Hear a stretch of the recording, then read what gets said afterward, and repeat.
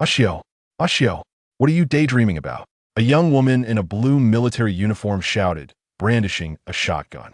Wu Ren looked up and saw the fierce woman before him. He replied blankly, "Are you talking to me?" The woman bent down, her expression ferocious, as if she were about to eat someone. "Who else could it be if not you? Hurry and get your gas mask, or King Pilaf will be furious again." "Me?" Wu Ren was a little confused, not knowing what was going on. It seemed like just a moment ago he was playing games at home, and now he was suddenly here. Where was this? The woman before him looked familiar, but her height was ridiculous. Was she over 3 meters tall? Wu Ren looked up at the fierce woman before him, then reached out to look at his own hands.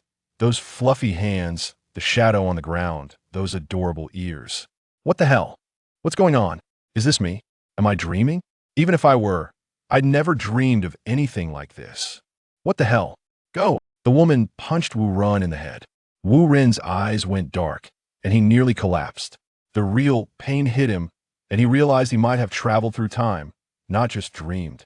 Judging from the woman before him, he had arrived in the Dragon Ball world and, unfortunately, had traveled to Ash's body. Fuck! Wu Ren cursed inwardly. Fortunately, he still had Ash's memories in his mind after traveling through time. Otherwise, he wouldn't have survived a single episode. He had no idea how he had traveled to the Dragon Ball world.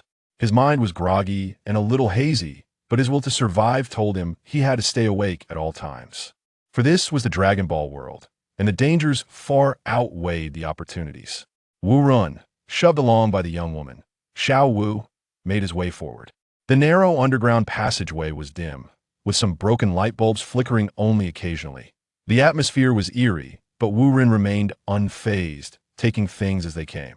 Xiao Wu's shadow stretched long across the ground, while Wu Ren's was a tiny speck, so tiny it was almost invisible. As he walked, Wu Ren constantly checked himself. Others who had traveled through time had systems or invincibility cheats, but he, Wu Ren, was also a time traveler. His treatment couldn't be any worse, right? But after all this time, even after obtaining a gas mask in the equipment depot, he still couldn't find anything different about himself.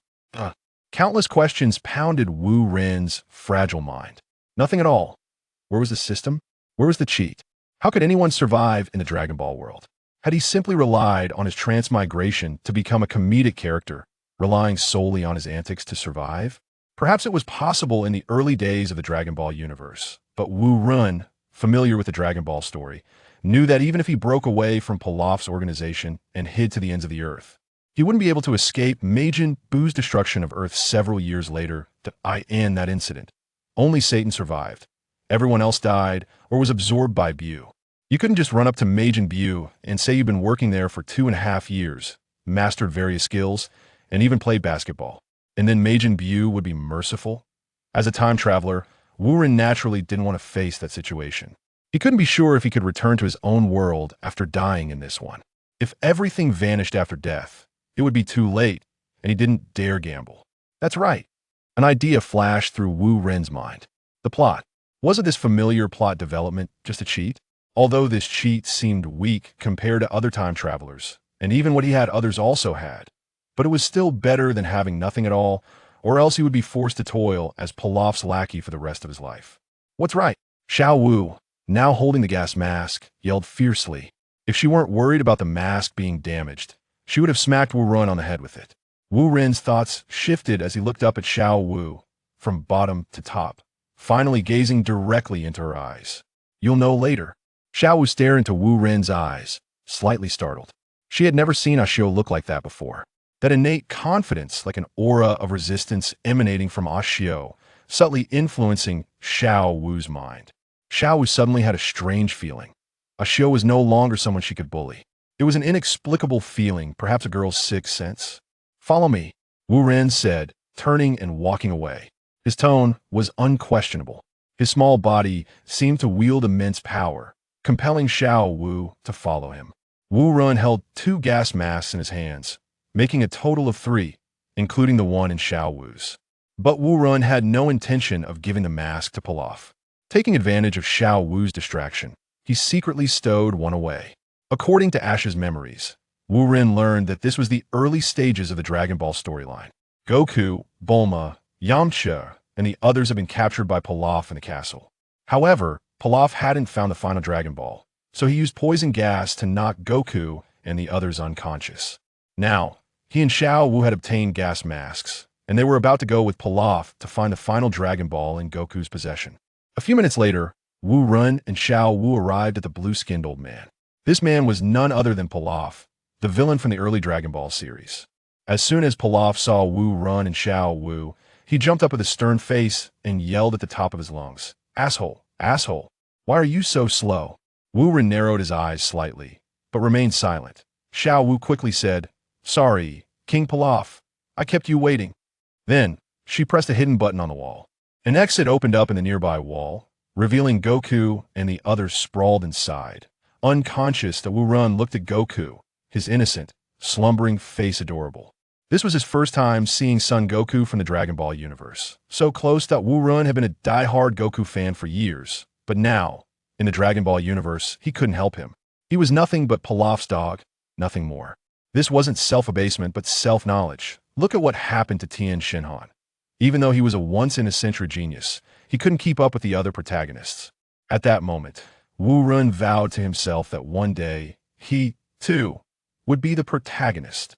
Why are you still standing there like an idiot? Go find the last Dragon Ball. Pilaf started yelling again. Xiao Wu hurriedly put on her gas mask and entered the secret room, forgetting to remind Pilaf to wear one. Although Wu Ren hadn't forgotten, he couldn't speak. Wu Ren put on his gas mask and followed Pilaf into the secret room, counting silently 1, 2, 3. As expected, Pilaf was poisoned before he even found the Dragon Ball. The poisonous gas in the room hadn't even dissipated when they rushed in, and Pilaf didn't even have a gas mask. He deserved his fate. Plop! Pilaf fell to the ground, right at Wu Long's feet, almost nibbling on a pig's trotter. King Pilaf, Xiao Wu, who was searching for the Dragon Ball, noticed Pilaf fall and hurried to check on him that will run. Meanwhile, calmly walked over to little Wukong and reached behind him to feel around. Sure enough, the last Dragon Ball was on Wukong's body. The 4-star ball was his. This is the Dragon Ball. How beautiful! Wu Ren muttered to himself, staring at the 4-star ball in his hand. Seeing the real Dragon Ball for the first time, it was inevitable that he felt a surge of emotion. Wu Ren then glanced back at son Wukong, feeling a little reluctant, but knowing it was time to leave. Wu Ren pulled out another gas mask hidden in his arms and gently placed it beside son Wukong before leaving the chamber. "Xiao, where are you going?" Xiao Wu noticed Wu Ren's unusual behavior and was puzzled, but Wu Ren didn't answer her. Hiss! A piercing sound echoed, and the chamber's exit closed, trapping Xiao Wu and Pilaf inside. Wu Ren clutched the final Dragon Ball, his expression expressionless. He ignored Xiao Wu's continued screams within the chamber. "I've got the last Dragon Ball. What wish should I make?" Chapter 2 The First Wish. Wu Ren clutched the 4-star Dragon Ball and hastily made his way back to the monitoring room. According to Ashu's recollections, all the Dragon Balls they had previously acquired were stored here. Indeed, as soon as Wu Ren entered, he beheld 6 Dragon Balls glimmering together in a box on the table. A wave of nervousness washed over him. After all, witnessing the assembly of 7 Dragon Balls was a dream cherished by many. Approaching the box, he placed the 4-star Dragon Ball within, lifted the box, and proceeded to exit. It was common knowledge that one must make a wish in an open space. Meanwhile, Goku and the others gradually awakened. Upon discovering that Pilaf had also been imprisoned, it was easy to imagine the treatment he and Mai would endure, especially for Bulma, who had previously faced humiliation at Pilaf's hands. One could hardly expect her to refrain from turning him into a comical mess. Today was meant to be Pilaf's day of wishing for dominion over the world, yet it had transformed into his most distressing moment, though this was merely the beginning of his woes. A short while later, outside the castle, in the vast wilderness, the moon shone brightly amidst a scattering of stars, and the air was refreshingly crisp. Wu Ren had never felt so invigorated, especially as he gazed at the glimmering Dragon Balls on the ground. The ethereal sensation was almost intoxicating. "Come forth, Shenron. Grant my wish," he exclaimed, raising his hands high and fervently reciting the incantation to summon the dragon. In an instant, thunder roared, dark clouds gathered, and a magnificent azure dragon soared into the sky. A breathtaking sight to behold. "Speak your wish. Any wish is permissible," boomed Shenron's voice like thunder, striking awe into Wu Ren's heart. As numerous wishes flickered through his mind, He realized he could only choose one. Time was of the essence. He needed to act swiftly, if memory served him correctly. This was the moment when Goku would break through the wall with his Kamehameha, and Oolong and Puar would transform into bats, vying for the chance to make a wish. In this crucial moment, Wu Ren had to be fully alert, for failure could lead to dire consequences. In the eyes of Goku and his companions, he was perceived as the antagonist. Even if Goku chose to spare him, Pilaf certainly would not. The outcome would undoubtedly be unfavorable, and thus, it was imperative for Wu Ren to secure this wish. Which wish would be the most advantageous? Ideas raced through Wu Ren's mind. If only he could have 3 wishes. His first desire was to transform into a handsome figure and increase his height. At that moment, he finally comprehended why the likes of Red Ribbon Army's commander and Frieza wished for greater stature. The plight of being short was one that others could scarcely fathom. Yet, reality was harsh. The Earth's Shenron could only fulfill a single wish, and Wu Ren had to select a means of survival, temporarily abandoning other desires. Just then, the castle behind him was breached, undoubtedly by Goku. Oolong and Puar would soon emerge. Wu Ren heard the commotion but did not turn to look, for time was slipping away. This was it. Wu Ren nodded resolutely, having made his decision. He raised his head and shouted, "Esteemed Shenron, please bestow upon me an ability that allows me to continuously grow stronger." This is the most optimal choice that Wu Ren could conceive. For the Earth Dragon's limitations are rather meager. Even the formidable Piccolo Daimao could effortlessly vanquish the dragon. Should he wish for extraordinary combat prowess, he would merely attain parity with the dragon's capabilities, falling short of Piccolo Daimao, and would be considered merely a skilled fighter on Earth. However, Wu Ren's aspirations transcend such modest ambitions. Upon hearing Wu Ren's request, the dragon paused momentarily before responding. "Your wish is easily granted. I shall fulfill it." The dragon's eyes turned a vivid crimson, and 2 beams of red light descended upon Wu Ren. Enveloped by the crimson glow, he felt the air around him vibrate with an otherworldly hum. The red light intensified from dim to blinding brilliance, rendering it almost impossible to gaze upon. Suddenly, Wu Ren's feet lifted from the ground, and he began to float gracefully in the air, the radiant red light casting away the darkness of the boundless night. Akin to a deity, the airborne Puar, upon witnessing this spectacle, was too frightened to advance. Oolong, unable to halt in time, collided with Puar, and the 2 reverted to their original forms, plummeting to the ground. They were not foolish. In such circumstances, charging upwards would yield no benefit. The individuals within the castle's secret chamber, peering through a hole in the wall, also beheld Wu Ren's successful wish, though they remained oblivious to the nature of his desire. It was evident from their instincts that it must be something remarkable. Pilaf pounded the wall in anguish, unable to fathom how his once loyal ally, Ashu, could betray him. The pain of his bruised visage paled in comparison to the turmoil within his heart, which was beyond expression.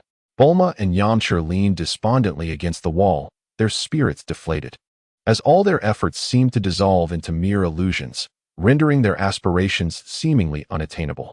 In stark contrast, little Goku's expression was filled with yearning, his eyes sparkling with hope. The beams of red light danced across his face, and rather than lamenting the loss of the Dragon Balls, he felt an exhilarating sense of excitement. Xiaowu crouched silently in a corner, disregarding the earlier attacks from Bulma and the reprimands from Pilaf. Her thoughts were solely occupied by Ashu. After years of companionship, they had failed to realize the depth of Ashu's concealment. What could this possibly mean? Though Xiaowu was perplexed, she understood one thing. From this moment forth, Ashu would no longer be the subservient being subjected to others' whims. In the wilderness, the red light enveloping Wu Ren gradually diminished as he descended gently to the ground. "Your wish has been fulfilled. Farewell," resonated the dragon's voice, and before Wu Ren could utter his farewell, he witnessed the dragon's form dissipate into 7 Dragon Balls, each soaring towards a different direction, vanishing into the night. "Thank you, dragon," Wu Ren murmured, focusing intently to discern the abilities he had acquired. Within his mind, a mental imprint emerged, comprised of an array of peculiar symbols. Although Wu Ren could not decipher their meanings, he understood their significance. It was a special skill, a growth-type ability, Heart of Nature, in its residual form, capable of evolution. Created by the dragonic geniuses of the Namekian race, it could be utilized once every 24 hours, with no usage limit. When the target unit is within a radius of 50 centimeters, One may activate the ability to randomly replicate one of the target's special skills. However, if the target's combat power exceeds 10 times that of the user, the skill becomes ineffective. Quite impressive. It is indeed a skill with potential for growth. Wu Ren nodded in satisfaction, but after a mere second, he found himself in a state of bewilderment. Wait, something is amiss. He has been outmaneuvered by that sly dragon. This skill may be capable of growth, but the question remains, where shall I upgrade it? Am I to venture to Namek? The mere thought of Namek made Wu Ren instinctively wipe the cold sweat from his brow. What kind of place is Namek? Without sufficient strength, going there would be tantamount to courting death. Never mind. Wu Ren shook his head in resignation, regardless of how arduous the future may be. That is a concern for another day, and he still has many matters to attend to at present. It is time for a change of ownership regarding this castle. Now, having acquired the special skill of the Namekian Dragon Clan, Wu Ren can barely consider himself half a Namekian, and his physical attributes have undergone significant transformation. Although he has not directly gained formidable combat power, it surely exceeds the paltry 5 points of an ordinary farmer. He is no longer merely a weakling. Wu Ren strolled back to the castle, his previously taut nerves finally beginning to relax. With the dragon's disappearance, night once again enveloped the surroundings, and the silvery moonlight cast an enigmatic glow upon Wu Ren. As he passed by Wulong and Pure, he paused, smiling as he extended his hand, saying, "Rise. It is unbecoming to crawl on the ground." Wulong and Pure exchanged confused glances, clearly perplexed. Neither understood why this Ashu appeared to be transformed. Though Ashu stood at a height similar to theirs, there was an unmistakable aura of grandeur about him. Observing their perplexity, Wu Ren shook his head, dismissing the thought, and continued his stride towards the castle. In that moment, he seemed to embody the sovereign of this realm, unimpeded by anything, free to roam the vast expanse of the world. After Wu Ren had distanced himself, Wulong wiped the drool from the corner of his mouth and remarked, "Is that all? If my wish comes true, I will surely surpass him." Pure took to the air, pinching Wulong's ear as he scolded. "Then pray tell, what is your wish?" Wulong's face flushed crimson, and he hesitated to continue. Chapter 3. The Secret of Sun Wukong. Wu Ren returned to the monitoring room, activated the communicator, and chose the secret chamber channel to say, "Xiao Wu, please gather everyone in the dining hall. Remember, it is an invitation." After concluding the call, he pressed the button to open the secret chamber door and leisurely settled into a chair, closing his eyes to reflect. Indeed, he needed to contemplate. Every subsequent step must be precise, lest his life be at stake. Inside the secret chamber, everyone wore bewildered expressions, except for Xiao Wu, who understood that from this day forward, everything would be different, and she must make a choice. Pilaf, feeling a surge of anger at Wu Ren's words, struggled to contain his fury. He could not comprehend how things had shifted so dramatically. The once timid Ashu now dared to issue commands. "Xiao Wu, do not heed him," Pilaf growled menacingly. However, Pilaf miscalculated once more, for Xiao Wu disregarded him entirely, without even sparing him a glance. In that fleeting moment, Pilaf felt as though the world was spinning around him. One second, he was a billionaire, and the next, he found himself utterly destitute, a situation that no one could possibly accept. "Everyone, please follow me." Xiao Wu politely addressed Bulma and the others. "Our new king invites you to dine." It was evident that Xiao Wu had made her choice without a moment's hesitation, which left Pilaf in a state of disbelief, nearly on the verge of a breakdown. If circumstances allowed, he would have resorted to the secret weapon within the castle and sought mutual destruction with these traitors. Yet, upon reflection, as someone who aspired to conquer the world, he understood that he must endure. As long as he lived, there remained a glimmer of hope. "Xiao Wu, you traitor, we shall see what becomes of this." Pilaf spat, begrudgingly positioning himself beside her. In that instant, Pilaf too had made his choice. Thus, the majestic and opulent castle changed hands. What on earth just happened? Bulma scratched her head, glancing between Xiao Wu and Pilaf, then peering at the now open secret chamber door. "Shouldn't we make our escape?" "Escape?" Yamcha cradled his chin, deep in thought, momentarily hesitant. Just as Bulma and Yamcha were contemplating their next move, little Goku, drooling, dashed over to Xiao Wu, tugging at her sleeve and exclaiming, "Is there food? I want lots of delicious food. Is there any? Wow, I'm really hungry." Thud. Bulma and Yamcha collapsed simultaneously, legs flailing in the air, twitching uncontrollably. Little Goku's antics were utterly astonishing. Never had they witnessed such a scene where a meal could sway allegiance so swiftly. Yes, indeed. A splendid feast awaits, Xiaowu replied, winking at little Goku. Seemingly having discovered his weakness, little Goku leaped with excitement. Wow, that's wonderful. Let's go, let's go. Xiaowu, feeling a bit awkward, chuckled as she said, well then, everyone, please follow me. With that, she turned and strode away, little Goku in close pursuit, leaving no time for Yamcha and Bulma to deliberate. They had no choice but to acquiesce to Xiaowu's strategy. Ah, wait a moment, please. Yamcha suddenly called out. What about Puer and Oolong? I will send robots to fetch them. Rest assured, you are now our esteemed guests, and your safety is guaranteed, Xiaowu replied without looking back, continuing onward. Little Goku trailed closely behind. In his eyes, Xiaowu was no longer merely a woman, but rather a grand banquet he must keep up with. Yamcha glanced back at Bulma, wishing to extend a hand to her, but fear of her presence turned his face as red as an apple. Noticing this, Bulma felt a twinge of embarrassment as her cheeks flushed, responding, well then, let's see what delicious offerings they have. Yamcha managed to utter, bowing his head as he followed Bulma out of the secret chamber.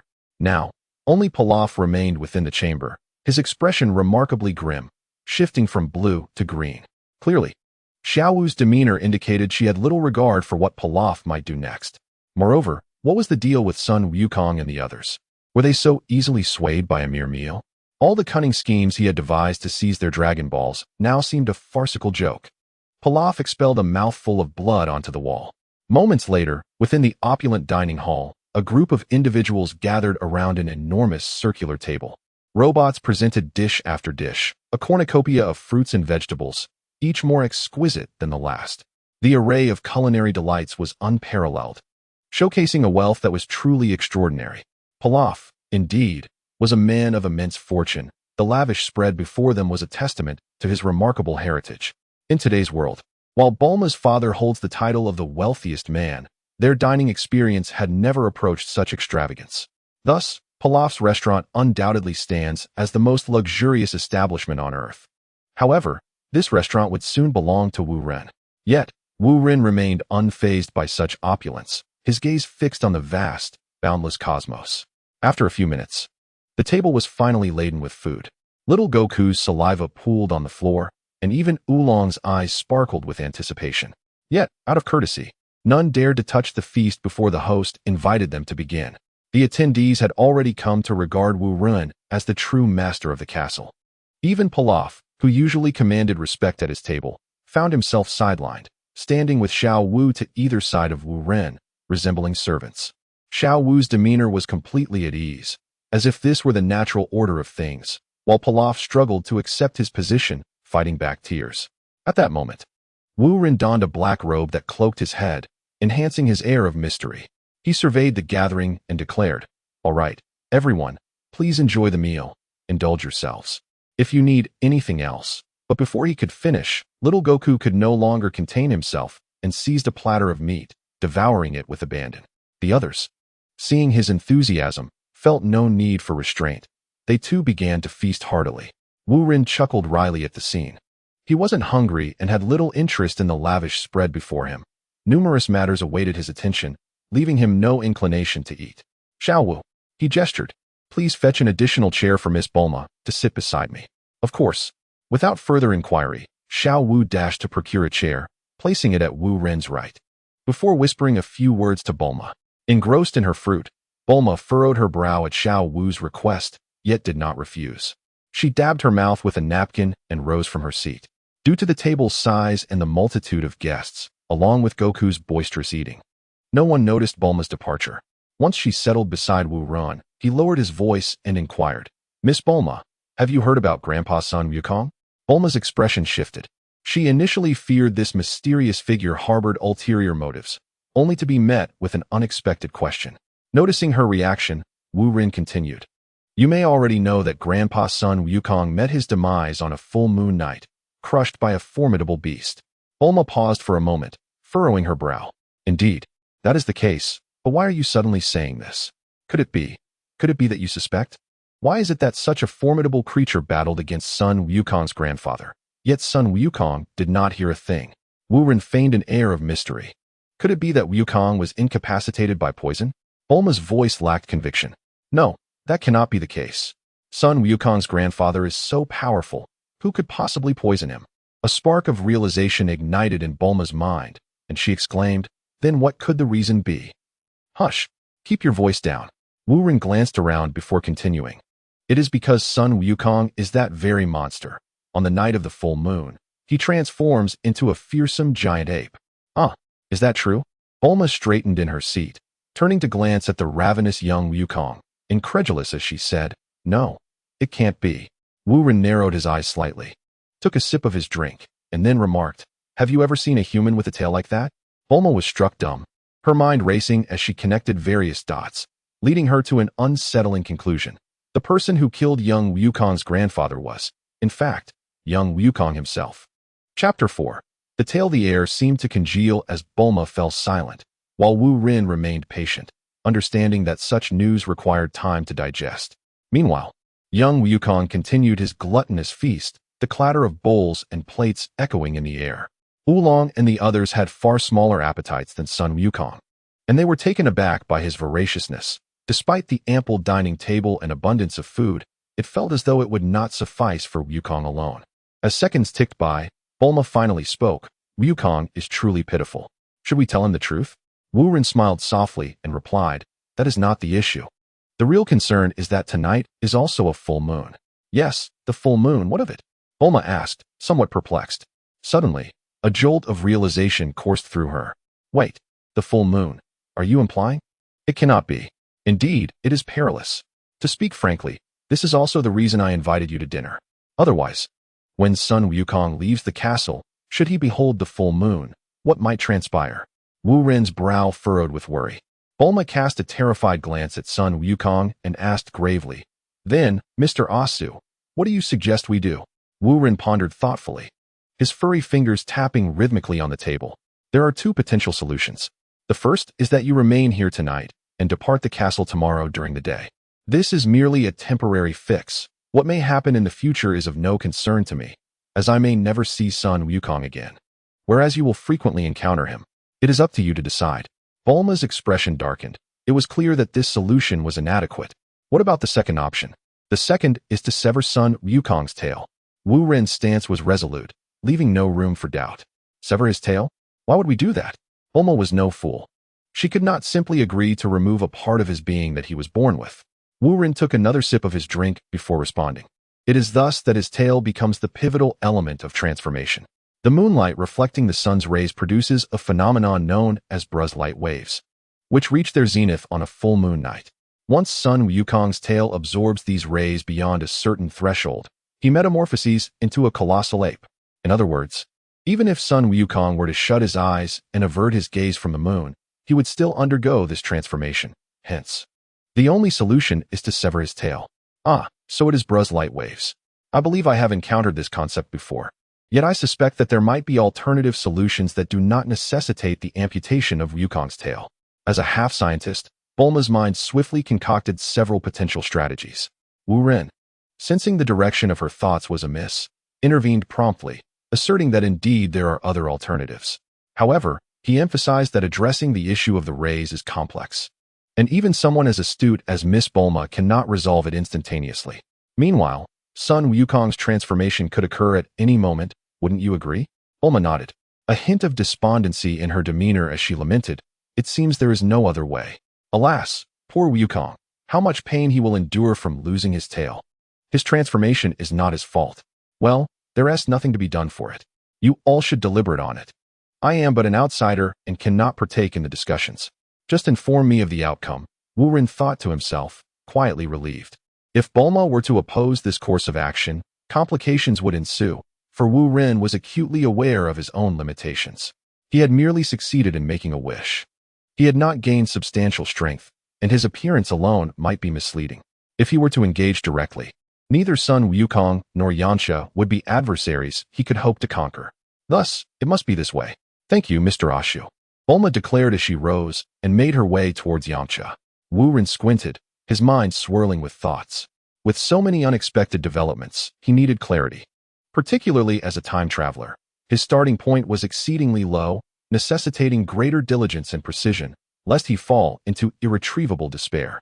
Xiao Wu proved to be a commendable subordinate, and delegating routine matters to her would be prudent. As for Pilaf, he was nearly useless, yet Wu Ren recognized that he still held some utility. Wu Ren himself needed to focus on self-improvement. Otherwise, the future appeared bleak, or perhaps entirely devoid of promise. Across the dining table, Bulma took a considerable detour, gathering Yamcha, Oolong, and Pu'er together. Upon revealing the predicament concerning Sun Wukong, they too found it difficult to accept at first. However, after a thorough discussion, they resolved to proceed with the severance of Sun Wukong's tail, albeit only after securing his consent. After a protracted wait, Sun Wukong finally satiated his hunger, and Bulma approached him to disclose the truth. The reality was indeed harsh, yet Bulma felt compelled to speak. Otherwise, Sun Wukong would remain a ticking time bomb, potentially endangering others in the future. Upon learning the truth, Sun Wukong found the delightful feast he had just enjoyed utterly unappetizing, and he felt a wave of injustice welling up within him, nearly brought to tears. Fortunately, he was not an ordinary child. Had he been, he might have succumbed to an outright wail. Wu Ren naturally observed the situation of Sun Wukong and his companions, feeling a twinge of remorse. This predicament was indeed rather cruel for young Wukong, yet he found himself with no alternative. At that moment, Sun Wukong trotted over to Wu Ren, stifling his tears as he asked, "Mr. Ashu, is what you said true? I do not mind having my tail severed, but I wish to know if I truly caused my grandfather's demise." Wu Ren took a deep breath, feeling a heaviness in his chest. "Yes, but also no." "What does that mean?" Young Wukong was puzzled, and Bulma, along with the others, approached, equally bewildered. "It is difficult to explain. It would be better for you to inquire about it from Son Gohan in the future." Wu Ren's expression brightened as if an idea had struck him. Young Wukong became even more confused. "What? Grandfather has passed. How can I ask? Weren't you planning to seek training from Master Roshi? Once you become his disciple, you can ask him about the fortune teller. At that time, you shall understand." As Wu Ren spoke, his thoughts began to drift further away. He too longed to train under Master Roshi alongside Sun Wukong. How splendid that would be. Alas, he could not. He had his own path to tread. Indeed, Mr. Ashu is quite remarkable, knowing even about Master Roshi.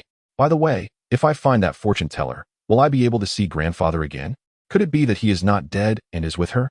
Young Wukong suddenly brightened, and Bulma and the others began to entertain the possibility that perhaps Son Gohan had not truly perished. Wu Ren's expression darkened, and he felt exasperated as he clarified, "No, certainly not. What fanciful thoughts are you entertaining? The fortune teller is a mysterious individual. She can traverse the realms of life and death. Through her assistance, you may once again encounter Son Gohan." "Really? Wow, that would be splendid. I can see grandfather again," young Wukong exclaimed, bouncing about with the exuberance of a young monkey. The frowns of Bulma and the others began to dissipate. It seemed that there was indeed a glimmer of hope. "Well then, if that is settled, Sun Wukong, may I keep your tail once it is severed?" Wu Ren's request appeared somewhat out of place. Sun Wukong paused, astonished. "What do you want my tail for? It is hardly delectable. Certainly not for consumption. I have other uses for it. Regardless, you will be discarding it, will you not?" Wu Ren smiled benignly. "Very well, you can have it." Sun Wukong agreed readily, his previous concerns overshadowed by the thought of reuniting with his grandfather. Wu Ren glanced at Pu'er, instructing, "Transform into scissors." Pu'er looked at Wu Ren, then at Yamcha, quietly inquiring, "Young master?" Without hesitation, Yamcha nodded. "Go ahead, Pu'er. Transform into scissors." "Yes, young master. Transform." A plume of smoke arose, and Pu'er transformed into a large pair of scissors, darting towards young Wukong. Young Wukong closed his eyes, gritting his teeth. Before he could voice his readiness, a sharp snip echoed in the air. Thud! Sun Wukong's tail fell to the ground, causing him to lose his balance and tumble. "Are you all right, Wukong?" Bulma produced a capsule, summoning a medical kit to tend to Sun Wukong's injuries. "I'm fine. It doesn't hurt at all." Sun Wukong, with his head held high, gritted his teeth and stood up, only to lose his balance and fall once more. "Ha! How foolish I am. I've fallen again." To everyone's astonishment, Sun Wukong managed to laugh despite his predicament. Bulma, feeling a pang of sympathy, rushed to his side to tend to his wounds. "Xiao Wu, freeze that tail. It must be preserved." Wu Ren instructed Xiao Wu, acknowledging the tail's significance without disclosing its exact purpose, even to someone as trusted as Xiao Wu. Yes, Lord Ashura. Xiao Wu responded eagerly, picking up the tale. Do not call me Lord. Address me as Sir or Master instead, Wu Run replied, a frown etched across his face, clearly displeased with the title. Chapter 5, West City. Yes, Master, Xiao Wu said respectfully as she cradled Sun Wukong's tail. Pilaf, witnessing this interaction, was seething with frustration, nearly grinding his teeth in anger.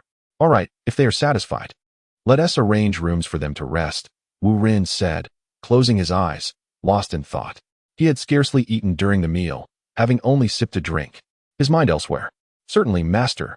Xiao Wu's voice rang out clearly, devoid of hesitation, indicating her loyalty. The more devoted she appeared, the more unsettled Pilaf felt, secretly plotting a scheme for revenge. After a brief meal, Bulma and the others, under Xiao Wu's supervision, retired to their respective quarters. However, apart from Oolong and Pu'er, none of the others truly rested. It seemed everyone had their own agendas, especially Wu Run, whose unease could be described as sleeplessness. As various burdens weighed heavily on his chest, the invisible pressure palpable. Thus, the night passed, and the following day, after breakfast, Wu Ren personally saw Bulma and little Wukong off from the castle. As Bulma's aircraft was damaged, Wu Ren arranged for Pilaf to provide her with another. Though Pilaf's aircraft might be somewhat outdated, its performance remained commendable, allowing Bulma to pilot it back with ease. Outside the castle, the sun shone gently, and a soft breeze blew as Wu Ren stood beneath an old-fashioned plane, bidding farewell to Bulma. Yamcha, Pu'er, and Oolong were already seated aboard, awaiting Bulma's departure. As for Sun Wukong, he had his Nimbus cloud, which was faster and more comfortable than any plane. Miss Bulma, farewell. Please contact me through the phone on board whenever you need, Wu Ren smiled. Bulma tucked a strand of hair behind her ear and replied with a smile. I hope our next meeting will be devoid of such dangers. That remains uncertain. Who knows when Sun Wukong's tail might grow back? Wu Ren jested, though there was an underlying seriousness to his tone. Bulma's expression shifted as she lowered her voice. Surely not? Unfortunately, it is true. Therefore, Miss Bulma, you must resolve the moon issue swiftly, Wu Ren stated plainly. What if I were to construct an exceptionally powerful cannon to obliterate the moon in one fell swoop? That would be simply perfect, Bulma exclaimed, a spark of excitement in her eyes as she snapped her fingers. Wu Ren's expression darkened. Must we resort to such violence? I have devised a plan. Upon your return to the Capsule Corporation, you could research a device capable of absorbing, transforming, or shielding against the Bruz light waves, and subsequently install it on the moon. Would that not suffice? Even if Sun Wukong's tail were to regrow, it would ensure safety, would it not? Splendid. Let us proceed with this. It seems quite straightforward. Bulma finally set aside the burdens weighing upon her heart and smiled knowingly. However, Wu Ren remained serious, reminding her to notify him when the installation of the device was to take place, as there was a rather troublesome monster that needed addressing on the moon. Really? A monster? Bulma placed a hand on her forehead, feeling as though 1,000 llamas were galloping through her mind. Do not worry. I shall handle that monster once I arrive, Wu Ren asserted, his seriousness intensifying. The more he spoke, the more Bulma felt as though she were embarking on a perilous journey. All right, understood. There is no helping it. I must be off, Bulma declared as she ascended the steps, preparing to board the aircraft. I shall await your good news. Wu Ren waved his hand, choosing silence thereafter. Should the plan unfold smoothly, Wu Ren's next strategic move would be deemed successful. Farewell. Bulma boarded the aircraft, activated the machinery, and the vessel slowly lifted off the ground, circling once before soaring into the clouds, with little Goku in his flying Nimbus closely following. Wu Ren watched them depart, finally exhaling in relief, and picked up the communicator, calling out, Xiao Wu, execute the plan. Several hours later, Bulma guided little Goku to the residence of Master Roshi. To her surprise, Yamcha, upon encountering Master Roshi, fervently requested to become his disciple as well. In the original narrative, Yamcha trained alone, while it was the bald-headed Krillin who sought to apprentice under Master Roshi alongside Goku. Yamcha's premature request to become a disciple indicated that the storyline had already diverged from its original path, a circumstance of which Wu Ren remained unaware. That said, to become a disciple of Master Roshi, one must pass a series of challenges set forth by him. Whether Yamcha could succeed remained uncertain. Bulma did not insist that Yamcha accompany her home, for she had a more pressing mission, seemingly no longer the girl solely in pursuit of handsome suitors. Thus, She bid farewell to Yamcha and Pu'er, and with a swift kick, sent Oolong tumbling off the aircraft, returning to West City alone. Shortly after Bulma's departure, a bald figure arrived by boat at the Turtle Hermit's abode, none other than Krillin. The Turtle House became quite lively with the influx of new faces. In the ensuing days, Master Roshi presented various challenges to Goku, Yamcha, and Krillin. One particular trial involved finding a beautiful woman to bring to the island from Master Roshi. To fulfill this task, Yamcha enlisted Pu'er and Oolong to transform into lovely maidens to deceive Master Roshi. Although they were discovered each time, the toll taken on Master Roshi was considerable, leading him to ultimately relinquish this demand. Thus, a character, Launch, was absent from this world, though her appearance in the future remains uncertain. After the completion of various trials, Master Roshi finally acquired 3 new disciples. Under the rigorous training of Master Roshi, all 3 students experienced significant growth, and they shared a newfound ambition, the World Martial Arts Tournament. Time swiftly passed, and months slipped by as Wu Ren found himself languishing in the castle, nearly resorting to cultivating crops or raising chickens. However, he had not been entirely idle during these months. He had upgraded the castle's defense systems, offensive capabilities, and even its leisure amenities. Naturally, the expenses for enhancing the castle were covered by Pilaf, whose continued existence seemed confined to this purpose, making it somewhat fitting to refer to him as a humanoid machine. One day, while seated in the monitoring room poring over reports, Wu Ren received a phone call transferred by Xiao Wu. It was Bulma, finally reaching out. Through their conversation, he learned that Bulma had developed a device specifically designed to counter the Bruz light waves and was inviting Wu Ren to join her in installing it on the moon. Wu Ren had awaited this day for quite some time and eagerly accepted, promptly notifying Xiao Wu and Pilaf to accompany him to West City. There was no need for concern regarding the castle. With the autonomous defense system activated, even an assault from the Red Ribbon Army would pose no threat. Following the coordinates provided by Bulma, Wu Ren and his companions reached their destination in just half a day. Upon arriving at Bulma's helipad, they found her waiting patiently. After landing, the trio disembarked and joined her.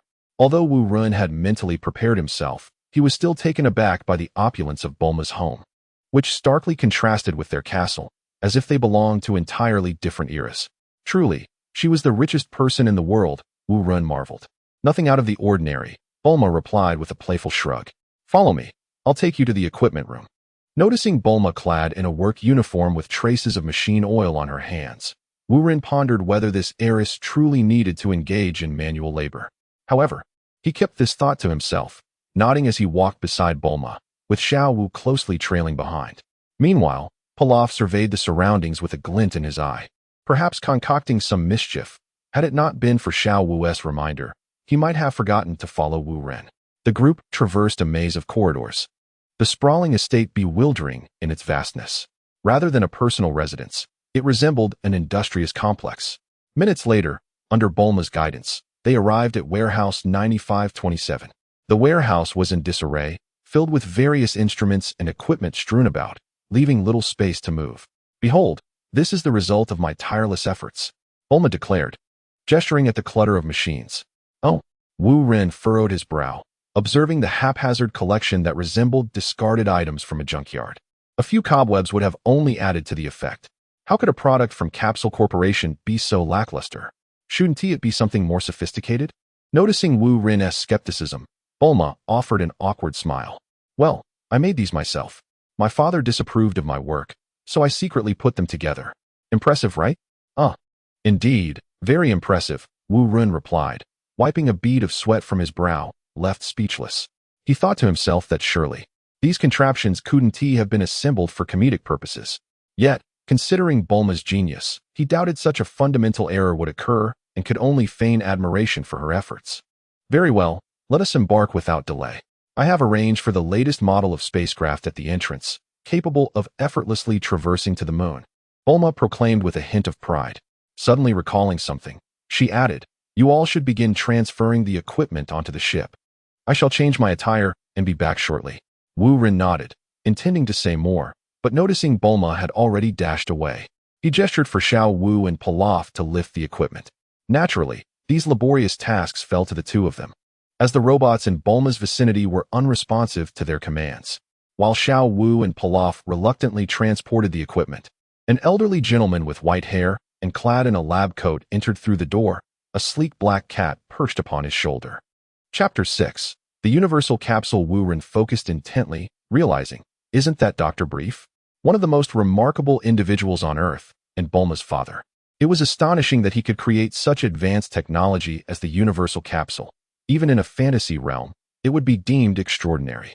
Good day, are you Dr. Brief? Wu Ren instinctively adjusted his attire. Dr. Brief removed his pipe and replied, Indeed, are these devices what you requested Bulma to construct? That would be accurate. Wu Ren answered candidly. Oh, I have never seen Bulma take things so seriously. It appears she is doing this for you. Alas, daughters grow up too quickly, Doctor. Brief remarked casually, sharing a double entendre with a chuckle. Wu Ren was momentarily taken aback and quickly responded, No, it is not as you presume. Miss Bulma has far grander aspirations. Dr. Brief chose not to pursue the previous topic and instead casually suggested, Come, let me show you around. Certainly, after you. Wu Ren gestured politely, his fluffy hand emerging from his sleeve. Upon noticing this, the black cat on Dr. Brief's shoulder scurried into the collar of his coat, though Dr. Brief seemed oblivious as he stepped away from the equipment room, prompting Wu Ren to follow. After passing several buildings, Dr. Brief suddenly paused and remarked, You seem different from the others. His words, delivered without turning to face Wu Ren, felt like a heavy hammer striking his heart. Wu Ren was momentarily speechless, uncertain how to respond, pondering whether Dr. Brief, this extraordinary individual, could discern that he was not from this world, a notion he found implausible. Noticing Wu Ren's silence, Dr. Brief appeared to recollect something and jested, Huh? What am I doing? This isn't an experiment. It must be my occupational hazard. You truly have a knack for humor. As a scientist, you are perhaps the wittiest of them all, Wu Ren replied, feigning ignorance to sidestep the delicate topic. Oh, is that so? Ha ha, Dr. Brief chuckled, not pressing further. Wu Ren shifted the conversation. Mr. Brief, how did you come to create such an extraordinary invention as the Universal Capsule? The technological sophistication is astounding, almost as if it transcends earthly science. This question had long perplexed Wu Ren, and now that he stood before Dr. Brief, he seized the opportunity to learn more. Wu Ren contemplated utilizing the abilities he had acquired through his wishes to attempt replicating Brief's skills, yet hesitated. After all, this skill could only be employed once every 24 hours. Should he inadvertently replicate a skill related to cat care or gardening, it would truly be a nightmare. Although Wu Ren's power lacked a limit, meaning he could, given enough time, replicate 1,000 skills and ultimately acquire all of Brief's abilities, he was not fond of such rote learning. Since the success of his wish, he had not replicated a single skill, choosing instead to await the most useful ones, dismissing the ordinary skills as beneath him. This could indeed be linked to his previous gaming habits. He disliked cluttering his skill bar with a plethora of useless abilities. Brief tapped his pipe, weary of such inquiries and reluctant to discuss them further, noting that detailed information about the Universal Capsule was readily available online. Nevertheless, for reasons unknown, he found himself drawn to converse with the young man before him. In truth, I'm not entirely clear myself. It was merely a fortuitous coincidence that led to the creation of the Universal Capsule. You're not clear? How can that be? Wu Ren questioned incredulously. But upon considering that this might be a commercial secret, he quickly added, Ahem, my apologies for my impertinence. Brief, seemingly unconcerned about divulging secrets, smiled and remarked, That was many years ago. I stumbled upon an element that could sustain and transcend spatial dimensions. After countless experiments, I ultimately succeeded in creating 3000, the first generation of the Universal Capsule. 3000. Wu Ren became momentarily lost in thought, envisioning Brief's entrepreneurial journey, inadvertently uttering a comment. What do you mean by 3000? Brief inquired, perplexed. Ahem, it's nothing. Please continue. Dr. Wu Ren replied, a hint of embarrassment coloring his smile. Brief, adopting a serious demeanor, replied, That's all I had to say. Wu Ren scratched his head and chuckled. Ah, I see.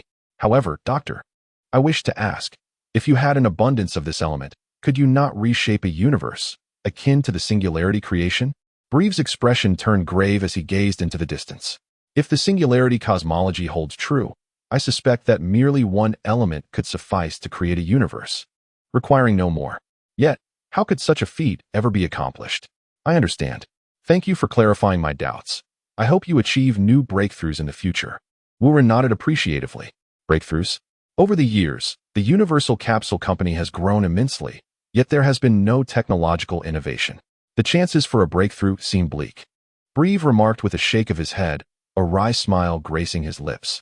At his age, it appeared he had grown indifferent, no longer harboring such lofty ambitions.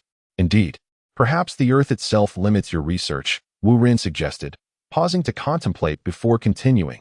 If in the future you encounter extraterrestrial technology or a broader multiverse, it would undoubtedly alter the course of your studies. Breve's eyes sparkled momentarily, but soon dimmed again. That seems a distant prospect. I am growing old. The future belongs to the younger generation. Go now. Bulma is likely ready. Set forth. Very well. Take care, Wuren replied. Wuren discerned that Bulma was reluctant to engage in further conversation, thus he could only wave farewell. Moments later, upon returning to Warehouse 9527, he found Bulma waiting at the entrance. She had changed into a snug tank top and shorts, accentuating her figure. Let us go, we're off, Bulma exclaimed, waving as she boarded the spacecraft, with Wuren following closely behind. The vessel was custom designed, its upper half resembling a rocket while the lower half resembled a halved gourd, presenting a rather peculiar silhouette. Inside the cabin, Bulma tossed Wuren a capsule, instructing him to change into the spacesuit, as it might be needed shortly. Glancing over at Xiao Wu and Pilaf, he noticed they were already donned in their spacesuits. Xiao Wu's physique was commendable, while Pilaf, on the other hand, looked somewhat ridiculous, his suit making him resemble a cleaning robot. Wuren, surveying his own build, thought it might not be much better than Pilaf's, and resolved to avoid wearing the suit if possible. In the world of Dragon Ball, appearances might not hold great significance. Yet the thought of wearing such an unflattering outfit was quite unacceptable. As preparations for takeoff commenced, Bulma's clear voice began to fade, overtaken by the increasingly thunderous roar of the ship. Liftoff. The spacecraft soared into the sky amidst a plume of smoke, while Breve stood at the adjacent second-floor window, gazing wistfully in the direction of the ship's disappearance. Time seemed to stretch indefinitely until Wuren caught sight of a sunrise, or perhaps a sunset, on the electronic screen. He could not be certain. At last, the spacecraft landed steadily on the lunar surface. The hatch opened, and Bulma, along with Xiao Wu, leaped down in their spacesuits. When it was Pilaf's turn, he stumbled and fell headfirst. Wuren, having opted not to wear a spacesuit, first observed how others fared upon landing, then looked up to examine the Earth, making a comparison that revealed the moon in the Dragon Ball universe was remarkably close to the Earth, not even having exited the atmosphere. This moon appeared quite diminutive, and the reason it had not been drawn into the Earth's gravitational pull was beyond Wuren's comprehension. If he was not mistaken, as long as there was sufficient oxygen, one could manage without a spacesuit. Wuren still found Bulma's spacesuit to be exceedingly unattractive, and after careful consideration, he decided to carry only an oxygen tank when descending. Indeed, once he had the tank strapped on, there were no adverse reactions to the vacuum. His movements were considerably freer without the cumbersome suit. Why did you come down without a spacesuit? Bulma's voice was stern and her expression fierce, revealing her concern. It's fine. Hurry and set things up. I'll go fetch the equipment, Wuren replied, unwilling to engage in a debate with Bulma over such trivial matters. He climbed back aboard the spacecraft, making repeated trips to transport the equipment, while Xiao Wu and Pilaf assisted below. Seeing that Wuren appeared unaffected, Bulma ceased her worries and began collaborating with him to adjust the apparatus. Meanwhile, Pilaf, witnessing Wuren's nonchalance towards the spacesuit, was infuriated yet dared not remove his own, convinced that Wuren must have obtained some extraordinary ability, setting him apart from ordinary individuals. Once all the equipment was transported and adjusted, Bulma made a gesture to wipe her brow, though the visor of her helmet hindered her from doing so effectively. All right, let us install the equipment in this vicinity.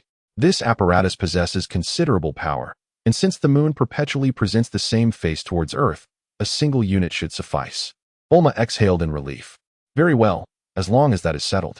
Miss Bulma, please proceed with the installation while I, along with Xiao Wu and the others, address that monster. Is there truly a monster? Bulma suddenly recalled this inquiry, previously thinking Wuren was jesting. Indeed, but it is not a significant issue. We shall return shortly. With a wave of his hand, Wuren summoned a universal capsule, which transformed into a jeep. This vehicle had been modified extensively, particularly the tires, designed to traverse various complex terrains.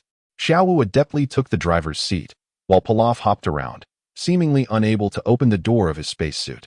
Upon observing this, Warren opened the rear door and gave him a swift kick to assist him inside. Chapter 7. The first skill seated in the vehicle. Warren focused intently on the life detector in his hand. The square screen displayed precise coordinates, with 3 green dots representing themselves. Alongside a solitary red dot, the life form they sought.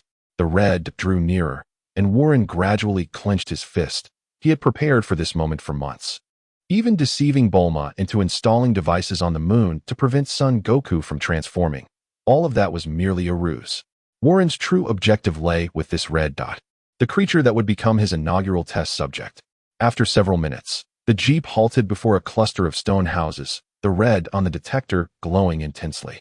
"We have arrived." Xiao Wu exited the vehicle and opened the door for Warren. "This is the place." Warren stowed the detector and, as he disembarked, did not forget to kick Pilaf once more, causing him to tumble headfirst, unable to express his indignation, nearly reduced to tears from the humiliation. Pilaf could not comprehend why Ashu had brought him to the moon. If it was a covert operation, why include him as a liability? Was Ashu planning to eliminate him after completing the mission? The thought sent chills down his spine. Yet, he dared not flee. For if the creature concealed on the moon could be found by Ashu, where could Pilaf possibly hide?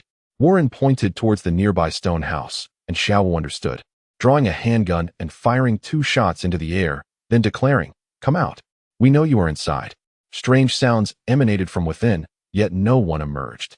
Seeing this, Xiao Wu raised her voice, shouting, "If you do not come out, shall I introduce you to the taste of grenades?" "No, please, don't."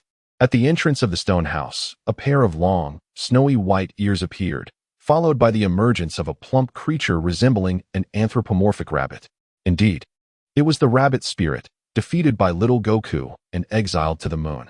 This creature possessed little power, being among the weakest in the Dragon Ball universe.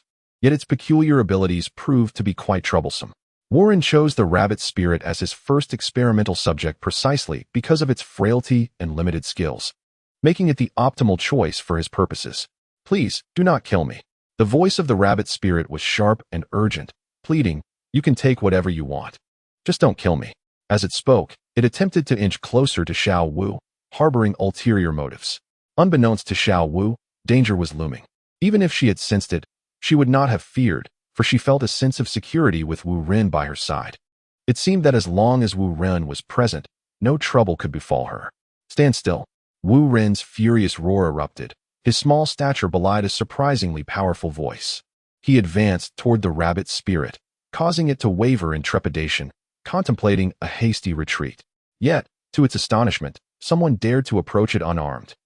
It found it hard to believe its own eyes, recognizing that the diminutive figure before it was the leader of the opposing party. If it could capture this leader, the situation would be drastically altered. Not only could it evade its current peril, but it could also seize the chance to return to Earth. In the barren expanse of the moon, the rabbit spirit was already famished, its eyes bloodshot from hunger, constantly yearning for the comforts of earthly life. Now presented with an opportunity, it was determined to fight for its survival.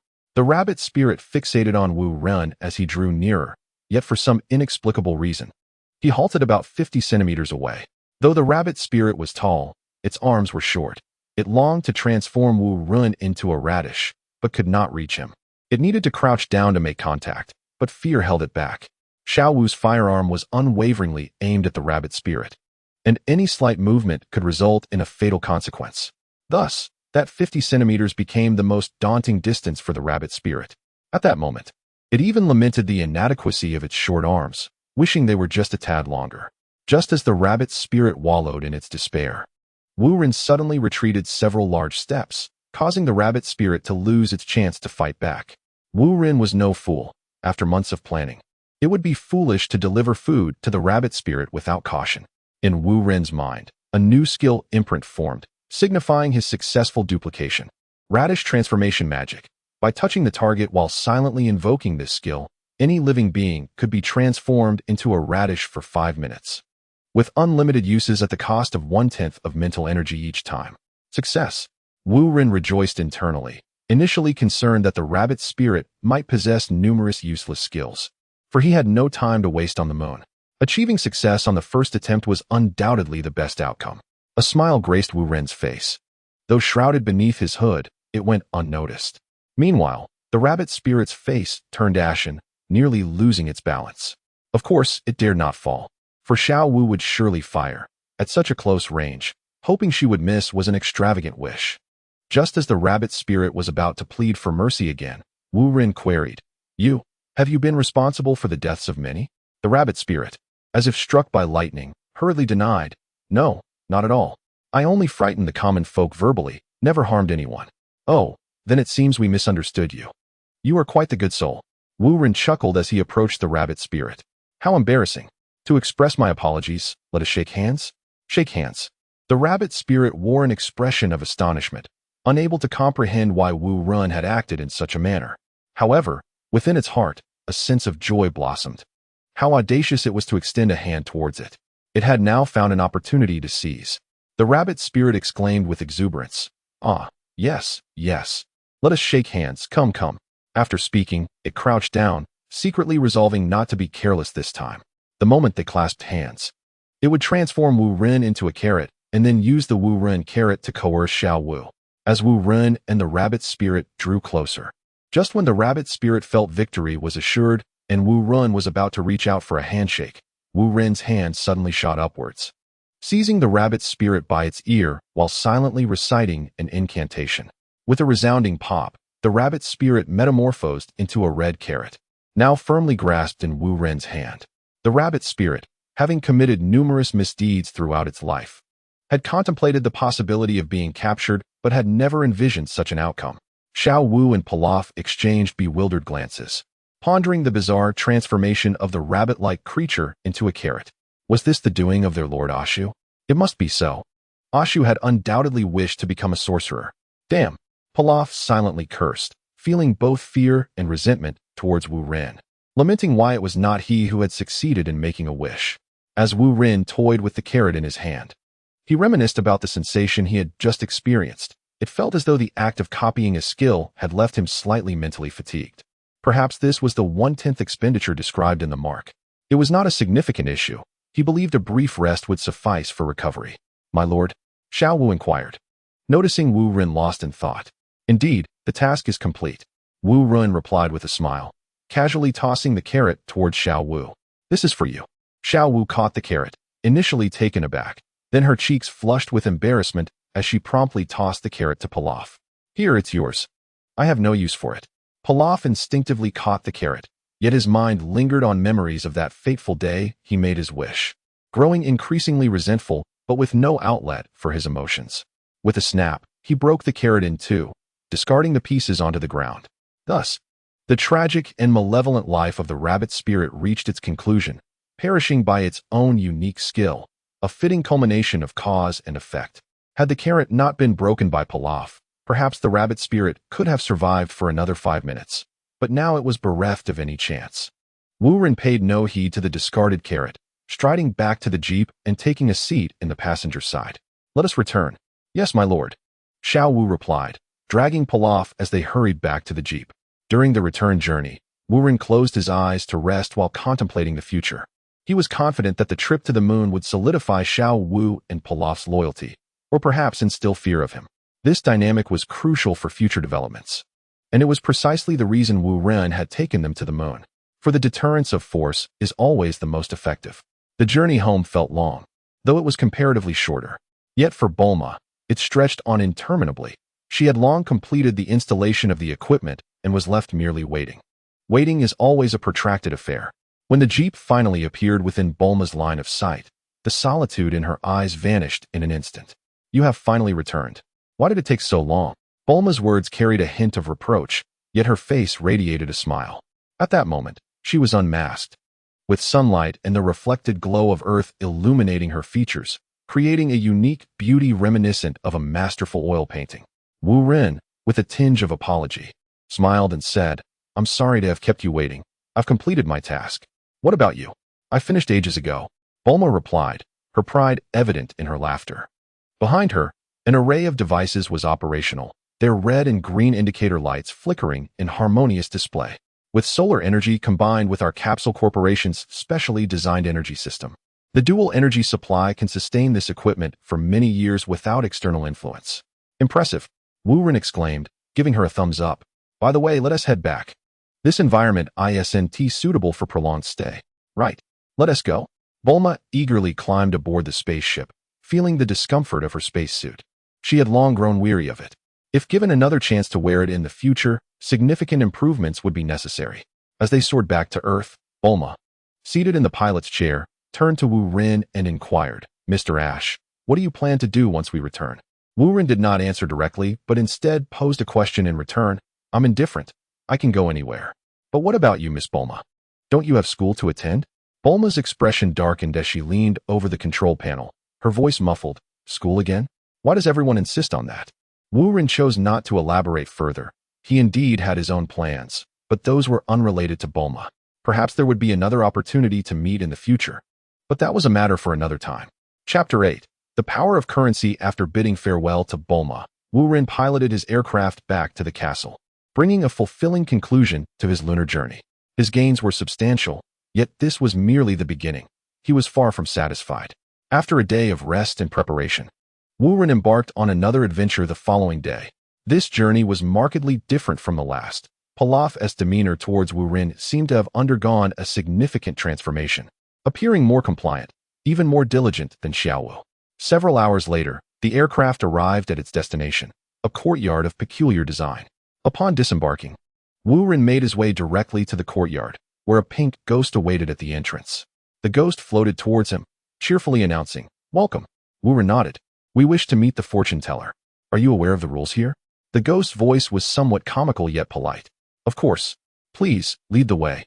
Wu Ren replied, his tone leaving no room for doubt. Without further ado, the ghost guided Wu Ren and his companions through the series of gates until they finally reached the inner courtyard. The decor of the inner courtyard mirrored that of the exterior, ancient and unpretentious. Come in, an aged voice resonated from within. The ghost gestured for them to enter and then floated back to the outer courtyard. Wu Ren motioned for Xiaowu and Pilaf to wait at the entrance before stepping into the small room. Inside sat an elderly woman on a crystal ball, her demeanor serene. Eyes closed as if in slumber, she was indeed the fortune teller. Good day, madam. Did you know we would come? Wu Ren immediately voiced his curiosity upon entering. The fortune teller opened her eyes, glanced at Wu Ren, and then closed them once more. Well, do you know why we are here? She asked, clearing her throat awkwardly. She continued, Let us get to the point. Even casual visits here come with a fee. Oh, I see. I've heard that many extraordinary individuals frequent this place. So I came to pay my respects, Wu Ren stated directly. The fortune teller suddenly opened her eyes wide, glaring at Wu Ren. What? You're not here seeking my divination? Not exactly, but I understand the rules. Wu Ren snapped his fingers, and Pilaf entered, carrying a suitcase. Pilaf placed the suitcase in front of the fortune teller and opened it, revealing an orderly array of large bills. Upon seeing the money, the fortune teller's somber expression transformed into one of delight. Young man, you have potential. Now tell me, what is it you truly desire? Wu Ren felt a surge of joy. It seemed the matter was progressing smoothly. He stepped closer to the fortune teller and discreetly attempted to use his skill, copy, but found that the skill's imprint in his mind yielded no response. Despite having surpassed the 24-hour mark since he last used copy, he was unable to utilize it on the fortune teller. Perplexed by the reason, he hastened to speak. I've heard that you have 5 formidable experts at your command. If I can defeat them, I would be granted a free divination. The fortune teller nodded. Indeed. But they are not my subordinates, and there are more than 5. I understand. Among these experts is a bat human whom I have long admired. Might I have the chance to meet him? I only wish to converse. I dare not engage in battle, Wu Ren expressed sincerely, particularly influenced by the money in the suitcase. After contemplating for a few seconds and glancing at the mountain of cash, the fortune teller finally nodded. Very well. But should anything go awry, I will not be held accountable. Of course. Wu Ren smiled, relieved that she would not take responsibility. He too could avoid liability. Wait. Suddenly, the fortune teller vanished, and the suitcase disappeared with her. Pilaf, astonished, widened his eyes and exclaimed, She ran off? My money. Silence. You truly lack discernment, Wu Ren rebuked sternly. If you anger the fortune teller, not only will we fail our mission, but we'll also gain a formidable enemy. Then we would indeed suffer a double loss. Understood. Pilaf, frightened, dared not speak further. A few minutes later, the fortune teller reappeared, accompanied by a bat. The bat circled the room a few times before landing, transforming into a bandaged boxer. This boxer was as slender as a monkey, yet no one dared to underestimate his strength. Goodness! Wu Ren exclaimed upon seeing the bat human, suddenly slapping his forehead in realization. I'm sorry, I made a mistake. I meant to request the demon human, not the bat human. The fortune teller's expression darkened, remaining silent, while the bat human brandished his fists at Wu Ren. Are you deliberately trying to provoke me? Ignoring the bat human, Wu Ren turned to Pilaf, who understood. He retrieved a universal capsule from his pocket and conjured another suitcase of money, placing it at the fortune teller's feet. The fortune teller intercepted the Batman, her countenance considerably brightening. You have shown some understanding, but let this be the last time. If the demon you seek is not the one, you shall face dire consequences. This time, I am certain, Wu Ren declared with conviction. Very well, await my return, the fortune teller replied before vanishing once more, while the Batman transformed into a bat and soared out of the house. Naturally, the second box of money also disappeared, but Wu Ren paid it no mind, aside from a slight pang of regret from Pilaf. Moments later, the room's illumination dimmed abruptly, and a formidable demon, boasting a pair of wings, materialized within. Pilaf, terrified, bolted outside, trembling as he clutched Xiao Wu's leg. Yet, Wu Ren felt a surge of delight. The demon before him was indeed the second target he sought. Had it not been for his previous lack of strength, the demon would have been his first objective. Regarding the fortune teller's previous visit, Wu Ren had merely approached it with a stroke of luck in mind, pondering the possibility of acquiring some extraordinary skill. After months of adaptation and preparation, and having gained the skill of the rabbit spirit, Wu Ren's power had notably increased, prompting his visit to the fortune teller. Otherwise, his insufficient strength would have rendered the visit meaningless. Young man, I hear you seek me? The demon's attitude was somewhat arrogant, irking to the ear. Yet Wu Ren remained unfazed. After all, this was a grand figure he had paid for. He could not afford to provoke such a being. Wu Ren nodded, circling the demon with keen interest, quietly employing his skill to replicate. Although he succeeded, it was not the skill he required. Demon flight allowed one to soar through the air, a rather lackluster ability that necessitated wings. Alas, I've squandered today's opportunity. Nevertheless, Wu Ren maintained his composure, addressing the demon. Sir Demon, I have long heard of your remarkable prowess, and seeing you today truly affirms your extraordinary nature. A flurry of flattery left the demon in a daze. He had not experienced such indulgence in quite some time. Haha, indeed. You are quite impressive, young man. I have high hopes for you. Should you ever visit the underworld, I shall protect you. The demon boomed with satisfaction. Wu Ren had no desire to venture to the underworld, yet he could not afford to show displeasure, merely feigning agreement. Thus, after a lengthy exchange of trivialities, the demon returned to the underworld. Though the demon had departed, Wu Ren was resolute in not returning to the castle. He would not abandon his mission, especially after spending so much money. Consequently, he decided to stay with the fortune teller, requesting to meet the demon again the following day. However, the fortune teller informed him that the demon could only be summoned once every 2 weeks, while the truth was it could actually be done in 3 days. Unaware of this, Wu Ren utilized his monetary resources to pay several months' rent, opting to remain until he acquired the necessary skill. During this fortnight, Wu Ren made an unexpected discovery. The hot spring at the fortune teller's abode could enhance both mental fortitude and physical strength. Simply soaking in the hot spring could lead to improvement. This expenditure was indeed worthwhile. However, Xiao Wu and Pilaf had also bathed in these springs. Yet they appeared to have undergone no significant changes, aside from alleviating fatigue. Their power remained largely unaltered. Wu Ren, conversely, experienced daily enhancements in his physical condition, with his mental acuity becoming increasingly robust, even hinting at the potential for a breakthrough to a higher level. However, Wu Ren found himself at a standstill, unable to find a way to break through. Half a month later, he encountered the demon man once again, nearly startling him to death, for he had never witnessed anyone ascend so rapidly. In his heart, the demon man speculated that if Wu Ren continued to grow at this rate, it would not be long before he surpassed him.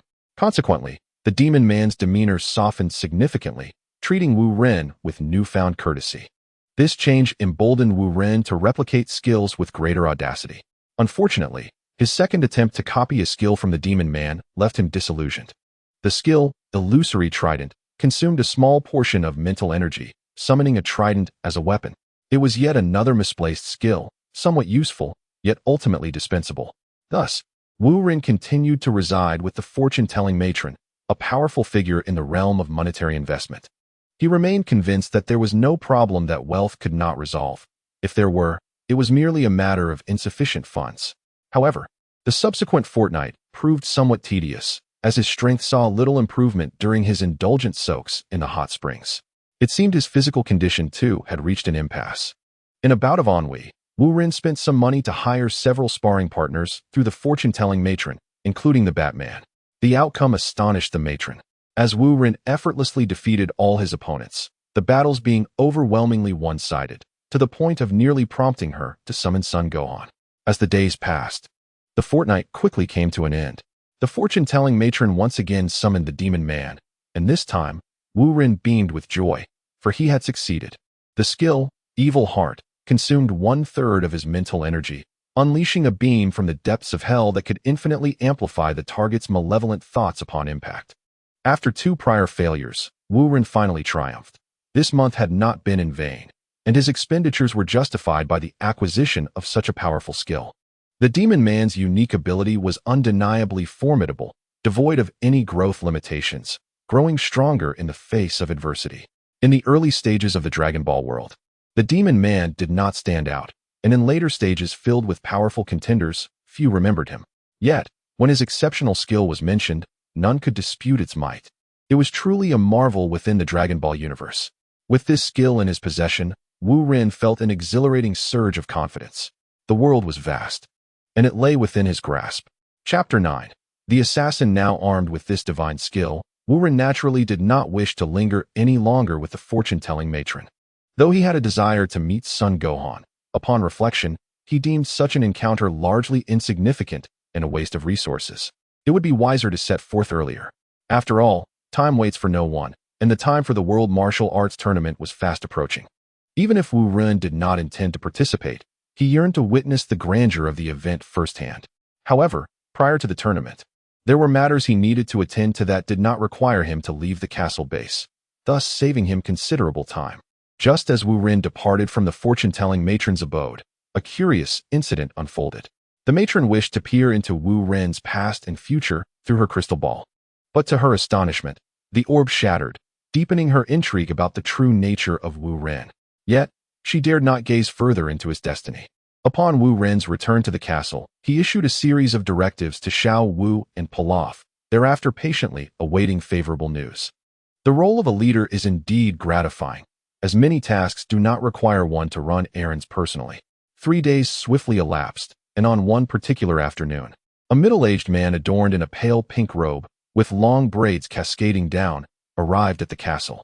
The castle's defense system did not react. Instead, it granted him entry, clearly indicating that he was a guest. In the conference hall, Wu Ren sat regally in a black robe at the head of the table, flanked by Pilaf and Xiao Wu on either side. The man in the pink robe was none other than Tao Bai. Yet Wu Ren was aware that Tao Bai merely appeared to be middle-aged. In truth, he was an ancient being, several centuries old. It seemed he too had consumed the elixir of immortality at a younger age, thus maintaining a relatively youthful appearance.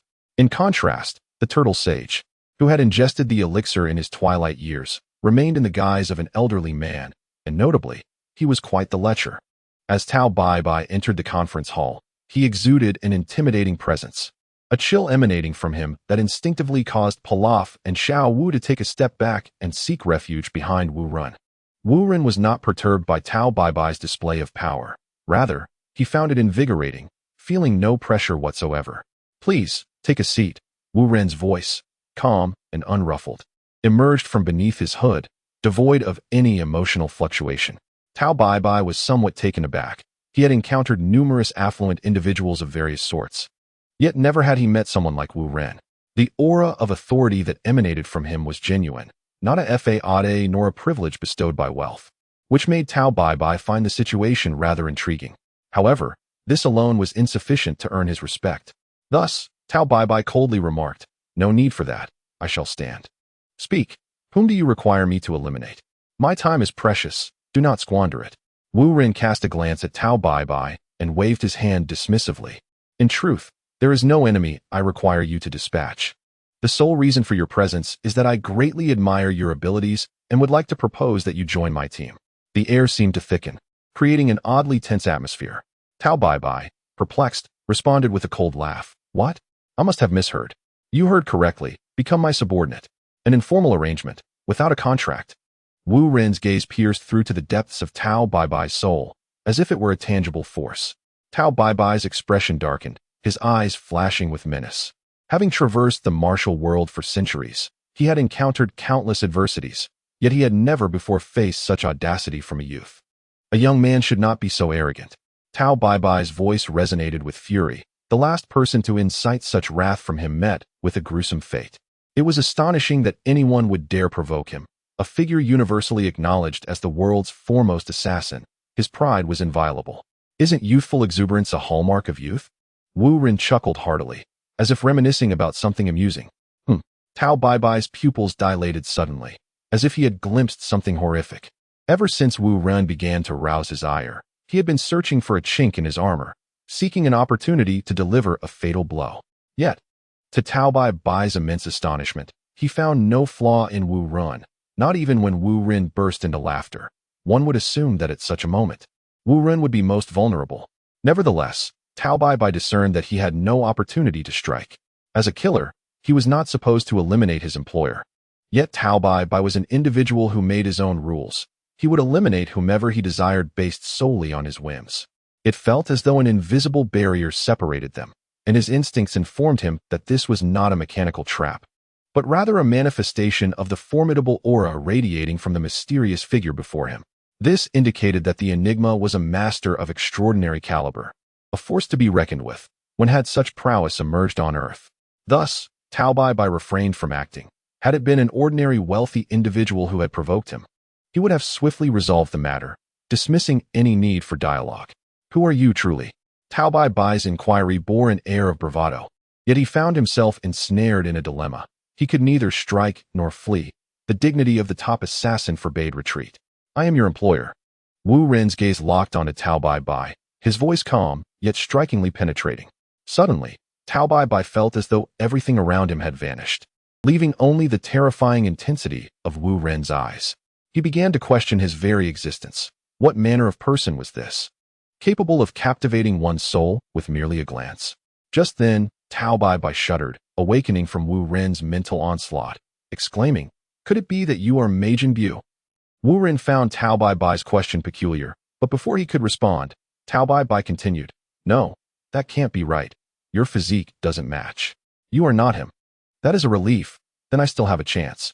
Pilaf, positioned behind Wu Ren, pondered Tao Bai Bai's words, intrigued by the identity of this Majin Bu, who could instill such fear in the world's foremost assassin.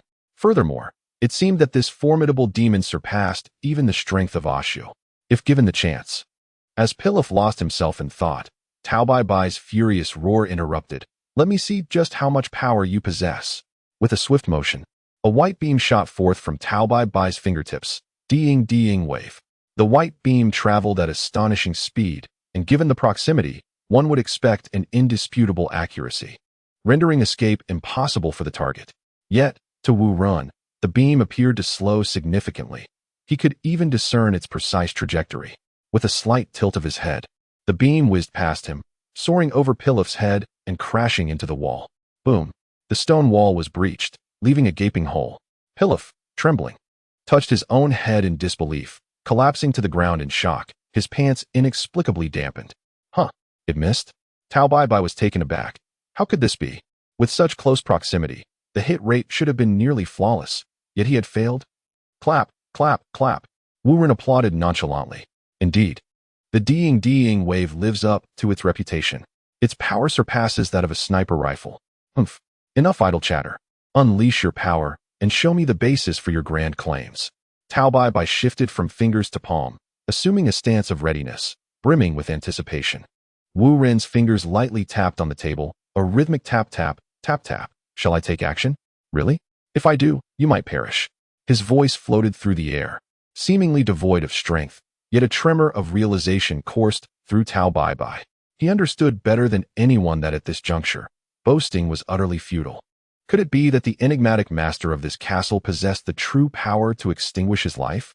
Nevertheless, as the foremost assassin, his dignity could not be tarnished. As long as a glimmer of hope remained, he would not resign himself to fate. After all, he did not firmly believe in his own defeat.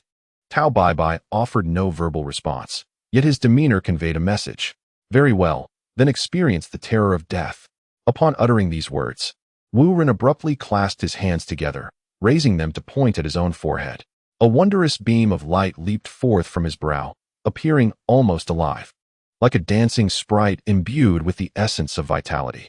Yet this very aura of life sent cold sweat cascading down Tao Bai Bai's spine, for he acutely sensed that he had been ensnared by some arcane force, rendering him utterly immobile, even the simplest movement of a finger proving to be an arduous task.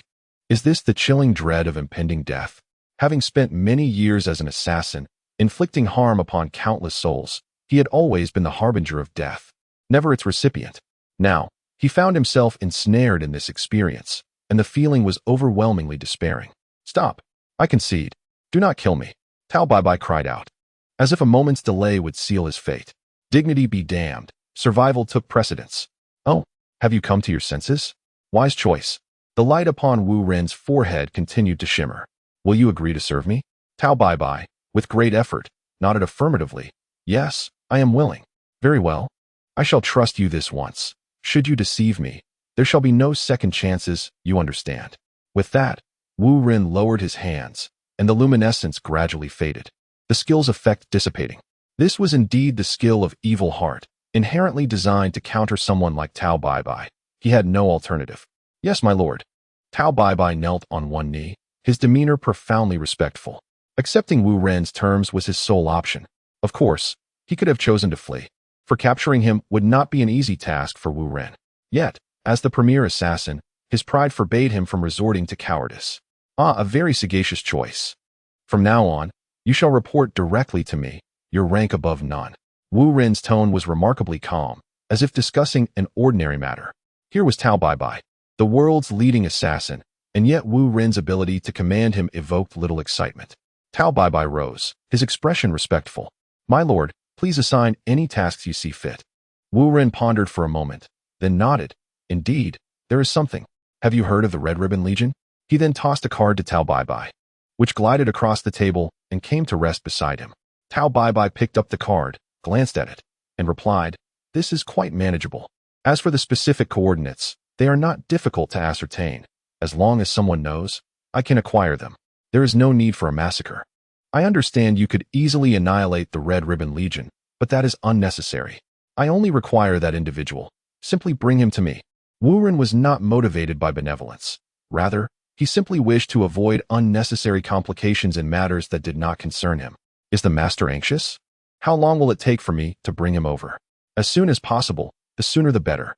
Tao Bai Bai glanced back at the door, inquiring, May I use the stone pillar outside? Chapter 10. Dr. Jero, stop. No. You are to work for me long term. It is unacceptable for you to behave this way every time you go out. I did not bring you here to demolish things. Wu Ren wiped the cold sweat from his forehead. The moment Tao Bai Bai mentioned the pillar, Wu Ren envisioned the spectacle of Tao Bai Bai flying with it. Indeed, it was impressive, yet utterly impractical. With a respectful demeanor, Tao Bai Bai responded, Yes, my lord. Little Wu tossed a multifunctional capsule to Tao Bai Bai, stating, This is a flight capsule. Understood. I shall depart at once. Tao Bai Bai bowed and subsequently exited the council chamber. Wu Ren had confidence in Tao Bai Bai's ability to complete the task swiftly, so he harbored no worries. However, he found himself puzzled by how Tao Bai Bai managed to fly with the pillar. Such an operation seemed ostentatious and somewhat illogical. Tao Bai Bai lacked the prowess to execute such a feat. Even Clark from America would struggle with it. Perhaps this was one of the unsolved mysteries of the Dragon Ball world, and so, after pondering, Wu Ren chose not to dwell on it further. The acquisition of Tao Bai Bai felt like a stroke of fortune for Wu Ren, as he recognized him to be one of Earth's true geniuses, unaffiliated and renowned for his individual prowess. Moreover, Tao Bai Bai's strength was not merely a fade. were it not for the inherent limitations of humanity on Earth. His potential for growth would be formidable. Coupled with Tao Baibai's cold-hearted nature, his capabilities could be honed to their utmost. Assuming Tian Xinhan and Tao Baibai possessed equal combat strength, the latter would undoubtedly prevail. Yet, in the original Dragon Ball universe, Tao Baibai stood against Sun Wukong, ultimately overshadowed by the protagonist's aura. Otherwise, his future would surely have been more illustrious. For instance, under Wu Ren's leadership, Tao Baibai was destined for greatness. The following day, Tao Baibai returned to the castle accompanied by a frail, elderly man, who appeared somewhat hunchbacked and bore the weight of time upon his visage. He was none other than Dr. Gero, the core technician of the Red Ribbon Army. At this moment, Dr. Gero had yet to transform himself into a cyborg, and his physique was far from the robust figure Wu Ren had envisioned. He seemed as if a gust of wind could easily topple him, frail and insubstantial. However, one must not judge by appearances. Wu Ren was keenly aware of Dr. Gero's talent, recognizing that his presence within the Red Ribbon Army was a grave misallocation of resources. Upon learning of Dr. Gero's arrival, Wu Ren personally stepped out to greet him, for it was essential to show respect to such talent. "Welcome, Doctor." As he spoke, Wu Ren removed his hood to reveal his true visage as Ashura to Dr. Gero. Upon seeing Wu Ren, Dr. Gero's face contorted with disdain as he coldly remarked, "Humph, I see no signs of a welcome. This resembles a kidnapping." "Kidnapping?" Wu Ren chuckled lightly. "As for whether you remain, that decision lies with you, and I shall not impose. Should you wish to depart, I will ensure that Tao Baibai returns you unharmed." "Humph, I am eager to witness the tricks you are playing." Dr. Gero's face was lined with deep wrinkles, his hair sparse, and his expression rather unsettling. "Come with me, Doctor." Wu Ren gestured for Tao Baibai to withdraw, leading Dr. Gero away alone. The immense, monotonous castle offered little in terms of scenic beauty, and the two walked in relative silence for a while. However, Dr. Gero could no longer contain himself, inquiring, "What is it that you want from me?" Wu Ren paused, appearing contemplative, his demeanor heavy as he responded, "If I am not mistaken, your affiliation with the Red Ribbon Army is not rooted in duty, nor does it carry any sense of honor. Am I correct? Therefore, what difference does it make if you continue your research here? The resources the Red Ribbon Army can provide, I can offer as well, and I possess what they cannot." Unmoved, Dr. Gero scoffed, "I have no need for that. If that is all, then kindly release me." Upon hearing this, Wu Ren had a sudden epiphany. "Since it is not for money or other resources, you must be here for your son, am I right?" Dr. Gero became visibly agitated, his facial muscles contorting. "How could you possibly know? I have never spoken of it, even within the army." "Indeed," Wu Ren assured him, "you need not concern yourself with how I know. Simply understand that upon coming here, I will not only refrain from obstructing your secret research, but will wholeheartedly support you." After a brief pause, he continued, "With that said, do you have any reason to refuse?" Dr. Gero's expression was one of anguish, yet he nodded, "Very well, but I shall keep my secrets. I do not wish for anyone to disturb me." Wu Ren nodded in understanding. "I comprehend." These two simple words shattered the defenses of Dr. Gero's heart.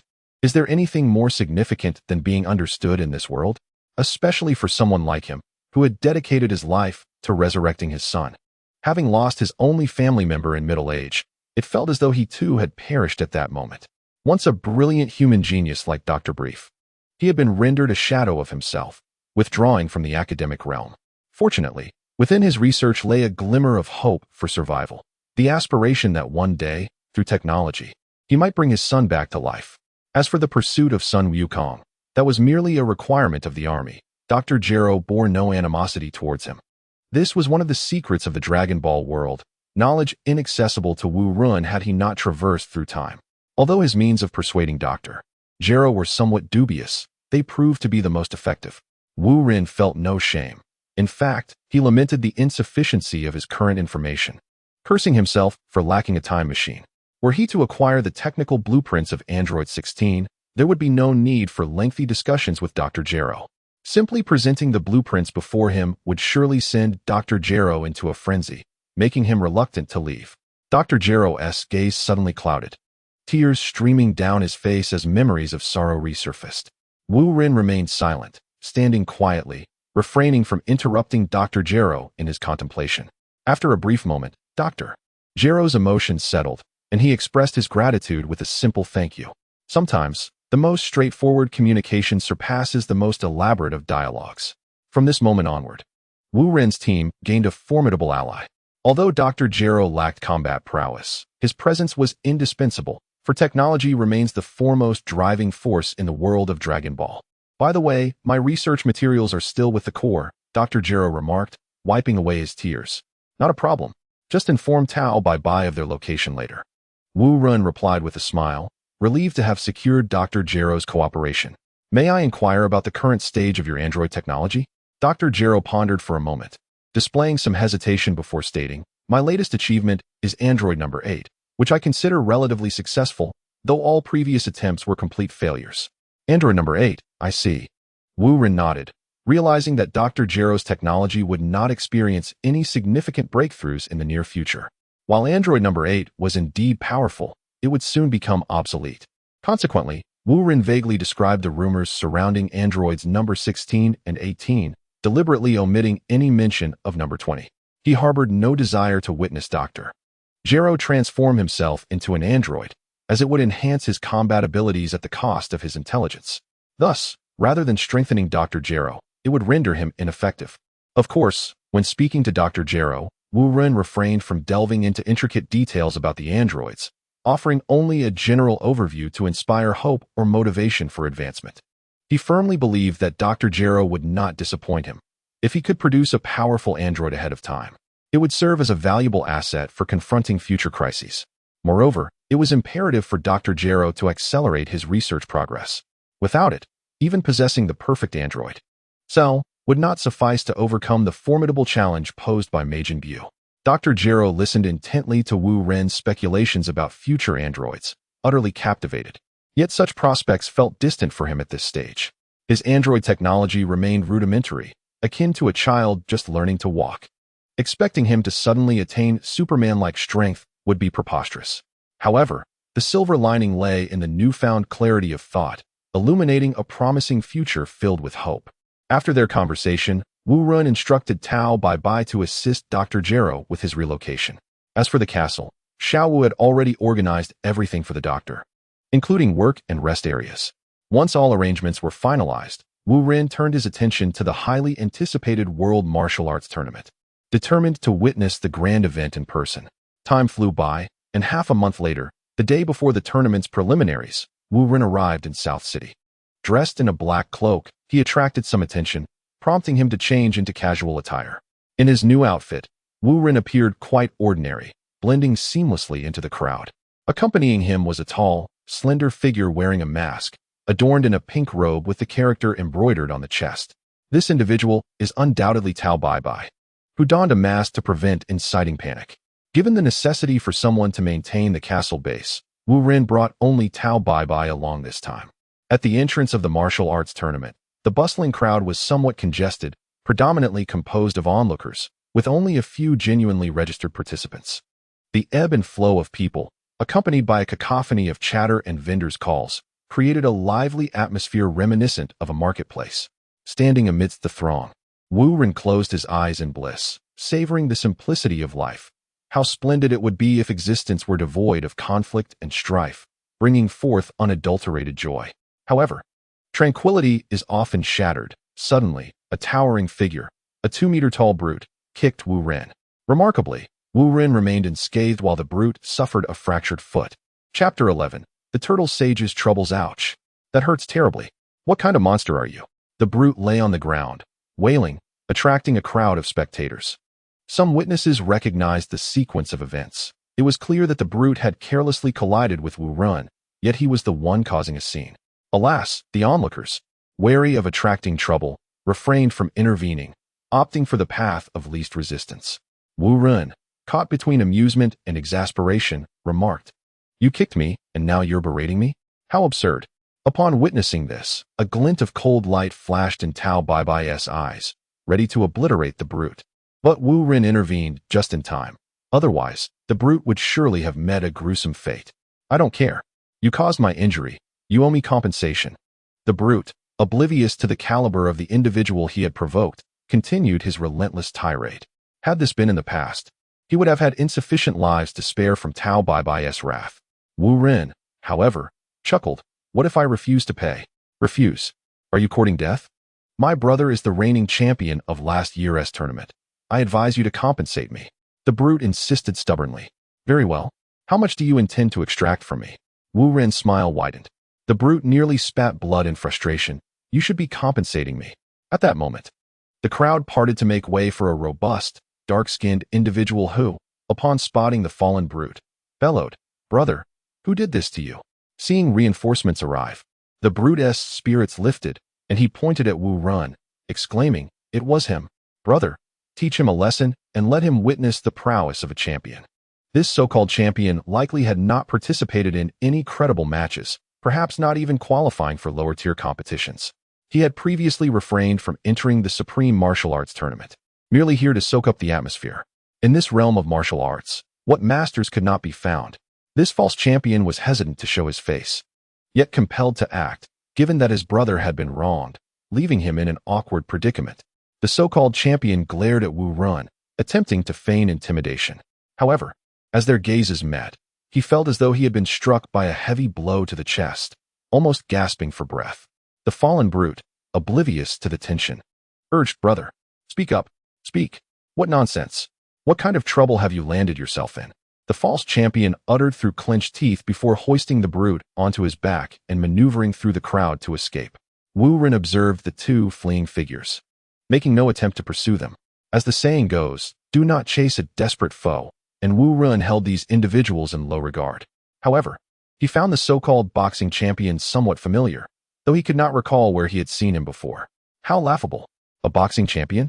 It nearly made me laugh out my teeth. Huh. Enough, enough. Everyone disperse. This is utterly dull. I expected a thrilling spectacle, and what do I get?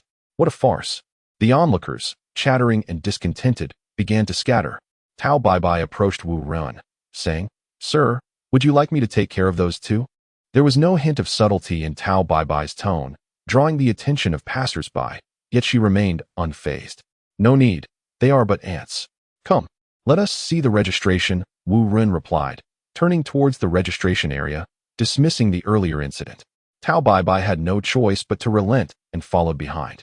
Upon reaching the registration area, Wu Ren noticed an elderly bald man, adorned with a turtle shell and sporting large red-framed sunglasses. Could this be Master Roshi? The old man seemed to be wandering about, appearing dejected, and Wu Ren's curiosity was piqued. In the original Dragon Ball universe, Master Roshi disguised himself as a dragon to train his disciples for the martial arts tournament. But now, it seemed he was facing a dilemma. What could be troubling him? Suddenly, Master Roshi noticed Wu Ren and Tao Bai and approached with a serious expression. "Are you participants in the martial arts tournament as well?"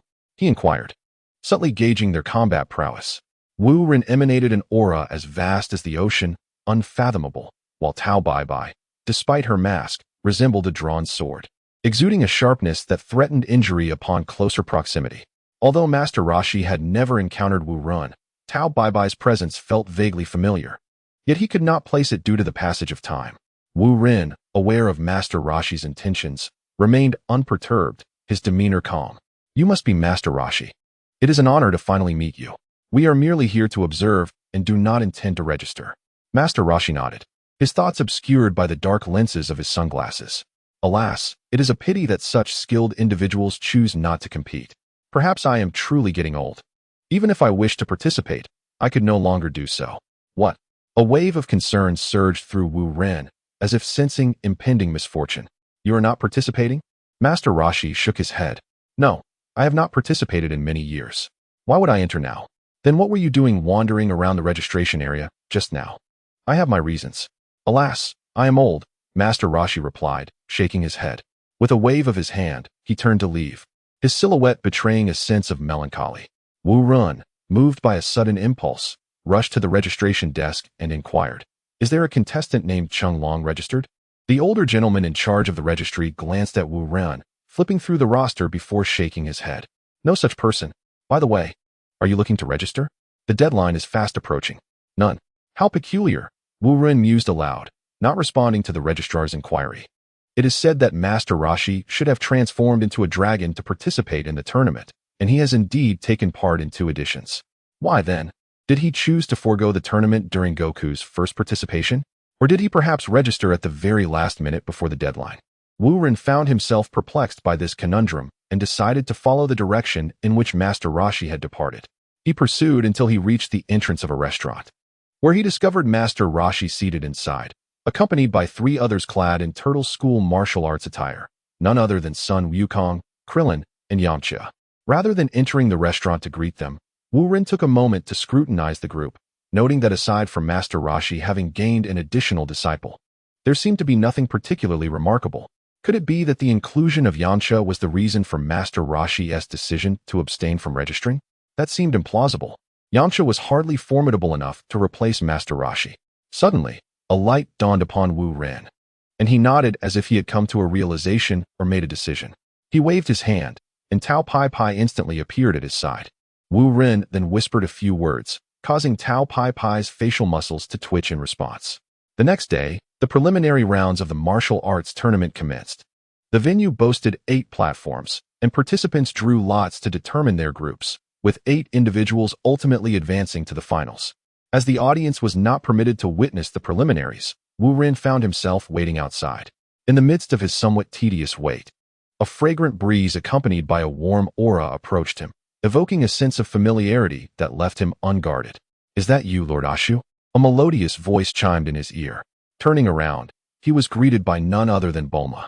Wu Ren nodded and smiled, replying, "Indeed, you recognized me despite everything."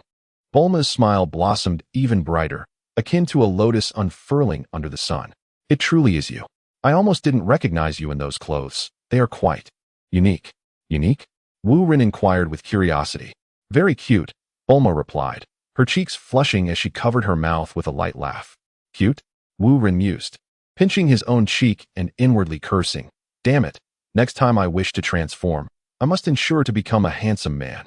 Otherwise, this Asha body is rather awkward, lacking the demeanor of a true leader. While the black robe is acceptable, donning this attire has stripped away all semblance of authority." "Indeed, how adorable," Bulma remarked, reaching out as if to pinch Wu Ren's cheek, but she abruptly withdrew, having not forgotten Wu Ren's true identity. "Cough, cough. Bulma, what brings you here? Are you here to cheer for Goku?" Wu Ren hastily redirected the conversation. "Not at all. I came to support you. You are so strong. You will undoubtedly claim the championship," Bulma asserted, suddenly fixing her gaze upon Wu Ren with a serious expression. "Wait, did you not register?" Wu Ren nodded. "Indeed, otherwise. How would I be waiting outside like you?" "Ah, a miscalculation. But it matters not. You will surely be first anyway, so it holds no significance," Bulma replied, her agreement evident. "Well then, perhaps next time," Wu Ren said, glancing around. "Is it just you here?" Bulma shook her head. "No, Oolong and Pure are here as well. But they are too timid to come over and greet you, so I decided to leave them be. Indeed, there is also the lecherous Master Rashi, whom I would rather keep my distance from. Their absence is quite fortunate." "Oh, I see." Wu Ren nodded. "Miss Bulma, do you indulge in ice cream?" "Certainly. Will you treat me?" Bulma's face blossomed into a radiant smile. "Of course, no problem, but I don't have any money on me. I have some." Thus, the two of them nestled beneath a grand parasol, relishing their ice cream as if they were on a delightful vacation, casting aside thoughts of the competition. With Bulma's company, the days swiftly passed, and soon the list of the top 8 was unveiled. They were Son Goku, Krillin, Yamcha, Nam, Lanfang, Batlian, Satan, and the neighbor, Old White. Old White, of course, was the alias of Tao Pai Pai, who was initially reluctant to partake in such a trivial tournament.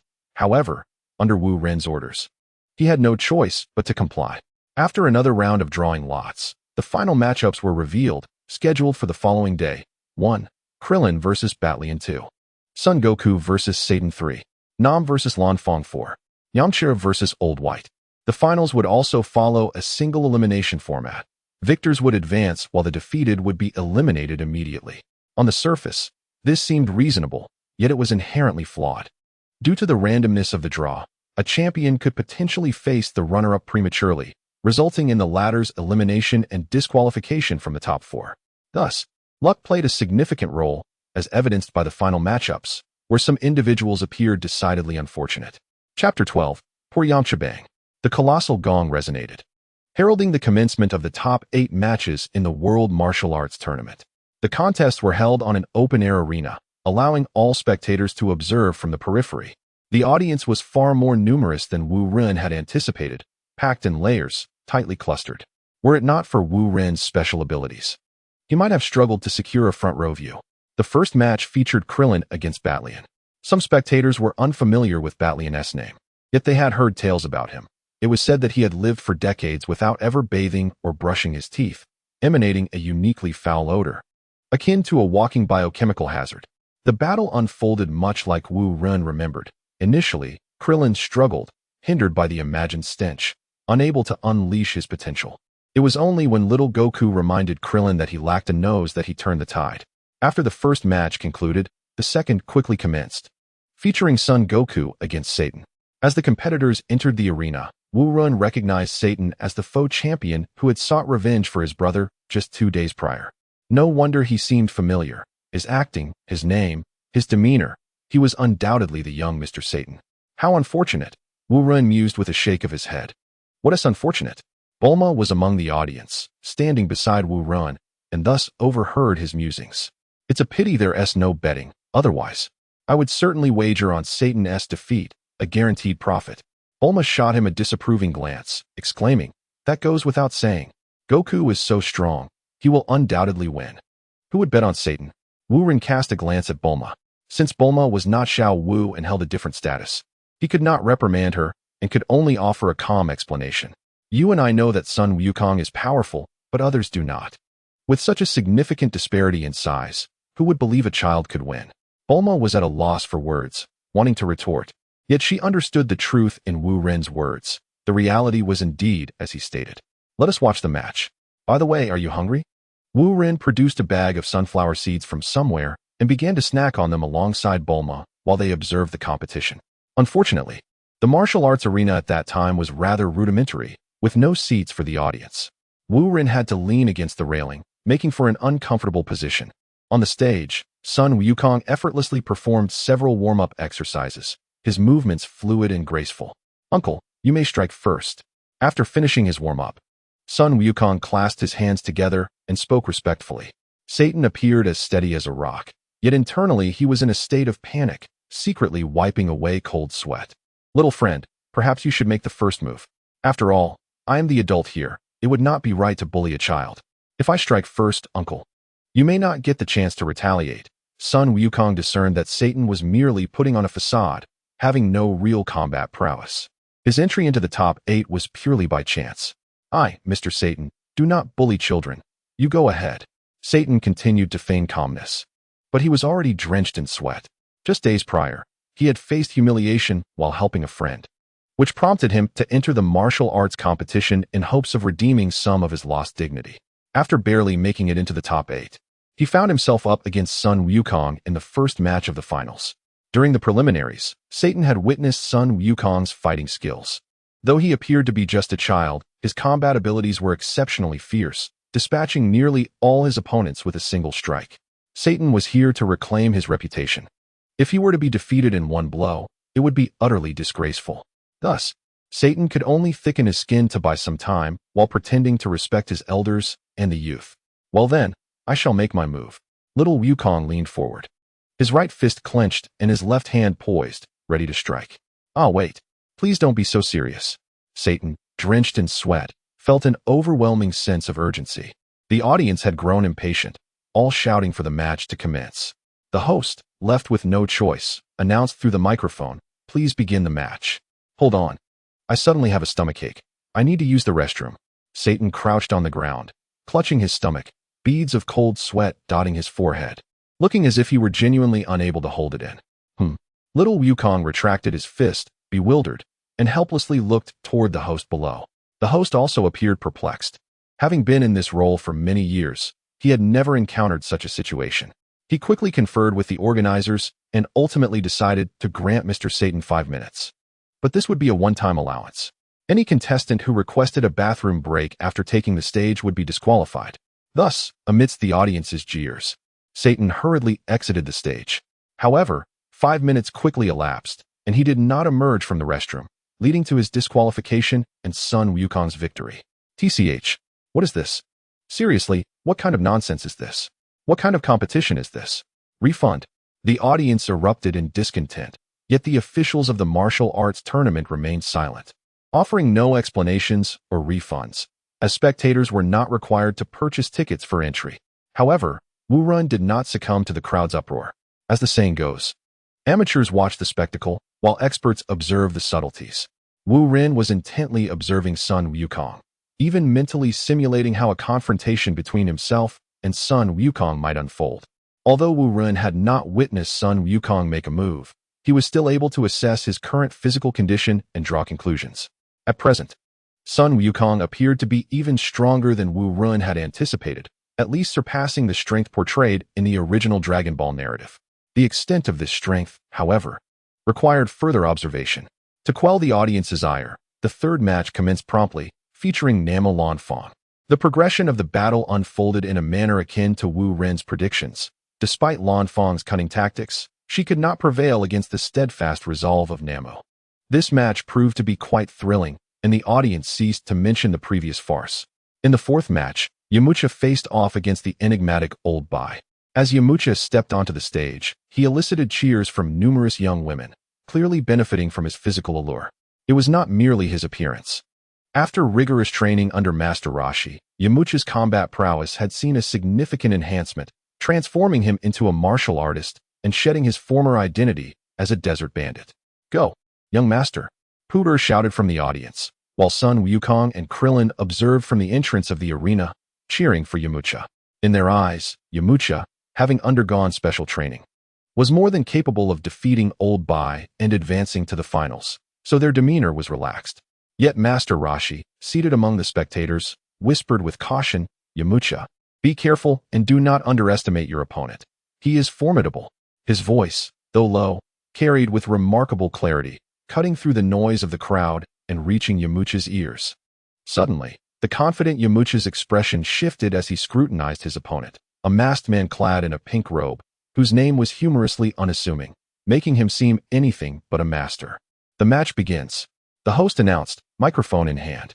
No sooner had the host's voice faded than Old Bai transformed into a blur, reappearing beside Yamcha in an instant, causing Yamcha to clutch his abdomen and collapse to the ground. The event transpired with such rapidity that both the audience and the host were momentarily stunned, the arena falling into a hushed silence where one could hear a pin drop. Krillin and Master Roshi were drenched in cold sweat, fully aware of Yamcha's strength and astonished that he had been defeated in a single exchange. Who, then, was this Old Bai? Sun Wukong, furrowing his brow, replayed the moment of battle in his mind. In that fleeting instant, Old Bai had not only reached Yamcha's side, but had unleashed 6 punches and a kick, all of which struck Yamcha's abdomen. This all transpired in the blink of an eye, and beads of sweat began to form on Sun Wukong's forehead. "Impressive," Sun Wukong exclaimed, momentarily forgetting to concern himself for the fallen Yamcha. "Young master," Puer cried out, nearly in tears, longing to rush onto the stage but being restrained by Oolong. Bulma wore a dazed expression, utterly bewildered by the rapid turn of events. How could Yamcha, so formidable, have lost so swiftly? "Yamcha, stand up," she shouted, waving her fists in desperation. Master Roshi shook his head, his gaze drifting to the audience, specifically towards Wu Run. He knew that the masked man had come with Wu Run and had suspected his strength, but upon witnessing his prowess firsthand, he realized it exceeded his expectations. Alas, such is fate, Master Roshi sighed, falling silent. The host began the countdown, having been similarly startled by the unfolding drama. If the timer had started when Yamcha fell, he would already have lost. "Get up, Yamcha," exclaimed Sun Wukong and Krillin in unison. With a cough, Yamcha expelled a mouthful of blood and struggled to rise. "Come on, young master," Puer called out in concern, while Bulma remained silent, a sense of foreboding gripping her heart. Perhaps it would be better if Yamcha conceded. "All right." The contestant Yamcha is back on his feet. The match continues, the host declared, though this announcement was far from encouraging for Yamcha. He bent slightly, attempting to summon his strength. "Let me show you my Wolf Fang fist." However, Tao Pai Pai, obscured by his mask, expressed his disdain through a dismissive tone. "You are no match for me." With that, he turned his back on Yamcha, clearly underestimating him. Due to the tournament's rules prohibiting lethal force, Tao Pai Pai found little enjoyment in such combat. He would prefer if Yamcha simply surrendered to save energy. "How dare you look down on me? Witness my Wolf Fang," But before he could unleash his attack, a sharp crack echoed as Tao Pai Pai abruptly turned and struck Yamucha's face with his long braid. Yet, Yamucha was not entirely passive. He managed to grasp Tao Pai Pai's braid. For an ordinary individual, being grabbed by the hair might spell disaster. But was Tao Pai Pai an ordinary person? Without uttering a word, Tao Pai Pai sprang into action, his feet dancing lightly as he leaped, pivoted, and ensnared Yamucha's arm with his legs like a pair of scissors. That's the crocodile roll. Sun Wukong gasped, perceiving the imminent danger but unable to intervene due to the rules of the arena. Indeed, Tao Pai Pai's legs spun rapidly, and with a sickening crack, Yamucha's arm shattered in multiple places, the very arm he had seized. Overwhelmed by pain, Yamucha, who had not yet recovered his bearings, succumbed to unconsciousness. Chapter 13. Mind reading. The audience fell into a hushed silence, witnessing such brutality for the first time at the martial arts tournament. Pure fainted from shock, while Oolong covered his eyes, unwilling to witness the unfolding horror. Master Rashi was drenched in cold sweat, rendered speechless. Sun Wukong nearly charged onto the stage, only to be restrained by Krillin, who feared he might disregard the rules entirely. Bulma, trembling, tugged at Wu Ren's sleeve, her voice quivering. This can't be real, can it? How could that old Bai be so cruel? Wu Ren did not turn to face Bulma, replying casually, "Cruel, you say? You have yet to witness his previous conduct. Ever since he began associating with me, he has exhibited considerable restraint. What? He is following you?" Bulma gazed at Wu Ren in disbelief, questioning whether this so-called old Bai was indeed his subordinate. Wu Ren nodded affirmatively, yet urged her not to hold it against him. For in the arena, it is exceedingly challenging to maintain restraint. Often, circumstances spiral beyond control, and I am not in a position to intervene. Bulma, disheartened, leaned against the surrounding wall, lost in her thoughts. Meanwhile, the trembling voice of the host echoed through the microphone, urging the neighboring contestant Old Bai to cease his brutal actions, lest he be disqualified. Tao Bai Bai stood with his arms crossed, coldly remarking, "Humph. I despise anyone tugging at my hair. Are we not commencing the countdown? Or do you believe he is not yet sufficiently injured?" The host, terrified, averted his gaze from Tao Bai Bai and began the count. 109. To everyone's surprise, Yamcha stirred awake, gritting his teeth, determined to rise and continue the fight. Observing this, Master Rashi suddenly shouted, "Yamcha!" Yamcha glanced towards the audience and noticed Master Rashi shaking his head vigorously. He instantly understood and addressed the host. "Never mind, I concede." In moments like these, knowing when to advance or retreat is also a form of cultivation. Yamcha had matured. Had he chosen to persist in battling Tao Bai Bai, it would have only resulted in further injury to himself. "Very well, I hereby declare Old Bai the victor." The host had scarcely announced the result when Pu'er soared onto the stage, transforming into a makeshift stretcher and landing beside Yamcha. Several staff members rushed onto the stage, hastily lifting Yamcha away. "Are you not going to check on Yamcha?" Wu Ren turned to Bulma. Bulma paused for a moment, shaking her head. "No, I wish to continue watching the competition."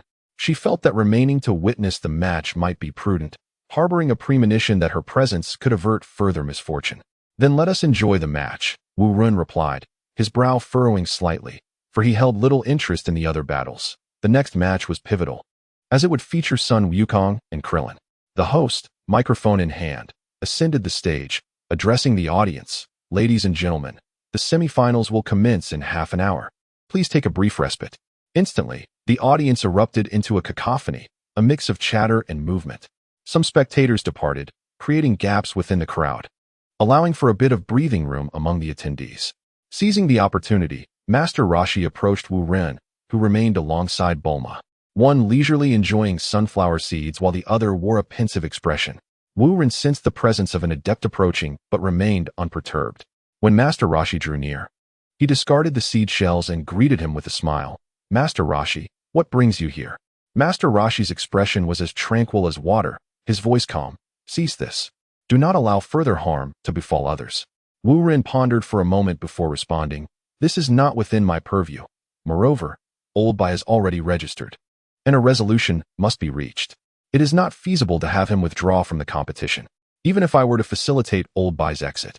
Do you believe Sun Wukong would acquiesce?" The turtle hermit was at a loss for words, fully aware that Wu Ren's assertion held merit.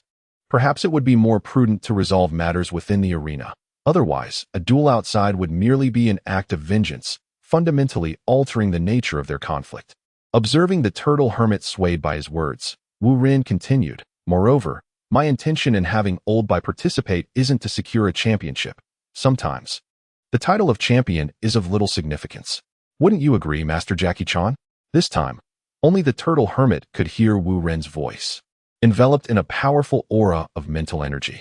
Even amidst the bustling crowd, onlookers could see Wu Ren's lips move but could not discern his words. The turtle hermit's expression shifted, a flicker of panic crossing his face. "How do you know?" In this realm, the turtle hermit had indeed inscribed Jackie Chan's name at the registration desk, only to retract it moments later. How could Wu Ren possibly be aware of such a fleeting decision? He could hardly fathom that Wu Ren was a traveler from another world. "Ah, a secret," Wu Ren replied with a smile, offering no further explanation. The turtle hermit nodded, choosing silence over inquiry, and discreetly employed his telepathy to delve into Wu Ren's secrets. However, within just a second, he was drenched in cold sweat. His mind-reading attempt had inexplicably failed. At that moment, the turtle hermit felt as though his mental prowess was a fragile vessel colliding with an enormous iceberg. Not only was he unable to uncover Wu Ren's true nature, but he nearly suffered a backlash. While the turtle hermit's combat prowess surpassed that of Wu Ren when it came to mental strength, his meager abilities paled in comparison to a professional like Wu Ren. "Who are you truly?" the turtle hermit inquired, his voice measured, overwhelmed by the shock of encountering someone he could not fathom even after centuries of life. "Honestly, I cannot say," Wu Ren replied, acknowledging the truth that eluded explanation. Not pressing the matter further, the turtle hermit bid farewell and made his way to the backstage area to meet Sun Wukong and Krillin, feeling it necessary to offer his guidance as a mentor. Half an hour swiftly passed, and the audience gradually returned, appearing to be even more numerous than during the quarterfinals, eagerly anticipating the forthcoming semifinals that promised even greater excitement. In the first match of the semifinals, Sun Wukong faced Krillin. "Let us welcome competitors Sun Wukong and Krillin to the stage." The host's voice rang out, filled with fervor and resonance. The moment had finally arrived. It had been a long time since he had witnessed Sun Wukong's current strength, and Wu Ren narrowed his eyes in anticipation. On the stage, the two competitors stood facing each other, both clad in the Turtle School's martial arts attire. Indeed, Sun Wukong and Krillin. Given their attire, it was evident they hailed from the same lineage, remarkably occupying 2 of the 4 semifinal spots. One wondered which esteemed master had guided them. The host rushed onto the stage, microphone in hand, addressing Sun Wukong. Yet, Sun Wukong appeared distracted, failing to respond, leaving the host in an awkward predicament. He quickly turned to Krillin, who remarked into the microphone, "Our master is teacher Wu Tian, and the injured Yamcha is also one of his disciples." There was a hint of bitterness in Krillin's tone, evidently still troubled by Yamcha's injury. "Ah, so it's teacher Wu Tian. No wonder his disciples are so exceptional." The host chuckled nervously as he exited the stage. Let the competition begin. Despite the host's announcement heralding the commencement of the competition, the murmurs from the audience did not immediately cease. Boisterous discussions and hushed conversations flourished among the spectators. It was evident that many were familiar with Master Wu Tian's illustrious reputation, a veritable deity of martial arts, whose disciple had sustained grave injuries. Surely, such a matter could not be resolved lightly. Among the crowd were also those drawn to the spectacle, for onlookers are seldom deterred by the potential for escalation. Suddenly, a whirlwind erupted upon the stage as the figures of Sun Wukong and Krillin seemed to vanish simultaneously, truly swift as lightning. The crackling sounds of combat echoed incessantly. Most could only hear the clash of battle, unable to discern the figures within the fray. The 2 silhouettes flickered in and out of sight, their speed astonishingly rapid. In the span of merely 1 minute, the number of exchanges between the combatants was unknown. With a resounding crack, Sun Wukong and Krillin separated and stood facing each other once more. The ordinary audience sat in stunned silence, rendered speechless, their discussions extinguished. Such a display of combat was a rare spectacle indeed, leaving no room for distraction. Wu Ren watched the stage with rapt attention, muttering to himself, "How could this be? This is unexpected. You've noticed, haven't you? It seems I cannot hide it from you." The turtle hermit had unexpectedly approached Wu Ren's side. Bulma instinctively moved to position herself beside Wu Ren upon seeing the turtle hermit. "Indeed," Wu Ren replied, scrutinizing the arena. Sun Wukong's aura remained steady, unfazed even after the intense battle, while Krillin, in stark contrast, was drenched in sweat, his energy markedly unstable.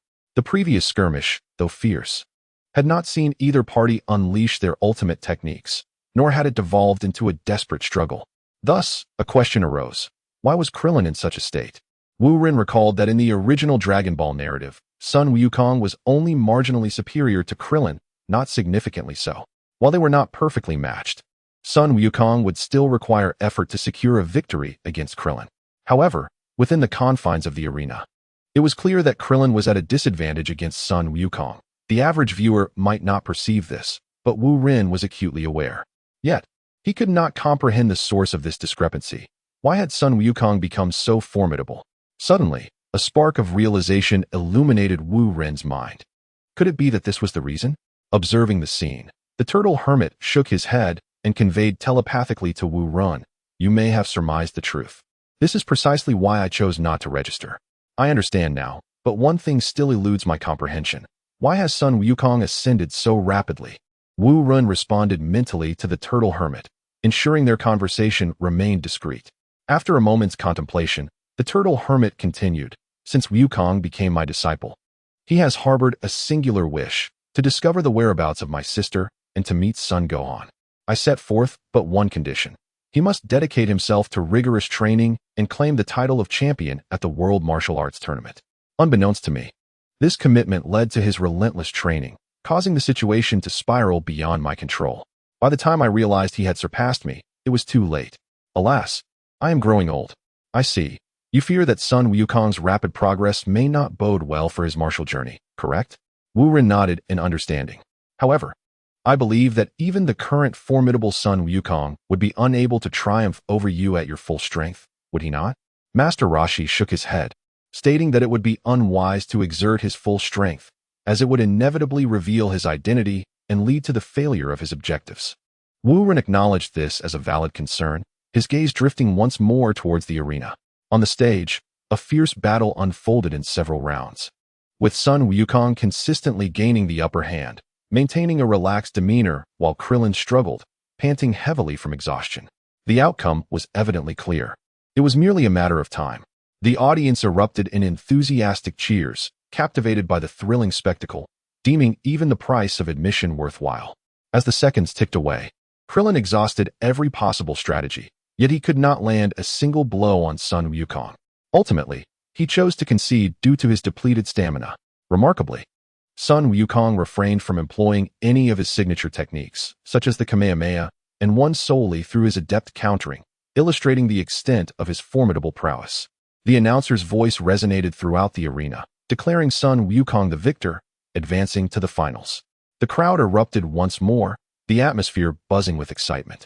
However, Sun Wukong's expression was grave, his gaze directed backstage. The contest was not yet concluded, for there was still an opponent he needed to defeat. He anticipated that the victor of the next match would undoubtedly be his formidable neighbor, Old Bai, making him the inevitable contender in the finals.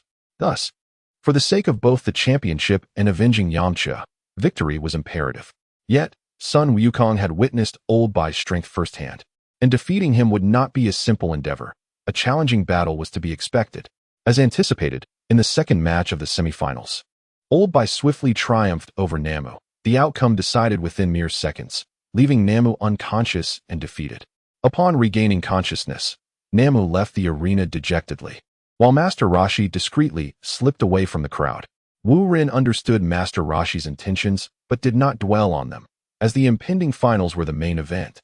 After announcing a brief intermission, the host proclaimed that the grand finale of the World Martial Arts Tournament was finally at hand.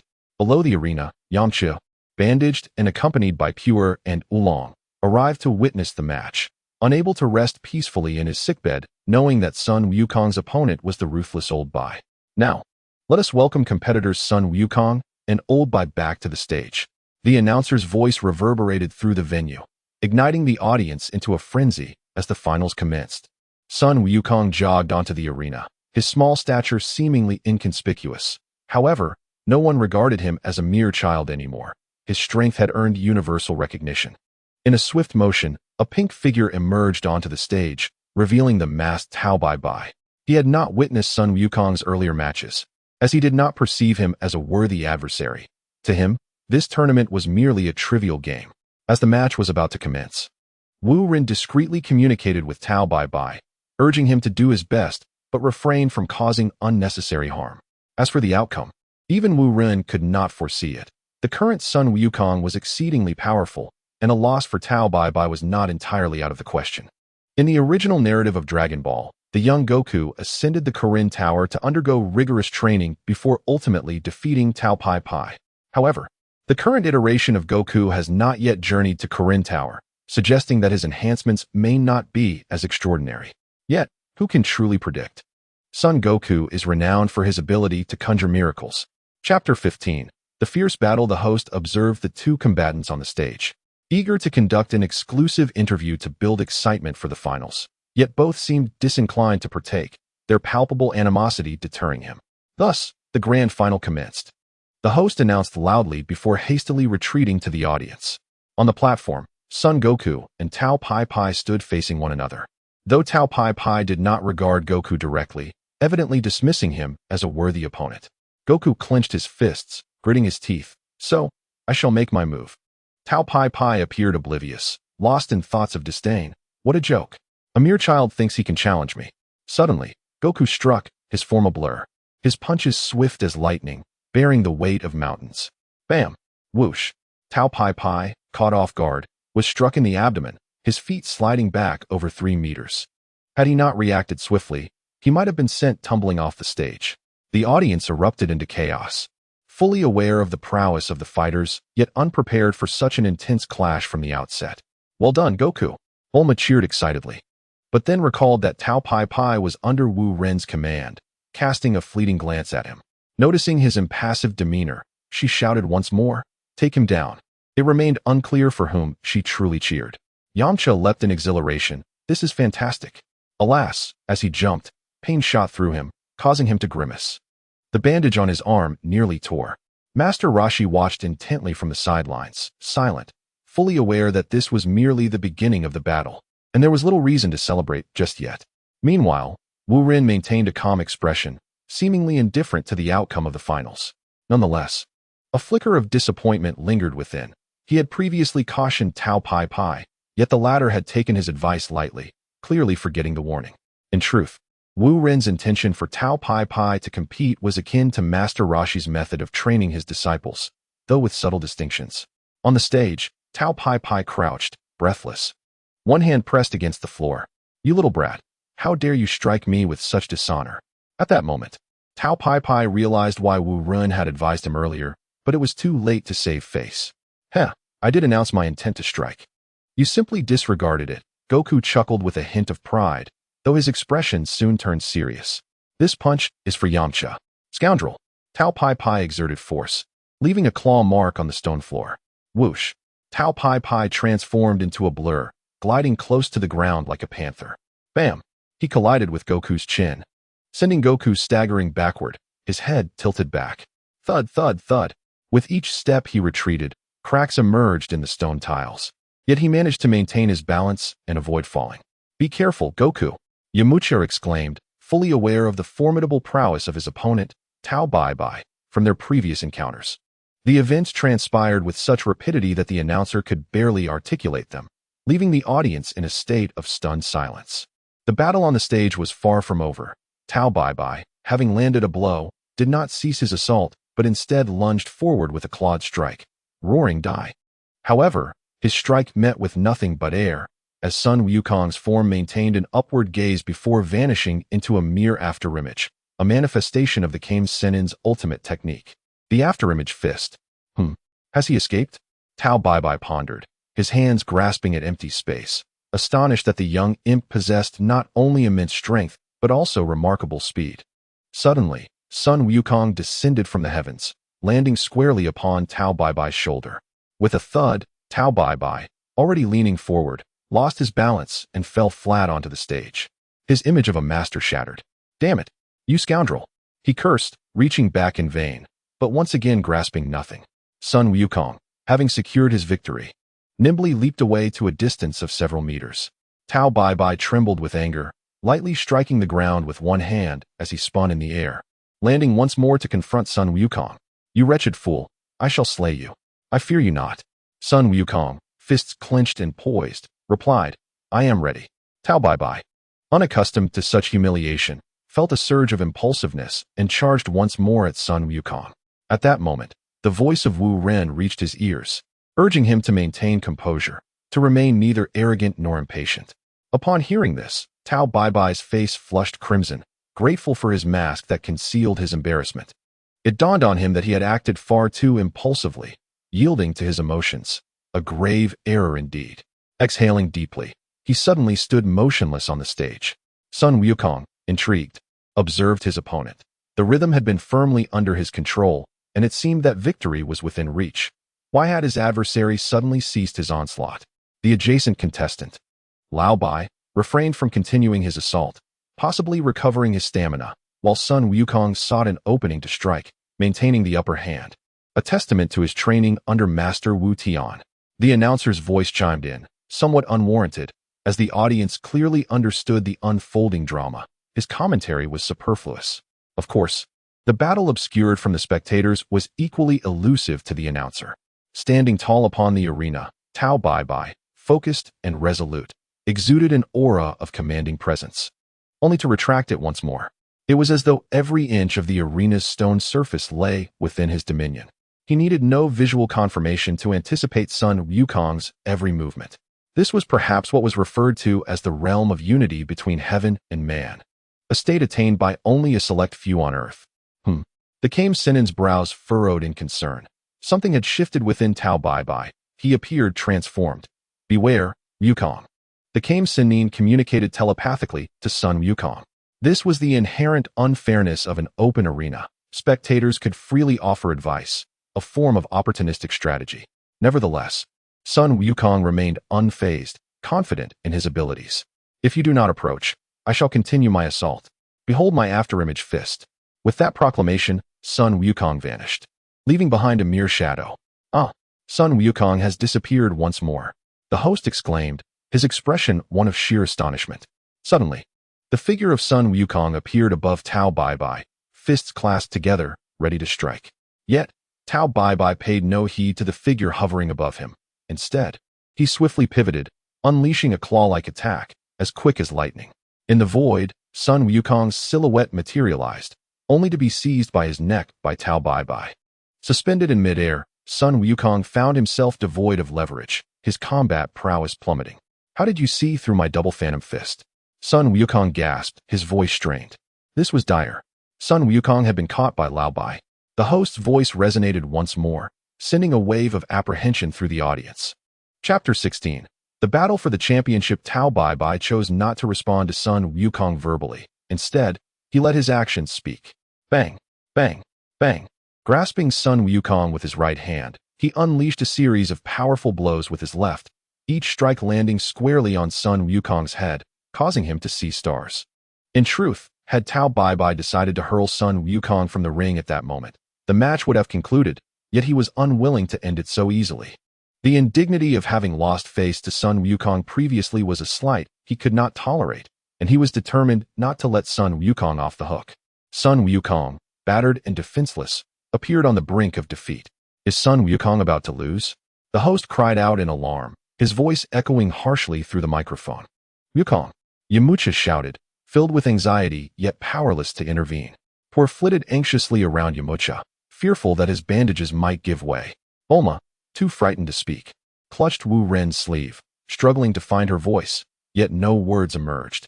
Wu Ren remained oblivious to Bulma's distress, fixated on the arena.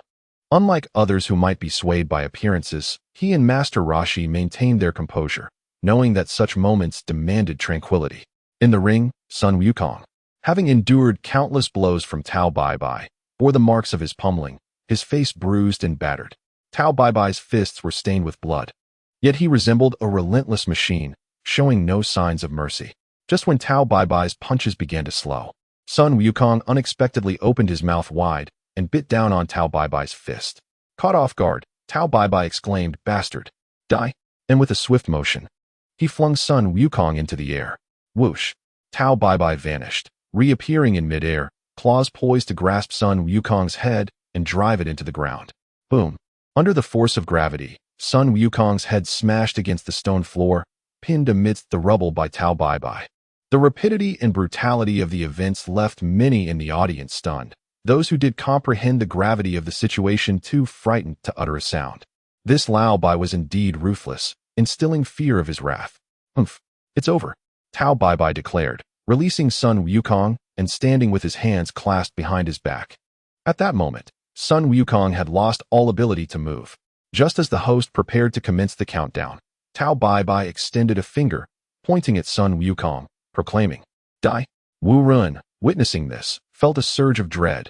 Tao Bai intended to unleash the devastating Dodon wave, and in Sun Wukong's current state, he would surely perish if struck. "Don't kill him." Wu Ren's voice, though soft, resonated through the multitude of spectators, reaching Tao Bai's ears. Hesitating for a moment and recalling Wu Ren's counsel, Tao Bai retracted his murderous intent. Transforming his fingers into claws, he approached Sun Wukong, who appeared to be in a stupor, easily captured by Tao Bai. As Tao Bai lifted Sun Wukong, preparing to hurl him from the arena, it seemed the outcome was all but decided. Oh no, the contestant Sun Wukong is about to be thrown out of the ring. He is about to lose. The host exclaimed in alarm. Meanwhile, Yamucha and the others remained silent, contemplating that perhaps it would be better for Sun Wukong to lose in this manner, as it would spare him from further punishment. The old Bai was extraordinarily formidable, and being his opponent was indeed a misfortune. With Sun Wukong raised high above his head, Tao Bai swung his arm, but in that critical moment, an unexpected turn of events occurred. Tao Bai suddenly felt something ensnaring his arm, preventing him from throwing Sun Wukong away. Remarkably, at this pivotal juncture, Sun Wukong's severed tail had miraculously regrown. It was Sun Wukong's tail that had wrapped around Tao Bai's arm, saving him from being thrown out and losing the match. Lo and behold, the contestant Sun Wukong possesses a tail. He has ensnared the contestant Old Bai. The host suddenly felt a surge of excitement, as if a glimmer of hope had emerged. After all, a match ought to unfold in such unpredictable ways. A preordained outcome was far too mundane. Humph, you peculiar fellow. Tao Bai, somewhat exasperated, thought to himself that if only this were not a competition, the rules were indeed bothersome. Sun Wukong, enduring the pain, managed to escape Tao Bai's grasp. And with the regrowth of his tail, his strength seemed to be restored, shaking off the dazed state that had enveloped him. Ouch, that hurts, it really hurts. Sun Wukong crouched on the ground, alternating between clutching his head and rubbing his face, his body marred with injuries, leaving him unsure of where to apply pressure.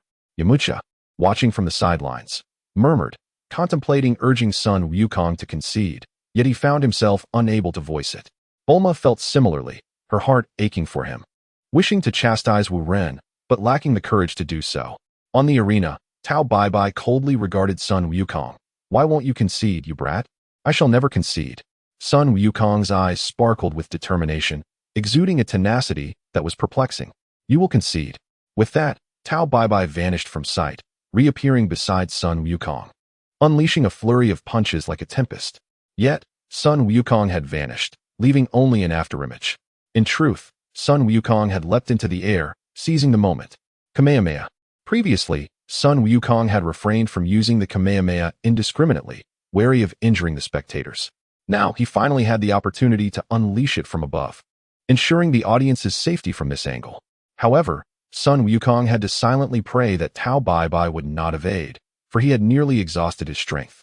At the instant Sun Wukong unleashed the Kamehameha, all eyes were glued upon him, as if time itself had come to a standstill. Everyone knew that the outcome was imminent. Tao Bai wore a slight smirk of disdain, standing firm, arms crossed before his chest, seemingly intent on enduring the Kamehameha head-on. Tao Bai estimated that Sun Wukong's Kamehameha lacked significant power, deeming it unnecessary to evade. Boom!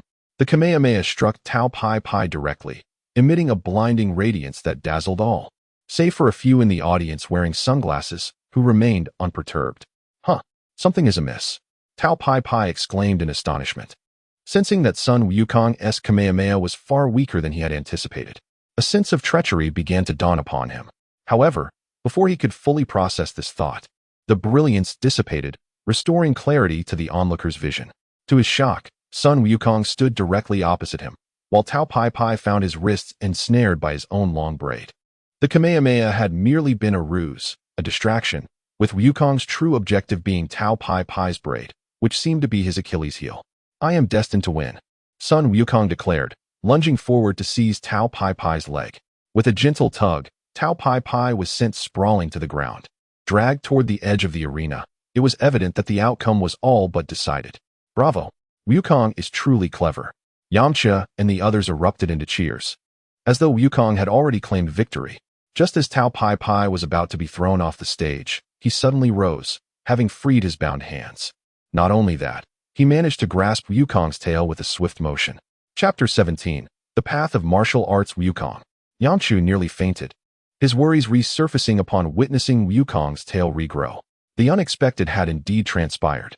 Wukong's tail was a critical vulnerability. Once grasped, it drained his strength, and now, with Tao Pai Pai seizing it, he had no hope of resistance. It was over. With a firm grip, Tao Pai Pai swung Wukong off the stage. Sun Wukong, utterly drained, could not muster any effort and collided with the wall surrounding the audience, collapsing onto the ground. Outside the ring, it was announced that Sun Wukong had lost, and the neighboring contestant, Old White, was declared the champion. The host hurriedly approached Sun Wukong, relieved to find him merely exhausted and unharmed. On the stage, Tao Pai Pai showed little interest in the title of champion. He leaped off the platform and, with a few agile bounds, vanished into the throng of people. What on earth just happened? The host exclaimed, bewildered by the sudden disappearance of the champion, especially with the awards ceremony still to come. Well, I hereby declare the World Martial Arts Tournament a resounding success.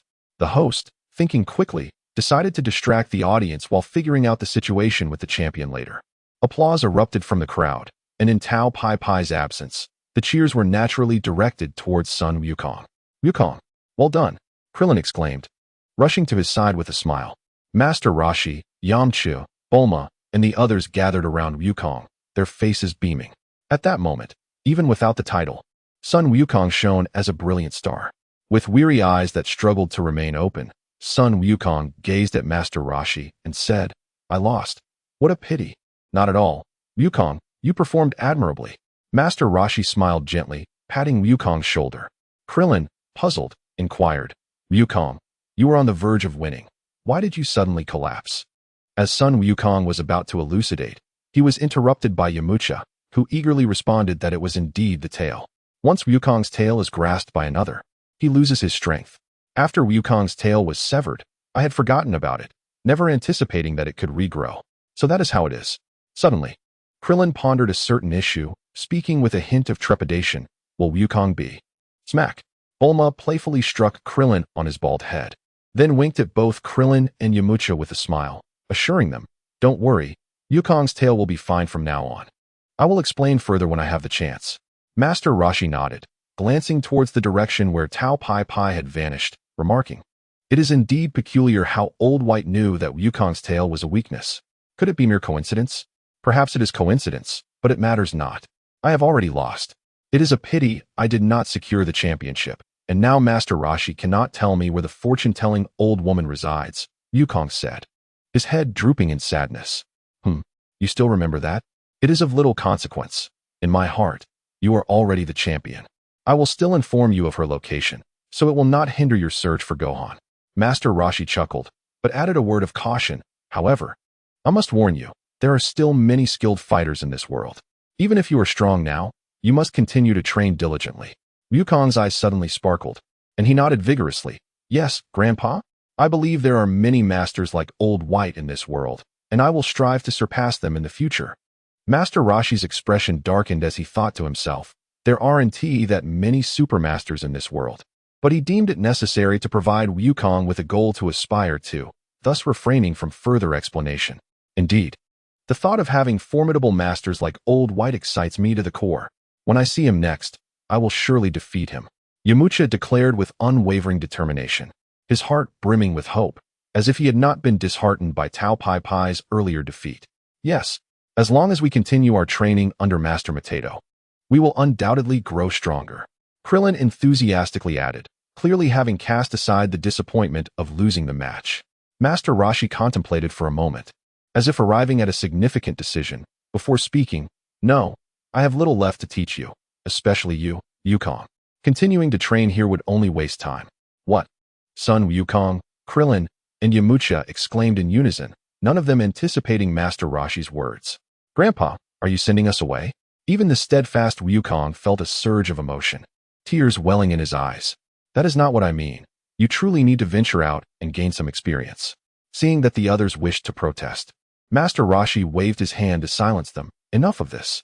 Once Wukong meets Gohan, the three of you shall depart together." Krillin quickly interjected, "Master Mateto, we do not wish to leave." "Yes, we do not want to go. You still have so much to teach us." Yamcha eagerly concurred. Master Roshi assessed Krillin and Yamcha, nodding. "Then you two may continue training here for a while longer, but Wukong must undergo more arduous training." "Grandpa." Wukong did not want to leave either.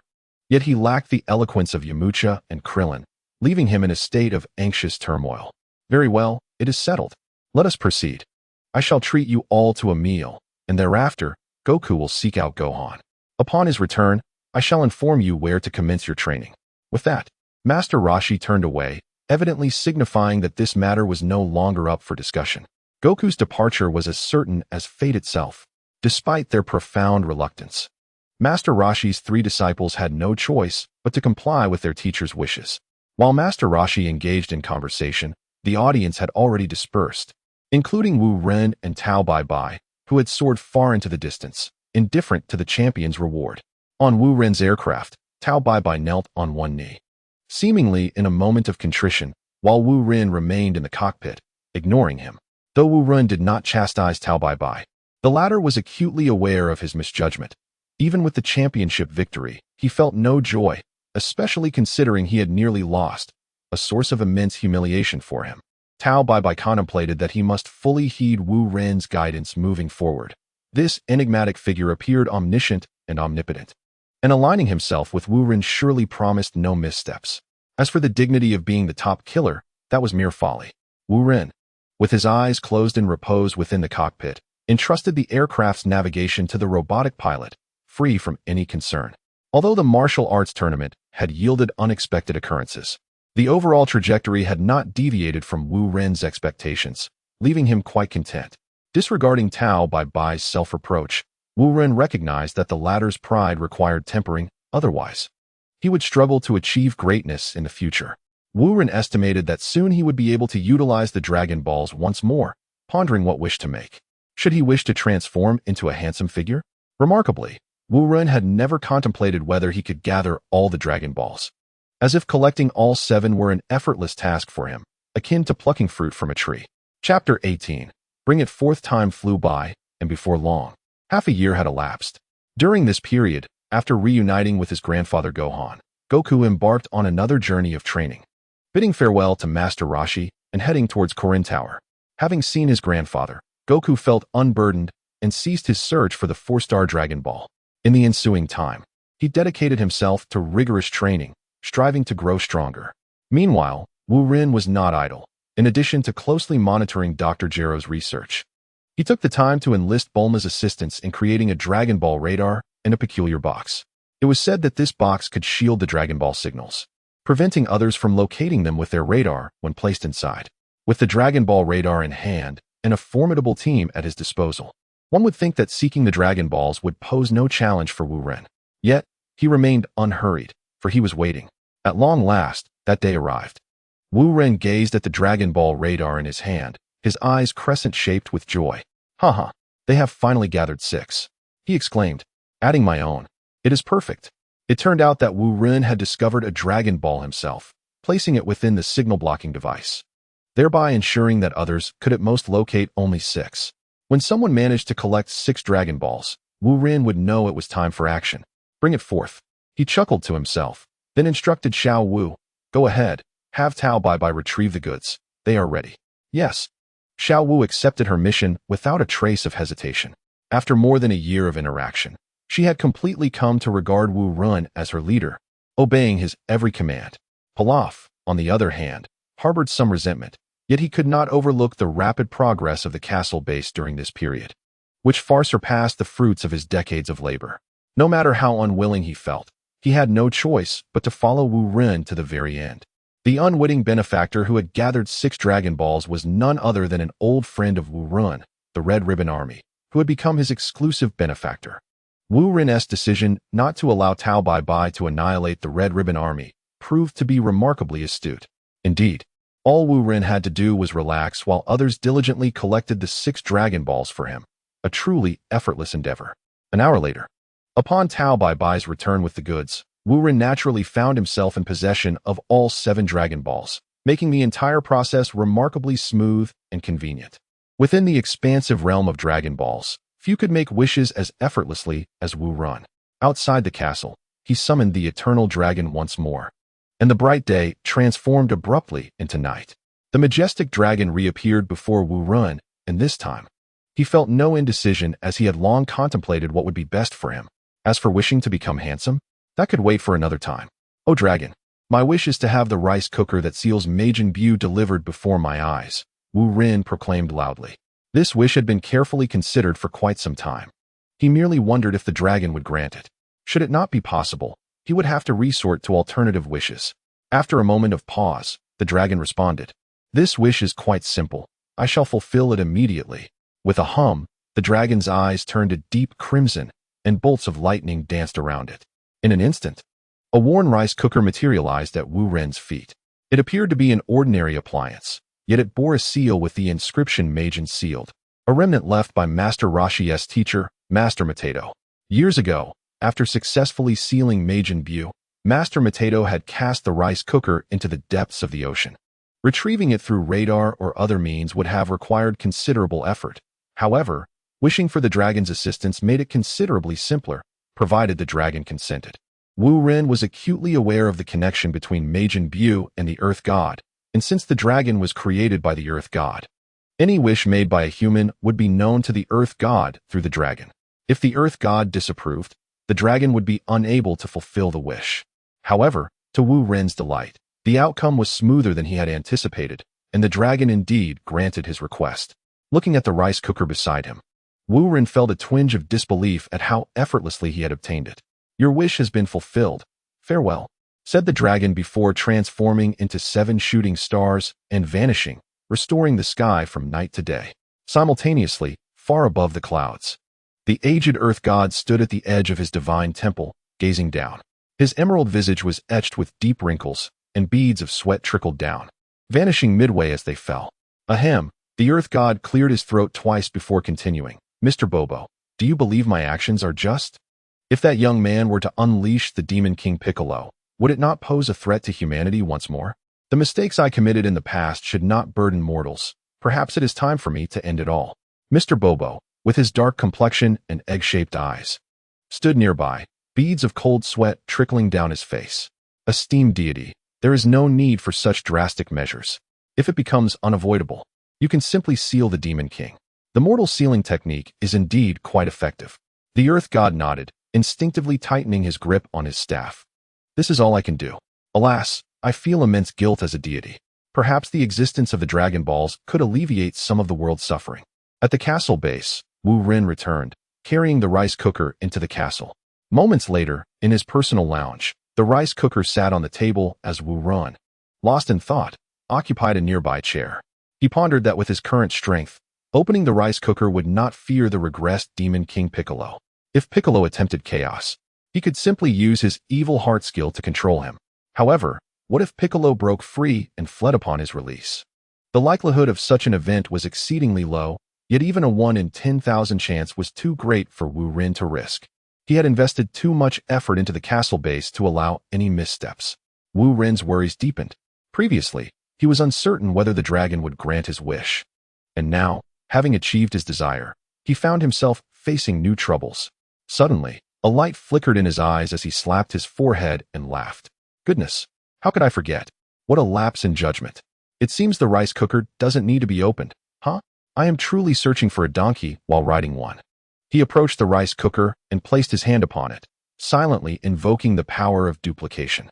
Success! Wu Ren's face broke into a joyous smile. Too excited to check what skill he had acquired, his heart was already elated. Indeed, the rice cooker did not require opening. meaning Wu Ren could simply touch it every 24 hours, allowing him to eventually replicate all the skills of the Demon King Piccolo. This was perhaps the most effortless and delightful skill replication experience Wu Ren had ever encountered.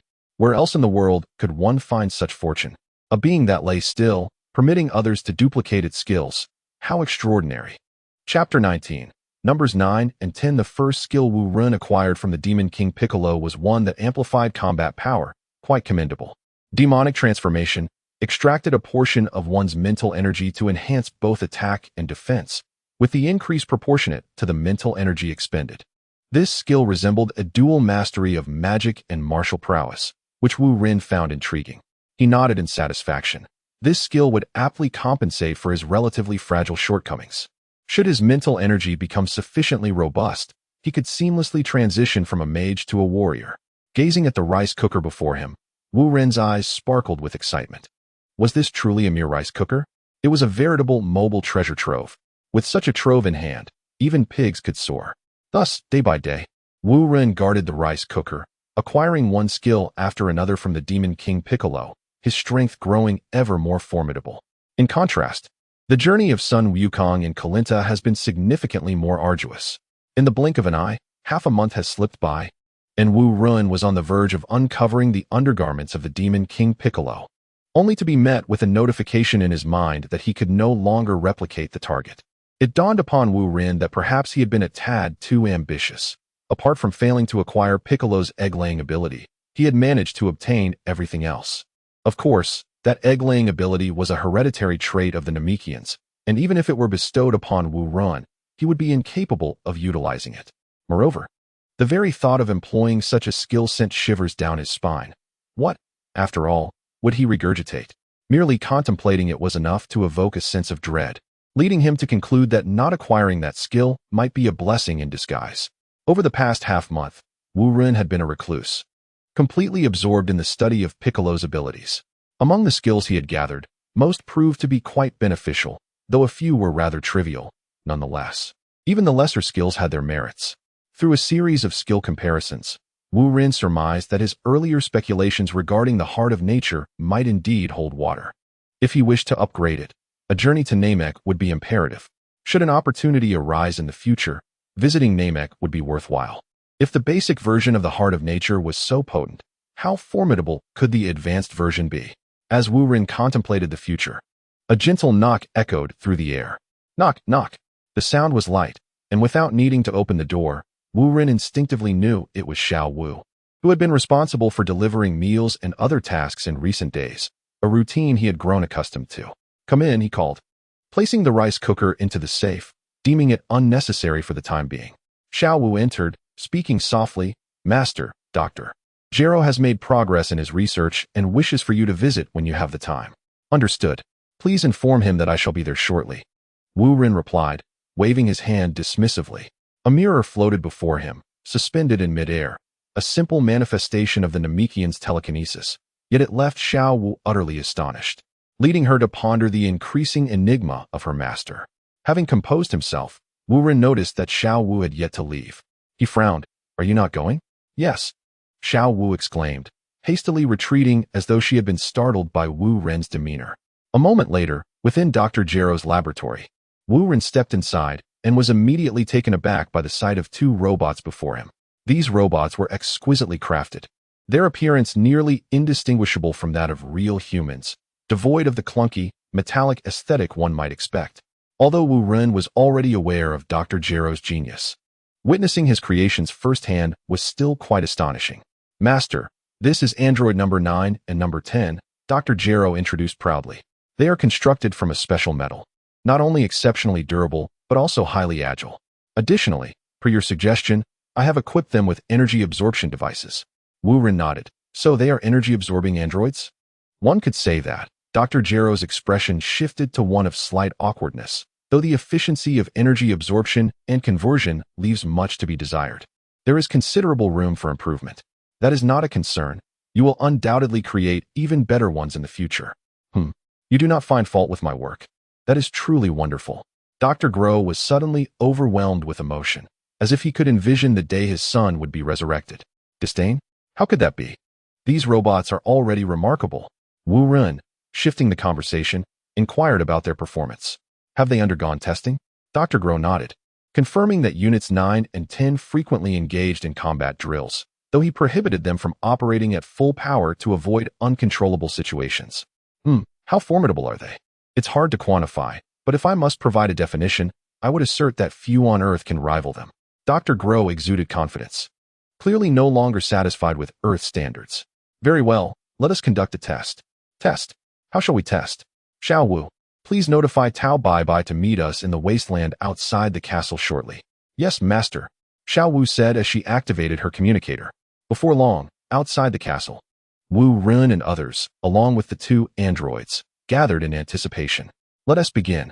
Wu Ren gestured to Dr. Grow. Dr. Grow pressed a button on his remote, summoning the android labeled as Unit 9. Wu Ren, observing this, furrowed his brow slightly, contemplating that this remote seemed rather rudimentary. It was evident that the intelligence of Units 9 and 10 was still lacking.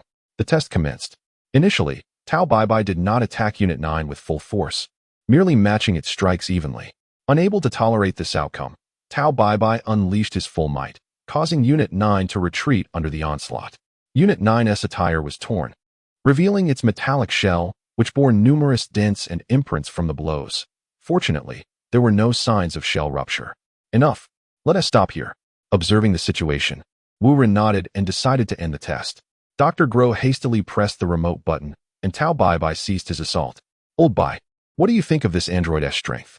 Wu Ren, accustomed to addressing Tao Bai by this name from their martial arts tournament, continued with it. And Tao Bai did not mind. Tao Bai pondered before responding. It's acceptable. Ordinary martial artists do not possess such strength. Dr. Grow interjected with some displeasure. What do you mean by acceptable? Unit 9 merely engaged in a simple sparring match. I haven't even allowed it to utilize its energy absorption capabilities. TCH. No matter how you phrase it, it's still just scrap metal. Tao Bai dismissed the notion, believing that the androids could not be exceptionally formidable. True, Unit 9 was rather troublesome, but if Tao Bai employed his finishing technique, he could still triumph in a short time frame. Dr. Grow's expression darkened, his voice laced with anger as he growled. Would you care to spar with Unit 10 instead?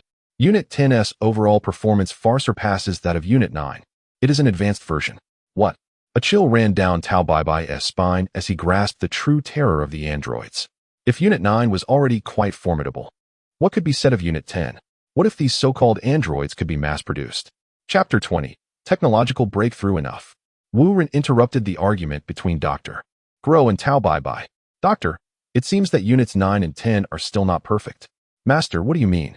Dr. Grow was initially apprehensive, believing that Wu Ren was dissatisfied with his work. The thought that Wu Ren might withdraw his support for his research filled him with trepidation, as that would spell the end of everything. Wu Ren appeared to comprehend Dr. Grow's concerns and smiled, reassuring him that the issue did not lie with his work, but rather that it should be improved upon. Let me think, Dr. Grow said as he pulled out several blueprints, gesturing and pondering over them for a while before continuing. I fear it may not be feasible. Given the materials and technological capabilities available on Earth, we might not be able to achieve further upgrades unless what? Tao Bai interjected, clearly skeptical and eager to witness Dr. Grow's folly. Ignoring Tao Bai's interruption, Dr. Grow continued, unless we can venture beyond Earth to seek extraterrestrial technology, we might be able to develop more advanced innovations. What a splendid idea. Just a daydream, really. How tiresome, Tao Bai retorted, stepping aside and ceasing further comment. His disbelief in Dr. Grow's musings evident. Wu Ren cast a glance at Tao Bai, dismissing his words, and approached Dr. Grow with utmost seriousness. What if there are extraterrestrials and certain technologies right here on Earth? What? Dr. Grow exclaimed in astonishment. How could that be? During my time with the Red Ribbon Army, I scoured the globe for resources and found no signs of extraterrestrial life or technology. That's because the Red Ribbon was not sufficiently formidable, Wu Ren replied. Dr. Grow was rendered speechless. Come, let us return to the laboratory and discuss this further. As they walked back to the castle, Wu Ren added, by the way, Xiao Wu, retrieve that item I had you store in the freezer. Yes, my lord. Xiao Wu darted off. Dr. Grow wore a perplexed expression but chose to remain silent, following Wu Ren. Moments later, in the laboratory, Xiao Wu returned, cradling a frost-covered box. Upon opening it, They discovered what appeared to be a peculiar object resembling a monkey-esque tail. "My lord, what is this?" Dr. Grow asked, bewildered, unable to fathom the purpose of Wu Ren presenting him with such an object. Wu Ren did not rush to answer. Instead, he took the box from Xiao Wu and instructed him to leave. Once they were alone in the laboratory, he slowly began. "This is the tail of an extraterrestrial being. As for why I am showing it to you, you will understand once you conduct your research." Extraterrestrial? Dr. Grow's eyes gleamed with excitement as he hurriedly donned gloves, snatching the box and cradling it as though it were a precious treasure. He had no doubts about Wu Ren's word, for Wu Ren had no reason to deceive him. "Doctor, focus on your research and see if this tail can lead to breakthroughs in your android technology," Wu Ren instructed before preparing to leave the laboratory. As he reached the door, he turned back to add, "Remember, do not waste it. There is only one tail." "Rest assured, I understand," Dr. Grow replied, not turning his head, his gestures reminiscent of a child filled with glee. For a scientist like Dr. Grow, his obsession with new technology was beyond the comprehension of ordinary individuals. Such discoveries were more precious than life itself, and he would certainly not squander them. At this juncture, Dr. Grow's android technology was poised for a substantial leap forward, as Wu Ren had withheld the tail until he felt Dr. Grow's research was sufficiently advanced. From the day he acquired the tail of Sun Wukong, Dr. Gero scarcely emerged from his laboratory, often neglecting meals, subsisting solely on sips of water as he immersed himself entirely in his research. His physique grew increasingly gaunt, yet the exhilaration derived from his technological breakthroughs sustained his fervent dedication to his work. Days turned into years, and before long, over 2 years had elapsed. The once quinquennial World Martial Arts Tournament was now held every 3 years, yet this time, Wu Ren chose not to attend. His strength had escalated significantly, rendering him disinterested in what he perceived as mere child-esque play. However, this was merely Wu Ren's personal perspective, for the tournament proved to be a spectacular event in his absence. This tournament featured not only Sun Wukong, who had returned from his training at Korin Tower, but also Krillin and Yamcha, who had undergone rigorous training under Master Roshi once again. Moreover, a prodigious contender emerged, Tenshinhan, as a disciple of the Crane School. Tenshinhan's rivalry with the Turtle School intensified the atmosphere of the competition. Indeed, the matches unfolded with the same brilliance Wu Ren recalled. Yet, the ultimate champion was not Tenshinhan, but rather Sun Wukong. In the original Dragon Ball narrative, Sun Wukong participated in numerous world martial arts tournaments, securing victory only once, when he triumphed over King Piccolo Jr. However, in this world shaped by Wu Ren's presence, many events took a different turn. While Tenshinhan was undoubtedly a remarkable talent, Wu Ren had contemplated enlisting him, but he already had Tao Pai Pai on his team. Furthermore, over time, Wu Ren had thoroughly replicated all of Tao Pai Pai's skills, many of which Tenshinhan had learned from him. Tenshinhan's master, Master Shun, possessed a diverse array of techniques, which piqued Wu Ren's interest, and he had once considered recruiting him as well. However, after careful contemplation, Wu Ren deemed it unwise. Master Shun's lack of integrity and unscrupulous nature rendered him unworthy of Wu Ren's respect. Regardless of his status as a master who established a school, Shun's character was fundamentally flawed. Wu Ren held such individuals in contempt. No matter how successful they became, they could never earn true respect from others. In contrast, Tao Pai Pai, despite his past as an assassin, executed his missions with honor, never resorting to underhanded tactics. Moreover, since aligning himself with Wu Ren, he had turned over a new leaf, no longer stirring trouble, thus finding a more favorable path in life. Following the conclusion of the tournament, Yamcha and Krillin were astounded by Sun Wukong's rapid progress and subsequently journeyed to Korin Tower to train. By a stroke of fate, even in Wu Ren's absence, Master Roshi did not participate in the tournament either. The Turtle School's approach to training profoundly influenced Tenshinhan's worldview, prompting him and Chaos to leave the Crane School and follow Master Roshi, embarking on a journey of self-discovery. For Tenshinhan, who had once strayed from the right path, cultivating his spirit proved more crucial than mastering martial arts, marking a pivotal turning point in his future quest to become a master of his own school. Chapter 21. The Nameless Mountain Village. Xiao Wu, have you located the coordinates? Wu Ren inquired, seated before an electronic screen, idly toying with a Dragon Ball. For the past 2 years, he had been eagerly awaiting the research of Dr. Gero, and during moments of ennui, he had even sought out 7 Dragon Balls himself. However, Wu Ren refrained from making a wish, as he was still uncertain about what desire would be most worthwhile. His current prowess was exceptionally formidable. He could contend with even the gods of Earth. Thus, his expectations for the Earth's Shinran were modest, save for the exception of Purunga from Namek. Xiao Wu, seated at the computer, was drenched in cold sweat, her voice tinged with apprehension as she replied, "I apologize, my lord, but I have yet to find it. I did my utmost, even hacking into the Red Ribbon Army's database, yet I could not locate that village." Wu Ren nodded, not expressing anger, as this outcome was anticipated. After all, locating an unnamed village on Earth was undeniably a daunting task. "There's no choice but to make a wish," Wu Ren sighed, lamenting the fact that merely requesting a coordinate had cost him a wish, which indeed felt rather imprudent. "Yes, my lord." Xiao Wu, relieved by Wu Ren's lack of fury, wiped her brow and hurried to retrieve the other Dragon Balls. Moments later, Wu Ren successfully made a wish outside the castle, this time obtaining merely a coordinate. To Xiao Wu and her companions, this coordinate might have seemed entirely inconsequential, yet they dared not speculate about Wu Ren's intentions. He had become increasingly inscrutable. Even Tao Bai Bai, upon encountering Wu Ren, could not help but feel a tremor of unease. "Go, Lao Bai, it is there," Wu Ren stated expressionlessly, his tone frigid. "Remember to avoid harming any civilians. Simply retrieve the gourd." "Yes, my lord," Tao Bai Bai replied, departing to fulfill his orders. However, a day passed without any word from Tao Bai Bai, and the following day proved to be the same. Wu Ren felt a sense of foreboding and decided to pilot a jet to that nameless mountain village. Hours later, above the nameless mountain village, Wu Ren transformed the aircraft back into a capsule, descending from several thousand meters above. This technique, akin to that of the Namekians, had been appropriated from the great demon Piccolo. Due to Wu Ren's energy not being exceptionally potent, his descent was somewhat sluggish, hence his use of the aircraft.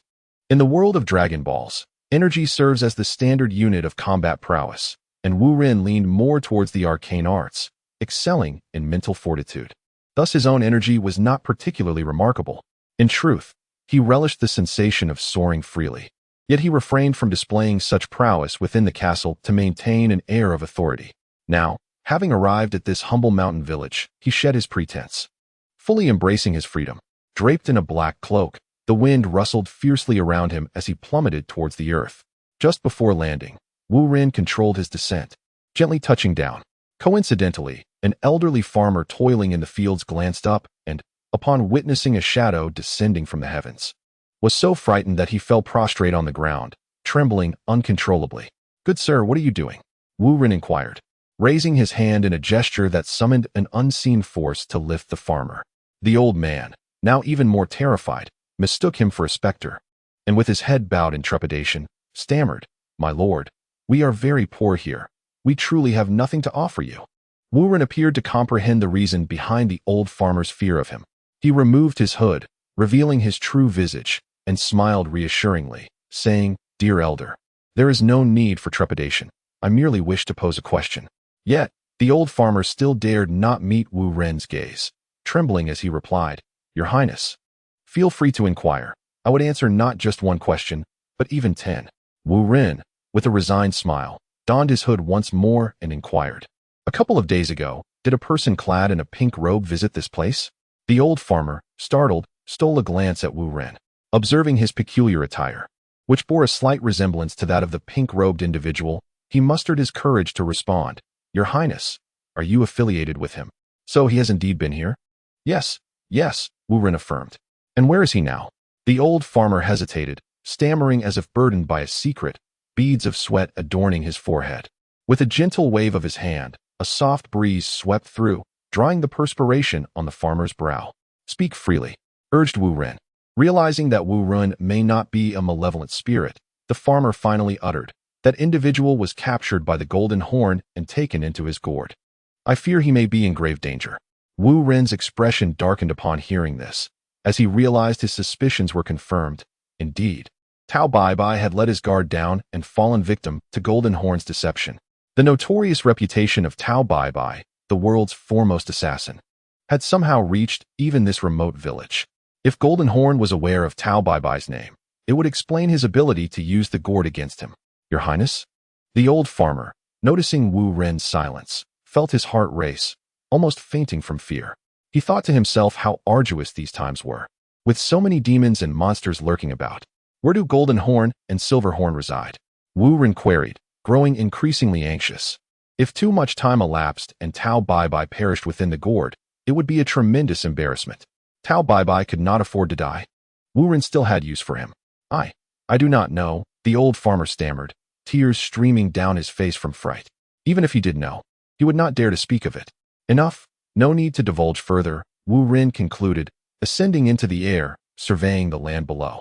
As he scanned the surroundings, Wu Ren noticed a wisp of smoke curling upward, hinting at a gathering of people nearby. However, due to the distance, he could not discern the specifics. Thus, he flew towards the direction of the smoke, his silhouette resembling that of an unusual bird. The old farmer stood frozen, utterly bewildered, unsure of how to react. In no time, Wu Ren found himself hovering above the source of the smoke. Peering down, he observed a bonfire where some meat was being roasted, with two burly men feasting on meat and drinking. A group of villagers, both men and women, young and old, knelt around the fire. Suddenly, with a wave of his hand, Wu Ren split the bonfire in two, the charcoal and flames erupting and engulfing the two robust men in a chaotic display. These two men were none other than Golden Horn and Silver Horn, who had been wielding their enchanted gourd to bully the nearby villagers, treating them as mere slaves. And at times, even worse than slaves. In the original Dragon Ball universe, Sun Wukong had nearly fallen victim to these two as well. They truly deserved their fate. Had Wu Ren not struggled to locate their coordinates, he would have come here much sooner. Of course, Wu Ren's visit was not solely for the purpose of ridding the world of evil. He was also deeply concerned about that magical gourd. The gourd was astonishingly magical, as if it had emerged from the realm of myth. Would Wu Ren, as a time traveler, truly be able to justify his identity if he failed to acquire it? How audacious! Who dares to wreak havoc on my territory? Golden Horn bellowed, swatting at the flames on his own body. Meanwhile, Silver Horn, whose rear was ablaze, was howling in distress as he attempted to extinguish the flames. The villagers, witnessing this spectacle, felt the urge to laugh, yet refrained, exchanging glances filled with uncertainty. I am your ancestor. Wu Ren descended from the heavens, landing beside the dwindling bonfire. Smoke curled around him, obscuring his figure from the onlookers momentarily. Chapter 22. Your name. As the smoke gradually dissipated, Wu Ren, clad in a black robe, materialized before the villagers. Mistaking him for a demon, they cowered on the ground, too frightened to look up. Who are you? Golden Horn stammered, seizing a large blade from the ground, his voice trembling. Who are you? Silver Horn, having finally extinguished the flames on his backside, turned to see the ominous figure and, sensing the danger, hid behind Golden Horn. Wu Ren extended a finger, and the blade in Golden Horn's grasp twisted, now poised at his throat. Golden Horn had never encountered such a scenario. He nearly knelt in submission. Yet the presence of the precious gourd rekindled a flicker of courage within him. Kid, don't think you're impressive just because you can wield some magic. Do you dare tell me your name? Wu Ren momentarily lost his composure, pondering whether revealing his name might result in being drawn into the gourd. Not willing to speak. Are you? How about this? Let us each take a step back and pretend nothing has happened today. What do you say? Golden Horn proposed, loosening his grip on the blade and stepping back, causing it to hover in midair. Ouch! You stepped on my foot. Silver Horn winced in pain, hopping back on one leg, only to inadvertently collide with a nearby tree and lose consciousness. Ignoring Silver Horn, Golden Horn remained fixated on Wu Ren, discreetly placing his hand on the gourd at his waist. Snap! Wu Ren did not respond to Golden Horn, but instead snapped his fingers, causing the levitating blade to crash to the ground. Clang! The sound of the blade hitting the earth startled Golden Horn. He had never perceived his weapon as so fearsome. Frustration enveloped him. When had he attracted the ire of such a terrifying entity? The brothers, having relied on the magical gourd for years, understood the true terror of magic.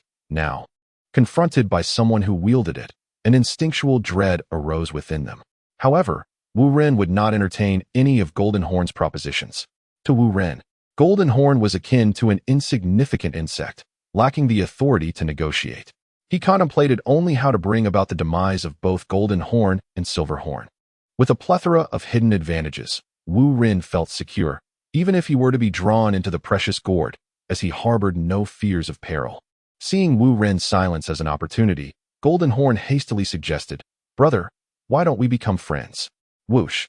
Before Golden Horn could finish, a beam of white light shot forth from Wu Ren's fingertip, grazing the top of Golden Horn's head and leaving him with a strikingly parted hairstyle.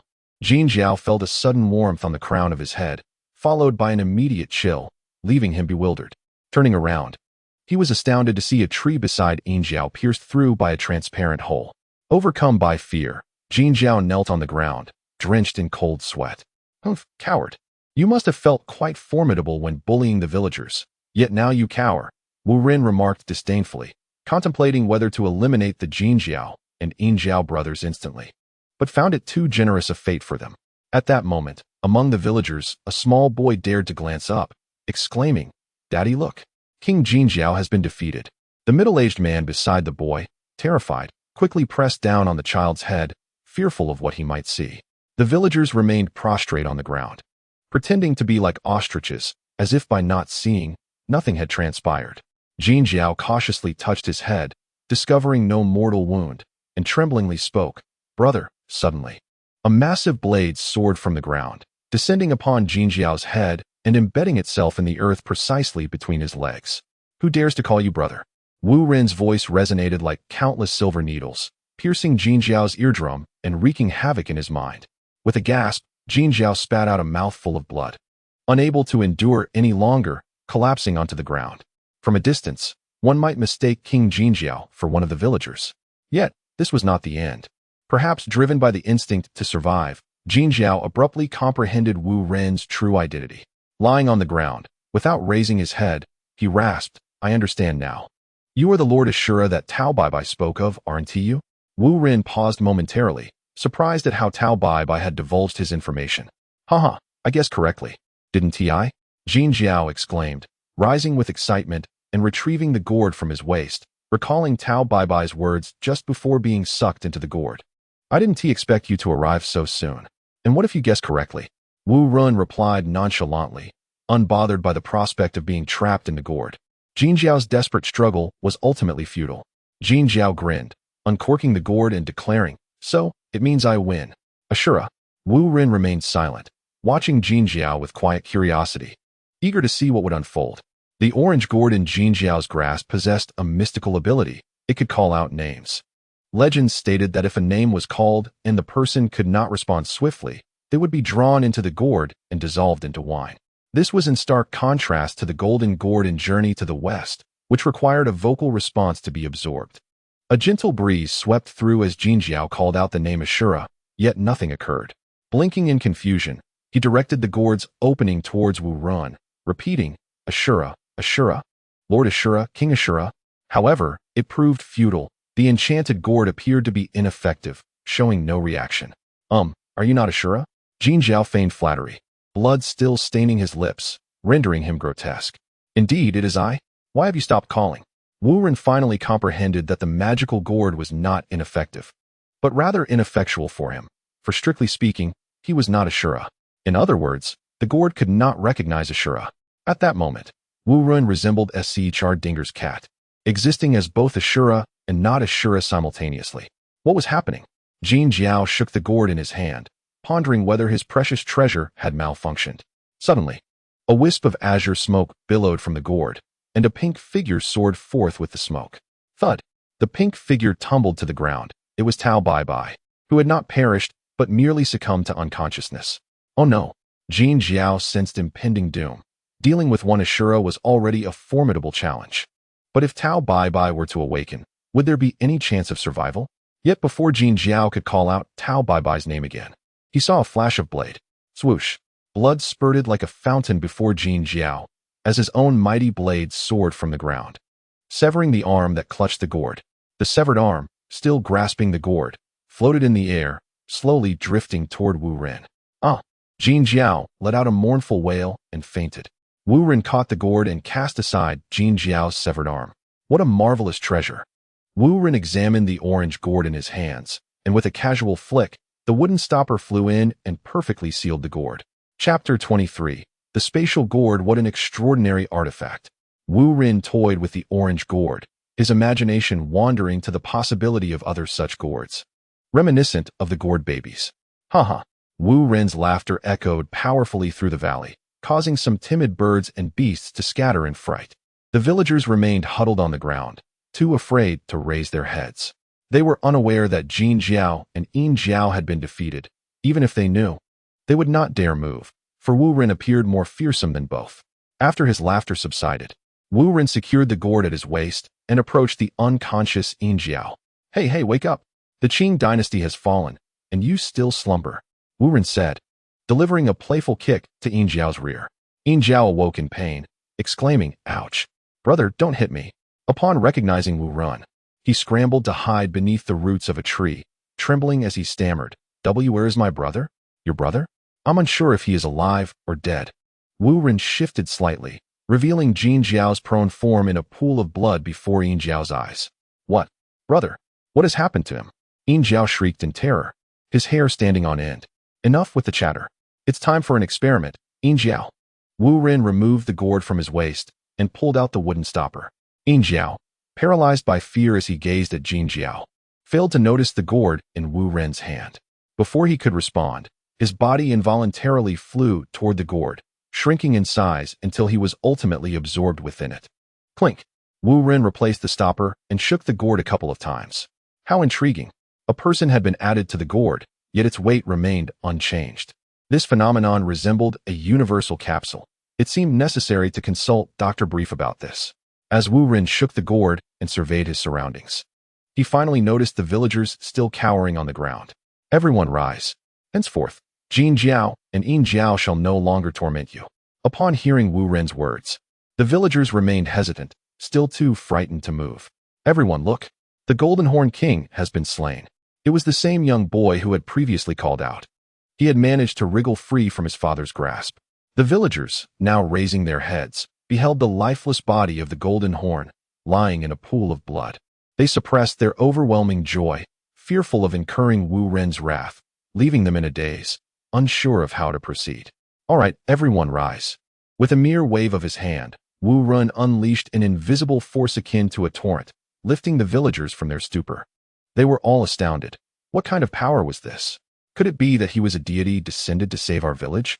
An elderly man with a white beard gazed at Wu Ren with fervor. The villagers exchanged looks, as if suddenly enlightened, and collectively knelt in reverence. "Oh, Divine One, oh, Divine One." Wu Ren's expression darkened. He was unwilling to engage with such foolishness, yet he spoke. "I am not a deity, and no divine being has come to your rescue. The only ones who can save you are yourselves." The villagers, perplexed by Wu Ren's words, remained prostrate, their demeanor filled with profound devotion, as if they truly beheld a legendary god. Sighing, Wu Ren deemed further explanation futile. He approached the villagers and released the silver horn from the gourd. "Handle this fellow as you see fit. His fate is of no concern to me. As for the Golden Horn, even if he lives, he is rendered useless. You need not worry." The villagers raised their heads, exchanging glances, and upon seeing the gourd in Wu Ren's hand, the pent-up anguish within them erupted, leading many to weep with joy, regardless of age. Wu Ren stowed the gourd and tossed out a capsule, from which a jet aircraft materialized. The villagers had never encountered such a sophisticated contraption. Their curiosity piqued. Yet none dared to inquire further. Wu Ren waved farewell to the villagers. "Goodbye, everyone. I shall make time to visit you again." The villagers, at a loss for words, watched with tear-filled eyes as Wu Ren boarded the aircraft. Tao Bai remained unconscious, having evidently exhausted himself within the gourd. Had he not possessed formidable strength, he might have perished inside. A wave of mental energy enveloped Tao Bai, gently lifting him into the aircraft's cabin. It was only after Wu Ren's aircraft had vanished from sight that the villagers erupted in cheers. Silver Horn, roused by the commotion, sensed the shift in circumstances and attempted to sneak away, but was swiftly apprehended and soundly beaten by the vigilant villagers. With Golden Horn incapacitated and the gourd claimed by Wu Ren, Silver Horn's fate was all but sealed. Several hours later, Wu Ren safely returned Tao Bai to the castle and, once settled, set off for the western capital. The following day, at Bulma's residence in the western capital, Bulma was absent, reportedly at school, though her whereabouts were uncertain. Welcoming Wu Ren was Bulma's mother, whose age was indeterminate, appearing considerably younger than Brief. Dressed in a fashionable manner, one might mistake her for Bulma's sister at first glance. However, Wu Ren, well versed in the Dragon Ball universe, would not make such a grave error. As Wu Ren engaged in casual conversation with Bulma's mother, Brief finally arrived. Otherwise, Wu Ren would have found it quite uncomfortable to converse with such an aunt, especially when bombarded with incessant questions. It was simply too bothersome. Once Bulma's mother was sent away, Wu Ren retrieved the gourd from his waist and presented it to Brief. "Doctor, take a look at this gourd." Brief accepted the gourd, inspecting it closely. Yet he could discern no abnormalities, which left him puzzled. "What do you want me to do with this?" "This gourd can contain a person, somewhat akin to your universal capsule," Wu Ren explained. "Contain a person? How does that work?" Brief inquired, his curiosity piqued. Suddenly, his eyes lit up with excitement. "Did you say it can hold a person? Is it for living beings?" Wu Ren paused momentarily, reflecting before affirmatively responding, "Yes, living beings." "Now that sounds intriguing. Follow me," Brief exclaimed, quickly donning his lab coat and leading Wu Ren into a laboratory. The room was filled with various intricate instruments, which Wu Ren could not comprehend. Nor did he bother to ask. Brief placed the gourd into a machine resembling a device, and the computer displayed a multitude of data. Wu Ren glanced at it, but quickly lost interest, as he could not understand it anyway. Yes, quite right. Haha, this is splendid," Brief exclaimed, his eyes gleaming with joy as he scrutinized the data list. "What's the matter, doctor?" Wu Ren asked. "Thank you so much. I believe I now understand why my universal capsule has not advanced further." Wu Ren, somewhat bewildered, chuckled along. "Congratulations, doctor. In that case, what reward do you have for me?" Brief turned to glance at Wu Ren before returning his gaze to the computer screen, cheerfully suggesting, "How about you become my son-in-law?" Chapter 24. The creation of a new being. Do not jest. Let us speak seriously. Is this gourd truly significant for your research? Wu Ren interjected directly, hoping to prevent any further frivolity. Dressed in casual attire during his visit to Bulma's family, he was not adorned in a black robe. With his appearance resembling that of Ashura, who would consider marrying their daughter to him, Brief turned his chair, solemnly asserting, "Yes, it is immensely important. If the research succeeds, our Universal Capsule Company will undergo a substantial technological revolution. Then I shall leave the gourd in your care. I will retrieve it when necessary." "Not bad, young man. Your spirit of contribution is commendable. I hold great expectations for you." Brief's eyes sparkled with an unusual glimmer. Wu Ren's expression darkened. "If you are going to charge interest, do not take my treasure for free." "No problem," Brief responded, seemingly recalling something. But when he saw Wu Ren wave his hand and depart, he could only smile in resignation. This young man has an immeasurable future. Marrying my daughter to him wouldn't be a bad idea. Haha. At the castle base, upon Wu Ren's return, Tao Bai had awakened but still appeared weak, likely needing some time to recover fully. Just as Wu Ren was about to inquire why Tao Bai had failed, he received a message from Dr. Jero, consisting of a brief forward command. "Come quickly, sir." Without a moment to ponder, Wu Ren hurried directly to Dr. Jero's laboratory. Inside, the room was brightly lit, filled with a peculiar aroma. Dr. Jero was engrossed in calculations on a mini-computer, only setting it down on the table upon noticing Wu Ren's arrival. "At last, you have returned, my lord." Wu Ren nodded, inquiring about the purpose of my summons. "Behold," Dr. Jero exclaimed, as he approached a corner of the room and pressed a button on the wall. Two rectangular concealed doors emerged, revealing two cryogenic chambers quietly standing behind them. Each chamber measured over a meter in width and more than 2 meters in height, labeled respectively as 11 and 12. "What is this?" Wu Ren felt an inexplicable surge of excitement within, though uncertainty lingered as to whether it aligned with his expectations. Dr. Jero advanced to the cryogenic chambers, illuminating 2 buttons. The chambers emitted a soft glow, allowing faint silhouettes of the occupants to be discerned through the glass. "These are numbers 11 and 12, Dr. Jero declared, his demeanor imbued with youthful exuberance. "Shall we open them?" "Indeed, my lord." Dr. Jero pressed 2 more buttons, and the cryogenic chambers opened simultaneously, revealing their occupants. Number 11 was a remarkably robust man, muscular and towering over 2 meters. Number 12 appeared to be a woman, her physique more delicately defined, her face possessing a certain allure, standing at approximately 1.70 meters. "Is number 12 indeed female?" Wu Ren sensed a discrepancy and posed the question. Dr. Jero's face flushed with embarrassment as he replied, "Well, my lord, initially I intended for number 12 to be female. But an unforeseen complication arose, resulting in her current form." "Ah, I see." Wu Ren nodded, recognizing that gender was inconsequential. What mattered was their strength. In terms of strength, ahem, they may presently fall short compared to numbers 9 and 10. Dr. Jero's expression shifted to one of aspiration. Yet he emphasized that the potential for growth in numbers 11 and 12 was vast, beyond imagination. Oh, how so? It is as follows. My lord, the remarkable tale you bestowed upon me likely originates from a powerful extraterrestrial race. I am uncertain how you acquired it, but that is of little consequence. Dr. Jero paused before continuing. I purified that tale, which enabled the cultivation of numbers 11 and 12. Wuren nodded, and what follows? A mysterious smile graced Dr. Jero's face as he replied, Hee. According to computer calculations, under optimal conditions, the growth of numbers 11 and 12 is limitless. Do you comprehend the implications of limitless growth? Such a phenomenon is deemed impossible within the scientific community, yet I have achieved it. Impressive.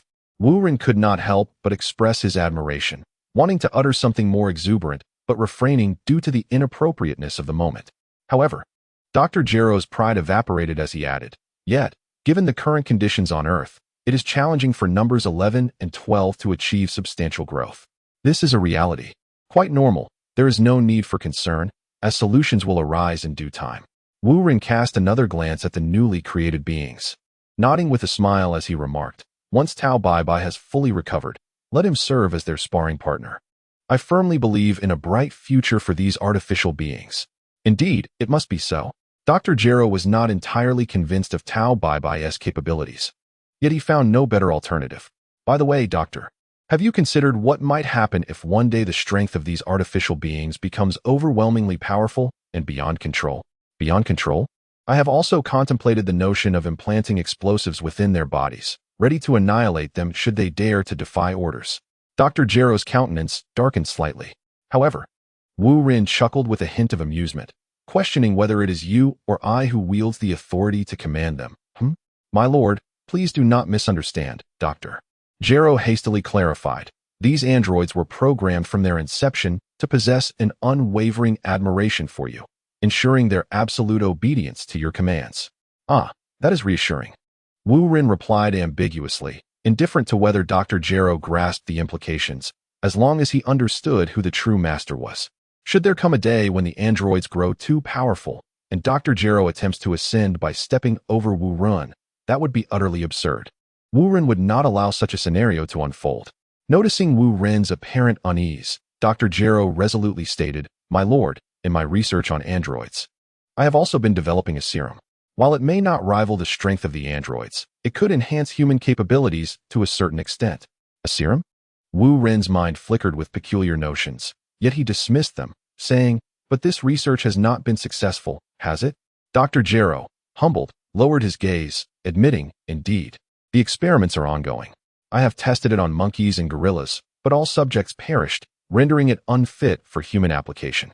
Naturally, such a remarkable creation would entail formidable challenges in its development. Wuren nodded in agreement, then added, Remember, under no circumstances should you test your serum on humans, not even androids. We shall wait until the serum is perfected. Yes, my lord. Dr. Jero, a scientist by profession, adopted the demeanor of a soldier when addressing Wuren, submitting to his every command. Very well, then. Keep striving. I have faith in you. Wuren maintained an outwardly calm facade as he exited the laboratory, yet internally, he was brimming with excitement. The successful creation of more powerful androids marked a significant step for Wuren towards the cosmos, and soon, he would set foot in that vast universe. Chapter 25. The Sacred Bean. 3 days later, Tao Bai finally regained his peak condition, highlighting the tremendous toll the last encounter with the gourd had taken on him. The unfortunate worker, Tao Bai, had barely recovered when Wuren assigned him to train alongside the androids. However, the androids were relentless, and it wasn't long before Tao Bai found himself utterly exhausted. Even though his strength surpassed that of androids 11 and 12 at that moment, he could not endure a prolonged battle. Fortunately, when the android's power began to approximate his own, Tao Bai was relieved of his duties, allowing androids 11 and 12 to spar amongst themselves, akin to a perpetual motion machine. After organizing matters within the castle, Wuren set off alone towards Karen Tower. In the sacred land of Karen, amidst the vast primordial forest, stood a towering edifice known as Karen Tower. At the base of the tower resided the two guardians, UPA and his father. In the original narrative, Upa's father was slain by Tao Bai Bai, only to be resurrected by Sun Wukong's wish using the Dragon Balls. However, in this world, Tao Bai Bai had never ventured here, and thus that storyline had been entirely omitted. On this day, the weather was splendid, and Upa was practicing wood chopping when he suddenly noticed a dark shadow ascending the Corinta. "Father, look. It seems someone is flying up the holy tower," Upa exclaimed, raising his axe. Upa's father emerged from the tent, gazing up at the clouds with a smile. "How could that be? Who can fly up there? You must be mistaken." Upa pouted. "No, I truly saw it. It was definitely a person, not a large bird." "All right. I suppose you are right. Continue your practice," his father replied, evidently skeptical of Upa's claims, before returning to the tent. Entrusted by their ancestors, Upa's family had guarded this place for generations. Many had attempted to ascend the tower, each more peculiar than the last, including those who tried to fly there in an airplane. However, apart from the legendary Sun Wukong, they had never encountered anyone more formidable seeking to scale the tower. The shadow Upa had seen belonged to Wu Ren. Clad in a billowing black robe, Wu Ren soared swiftly upward, appearing almost like a dark streak to anyone who might catch a glimpse.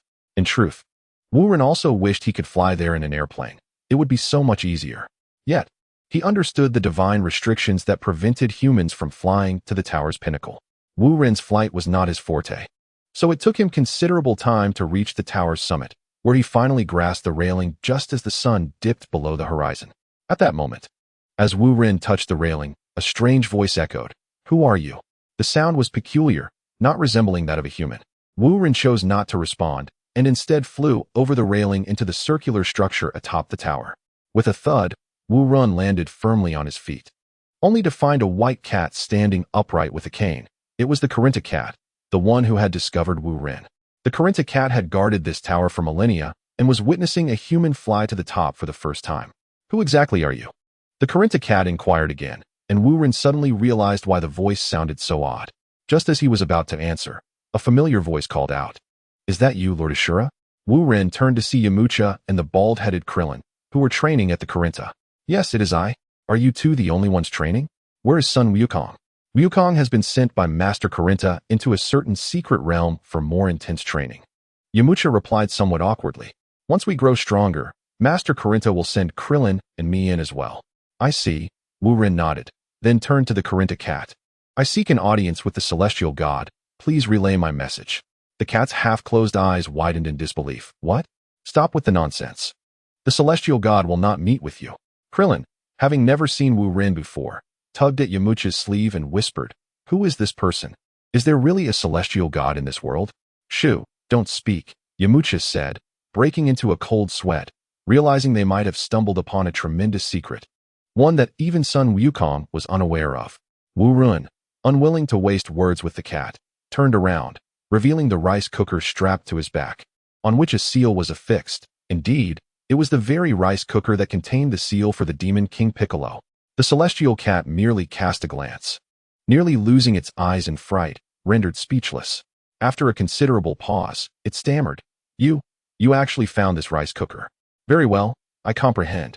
I shall inform the Divine Lord forthwith." Yamcha and Krillin were astounded. They had never witnessed the celestial cat in such an awkward state. To them, the celestial cat was exalted, invincible. How could it transform into an ordinary feline upon encountering Wu Ren? While the celestial cat communicated with the deities in its peculiar manner. Wu Ren turned to Krillin, nodding with a smile. Beneath the hood, Krillin could not discern Wu Ren's expression, only perceiving his nod, bewildered by its meaning. In a moment of inspiration, Krillin clasped his hands together as a gesture of respect. Little did he know, he had narrowly averted a fatal calamity. Had it not been for Wu Ren's control over the rice cooker, Krillin would have been eliminated by the minions of the great demon, Piccolo, after the martial arts tournament days prior. Thus, in a sense, Wu Ren had saved Krillin's life, albeit unintentionally, making him a savior to Krillin. Wu Ren vividly recalled the scene of Krillin's first demise in the original story, which had haunted his childhood.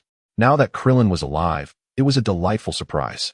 After a brief moment, the celestial cat concluded its communication with the earth deity and announced, "It is done. The deity has consented to meet you." This was more like it. Everyone was saving time. Wu Ren nodded in satisfaction, preparing to take his leave when he paused, inquiring, By the way, celestial cat, I have heard that you possess a plethora of divine beings. Might you spare me some? Address me as celestial being, not celestial cat. Meow. The celestial cat, now irate, stammered, unable to fathom how this mortal could be so audacious, practically insatiable. Just tell me whether you will or will not. Wu Ren feigned a threat. Though he was merely jesting, he had no intention of genuinely taking away the celestial cat's possessions. Knowing there were abundant divine beings here, he seized the opportunity. Since Krillin was still alive, Sun Wukong naturally did not seek vengeance on his behalf, thus avoiding any encounter with that glutton, Yajirobe. In the original tale, Yajirobe had consumed a significant portion of the divine beings, leading to a scarcity in the latter part of Dragon Ball. The celestial cat turned pale upon hearing this, enunciating each word with gravity. Fine, wait. With that, it turned and retreated into a small room. Shortly thereafter, the celestial cat returned, tossing a small pouch to Wu Ren. Here you go. Do not return again. Wu Ren caught the pouch, weighing it in his hand. It contained roughly dozens of beans. He smiled and nodded. Ah, splendid. Until we meet again. Never again. Humph. The celestial cat, incensed, hurled its staff to the ground. That remains to be seen. As Wu Ren approached the railing and gazed upward, he beheld an expanse of void, devoid of even a single white cloud. Nothing was visible. Hey, celestial cat, could you spare me a cloud of the nimbus type? The black one. Mind you, do not claim that the nimbus cannot ascend to the temple. You cannot deceive me. As he spoke, Wu Ren beckoned with his fingers to the celestial cat. Chapter 26. A Deal with the Divine. For the last time, call me celestial being. The Kaolin celestial cat was in a frenzy, exuding an air of defiance. Wu Ren remained silent, instead beckoning with his finger once more. It appeared that he had fully grasped the situation with the celestial cat Carlin. Would one dare to refuse him? If so, I shall not depart but reside with you. Testing your fortitude. The celestial cat, visibly perturbed, ceased its arguments, raised its staff skyward, and bellowed, Cloud of Transformation. Shortly thereafter, a dark cloud, approximately a meter in diameter, descended gently beside Carlin. Very well, it is yours now. However, I must declare in advance, should you meet your demise, it is not my concern. The celestial cat, fuming, turned away, unwilling to witness Wu Ren's triumphant demeanor. For the first time in millennia, it encountered such unmitigated audacity, yet found itself utterly powerless against him. Wu Ren nodded and approached, lightly leaping to perch atop the dark cloud. Indeed, he successfully mounted it without falling. Had it been the white cloud of transformation, he would not have dared to even contemplate it. Individuals as pure as Sun Wukong were exceedingly rare, and it was evident that Wu Ren did not belong among them. So farewell, everyone. Wu Ren waved to Klin and Yamcha, taking to the skies on his cloud, ascending higher and higher. Upon breaching the tower's summit, he could not discern what Klin and the others had said, only the rush of the wind enveloping him. Thus, he closed his eyes, awaiting the moment he would meet the earth deity, specifically the true Nami star people. The one in the rice cooker did not count, as it had yet to reveal itself. Is this truly the cloud of transformation? Remarkable, Wu Ren mused.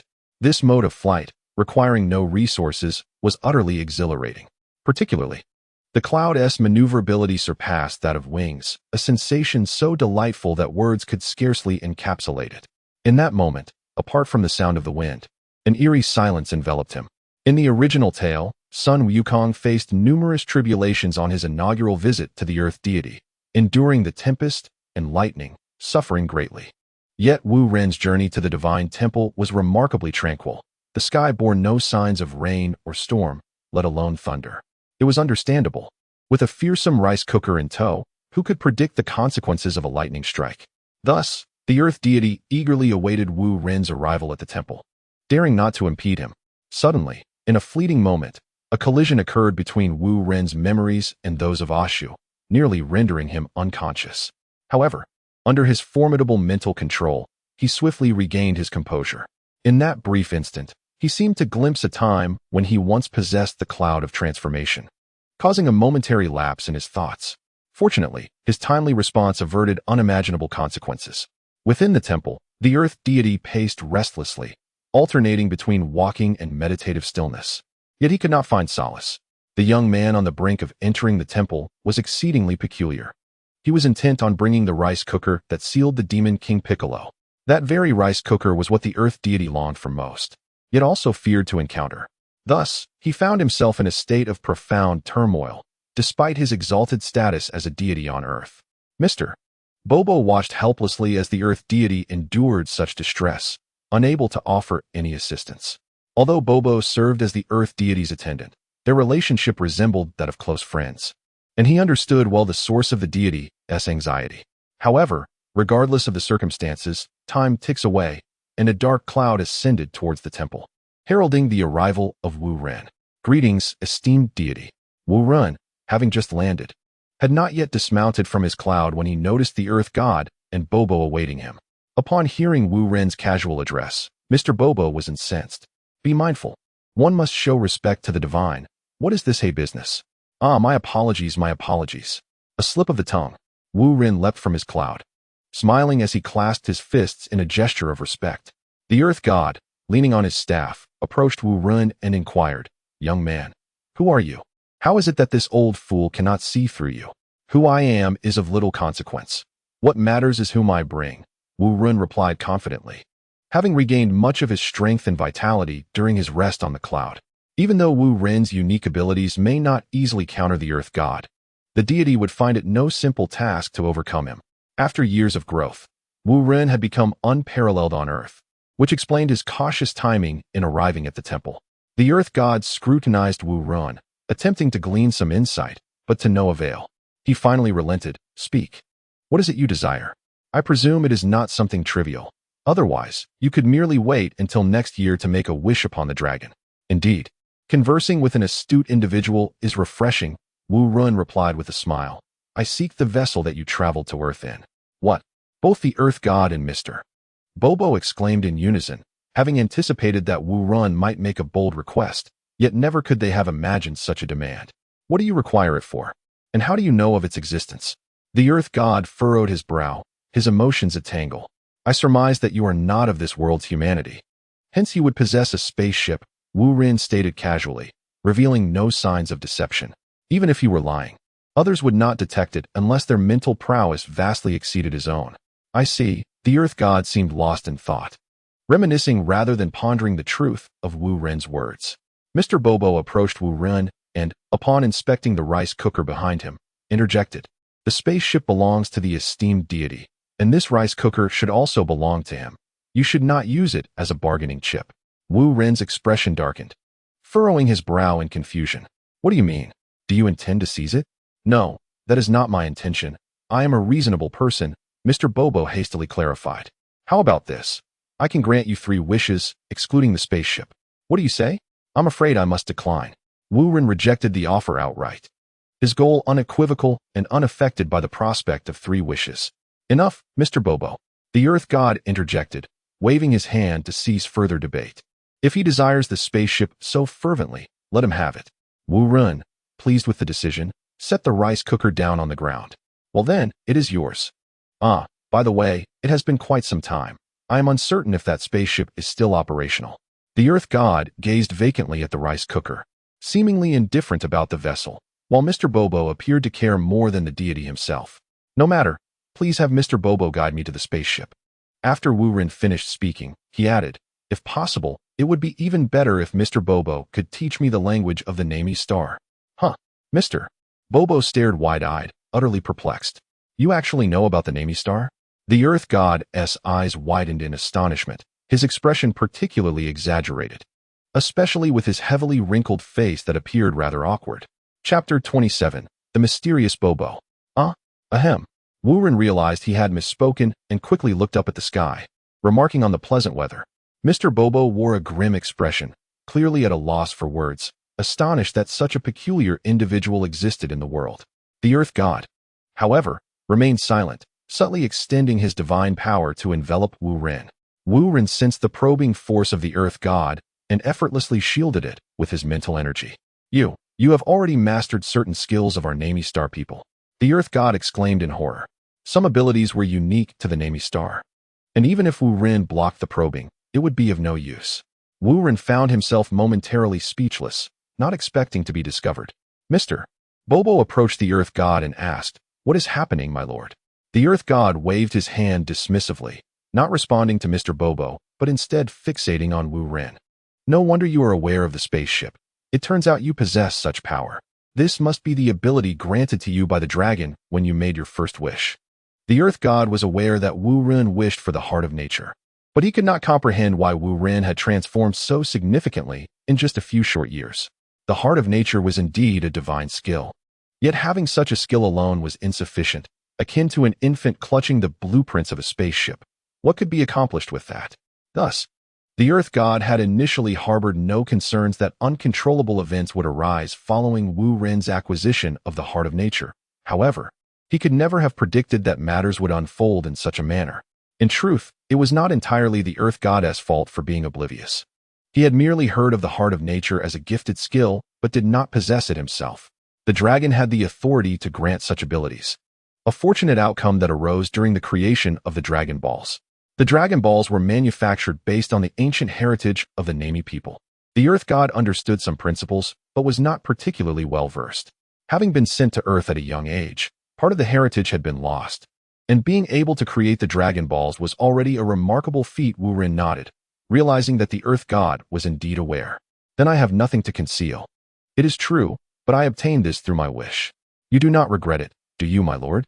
The Earth God gazed into the void and replied calmly. Of course not. That is what you deserve. No wonder you needed this rice cooker. Everything makes sense now. That is good. Wu Ren pondered for a moment before continuing. Although I have gained formidable power, I have not indiscriminately taken lives. Even against the notorious Red Ribbon Army, I left them a way to survive. The Earth God glanced at Wu Ren and smiled. Although the smile appeared somewhat unappealing, particularly with his green and aged visage, which made it hard for others to feel favorably towards him. Indeed, it is evident that you are powerful, yet you do not exude a murderous aura. The Earth God nodded, appreciating Wu Ren for his strength coupled with humility, a rare and commendable combination. Wu Ren was indifferent to the Earth deity's perspective. Instead, a pressing question suddenly surfaced in his mind. He boldly inquired, Divine Being, why have you not intervened to rescue the many souls on Earth who languish in suffering? The Earth deity was momentarily taken aback, unprepared for such a profound dilemma posed by Wu Ren. Even as a god, he was not omnipotent and faced numerous quandaries beyond his capability to resolve. Observing the Earth deity's silence, Wu Ren chose not to dwell on the matter further, for he already possessed an answer within his heart. Very well, esteemed deity, what of the spaceship? No problem, you may have it. I trust you with it. The Earth deity responded with a nod.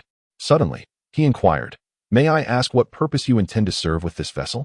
That is a personal matter and not suitable for discussion. Suffice it to say, it is not for any nefarious deeds. All right, I shall take your word for it. Just this once. By the way, Divine Being, I suggest accelerating Sun Wukong's training. No more withholding.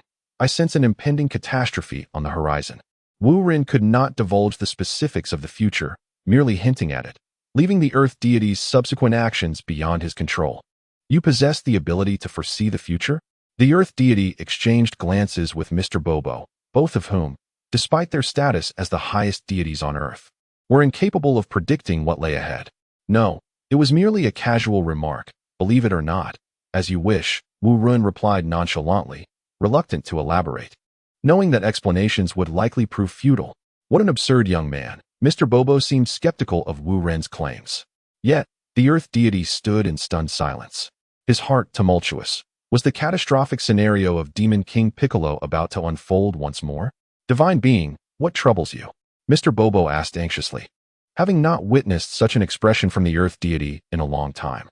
The Earth deity regained his composure, lifting his rice cooker, and said, Mr. Bobo, please take him to the spaceship and also teach him the language of Namek.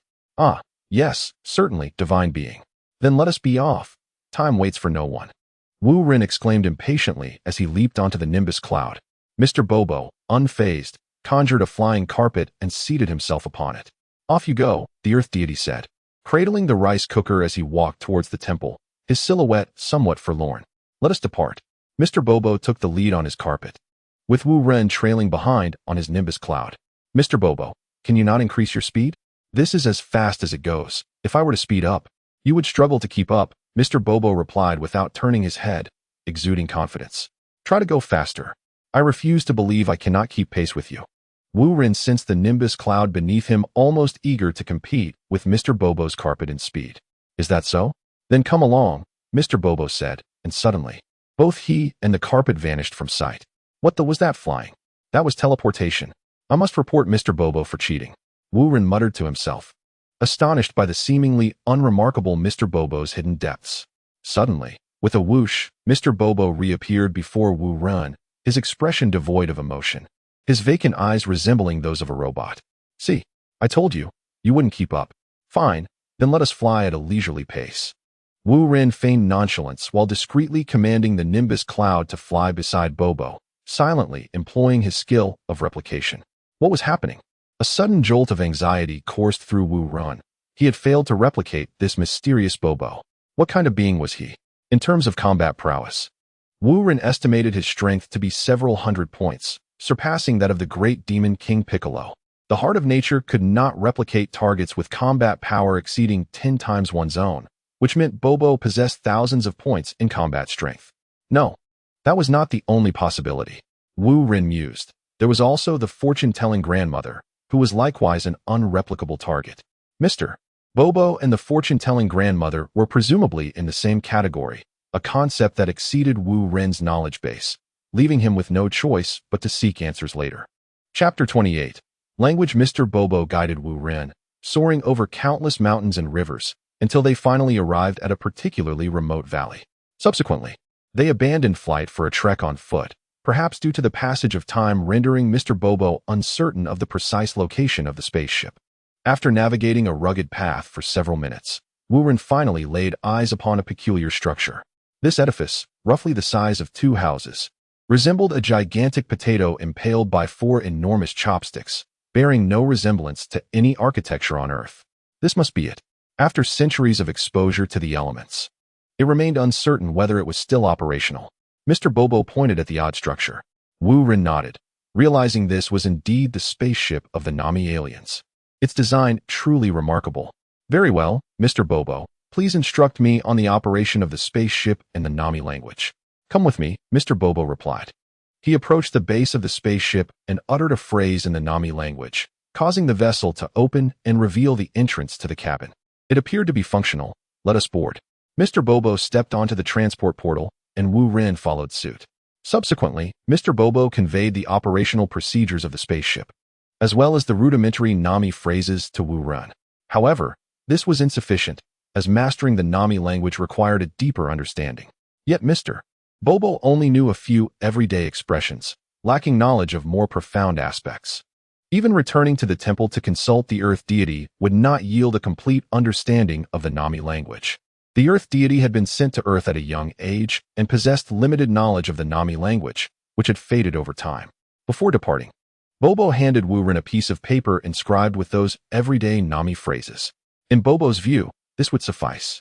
However, upon seeing those peculiar Nami characters, Wu Ren suddenly experienced an epiphany, as if countless rivers within his mind converged, surging and flowing. Wu Ren entered a state of transcendence, unaware of Bobo's departure. It turned out that Wu Ren had already possessed knowledge of the Nami language in his mind, including the heart of nature and certain skills of the Nami aliens. Previously, he had the ability to utilize those skills, but struggled with the unfamiliar symbols. Now, with Bobo's written template, everything clicked into place. With the assistance of his formidable mental prowess, Wu Ren's capacity for learning surged dramatically. Mere moments ago, he had been illiterate in Nami. Yet now he emerged as a learned scholar of the Nami language. How splendid. So this is how it is. Upon awakening, Wu Ren gasped in astonishment, turning to survey his surroundings, only to realize that Mr. Bobo had already departed. He then activated his spacecraft, preparing to return to his castle base. As the ship powered up, years of accumulated dust and moss cascaded away, revealing the true form of the Grand Potato, which, although no longer resembling a potato in the conventional sense, retained its overall shape. What velocity could a cosmic-class spacecraft achieve?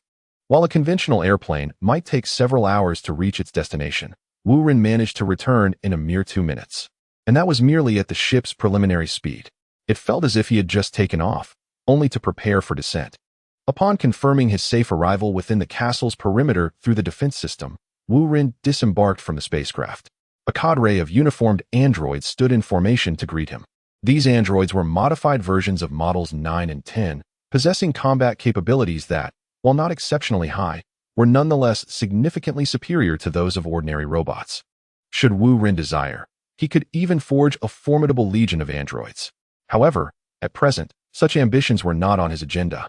His primary focus was on strengthening himself. Only by doing so could he catalyze broader development.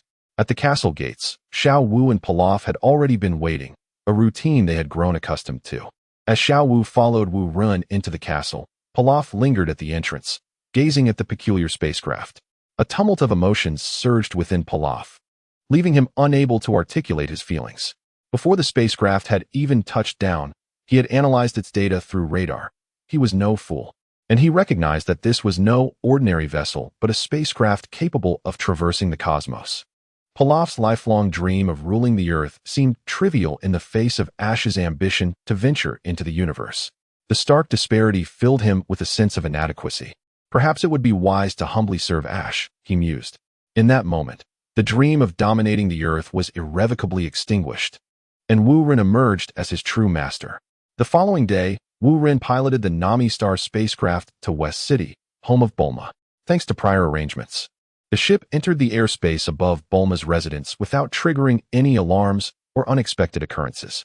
Wu Ren intended to have brief service the spacecraft, as it had been neglected for many years. Better safe than sorry.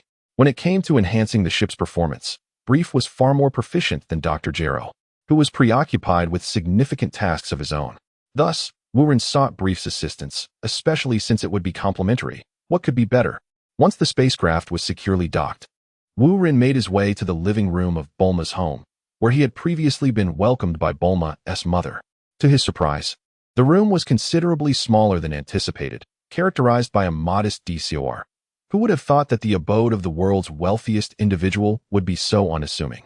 As Wu Ren braced himself for an onslaught of conversation from Bulma's mother, he was taken aback by the entrance of a slender girl with striking blue hair. It was Bulma herself. Her mother, it seemed, had the good sense to remain absent.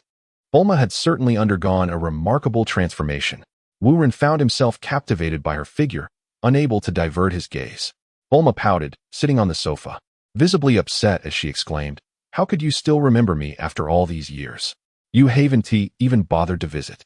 Coughing awkwardly, Wu Ren found himself at a loss for words, resorting to a few dry coughs. "Cut the explanations. They're merely veils for excuses," Bulma declared, taking a sip from the cola on the table. "How did you know I was coming? And don't you have classes today? I heard you were coming to fix the spaceship and decided to sneak away from school." "Ah, no, I meant to say you took a leave."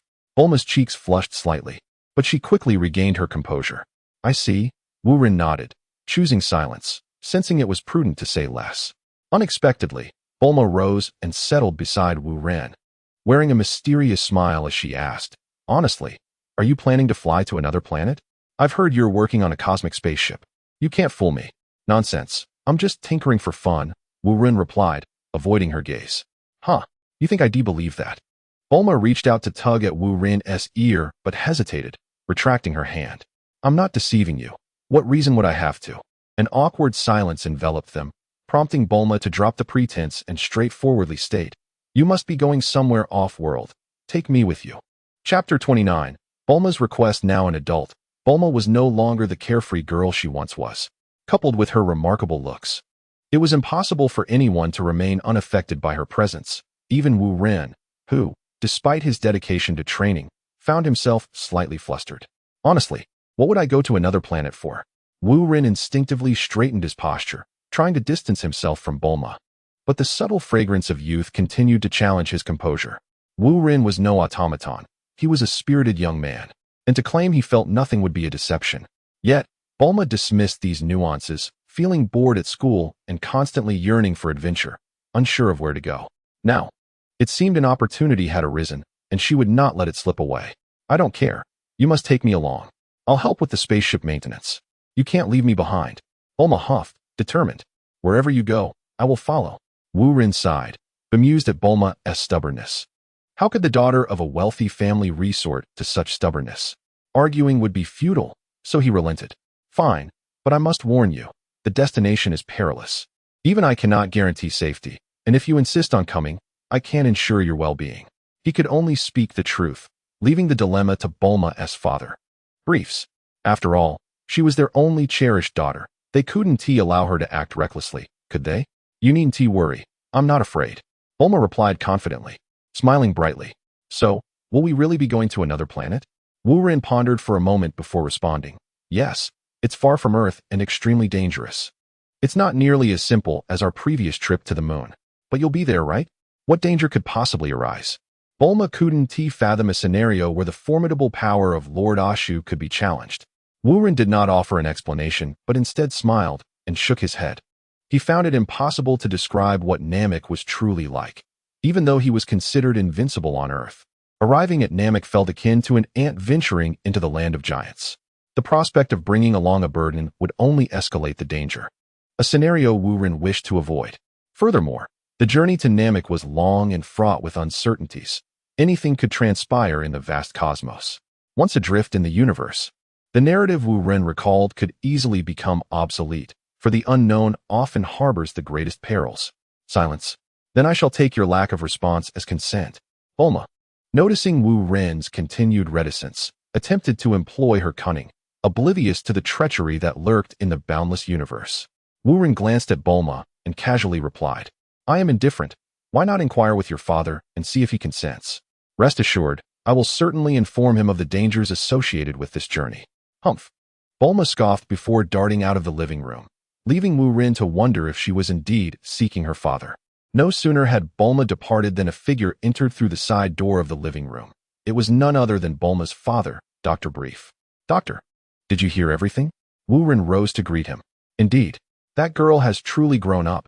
She can no longer be restrained, Dr. Brief remarked, gazing thoughtfully in the direction Bulma had taken. I shall be straightforward. My request for you to maintain the spacecraft is indeed for an expedition to an alien planet, and the journey is exceedingly long and perilous. Very well, I understand. No need for further explanation. Dr. Brief waved his hand, indicating he had grasped much of the situation. And Bulma? Let her be. Children must undergo certain experiences to truly mature. Wu Ren felt a twinge of confusion. But what if there is a life-threatening danger? Are you not concerned? Of course I am concerned, Dr. Brief replied, his expression somber. I have 2 daughters. My eldest has been away from home for many years. Had I supported her dreams back then, perhaps she would not have gone so long without contacting me. Wu Ren was momentarily at a loss for words, taken aback by the revelation of such a personal story, yet recognizing it was not his place to pry further. However, Bulma's potential journey to Namek was a matter that directly involved him.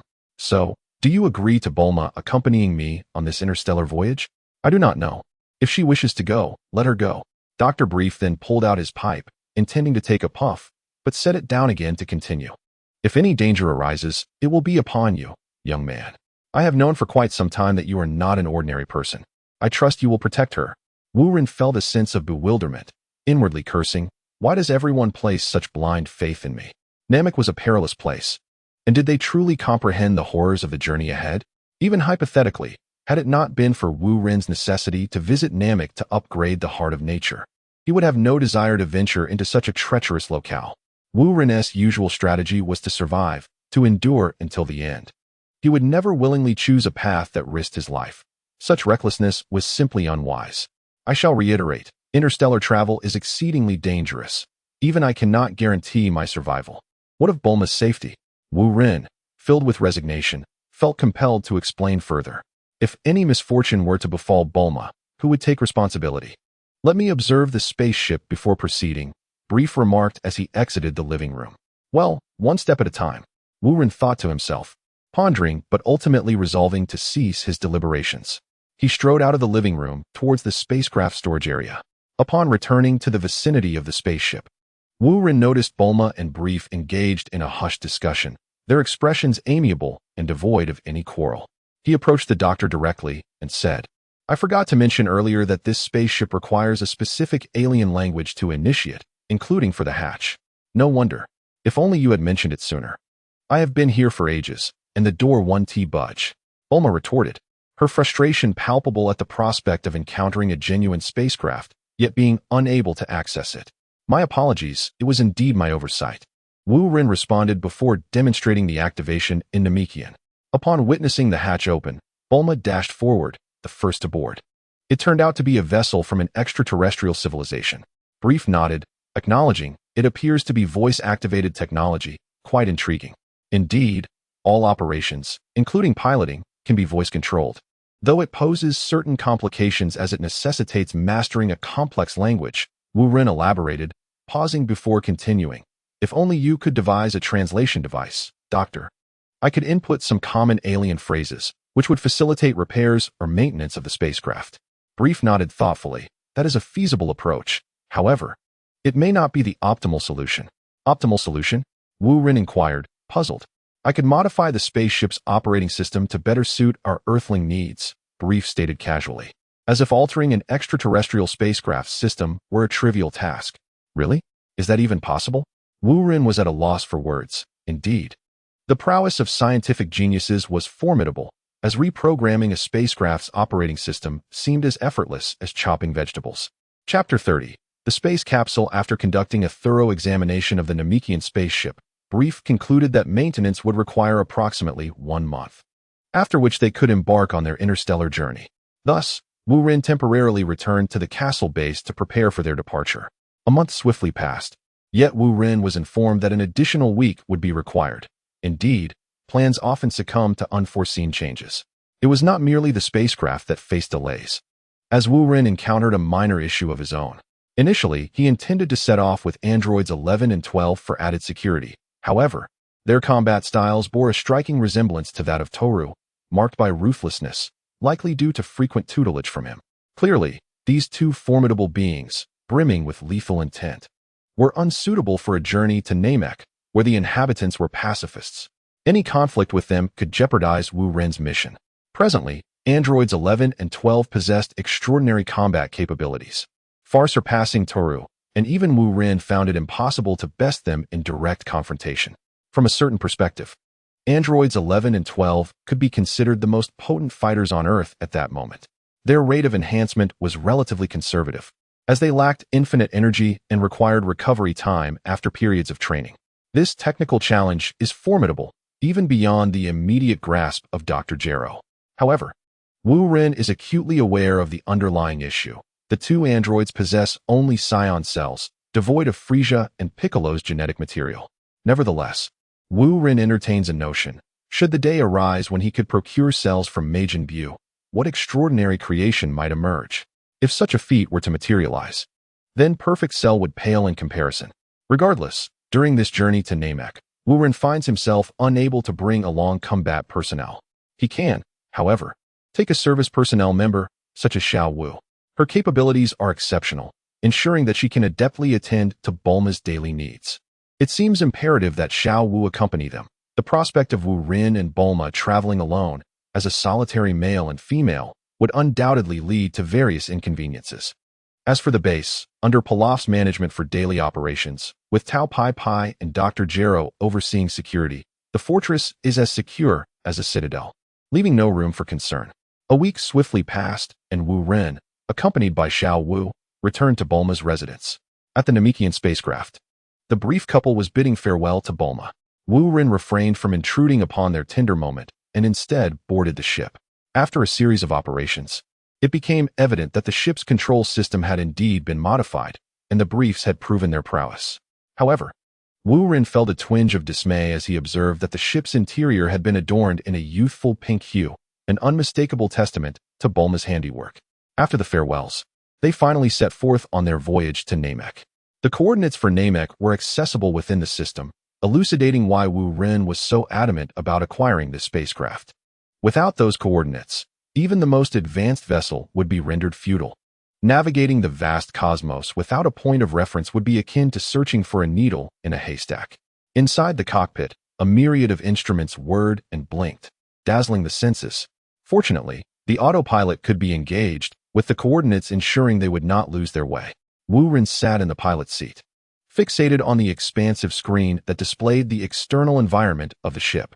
They had now departed Earth and entered the vast, resplendent cosmos. Is this outer space? Such beauty, Wu Ren murmured, as he felt certain mental barriers within him begin to yield. Indeed, Bulma, clad in a whimsical yellow duck-themed pajama set, sat beside him, her legs crossed, exuding a relaxed demeanor. Wu Ren glanced back at Bulma, remarking, "You truly seem like you're on vacation." Aren't you the least bit apprehensive? Not at all. For you are here, aren't you? And please, call me lady. Xiao Wu interjected, her expression one of indignation. She could no longer tolerate Bulma's haughty demeanor. It was one thing for Bulma to decorate the ship in such a manner, but to show such a lack of respect towards Lord Ashu was entirely unacceptable. Bulma, momentarily taken aback, pondered to herself that she had not referred to Ashu as Lord in quite some time. What was amiss? Oh well, it matters not. She is not part of our base. Wu Rin gestured for Xiao Wu to step aside and turned back to Bulma, encouraging her to continue. What were you saying? Bulma smiled with a touch of pride, casting a glance at Xiao Wu before she spoke. Before leaving home, my dad gave me a secret weapon, quite powerful, you know. A secret weapon? Wu Rin furrowed his brow slightly. He was not fond of complications. If there were things aboard the spaceship that he was unaware of, it would certainly trouble his sleep. It's this. Bulma produced a colorful universal capsule, waving it briefly before tucking it back into her pocket. Dad said this is a space capsule. In the event of a particularly dangerous situation, this capsule can open a spatial rift, allowing us to return to Earth. Wu Rin nodded. If I'm not mistaken, your dad's claim about needing a month to maintain the spaceship is likely a ruse, isn't it? In reality, he was crafting this capsule.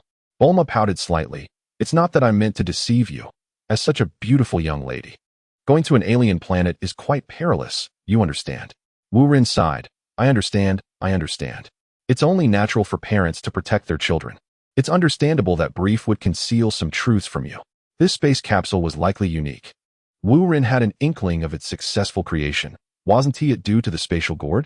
Moreover, since Bulma had already revealed the truth, he had no intention of holding it against her. With Bulma possessing the space capsule, their trio now had an additional lifeline. I'm glad you're not angry. I feared you might be. I only learned about the capsule just before I left home when Dad handed it to me, Bulma said with a hint of grievance. Never intending to mislead Wu Rin. Otherwise, she wouldn't have disclosed such a crucial safeguard. Why would I be angry? What is there to be upset about? Wu Rin chuckled, thinking to himself how clever Brief truly was, using the guise of spaceship repairs to create a space capsule. Currently, there might only be one space capsule. But what of the future? Given enough time, could more be manufactured? Just imagine the potential value of such capsules for interstellar travel, surpassing even the capabilities of Whis and the Kaishin.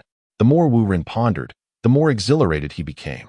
He promptly dialed Brief's satellite phone to inquire about the space capsule. Brief initially expressed his apologies before elucidating the particulars regarding the space capsule. Indeed, there was currently only one, as the other had been utilized in an experiment. These space capsules were one-time use. Once activated, they could not be reused. The rift created by the capsule would last approximately 7 seconds, necessitating swift transmission. Otherwise, cosmic energy would repair the rift. However, the space capsule posed significant challenges, primarily the need for dual operation. This meant that the individual using the capsule must notify Brief in advance. Only after Brief was prepared to receive them could the capsule be activated to tear open a spatial rift. While this procedure was undoubtedly cumbersome, it was a necessity. The receiving end on Earth was, in fact, the spatial gourd entrusted to Brief by Wu Rin. Consider this. If Bulma failed to inform Brief beforehand and activated the space capsule, she might return to Earth, but find herself trapped within the spatial gourd. If no one discovered her, she would soon perish inside. Of course, this also represented a double-edged sword. Should the space capsule fall into the wrong hands, the thief would undoubtedly face dire consequences. However, regardless of the circumstances, the space capsule remains a marvel, an extraordinarily magnificent invention. With this singular creation, Dr. Brief can, in his mortal form, rival the gods. Time passed unnoticed, and Bulma had succumbed to slumber in the passenger seat, a trickle of drool escaping the corner of her mouth. Her previously poised demeanor utterly vanished. Wu Rin, preoccupied with the computer screen, fell into deep contemplation, uncertain of how much longer it would take to reach planet Namek. According to the computer's calculations, it would take approximately a month, but that was under ideal conditions. No one could predict what might transpire en route. Fortunately, with Bulma's space capsule, Wu Rin felt emboldened, and the likelihood of mission success seemed to rise slightly. In the vast expanse of the universe, devoid of sunrises and sunsets, they could only rely on the computer to dictate their rest periods. Yet, Wu Rin was too exhilarated to sleep, as a myriad of thoughts swirled in his mind. It was only when Xiao Wu stood beside him and fell asleep that he began to feel a hint of drowsiness. In the ensuing days, Xiao Wu took charge of the ship's daily affairs, managing laundry and cooking with remarkable efficiency. Her culinary skills were particularly commendable, and Bulma benefited from Wu Ren's good fortune. Otherwise, Xiao Wu would not have prepared meals for her. At times, Wu Ren imagined that they might navigate the 30 days smoothly, ultimately reaching planet Nami. However, contrary to his expectations, on the 5th day after leaving Earth, an inexplicable sense of anxiety washed over Wu Ren. He hastily reduced the ship's speed and activated the cloaking mechanism, a deceptive form of invisibility that also provided a degree of radar signal shielding. Though it was not complete stealth, Bulma was about to inquire about Wu Ren's sudden change in demeanor when 3 points of light flickered across the computer screen. Wu Ren replayed the footage, magnifying the 3 lights, and discovered they were spherical spacecraft. Could they be Scion ships? Wu Ren mused to himself, but something felt amiss. The numbers did not match, and those vessels could belong to Frisia's forces as well. What did you say? Bulma, unable to discern his words, asked with concern. Those 3 are alien ships. Wu Ren pointed at the computer screen. Bulma's expression darkened. It was evident they were extraterrestrial, but she questioned, why so serious? Wu Ren's tone grew grave. If I am not mistaken, some unfortunate planet is about to face calamity. What do you mean? Bulma blinked, completely perplexed by his statement. The occupants of those 3 spherical ships are interstellar marauders, notorious for plundering or annihilating other planets, Wu Ren replied, shaking his head in resignation, as he envisioned a beautiful world being destroyed or countless inhabitants being slaughtered. Such despicable villains exist. Bulma clenched her fists in anger. Xiao Wu remained silent. Her brow furrowed. Ever since aligning herself with Wu Ren, she had ceased to worry about her own safety, always viewing matters from his perspective. Now, what was happening to her esteemed master? Indeed, these individuals are utterly vile, Wu Ren declared, deactivating the ship's cloaking mechanism, intent on making a hasty retreat from this perilous vicinity. Wait, Bulma exclaimed, witnessing Wu Ren's actions. Are we really just going to leave? Is it truly a planet that has been ravaged in such a manner? Wu Ren, with a resigned shrug, pondered what could possibly be done. We are powerless, and besides, we have our own mission to attend to. Bulma grasped Wu Ren's arm, insisting, but you are so formidable. Surely you could drive off the bandits? It is difficult to ascertain, he replied, and we cannot be certain of who resides within those 3 spacecraft. Shall we follow them and investigate? Wu Ren, unable to refuse the earnestness in Bulma's gaze, found himself intrigued by the enigma of those aboard the ships. Very well, let us proceed with caution. If the situation becomes precarious, we shall retreat immediately. After a moment of contemplation, he acquiesced.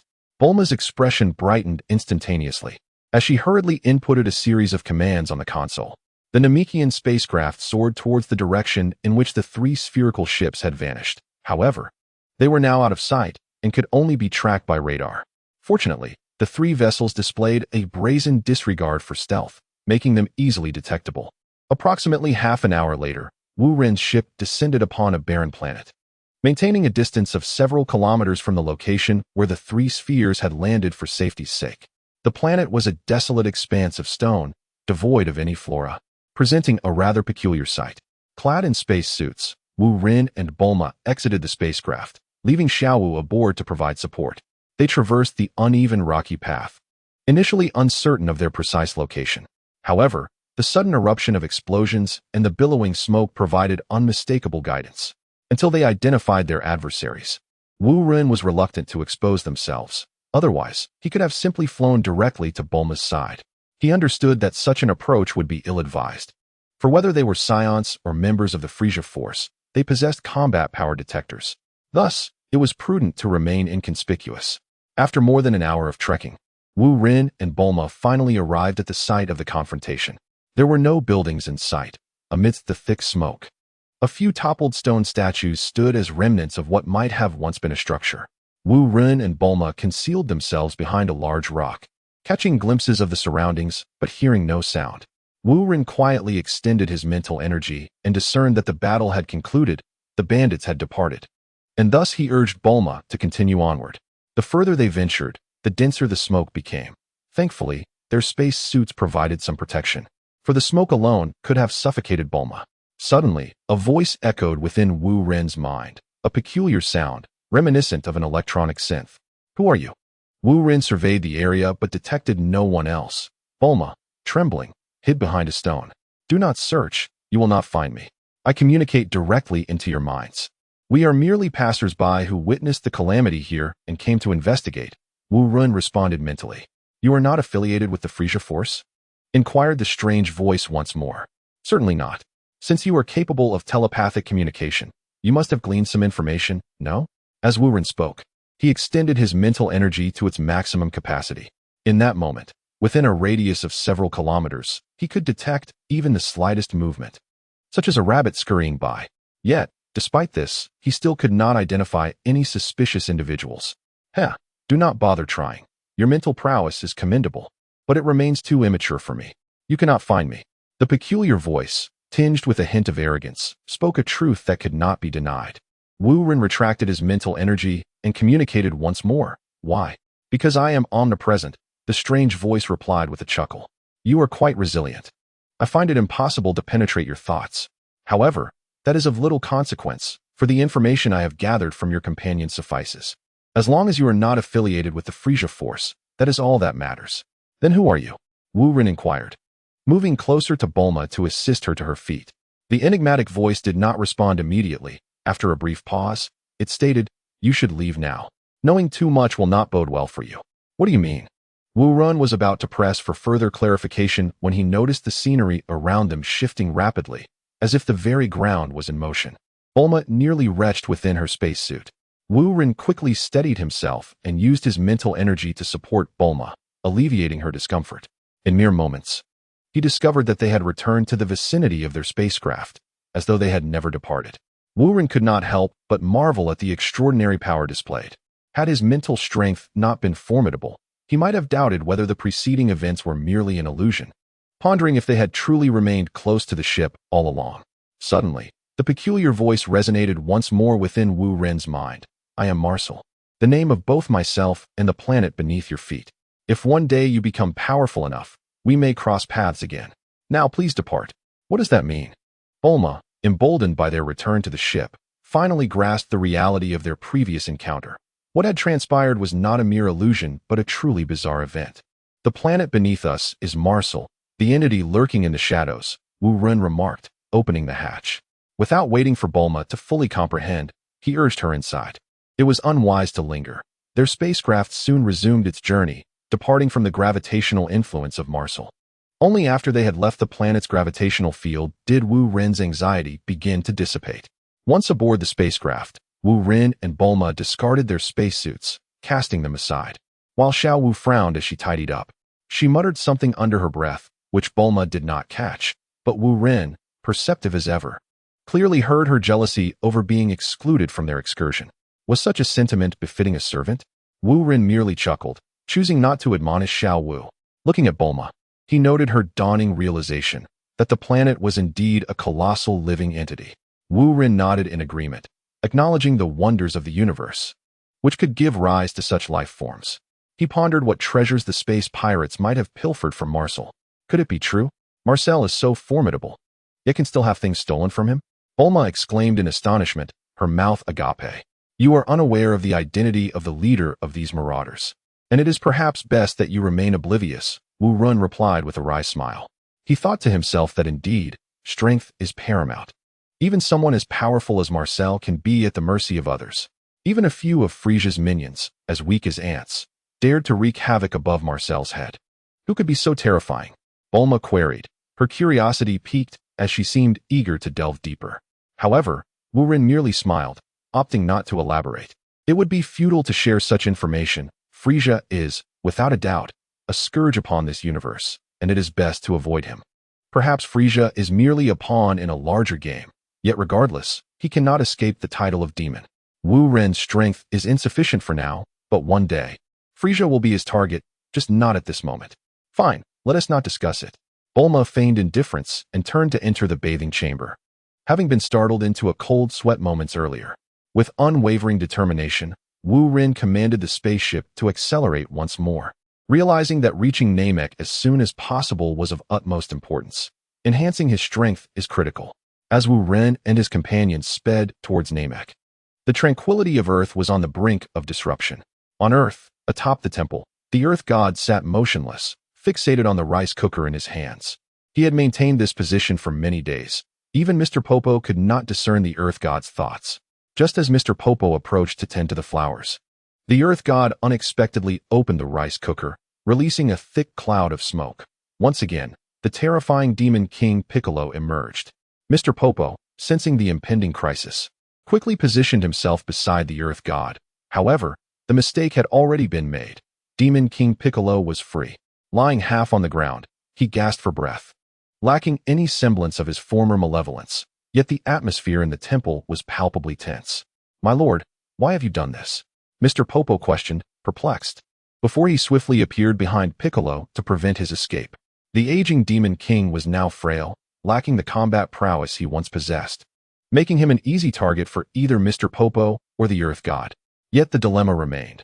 The Demon King could not be slain, for he and the Earth god were intertwined, sharing a single life force, a conundrum that had troubled the Earth god for many years. Otherwise, he would have resolved it long ago.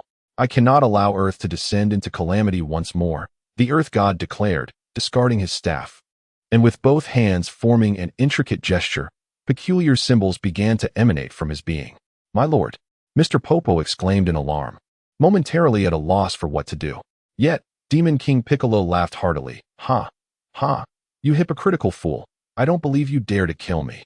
Radiance enveloped the Earth god, and strange symbols adorned his form. "Mr. Popo, it is now your duty to protect the Earth." "No," Mr. Popo cried, appearing behind the Earth god, wrapping his arms around his waist, as another strange energy surged from him, seemingly striving to counteract the energy surrounding the Earth god. Observing this, Demon King Piccolo burst into laughter. "Ha! A bunch of imbeciles. I shall not play with you any longer. This is bad. Let go of me, Mr. Popo," the Earth god urgently shouted. However, it was already too late. The Demon King Piccolo seized the opportunity to transform into a swirling black wind and soared down from the temple. The Demon King Piccolo had once again descended upon the mortal realm. It was over. Everything was over. The Earth god sat despondently on the ground. His radiance and eerie symbols vanished without a trace. Mr. Bobo, the divine being, lowered his head in shame, yet he did not regret his actions.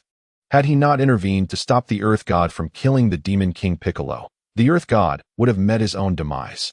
Mr. Bobo could scarcely fathom the repercussions of the Earth god's death. As a venerable being who had lived for millennia, he was privy to certain ancient secrets, some of which even the Earth god was unaware. The absence of the Earth god would herald far graver calamities, rendering the threat of the Demon King Piccolo insignificant by comparison. The Earth god's gaze grew hollow, and his voice became hoarse. Perhaps this was all fated, unavoidable. To be foretold by that young man might indicate that he could be the one to resolve the deadlock in the future. Chapter 33. The Demon King Piccolo near Karen Tower. A green figure flashed by. It was the Demon King Piccolo fleeing from the temple. Despite his formidable power, he resembled a lost dog, stripped of all dignity. He was compelled to hastily escape the temple, for he understood that the Earth god truly intended to perish alongside him. Preserving one's life is paramount. What is face worth? He cared not for such trivialities. In that moment, the Demon King Piccolo felt exceedingly weak. Refraining from drawing attention to himself, he merely hoped to find a place to hide and recuperate. Once he regained his strength, even if the Earth god found him, he would be prepared to confront him. At the summit of Karen Tower, upon receiving news from the Earth god, the celestial cat became momentarily paralyzed with shock. The news was far too terrifying. Just how formidable was the Demon King Piccolo? It seemed the peace enjoyed for several centuries was about to be shattered once more. In years past, the havoc wrought by the Demon King Piccolo had inflicted immeasurable calamity upon the world. Countless lives were lost, and civilization itself regressed, teetering on the brink of the Stone Age. Thankfully, the powerful warrior Mateto had devised the Mafuba technique, which sealed the Demon King Piccolo away. Otherwise, the consequences would have been unimaginable. Regrettably, the threat of the Demon King Piccolo had not been entirely eradicated. Even though the Earth god later created the Dragon Balls to aid humanity, the world did not become a better place as a result. Now, had the Demon King Piccolo truly been resurrected? Would the world descend into chaos once more? Centuries had passed, and Mateto was long gone. Who would save this world? Yamcha and Krillin, noticing the celestial cat's unusual demeanor, paused their training. After repeated inquiries, they learned of the existence of the terrifying demon King Piccolo on Earth. Of course, Yamcha and Krillin had only heard tales. They felt no fear, and in fact, there was a hint of excitement in their hearts.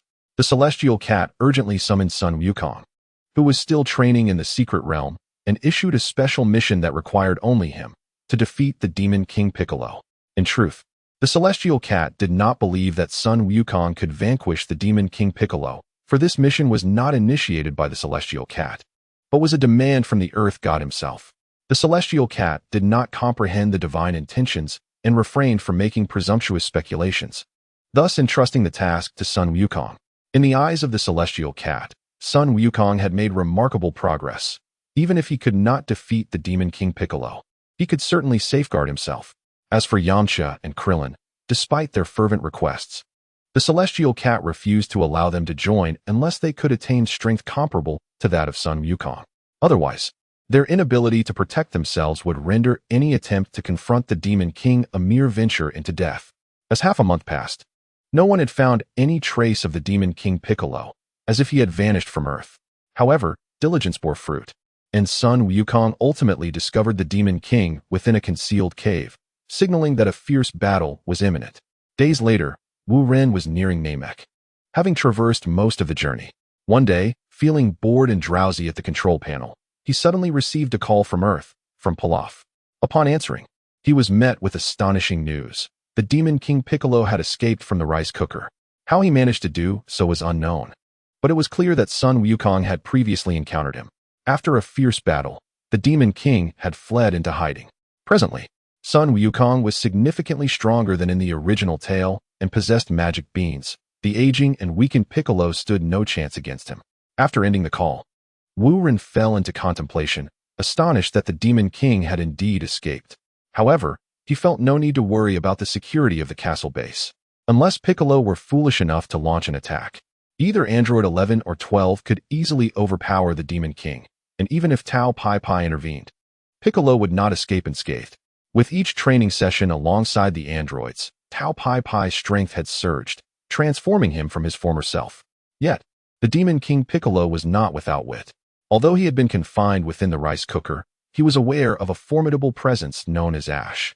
Unbeknownst to him, Wu Ren was leveraging him to enhance his own power, viewing Wu Ren as both monstrous and shameless. Thus, to Piccolo, Wu Ren's castle base represented a zone of death, one he dared not approach, let alone attack. After his defeat at the hands of Sun Wukong, Piccolo concealed himself once more, this time minimizing his aura to the extent that even the earth deities would find it challenging to detect his whereabouts. Meanwhile, under the guidance of the celestial cat Carlin, Tien and Kaiatsu ascended Carlin Tower to engage in even more rigorous training. Defeating the demon King Piccolo could serve as a form of training for all practitioners. Currently, among the young disciples taught by Master Roshi, only Sun Wukong was capable of challenging the demon king, while the others still lacked sufficient strength, necessitating their diligent efforts in training.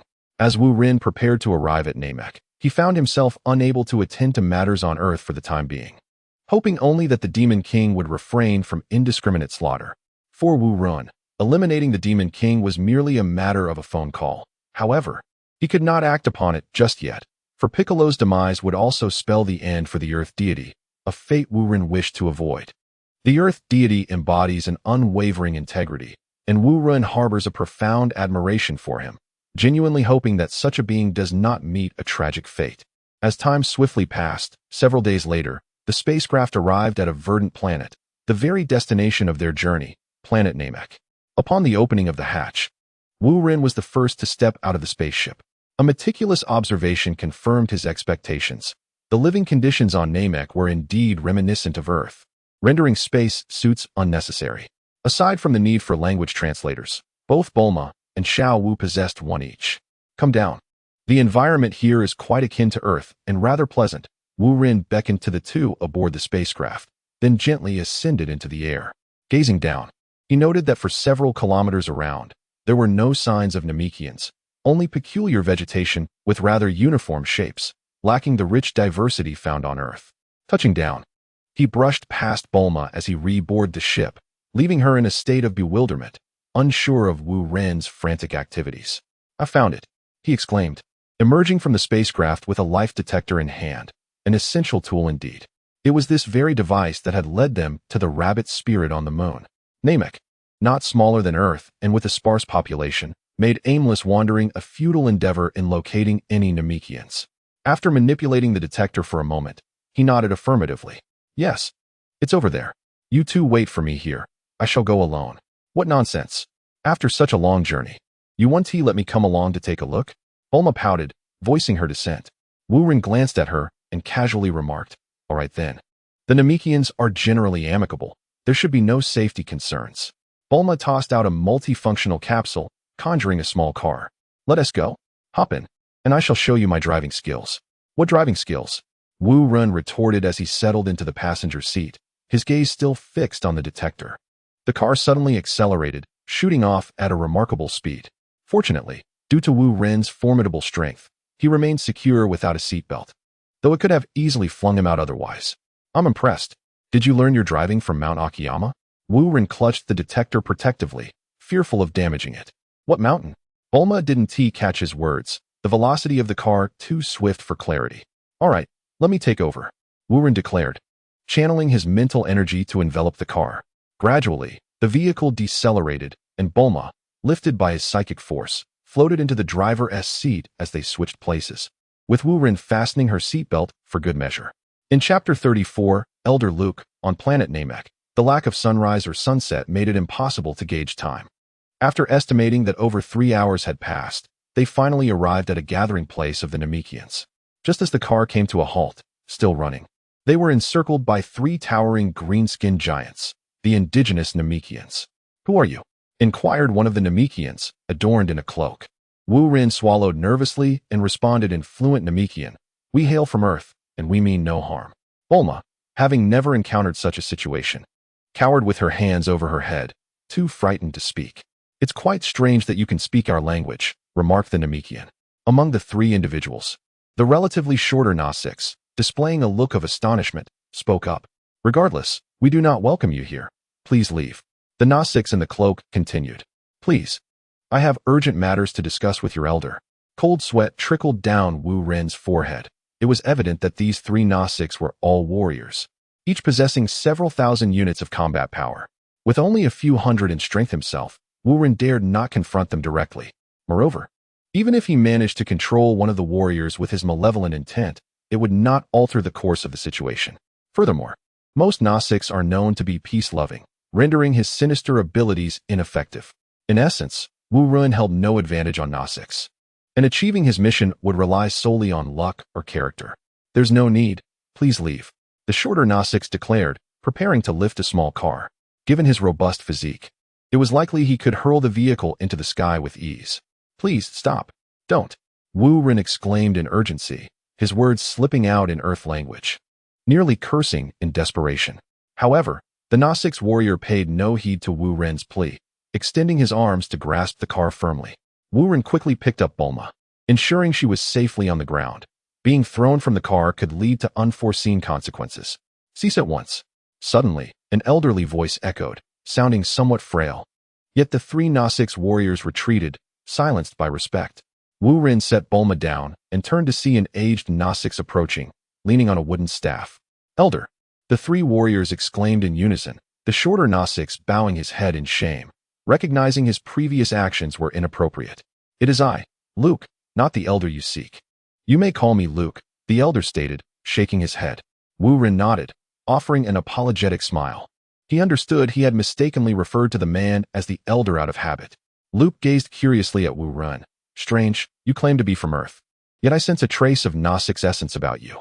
"This is the very reason for our visit to Na-6, Wu Ren replied, meeting Luke's gaze without fear. Undeterred by the formidable warriors nearby, despite the vast disparity in their strengths, Luke nodded. "Follow me." Wu Ren and Bulma trailed behind Luke to a peculiar structure resembling a giant caterpillar resting on the ground, its design indeed eccentric. Before the house stood 2 rows of stone pillars, with a large stone slab in the middle, presumably serving as their table and chairs. "Please, have a seat." Luke gestured towards the stone pillars. Wu Ren smiled and took a seat on one, while Bulma hesitated, frowning at the sight of the stone. Luke seemed unperturbed by Bulma's reluctance, placing his staff aside and joining them on the stone pillar. Now, speak your purpose. Wu Ren recounted the tale of how the earth deity had been sent to Earth as a child, deliberately omitting the matters concerning the evil King Piccolo. As for himself, he explained that the lingering trace of Nasek's essence was due to the assistance of the dragon. Ah, I see, Luke responded, understanding dawning upon him. Elder Luke nodded with a smile, astonished that the little fellow was still alive. Little fellow? Wu Ren was somewhat confounded. The earth deity appeared older than Luke himself. How could Luke refer to him in such a manner? What else could it be? By lineage, I am a generation above him and have lived several centuries longer. Elder Luke chuckled, tapping the air several times with his fingers, causing 3 cups to materialize on the stone slab. Please, help yourselves. Understanding dawned upon Wu Ren. Observing the translucent liquid in the cup, he refrained from drinking immediately and inquired, "But why does he appear older than you? Perhaps it is due to differing environments, or other factors that have hastened his aging." Elder Luke's smile faded, replaced by a hint of melancholy. Wu Ren nodded, seemingly grasping the underlying sentiment, and raised the cup, drinking it in one swift motion. The liquid bore a resemblance to mineral water from Earth, albeit with a somewhat viscous texture, and offered no particularly remarkable sensation upon consumption. Elder Luke appeared lost in contemplation, his voice taking on a somber tone. Yet that little fellow is indeed a genius. He created the Dragon Balls through his own efforts and served as a deity on Earth. Truly an extraordinary individual. Wu Ren's interest peaked at this revelation. Elder Luke, are you unable to create Dragon Balls yourself? How dare you question the abilities of our elder? Interjected the tall, lean warrior among the 3 Namekian soldiers, his tone tinged with indignation. Wu Ren shrugged, choosing not to engage. Elder Luke waved his hand dismissively, signaling the trio to refrain from such remarks, lest they alarm their guest. Indeed, we possess Dragon Balls on Namek. As you may be aware, Elder Luke continued, these Dragon Balls were crafted by our esteemed Grand Elder. The remaining elders, including myself, lack the right to create them. That honor belongs solely to the Grand Elder. Wu Ren nodded, feeling a tightening in his chest. The moment of truth had arrived. He cautiously asked, Elder Luke, might you facilitate an introduction to the Grand Elder? What? Elder Luke's brow furrowed, and the 3 Namekian warriors nearly surged forward, as if the mention of the Grand Elder were taboo. Under the pressure of their intensity, Wu Ren steadied himself before speaking. We have matters of utmost importance to discuss with the Grand Elder concerning the future of Namek. Wu Ren understood that while there were several ordinary elders on Namek, there was only one Grand Elder. If anyone could assist him in enhancing the heart of nature, it would undoubtedly be the Grand Elder. The mention of Namek's future was merely a pretext. After calming the agitation of the 3 Namekian warriors, Elder Luke turned back to Wu Ren. I am afraid we cannot grant your request. What? You do not care about the future of Namek? Wu Ren struggled to comprehend. Had the Namekians become so detached that they could disregard matters of life and death? Let it be, Elder Luke stated, rising and retreating into the peculiar structure. Wu Ren hurried to follow. Elder Luke, will you not reconsider? There's no need. As Elder Luke's voice faded, Wu Ren was about to speak again when his gaze fell upon a colossal Dragon Ball resting on the stone table at the entrance. This Dragon Ball was larger than a human head, undeniably authentic and extraordinary. However, to leave it casually at the entrance seemed rather frivolous. Is this truly the Dragon Ball of Namek? Wu Ren gasped, struggling to accept the reality that the Dragon Balls here might be as common as cabbages. Elder Luke, seated on the stone bed with his eyes closed, responded, Yes, if you desire it, feel free to take it. What? Wu Ren exclaimed, his eyes nearly popping out of their sockets. Yet he quickly regained his composure, realizing this might be a test from the Namekians. If he were to take it, the consequences would be dire. Well, I'm not particularly interested in the Dragon Ball, he declared, though he felt an ache in his heart. Who wouldn't he want such a treasure? However, one must possess the strength to claim it. Moreover, Wu Ren had come to Namek primarily in search of the Grand Elder, not for the Dragon Ball, especially since the Grand Elder possessed one as well. It was imperative he meet the Grand Elder, a necessity Wu Ren could not evade. Oh, is that so? Elder Luke opened his eyes briefly to glance at Wu Ren before shutting them again, stating, It's entirely up to you. In any case, meeting the Grand Elder is out of the question. Even if I consent, those young ones outside will not. What if I insist on meeting the Grand Elder? Wu Ren retorted, gritting his teeth, realizing he might have to rely on his own strength to find the Grand Elder, a prospect he dreaded. The defenses at the Grand Elder's location were formidable, with Nyla boasting a combat power exceeding 40,000. Not even Wu Ren, nor the newly arrived Vegeta, could withstand such might. Thus, unless absolutely necessary, Wu Ren would never venture to seek the Grand Elder himself. Furthermore, he doubted that changing locations to another Namekian gathering place would yield better results. There was no guarantee that he would encounter someone as accommodating as Elder Luke. Elder Luke, eyes closed, nearly chuckled, "You may certainly attempt it. I must forewarn you, the guards at the Grand Elders are no trifling matter. He is the most powerful warrior among us Namekians, far beyond your imagination. Apart from the Grand Elder, his prowess surpasses all other Namekians." Wu Ren smirked nonchalantly. "I've heard tales about that." "Heard tales, you say?" Elder Luke inquired with curiosity. "It must have been the three of them who mentioned it. That's not significant. I truly have a matter of utmost importance to discuss with the Grand Elder. Can't we make an exception?" "Absolutely not. You may go now." Elder Luke's response was final, akin to a man slipping into slumber, devoid of any further reaction. No matter what Wu Ren said, Elder Luke remained unresponsive. Thus, Wu Ren had no choice but to exit the dwelling, temporarily relinquishing his plea for assistance from Luke. As soon as Wu Ren stepped outside, Elder Luke opened his eyes and muttered to himself, could it be that he truly did not come for the Dragon Ball? The Dragon Balls of Namek held considerable power throughout the cosmos. Those who arrived not only knew the secrets of Namek, but also spoke the Namekian language, fully equipped to make wishes to the eternal dragon Purunga. Given this, how could any Namekian not suspect Wu Ren of ulterior motives? The quest to meet the Grand Elder had become increasingly arduous. After Wu Ren exited the dwelling, Bulma approached him eagerly. "So what happened? Did he agree?" she inquired. "No, he did not." Wu Ren shook his head, exhaling a sigh. "What shall we do then? Return to Earth?" Bulma suggested. "How could we? Without the Elder's permission. We cannot leave." Wu Ren's voice grew louder, deliberately aimed at the nearby Namekian inhabitants, and he spoke in their tongue. The three Namekian warriors, previously fuming with frustration, longed to retaliate against Wu Ren, yet they dared not act without Elder Luke's consent. Their obedience to the Elder was ingrained, unwavering. Is that wise? Bulma hesitantly glanced at the fearsome faces of the Namekians. Wu Ren's words reached her ears through a translator, so she thought little of it. "It's settled then. Unless you wish to return to Earth first," he asserted, his tone brooking no argument. Bulma, seeing the unwavering determination in Wu Ren's eyes, replied helplessly, "I refuse to go back." "Then it is decided. We shall remain here. You go fetch the spaceship. I will wait here," Wu Ren declared, sitting on a stone bench and casting a glance at the three Namekian warriors. His expression exuded arrogance, as if challenging them to retaliate. The three warriors clenched their fists in frustration, yet felt powerless. Before long, Bulma indeed maneuvered the spaceship nearby, indicating their intention to stay indefinitely, unless Elder Luke acquiesced to Wu Ren's demands. However, Elder Luke found Wu Ren's audacity hard to ignore. If he wished to stay, so be it. He doubted Wu Ren could endure the harsh conditions of Namek for long.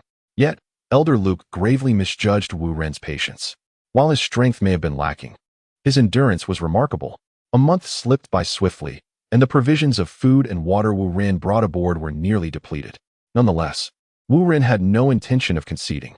Xiao Wu, clutching a box of canned goods, stood behind him and said, "Sir, our food and drinking water will not last much longer. Do not worry, we shall not starve. If necessary, we can eat what they do," Wu Ren replied, glancing at the Namekians feasting on verdant vegetables. "Can we eat that?" Xiao Wu questioned in disbelief, marveling at how the green-skinned giants thrived solely on vegetables and sunlight, seemingly defying the laws of nature. "Only one way to find out," Wu Ren proclaimed, making his way into the midst of the Namekian crowd. After a month of interaction, the warriors' hostility towards him had significantly diminished, even finding Wu Ren somewhat amusing. Observing the vibrant green vegetables on the stone table, Wu Ren noted their resemblance to cabbages on Earth, save for their deep hue. Crunch. He bit into a vegetable, nearly shattering his teeth. "Why is it so hard? It feels like plastic." "Plastic?" queried a lanky Namekian warrior, turning to Wu Ren. "Indeed, it is exceedingly tough. One cannot even bite into it, let alone discern any flavor," Wu Ren replied, setting the vegetable down and gingerly touching his front teeth, fearing he had truly damaged them. You are strange. This is our customary diet.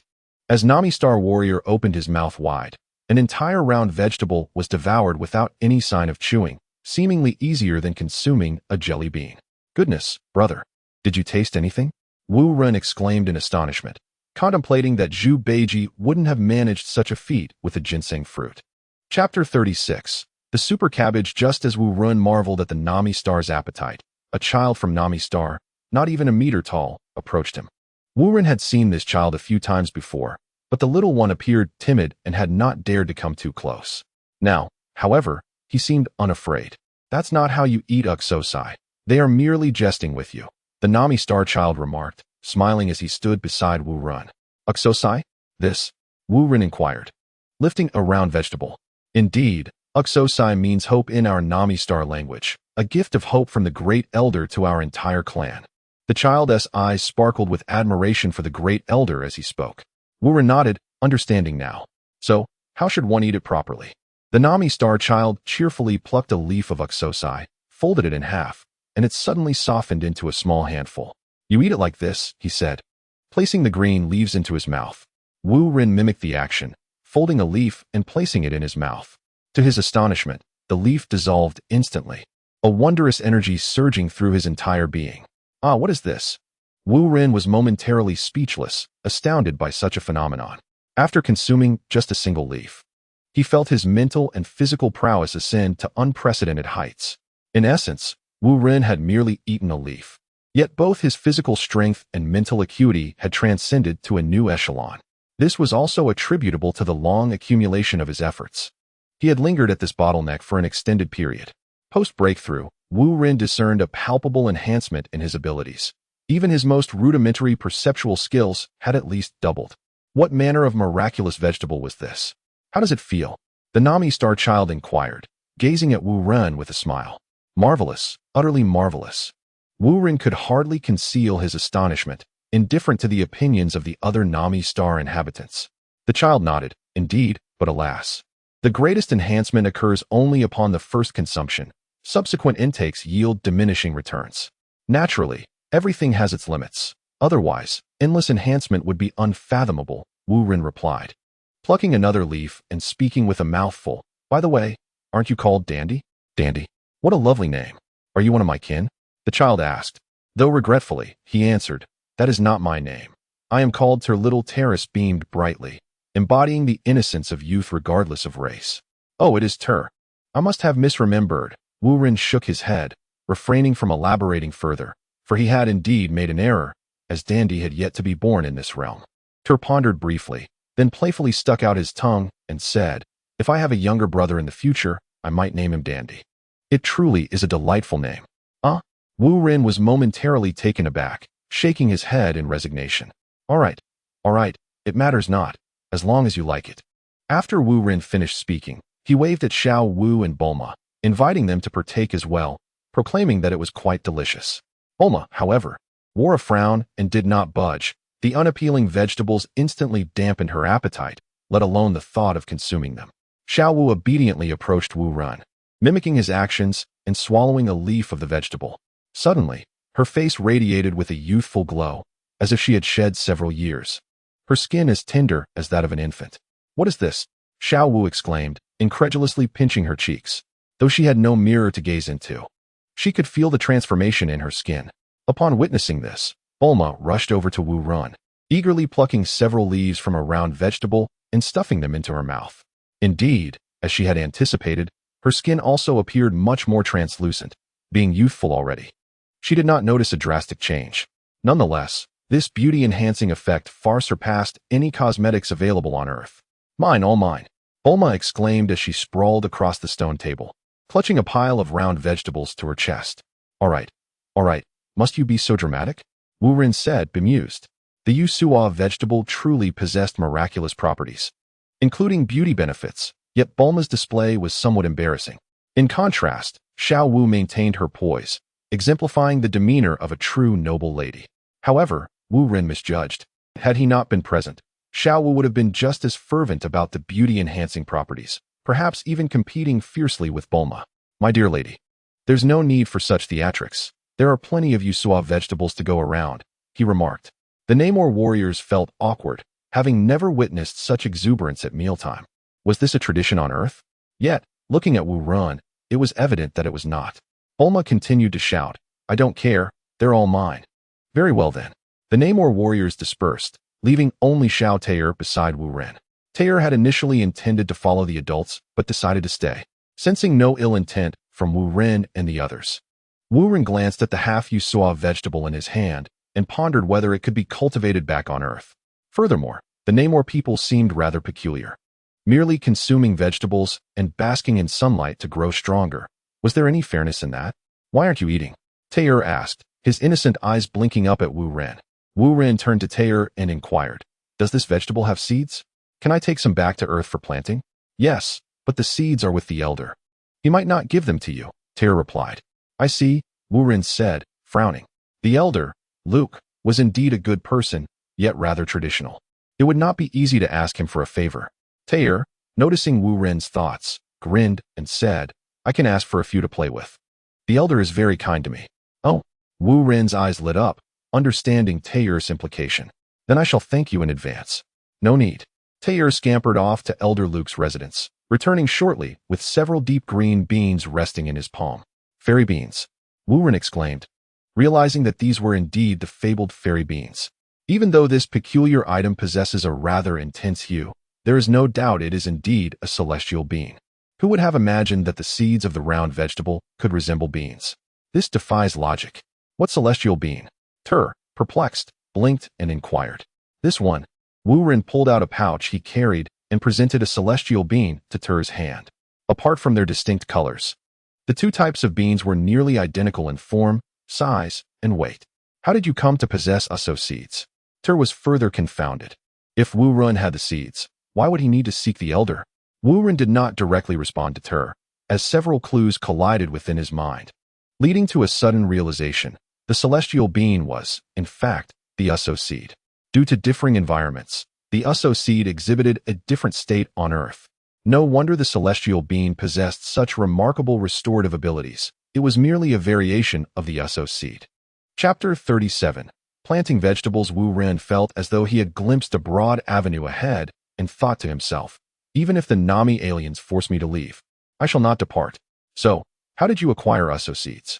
Tur, noticing Wu Ren's silence, urged anxiously. "This is a celestial bean, on our Earth. There exists a Nami alien. Perhaps he brought it over from Nami's star," Wu Ren casually explained, his gaze fixed on the Uso seed, as numerous ideas surged forth. "Oh, I have heard tales of that individual. He is quite remarkable," Tur responded, his expression filled with admiration. "Indeed. By the way, may I cultivate vegetables in the field?" Wu Ren's eyes sparkled as a notion crystallized within him. Tur handed the beans he held to Wu Ren, saying, "It is possible. But the older brothers have filled their fields, so you must clear a new plot for yourself. This is certainly no problem." "Thank you, Tur. I shall visit you again when time permits," Wu Ren said, rising to approach Bulma, giving the stone slab a gentle pat, and calling, "Rise and shine, my lady." Only then did Bulma realize that all the other Nami aliens, apart from Tur, had wandered off. She descended from the stone table, retrieved a universal capsule, and produced a refrigerator, placing the few Uso vegetables she had just acquired inside. Wu Ren's expression darkened, truly impressive. "Never mind, Xiao Wu, let us depart." As he spoke, a surge of mental energy enveloped Xiao Wu, and the two ascended into the air together. Wu Ren's mental strength had grown considerably, making it effortless to carry someone aloft. "Hey, wait for me." Bulma, having just stowed the refrigerator, witnessed Wu Ren and Xiao Wu soaring away, her frustration manifesting in rapid foot stomps. As a Nami alien, Tur understood no distinctions of gender and thus remained oblivious to the nuances of a girl's heart, gazing at Bulma with innocent bewilderment. Bulma shot through a glare and exclaimed, "What are you staring at? Have you never seen a beauty before?" Tur, in his naivety, replied, "I have not." What a shock."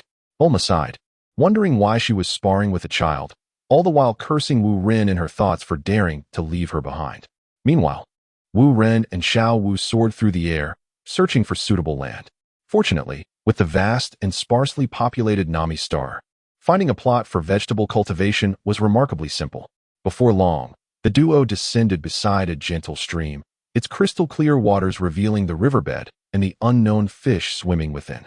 The banks of the river are flat and expansive, and the traces left by the waterway suggest that it flows year-round without the threat of flooding, making it an optimal choice for cultivation. Indeed, this is the perfect spot. Wu Ren pointed decisively, his energy manifesting as a sword of air, carving the land into neat furrows. He then produced several uso seeds and celestial beans, planting them with care, and subsequently irrigated them with river water and the fresh water brought by Xiao Wu. After watering, he marked the plots, initiating an experiment, confident that the results would reveal the truth. For the following week, Wu Ren and Xiao Wu sat beside the vegetable garden daily. To pass the time, Wu Ren fashioned a fishing rod to catch fish. In truth, with his prowess, he could summon the fish from the river with a mere flick of his finger. The act of fishing was merely a pastime. A week later, the seedlings sprouted. Through the comparison of different seeds and waters, the conclusion was clear. The issue lay with the water source. The absence of the unique water from Namek star on Earth meant that the celestial beings flourished, while the uso did not. It was indeed as he suspected. Wu Ren laughed heartily, a new path unfolding before him. As long as he had enough uso to bring back to Earth, even if replanting were impossible, his team would grow significantly stronger. Moreover, it was not unfeasible to transport Namek star's water back. It was merely a matter of quantity. Cultivating vegetables could lead to strength. What could be more exhilarating than this? Having traversed worlds, Wu Ren recalled his homeland, a wondrous realm where everyone possessed an innate talent for cultivation. The Namek star inhabitants were mere novices in comparison. They truly could not match the art of farming. Without hesitation, Wu Ren decided to leave 3 celestial beings for himself and plant the rest. With a wave of his hand, the river water parted into several streams, cascading into the furrows. Cultivating vegetables had never been so effortless, requiring neither machinery nor excessive manual labor. Thus, Wu Ren ceased to mention the elder, immersing himself entirely in agriculture, engaging in discussions about farming techniques and management with the Namek star warriors. The nearby Namek star warriors began to wonder if Wu Ren had transformed into a different person, as he suddenly seemed enamored with farming. Wasn't that rather tedious? It seems that, regardless of race, people often overlook what they possess, coveting what belongs to others. Time swiftly passed, and in the blink of an eye, 6 months had gone by. Wu Ren's vegetable garden yielded abundant harvests, not only producing a significant amount of uso, but also several mutated varieties and a plethora of superior celestial beings. The mutated uso, naturally, were the result of the celestial beings he had brought from Earth.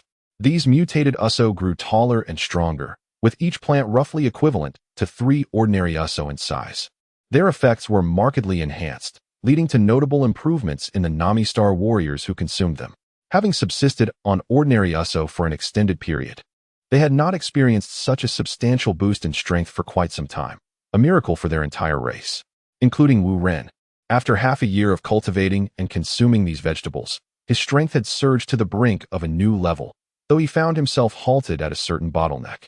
Compared to when he first arrived on Namek star, his power had increased approximately tenfold. Such delightful fortune was indeed rare. Elder Luke, upon receiving the news, finally had the pleasure of meeting Wu Ren once again. Within Elder Luke's abode, he sat upon a stone bench, chuckling, "Young man, you have indeed impressed me. In just half a year, you have cultivated a superior uso." Wu Ren smiled and nodded. "It's merely adequate, ranking 3rd in the world." Elder Luke's face flushed with embarrassment. He had never encountered such unabashed audacity. However, upon reflection, he recognized that through his observations over the past months, Wu Ren was merely boisterous in speech while possessing commendable character. Thus, he continued, "Having been here for over half a year, do you have any wishes?" "Wishes? None at all. I find contentment in tending to my vegetables daily. Let us not digress. I meant, do you still wish to meet the Grand Elder?" "Who is the Grand Elder?" Wu Ren feigned ignorance. "Have you forgotten in just half a year? So, you do not wish to meet the Grand Elder then?" Elder Luke straightened his posture, his demeanor turning serious as he planted his wooden staff firmly on the ground. Noticing this, Wu Ren quickly replied, "Of course I want to meet him. You were the one who forbade me from doing so before. I had nearly forgotten who the Grand Elder was." "Very well. Should you meet the Grand Elder, remember to maintain a posture of respect. Do not jest." Elder Luke's expression was grave, indicating that some matters were not to be trifled with. Wu Ren discerned an underlying message in Elder Luke's words. Indeed. I cannot guarantee that you will meet the Grand Elder. Elder Luke paused before adding, I can only escort you there. Whether you encounter the Grand Elder remains uncertain. Chapter 38. The Grand Elder, all right. When shall we depart? Wu Ren promptly accepted, as meeting the Grand Elder was his primary objective. How could he let this opportunity slip away? Elder Luke nodded. Prepare yourself. I shall have Mu He escort you. Are you not coming? Me? No, I am too old. My flying speed is slow and would only waste your time. Ah, understood. I will prepare and set off. With that, Wu Ren exited the dwelling and found Xiao Wu and Bulma, briefly explaining the situation before embarking on his journey. Mu He was a Nemerian warrior clad in a white cloak, resembling a second-generation Piccolo. With his enhanced powers, Wu Ren's combat prowess was on par with Mu He, and given his diverse skills, victory in actual combat was assured. Yet, Wu Ren still faced a shortcoming, though his mental fortitude was exceptional. His physical endurance and energy were lacking, and his flying speed paled in comparison to Mu He's. Initially, Wu Ren intended to travel by spacecraft. However, it was rather awkward that neither the Nemerians nor Elder Luke could provide the coordinates for the Grand Elder, leaving Wu Ren to wonder if this was a deliberate concealment. With Mu He flying ahead, Wu Ren followed closely, carrying a bag brimming with senza beans, unconcerned about stamina but anxious about the speed of their flight. After approximately half a day, having nearly circumnavigated the Nemerian planet, the duo arrived at the foot of a towering peak. This mountain was peculiar, resembling a column with a diameter of merely a few meters, rising sharply from the ground. Although it was less than 100 meters high, it exuded an air of perilous steepness. This is the place. For now, refrain from speaking. Observe Nilu's attitude first. Mu He instructed Wu Ren with a stern countenance, leaving Wu Ren uncertain of his feelings towards him. Understood, let us proceed. Wu Ren had long prepared for this day, hoping that no mistakes would occur. Mu He gently ascended towards the mountain peak, with Wu Ren following closely behind. Moments later, they arrived at the summit, where a uniquely designed Namekian house stood proudly. It was the residence of the Grand Elder. As their feet touched the ground, a Namekian warrior emerged from within the dwelling. This warrior bore a resemblance to Mu He, yet upon closer inspection, one could discern that his formidable presence transcended that of an ordinary Namekian. He was the Grand Elder's guardian, Neru. Neru, Luke the Elder sent me, Wu Ren stated. He said I was to meet our esteemed Grand Elder. Mu He's expression darkened, the reason for which remained unclear. I understand. You may proceed, Neru replied, not casting a glance at Mu He, but scrutinizing Wu Ren from head to toe. Very well, I shall take my leave. After bowing to the house, Mu He departed. Wu Ren felt uneasy under Neru's intense gaze. Dubbed the mightiest Namekian warrior, Neru indeed exuded an extraordinary aura, resembling a walking battle machine. Even with Wu Ren's battle power reaching thousands, and surpassing 10,000 in an explosive state, it paled in comparison to Neru's capabilities. The disparity in their strengths was evident, as Wu Ren's peak potential had yet to reach Neru's minimum threshold. Speak, why do you seek the Grand Elder? Neru's penetrating gaze sought to unravel Wu Ren's innermost thoughts. Yet, he miscalculated. While his physical prowess could easily overwhelm Wu Ren, in terms of mental fortitude, Nereus would not match Wu Ren's strength. I have a matter of utmost importance to discuss. That is all, Wu Ren replied coolly, projecting his mental energy to dispel the pressure Neru exerted upon him. Suddenly, a tornado manifested atop the small mountain, fierce winds swirling stones around with extraordinary force.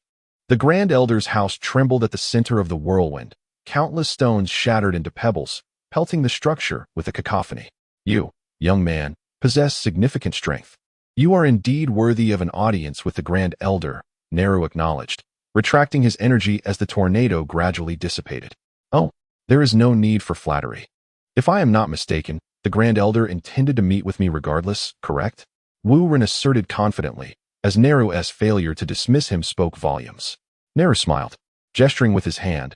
Please, go ahead. Thank you for your leniency, Wu Ren said before stepping into the dwelling, with Neru following closely behind. Still harboring concerns for the Grand Elder's safety, given the peculiar nature of this individual from Earth. Upon entering, Wu Ren beheld the imposing figure of the elderly Namekian, the Grand Elder, who commanded the utmost respect from all Namekians. The Grand Elder's breath was shallow, his demeanor markedly frail, and his corpulent form appeared somewhat cramped upon the throne. Grand Elder, greetings. Wu Ren emulated the customary greeting of the other Namekians, bowing respectfully. Ah, greetings, Earthling. The Grand Elder responded, his voice trembling and fatigued, pausing frequently to catch his breath. I have long been aware of your exploits. Luke has spoken highly of you. You are quite impressive. Wu Ren, somewhat puzzled, inquired directly, if that is the case, Grand Elder, why did you not meet with me sooner? The eyes of the Grand Elder were bloodshot as he glanced at Wu Ren, slowly closing his eyes before speaking. I know that our meeting today is inevitable. This. Wu Ren was rendered speechless, unable to find any justification to refute the Elder's assertion. If the Grand Elder truly possessed the gift of foresight, then engaging in futile arguments would serve no purpose. Speak. What is your true intention for coming to Namek Star? The Grand Elder reopened his eyes and fixed his gaze on Wu Ren. Wu Ren briefly recounted his experiences with the Heart of Nature during his time on Earth. The Grand Elder nodded and, after a brief cough, remarked, I see. It is indeed remarkable that you have gained the Heart of Nature's recognition. Even our finest warriors of Namek Star have failed to master such a divine skill. Nilu's face flushed with embarrassment, aware that the Grand Elder was not admonishing him, yet feeling somewhat awkward nonetheless. Since Wu Ren had proven himself worthy of the Heart of Nature, there was no need for him to remain on guard. Thus, Nilu chose to exit the room, waiting outside. Noticing Nilu's departure, Wu Ren turned his gaze skyward and smiled at the Grand Elder, asking, Might you assist me in enhancing the Heart of Nature? To be frank, I cannot guarantee this, the Grand Elder replied, shaking his head with a resigned expression. Assisting you in amplifying the Heart of Nature would further shorten my already limited lifespan. Is it truly so? Wu Ren had not anticipated such a predicament. Had he known that enhancing the Heart of Nature would hasten the Grand Elder's demise, he might have reconsidered meeting with him.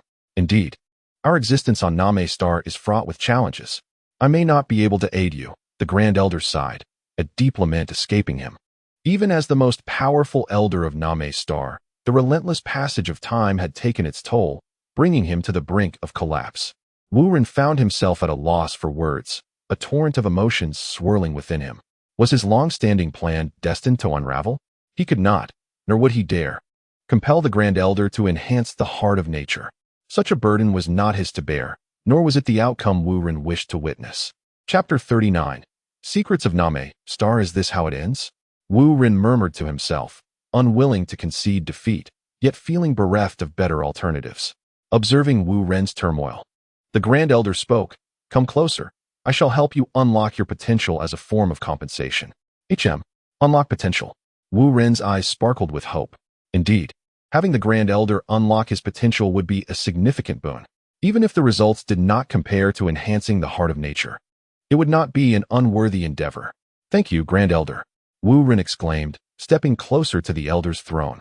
The Grand Elder's broad hand rested upon Wu Ren's head, and a wondrous white light emanated from him, illuminating the entire chamber. Nilu, witnessing this spectacle from the doorway, remained silent and discreetly stepped aside. Suddenly, the Grand Elder furrowed his brow, lifting his hand as the light extinguished. How can this be? It cannot be unlocked. What? No way, Wu Ren exclaimed, bombarding the Elder with a trio of incredulous questions. Surely, the Grand Elder was not jesting? This won't work, and that won't work. Are you serious? The Grand Elder's face was etched with confusion. In all his countless years, he had never encountered such a situation. After a moment's hesitation, the Elder's large hand once again rested atop Wu Ren's head, yet this time, no phenomena manifested. Or perhaps, phenomena did occur, but only the Elder perceived them. With his eyes tightly shut, the Elder appeared exceedingly tense, as if he had witnessed something particularly horrific. Through Wu Ren's memories, the Elder glimpsed the future of planet Namek, Frisia's army and Vegeta arriving, ruthlessly slaughtering the Namekians, until ultimately, with the assistance of the Earthlings and the Scions, Frisia was defeated, allowing for the resurrection of Namek. Beyond this point, the Elder could see no more, for by then, he would no longer exist. However, this was not the most terrifying revelation. The most dreadful realization was that the Elder discovered Wu Ren possessed two identities, one of which did not belong to this realm. How could such a force, one that defies the laws of the universe, exist? The Elder, having lived through epochs that could be traced back to the dawn of the cosmos, had never encountered such a phenomenon, something that existed only in ideals yet had never been realized by anyone. Raising his hand, and resting it upon the armrest of the throne. The elder coughed twice before speaking. Young man, who exactly are you? What do you mean, elder? Wu Ren was perplexed, unable to comprehend how the potential development could fail. Yet, he wondered how this related to his identity. The elder gazed directly at Wu Ren, stating, "There's no need to feign. I have just witnessed your memories. You are not from our world." What? Wu Ren was taken aback, astonished that the elder had uncovered his true identity and uncertain about how much information had been revealed. Nonetheless, it was futile to conceal any longer, so he confessed, "Indeed, I have come from another world." "Oh, what sort of world is that?" Wu Ren was about to explain when he suddenly realized the elder's knowledge was limited, so he shifted his narrative. "It is also Earth, albeit quite different from this one." The elder nodded. "Ah, so it is true. I once heard there are a total of 12 universes. I thought it was mere myth, but it seems there truly are other realms." "You have heard the tale of the 12 universes?" "Indeed, but I wish I had not. The cost of that knowledge was immense, and I lost so much." The elder's expression was filled with anguish, and it seemed tears threatened to spill from the corners of his eyes. "What is the matter?" Wu Ren discerned an unexpected gain. The elder appeared to harbor numerous secrets. "The past is gone. It is better left unmentioned." The elder shook his head, clearly reluctant to revisit painful memories. Given this, Wu Ren refrained from pressing further and continued discussing his own matters. Then, "Elder, do you think I can still proceed with the development of my potential?" The elder glanced at Wu Ren, contemplating for a moment before responding. "At present, it is not feasible, unless what?" Wu Ren detected a glimmer of hope and was determined not to relinquish it. "Unless you revert to your original body." "What? What original body?" Wu Ren was perplexed, unsure of the elder's intentions. "Your other body, but I cannot guarantee success, for this is merely my conjecture." "What? Are you implying my original body?" Wu Ren's heart raced suddenly, a feeling he had never experienced even while making wishes to the divine dragon, who would willingly choose to be a mere dog if he could restore his original body. "Yes, if you agree, we shall endeavor to try." "Agree? Of course I agree," Wu Ren exclaimed with excitement. But upon reflection, he felt a twinge of doubt and hastily added, "Elder, is there any risk associated with this transformation of bodies?" "Indeed," the elder replied. "If successful, your natural essence will also elevate, but should you fail, death may be your fate." The elder's tone was as if he were discussing a trivial matter, yet Wu Ren felt as though he had been struck by lightning. What did he mean by may die? Was he jesting? What sort of operation was this? Noticing Wu Ren's silence, the elder continued, "What is the matter? Are you frightened? Perhaps you should return to Earth and avoid risking your life." Wu Ren seemed to have an epiphany and retorted, "Elder, you are merely speculating that death is a possibility. Correct? It is not a certainty, is it?" The elder shook his head, stating, "Such an audacious act must surely invite dire consequences. If only one person were to perish, that might be deemed the lightest of punishments." "Audacious? What does heaven signify?" "Elder, you must be concealing something crucial, am I right? At this point, is there any need for further concealment?" Wu Ren struck at the heart of the matter, convinced that the elder was deliberately withholding significant information that could very well disrupt the balance of the cosmos. The elder remained silent, gazing into the distance. After a prolonged moment of contemplation, he sighed and said, "It pertains to the tale of those 12 universes. I had no intention of divulging this, thinking it better to be lost to the sands of time alongside me. Yet, I never anticipated witnessing such a unique existence as yours in my lifetime." "So what is it?" Wu Ren interjected eagerly, sensing he was close to the answer. "Therefore, I shall share this with you, but you must promise to keep it a secret, never to speak of it to another soul." "Absolutely, I shall keep it confidential." "Likewise, I will also keep your secret." The elder began to recount. "The child who ventured to your Earth may be the sole survivor.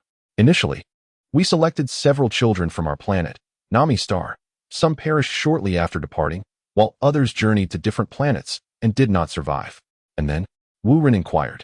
"Do you know why we chose certain children to escape?" The elder countered. "To evade natural disasters, right?" Wu Ren replied instinctively, as it was what he remembered. The elder shook his head, his tone tinged with sorrow. "Our Namek star is home to Barunga. What need do we have to fear natural calamities?" Chapter 40. Transformation if it is not natural disasters, Wu Ren murmured, a thought suddenly flickering in his mind, though he hesitated to voice it. "The true nature of the situation cannot be revealed. You must seek it out for yourself," the elder said, placing his hand atop Wu Ren's head. before Wu Ren's eyes. The scenery shifted, and he found himself in a different place. However, upon closer introspection, it became evident that it was merely an illusion, not an actual reality. Wu Ren beheld a robust Nami star inhabitant standing amidst a heap of ruins. The face of this Nami star individual bore a resemblance to the elder, albeit considerably younger. Despite being battered and bruised, he stood defiantly against the tempest. Above the heads of the Namians looms a foreboding cloud, within which two shadowy figures flicker in and out of visibility. Wu Ren, unable to discern their identities, suddenly feels a sharp pain in his head, nearly expelled from the illusion back into reality. Merely a glance has inflicted harm upon him. What manner of beings reside within that cloud? And who is the Namian standing amidst the ruins, seemingly able to contend with the specters above? Can he truly withstand their power? Suddenly, one of the figures in the cloud raises a hand, causing the Namian to collapse to the ground, blood spilling from his lips. Yet, he defiantly lifts his gaze, locking eyes with the presence above. The figure in the cloud gestures toward the earth, and the ground within a radius of approximately 100 meters around the Namian sinks, transforming the once flat ruins into an isolated peak. At last, the Namian succumbs, lying on the island-like formation, barely clinging to life. The shadowy figure gestures once more, summoning a lightning orb the size of a football to plummet from the sky. The orb strikes the ground, piercing through the once solid earth as if it were mere parchment. The ground begins to quake violently, and Wu Ren struggles to maintain his balance, realizing he cannot harness his energy to fly. Cracks begin to spiderweb across the surface, multiplying as if an abyss from the depths of hell threatens to consume all. The figure in the cloud gradually fades from view, leaving Wu Ren unable to discern its true identity. In an instant, the scene shifts before Wu Ren's eyes, and he finds himself once again in the Elder's chamber. Do you understand now? The Elder's voice is steeped in melancholy, laced with a tremor that evokes profound sorrow. Wu Ren gazes up at the Elder. So, Nami Star was destroyed. Not at all. I sacrificed my vitality to preserve Nami Star. It was the choice given to me by those two deities, and I had no other option. Wu Ren nods, realizing that the powerful Namian must indeed be the Elder himself. So, the figures in the cloud are the deities? Yes, they are indeed. What manner of deities are they? Suddenly, the Elder's expression shifts to one of palpable fear as he lowers his voice. Hush. Those two deities are not to be spoken of lightly. Such gods, who would so casually obliterate others' planets, deserve no respect, Wu Ren retorted, as an understanding dawned within him, though he refrained from voicing it outright. The Elder shook his head. Let us not speak of the deities. It was my own folly that led to this. I was too careless and violated the cosmic principles. Violated the cosmic principles? What does that entail? Wu Ren's curiosity was piqued, sensing that the truth was on the verge of revelation. The Elder gazed into the distance, lost in reminiscence. In our prime, Nami Star flourished immensely, becoming one of the most powerful races in the cosmos.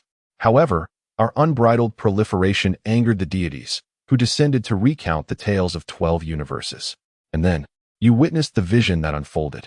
Then you drained your own vitality to ensure your race's survival? You are truly a remarkable individual. Wu Ren was profoundly moved by the Elder's sacrificial act, utterly in awe. Such greatness deserves respect from all, even from the lofty deities themselves. Oh, let us not dwell on that any longer. Instead, let us turn our attention to your affairs. Would you entertain the notion of exchanging your physical form?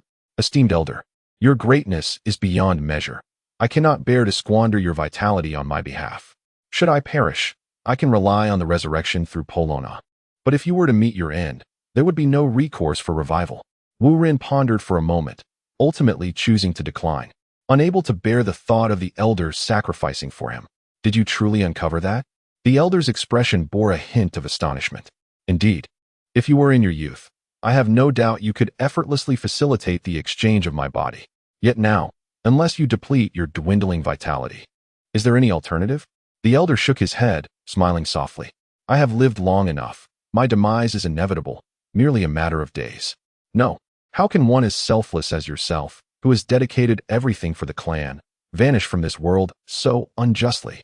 That is not fair. Wu Ren's gaze was resolute. A true man exists within this universe to act with purpose and restraint. Fairness? The cosmos itself is inherently unjust. It is merely relatively fair, the Elder retorted. Do you not wish to elevate your natural heart? I yearn for that. Is there truly no compromise? The elder considered for a moment, then nodded. There exists another possibility. I could reshape your body, which would not deplete my vitality. I would merely require a few days of rest. But Wu Ren interjected eagerly, astonished at the prospect of achieving his goal. However, in the process of reshaping your body, you may no longer be entirely yourself. To a certain extent, you might resemble our Namek kin. If that is the case, would you still consent? Wu Ren contemplated this, a cold sweat trickling down his brow. Elder, you do not mean to consume me and then regurgitate me as an egg, do you? The elder waved his hand dismissively. No need for that. Very well then, Wu Ren nodded, continuing, this process will not yield any adverse effects, I trust? None whatsoever. Then when shall we commence? If you desire, we can begin now. Of course, the sooner, the better. Very well. With a grand gesture, the elder summoned a dragon ball from behind him. The orb, larger than a soccer ball, landed at Wu Ren's feet, a one-star dragon ball. Wu Ren gazed in awe at the colossal sphere. The elder's two antennae quivered, emitting a current that cascaded downward, enveloping the one-star dragon ball. What is this? Wu Ren inquired, unable to contain his curiosity. However, the elder offered no reply. The current intensified, and suddenly, the dragon ball lifted off the ground. A resplendent array of colors erupted from the sphere, dazzling in its brilliance. Transform. With a sweeping motion, the elder commanded, and the myriad hues burst forth from the dragon ball, cascading over Wu Ren. As the light from the dragon ball dimmed, Wu Ren's radiance grew ever more luminous until the orb transformed into an ordinary stone, and the brilliance enveloping Wu Ren gradually faded. Wu Ren felt the world spin around him, gradually succumbing to unconsciousness as he collapsed to the ground. The following day, he opened his eyes, and an unfamiliar sensation washed over him. Extending his hand, he gasped, "What? Why has my hand turned green?" Chapter 41. Intermediate Divine Technique. Do not panic. This is entirely normal. The voice of the Grand Elder resonated, and Wu Ren realized that this was not a dream. He had truly transformed into a green being. Rising to his feet, he surveyed himself, and indeed, not only his hands and feet, but his entire body had taken on a verdant hue. He reached up to touch the top of his head, relieved to find that he was devoid of the two antennae. Otherwise, he would resemble a Namian entirely. The clothing is a gift, a standard attire of our Namian people. If it does not please you, feel free to change it, the Grand Elder stated. Upon hearing these words, Wu Ren recognized that he was indeed clad in Namian garb, somewhat akin to that of Piccolo's.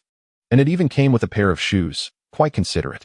However, he found it difficult to accept his entire green appearance.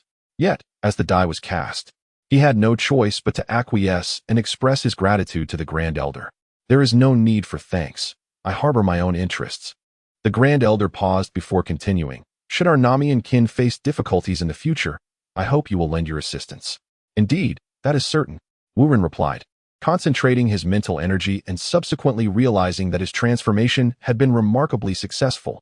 His combat prowess had not diminished and had indeed seen a notable enhancement. Of course, this was not the most crucial aspect. The paramount revelation was that Wu Ren's heart of nature had ascended to the intermediate level. The heart of nature, at the intermediate stage, could evolve. Bestowed by the Grand Elder of Namian, it could be employed once every 24 hours without any usage limit. When a target was within the range of his mental energy, he could activate it to choose one of the target's skills to replicate, though it would not take effect if the target's combat power exceeded his own by tenfold. In comparison to his previous heart of nature, the current version not only possessed a broader range, but also offered a more targeted selection of skills, truly a significant upgrade. In the future, encountering learnable targets would be considerably easier. However, one point puzzled Wu Ren. Why was the heart of nature still incomplete and capable of further enhancement? Was the heart of nature here not the definitive version? Grand Elder, if the heart of nature is at an intermediate state, can it not ascend further? Wu Ren inquired, unable to comprehend the situation. The Grand Elder, eyes closed, gently shook his head. I am uncertain. There should be methods for further enhancement, but those lie beyond my capabilities. Ah, I see, Wu Ren nodded, realizing that even the Grand Elder was at a loss, and he would have to set aside this query for now. Very well.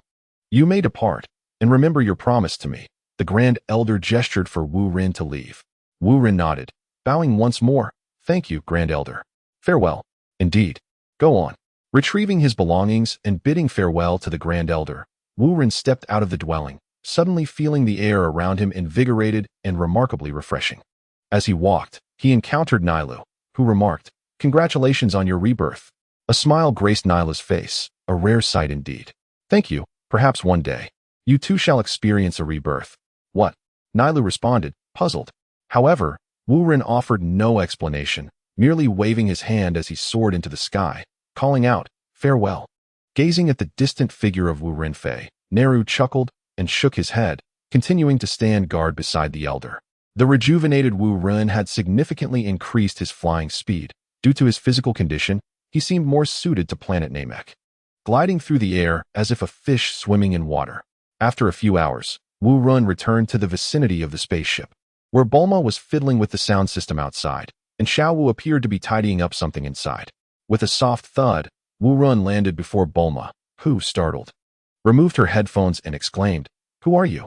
Before he could respond, Bulma's gaze fell upon the clothes and bag Wu Ren held, her expression shifting dramatically as she nearly burst into tears. Could it be? Wu Ren's face darkened as he retorted, "What do you mean? You silly girl. Why is your imagination so vivid?" Bulma, upon hearing this, managed to stifle her tears, her face adorned with a large question mark. "Your voice. Are you Lord Ashu?" "Indeed. It is I. Did you not recognize me after my transformation?" Wu Ren chuckled, scratching his head. It was true. The change was so significant that it was understandable. "How did you become like this?" Bulma inquired, as Wu Ren had grown considerably taller, forcing her to look up to converse with him. Just as Wu Ren was about to explain, Xiao Wu's voice came from behind. "My lord?" Wu Ren turned to see Xiao Wu descending from the spaceship. "Xiao Wu, how did you know it was me? Did you hear something?" "No, it's more of a feeling," Xiao Wu replied, stepping closer to Wu Ren and taking the clothes that belonged to Ashu from his hands, signifying Ashu's complete disappearance. "Oh, that is rather peculiar," Wu Ren acknowledged. "By the way, do you have a mirror?"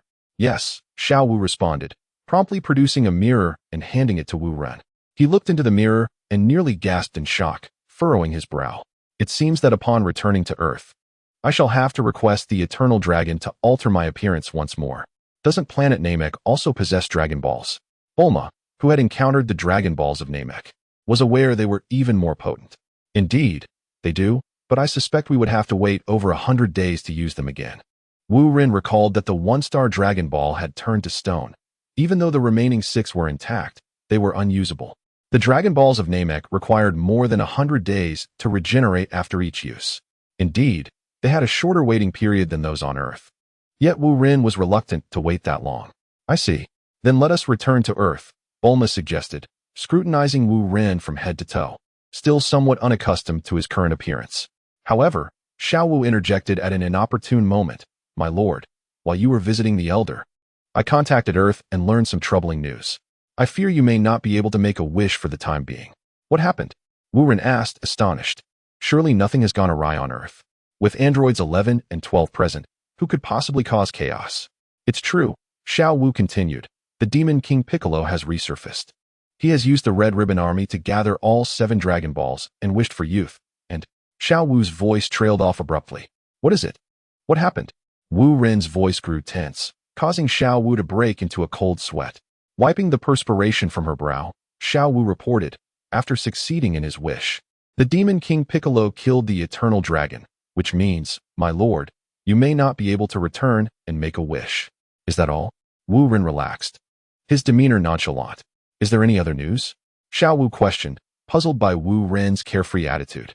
She continued, after becoming youthful again. "The Demon King Piccolo has been causing havoc everywhere. His arrogance knows no bounds.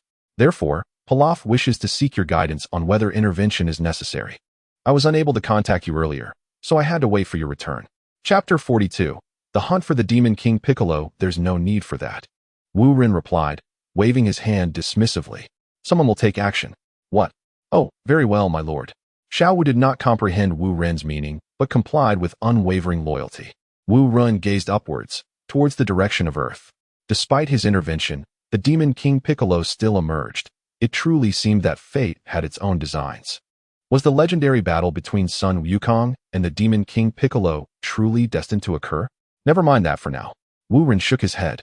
"Bulma, prepare to return to Earth." "Yay, we're finally going back." Bulma exclaimed, leaping with excitement, nearly dropping her headphones. Yes, I need to bid farewell to Elder Luke first, Wu Ren stated, walking towards Luke's dwelling. The nearby Namekians watched curiously upon seeing Wu Ren.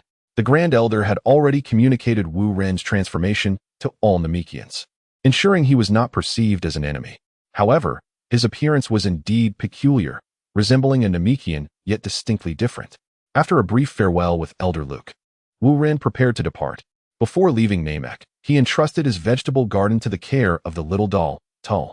Naturally, he did not forget to take a substantial amount of Usos and Sinza beans, sufficient for a considerable duration. The only disappointment was that Bulma had not brought along any water capsules. The fresh water from Namek could only be partially transported back via the spaceship storage, falling short of Wu Ren's expectations. Once all was in order, Wu Ren bid farewell to the Namekians, and the spaceship finally took off. As they embarked on their long journey, Wu Ren felt a twinge of discomfort. He was tempted to utilize Bulma's space capsule, but it was too precious to waste, and they were not in a hurry to return to Earth. Thus, traveling back via the spaceship became their only option. On board, Wu Ren meditated in his private quarters. This trip to Namek had been quite fruitful. Despite his dissatisfaction with becoming green, there was still hope for the next wish. Feeling bored, Wu Ren connected to the satellite phone to Earth, where Pilaf answered. Wu Ren had no inclination for idle chit-chat with Pilaf. He intended to issue a command: eliminate the Red Ribbon Army. Have Tao Pai Pai take action and deal with a few key leaders. There's no need for a massacre.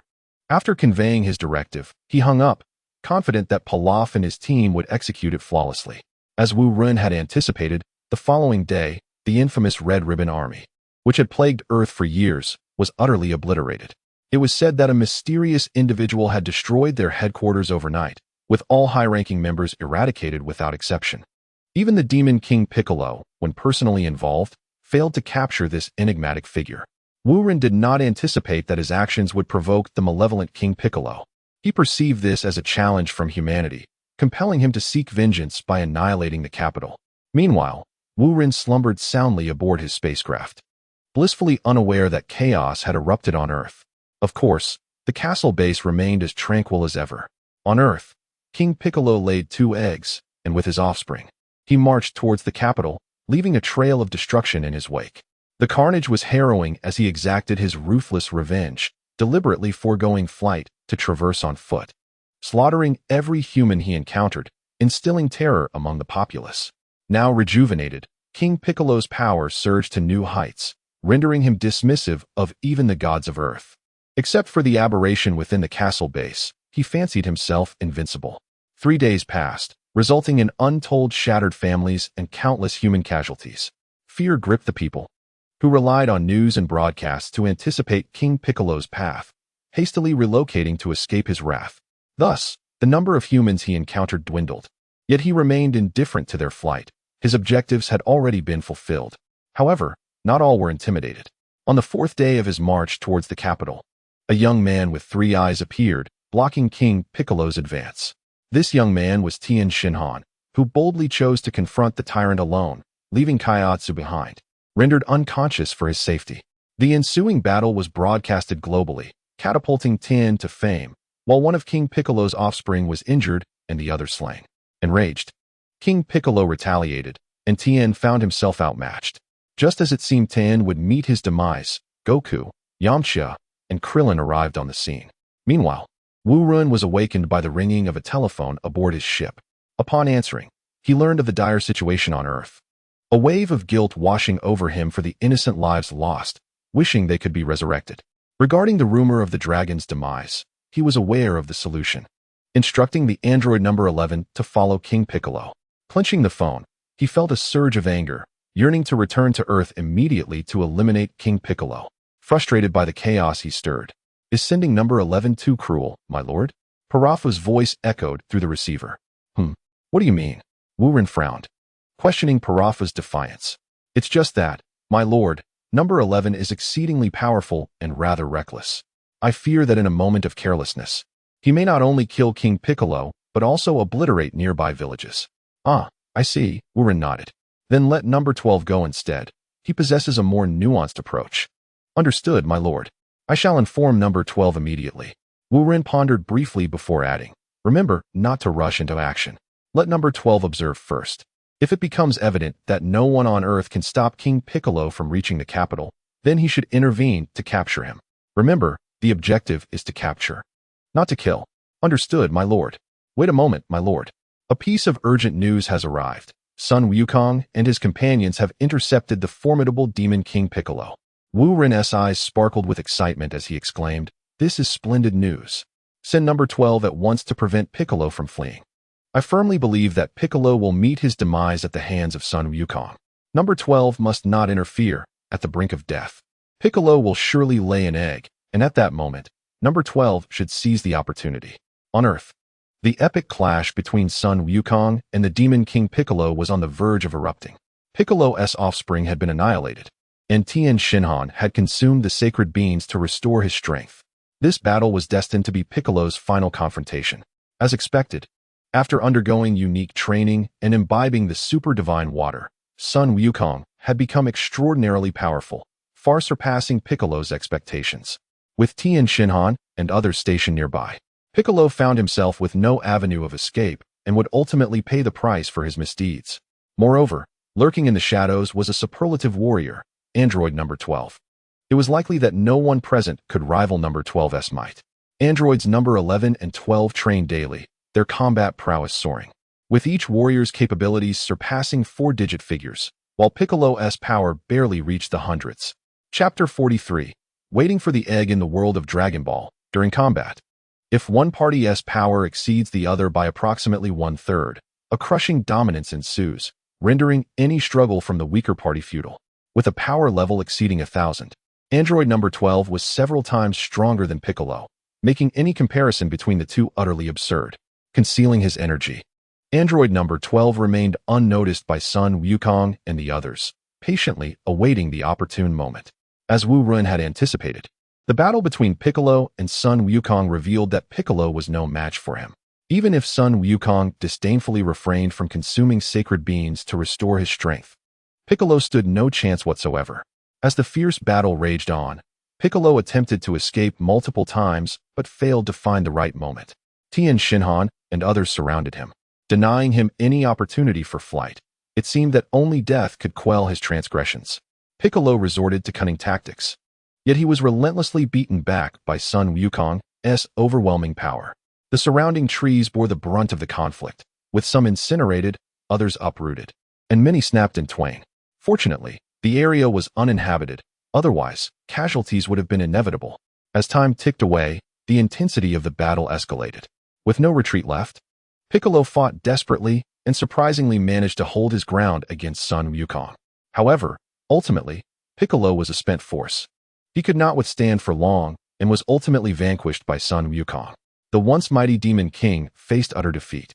Fearless journalists captured this moment, broadcasting it across the globe. The world beheld a glimmer of hope. The hero had emerged, and the malevolent Demon King Piccolo had been subdued. Yet, would it truly be that simple? In the Celestial Palace, the Earth God and Bubbles were closely observing this confrontation. Had it not been for Bubbles' intervention, the Earth God would have intervened personally. Thankfully, Earth had Sun Wukong and his allies. The Earth deity possesses the ability to perceive the world, yet remains oblivious to the presence of a formidable master concealed near the battlefield, who is indeed the greatest variable. On the battlefield, the Demon King Piccolo lies on the ground, gasping for breath.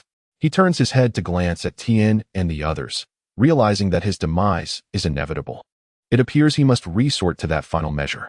You shall all accompany me to the grave. Suddenly, the Demon King Piccolo rises, his body radiating a brilliant light, his energy escalating beyond that of Son Goku, and it continues to surge. Not good. He intends to self-destruct. Krillin exclaims urgently. Everyone, be cautious. Son Goku, being the closest to Piccolo, takes the lead, fully aware that if Piccolo detonates, he will suffer the most severe injuries.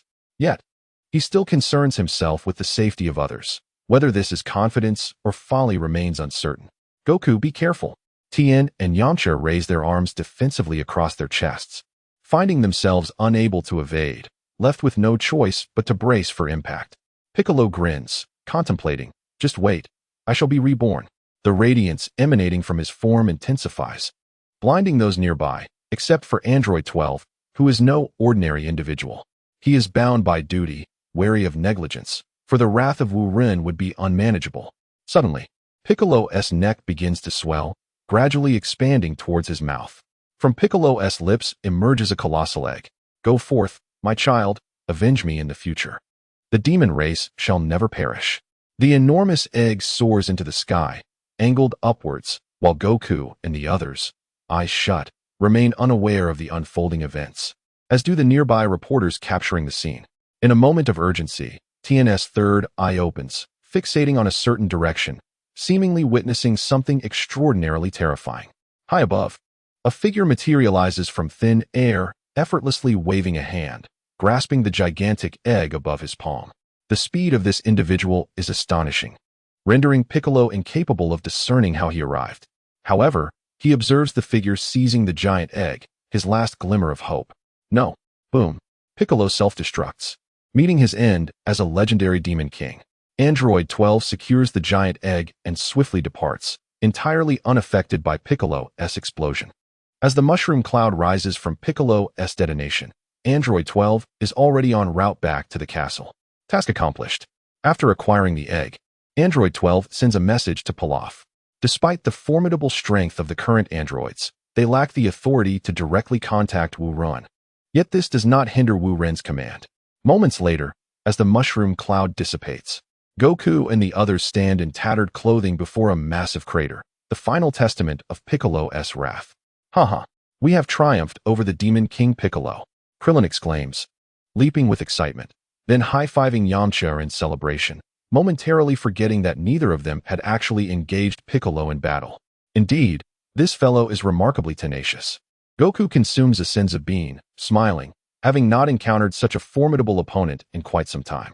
Were it not for Piccolo's nefarious deeds, Goku might even feel a twinge of regret at his demise. Tianjin Fan's face bore no smile as he gazed upward, his head tilted back. Just moments ago, my third eye seemed to have caught a fleeting shadow, moving with a terrifying swiftness. Klin chuckled in disbelief, insisting it must have been a mistake.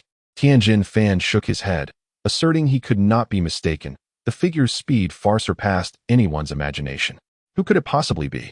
Sun Wukong lifted his gaze, searching around with eyes filled with boundless hope. He had initially believed that upon defeating Piccolo Daimao, there would be no rivals left in this world. Little did he know that even stronger beings existed, igniting an inexplicable thrill within him. What might that shadow look like?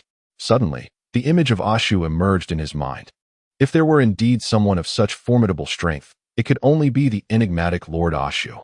It seems, Tianjin Fan blushed as he spoke, that it might have been a girl. Perhaps I misjudged. A girl? Sun Wukong's expression morphed into a large question mark. Could it be anyone other than Lord Ashu? Klin exchanged amused glances with Yamcha. While Yamcha remained silent, Klin laughed. You must have been mistaken. The massive explosion must have induced a hallucination. Tianjin Fan scratched his head and chuckled. Perhaps that's true. Suddenly, a disheveled reporter leapt out from behind a rock, brandishing a microphone and shouting, "Heroes, please grant us an interview. I beg you. Excuse me, everyone, Nimbus." Sun Wukong called for his Nimbus cloud, leaping onto it and soaring into the sky. He cared little for the interview, as his mind was preoccupied with other thoughts. Klin turned to the reporter. Interview? Where's your camera? The reporter then realized something was amiss and turned to find the cameraman emerging with a broken camera in hand. Chapter 44. The gravity room. Wu Ren flew at full speed on his return journey, reaching Earth in a mere 19 days. After escorting Bulma home, Wu Ren and Xiao Wu finally arrived back at the castle base.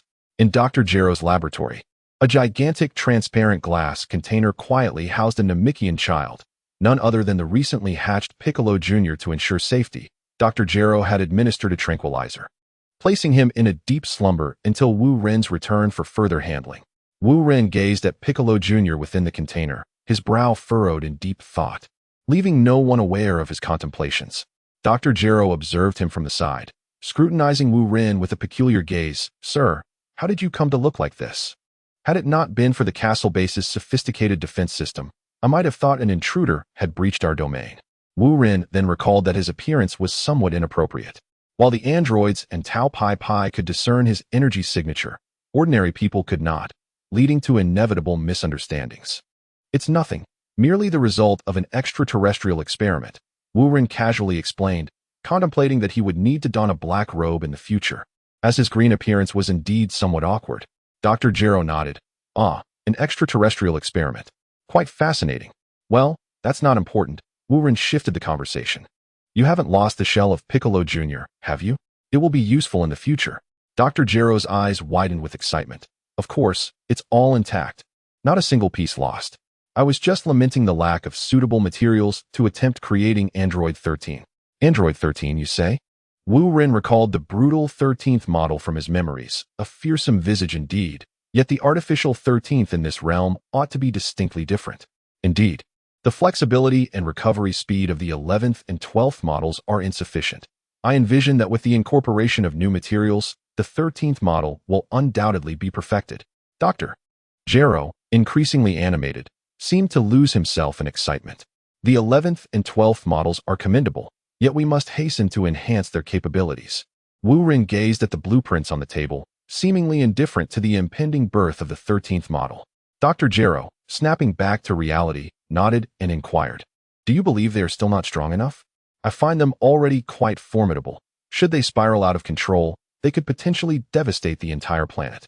Isn't it true that your creations are flawless enough to prevent such a loss of control? Wu Ren countered.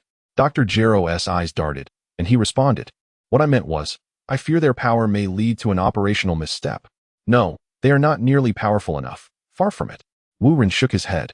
I surmise that your training grounds can no longer accommodate them, correct?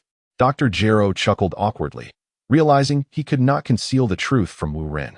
Our base as funding has been perpetually inadequate, and I can no longer allocate additional resources. Is that all? A trivial matter. Wu Ren mused for a moment before formulating a plan. Here's what you shall do. Send someone to procure resources from the Red Ribbon Army. Even if their organization collapses, they will still possess items they cannot carry away. Very well. Wu Ren then retrieved a refrigerator from a universal capsule and extracted a USO. Behold this. Take it and concoct a potion. While I cannot claim it cures all ailments, it can effortlessly heal any external injury. As long as the patient is alive, they will be revitalized in an instant. Just consider the value of such a marvel. Is it truly that extraordinary? Dr. Jero took the USO, inhaling its aroma, and was suddenly invigorated, feeling an overwhelming surge of vitality, as if he had been rejuvenated, all from a mere whiff. What? This? Dr. Jero was momentarily stunned, his mind struggling to comprehend such supernatural power, even as one of Earth's foremost scientists.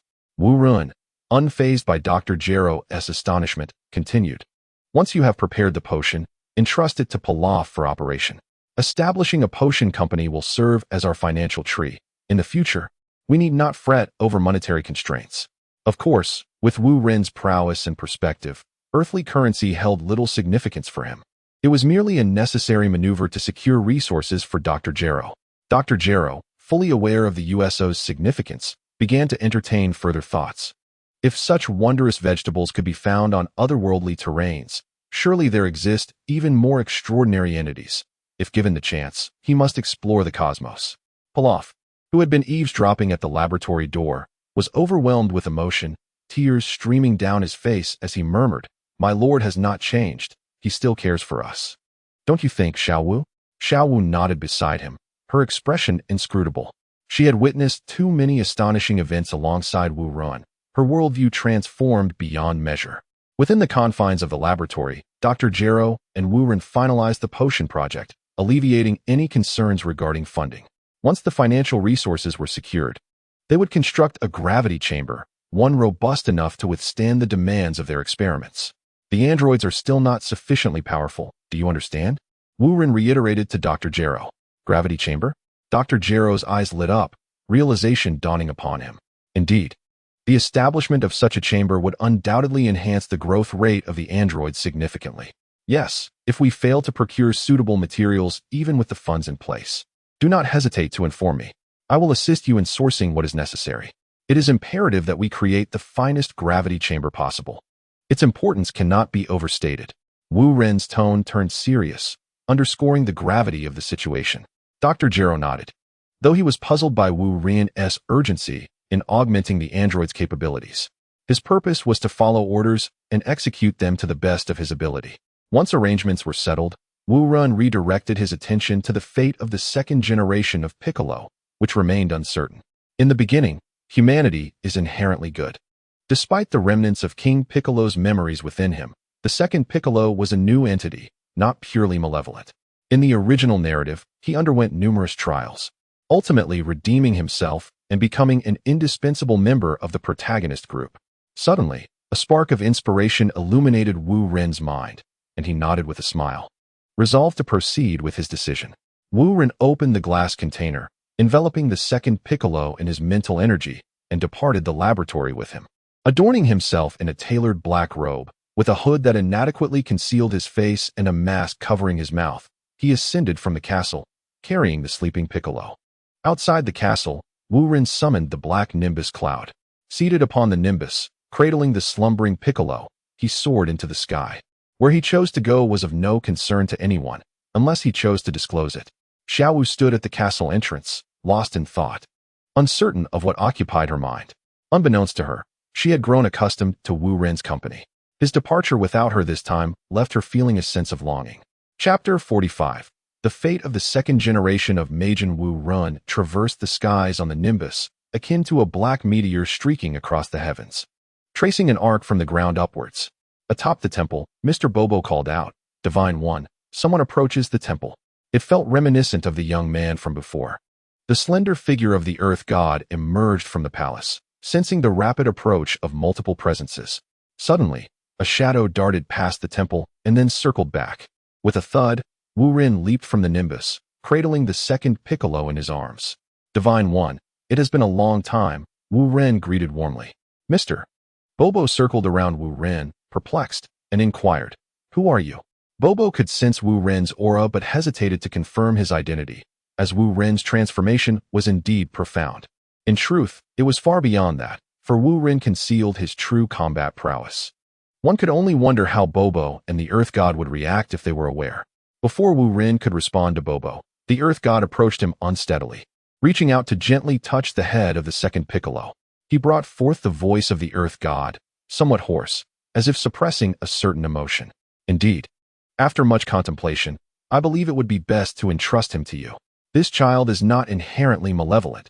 Should he accompany you in his cultivation, he may one day succeed you and become a commendable Earth God." Upon finishing his words, Wu Ren handed over the second generation of Bic to the Earth God. The Earth God cradled the second generation of Bic, his emotions profoundly complex. The Demon King Bic had left this child before his demise. Otherwise, both the Earth God and the Demon King would have perished together. Thus, the second generation of Bic represents not merely another version of himself, but also a glimmer of future hope for the Earth God. Perhaps this is destiny. Even as the Earth God, I cannot escape fate. The Earth God entrusted the second generation of Bic to Mr. Bobo, then turned back to Wu Ren and remarked, "I never anticipated that your visit to Namek would transform you in this manner." Wu Ren scratched his head and chuckled, "I didn't wish for this, but circumstances left me no choice. By the way, you truly foresaw the calamity befalling Earth. How did you manage that?" queried the Earth God, a look of perplexity upon his face. What prophecy? Wu Ren had forgotten what he had mentioned during his last visit to the temple. "It was during your previous visit when you stated that a disaster would strike Earth. Were you not referring to the Demon King Bic?" The Earth God felt a twinge of anxiety. Perhaps he had overthought the matter. "Oh," Wu Ren then recalled, shaking his head with a smile, "No. The Demon King Bic does not possess such immense power. That is a matter for the future. Let us set it aside for now, for I have other matters to discuss at the temple." The Earth God, feeling somewhat awkward, smiled and said, "Speak freely. I shall fulfill any request within my power as a token of gratitude for your delivering the child of Bic." Wu Ren pondered briefly before responding, "In that case, I shall be direct. Firstly, regarding the recent massacre of innocents by the Demon King Bic, it is necessary for Shenlong to resurrect them. However, Shenlong was slain by the Demon King. This is a matter you should be able to resolve, right? Moreover, this is your duty, not merely my request. I have other matters as well." The Earth God nodded. "Of course, that is my responsibility. I can revive Shenlong without needing to wait for a year." "Well, that is reassuring," Wu Ren replied, quite satisfied with this outcome, as it spared him the need to make a wish, conserving an opportunity to wish. "Wait, that is not right. Wu Ren suddenly recalled that Dandy could upgrade the Dragon Balls. Could it be that the Earth God could not? He hastily inquired. Might you not be able to upgrade the Dragon Balls to allow for 3 wishes at once? The Earth God's face flushed. That. I may have forgotten the method to upgrade Shenlong due to my advanced age. Oh, I see. Wu Ren nodded, arriving at an understanding. The Earth God and Dandy were different. Dandy was a full-time inhabitant of Namek, with a more specialized skill set, whereas the Earth God leaned more towards being a warrior. It was already quite an effort for him to create the Dragon Balls, let alone upgrade them, which exceeded his expertise. Do you have a wish? The Earth God attempted to shift the topic to alleviate the awkwardness. Wu Ren pointed to himself, chuckling. I do not wish to look like this, all green and peculiar. Is green not favorable? The Earth God queried, perplexed, believing it to be quite splendid, as he was born this way, while Wu Ren was not. Let us set aside that matter for now. The priority is to resurrect those who have passed away. As for myself, I shall venture to Namek to make a wish soon, for the benevolent Purunga can grant 3 wishes in a single instance. Speaking of Purunga, it is known that the Earth God has never laid eyes upon him, yet his sacred name resonates deeply within, inspiring a sense of reverence upon its mention. Now, let us return to the matter at hand. I have yet to articulate my true request. Please proceed. The Earth God, intrigued, wondered what this young man truly desired. Wu Ren cast a glance at the Grand Temple before speaking. Upon my return from Namek, I brought back some water, but it is insufficient. I need it to be transformed into reusable water. Do you possess the means to achieve this? Upon hearing Wu Ren's request, the Earth God did not respond immediately, but instead glanced at Mr. Bobo, who was holding the young Piccolo and gazing vacantly at Wu Ren and the Earth God. The Earth God then spoke. As a deity of this planet, it is indeed within my purview to assist you. However, I shall only do this for you once. Consider it a singular exception. Had you not brought Piccolo's child to me, I would not have entertained your request. Of course, I understand. A singular exception. Wu Ren replied with a smile, relieved that the task seemed easier than he had anticipated. Once you retrieve the water, simply provide me with a designated coordinate. Very well. I shall await your return, Wu Ren declared before leaping onto the Nimbus cloud and soaring back to the castle base. Shortly thereafter, a Namekian spacecraft descended upon the temple. The Earth God gazed upon the vessel, tears of nostalgia welling in his eyes. He longed to approach and touch the craft but refrained, held back by pride. What shall we do with the water? Wu Ren inquired, peering out from the spacecraft's hatch. The Earth God rubbed his eyes and turned to Mr. Bobo, saying, Mr. Bobo, it is time. Very well, my lord, Mr. Bobo replied, taking a water jug and moving beneath the spacecraft. Wu Ren, puzzled by Mr. Bobo's intentions, asked, What do you mean? Are you truly going to use that jug to collect the water? Do not presume that a diamond-encrusted jug holds significance. How much water can it possibly contain? With an expressionless demeanor, Mr. Bobo replied, You simply need to fill the jug. All right, let us see, Wu Ren said, taking a water hose from the spacecraft. The azure water flowed forth, gurgling as it filled Mr. Bobo's jug. Even after the hose ran dry, Mr. Bobo's jug still appeared far from full. Good heavens, Mr. Bobo, is your jug a bottomless pit? It has absorbed several cubic meters of water. Wu Ren exclaimed in disbelief, observing the jug in Mr. Bobo's hands, which resembled a spatial gourd. Chapter 46. The Fountain of the Celestials. This is a divine water vessel, not a mere mortal object, Mr. Bobo stated, presenting the jug to the Earth God. Wu Ren's expression darkened, thinking to himself that this was obvious, yet feeling compelled to suppress his thoughts due to the circumstances. The Earth God, filled with a sense of longing, clutched the jug, aware that it contained water from his homeland. Ultimately, he spoke. Now, specify a location. Wu Ren pondered briefly before responding, Near my castle, if you please. One moment. Let me check. The Earth deity approached the edge of the temple, gazing downwards, and through the mist, soon located the castle base, where Wu Ren resided. The Earth deity silently recited an incantation, tilting the water vessel with its spout facing downward. Although the naked eye could not perceive any water flowing out, the angle of the vessel indicated that the water within was diminishing. Strangely, why was the environment around the castle impervious to change? Logically, my divine powers should easily modify the landscape there. The Earth deity furrowed his brow in confusion and turned to Wu Ren. Wu Ren promptly replied, Perhaps it is due to the differing environment. He refrained from disclosing that the area surrounding the castle had undergone high-tech transformation, rendering it anything but ordinary terrain. The earth deity nodded, stating, "Then it must be artificially diverted. I shall first provide you with a water source. As for the moat, that is for you to resolve." A moat? Wu Ren's mind sparked with thought, considering this approach was quite clever, but before he could contemplate further, the earth deity had completed the water source modification. The earth deity stored the vessel away, wiping the sweat from his brow, and announced, "It is done. I have created a spring on the hill near your castle, from which this water flows, forming a stream that encircles your fortress. Rest assured, I have established a barrier around the castle.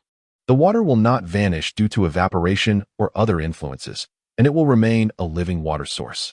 In short, the water will not run dry, unless one day I am no longer present." The more Wu Ren listened, the more exhilarated he became, yet the earth deity's final remark left him somewhat disheartened. What did it mean that the water source would disappear if you were no longer there? Was that a subtle implication? Nevertheless, the issue of the water source seemed resolved. Wu Ren nodded in gratitude, expressing, "Thank you, esteemed deity. I shall take my leave now to inspect the spring."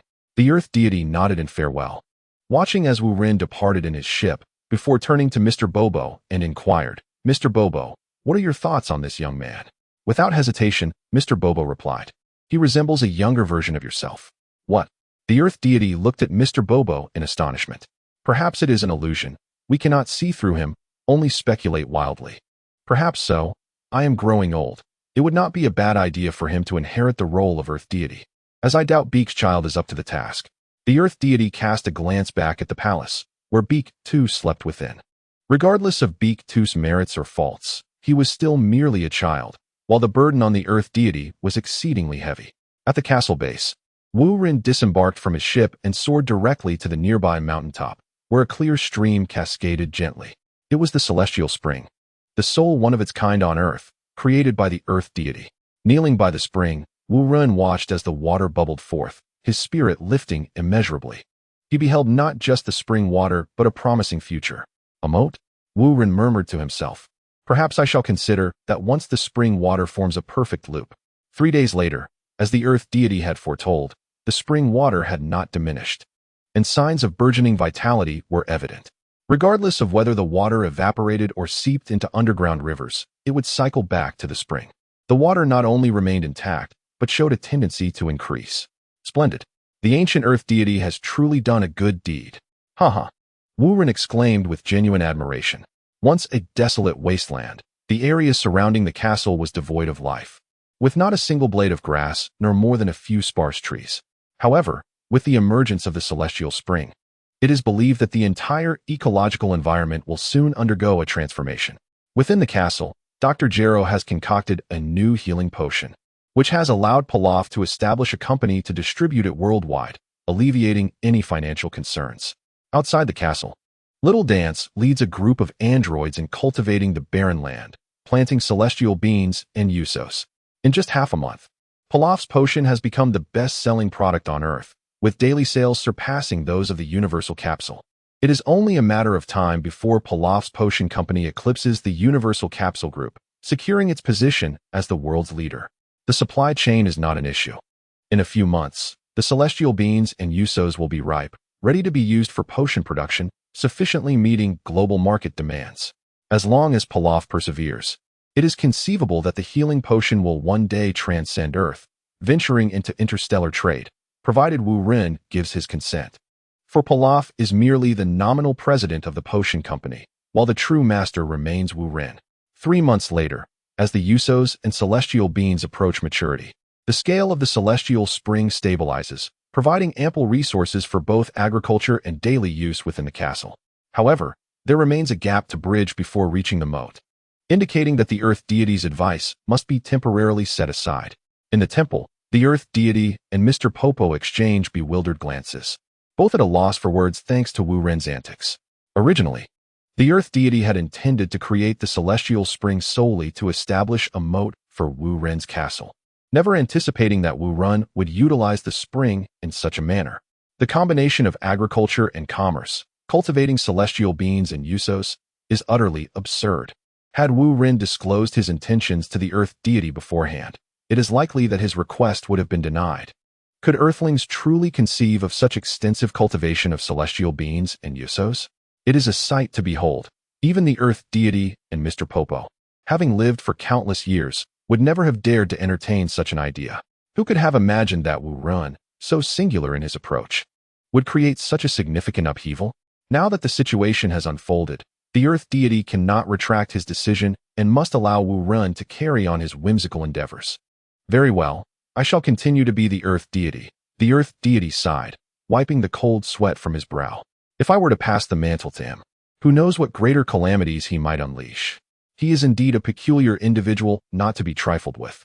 Mr. Popo, too, was sweating profusely, agreeing, yes. I believe it is best to maintain some distance from him.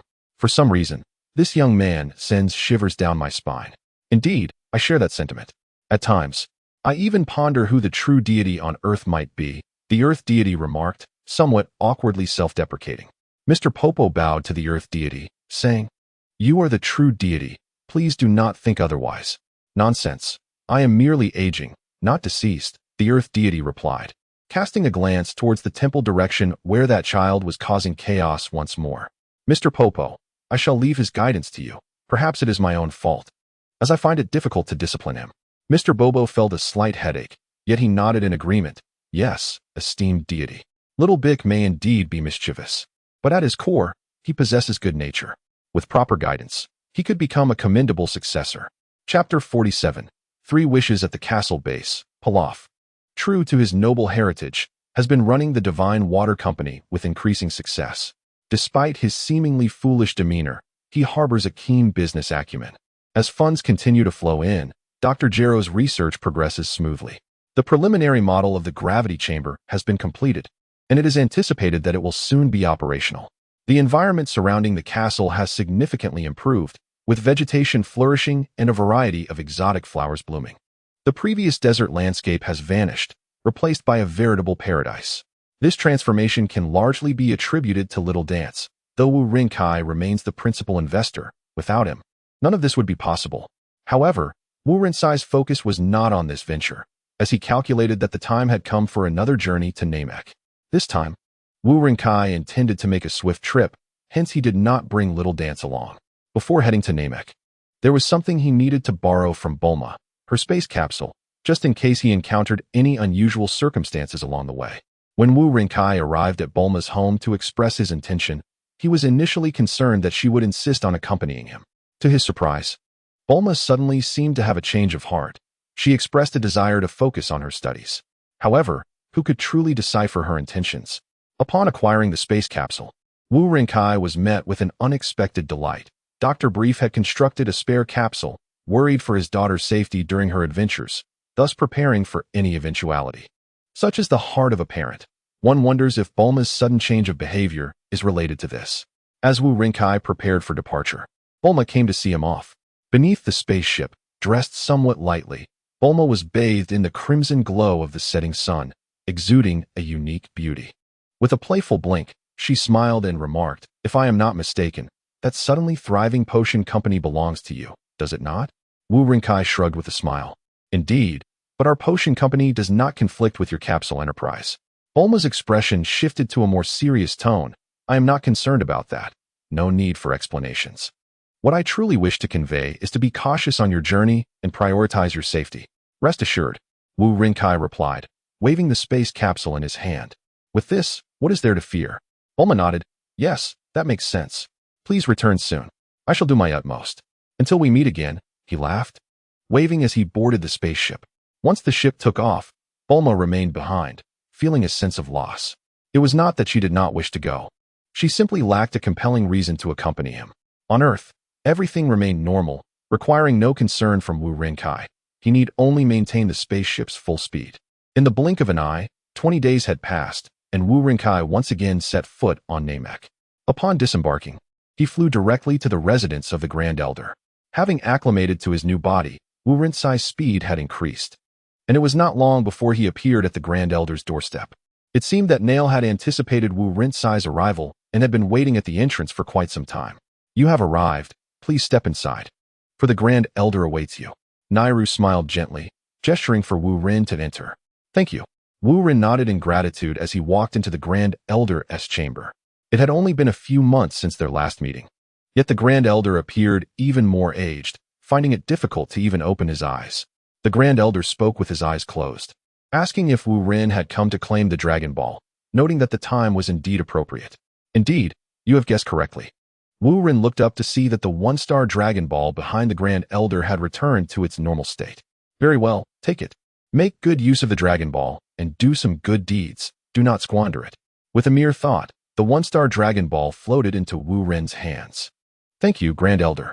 Wu Ren held the massive Dragon Ball, momentarily unsure of where to place it, having never anticipated that the quest for the Namek Star Dragon Balls would be so straightforward. There is no need for thanks. Go forth. I have already informed the other 6 elders. They will not pose any difficulties for you. The Grand Elder's voice was somewhat feeble, and Wu Ren felt a pang of sorrow, wishing that the Dragon Balls could help extend the Grand Elder's life. Then I shall not be modest. I will certainly not forget your assistance, Grand Elder. Until we meet again. Wu Ren departed from the Grand Elder's residence, clutching the one-star Dragon Ball, feeling somewhat heavy-hearted, as he found little joy in obtaining it. Outside, he saw Nairu once more and nodded in acknowledgement. Nairu waved his hand, wishing him success. Yes, farewell. Wu Ren soared away, the Dragon Ball in his embrace, with his next destination being Elder Luke. Wu Ren was unaware of the precise locations of the other elders and would require assistance. The Grand Elder had only Nairu as a guard, and Wu Ren could not bring himself to ask Nairu for directions. After more than an hour, Wu Ren arrived at Elder Luke's encampment once again. After a brief conversation, Luke assigned his old acquaintance Mew to accompany Wu Ren in retrieving the remaining 5 Dragon Balls. The last time Wu Ren sought an audience with the Grand Elder, it was Mew who had escorted him. Back then, Mew's speed and flight had far surpassed Wu Ren's, yet now the roles had reversed. With Wu Ren comfortably leading the way, Mew had become the one lagging behind, and had Wu Ren not been unsure of the exact coordinates, he would have preferred to go alone. Nevertheless, having a guide was beneficial, and within a single day, Wu Ren successfully gathered all 7 Namek Star Dragon Balls. Once assembled, Wu Ren summoned the Namek Star Dragon, Purunga, using the Namek language. Purunga was indeed the authentic dragon, in both appearance and the number of wishes granted. It stood unrivaled compared to the Earth Dragon. Wu Ren's first wish was to revert to his original East Asian skin tone, a desire that was effortlessly fulfilled. Purunga, with thoughtful consideration, even gifted Wu Ren a head of jet black short hair. For this wish, Wu Ren had brought along a mirror, and through its reflection, he observed that his visage had transformed into that of an earthling, bearing a striking resemblance to his former self. While he may not have been extraordinarily handsome, his looks were certainly above average. Coupled with his nearly 2-meter height, he was undeniably striking. Finally, no more masks. Wu Ren gently blew, and the mask disintegrated into ashes, carried away by the wind. Although he had merely changed his skin, remaining partly a Namek Star being, Wu Ren felt immensely satisfied. As Wu Ren understood, even the formidable Purunga was not omnipotent. It could not revert him to his original earthly form. Otherwise, the Grand Elder would not have been so troubled. His second wish was to seek methods to further enhance his heart of nature.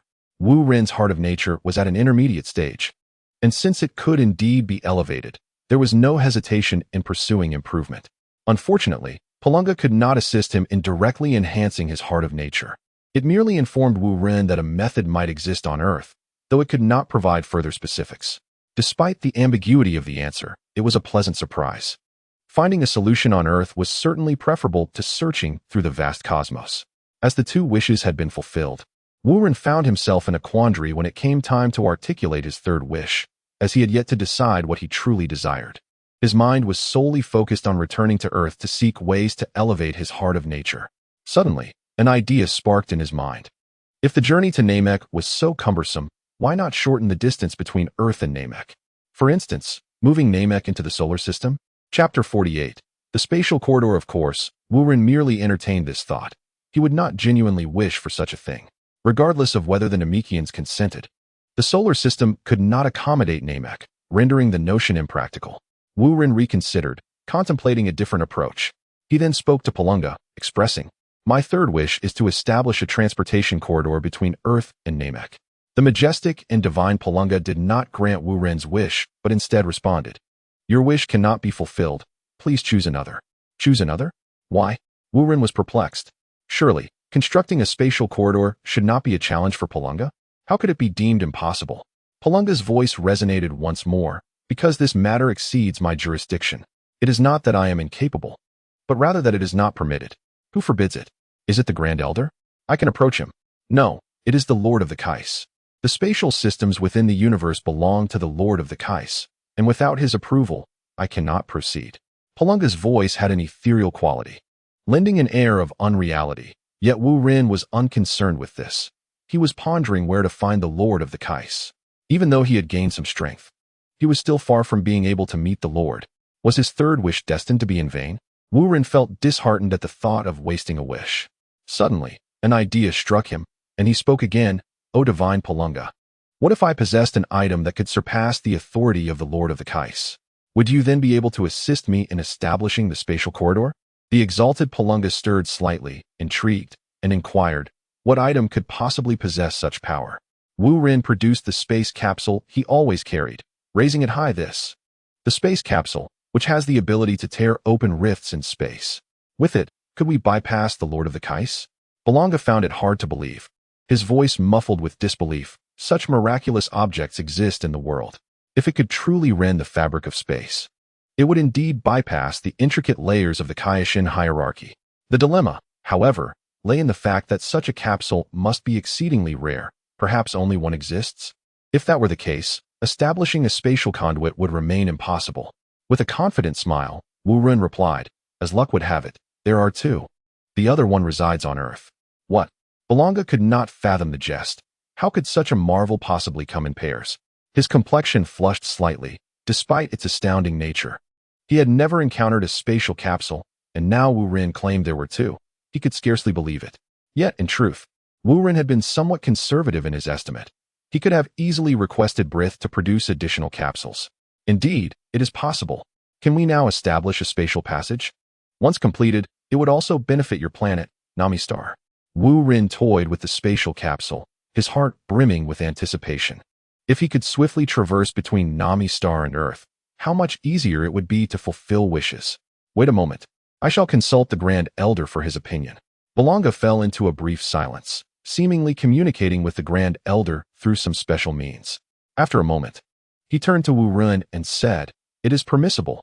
Your wish can be granted. You simply need to designate two coordinates, one on Earth and one on Nami Star, and the passage can be established. Wu Ren felt a tinge of embarrassment as he replied, returning to Earth is somewhat complicated for me at the moment. And surely you cannot wait for me indefinitely, Palunga? Palunga glanced at Wu Ren reassuringly. Do not worry. I shall transport you directly back to Earth. You need only choose the location. Very well, let us proceed. The passage on Nami Star will be established at Elder Luke's camp, and on Earth, let it be at the Divine Palace. Indeed, prepare the other capsule for your return, Palunga instructed, his eyes deepening to a crimson hue as the spatial capsule soared toward him. In an instant, Wu Ren found himself back at the Divine Palace on Earth. Bobobo and the Earth Gods stood dumbfounded, their faces riddled with questions as they gazed at Wu Ren, bewildered by the extraordinary events that had unfolded since his arrival. Wu Ren had no time to explain to the Earth God.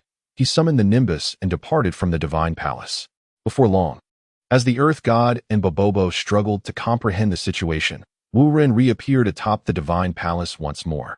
The Earth God approached him, inquiring, what is the meaning of this? Without turning, Wu Ren replied casually, Shoo, not a word for now. Bobobo's expression, already dark, grew even more somber, thinking to himself how disrespectful this young man was to the divine. Just as he was about to admonish Wu Ren, he noticed Wu Ren raising his hand, revealing a colorful universal capsule within his palm. Palunga, Wu Ren called out loudly, thinking the distance might hinder Palunga's hearing, though it was quite unnecessary. Upon hearing the name Palunga, the Earth God felt as though struck by lightning. His staff clattered to the ground, unnoticed. He realized that something miraculous was about to transpire, a wonder unprecedented throughout history. Indeed, the colorful capsule in Wu Ren's hands soared into the sky, gradually transforming into a radiant rainbow until it vanished, replaced by a luminous portal. The edges of the portal shimmered with 7 hues, while its center revealed a translucent vortex, the contents of which remained obscured, yet one could sense the cosmic rules contained within. What is this? The Earth God, somewhat flustered, approached the portal with trembling steps, his anxious heart nearly leaping from his chest. Why not step inside to find out? Wu Ren's enigmatic smile hinted at mysteries untold, and with that, he lifted a leg and stepped through the portal. The Earth God could scarcely contain his excitement. Though uncertain of what lay beyond the threshold, his blood surged with fervor, as if a voice within him incessantly urged him onward. Just moments ago, he glimpsed half of Wu Ren's face beneath his dark cloak and noted his transformation. Yet, the Earth God dismissed such trivialities. Meanwhile, Briv from West City had yet to comprehend the situation, doubting whether the individual who had sought the second space capsule was indeed Wu Ren. Since Wu Ren's return from Nami Star, where he had become a green being, it had not been long. So how could he have changed once more?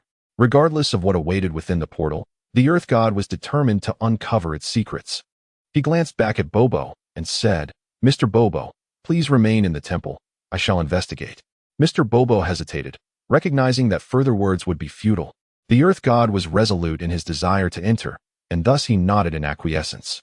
With that, the Earth God stepped forward into the luminous portal, only to be abruptly seized by a powerful force that pulled him entirely within. Chapter 49. Home Divine One. Mr. Bobo exclaimed in alarm, yet the Earth God could no longer hear him.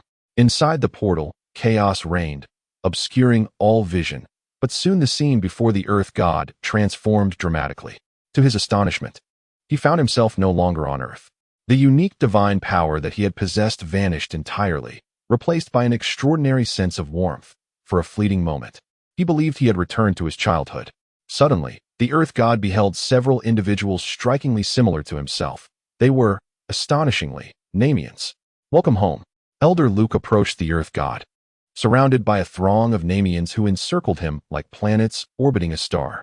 Initially bewildered, the Earth God grew increasingly attuned to their essence, and it dawned on him that he had indeed returned to Nami Star. This was no illusion.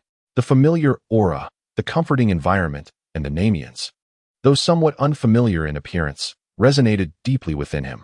Unable to contain his emotions, tears streamed down the Earth God's cheeks, and he choked back sobs. The gathered Namians, having never met the Earth God before, but having heard tales of his exploits, now stood in awe of his presence, finding it surreal. Witnessing the Earth God's tears, they felt a shared empathy, yet rather than weeping, they formed a circle, holding hands and enveloping him within their warmth. "Blessings of Palunga, you have finally returned." Elder Luke's eyes glistened with moisture, for at his age, one tends to be more sentimental. The Earth deity departed from the planet Namek at a tender age and was unfamiliar with Elder Luke, yet this did not diminish their mutual admiration. Indeed, blessed be Bologna. The tears of the Earth deity flowed ceaselessly, and as the centuries slipped by, he found himself bereft of youth, as if an entire era had passed. Wu Ren, observing from the sidelines, was profoundly moved, nearly succumbing to tears himself. He averted his gaze from the poignant scene. The Namians gathered together for a considerable time, reluctant to release the Earth deity from their embrace. Eventually, he stepped forth from the throng and bowed deeply before Wu Ren. "Thank you, thank you." The Earth deity was at a loss for words to express his gratitude to Wu Ren, who had aided him in fulfilling a wish that had remained unfulfilled for centuries. Wu Ren hastily supported the Earth deity, feeling somewhat embarrassed. "No need for thanks. What do you mean? You're of such venerable age. Bowing to me. How can I accept such honor?" The Earth deity wiped away his tears, disregarding the dignity befitting a divine being. "There's no need to thank me. Hurry and meet the Grand Elder. Time is of the essence. Bologna has vanished, and the portal will soon close," Wu Ren urged. Before Bologna's disappearance, he had imparted to Wu Ren the specific method of activating the teleportation portal, explaining that while the initial activation had been a gift from Bologna, subsequent activations would require a significant expenditure of divine power. The Grand Elder? The Earth deity racked his brain for a recollection, but could not clearly recall what the Grand Elder looked like, only that he was a figure of immense respect. The Earth deity was not the Grand Elder's child. His father was Kadaz, another prodigious talent from Namek, who had sadly perished in the last calamity, leaving the Grand Elder as the sole remnant of the ancient Namians. Now, among the over 100 Namians on their planet, all were the children of the Grand Elder. Though not blood brothers to the Earth deity, they shared a common origin. Elder Luke nodded with a smile. "Come, I shall accompany you to meet the Grand Elder." It had been many years since Luke had left the camp. His willingness to personally escort the Earth deity spoke volumes of the esteem he held for him. Very well, but will I truly be acceptable in my current state? The Earth deity fretted, scrutinizing his own attire, fearing he might show disrespect to the Grand Elder. Elder Luke shook his head with a smile. What is there to fear? You are, after all, a child of the Grand Elder. Who would ever scorn a child? But I feel I have not done enough over the years to deserve an audience with the Grand Elder, the Earth deity confessed. Troubled by memories of the demon King Piccolo, feeling a pang of guilt. Rest assured, the Grand Elder is exceedingly forgiving, Elder Luke reassured him, gently patting the Earth deity's back. Then very well. The Earth deity finally acquiesced, and a chorus of excited cheers erupted from the Nemeans. Elder Luke then recalled Wu Ren standing nearby, and, with an apologetic tone, addressed him. I regret not having the time to properly thank you. Wu Ren waved his hand dismissively, a broad smile on his face. Go on, do not mind me. I shall return to Earth first. You all must hurry to see the Grand Elder. With that, Wu Ren stepped into the light portal and, moments later, found himself back within the temple. Alas, how I wish the spaceship could have returned as well. Wu Ren gazed at the luminous portal, murmuring to himself, very well. The Nami Star spaceship rightfully belongs to Nami Star. It may as well remain there. Mr. Bobo approached Wu Ren, poking him gently in the side. Hey, where's the deity? Wu Ren shot a glance at Mr. Bobo and casually replied, he will return shortly. You may wait here. After speaking, Wu Ren prepared to take flight, but suddenly recalled something. Mr. Bobo, possibly an entity with millennia of existence, might possess some insights. Thus, he inquired, Mr. Bobo, have you ever heard of the Heart of Nature? At the mention of the Heart of Nature, Mr. Bobo shuddered as though struck by electricity. No, I am not familiar. He stammered. Wu Ren found his reaction rather peculiar. It was merely a question, yet Mr. Bobo appeared quite alarmed. Was it possible that his transformed appearance did not align with Mr. Bobo's aesthetic? Nevertheless, he dismissed the thought. I'll be on my way now, farewell. With that, Wu Ren summoned his Nimbus cloud and soared away. Mr. Bobo watched him depart, a cold sweat trickling down his forehead, lost in contemplation. Reclining on the black Nimbus cloud, Wu Ren crossed his legs, embracing a state of utter leisure. The enhancement of the Heart of Nature could not be rushed, it would come in due time. After all, Palunja had mentioned that the method resided on Earth, and he could search for it gradually. On Nami Star, the Earth deity, accompanied by Elder Luke, arrived at the residence of the Grand Elder. A sentiment of longing that had lingered for centuries was finally brought to a satisfying conclusion. The Grand Elder, too, had not anticipated seeing the child of Kadaz in his twilight years. The memories of years gone by flooded back, and even a figure as dignified as he could not hold back the tears. Following their meeting, the Earth deity returned to the Earth Divine Temple, resuming his role as the deity of Earth. The past was irretrievable, yet the future held promise. In the final moments before the portal sealed, the Earth deity ushered baby Bic II into the passage. He intended to return the child to Nami Star, fulfilling a long-held aspiration. From another perspective, if baby Bic II were to grow up on Nami Star, it might prove more beneficial for him, as the Nami Star inhabitants were inherently peaceful. In such an environment, baby Bic II could flourish. Most importantly, the Earth deity wished to provide baby Bic II with a complete childhood. A complete childhood is of utmost significance, as its impact on a person's life is profound and enduring. Even a deity is not exempt from this truth. Chapter 50. The little girl beyond the fence. Wu Ren lay upon the Nimbus cloud, soaring slowly as the long-standing pressures of life finally dissipated, and his entire being relaxed significantly. The vastness of the world beckoned him to explore freely. What does it mean to be unencumbered? This is it. The Nimbus cloud drifted at a leisurely pace, and he lost track of time. Suddenly, Wu Ren caught a whiff of smoke, a scent not present within the castle.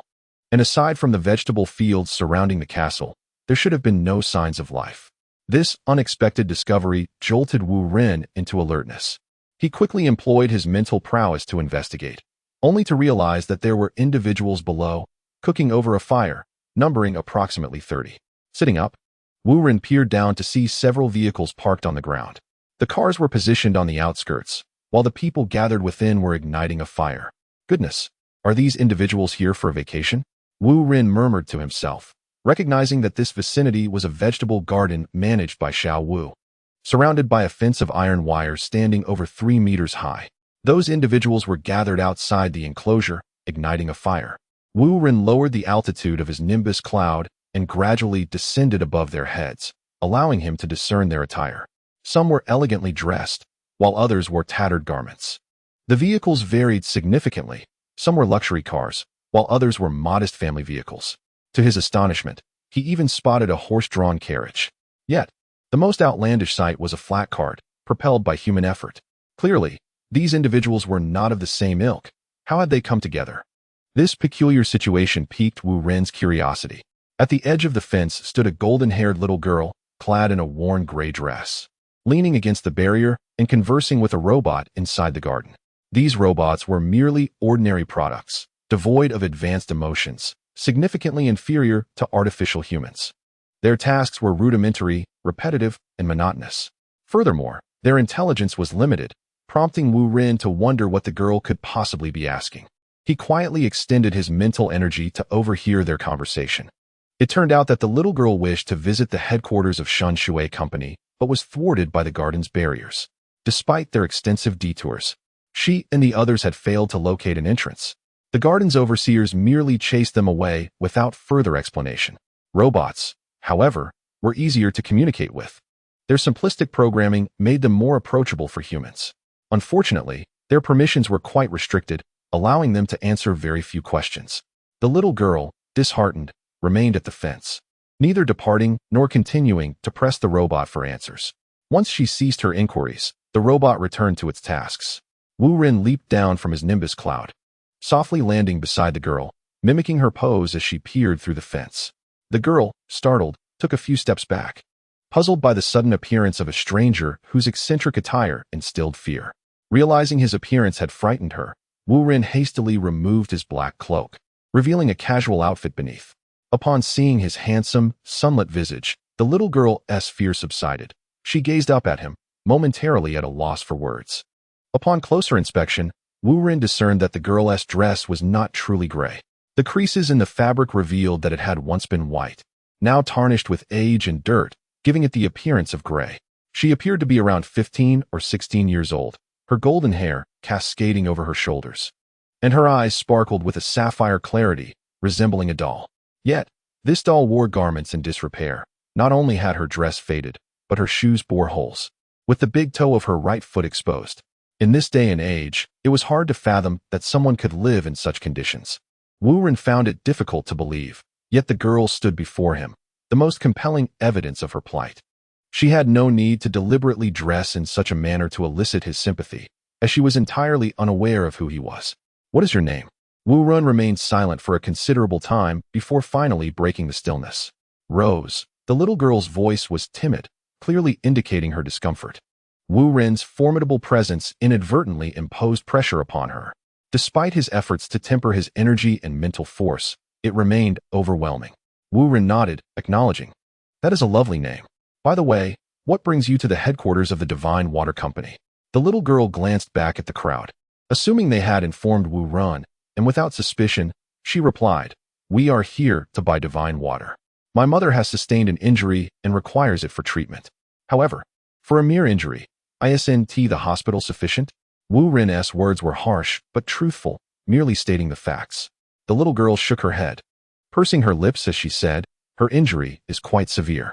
Even after treatment at the hospital, there will be lasting effects." "I see." Wu Ren understood, continuing his inquiry. "Isn't there divine water available at the hospital?" "There's no need to come to the headquarters." "There is, but we cannot afford it." Her voice grew softer, self-doubt weighing heavily upon her. "So, if you go to the headquarters, you will be able to purchase it?" Wu Ren assessed the girl's attire, suspecting her family was on the brink of starvation, making it implausible for them to afford divine water, even if the prices at headquarters were lower. I. The little girl hesitated, yet summoned her courage to say, "I can stay at the headquarters and work to repay them." "At your age, you should be studying, not working," Wu Ren queried, leaving her momentarily speechless, unsure of how to respond. Suddenly, he realized he had touched upon a painful subject for her and quickly shifted the conversation. "Where is your mother?" The little girl pointed towards the crowd, speaking softly. "She is over there, sitting in the cart." "Which cart?" Wu Ren followed her direction. "That one." The little girl stammered, "The cart. You push that cart here?" Wu Ren's eyes widened in disbelief. struggling to comprehend how such a fragile girl could have journeyed a long distance, pushing her mother in search of medical assistance. Yes, she replied, lowering her gaze, unable to meet his eyes. Upon closer inspection, Wu Ren noticed various degrees of abrasions on her hands. It was evident that she spoke the truth. She was indeed remarkable. What about your father? Why didn't he come with you? Wu Ren felt he had an inkling of the answer, yet he still asked. My father passed away when I was very young. My mother raised me alone. It has been incredibly hard for her. Therefore, I cannot allow her to suffer disabilities in her later years. I truly cannot. The little girl began to cry softly, stifling her sobs to avoid alerting her mother. I understand, Wu Ren nodded, refraining from further inquiries. He expanded his mental energy, enveloping the nearby individuals, absorbing all the conversations taking place. Chapter 51. The Divine Water Incident. Upon a brief exploration, Wu Ren uncovered some information that ignited his indignation. It appeared that the Divine Water Company, managed by Pilaf, had significant operational loopholes. Pilaf did not establish a subsidiary to sell the miraculous water. Rather, he merely managed the shipping, selling to other companies for resale. The issue lies with these intermediaries. They acquire the supply and then sell it at exorbitant prices to individuals or medical institutions. The immense profits are unimaginable. It is said that a merchant might risk everything for a mere profit of 200, yet the profit from the miraculous water far exceeds that ratio, clearly indicating how many would dare to take such risks. How dare they trifle with me? Wu Ren silently cursed, his hands clasped tightly behind his back. The little girl, Rose, sensed Wu Ren's shift in emotion and hurriedly ran back to her mother. Following Rose's gaze, Wu Ren finally discerned the appearance of her mother, a weathered middle-aged woman. Despite her noble demeanor, the passage of time had rendered her spirit lifeless. Perhaps Rose was her last glimmer of hope. Countless families similar to Rose's have been devastated by these unscrupulous intermediaries. Wu Ren felt compelled to intervene. Sir, you have returned. A familiar voice called out, revealing that it was Xiao Wu who had come to the edge of the fence. She had seen Wu Ren on the monitor long before. Initially, she hesitated to confirm the identity of Wu Ren in his transformed state, but upon closer inspection of his features and the black robe he wore, she was certain it was indeed him and hurried over.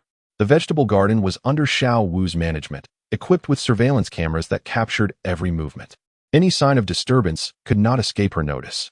This included the crowd gathered outside the fence, whom she had previously attempted to disperse, albeit verbally, resulting in their persistent presence. Understanding Wu Ren's temperament, she refrained from using force against them. Wu Ren cast a glance at Xiao Wu, his eyes radiating a palpable intensity that caused her to feel a sudden drop in temperature, making her lower her head in silence. Are you aware of the situation with the miraculous water company? Wu Ren asked through gritted teeth, his fury evident. Xiao Wu responded, still looking down, I know a bit. But it was all orchestrated by Pilaf. I had no involvement and no authority to interfere. Very well indeed. Have him come here at once. Upon uttering these words, the atmosphere shifted dramatically. Bolts of lightning descended from the darkened clouds, accompanied by ominous thunder that struck fear into the hearts of all.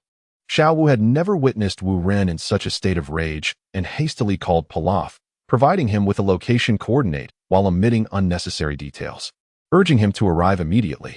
The onlookers outside the fence, initially believing rain was imminent, either retreated to their vehicles for shelter or began setting up tents, indicating their unwillingness to leave despite the inclement weather.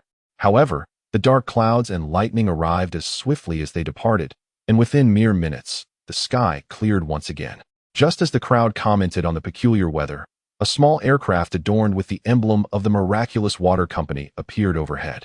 Look, that's the plane from the Miraculous Water Company, someone shouted, igniting a fervor among the crowd.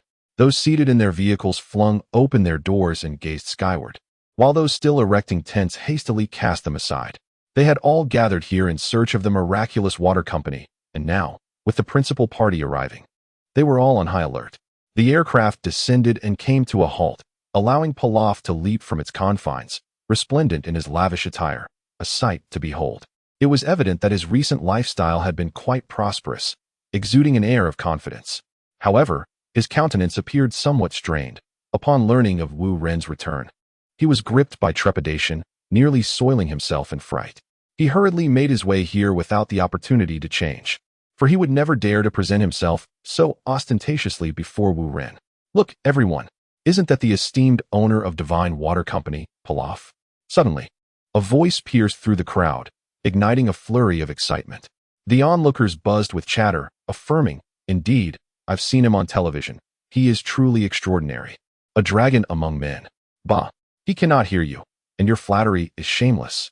The crowd erupted into a cacophony of voices, each contributing their opinion, though a few individuals stood apart, disinterested in the gossip.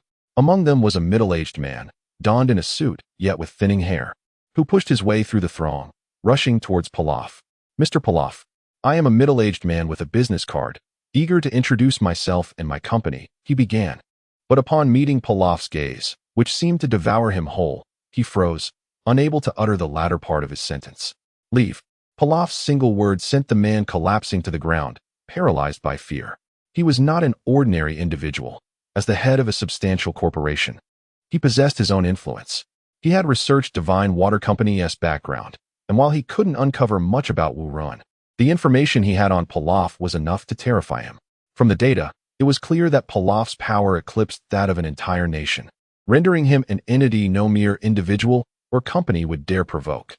The crowd, witnessing Pilaf's volatile temperament, fell into a hushed silence, acutely aware that a single misstep could lead to their untimely demise.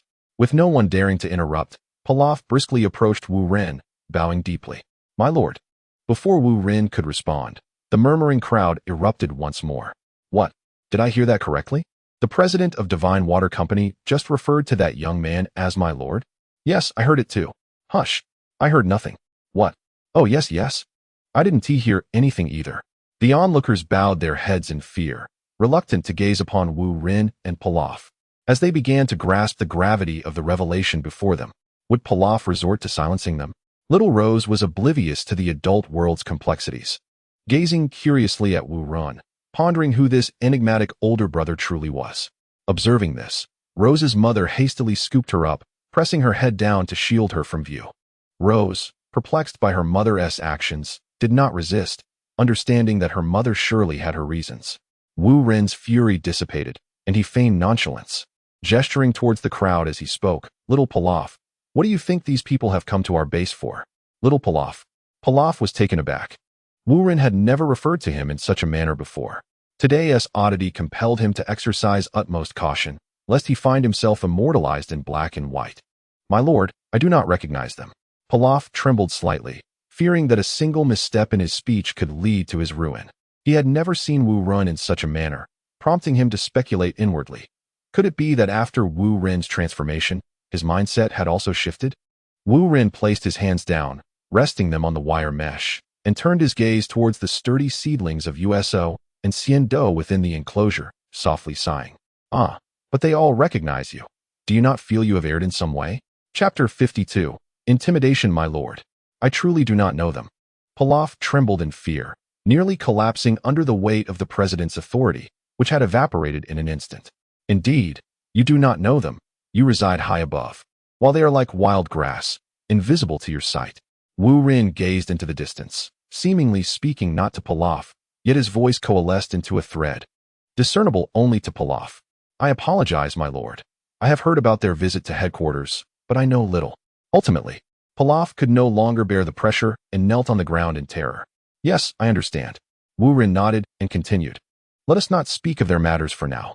Do you know why I summoned you? Is it not because of them?" Pilaf dared not raise his hand, gesturing towards the crowd behind him. "Yes, but also not. My lord, I do not comprehend." "Oh, then allow me to elucidate." Wu Ren's eyes narrowed slightly, and his mental energy surged like a tide, enveloping Pilaf. The information Wu Ren had previously gathered replayed in Pilaf's mind like a film reel. Is it truly so? How could this happen?" Pilaf slumped to the ground, drenched in sweat. No wonder Wu Ren was so furious. This was indeed unknown to him, and he too had been kept in the dark. Those second-hand dealers were audacious, purchasing goods from Pilaf at a price of 888, and then reselling them for hundreds of thousands, multiplying their profits exponentially. In light of this situation, not only was Wu Ren enraged, but Pilaf also felt a bitter resentment. However, unlike Wu Ren, Pilaf's anger stemmed not from a thirst for profit, but rather from concern for those who genuinely needed the divine water. Wu Ren, through his mental feedback, discovered that Pilaf was also a victim. This fellow was truly careless, having been duped while still compensating others. It seemed an unjust burden to place the sole responsibility of the Divine Water Company on him. Speak, what do you intend to do? Wu Rin felt disappointed in Pilaf but still wished to grant him an opportunity for redemption, for Pilaf had indeed played a pivotal role in Wu Rin's rise. Pilaf, feeling a sense of relief that Wu Rin had not directly punished him, saw a glimmer of hope and quickly replied, "My lord, I will notify them immediately to revise the pricing. We cannot disrupt the market. No need. First, investigate who is causing this chaos." Wu Rin intended to spare Pilaf, but had no intention of letting those second-hand dealers off the hook. Pilaf rose to his feet, retrieving a miniature computer. After a flurry of operations, he acquired a set of data, yet upon glancing at the people nearby, he wore a troubled expression. This information was company confidential and could not be overheard by outsiders. Wu Rin discerned Pilaf's concern and casually waved his hand, conjuring a mental barrier. "Speak. They cannot hear us," Wu Rin gestured reassuringly. Pilaf understood immediately and promptly replied, "There are over 200 companies and individuals collaborating with us, of which 93 engage in malicious price hikes. Only 7 have yet to list our divine water for sale after procurement." "Ah, that aligns closely with my assumptions." Wu Rin nodded and continued, "All contracts with these 93 will be rendered void, and they will be blacklisted, prohibited from any future partnership with our company. The remaining 7 shall be observed for their subsequent actions." Pilaf exclaimed, "My lord, unilaterally terminating contracts incurs penalties for breach. The shares of those 93 are astronomical." "Oh, is there a penalty for breach?" Wu Rin scoffed in fury. "Very well, let them seek damages from Tao Bai. If that fails, Tao Bai can always deliver the goods directly." "My lord." "Understood." Pilaf seemed to find solace, standing straighter, his worries dissipating. Dealing with such individuals, the usual methods will not suffice. Do you comprehend? "Understood, my lord. But what of the inventory in their possession?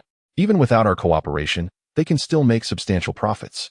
Wu Rin pondered before responding. "Let us establish branch offices globally, in bustling metropolises as well as impoverished villages, creating our own outposts. We can sell at higher prices in the cities, while offering slight discounts in rural areas. That should suffice, and you should know the specifics. The inventory held by those second-hand dealers will naturally become undesirable. However, my lord, this will significantly reduce our profits and increase our expenses. We must operate for profit. Indeed, we must profit, but profit does not equate to exploitation. Do you understand?" Pilaf seemed to grasp the concept, yet hesitated to speak further, only to be interrupted by Wu Rin. "Enough. Let us proceed with this plan." "Very well, my lord." Pilaf closed his laptop, filled with confidence. Even if future profits diminished, he believed that as long as he followed Wu Rin, a brighter future awaited. "It appears you still do not fully comprehend," Wu Rin remarked, glancing at Pilaf and then at the girl in the enclosure, Xiao Wu. "In time, you will understand. One must adopt a long-term perspective. While earning is essential, it does not condone a predatory approach. If humanity becomes parasitic, how are we different from lower animals?" Xiao Wu and Pilaf could not envision the future of Earth. Yet Wu Rin could. If humanity failed to unite, what would become of Earth? Could the wealthy escape to another planet with their riches? Xiao Wu, deep in thought, spoke. "If these vampires cannot be deemed human, then my lord, eliminating them should pose no moral dilemma, correct?" Wu Rin felt a pang in his heart, realizing that a woman's ruthlessness could surpass that of a man's. He waved his hand and laughed, "Not to that extent. A mere price war is sufficient for them to reap the consequences of their actions." "Understood." Xiao Wu nodded, choosing not to speak further, secretly admiring Wu Rin's profile.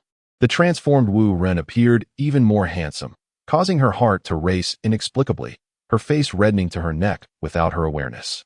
Wu Rin's potential punishment of Pilaf was of no concern to Xiao Wu, allowing her mind to wander. Pilaf, however, faced a multitude of tasks ahead, enough to keep him occupied for quite some time. Moreover, he must concentrate more diligently. Should another oversight occur, it would likely transcend mere criticism. "Very well. You may return to your tasks."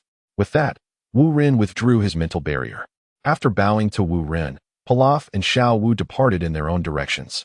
Pilaf nearly sprinted to board the aircraft, while Xiao Wu turned back repeatedly, seemingly peering at something unknown.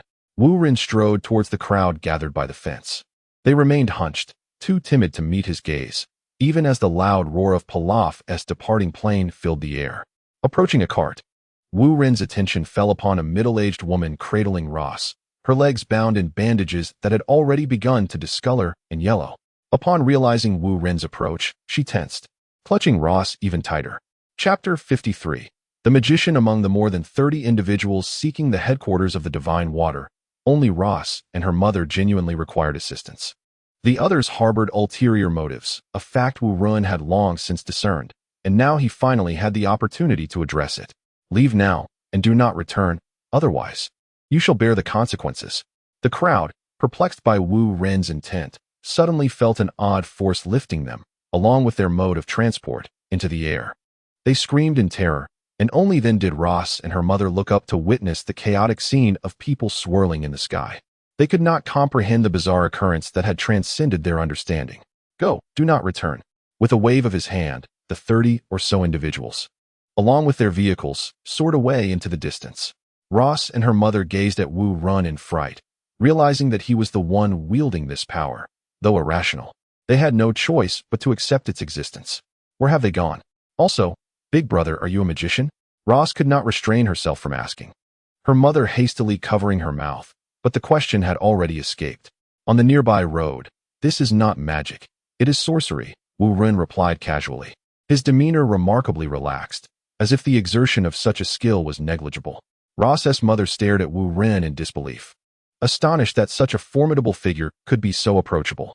Observing her reaction, Wu Ren offered a gentle smile. There is no need for fear. Let her go. Am I truly that terrifying? Though he spoke lightly, Ross's mother could scarcely believe it, having just witnessed dozens of people inexplicably ascend to the sky. How could she not feel fear? Ross pushed her mother's hand away and whispered, Mom, Big Brother is not a bad person. You child. Ross's mother intended to reprimand her, but fell silent, suddenly struck mute. All right, I have no time for idle chatter with you, Wu Ren said, spreading his hands. A radiant green light enveloped the injured leg of Ross's mother. Ross and her mother were uncertain of Wu Ren's intentions, but dared not resist. If he meant them harm, they would be utterly defenseless. Suddenly, the bandages on Ross's mother's leg unraveled, falling away onto the cart and scattering into the wind. Suddenly, Rose's mother felt a remarkable lightness in her legs, a long-lost sensation of ease enveloping her, as if she could immediately rise and run a marathon. Mother, is your leg truly healed? Rose exclaimed in astonishment, her eyes wide and her hand covering her mouth. Releasing Rose, her mother stood and walked around the cart twice before kneeling before Wu Ren with a thud. Thank you, kind sir, thank you, she cried, tears streaming down her face. Overwhelmed with gratitude and unsure how to repay him. Seeing this, Rose also wished to kneel, but an invisible force held her up, allowing her mother to stand as well. All right, you may go now, Wu Ren stated, preparing to use his magic to transport the mother and daughter to a nearby road. Wait, Big Brother, Rose called out repeatedly. I don't want to leave. I promised to work at the Divine Water Company. Please agree to my request. That cannot be.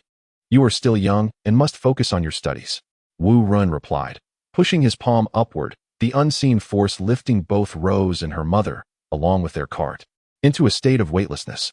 Experiencing this firsthand, they realized just how formidable the young man truly was, dispelling any lingering doubts they had. Sir, please wait. Rose's mother quickly interjected. Allow her to stay. Even if we return home, she cannot afford to continue her education. Please help her. Wu Ren furrowed his brow, re-evaluating the mother and daughter, feeling an inexplicable tug at his heart. Indeed, what would it matter if they returned? Their circumstances had ensnared them, and despite their efforts, a brighter future seemed bleak. Seizing the opportunity, Rose's mother added, once she earns some money working, she can return to her studies. Though she had not consumed the divine water, her leg injury was healed by Wu Ren, and she felt indebted to him for the medical care. Naturally, a middle-aged woman's logic is different. She perceived not merely a job opportunity, but a chance to alter their fate. Even if Wu Ren were to condemn her to death, she would harbor no resentment.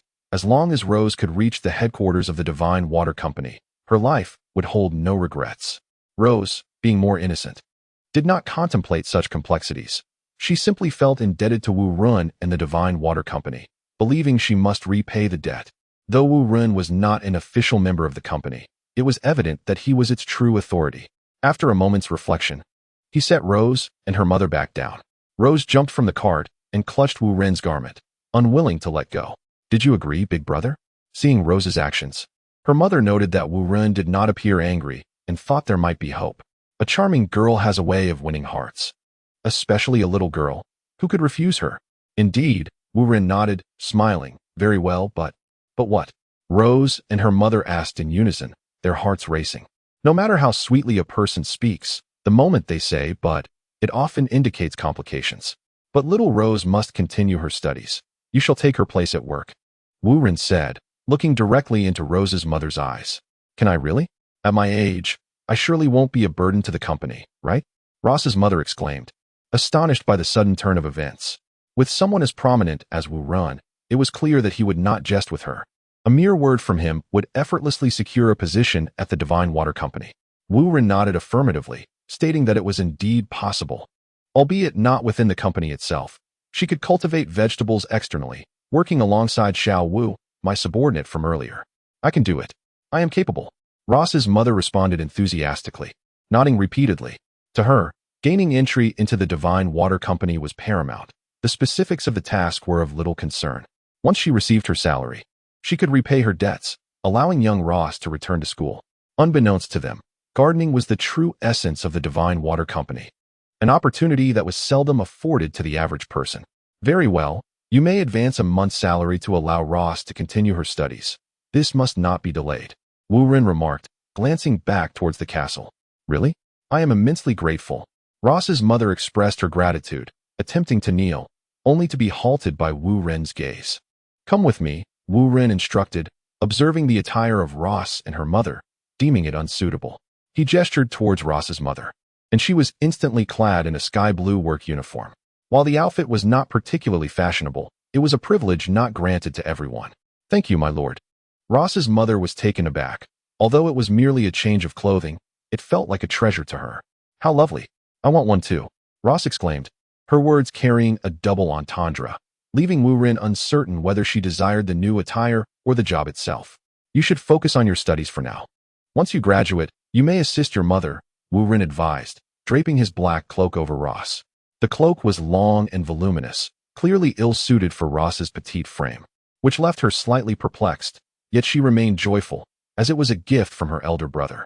With a sweeping gesture, Wu Ren conjured a transparent circle that enveloped Ross, scanning her from head to toe. Gradually, the black cloak transformed, cinching at the waist and accentuating her figure, ultimately becoming a magnificent gown with a black base and gold trim. Her mismatched shoes morphed into elegant, deep silver high heels. That will suffice. When you arrive at school, you can purchase new clothes if necessary, Wu Ren declared. As the saying goes, clothes make the man, and indeed, the transformed Ross captured Wu Ren's attention, leading him to ponder the potential allure she would possess in her adulthood.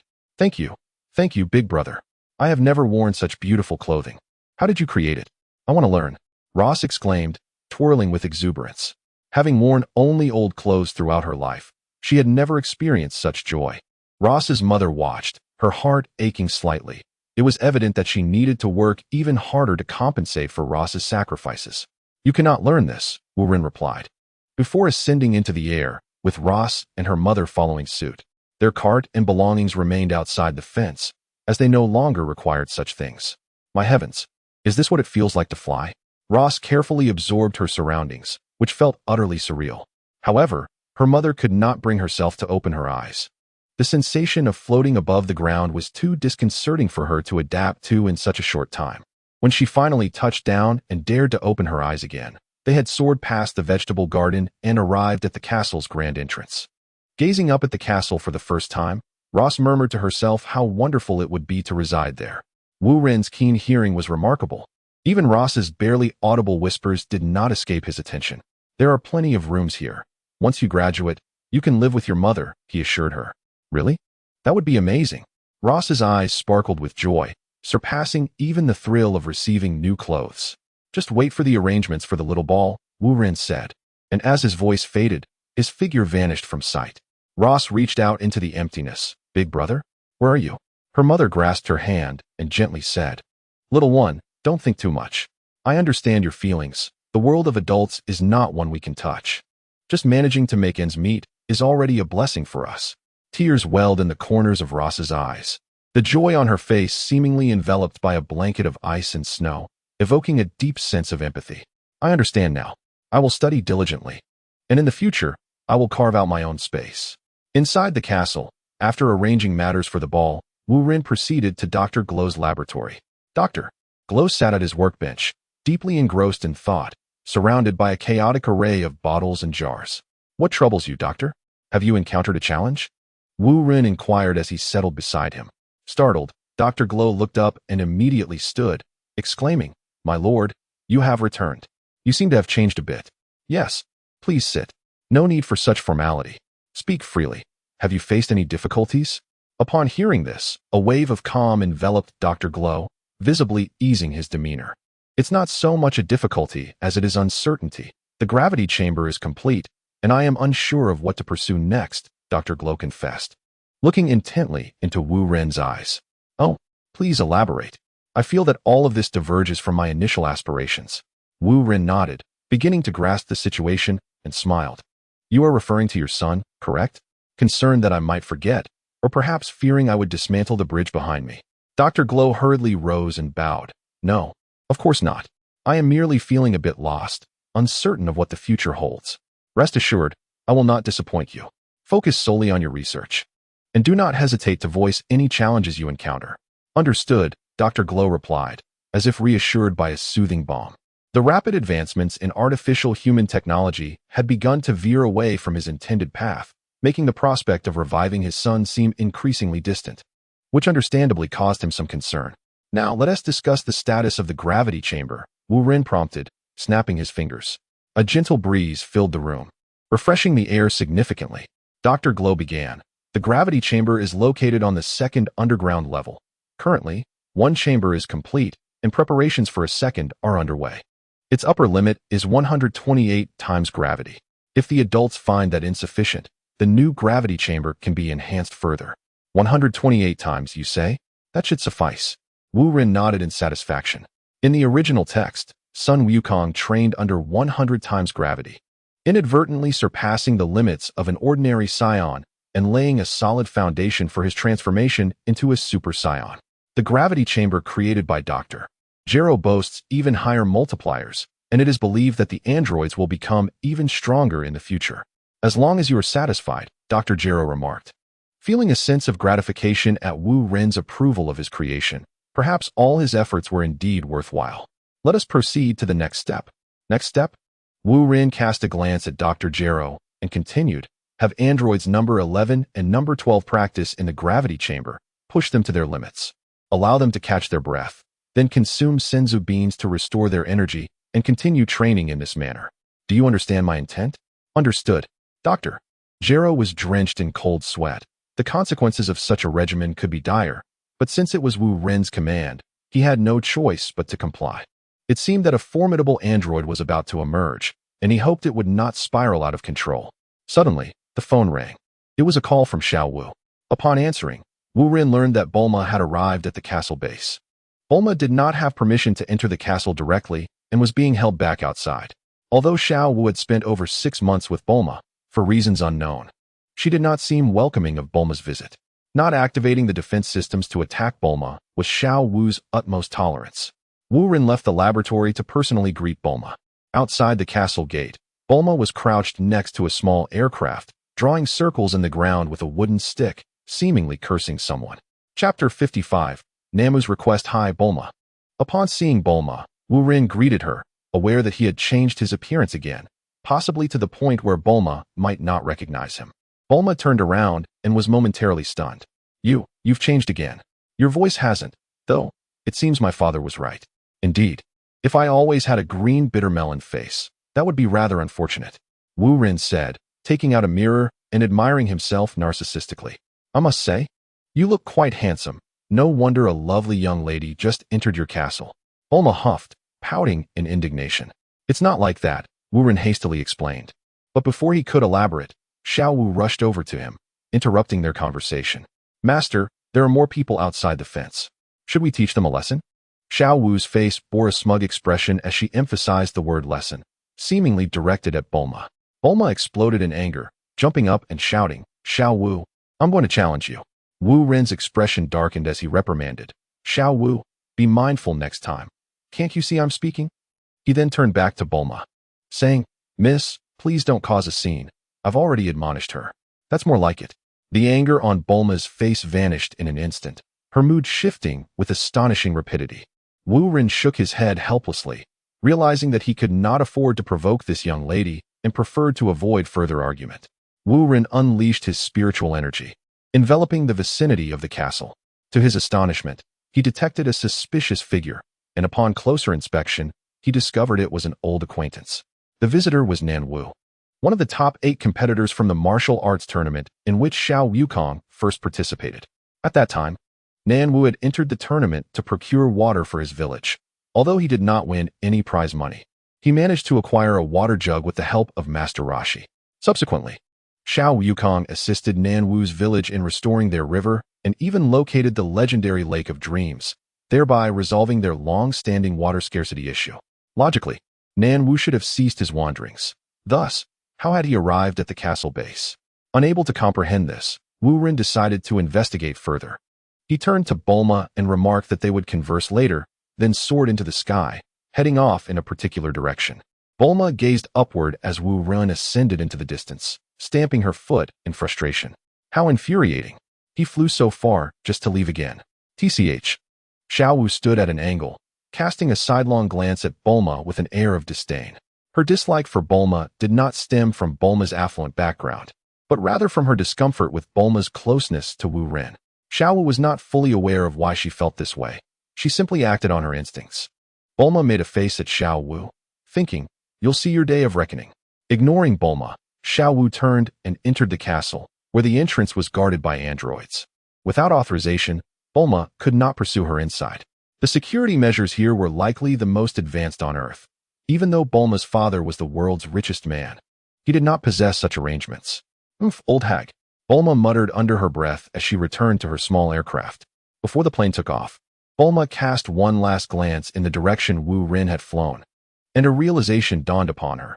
She understood why Xiao Wu had consistently obstructed her from meeting Wu Ren.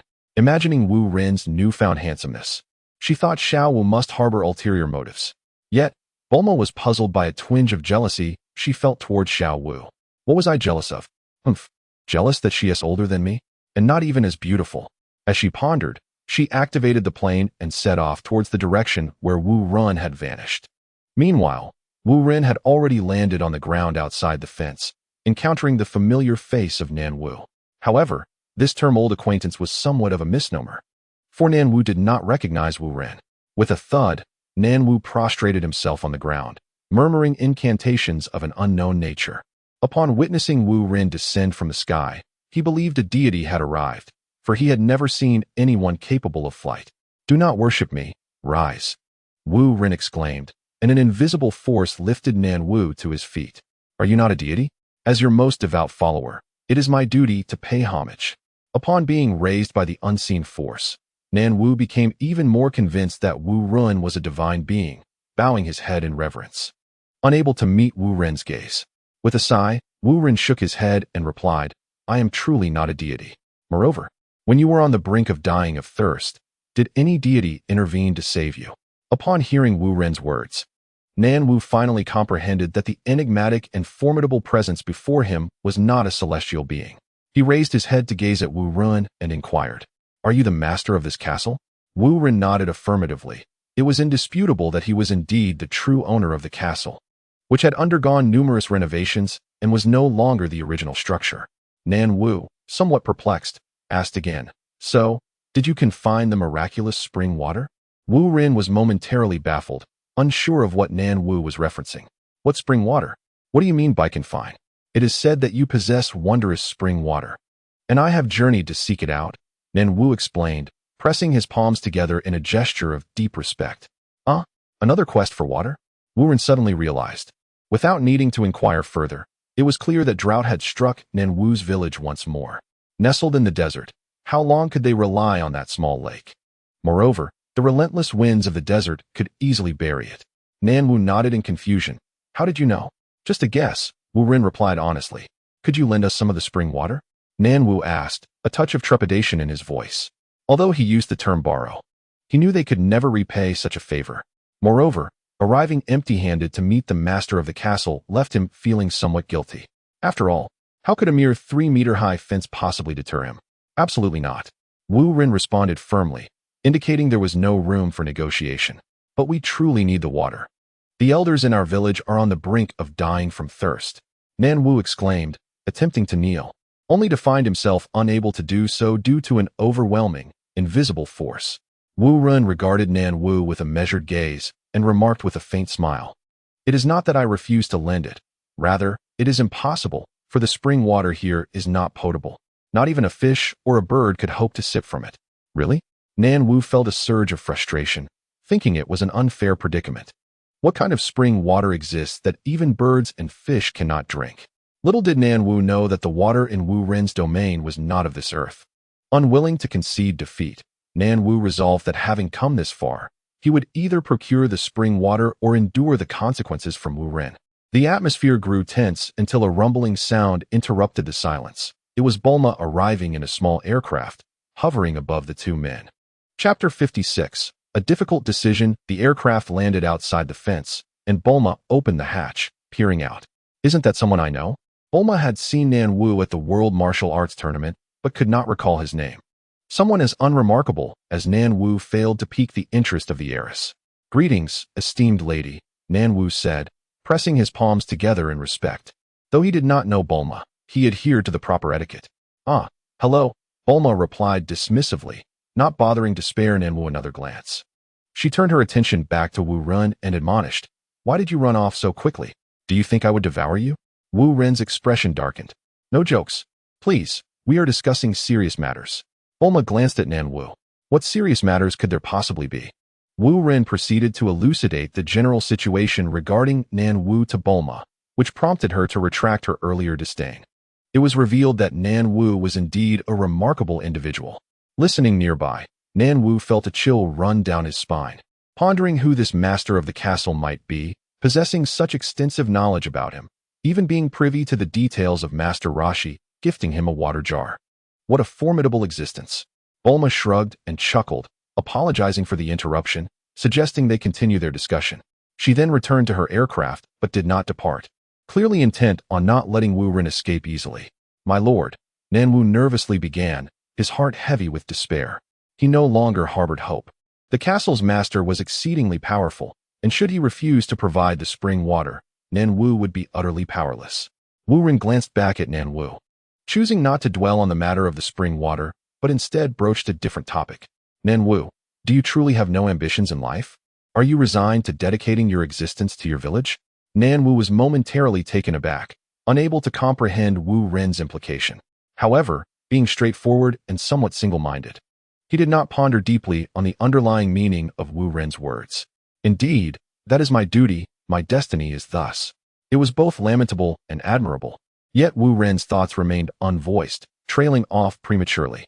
Nan Wu was indeed a martial arts prodigy, yet he was shackled by the constraints of his village, destined to never attain greater achievements.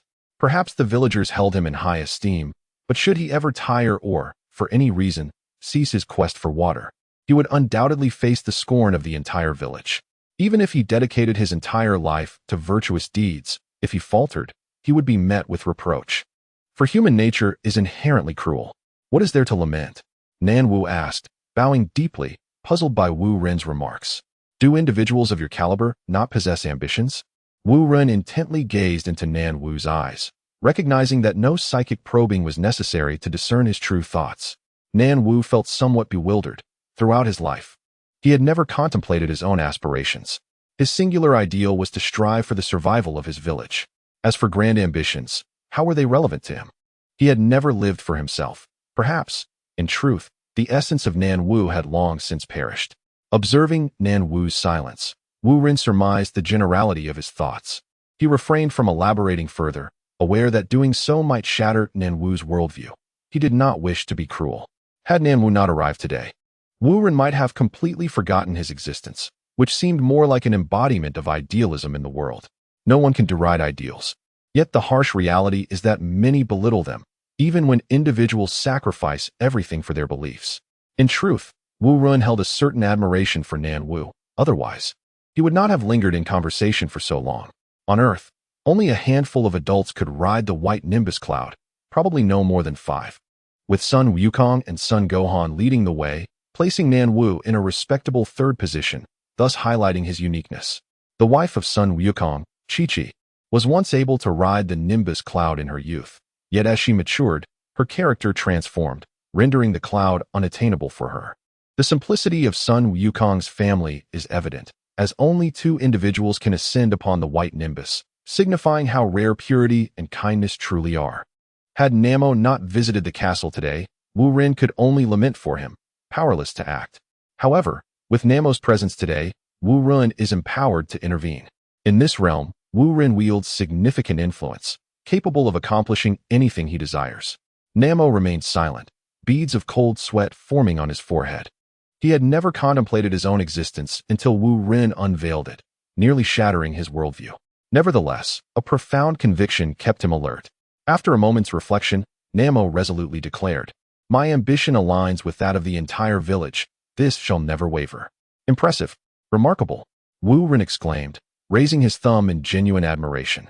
"What does remarkable mean?" Namo inquired, bewildered. "Nothing much. It simply denotes something extraordinary," Wu Ren replied with a shrug and a smile. Namo nodded, as if enlightenment struck him. "You, my lord, are truly remarkable." This heartfelt remark was devoid of flattery, yet it sounded somewhat awkward. Wu Ren nearly spewed the tea he had consumed that morning. Realizing Namo's singular focus left him oblivious to humor. "All right, enough of that," Wu Ren said, regaining his composure. "Namo, I offer you 2 suggestions. First, you could leave the village and work for me. I will resolve the water issue. Second, you could remain in the village, living alongside the villagers, allowing your life to wither away. The water issue can also be addressed through that young lady beside you. She has ample wealth."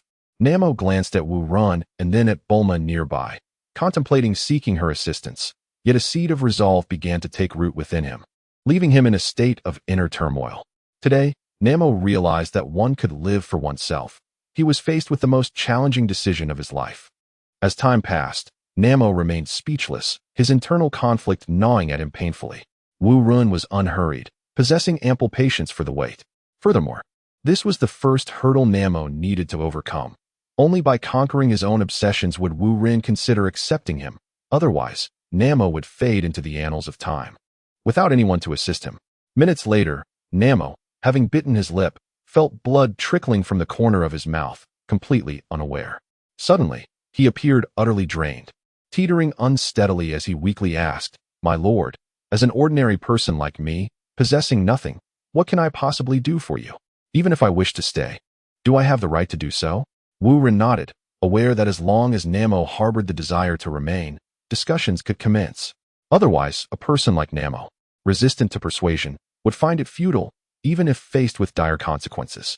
Chapter 57. The second instructor: your worth cannot merely be articulated. If you intend to stay, prove it to me, Wu Ren said, locking eyes with Namo, who felt the weight of pressure intensify. Namo, drenched in sweat, nodded earnestly, expressing his desire to remain and serve at the behest of the adults. However, he implored, could they first provide water for their village? They truly could not endure much longer. "This is quite simple. Just provide me with the address, and you need not return," came the response. "Thank you so much, my lord." Namo's eyes brimmed with tears. A being as formidable as the castle's master would not deceive him. Hope was rekindled for the village. As Namo revealed the address of Wu Ren's village, Bulma, sensing something amiss, thought to herself, is he attempting to slip away again? Without waiting for Wu Ren's response, she swiftly leaped from the aircraft, transforming it into a multi-functional capsule, and hurried to Wu Ren's side with remarkable agility.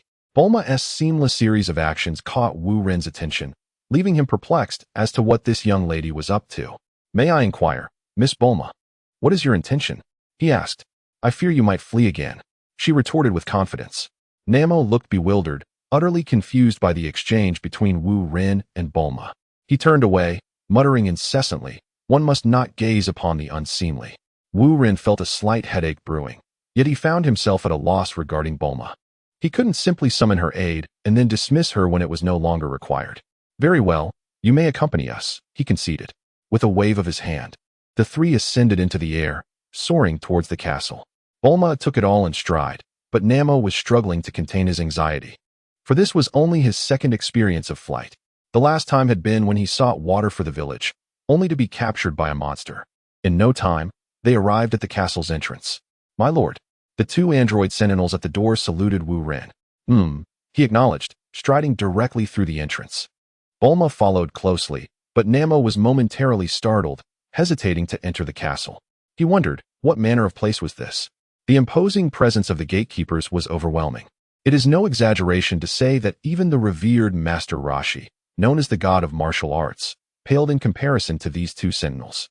Unbeknownst to Namo, the gatekeepers were merely androids number 9 and 10, possessing rather ordinary abilities, while the true power lay ahead. Android number 9, noticing Namo lingering at the entrance, glared at him. Are you not entering? Yes, of course. Namo, startled, hurried inside, sensing that the gatekeepers had a rather fierce temperament. It seemed safer to stick close to Wu Ren. Once Namo caught up with Wu Ren, the trio traversed a considerable distance before arriving at a door on the second basement level. The entire area was constructed from a unique metallic material, encompassing both walls and doors. Here lay the gravity chamber, where androids underwent secret training. Logically, it should remain confidential, and Bulma should not have been allowed entry. However, Wu Ren was unconcerned, as Bulma's thoughts were evidently elsewhere. Wu Ren was not oblivious. He understood why Bulma clung to him. Yet, considering that she was destined to marry Vegeta and bear Trunks, he pondered the implications of a world devoid of Trunks. The future was unpredictable, and presently, he felt inadequate to confront such dilemmas. Thus, it was not that Wu Ren disliked Bulma, but rather that he found the uncertainty of the future unsettling. Unless one day Wu Ren possesses sufficient strength, he may develop a different perspective. On the bench at the entrance sat a middle-aged man clad in a pink robe, none other than Tao Bai. Sensing Wu Ren's presence, Tao Bai immediately rose, his demeanor exceedingly respectful. My lord, you have arrived. Well, how effective has the special training been? The results are remarkable. The growth rate of subjects 11 and 12 is truly astonishing. At this rate, I fear I may no longer be able to train them. Tao Bai bowed his head, unable to meet Wu Ren's gaze. The artificial beings he trained had far surpassed him. From his perspective, he seemed to have become obsolete in Wu Ren's eyes. What fate awaits one deemed useless? Tao Bai dared not dwell on such thoughts, as his destiny was beyond his control. Thus, he resolved to exert every effort for Wu Ren, perhaps clinging to a slim hope for survival. Do not be overly modest. While the artificial beings are indeed formidable, they remain fundamentally immature and require careful cultivation, Wu Ren remarked, gesturing towards Namu behind him. By the way, Tao Bai, this is Namu. You may have encountered him before. You will come on Mondays, Wednesdays, and Fridays, while he will come on Tuesdays, Thursdays, and Saturdays. Sundays will be a day of rest for the artificial beings. Tao Bai cast a glance at Namu, nodding dismissively, unwilling to acknowledge him. To Tao Bai, Namu seemed no different from an ordinary person, utterly weak and unworthy of standing on equal footing with him. Namu, somewhat bewildered, inquired, My lord, what am I to do on Tuesdays and Thursdays? To train them, Wu Ren indicated the adjacent secure door. Them? Namu instinctively leaned against the door, peering through the blast-proof glass inside. Thud! Namu's legs weakened, and he collapsed to the ground, unable to comprehend what he had witnessed. Were those two figures within human? The explosive power, the speed, how could it possibly belong to humans? They must be devils from hell. Even worse, Namu was to be responsible for training them. How could he possibly train them? Just a single glance had left him utterly shaken. Humph! Tao Bai scoffed inwardly, cursing Namu's incompetence. However, with Wu Ren present, he dared not overtly bully him. Bulma, intrigued, wondered what Namu had seen and leaned against the door to look inside, but saw nothing. The speed of the artificial beings was too swift for an ordinary person's eyes to capture. Wu Ren gazed at Namu with disappointment, not expecting such timidity. It seemed he had been overly hasty in selecting Namu as the second instructor for the artificial beings. Yet, Wu Ren would not easily give up on Namu. He understood that under Tao Bai's tutelage, the artificial beings had become cold and ruthless, necessitating someone like Namu to provide balance. Otherwise, as the artificial beings grew increasingly formidable, even if they did not defy Wu Ren, unforeseen complications might arise. Stand up. What manner of behavior is this? Have you forgotten the villagers? Wu Ren quietly thundered, refraining from using his mental powers to assist him. He wanted Namu to stand on his own. Only by overcoming his inner fear could he hope to progress further in the future. Upon hearing the mention of the villagers, Namu's expression transformed entirely, without hesitation. He rose and clasped his hands together, saying, "I apologize, my lord. There is no need for apologies directed toward me. Direct them to yourself instead. From this moment onward, fix your gaze upon the artificial beings, conquer your fears, and tomorrow you shall train them. Otherwise, our collaboration shall be nullified." Upon finishing his statement, Wu Ren strode away, leaving Nan Wu with no room for negotiation. Observing this, Bulma stuck out her tongue and encouraged Nan Wu, saying, "You can do it." "Thank you." Nan Wu clenched his fists, silently vowing that since Wu Ren held him in such high regard, he would not disappoint him. No need for thanks. Suddenly realizing Wu Ren had walked far away, Bulma hurriedly rushed to catch up. Chapter 58. 3 women in a play emerging from the underground level. Wu Ren took the elevator and was greeted by a familiar figure, one that had accompanied him for many years, including memories of Ashu, thus evoking a sense of familiarity. However, today this figure appeared somewhat unfamiliar, leaving Wu Ren quite surprised. Xiao Wu. Wu Ren thought it incredible that Xiao Wu possessed such a side to her. "Yes, sir." Xiao Wu bowed respectfully. Wu Ren scrutinized her, puzzled by her unusual demeanor today.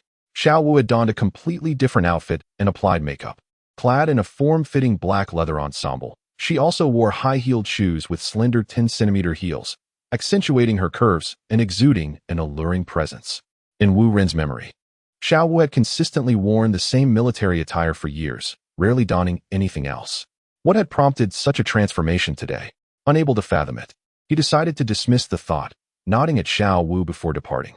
As he brushed past her, he caught a whiff of a delicate fragrance. Goodness! Had Xiao Wu even applied perfume? Was this the same Xiao Wu known for her decisiveness? Wu Ren mused internally, instinctively glancing back at her figure, which indeed looked quite appealing. At that moment, Bulma also exited the elevator and happened to spot Xiao Wu in her new attire.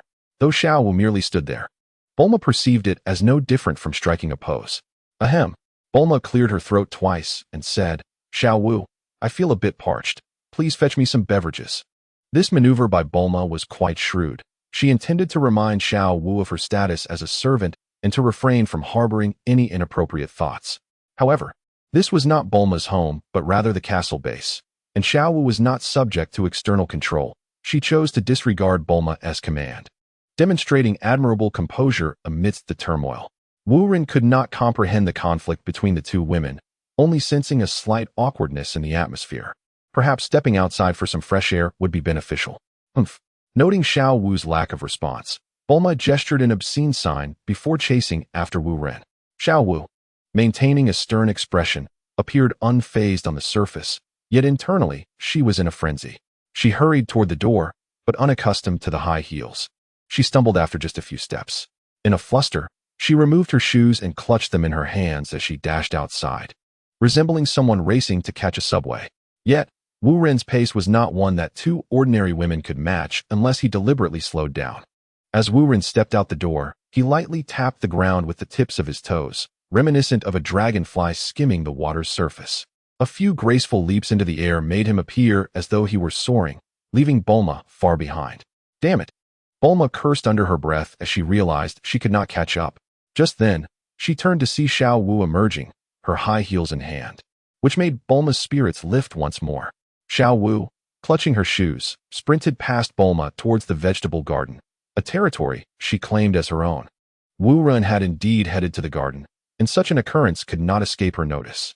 Bulma, clever as she was, thought that by simply following Xiao Wu, she would surely find Wu Ren. The 2 of them hastened towards the garden, appearing from a distance as if they were merely frolicking. However, the reality was quite different.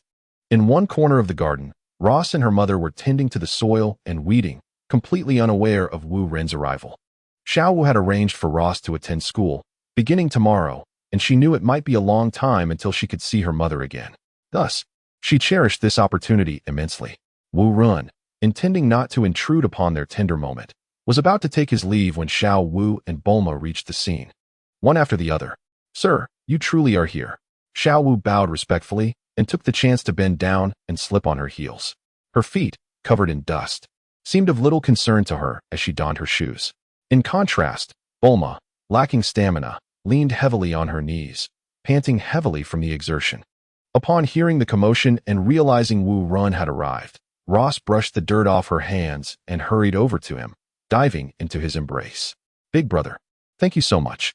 Xiao Wu, having just secured her shoes, lifted her gaze to witness this scene, and a wave of grievances surged within her, nearly bringing her to tears. How curious it was that while she and Bulma had been vying for proximity to Wu Run, Ross had effortlessly thrown herself into his arms. Although Ross was merely 15, she was not too young to understand decorum. Yet, her action struck Xiao Wu and Bulma as exceedingly thoughtless. Bulma, still catching her breath, nearly fainted at the sight of Ross's boldness. Wu Ren found himself in an awkward position, unsure how to respond as he looked down at Ross, caught between the impulse to embrace her and the hesitation to do so. Noticing the scene, Ross's mother quickly interjected, "Ross, come back. Don't get dirt all over the adult." She observed the expressions on Xiao Wu and Bulma's faces, understanding the implications of the situation at a glance. Having once navigated similar waters herself, she was keenly aware of the potential ramifications. She could not allow her daughter to be embroiled in such a predicament. While Bulma was a stranger, Xiao Wu was her direct superior, and crossing her could spell disaster. Blushing deeply, Ross hurriedly retreated to her mother's side. The earlier embrace was merely an expression of gratitude, devoid of any ulterior motives, yet Xiao Wu and Bulma might not interpret it in the same light.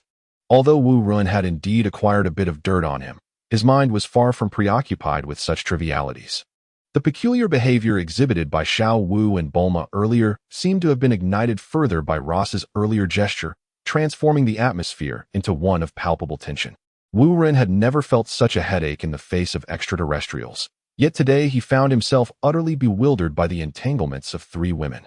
The complexities of a woman's heart are indeed perplexing. All right, you all enjoy yourselves. I have matters to attend to. With this parting remark, Wu Ren soared into the sky, retreating towards the castle gates. He was simply not adept at navigating such situations, opting instead for a swift exit.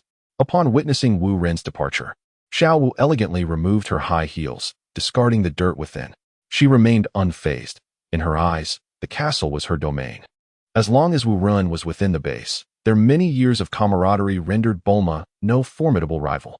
As for little Rose, merely a child, Xiao Wu did not regard her as a potential adversary, believing Bulma to be her primary competitor. Fortunately, Wu Ren was not short of funds. Otherwise, Bulma's status as the daughter of the world's wealthiest individual would have been an unbeatable trump card. How many men could withstand such temptation? Rose returned to her mother's side, resuming her task of weeding the garden, unaware of how perilously close she had come to igniting a powder keg, potentially sparking a great conflict. Bulma, feeling somewhat fatigued, slumped to the ground, pondering whether all her efforts were in vain. Yet, she was Bulma. How could she so easily concede defeat? Chapter 59. The serum Wu Ren re-entered the castle, making his way directly to Dr. Gero's laboratory. This place was relatively tranquil, often undisturbed by others. Without Wu Ren's authorization, even Xiao Wu and Pilaf could not enter freely. Dr. Gero noticed Wu Ren's expression was somewhat unnatural, as if troubled by some concern, and apprehensively inquired, "Sir, is there an issue with the androids?" Wu Ren leaned over the desk, glancing at Dr. Gero. "No, it is something else." He felt it inappropriate to discuss Bulma's matters, especially in such a setting. Thus, he shifted the conversation. "There is a minor issue. The androids are growing too rapidly, and Tao Bai's strength is unable to keep pace, which may affect future training." "Oh, is that so?" Dr. Gero seemed to have an inkling, opening his mouth as if to speak further, but then hesitating. Noticing this, Wu Ren felt a spark of curiosity. "Doctor, do you have something you wish to share?" Dr. Gero, still apprehensive, paced back and forth before finally responding. "Indeed, sir. Do you recall the serum I once mentioned?" "Oh, that. Yes. Do you mean to say the research has borne fruit?" "One might say it has," Dr. Gero nodded, his expression lacking any exuberance. "I incorporated the shell of the second generation of cell into the serum, reducing its explosive potential while enhancing its adhesive properties, thus stabilizing the serum." "Stabilized? So does that imply success?" That should be the case. I have named it the serum. Should be? Wu Ren queried, somewhat perplexed. In scientific research, why not to use the term should? Indeed, sir. Currently, the serum has only been tested on animals, Dr. Jarrow clarified. I understand. I had previously prohibited you from conducting human experiments. I comprehend. Wu Ren nodded, his mind enlightened. With a product now in hand, future opportunities for testing would reveal its true efficacy. If one could indeed offer mere mortals an opportunity to stand shoulder to shoulder with divinities, countless individuals would likely seize the chance. Time passes swiftly, and a week has whisked by in the blink of an eye. Olma, having failed to find Wu Ren, reluctantly returned to West City, though her heart was heavy with dissatisfaction. Since Nanwu became the second instructor, the training of the androids has gradually fallen into a rhythm. Nonetheless, friction persists between Nanwu and Tao Bai Bai, as the latter holds Nanwu in low regard, deeming him a rustic character unworthy of equal treatment. Naturally, prolonged repression leads to an eventual eruption. Indeed, during Nanwu's second week as an instructor, while switching shifts with Tao Bai Bai, he was lightly shoved and nearly suffered a fracture. Though the injury itself was inconsequential, it adversely affected the training of the androids, a burden Nanwu could not bear. Consequently, Nanwu reached out to Wu Ren to report the situation. Upon understanding the matter, Wu Ren conceived an idea and summoned both Nanwu and Tao Bai Bai to Dr. Jarrow's laboratory. Within the confines of the lab, Wu Ren and Dr. Jarrow sat at a table, while Nanwu and Tao Bai Bai stood side by side opposite them. Wu Ren first tossed a magical bean to Nanwu, who consumed it and felt his injuries heal. The astonishment on his face was unmistakable, for he had never anticipated such miraculous effects from such a diminutive being. I am already well aware of your circumstances, and there is no need for further inquiry, Wu Ren stated with a calm demeanor, though the implication of his words was unambiguous. He wished to avoid internal discord, recognizing that fairness could not be maintained among all parties. Tao Bai Bai's attitude was lukewarm, exuding a sense of arrogance.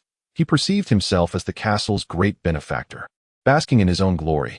Even in Wu Ren's presence, he continued to regard Nanwu with disdain, and the prospect of admitting fault was out of the question. Nanwu, feeling somewhat inferior, hesitated to provoke Tao Bai Bai. Since Wu Ren had already spoken, the matter could only be put to rest, and he resolved to tread cautiously around Tao Bai Bai in the future. Just as Nanwu was about to request to return to his duties, Wu Ren preemptively inquired, Nanwu, do you desire to become stronger? Huh, stronger? Nanwu was momentarily taken aback, unable to comprehend Wu Ren's true intentions. However, the astute Tao Bai Bai discerned the underlying meaning and quickly interjected, My lord, I wish to grow stronger to serve you more diligently in the future. A slight smile graced Wu Ren's lips as he replied, You are indeed clever. My lord, please enlighten me on how to become stronger, Tao Bai Bai exclaimed, kneeling on one knee, awaiting Wu Ren's bestowal. In his mind, any token Wu Ren might toss his way would suffice to elevate him to new heights. Meanwhile, Nanwu stood by, bewildered and still trying to grasp the unfolding events, such as the fate of the naive, always a step behind, never favored by fortune. Wu Ren remained silent, glancing at Dr. Jarrow, who nodded in response. Rising, Dr. Jarrow retrieved a peculiar vial from the safe, containing a liquid of two colors, gold and green, each color swirling in a spiral formation, utterly incompatible with the other. This is a serum, Dr. Jarrow explained cautiously, which may significantly enhance human strength upon injection, though it has yet to be tested on humans. Are you both willing to try? Dr. Jarrow approached Nanwu and Tao Bai Bai with the vial in hand. Tao Bai Bai felt a surge of panic, contemplating a shake of his head in refusal, yet fearing the ire of Wu Ren. Caught in a dilemma, he lowered his gaze, rendered speechless. However, his intentions were unmistakably clear, understood by all present. As a former world-renowned assassin, Tao Bai Bai held a callous disregard for the lives of others, while cherishing his own existence above all. The untested serum posed an unpredictable risk. Who could ascertain the potential consequences? Tao Bai Bai had no desire to become a tragic victim. Survival was the paramount principle. Conversely, Nanwu exhibited no trepidation, fixating on the vial in Dr. Jarrow's hand, inquiring, Pray tell, what are the ramifications should this injection fail? Dr. Jarrow, pleased with Nanwu's audacity, nodded in affirmation, stating, In the event of failure, death is a possibility, or one may become a mere shell of a person. However, rest assured, I have diluted it to a concentration of 1, which should prevent demise in a robust individual such as yourself. If it is merely 1, does that imply the resultant effect will likewise be limited to the original potency? Remarkably, Nanwu appeared to disregard the dire consequences of failure, either placing his life in jeopardy or simply losing his wits. Dr. Gero confirmed, indeed, the efficacy will be significantly diminished, as this is the inaugural experiment. We must proceed accordingly. Very well. I consent. Please commence. Upon uttering these words, Nanwu closed his eyes, unafraid of whatever might unfold. For in that moment of darkness, he envisioned the happy lives of his villagers. Even in his absence, they would endure. Should he perish in this experiment, Nanwu had faith that Wu Run would safeguard his village. Thus, the notion of his death could, perhaps, bear greater significance than his continued existence. With that in mind, what remained for him to fear? Chapter 60. Super Evolution. Dr. Gero employed a specialized syringe to administer the serum of 1 to Nanwu. An eerie silence enveloped the laboratory as everyone awaited what might transpire. This could be a moment of miraculous revelation. Seconds ticked by before Nanwu was suddenly seized by an excruciating headache, his eyes bulging, veins throbbing. His chest expanded and contracted in a relentless cycle. Yet, despite the agony, Nanwu refrained from uttering a single cry, embodying the spirit of a true iron-willed man. Observing this, Tao Baibai instinctively retreated a couple of steps, apprehensive of the potential for Nanwu to burst forth in a gruesome spectacle. In truth, he felt a tinge of relief that he was not the one undergoing this perilous trial. Dr. Gero, witnessing Nanwu's torment, felt his heart leap into his throat. In the event of failure, he was uncertain how to report to Wu Ren. After all, Nanwu was the newly appointed second instructor, and should he vanish into thin air, Dr. Gero would share the burden of responsibility. Yet, Wu Ren remained untroubled by the prospect of misfortune. He stood ready with a handful of magical beans and healing spells, confident that as long as Nanwu did not explode on the spot, he could preserve his life. Nanwu's suffering persisted for approximately 5 minutes, his body drenched, indistinguishable between sweat and blood, clinging to him in a sticky embrace. With a thud, Nanwu collapsed to his knees, hands braced on the floor, gasping for breath. Success! Huh! It has truly succeeded, Dr. Gero exclaimed with childlike exuberance, momentarily forgetting that Wu Ren stood beside him. Wu Ren meticulously probed Nanwu's physical condition with his mental prowess, confirming, as Dr. Gelo had indicated, that Nanwu had undergone a tremendous transformation. His combat prowess had surged several-fold, placing him on par with the formidable Tao Baibai. However, Wu Ren placed greater emphasis on the potential for future growth rather than mere current capabilities. The serum had bestowed upon Nanwu a remarkable opportunity, one that was destined to alter the course of his life. Is this truly a success? Tao Baibai expressed disbelief as he approached Nanwu, resting a hand on his shoulder. An overwhelming vitality surged forth, causing Tao Baibai's heart to race. In a mere few minutes, Nanwu appeared entirely transformed, all due to a single vial of serum. As thoughts raced through Tao Baibai's mind, he realized that if he did not make a decisive move now, when would he? Thus, he swiftly resolved to approach Dr. Gelo, stating, "Doctor, please administer 100 units of the serum." Dr. Gelo's smile abruptly vanished as he shook his head, replying, "That is not feasible, Instructor Tao. It is not that I underestimate you, but given your physical constitution, you can only withstand a maximum of 5 units. Exceeding this threshold could result in your immediate demise." Dr. Gelo harbored a lingering resentment towards Tao Baibai for the incident in which he had been forcibly brought to the castle. Although the mastermind behind the abduction was Wu Run, Dr. Gelo dared not hold a grudge against him, directing his ire instead towards Tao Baibai. Seeing Dr. Gelo's refusal, Tao Baibai turned to Wu Run, asking, "My lord, what do you think?" Wu Ren assessed Tao Baibai, noting that he was indeed far more formidable than in the original narrative. Yet, Dr. Gelo had likely not lied. Should Tao Baibai perish as a result, it was not an outcome Wu Ren wished to witness. Regardless of the circumstances, Tao Baibai had played a crucial role, and his life was invaluable. Even if Tao Baibai yearned for a daring endeavor, Wu Ren remained resolute against it. His response was unequivocal: "No, a maximum of 5 units. Trust Dr. Gelo, he is correct." Understanding that he could not bend the will of authority, Tao Baibai acquiesced, saying, "Fine, 5 it is. Let us proceed." In Tao Baibai's estimation, Nan Wu's combat capabilities had increased several-fold with merely 1 unit of serum. Thus, 5 units should undoubtedly place him leagues ahead of Nan Wu. He envisioned a future where Nan Wu would look up to him, dismissing notions of an underdog uprising. With Wu Ren's consent, Dr. Gelo ceased his objections and proceeded to prepare the 5-unit serum. After a series of meticulous operations, Tao Baibai successfully received his injection. However, to everyone's astonishment, he writhed in agony, utterly devoid of the poise befitting a master. It was uncertain whether the serum was excessively potent or if his fortitude paled in comparison to Nan Wu's. Tao Baibai's cries echoed like those of a slaughtered pig, continuing for several minutes before he gradually fell silent, eventually succumbing to slumber. Wu Ren pocketed a mystical bean, realizing he had conserved one, as Tao Baibai was no longer in significant danger. At that moment, Tao Baibai lay in a state of utter exhaustion. Although Wu Ren possessed healing magic that could hasten Tao Baibai's awakening, he chose not to employ it. The serum was a choice made by Tao Baibai, and he must bear the consequences that ensued. This can indeed be regarded as Wu Ren's punishment for Tao Baibai. For Namu was personally chosen by Wu Ren as the second instructor. The audacity displayed by Tao Baibai to brazenly bully Namu is truly astonishing. Namu, please take him to rest, Wu Ren commanded with a casual wave of his hand, causing the stains on Namu to vanish, and he felt significantly more at ease. At that moment, Namu had never felt such relief. Could this be the legendary opening of the meridians? In truth, it was far superior, in a certain sense. He was no longer a mere earthling. After expressing endless gratitude to Wu Ren, Namu hoisted Tao Baibai and departed from the laboratory. Once outside, Namu's mind raced with thoughts. Wu Ren had indeed altered his destiny, and his choice had proven to be correct. Had he remained in the village, squandering his life, living would have equated to a form of death. Now, thanks to Wu Ren, he had undergone a complete transformation and glimpsed a new world, one he had never dared to imagine. Like a frog trapped at the bottom of a well, he had finally leaped out to behold the vastness beyond.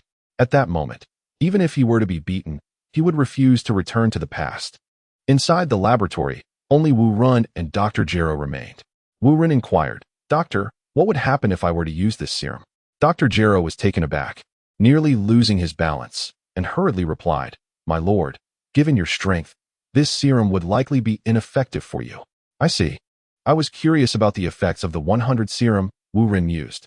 Dr. Gero collapsed to the ground in shock and quickly got back on his feet, exclaiming, "My lord, please do not jest. This serum holds no significance for you." "What do you mean by that? Did not Namu and Tao Baibai grow stronger?" Wu Ren countered. "No, not quite. Strictly speaking, Namu and Tao Baibai still fall within the realm of ordinary individuals. Their strength enhancement is to be expected. However, my lord, your prowess is extraordinary, and this serum may not facilitate any growth in your abilities." In Dr. Gero's eyes, Wu Ren resembled a deity from legend, beyond the comprehension of mere mortals through the lens of scientific knowledge. "Ah, I understand," Wu Ren nodded, recognizing the rationale behind it. Otherwise, if he were to inject himself with the serum, stacking various enhancements, he would become invincible. Observing Wu Ren's change of heart, Dr. Gero hastily added, "Indeed, my lord. Consider it. If this serum were to be injected into you, it would be as effortless as drinking a beverage, yielding no increase in strength." Chapter 61. Encounter with the fortune teller. Understood, Wu Ren finally grasped the essence of the serum. It was not suitable for everyone. Of course, it could also be a matter of technology. Perhaps in the future, as Dr. Gero's skills became more refined, the serum might be upgraded. By the way, is it possible for Tao Baibai or Namu to gradually attain the power of the 100 serum? Wu Ren suddenly pondered this question. If either Tao Baibai or Namu could harness the strength of the 100 serum, it would be formidable. If they could indeed achieve the 100 level. Setting Namu aside for now, Tao Baibai's own power might surpass that of Android 11, heralding the birth of an incredibly powerful force. Dr. Gero shook his head, responding, "No. Or rather, it is theoretically unfeasible." "Why not?" "It is understood that after each injection of serum, a certain period must elapse before another can be administered, and the effects do not necessarily accumulate.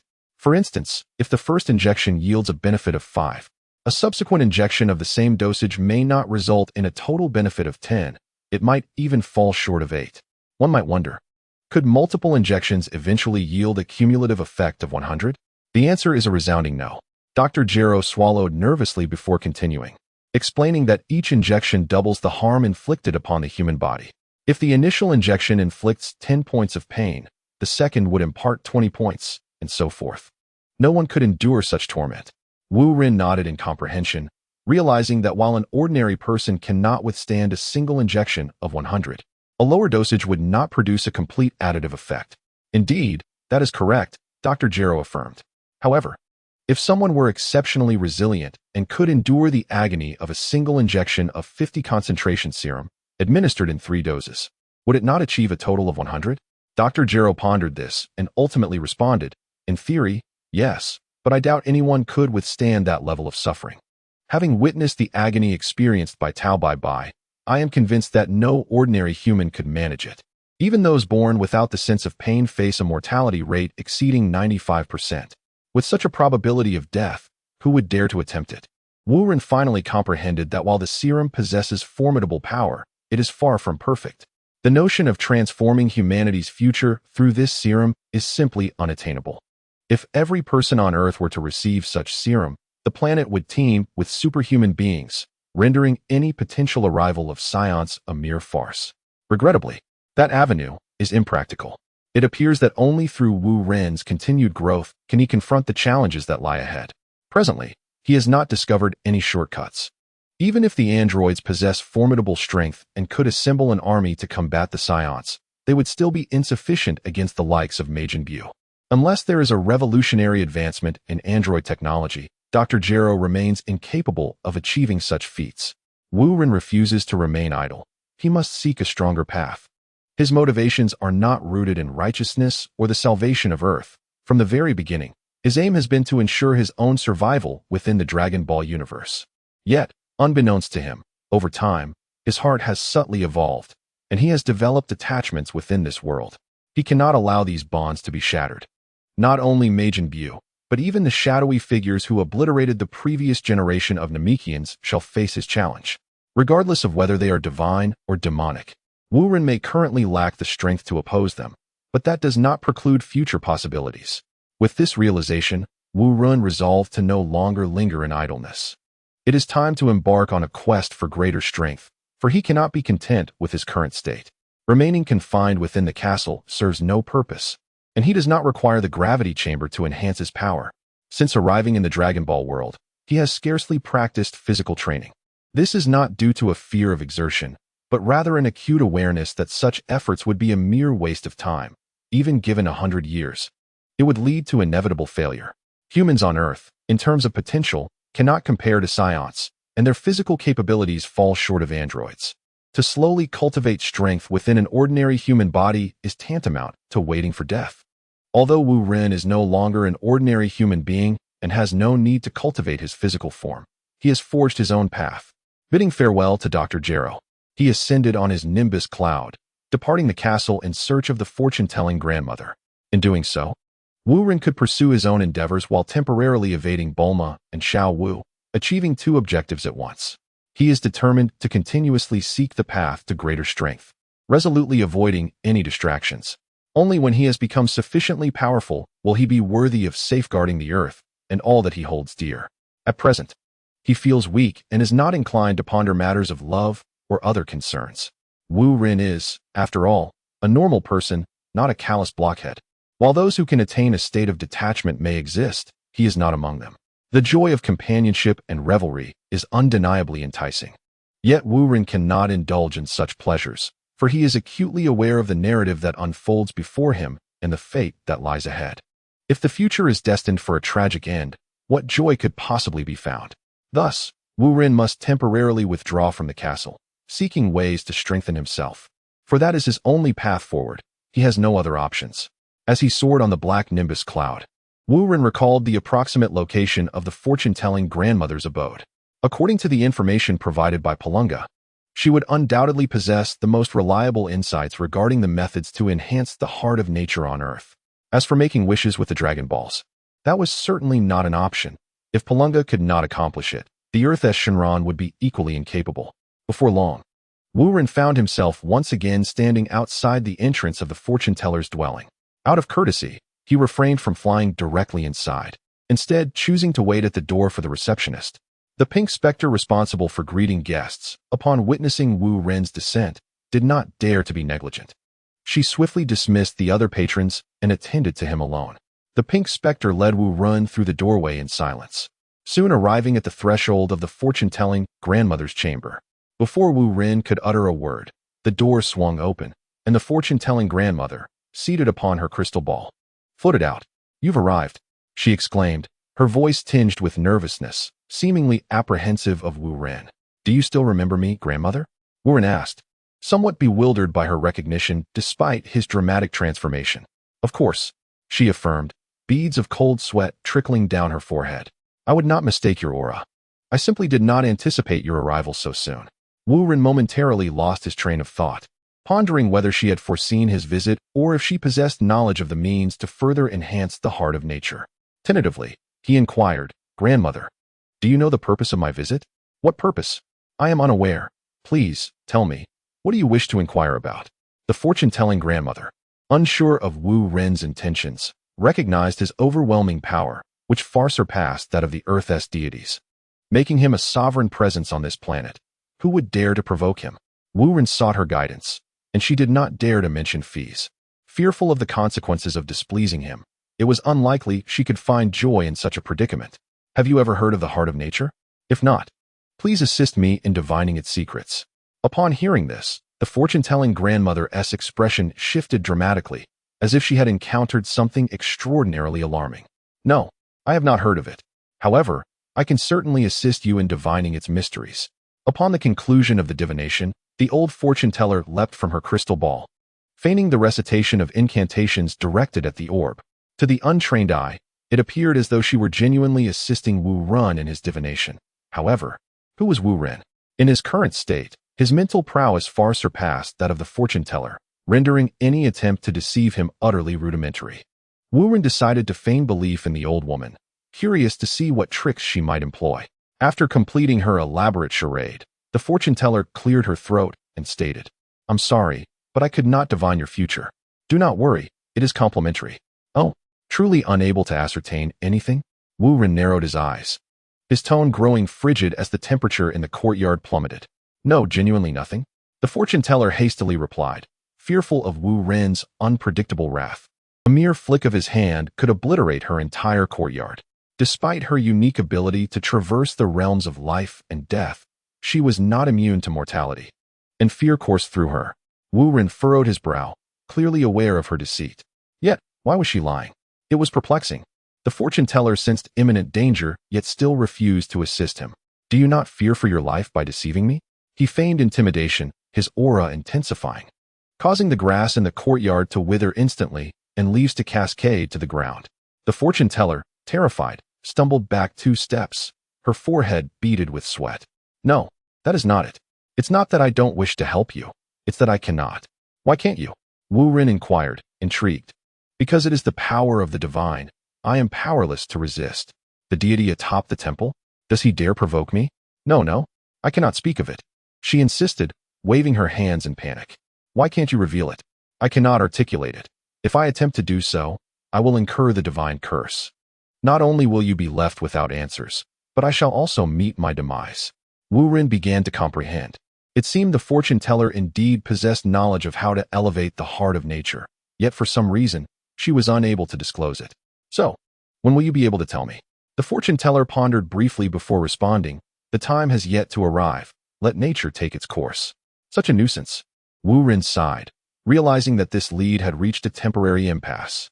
However, it was not entirely fruitless. He had confirmed that divination regarding the heart of nature was indeed possible here. "I shall revisit this later," he concluded, soaring skyward, a dark cloud of nimbus awaiting him in the heavens. Wu Ren had no intention of pressuring the fortune-teller. That was not the conduct of a true hero.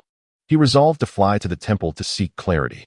As the fortune-teller watched Wu Ren ascend, her taut nerves finally relaxed. It was close, so very close, she nearly met her end. Wu Ren's overwhelming presence was simply too much for her frail constitution to endure. "When that day arrives, perhaps you will understand why I cannot speak," she murmured, gazing as Wu Ren's silhouette vanished into the horizon. Moments later, Wu Ren arrived atop the temple. Discovering another figure present, Sun Wukong, engaged in rigorous training under Mr. Bobo's guidance. Ignoring Sun Wukong, Wu Ren approached the Earth deity directly. Without preamble, he inquired about the continued enhancement of the heart of nature. The Earth deity responded succinctly, "I do not know." The Earth deity does not lie. Since he claims to be unaware, it must indeed be the truth. But whom does the fortune-telling elder refer to when speaking of the curse of the gods? Could it be a deity of the celestial realm? If it were merely a king of the realm, Wu Ren might still seek him out. Yet the god of the king is currently beyond Wu Ren's capabilities. Regardless, Wu Ren cannot ascertain the correct answer and is left to guess in vain. Under such circumstances, it would be better to refrain from guessing altogether. Is the timing not yet ripe? Intriguing. Wu Ren seems to grasp something. Thus, he decides to set it aside for now. As he turns around, he observes Sun Wukong, blindfolded and adorned with a bell at his waist, playfully chasing after Bobo. It is, surprisingly, quite entertaining. From Wu Ren's perspective, this training indeed resembles child's play, as his realm far surpasses that of Sun Wukong and his companions. Quietly, Wu Ren releases his mental energy, enveloping the entire temple. He converts all the information of the temple into simple lines and transmits it into Sun Wukong's mind. Suddenly, the blindfolded Sun Wukong freezes, realizing he can perceive every detail of the temple, even the flutter of a butterfly's wings. What is happening? Could this be the result of Mr. Bobo's special training? Sun Wukong, unaware of the truth, can only speculate. Abruptly, his agility multiplies several times over, and Mr. Bobo, caught off guard, narrowly escapes being captured by Sun Wukong. As Mr. Bobo accelerates once more, Sun Wukong falls behind again. It seems he still requires much practice to catch Mr. Bobo. Unbeknownst to Sun Wukong, there was assistance from the shadows, and both the Earth deity and Bobo, as third parties, remain oblivious.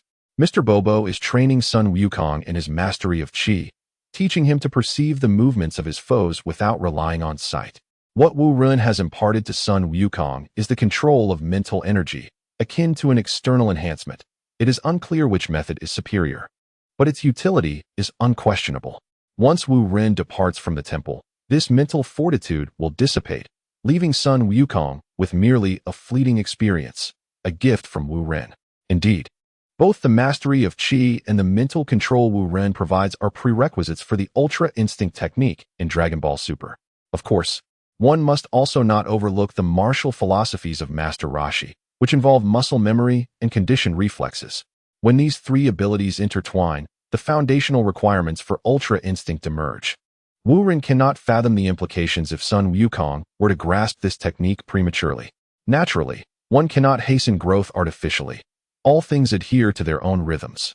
Reflecting on this, Wu Ren nods and smiles, realizing that since he cannot presently devise a method to enhance the heart of nature, there is no need to rush. After bidding farewell to the Earth deity, he departs the temple. Following Wu Ren's exit, Mr. Bobo suddenly feels considerably more at ease, while Sun Wukong's steps and rhythm become erratic, resulting in him either colliding with walls or crashing into greenery. Hey, pause. Those are my flowers. Just blossomed 2 days ago. Be careful. Mr. Bobo attempts to intervene too late, and Sun Wukong knocks over 2 vases. Rising from the shards of the vases, Sun Wukong removes the blindfold and exclaims, strange. Why has that sensation vanished? What sensation?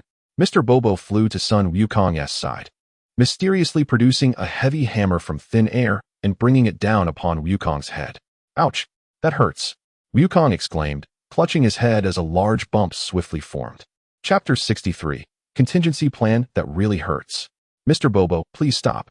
Wukong grimaced, revealing his teeth as he realized the force of Bobo's blows.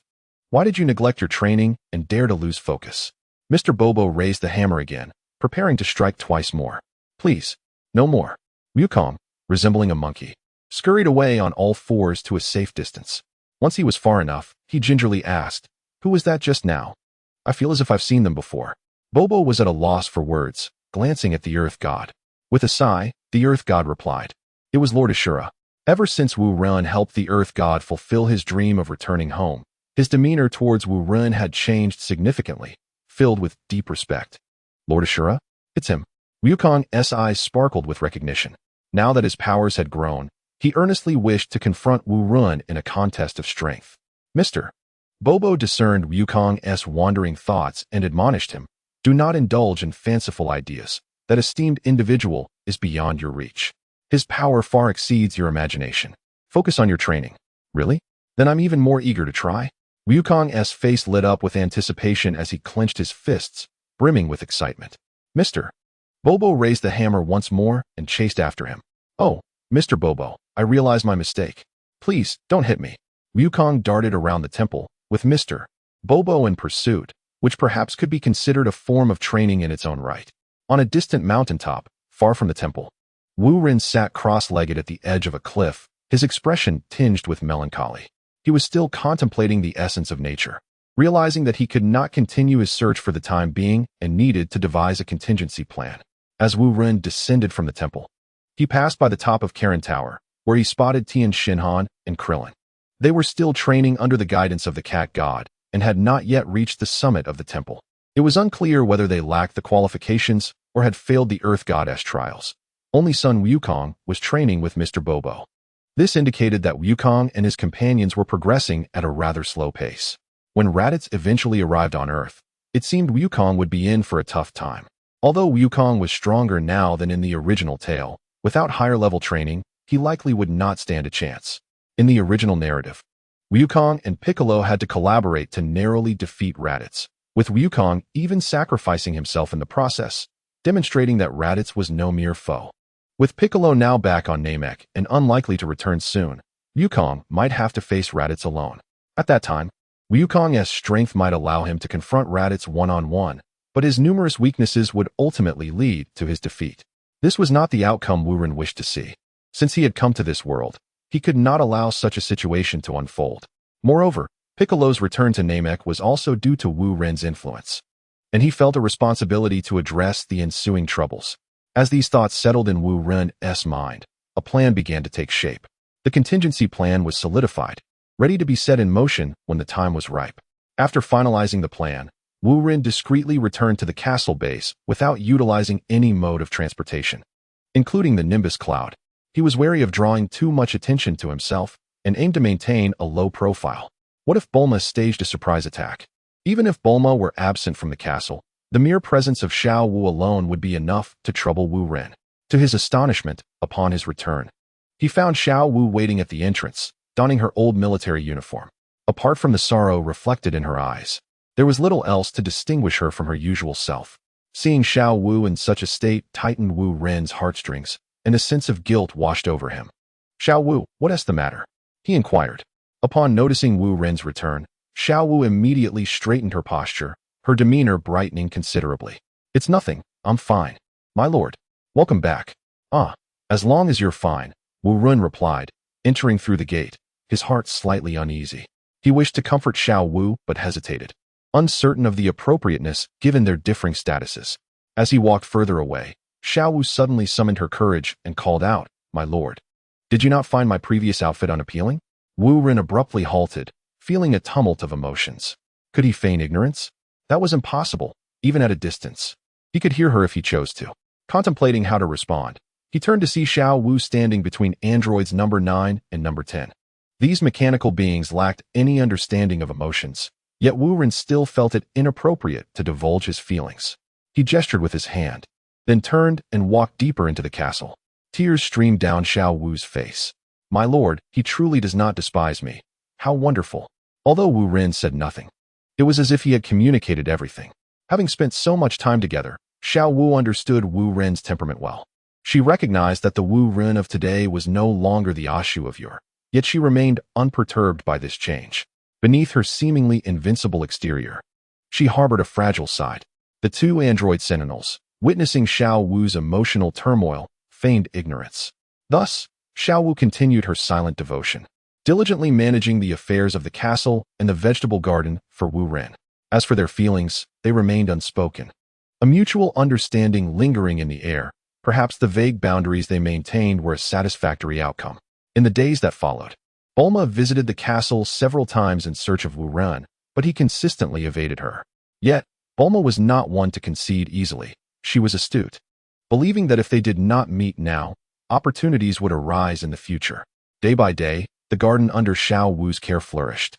and Pilaf's Divine Water Company grew increasingly prosperous, establishing branches across the globe. Illicit medical institutions shuttered their doors, and humanity experienced a notable improvement in health. With illnesses becoming increasingly rare, hospitals transformed into the most tranquil places on Earth, with medical staff finding themselves with little to do each day. Soon, 2 years had elapsed, and Pilaf surpassed Brief to become the New World's wealthiest individual. However, it was important to note that Pilaf's title as the richest was largely nominal, for most of his wealth was invested in Dr. Gero's endeavors. Although Dr. Gro did not succeed in creating the artificial human number 13, the remarkable growth of No. 11 and number 12 was sufficient to satisfy Wu Ren. After following Nanwu's guidance, the temperaments of number 11 and number 12 have indeed mellowed, no longer exhibiting their previous volatility and coldness. Nanwu has not disappointed Wu Ren under his influence. The behavioral patterns of the artificial humans have become increasingly reminiscent of real human beings. However, Nanwu's diligence is somewhat excessive. He not only works regularly on Tuesdays, Thursdays, and Saturdays, but also continues his studies alongside Tao Baibai on Mondays, Wednesdays, and Fridays.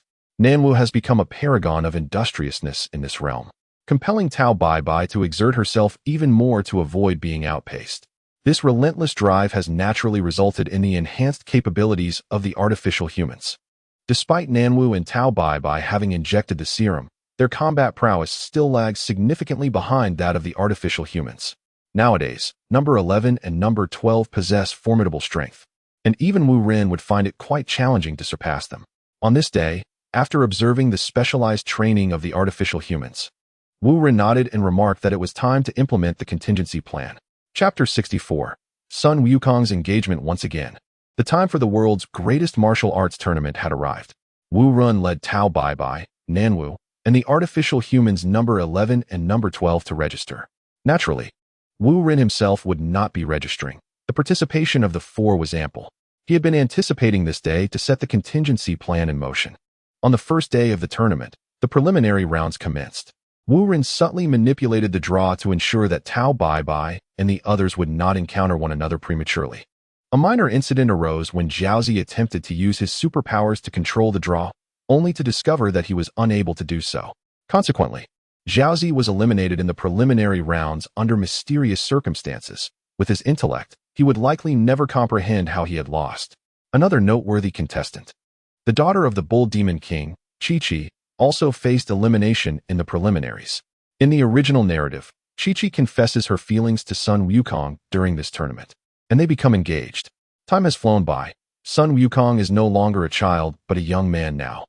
Chi-Chi's early elimination was not a deliberate act by Wu Ren. The competition this time was exceedingly fierce, and given Chi-Chi's strength, she was indeed unable to secure a place in the top 8. Would Sun Wukong and Chi-Chi's engagement be in jeopardy? This was unacceptable to Wu Ren, who began to formulate a plan. The list of the top 8 was announced. Sun Wukong, Krillin, Tian Shinhan, Yamcha, number 11, number 12, Tao Baibai, and Nanwu. This time, Tao Baibai did not don a mask, but revealed his true visage. Like Nanwu and the others, he adorned the sky blue uniform of the Divine Water Company. Unafraid of being recognized, and having long ceased his role as an assassin, his formidable reputation was fading from public memory. By the time the top 8 were revealed, evening had descended, and all contestants checked into the hotel to rest. That night, as the moon hung low in the sky, Chi-Chi glanced up at the second-floor window, where Sun Wukong resided. Feeling a pang of reluctance to leave, she believed she lacked the right to seek him out after her elimination. With her gaze cast downward and her shoulders slightly hunched, it seemed that she was quietly weeping. She remained oblivious to the fact that, at this very moment, a shadow had long awaited her presence atop the hotel. This shadow belonged to Wu Ren, who aimed to assist the unfortunate Chi-Chi. As Wu Ren sensed the opportune moment had arrived, a surge of formidable psychic energy emanated from him, enveloping half the city. The moon was obscured, and the sky abruptly darkened. Chi-Chi, her heart nearly shattered, was too consumed by her sorrow to notice the celestial changes. Suddenly, half of the sky illuminated, resembling daylight. A colossal image materialized in the air, depicting a young girl and a little boy with a long tail engaged in conversation by the riverbank. This magnificent projection was crafted by Wu Ren's psychic prowess. Although silent, its impact was profoundly resonant. Even Chi-Chi, despite her dazed state, could not help but behold the extraordinary spectacle above. It was a scene from her childhood with Sun Wukong. How could this be?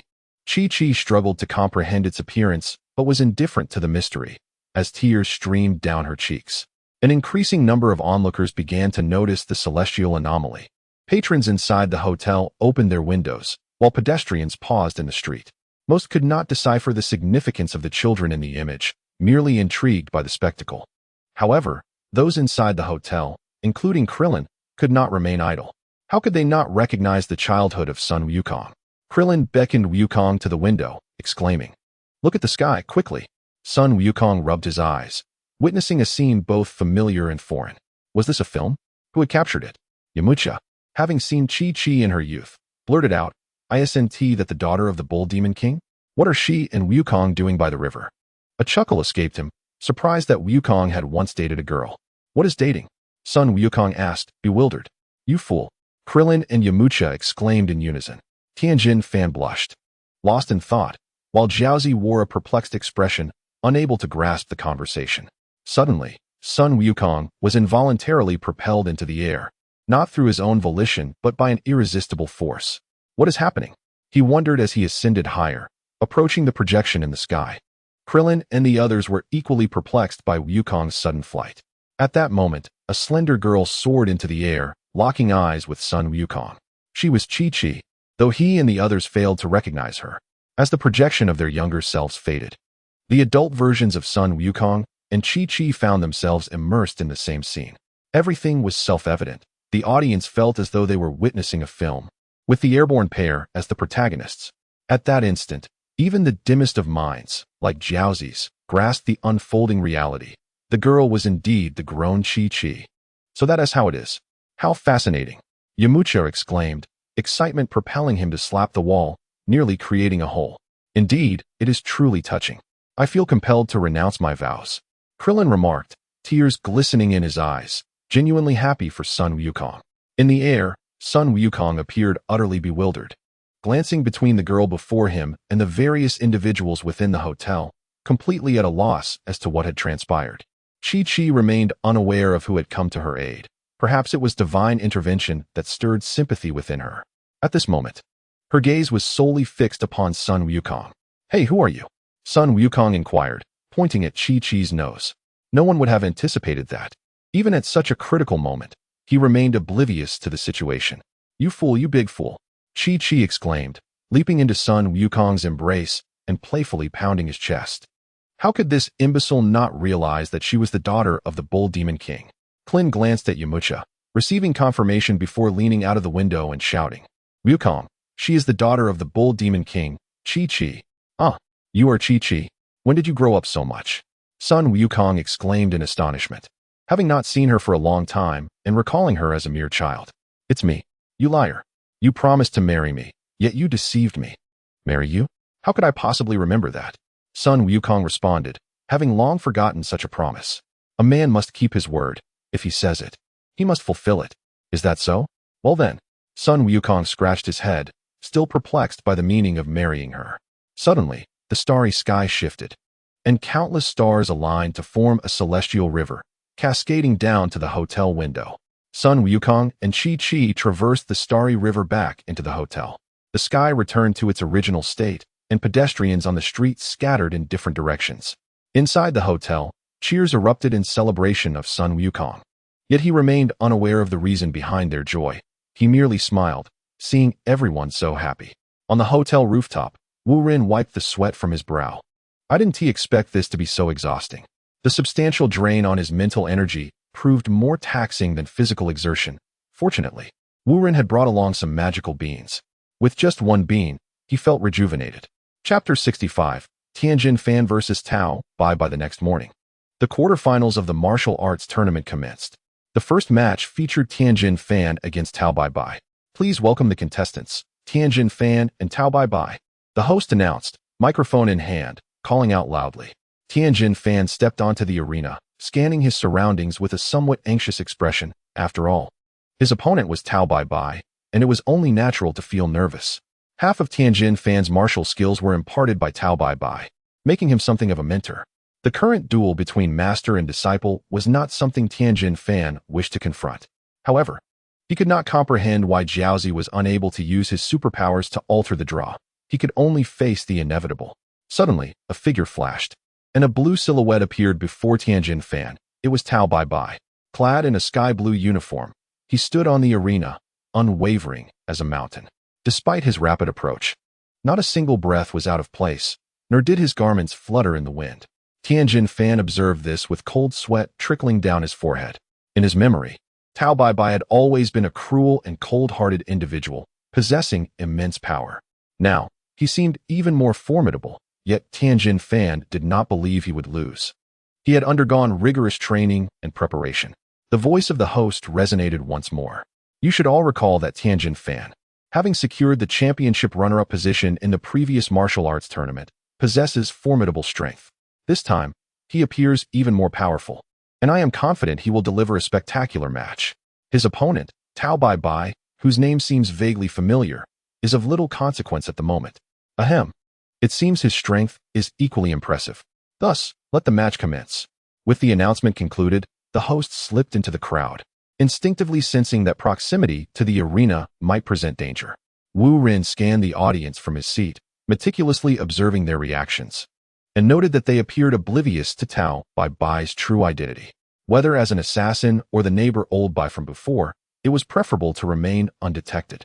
Suddenly, Wu Rin spotted a familiar balding elder amidst the throng. Was that Master Rashi? It appears he remains concerned for his disciples, and although he lacks the strength to compete, he can still spectate. With a thought, Wu Rin focused his mental energy on Master Rashi. Copy. Kamehameha. In the next instant, a new skill materialized in his mind. One of the signature techniques from the Dragon Ball universe, the Kamehameha. Master Rashi's version of the Kamehameha is the authentic one. Figures like Sun Wukong learned it by emulating him, though it is not entirely the same.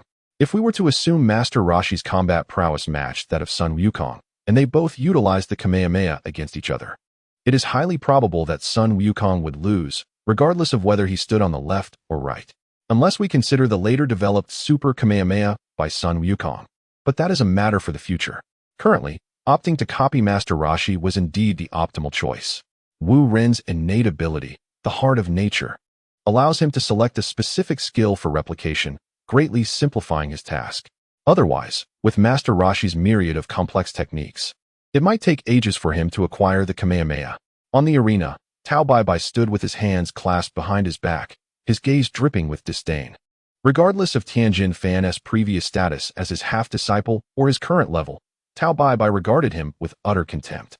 Were it not for Wu Rin's directive, he would have dismissed this competition as a mere waste of time. Make your move. I shall allow you to strike first. After all, I once instructed you. Tao Bai Bai muttered softly, inaudible to the audience. Nevertheless, Tianjin Fan felt a profound humiliation. Tao Bai Bai remained as arrogant as ever, daring to look down upon him. Thus, he resolved to retaliate. You shall regret this, Lord Tao Bai Bai. Tianjin Fan launched the first strike, his punches cascading like a torrential storm. However, astonishingly, Tao Bai Bai caught all of Tianjin Fan's attacks with a single hand. The match has already escalated so violently. Tianjin Fan seems to be struggling. The host exclaimed. The audience fell into a stunned silence, taken aback by the intensity of the opening bout in the quarterfinals. Sun Wukong and Krillin wore expressions of grave concern. As Tao Bai Bai did not conceal his aura, those nearby felt an overwhelming pressure. Sun Wukong seemed relatively unfazed, but the others retreated, distancing themselves from the arena. I recognize this presence. It is that neighbor old Bai, Sun Wukong whispered. Krillin, drenched in sweat, recalled that neighbor old Bai was none other than the formidable opponent they had encountered during their first martial arts tournament. At that time, Tao Bai Bai triumphed over Sun Wukong, claiming the championship title. Years have passed, and Sun Wukong and his companions have undergone rigorous training, significantly enhancing their combat abilities, which should logically enable them to surpass Tao Bai Bai. However, observing the current situation, it is evident that Tao Bai Bai is far stronger than they are. What could possibly explain this? Krillin found himself utterly perplexed. Yamcha, terrified, retreated to a corner, his lips quivering in disbelief. It was him again, the very same individual. How infuriating. Yamcha could not forget that fateful martial arts tournament where Tao Bai Bai eliminated him with ease. inflicting a thorough defeat. Despite his various training endeavors and substantial combat improvements, a shadow of dread lingered in his heart. "Let us watch the match," Sun Wukong urged, fixated on the arena, unwilling to divert his attention for fear of missing a single moment. At this level of mastery, even the slightest misstep could determine victory or defeat. Tian Xinhan dashed forward, transforming into a blur as he launched a series of attacks on Tao Bai from multiple angles, the sound of explosive impacts resonating in the air. Standing resolutely in the center of the arena, Tao Bai resembled an immovable mountain, effortlessly countering every assault from Tian Xinhan. Moments later, Tian Xinhan retreated to a corner of the stage, breathing heavily and drenched in sweat. In stark contrast, Tao Bai remained completely dry, his breathing remarkably calm. "Yield. This contest is futile," Tao Bai declared, standing tall with his hands clasped behind his back. Tian Xinhan remained silent, grappling with the incongruity of their vast disparity in strength, which should not have been the case, especially considering his own significant improvements. Even if he were unable to best Tao Bai, the circumstances should not be as they were. The host, noticing the match had reached an impasse, promptly interjected, "It appears that Tian Xinhan is fatigued and requires a brief respite." The audience began to murmur, puzzled by how Tao Bai showed no signs of exhaustion. After such an intense battle, he seemed utterly unfazed. Indeed, what could be the reason? One spectator exclaimed, peering through binoculars at Tao Bai's attire. "Look, that uniform he wears, it's from the Shun Shui Company." A plump spectator chimed in, "Yes. The emblem of the Pilaf gang on his chest is unmistakable. How does that company possess such a formidable fighter?" A slender observer standing beside the host whispered, "Could it be that he carries Shun Shui with him, secretly drinking it to maintain his stamina? That's a violation of the rules." Hearing this, the host raised his microphone and declared, "Competitors are prohibited from using substances during the match. Otherwise, it will be deemed a loss." Tao Bai's brow furrowed, a murderous intent igniting within him as he merely shot a glare at the host. With a resounding crack, the sunglasses worn by the host shattered into pieces, scattering to the ground. I am so sorry. Please, continue the match." The host crouched behind a low wall, terrified to meet Tao Bai's gaze. Chapter 66. The four-body fist drenched in sweat, Tian Xinhan decided to remove his shirt, tossing it towards the backstage area. "Tao Bai, I am unaware of the nature of your training, but your strength is astonishing. It appears I must resort to my ultimate technique." Tian Xinhan understood clearly that a prolonged battle against Tao Bai would leave him with no chance of victory. "Ultimate technique? What extraordinary skills could you possibly possess that I am unaware of?" Tao Bai appears unconcerned, as if with a mere flick of his hand, he could vanquish Tian Xinhan. In his eyes, Tian Xinhan's struggles are utterly futile. "Prepare to receive my blow." Tian Xinhan crossed his arms defensively across his chest. A surge of energy swirled around him. Suddenly, in the blink of an eye, Tian Xinhan transformed into two figures. No, the transformation does not cease. The two multiply into four. Tian Xinhan has unexpectedly morphed into four. "What kind of technique is this?" the announcer exclaimed, his voice piercing the air. The audience exchanged bewildered glances, each one grappling with the inexplicable occurrence. Could it be that Tian Xinhan has taken up the art of illusion? Sun Wukong, witnessing the spectacle, suddenly comprehended. I see. Tian Xinhan has three brothers, much like the purple ninja of your thud. Krillin and others fell to the ground. Krillin, the first to rise, shouted, "What purple ninja?" Wukong, feel Tian Xinhan's aura. He has genuinely become four. Sun Wukong scratched his head, chuckling. Haha, I was too anxious and forgot. How could you forget such a thing? Krillin was utterly perplexed by Sun Wukong's thought process. Yet, Sun Wukong had not truly forgotten. Under the tutelage of the Earth God, his strength now far surpassed that of Tian Xinhan and the others, making it impossible for him not to sense the difference in their energies. Sun Wukong merely spoke thoughtlessly, not giving it much weight. On the arena, upon seeing four Tian Xinhan, Tao Bai did not feel the weight of his opponent. Instead, he burst into laughter. Haha, is this your new trick? You traitor, since leaving the Crane School, you've made no progress at all. Truly pathetic. You bastard. The four Tian Xinhan charged forth, unleashing a flurry of punches and kicks, the sound of their strikes echoing relentlessly. Tao Bai skillfully dodged from side to side, seemingly at ease. as the 4 Tian Shinhan failed to lay a finger on even a single corner of his attire. Observing this, the announcer raised his microphone, shouting, "Tao Bai Bai is being overwhelmed by Tian Shinhan. Tao Bai Bai is utterly powerless to retaliate. Is Tian Shinhan on the verge of victory? Go Tian." Kaiatsu, drenched in cold sweat, dared not speak loudly, his dread of Tao Bai Bai intensifying. Even though it appeared that Tian Shinhan was gaining the upper hand, Kairatsu remained terrified. "Well done, Tian Shinhan.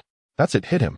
Yamcha yelled with excitement, wishing fervently that he could be the one to strike Tao Bai Bai. Krillin remained silent, sensing that something was amiss, but unable to pinpoint it. Sun Wukong shook his head, stating, "Tian Shinhan will lose, such a pity." Why? Yamcha was baffled, as it seemed that Tao Bai Bai was the one on the brink of defeat. "You'll find out soon enough." Sun Wukong did not elaborate, anticipating that the battle would soon reach its conclusion. On the arena, Tao Bai Bai finally ceased his evasions, flicking his long braid and pushing back the 4 Tian Shinhan. He spun in place like a top. Suddenly, a fierce gale erupted, blinding the 4 Tian Shinhan. Not even his third eye could withstand the onslaught. Tao Bai Bai halted, his fingers converging like blades, striking towards the neck of 1 Tian Shinhan. He understood perfectly that there was no need to battle all 4. Eliminating just one would inevitably lead to Tian Shinhan's downfall. As for whether Tianjin Fan would perish, it was not within Tao Bai Bai's contemplation. Suddenly, an immense force obstructed Tao Bai Bai's hand strike, a power he recognized all too well. At that moment, Tao Bai Bai came to the realization that his actions had crossed a line. He was no longer an assassin and could not act as he once did, taking lives without a second thought. While Tao Bai Bai was momentarily lost in thought, Tianjin Fan regained his vision, and his 12 eyes once again fixed upon Tao Bai Bai. It seemed as though the battle was about to reach a stalemate once more, yet Tao Bai Bai's speed surged unexpectedly. Tianjin Fan's 12 eyes failed to catch even a glimpse of Tao Bai Bai's shadow. Thud, thud, thud, thud. 4 versions of Tianjin Fan were simultaneously struck by Tao Bai Bai's elbow, collapsing to the ground. After falling, the 4 bodies merged into one, returning to their normal state, yet devoid of the strength to continue fighting. He still had many techniques left unutilized, but under the absolute suppression of power, he had lost his opportunity to demonstrate them. What had just transpired? The host appeared bewildered. As mere moments ago, Tianjin Fan had the upper hand. How had everything changed so swiftly, leading to his downfall? The audience buzzed with speculation, akin to a swarm of bees, a cacophony of confusion. Almost all spectators had failed to grasp what had actually occurred. What? How could this happen? Klin knew Tianjin Fan would lose, but he had not anticipated such a swift defeat. Yamcha, dispirited, was momentarily at a loss for words. Was there truly no one capable of countering Tao Bai Bai? Tian, Jiaozi looked worried, wanting to leap onto the stage, but the host had not yet announced the result, and he could not act. Tao Bai Bai glanced down at the stage, urging the host to hurry with the count. The host, finally recalling his duty, scrambled over the low wall and ascended the stage. Holding the microphone aloft, he declared, 10, 9, 8. Humph, he would not awaken any time soon. What a waste of time. Tao Bai Bai couldn't be bothered to look at the fallen Tianjin Fan. His decision not to kill him was already a show of mercy. Suddenly, Tao Bai Bai noticed Wu Rin staring at him, causing his legs to weaken, nearly leading him to kneel. Had it not been for Wu Rin's intervention, Tao Bai Bai might have indeed ended Tianjin Fan's life. If even one of the 4 Tianjin Fans had perished, the rest would have been doomed. Thankfully, Tao Bai Bai had halted in time. Otherwise, upon returning to the castle, he could only imagine how Wu Ren would have dealt with him. As the host completed the countdown, Tianjin Fan indeed remained unresponsive. The host crouched beside Tianjin Fan, checking for breath, confirming he was still alive. He then proclaimed, Tianjin Fan has lost the ability to act. Tao Bai Bai advances to the top 4. Jiaozi hurriedly flew onto the stage, draping Tianjin Fan's clothing over him while simultaneously employing his supernatural abilities in an attempt to awaken him. Klin rushed to interject, Jiaozi, no. Let him rest. Jiaozi, confused, asked why. Truly a fool. Klin approached Jiaozi and whispered a few words in his ear. Jiaozi then came to a sudden understanding. Fortunately, he had not attempted to rouse Tianjin Fan. Defeated so easily before the eyes of many, Tianjin Fan's pride would certainly be wounded. To awaken him now would be less beneficial than allowing him to rest. In critical moments, Klin proved to be reliable, despite being a mere child monk. He comprehended the intricacies of human emotions far better than his peers. Klin summoned Yamcha, and together they carried Tianjin Fan backstage. The first match of the top 8 had concluded, leaving the audience eagerly anticipating the upcoming bouts. Tianjin Fan, a runner-up from the last martial arts tournament, had delivered a spectacular performance. Meanwhile, Sun Wukong, the champion of the previous competition, had yet to make his entrance. What kind of display would he present this time? Could he once again seize the championship? Chapter 67. The Sorrow of the Tea God. In the second match of the top 8, number 11, Yamcha, was called forth. Let us welcome contestant number 11, Yamcha. The host, keenly aware of the ambience, retreated into the audience after his announcement. It seemed that the host's life had become precarious since some unknown time during the martial arts tournament. Number 11, a rather peculiar moniker. After a brief warm-up, Yamcha ascended the ring. The audience, familiar with Yamcha, was poised to cheer him on, particularly some enamored fans who were ready to blow kisses in his direction. Suddenly, the ground trembled, reminiscent of an earthquake, as a colossal figure strode onto the arena. The seismic effect was solely due to the weight of his footsteps. My goodness, how terrifying! The fans were rendered speechless in astonishment. Yamcha scrutinized the imposing figure, noting his height exceeding 2 meters and his breadth nearly matching, resembling a square tank. In the world of Dragon Ball, it was common for individuals of such enormous stature to possess little skill, thus Yamcha did not regard him with much concern. Little did Yamcha know that among the 4 formidable fighters brought by Wu Ron, number May 11th not be the strongest, yet possessed the highest attack and defense capabilities, a nearly insurmountable challenge in the ring. Perhaps it was fate that Yamcha would encounter him. Facing number 11, in a certain sense, might prove more challenging than contending with Tao Pai Pai. Hey, big guy, I'll let you strike first to avoid any accusations of bullying, Yamcha declared, gesturing with a peace sign towards the audience, exuding an aura of effortless victory. Wow, so cool, Yamcha, I love you, a fan exclaimed from the stands. However, not all spectators were enamored. Some astute individuals noted that number 11 was also clad in the uniform of the Shun Shui Corporation. Although the outfit appeared ill-fitting, nearly bursting at the seams, its style and insignia were unmistakable. So, this guy is from Shun Shui Corporation as well, murmured parts of the audience.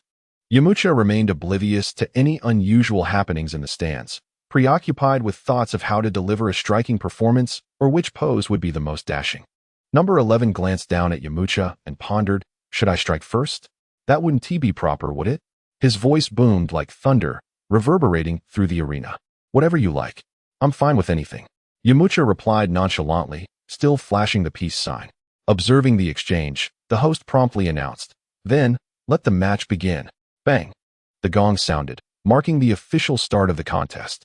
Suddenly, the massive figure of number 11 vanished, leaving Yamcha bewildered as to his whereabouts. Approximately 1 second later, Yamcha was met with a colossal fist, as large as a football. The gust of wind from the strike distorted the muscles of his face. Yamcha felt as though a mountain had suddenly soared through the air, an unstoppable force of tremendous power.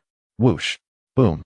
Yamcha was struck squarely in the face by contestant number 11 and was sent flying off the stage, colliding with the low wall outside. The impact left a human-shaped indentation in the wall, with Yamcha ensnared within, unable to extricate himself. With a thud, he fell from the pit and assumed a classic pose. Contestant Yamcha? The host could hardly believe it. This was the quarterfinals, not a preliminary round, and yet a victor had been determined in a mere second. The audience fell into an astonished silence as Pure rushed to Yamcha's side to assess his injuries. Just moments ago, Pure had been about to shout encouragement. But before the words could escape, the match had concluded. The host dashed to Yamcha, and upon confirming that he was still alive, raised the microphone triumphantly, declaring, outside the ring, contestant number 11 wins. The audience erupted in uproar, voices raised in outrage, questioning the legitimacy of such a farcical contest. The fangirls ceased their cheers, stunned by the brutality of contestant number 11, wondering if Yamcha had suffered disfigurement. In the backstage area, Sun Wukong remained as calm as still water, replaying the moment contestant number 11 had struck. The sheer size of contestant number 11 was formidable, yet their speed was astonishing, so swift that even Sun Wukong could only perceive a fleeting shadow, entirely unable to discern the nature of their movements. Then, inexplicably, Yamcha had lost. Yet Sun Wukong understood that Yamcha's defeat was not unjust. Had he not fallen from the ring, the outcome might have been even more tragic. My heavens! What manner of opponent is this? Krillin held his head in disbelief, struggling to fathom the existence of such a freak of nature. With such a hulking physique, coupled with such speed, how could one possibly compete? Sun Wukong and Krillin were lost in their thoughts, momentarily forgetting to assist the injured Yamcha. Pure transformed into a makeshift stretcher, and 2 staff members arrived to carry Yamcha away. As contestant number 11 returned to the backstage area, the ground trembled once more. Alright, dear audience, up next is the 3rd match of the quarterfinals. Please welcome contestants Namek and Krillin to the stage. After announcing, the host wiped the sweat from his brow with a handkerchief, reflecting that at last, 2 relatively normal contestants were set to compete. Ah, it's my turn already? Krillin exclaimed in surprise, realizing how swiftly his moment had arrived. There was no choice. The previous match had concluded far too rapidly. As Krillin lifted his leg to ascend the stage, a figure clad in a sky-blue uniform emerged from backstage. Namek, a former participant in the martial arts tournament, had faded from memory. Krillin had even forgotten about him. Following Namek onto the stage, the audience erupted in applause. The host raised the microphone high, proclaiming that contestant Krillin was also a distinguished pupil of Master Wutian, hoping he would deliver an exhilarating match. Master Roshi, hidden among the audience, felt a flush of embarrassment. Yamcha, also his disciple, had been so swiftly defeated, leaving him feeling somewhat disgraced. Nevertheless, Master Roshi acknowledged that Yamcha's loss was entirely reasonable. Even if he himself had entered the ring, the outcome would likely have been no better. Contestant number 11 was simply too fearsome, their strength surpassing the limits of ordinary humanity. On the arena, Namek and Klin positioned themselves on either side, bowing to each other in a display of mutual respect, creating a harmonious atmosphere. However, the audience began to murmur among themselves, "Hey, did everyone see? This Namek is also affiliated with the Divine Water Company. I can't believe it. Yet another representative from the Divine Water Company? Are they planning to monopolize the martial arts tournament? Indeed, that's not fair. Next time, there should be a new rule prohibiting participants from the same company. Come on, that's not right. Just because someone is strong, should they be barred from competing?" Sun Wukong paid no heed to the audience's reactions, instead focusing intently on Namek. He recognized Namek, having once aided him in resolving a water supply issue. What surprised Sun Wukong was how drastically Namek had changed in just a few years. Namek's appearance had not altered much, aside from his uniform, which was of little consequence. To Sun Wukong, however, the essence of Namek had undergone a profound transformation. The former Namek resembled a solitary boat adrift in the vast ocean, vulnerable to being swallowed by the waves at any moment. Now, he resembled an island, impervious to the might of the ocean, enduring countless inundations, yet remaining resolute as the tides receded. Most alarmingly, Sun Wukong could not ascertain the depths of power concealed beneath Namek's newfound strength. The impending match between Klin and Namek promised to be formidable. Chapter 68. Klin's struggle. The 3rd match of the top 8 commenced.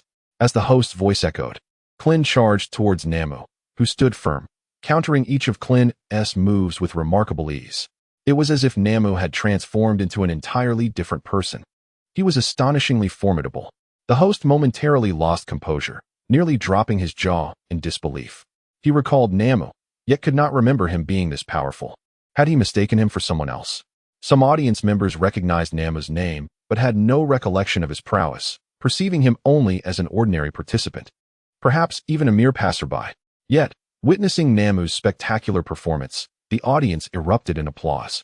However, the applause struck Klin as a bitter affront. He had anticipated effortlessly dispatching Namek and advancing with ease. Who would have thought that Namek would prove so formidable, exhibiting a seamless blend of offense and defense? With movements as fluid as flowing water? Master Roshi sat in contemplation, reflecting on how, at one time, Namek had been so feeble. How could he have transformed so dramatically in just a few years? Even if Namek had scaled Korin Tower and consumed the sacred water, such a monumental enhancement seemed implausible. Moreover, Namek had never even ventured to Korin Tower. This raised an intriguing question. How had he achieved such growth? Sun Wukong, equally perplexed, understood Klin's strength well. Ordinary competitors could hardly endure 3 rounds. Yet here was Namek, fiercely contesting with Klin. No, this isn't right. Sun Wukong murmured to himself, as if a realization dawned upon him. Among the audience, Wu Ren nodded discreetly, pleased with Namu's performance, recognizing his potential for growth. Among the 4 skilled individuals he had brought from the castle, Namu was arguably the weakest, yet his malleability was remarkable, heralding a promising future. On the arena, sweat dripped from Krillin's brow as he unleashed a myriad of techniques, yet he remained unable to vanquish Nam. In contrast, Nam stood tranquil as water, his breath unwavering.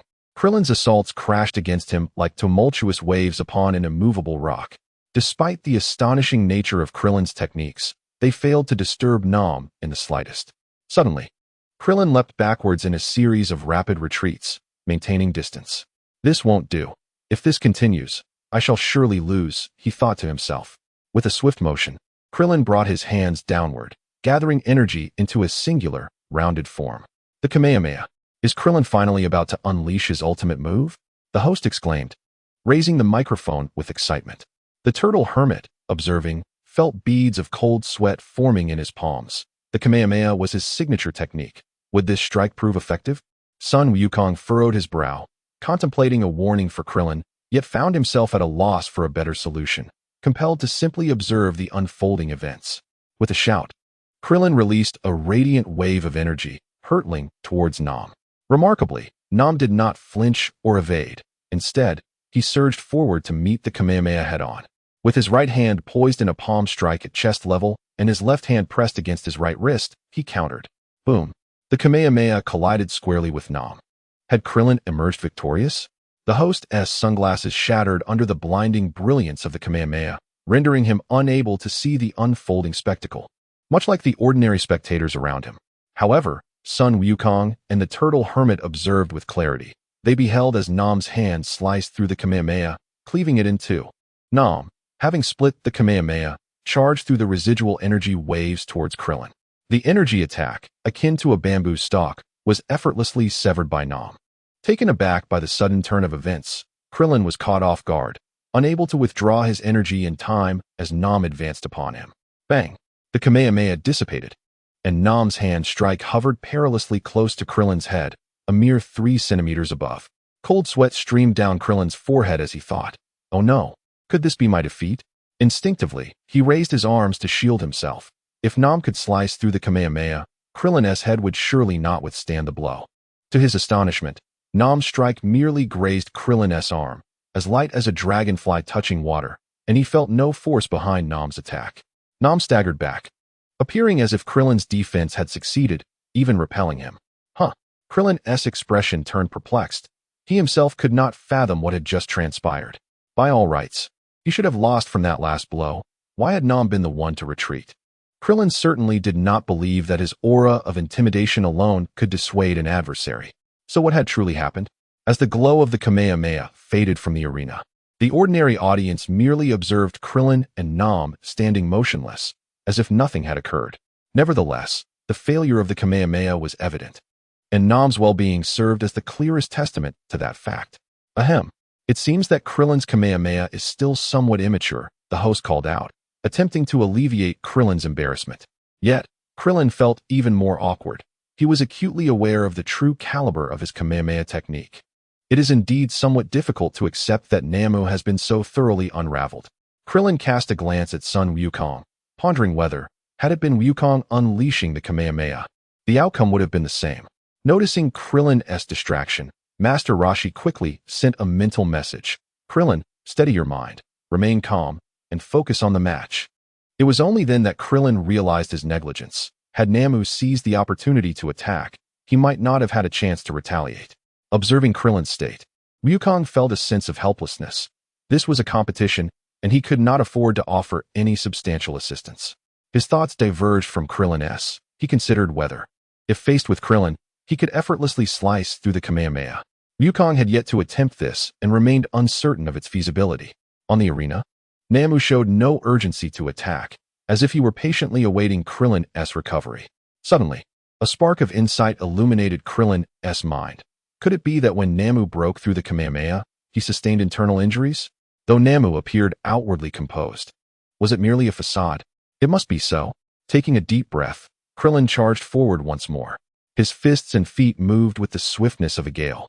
Yet Namu continued to effortlessly block his strikes, showing no signs of the despondency Krillin had anticipated.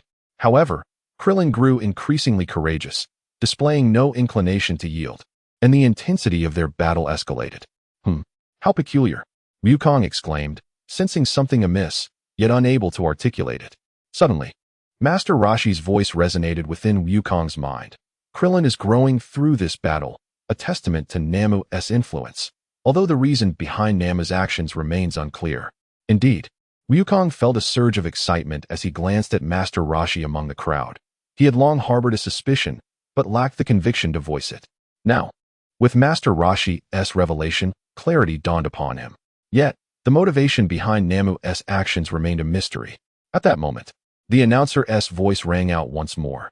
Krillin has managed to suppress Namu. It seems victory is within his grasp. Truly, Krillin is remarkable. Oblivious to the announcement, Krillin was wholly absorbed in the battle, perceiving the defeat of Namu not merely as a competition, but as a personal challenge. Chapter 69, Sun Wukong No. 12. The clash between Krillin and Namu astonishingly endured for nearly half an hour. Though the two appeared to be evenly matched, discerning eyes had already spotted the underlying truth. Meanwhile, Tenshinhan and Yamcha had returned backstage to observe. Yamcha, witnessing the fierce struggle on stage, could hardly believe that this was the Krillin with whom he had shared countless days. It seemed Krillin had made significant progress. What could have brought about such a transformation? Is my training all for naught? Yamcha sighed deeply. Tenshinhan, calmly assessing the situation, remarked, Namu isn't merely fighting. It seems he is mentoring Krillin. What do you mean? Is this not a standard match, but rather a training bout? Does such a format exist in martial arts tournaments? Yamcha queried, puzzled. I cannot say for certain. Let us observe how it unfolds, Tenshinhan replied, shaking his head. He was unsure of the reasons behind this development, but it was clear that Namu was indeed guiding Krillin. Otherwise, given Namu's demonstrated prowess, Krillin would have surely lost long ago, unable to endure for so long. Minutes passed, and with great effort, Krillin finally conceded defeat. Yet, rather than feeling disheartened, he relished the exhilarating battle against Nameless. The announcer's voice echoed throughout the venue, declaring Klin's surrender and Nameless' advancement. It was then that the audience realized that half an hour had slipped by. Incredible. This match had lasted so long, and the combat was nothing short of spectacular. A rarity in their experience. Thunderous applause erupted, honoring and celebrating both Klin and Nameless. The Turtle Sage nodded appreciatively amidst the crowd, recognizing the potential of this young contender. Nameless, who seemed poised to carve out his own path. How formidable the youth is. Klin, touching his bald head, expressed his gratitude to the audience as he gracefully descended from the arena. Yamcha was the first to embrace Klin, exclaiming, Well done. You've been hiding your prowess. Have you been secretly training? No, not at all. There hasn't been any additional training, Klin replied, puzzled. That is odd. Could it truly have been a guidance match? Yamcha mused, glancing at Sun Wukong and Tien Shinhan for clarity. However, Sun Wukong and Tien remained silent, seemingly oblivious to Klin's exit from the stage. What was amiss with them? Klin and Yamcha exchanged bewildered glances, uncertain of the situation. Finally, Tien broke the silence, stating, Wukong, it's your turn soon. Sun Wukong nodded yes. It likely won't be easy. Indeed, judging by the next contestant's name, he is also from the Godwater Company, so he will undoubtedly be formidable, Tien remarked. His brow furrowed. Yamcha and Klin began to understand the gravity of the situation, feeling powerless as they could only hope for Sun Wukong's best performance. They had both already lost, leaving Sun Wukong as their sole representative. At that moment, the announcer called out, Please welcome Sun Wukong and contestant number 12 to the stage. Sun Wukong approached Klin, giving him a friendly pat on the shoulder. Klin, you did well. And congratulations. Congratulations? Klin was confused, as he had just lost the match. What was there to celebrate? Before he could inquire further, Sun Wukong had already ascended the stage. A figure clad in a sky blue uniform emerged from backstage, brushing past Tien. It was none other than Android 12. Tien merely cast a glance at 12, and it felt as if he had been struck by lightning. A familiar yet terrifying image flashing through his mind. Wukong, be careful. I've seen this 12 before. It's the one. Tien began, but halted mid-sentence, uncertain if he should disclose information regarding the Demon King Piccolo in such a public setting. What is it? Sun Wukong asked, puzzled, but did not press further as 12 had already taken position opposite him. Clin leaned closer to Tien, whispering, "Who is she? She is quite beautiful. What nonsense are you thinking?" Tien nearly slapped Clin, but instead lowered his voice. "Do you remember the day we defeated the Demon King Piccolo? She was the one who stole his egg." Upon hearing this, Yamucha let out a soft chuckle, remarking, "So what if it's a theft? Besides, can you two truly discern? That number 12 is male. How can one even describe him as pretty?" Huh. The Tianjin rice blushed profusely, while Clin feigned looking at the sky, attempting to alleviate the awkwardness. On the arena, Sun Wukong gazed at the delicate and dignified figure of number 12, indifferent to the individual's gender. His sole concern was how to secure victory in the impending battle. The host, seeing both contenders in position, raised the microphone and proclaimed, "Thus, the final match of the quarterfinals begins." After announcing, the host swiftly departed the arena, retreating to the audience, wary of the overwhelming power of Sun Wukong, who, if not careful, could obliterate the entire stage. Among the four formidable fighters brought by Wu Ruan, number 12 stood as the strongest, making this confrontation with Sun Wukong the most fitting choice. This had been Wu Ren's premeditated arrangement. The specific outcome was beyond his contemplation, for the martial arts tournament was merely a facet of his broader scheme. As the host declared the commencement of the match, Sun Wukong suddenly felt an immense surge of pressure, a sensation he had never experienced, even in the presence of a deity. This pressure was confined to the arena, sparing the ordinary spectators, lest they suffer grievously. "I shall make my move," Sun Wukong declared, fixating on number 12, refusing to let his guard down. "Please proceed." Number 12 replied calmly, exuding an air of poise, with a voice that bore a slight resemblance to that of a girl. Sun Wukong furrowed his brow, pondering how number 12 seemed replete with vulnerabilities, questioning whether he truly was a master. Yet, this overwhelming pressure could not be deceived. It was palpably real. "Very well. Witness my phantom fist." Sun Wukong unleashed a phantom image, his true form vanishing from sight, eluding even the keen third eye of Tianjin Rice. The contestant Sun Wukong has disappeared. "What a formidable technique, the phantom fist," exclaimed the host. However, number 12 merely stamped his foot, conjuring a visible barrier of energy that emanated from him, swiftly enveloping the entire arena. The phantom of Sun Wukong was dispersed by this energy wall, and his true form materialized above number 12. It appeared that the energy barrier not only extended across the arena, but also enveloped the airspace above. "What is this?" Master Rashi's astonishment was palpable. The phantom fist was one of his signature techniques, yet he had never anticipated such a counter. Even more astonishing was number 12's mastery over energy, deftly controlling the barrier to perfectly encompass the square arena without a hint of overflow. This arena was not circular but square, presenting an even greater challenge. How could one control energy to form a square? Was this truly within human capability? Master Rashi was left bewildered, unable to comprehend. Chapter 70. The exceptional strength of number 12. Seeing the phantom fist thwarted, Sun Wukong remained unfazed. If success could be so easily attained, it would be disappointing. He unleashed a flurry of punches above number 12, executing a perfect 720-degree spin in midair before landing gracefully. As the host was about to utter a few words, the figure of Sun Wukong vanished once again. This time, he employed high-speed movement to confound the vision, rather than relying on a mere afterimage technique. Number 12 did not resort to the same tactics, but instead extended his arms and struck his palms together with great force. Tian's third eye darted about in vain, unable to locate Sun Wukong, a testament to the latter's astonishing speed. He could not fathom how to find Sun Wukong. Had he faced him directly, he would surely have fallen victim to a successful ambush. Yamcha and Krillin looked on in bewilderment. It was one thing not to see Sun Wukong, but witnessing number 12's empty-handed strikes left them perplexed. Was he perhaps applauding Sun Wukong? Certainly not. Suddenly, beams of energy erupted from the tips of number 12's fingers, colliding and reflecting off one another, creating a complex web-like pattern across part of the arena. What kind of technique is this? Master Rashi, drenched in cold sweat, recognized the principles of energy manipulation but had never seen it utilized in such a manner. This required not only precision control, but also immense energy reserves. How could the seemingly frail number 12 possess such formidable power? Master Rashi was utterly confounded. Had the times changed so drastically? Tien, Krillin, and Yamcha shared his astonishment. This technique of channeling energy into lines was utterly unprecedented. In the arena, Sun Wukong found himself ensnared by the energy web. What is this technique? Rather than feeling disheartened, he was invigorated, having not encountered such a formidable opponent in quite some time. Number 12 smiled and remarked that the technique was inconsequential. What mattered was winning. Sun Wukong scrutinized Number 12's expression, noting that after deploying such an unusual skill, he showed no signs of fatigue.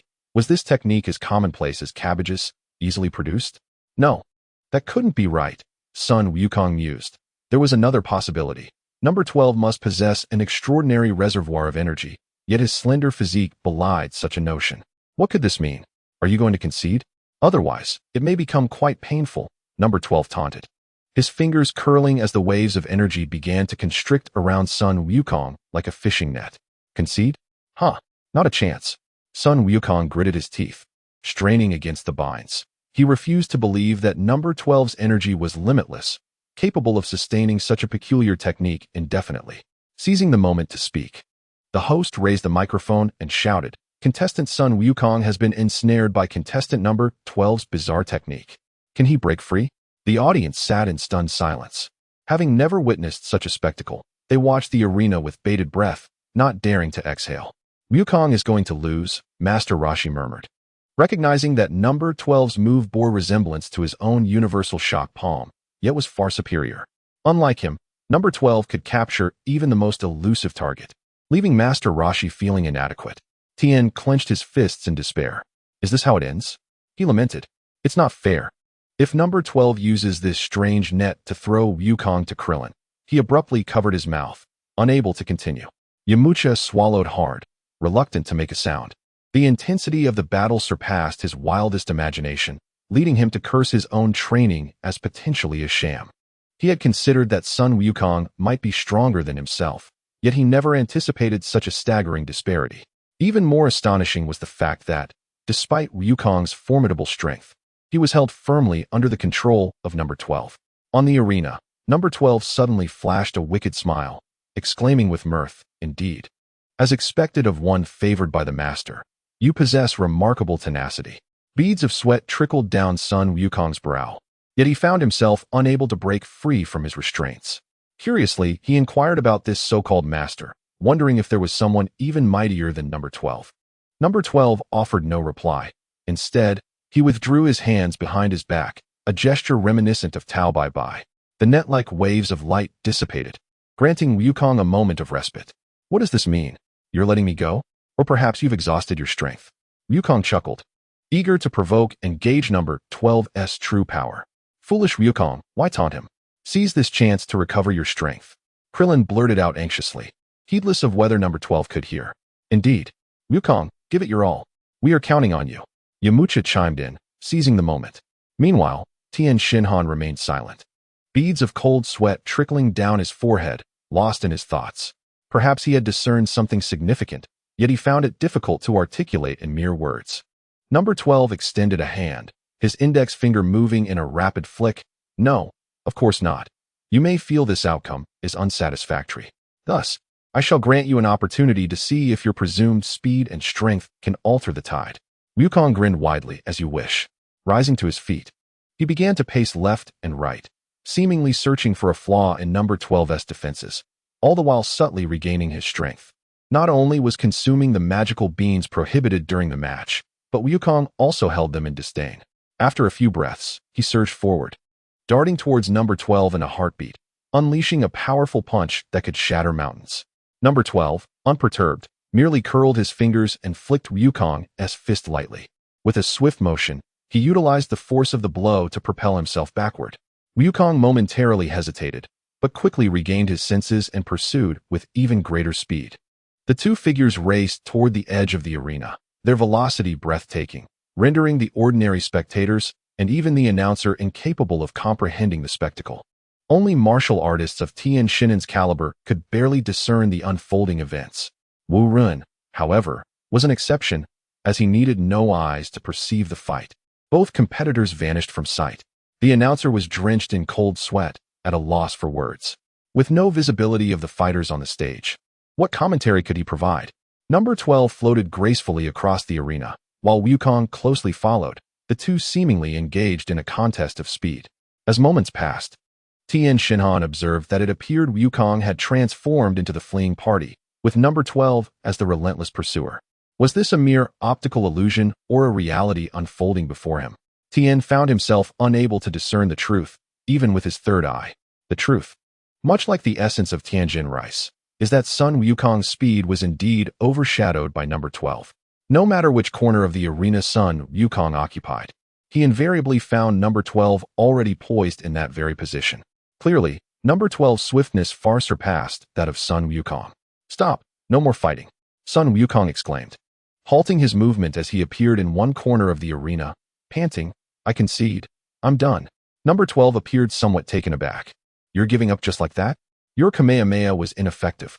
"No, that would merely be a waste of effort." Sun Wukong chuckled innocently, for he was far from foolish, particularly with his intellect soaring during battle. Chapter 71. The Final Four of the Martial Arts Tournament. Sun Wukong has conceded? The host could hardly believe it. Yet the evidence lay before him. Sun Wukong shrugged and smiled. "Number 12, I genuinely cannot match your strength. You are simply too formidable.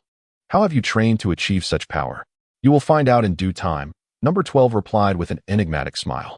The host ascended the stage, declaring Sun Wukong's concession, thus allowing number 12 to advance to the final four.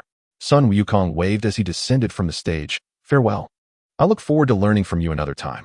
Krillin and Yamcha rushed forward, positioning themselves beside Sun Wukong, one on each side. Krillin spoke first. "Wukong, how could you concede? That is not like you at all."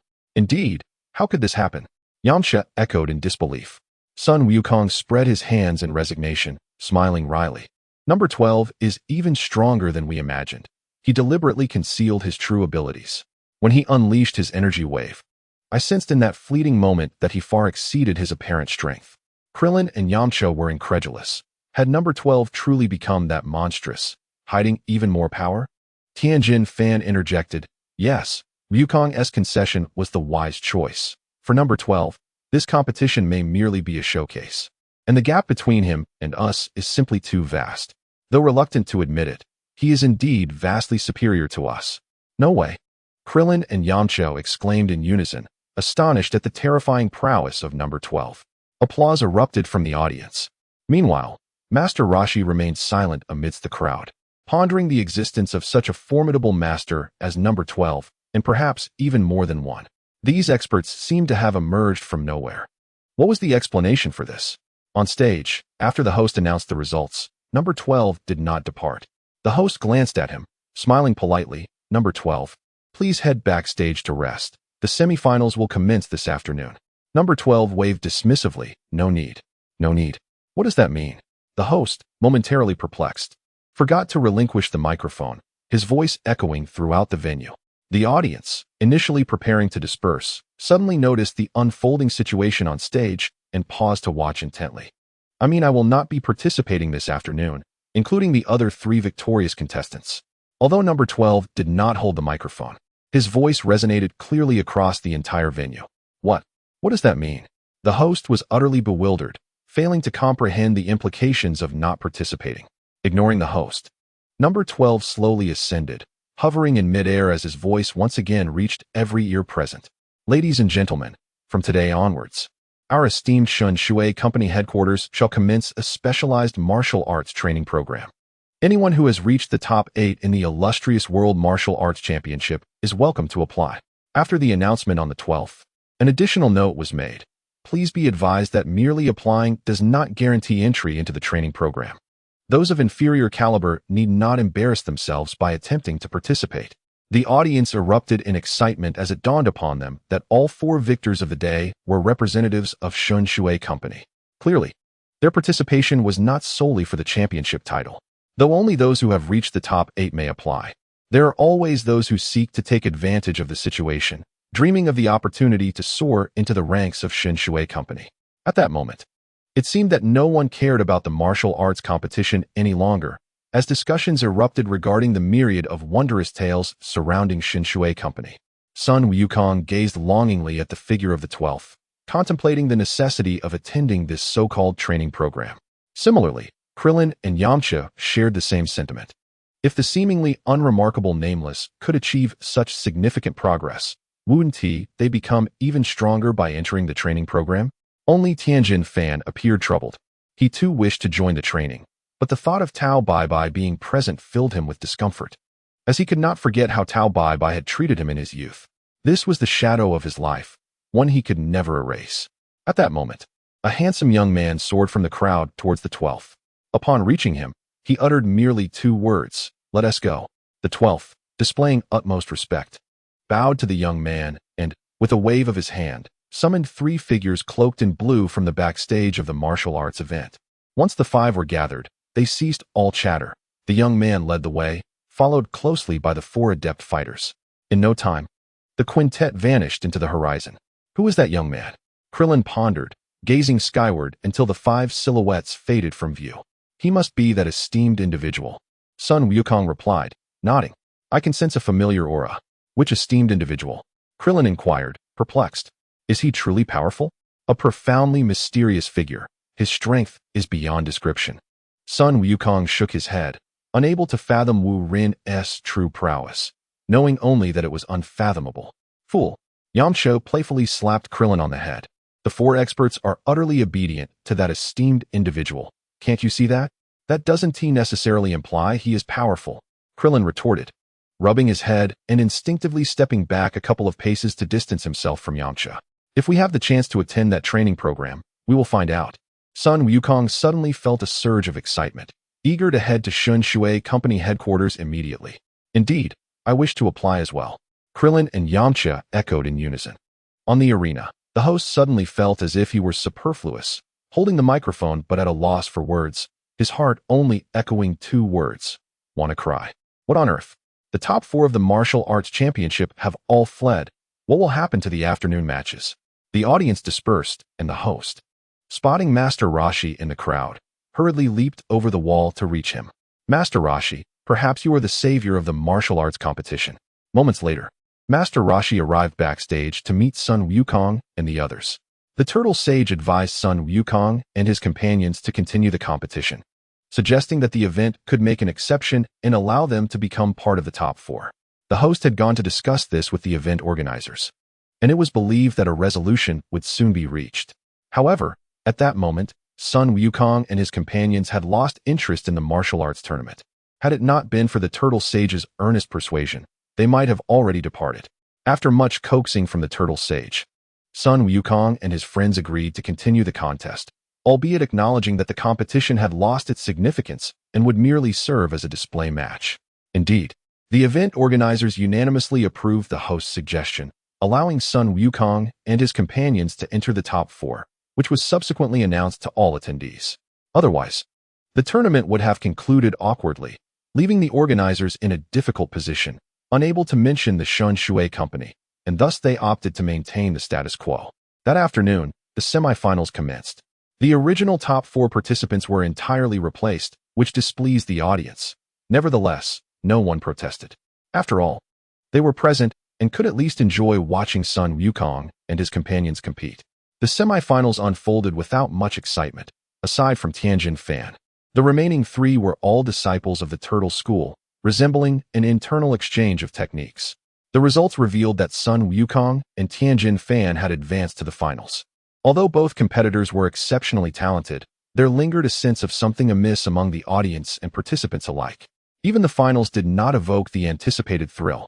In Chapter 72, Genius Training Class, the finals between Sun Wukong and Tianjin Fan quickly determined a victor. Sun Wukong triumphed over Tianjin Fan, securing the championship without any surprise. The following day, outside the hotel, Sun Wukong and his companions bid farewell to Chi-Chi before preparing to head to the headquarters of the Shun Shui Company. The Turtle Sage noticed a cloud of concern over Tianjin Fan and inquired, leading to the revelation that Tianjin Fan harbored some unresolved feelings. Unsure of how to offer solace, the Turtle Sage's insight profoundly impacted Tianjin Fan, enabling him to finally release his burdens. While various schools of martial arts may exist, the essence of martial arts itself holds no right or wrong. It is the individuals, both right and wrong, who define it. This wisdom not only enlightened Tianjin Fan, but also resonated with the other disciples. Consequently, Tianjin Fan decided to enroll in the training class, with Dumpling naturally accompanying him. For wherever Tianjin Fan went, Dumpling followed. The group set off together for the Shun Shui Company headquarters, which was none other than Wu Ren's castle base. The turtle sage blended in with them, eager to uncover the mystery behind the sudden emergence of so many skilled warriors. A few hours later, they arrived at a newly constructed training ground near the castle base. Sun Wukong and his companions found themselves at this location for the elite training class registration, as well as for the routine training of ordinary students. Only after being designated as elite students would they gain access to the castle base. Besides Sun Wukong and his friends, approximately a dozen others were also present to register, with more expected later, as the martial arts tournament had been held numerous times, allowing any participant who had reached the top 8 to enroll. Some individuals were filling out their information while undergoing tests for physical fitness and speed. Upon scanning Sun Wukong and his companions, a robot confirmed their identities without error, astonishingly waiving the tests and granting them immediate elite student status. This has left others somewhat disgruntled, yet none dared voice their opinions. Just look at those who have become elite trainees. They are either the champions or runners-up of the martial arts tournament, or the latest trending experts. Who doesn't recognize them? Even if they were to cut in line, no one would dare utter a word of dissent. Moreover, this is the domain of the Divine Water Company, and the rules laid down by them are to be strictly adhered to. When the robots scanned Master Rashi, Sun Wukong and the others initially presumed he would be denied entry. To their astonishment, Master Rashi also qualified. "Old man, you've been among the top 8 in the martial arts tournament?" Sun Wukong articulated what everyone else was thinking, while the others merely grumbled internally.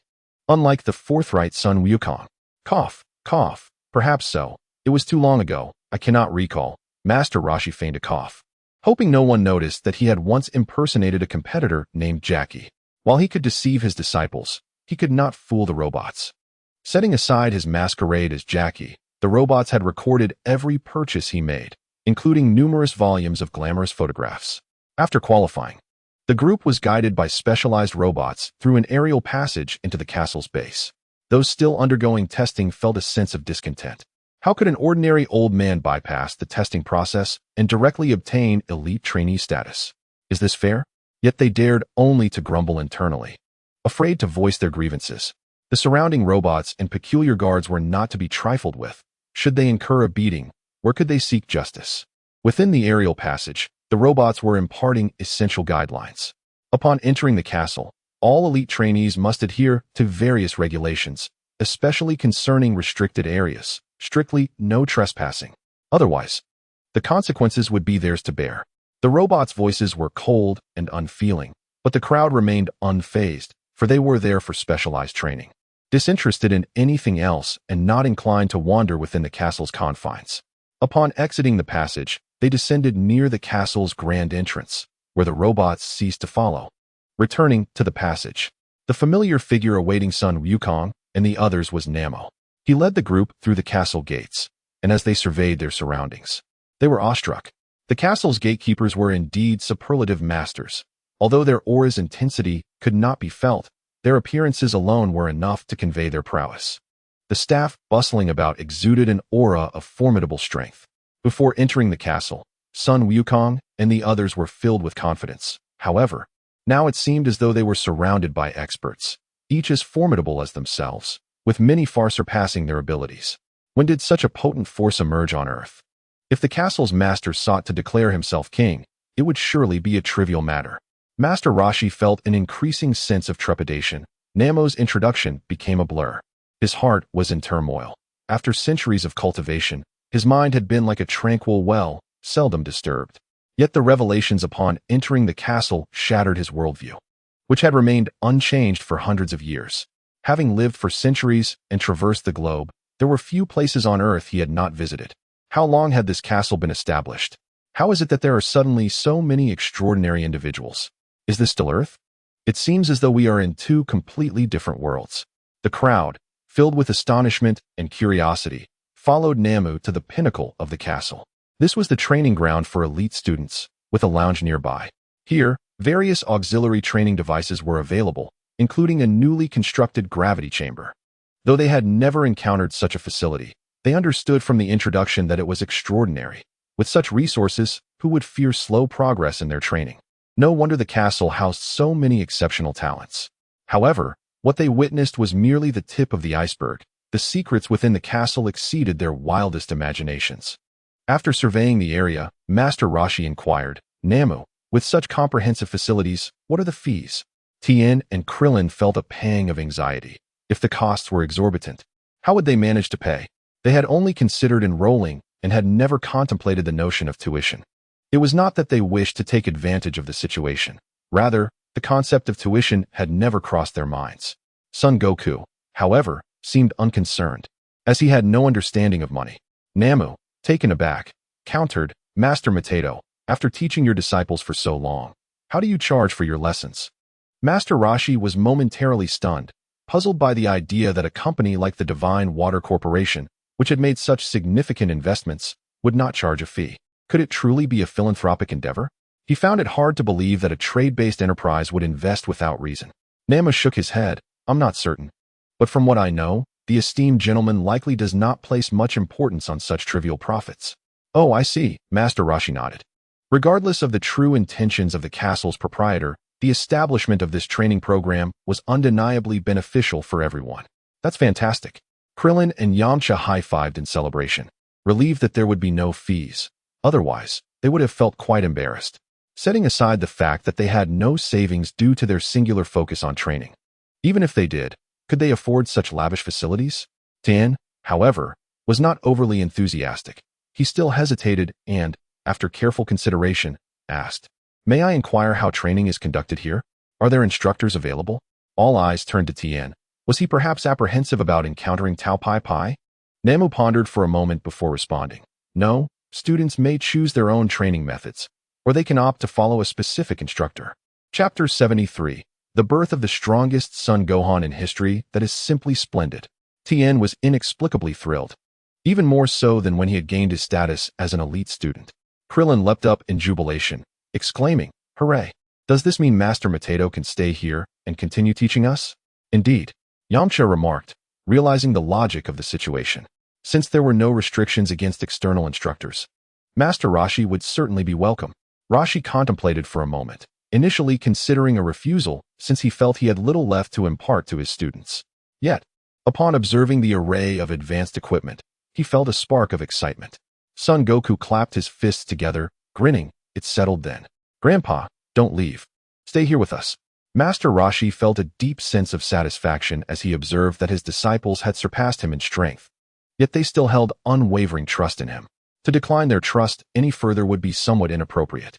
Very well, he conceded with a nod. He then inquired, What about Goku and Chi-Chi? When will you marry her? She is waiting for you at home. Goku scratched his head and chuckled. Let's focus on our training here for a while longer. Since we've come this far, I cannot leave without achieving some results. Very well, Master Rashi mused.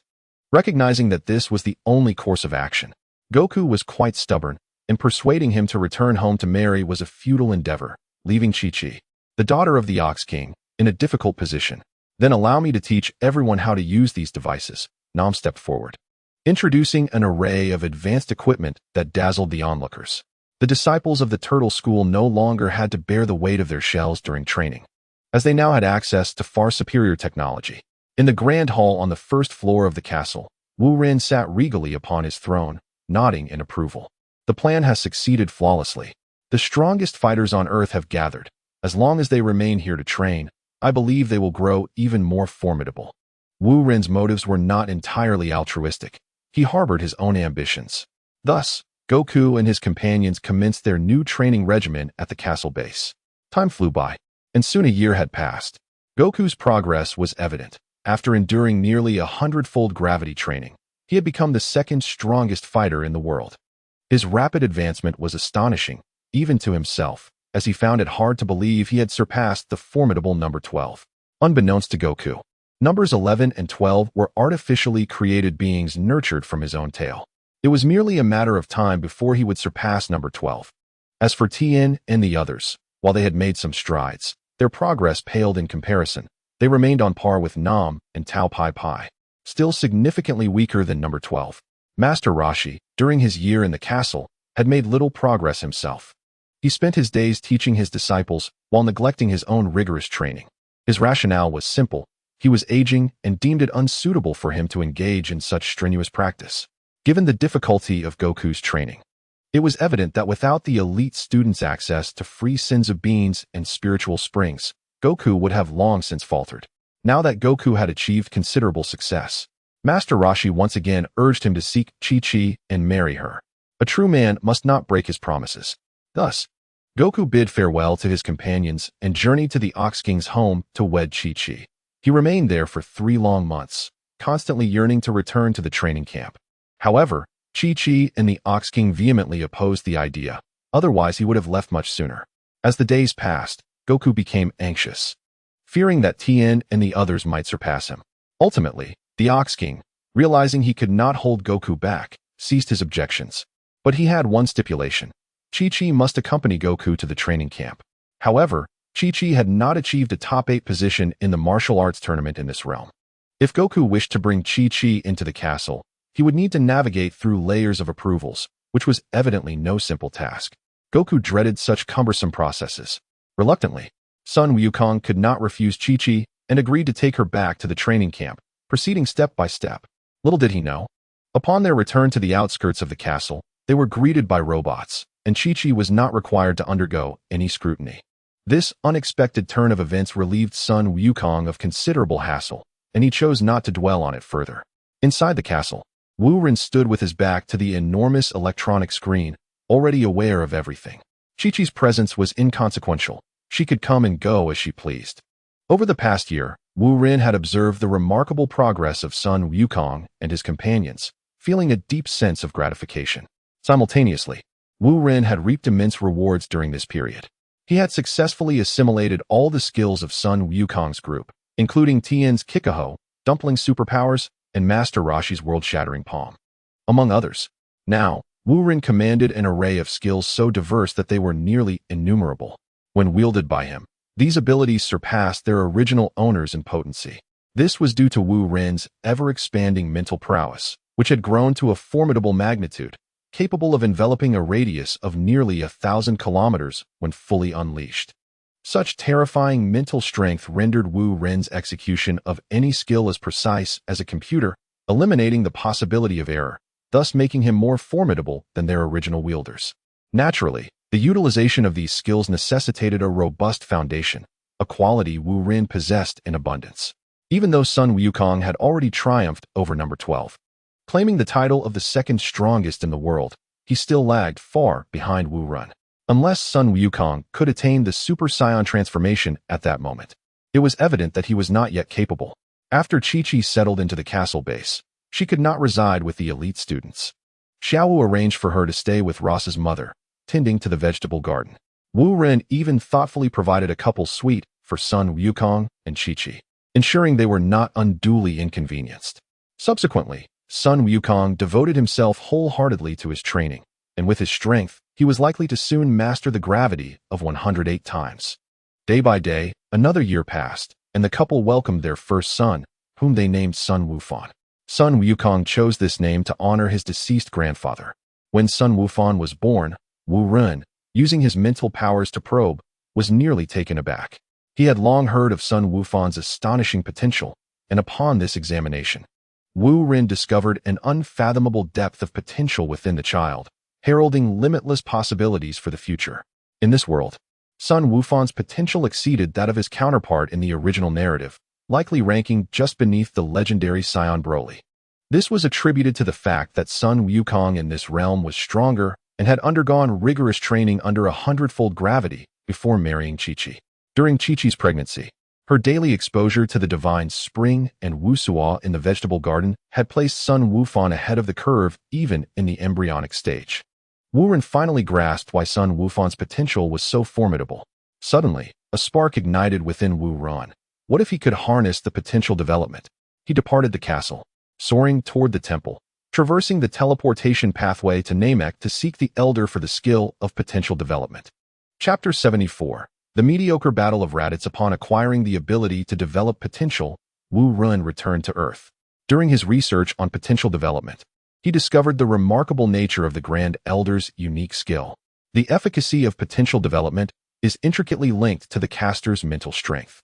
If the Grand Elder can perceive a target's potential at a mere 30, he is limited to unlocking only that amount. Given the Grand Elder's advanced age and waning mental faculties, the potential he could harness was exceedingly limited. In contrast, Wu Ren possessed an immense mental power, far surpassing that of the Grand Elder, which would undoubtedly allow him to unlock a greater potential. Regrettably, the ability to develop potential cannot be applied to oneself. Otherwise, Wu Ren would have eagerly engaged in self-enhancement to level up. It was then that Wu Ren comprehended why the Grand Elder had been unable to unlock his potential. It was not due to Wu Ren's low potential, but rather its excessive nature, which exceeded the Grand Elder's mental capacity. As for the old Kaishin's potential development skills, they might be superior to those of the Grand Elder, yet Wu Ren had no desire to adopt that method, as it required a rather embarrassing ritual akin to a grand ceremony. Upon returning to the castle base, Wu Ren did not hasten to unlock potential for Sun Gohan. Considering him still a child, there would be ample time for that in the future. Instead, he summoned Puar and Yamcha to his side and proceeded to unlock their potential. Upon completion, both Puar and Yamcha experienced an approximate one-third increase in strength, which, while not quite meeting Wu Ren's expectations, was nevertheless an acceptable enhancement. Potential development is a double-edged sword. When wielded effectively, it can lead to rapid empowerment, but misused, it can result in detrimental consequences akin to stunted growth. Thus, Wu Ren refrained from unlocking potential for Goku and the others, deeming Puar and Yamcha the most suitable candidates at present. Having lived for centuries, Puar had minimal room for improvement, and a one-third enhancement was indeed a significant leap. As for Yamcha, despite his diligent efforts, his progress remained slow due to a lack of innate talent, prompting Wu Ren to lend him a helping hand. After their enhancements, Puar and Yamcha expressed profound gratitude towards Wu Ren. The fact that he chose to elevate their strength in isolation, without summoning others, spoke volumes. Moreover, the enhancement was devoid of any discomfort, leaving Puar eagerly wishing for more such experiences. Regardless of how Wu Ren had accomplished it, in Puar's eyes, he was an omnipotent being. Yamcha, being more straightforward, felt nothing but gratitude and did not overthink the situation. His only course of action was to work even harder for Wu Ren. With their newfound strength, Puar and Yamcha returned to their duties with renewed confidence. Witnessing Goku and the others advancing so swiftly made their roles as instructors somewhat humiliating, as they feared that one day, if Wu Ren were displeased, they could face dismissal. Holding the position of an instructor at the castle base conferred immense prestige, one that even kings of various nations could not rival. To be dismissed would be akin to death. Power, once attained, is a possession that anyone, regardless of their nature, is loath to relinquish. Even someone as innocent as Yamcha took pride in his role as an instructor, which was a source of pride for their entire village. Currently, Wu Ren's decision to individually enhance the abilities of the two individuals underscores his significant regard for them, thereby deepening their loyalty towards him. Since the influence of the Divine Water Company has spread across the globe, humanity has begun to comprehend the essence of true happiness. The Earth is now devoid of war and environmental pollution, and the quality of life for its inhabitants continues to improve. Thus, the people on Earth have blissfully enjoyed 3 more years of contentment and joy. However, such happy days are often fleeting. On one particular day, within the castle's base, Wu Ren was leisurely chatting with Chi-Chi in the vegetable garden when he suddenly received a message from a robot. Upon reading it, he realized the gravity of the situation. Having indulged in a life of comfort for too long, he had become somewhat negligent. It turned out that the radar had detected a spherical spacecraft arriving on Earth, and Wu Ren surmised that it must be Raditz. Yet, a troubling thought crossed his mind. According to his calculations, Raditz should have arrived on Earth when Sun Wukong was 4 years old, so why had Raditz come early? Suddenly, Wu Ren frowned and blurted out, "Oh no." He had mistakenly recalled the timeline. In this world, Sun Wukong was born a year later, meaning Raditz had not arrived prematurely after all. Chi-Chi, holding 3-year-old Sun Wukong and weaving a grasshopper, looked up and asked, "What is happening?" "It's nothing. I'll handle it," replied Wu Ren, casting a glance at Sun Wukong, silently vowing that Raditz would not be able to seize him this time. With his presence on Earth, Raditz would have to wait. As it stood, Raditz was exceedingly weak, hardly worthy of Wu Ren's attention. Yet, if he were to land on Earth and indiscriminately slay the innocent, It would be a scenario Wu Ren wished to avoid. Thus, he resolved to confront this infamous warrior personally. After conferring briefly with Xiao Wu, he soared out of the castle. On Earth, not only had the Divine Water subsidiaries proliferated globally, but there were also numerous radars and satellites associated with the castle's base. Therefore, regardless of where Raditz landed on Earth, he would be unable to evade detection. Moreover, as Wu Ren approached, he would effortlessly locate him without the need for radar. Long ago, Wu Ren had contemplated strategies for dealing with Raditz, so prior to seeking him out, he made a visit to West City, specifically to Bulma's residence. Wu Ren had no time to linger at Bulma's home. After obtaining the space gourd from Brief, he departed immediately. When Bulma learned of Wu Ren's arrival, she was in the midst of bathing and rushed out, wrapped in a towel. By the time she reached Brief, Wu Ren had already left. Frustrated and stamping her feet in anger, Bulma found herself powerless. Brief, understanding his daughter's feelings, recognized that a forced affection is seldom sweet, and thus opted for a hands-off approach. With the space gourd secured, Wu Ren flew directly to Raditz's coordinates. Raditz had been in a prolonged slumber within his spacecraft, and even upon landing, he would not immediately exit, granting Wu Ren ample time. Sure enough, upon arriving at the designated coordinates, Wu Ren beheld a circular crater on the ground, within which lay a spherical spacecraft with its hatch closed. Timing was perfect. This area was a farm, bustling with activity as chickens flapped and dogs barked, while the sheep scattered in fright. A farmer, armed with a shotgun, was meandering by the edge of a pit.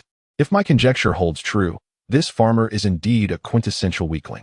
However, in this world, with Wu Ren around, this gentleman may find it impossible to earn such a title. Wu Ren gracefully descended, landing atop a stack of hay bales without making a sound. Even though the farmer was nearby, he remained oblivious to the presence of another being. Approximately 5 minutes later, the hatch of the spacecraft opened, and a robust man with long hair cascading down to his waist emerged. He was none other than Raditz, the brother of Sun Wukong, who had come to Earth in search of his sibling, hoping to entice him into a life of interstellar banditry. At this moment, Raditz was unaware that Sun Wukong had settled down on Earth, nor did he know that a formidable entity was watching his every move. Chapter 75. Let us measure my battle power. Raditz stretched his limbs and soared out of the pit.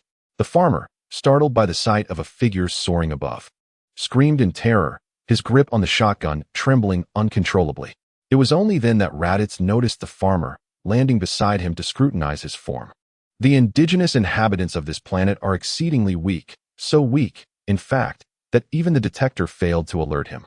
After meticulously inspecting the device he wore on his ear, which confirmed it was intact, he turned his gaze back to the farmer and remarked, "Is everyone on your planet as feeble as you?" The farmer stuttered, unsure of how to respond, his shotgun resembling nothing more than a mere prop. "TCH, utterly pathetic," Raditz scoffed, dismissing the farmer. "If Kakarot hasn't subdued such a weak planet after all these years, he certainly doesn't deserve to be my ally. Perhaps I'll find him and dispose of him instead." At that moment, the farmer mustered the courage to ask, "Who are you?" Raditz glanced at him sideways, acknowledging the farmer's slight bravery. "Not a coward, it seems. Allow me to ascertain just how weak the natives of this planet truly are." With that, Raditz adjusted his detector, aiming it at the farmer, preparing to utter his famous declaration. Yet, as fate would have it, Wu Ren, who had nearly dozed off atop the hay bales, chose that moment to interject. "Hey, wait a minute. Why don't you test my battle power first?" Wu Ren jumped down from the haystack, exuding a calm demeanor, entirely unperturbed. Possessing a unique ability to control his aura, gifted to him by Master Roshi, he could diminish his energy to almost zero, a technique commonly referred to as the turtle breathing technique. With such a skill, even if Raditz aimed his detector at Wu Ren, he would remain undetected. Raditz, taken aback, pondered how this planet's natives could be so weak, yet still harbor someone unafraid of him. How audacious! With a scoff, Raditz declared, "Since you are seeking death, I shall not hesitate to grant it." He then pointed the detector at Wu Ren, and the numbers swiftly appeared on the device. A mere 5 points? This was utterly ridiculous. Just as Raditz was about to mock him, he noticed Wu Ren's aura surging dramatically. The detector beeped incessantly, prompting Raditz to check the readings. 5500, 5000. Upon hearing the data shouted by Raditz, Wu Ren discreetly restrained his aura, refraining from allowing it to rise further. At this moment, He had no desire to reveal his full strength. Otherwise, Vegeta might learn of his capabilities through Raditz' device and forego his journey to Earth. Of course, there was an even graver possibility. Vegeta could arrive near Earth and annihilate it without warning, a threat that Wu Ren could not afford to overlook. Vegeta had already attained the power to obliterate planets at this stage, and Wu Ren dared not underestimate him. No, it cannot be. How could you possess a combat power of 5,000? Raditz exclaimed in terror, retreating to the edge of a pit, nearly losing his balance. His earlier bravado completely vanished. Fear not, it is futile to do so, Wu Ren said with a smile, unleashing his psychic energy to envelop Raditz, extracting the operational instructions for the device from his mind. However, Wu Ren was unable to glean further information from Raditz's thoughts, as the latter possessed formidable mental resistance. Had Raditz not been thrown into disarray, fixating on the malfunction of the device, Wu Ren might not have succeeded in obtaining its usage instructions. Come here. Wu Ren gestured, and the device levitated into his grasp. He then pressed a button to cease the transmission of information. What? How is this possible? Raditz gasped, collapsing to the ground. This was a telekinetic skill. He had heard that members of the Jinyu Force possessed such abilities. It was reasonable for them, given their Captain Jinyu's combat power of 120,000. But this youth before him only had a power level of 5,000. A sudden realization struck Raditz. Could it be that this young man's true strength was even more terrifying than what the device indicated? Regardless, the device was now in Wu Ren's possession, and Raditz could no longer relay information to Vegeta. Wu Ren toyed with the device in his hands, contemplating its potential. With this as a template, he believed Dr. Gero could develop even more advanced technological products. The transition from 0 to 1 is the most challenging. Now, with a sample in hand, creating superior innovations in the future would be a mere formality. With the device secured, it was time for Raditz to meet his fate. Wu Ren placed the device into a universal capsule and turned his gaze back to Raditz. It was time to deal with this scoundrel. Raditz could not be spared. A being capable of betraying his own kin was undoubtedly a menace. Wu Ren had taken in Tao Bai because he was a pure soul. Despite his past as an assassin, Raditz, however, was entirely devoid of any moral compass, and he had mercilessly slaughtered entire planets. Tao Bai had lived for centuries and had not taken as many lives in a day as Raditz had. Raditz, confused by what meeting his fate meant, sensed it was not a good omen and hurriedly begged for mercy. No, please don't harm me. I am willing to serve you. I have control over several planets that I can offer you. Is that all? Such meager offerings cannot spare your life. Wu Ren scoffed, his psychic energy coalescing to firmly restrain Raditz. Even if Raditz attempted to flee to his ship, he would find it impossible. Then, what do you desire? I can provide anything you wish. Raditz, terrified, fell to his knees, his pride as a scion utterly shattered. Wu Ren pondered for a moment before speaking. If you provide me with the distribution map of Frisia's forces, I might consider sparing your life. Ah, King Frisia? Raditz's complexion turned ashen. Merely hearing Frisia's name sent shivers down his spine. Not only did he lack the map of Frisia's forces, but even if he possessed it, he would not dare to divulge such information. The young man before him was indeed fearsome, yet he paled in comparison to Frisia. The tales of Frisia's brutal methods echoed throughout the universe. Every advanced civilization had felt the shadow of Frisia's army. The consequences of incurring Frisia's wrath were far beyond his capacity to bear. What? Are you afraid? Or do you simply have nothing to offer? Wu Ren chuckled, realizing that Raditz was insignificant in Frisia's eyes, rendering any useful information he might possess highly unlikely. Raditz, drenched in sweat and visibly anxious, stammered, "And no, I don't have it, but I beg you to spare my life. I still have some value." "Very well then, let us dispense with the pleasantries," Wu Ren declared, channeling his mental energy into a concentrated force that struck Raditz's mind. Raditz's vision darkened as he fell into a brief state of unconsciousness. This momentary lapse was just enough. Wu Ren produced a spatial gourd, removed the cork, and directed the opening towards Raditz, exclaiming, "Raditz." Naturally, Raditz could not respond and was instantly drawn into the gourd. Nearby, a farmer witnessed the entire spectacle. Terrified, he dropped his hunting rifle and fled, exclaiming, "My goodness, what in the world?" Chapter 76. The return of Ross the farmer was bewildered. Having just seen a spaceship descend upon Earth, he initially thought it was a scene from a science fiction film. Now, it had inexplicably morphed into a fantasy tale, and if he didn't run, he would lose his life. Little did he know that had Wu Ren not arrived, he would have already met his demise. Meanwhile, Wu Ren successfully contained Raditz within the gourd, sealing it with a swift motion. With a slight smile, he reflected on how effortlessly he had subdued Raditz. However, in the original narrative, Sun Wukong had sacrificed his life to defeat Raditz. Clearly, it was not that Raditz was weak, but rather that Wu Ren was exceedingly powerful. Suddenly, the spatial gourd trembled slightly in Wu Ren's hands. Faint echoes of Raditz's cries could be heard. Wu Ren thought, a sense of foreboding creeping in. Could Raditz still possess the strength to struggle? What if my precious gourd were to be damaged? That simply would not do. Wu Ren unleashed his mental energy, reinforcing the gourd to suppress Raditz. Indeed, Raditz ceased his struggles, and the gourd gradually settled into silence. Yet, Wu Ren was not satisfied. He needed to ensure Raditz's complete incapacitation for his peace of mind.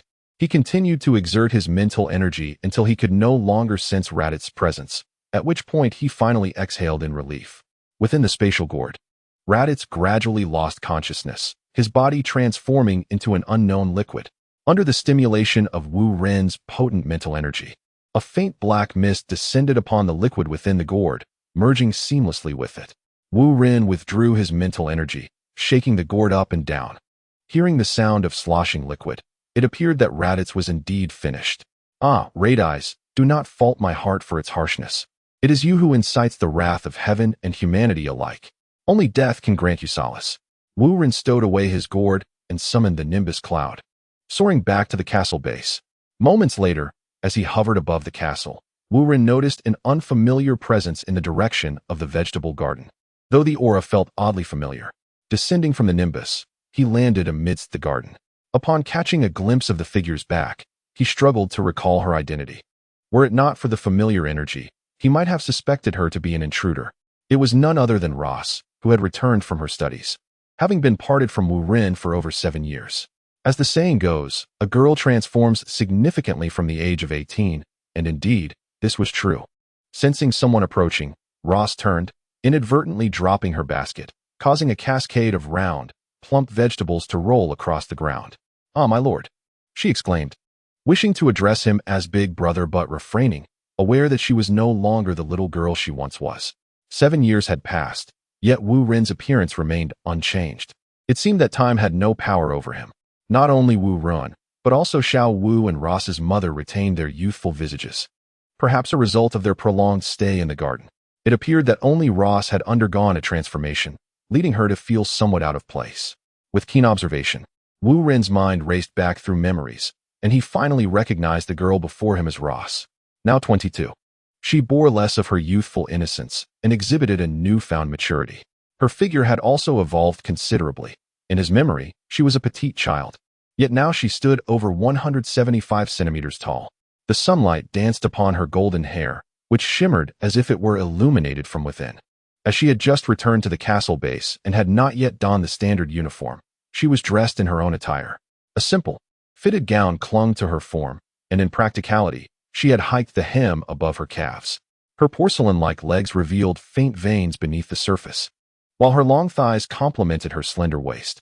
The allure of her figure was unmistakable. This was no longer the Ross of old. In her movements, a hint of nervousness was evident. At school, she was celebrated as a goddess, yet within the castle base, she felt a sense of inadequacy. Clearing his throat, Wu Ren broke the awkward silence. "Ah, little Ross, welcome back." My lord, how have you been?" Ross's cheeks flushed a deeper shade, enhancing her already delicate features. Wu Ren scratched his head and smiled. "I suppose I am doing well. And you? How have your studies been?"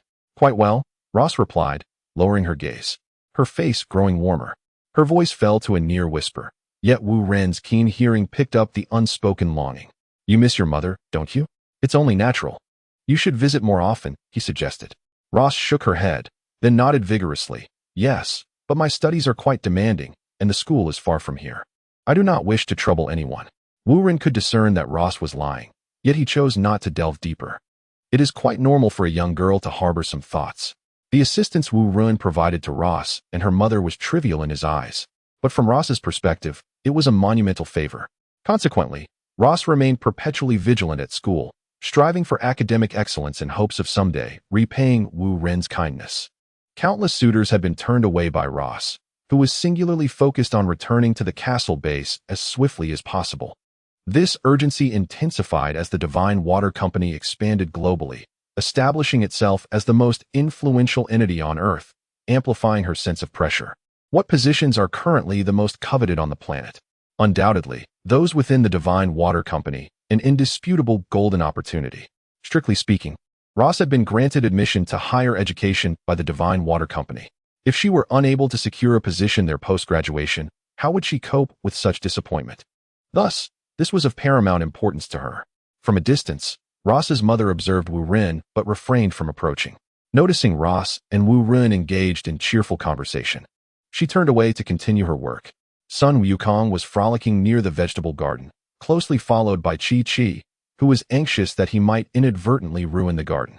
Despite being merely 3 years old, Sun Wukong possessed formidable strength, and without proper supervision, the outcome was unpredictable. To mitigate potential accidents, Wu Ren had even dispatched Android 12 to discreetly guard Sun Wukong and his mother. Currently, Androids 11 and 12 had reached a bottleneck in their abilities, and further training yielded little improvement, so there was no rush. Upon spotting Wu Ren and Ross, Sun Wukong dashed over, calling out, "Ross, Sister Ross, come play with me." His voice was sweet and childlike. Ross turned at the sound, and upon seeing Sun Wukong bouncing with energy, felt a significant alleviation of her pressure. With a warm smile, she replied, "Here I am. Sister is here, slow down." Wu Ren observed this harmonious scene with great satisfaction, indifferent to matters of work. The labor they could provide was inconsequential. It was the robots and androids that were the true laborers. "All right, you two enjoy yourselves. I have other matters to attend to," Wu Ren announced before soaring towards the castle gate.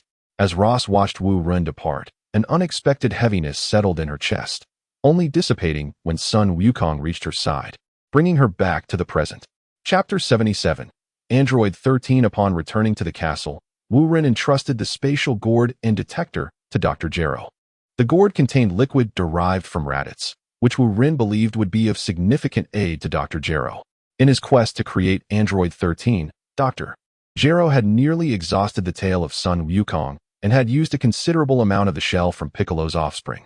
Yet, Android 13 had yet to materialize. The reasons for the repeated failures remained unclear, whether due to material shortages or technological limitations. After countless setbacks, Dr. Jero felt a profound impact on his morale, sometimes questioning whether the direction of android creation was flawed. Perhaps entirely mechanical androids were the true future. Now, with new raw materials at his disposal, radits, being a high-level warrior, was far superior to Sun Wukong, who had only possessed a mere 2 combat power points at birth, categorizing him as one of the weakest lower-tier warriors. Based on the new materials, the creation of the 13th item is imminent. Meanwhile, on a distant and unknown planet, 2 scions gather around a campfire, roasting pieces of meat. These 2 are none other than Prince Vegeta and his bald companion, Nappa. Through Radit's device, they have obtained some information about Earth, but the transmission abruptly ceases, leaving them in the dark. "Is their battle power 5,000? Quite formidable," Vegeta remarks, swallowing a piece of meat as he chews. "Indeed, it is strong, but that makes it all the more interesting," Nappa responds eagerly with a grin. "Ugh, this tastes terrible." Vegeta spits out the meat, continuing, "I wonder if that fool Raditz is dead. If he transforms into a great ape, he might not necessarily lose." Nappa chuckles. "Better if he's dead. The planets he conquered belong to me now." What did you say?" Vegeta frowns. "Ah, forgive me, Your Highness, those planets belong to you." Nappa, sweating profusely from fear, realizes he almost sealed his fate with his careless words. Enough chatter. Finish eating, and let us head to Earth." Vegeta discards the meat, a glint of determination in his eyes. "Yes, Your Highness." On Earth, within the castle base, Wu Ren hands a gourd to Dr. Jero and then idles away. Sitting before the monitor, he switches to the garden footage, observing Rashi and Gohan frolicking in the fields, and he cannot help but marvel at the beauty of life. The only regret is that Gohan may never know that he once had an uncle visit Earth.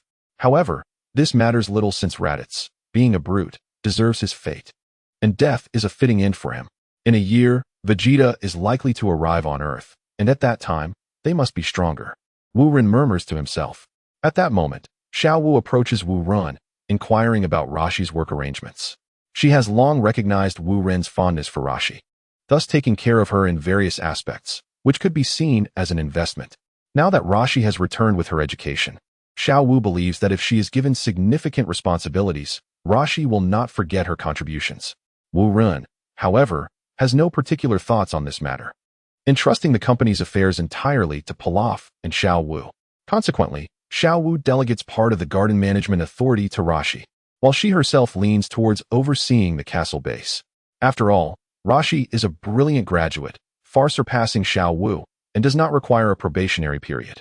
Indeed, in the months following Rashi's return, the daily operations of the castle base and the Divine Water Company have become more efficient, with notable increases in the garden and Divine Water's yield. Time passes swiftly, and soon the first anniversary of Raditz' demise approaches. Naturally, no one will mourn him. Moreover, only Wu Ren knows the true time of Raditz' death, and he harbors no nostalgia for him. The time for Vegeta's descent upon Earth draws near. Whether in a few days or at most a month, Wu Ren must remain prepared.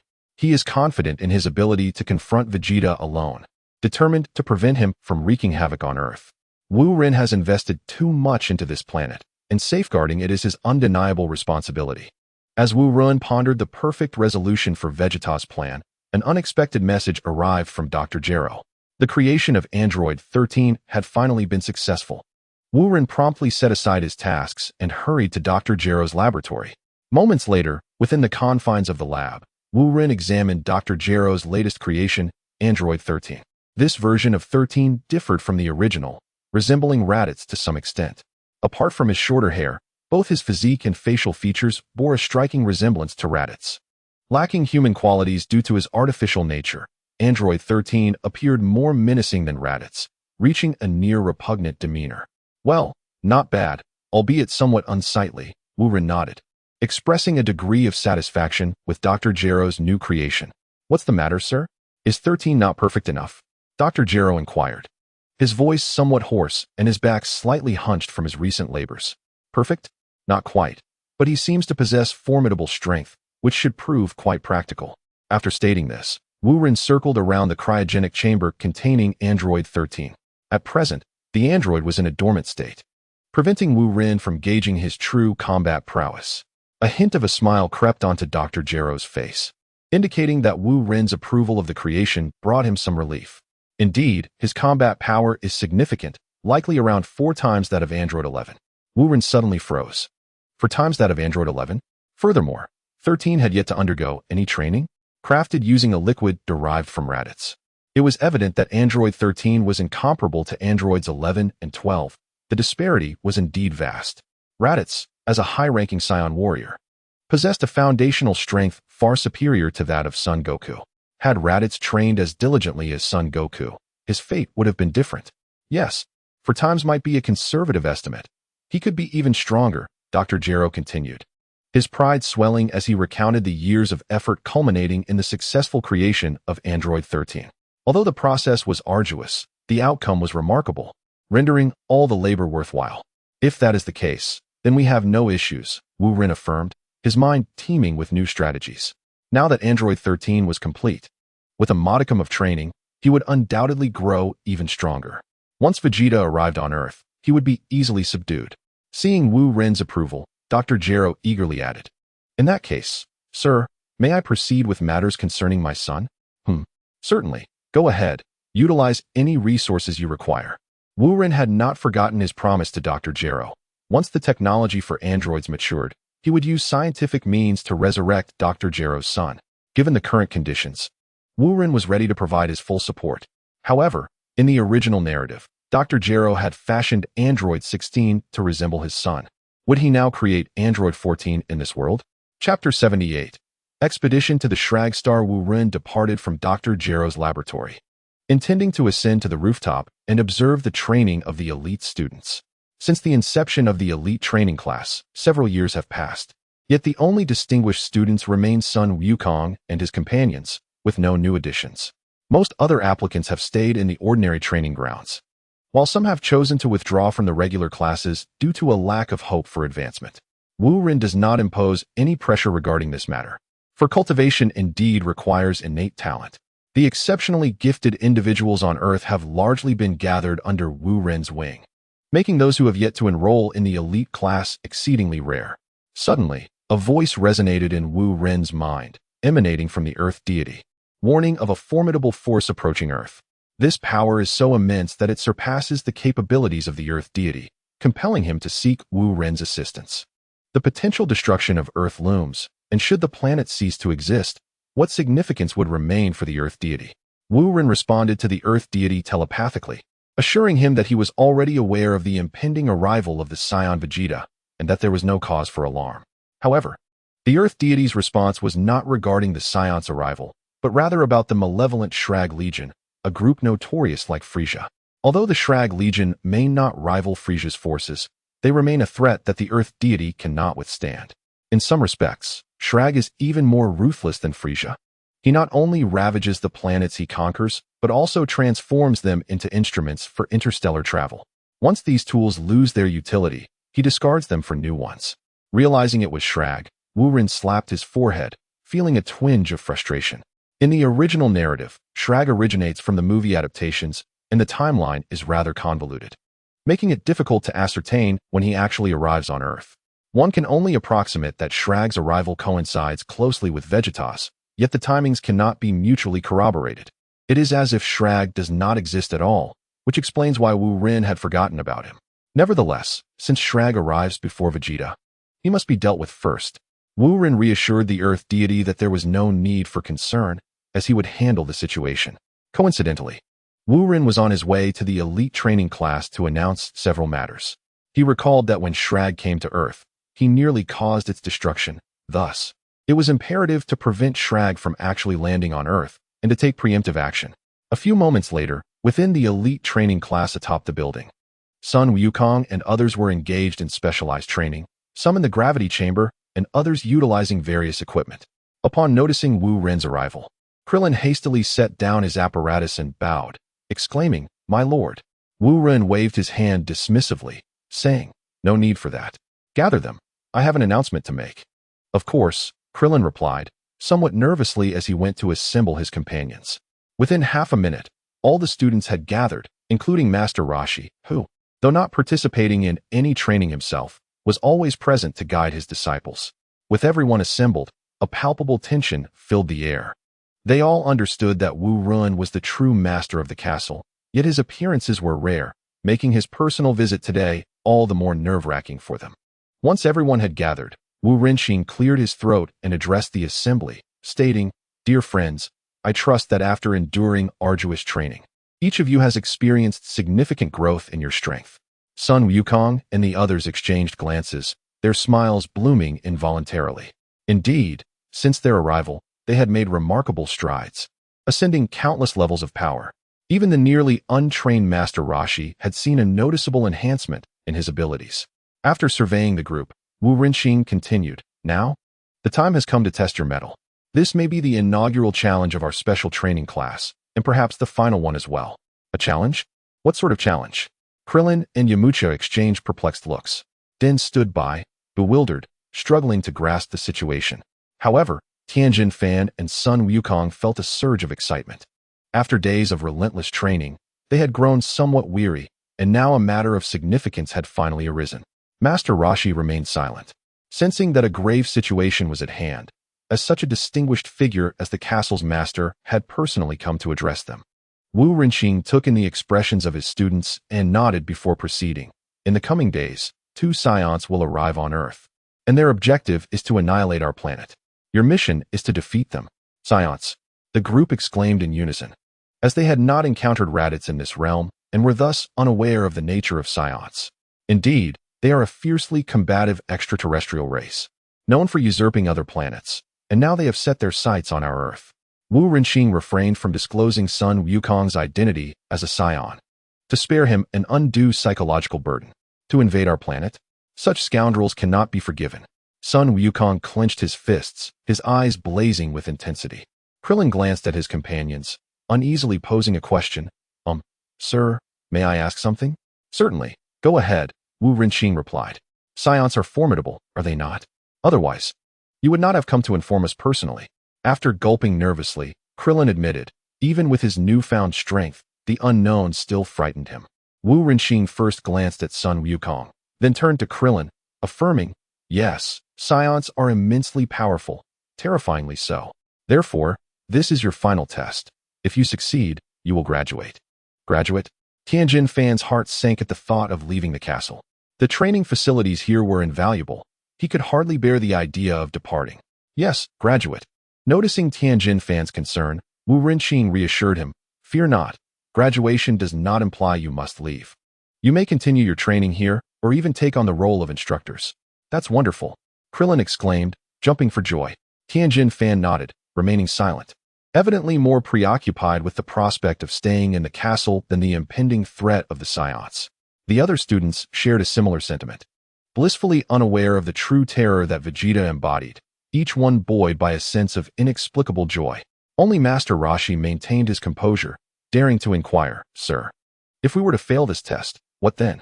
Wu Renqing's expression suddenly hardened, his voice chilling as if echoing from an icy cavern. "Failure is not an option. Otherwise, Earth may face dire peril. Are the Scions truly that powerful?" Sun Wukong suddenly felt a surge of excitement, as if the fervor within him ignited. "Very well. You may continue your training. Once the Scions arrive on Earth, you shall embark upon your mission. Just await further instructions." With that, Wu Ren departed from the elite training ground to seek out Tao Bai Bai. They had other equally significant tasks at hand, primarily the elimination of Shrag. Upon locating Tao Bai Bai, Wu Ren, accompanied by Android 11, set off aboard their spacecraft towards Shrag's planet. Shrag's planet was not merely a celestial body. It was a colossal spaceship in perpetual motion, having already traversed into the solar system, poised to reach Earth shortly. Chapter 79, Annihilation. Leaving no survivors approximately half a day later, Wu Ren's vessel finally descended upon a desolate and ravaged planet, Shrag's world. This forsaken land was devoid of life, with only a few crumbling remnants of structures scattered about. The atmosphere was lifeless, and the scant vegetation appeared to be in a state of decay. This planet was beyond salvation, which elucidated Shrag's urgent quest for a substitute.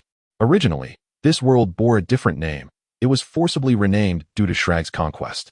If no one on Earth could vanquish Shrag, the planet would inevitably meet the same fate as this forsaken realm. The oxygen levels were thin, yet Wu Ren and his companions, being formidable warriors, were not significantly affected. Wu Ren resolved to act swiftly, uncertain of when Vegeta would arrive on Earth. Delay could spell disaster. Concentrating his mental energy, Wu Ren unleashed a scanning wave across the entirety of Shrag's planet, swiftly identifying the location of Shrag's stronghold.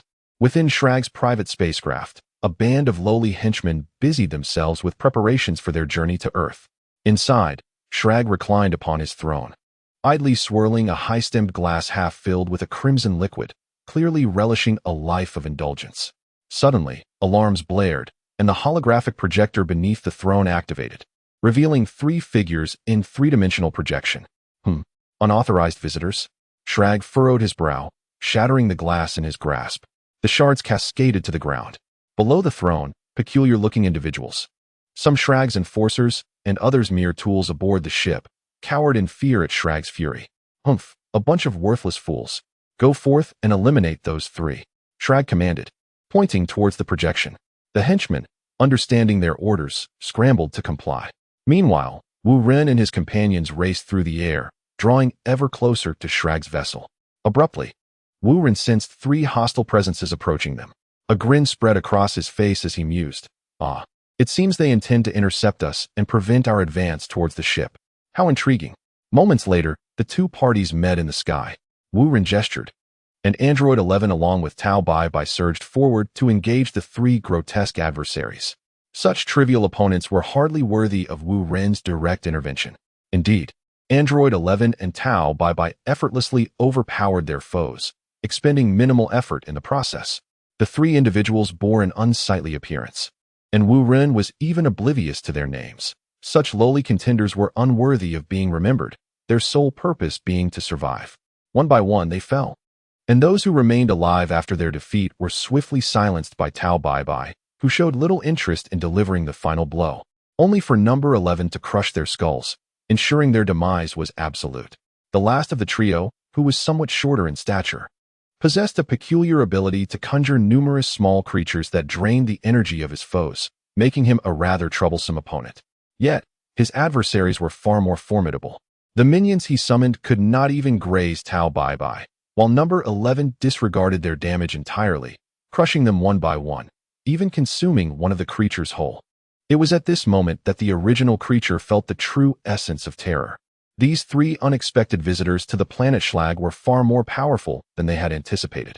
Not only were they mere fodder, but even their leader, Schlag, would likely meet his demise, though he did not relay this information before his death, perhaps intentionally so.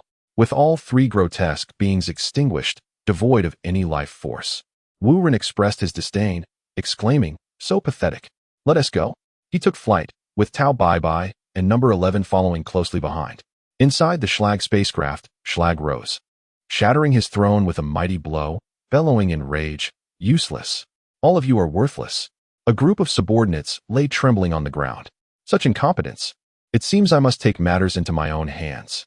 Ignoring his subordinates, Schlag shed his outer garment, transforming into a streak of azure light as he soared into the void. However, upon exiting the ship, he was taken aback to find that the three intruders had already arrived outside, their speed surpassing his expectations. Had he witnessed the gruesome fate of his subordinates, he might have fled in terror, lacking the courage to confront these unwelcome guests. Now, Schlag, aged and frail, possessed far less combat prowess than in his youth, which led him to target relatively weaker yet resource-rich planets. Earth, naturally, became his next objective. Little did he know that not only within the solar system, but throughout the entire galaxy, it would be challenging to find a planet with greater mastery than Earth. In the original theatrical version, Schlag descended upon Earth, seeking to seize the Dragon Balls to wish for youth, significantly augmenting his power, nearly overwhelming even Goku, who wielded the Kaioken technique. Ultimately, it was Gohan's whistle that exploited the weakness of the evil Namekian Schlag, allowing Goku to triumph over him. However, in this alternate reality, Schlag would never set foot on Earth nor succeed in his wish. Hence, the frail, aged Schlag stood no chance against Wu Ren. Schlag's failure had been predetermined the moment Wu Ren embarked on his journey. "Who are you?" he demanded, glaring at Wu Ren. Clearly recognizing him as the leader of the trio, Wu Ren regarded Schlag with a frigid gaze, retorting, "You intend to invade our planet, yet you inquire about our identities? How utterly ridiculous." Schlag was momentarily taken aback. "What? You are Earthlings? How can Earthlings be so powerful as to defeat my subordinates?" Wu Ren, indifferent to Schlag's presence, deemed it unnecessary to divulge too much information to him. With a casual wave of his hand, he commanded, "Leave this fellow to me. As for the rest, every single one capable of drawing breath shall be exterminated." "Understood, my lord." Number 11 and Tao Bai transformed into fleeting shadows, dashing into the throng of Schlag's legion, where the air was soon filled with blood-curdling screams. Countless minions fell one after another, some reduced to ashes before they could utter a sound. It was not that Wu Ren's orders were excessively cruel. Rather, Schlag's army was composed entirely of irredeemable scoundrels, deserving of their grim fate. When they invaded other planets, they should have anticipated the day they themselves would face annihilation. As Schlag watched his elite soldiers perish in droves, he remained unmoved, fully aware of who his true adversary was. As long as he, Schlag, survived, those minions were expendable. He could easily regroup. The prerequisite, however, was to vanquish the youth before him. The aura emanating from this young man felt oddly familiar, yet that mattered little. What truly irked him was the inexplicable sensation of being unable to see through the youth's intentions. "Die!" Schlag unleashed a wave of energy, striking without so much as a greeting, a blatant disregard for martial etiquette. The energy wave erupted at the spot where Wu Ren stood, shattering mountains and scattering debris, enveloping the area in a cloud of smoke. "Haha, I hit you. Is that all you've got?" Schlag laughed heartily, reveling in his apparent triumph. However, in this world of Dragon Ball, one might recall the adage, Chapter 80, crushing Schlag. "Haha, I hit you. You might not die, but you'll be gravely injured." Schlag cackled, brimming with arrogance. Suddenly, a sword of energy shot forth from the smoke, piercing Schlag's chest. Thud! A gaping hole the size of a bowl appeared in his torso. "What? How could this happen?" Schlag's expression shifted dramatically, his fear palpable. Emerging unscathed from the haze, Wu Ren was not even specked with dust. "Schlag, restore your body. I know you are a Namekian. No need for pretense, Wu Ren remarked with a calm smile, realizing that Schlag, indeed, was cunning enough to feign weakness and conceal his true power. Sweat streaming down his face, Schlag exclaimed, "How did you know?" "Very well. I shall let you witness my true strength." With that, he discarded his armor and helmet, revealing his original Namekian form. The gaping wound in his chest gradually closed, restoring him to his former state. Yet, his energy was slightly diminished. A Namekian's ability to recover was not limitless, as each recovery incurred a cost. In stark contrast, Wu Ren was unparalleled in the universe, possessing an abundance of sins of beings, wealth beyond measure. "Restored are we? I shall allow you the first move." "Do not accuse me of bullying an elder," Wu Ren jested, beckoning with a playful gesture. Enraged, Shalag's face shifted from red to blue, and with a fierce roar, he unleashed his full power. Countless energy blasts erupted from his palms, seemingly intent on obliterating Wu Ren into mere fragments. The blasts rained down like a shower of meteors, targeting Wu Ren. Navigating through the flurry of energy blasts, Wu Ren deftly countered with precise finger strikes, kicks, and elbow jabs, sending innumerable blasts spiraling off course. The scattered energy detonated in all directions, claiming the lives of untold minions from Shalag's legion. As Schlag found the ordinary energy blasts ineffective, he opened his mouth and unleashed a massive wave of light. This wave moved with astonishing speed, arriving before Wu Ren even faster than some energy blasts. With his hands clasped together, Wu Ren shouted in fury, "Open!" This was the protective energy technique of Tianjin Fan, which Wu Ren was employing for the first time. The wave of light collided with Wu Ren's hands, splitting into two and dissipating like flowing light. "What is happening?" Schlag exclaimed, his eyes wide with disbelief, unable to comprehend the strength of this young man. Was he even human? Wu Ren smiled. "Is that all?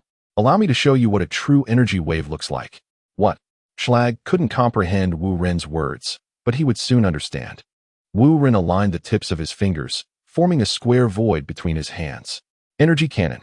A beam of energy, as thick as a barrel, erupted from Wu Ren's hands, expanding as it approached Schlag until it reached the size of a house. Schlag found himself unable to evade it. With a thunderous boom, a thick cloud of smoke billowed into the air. This was the energy cannon, and the notion of causing no harm amidst smoke did not apply here. Naturally, Wu Ren had no intention of waiting for the smoke to clear.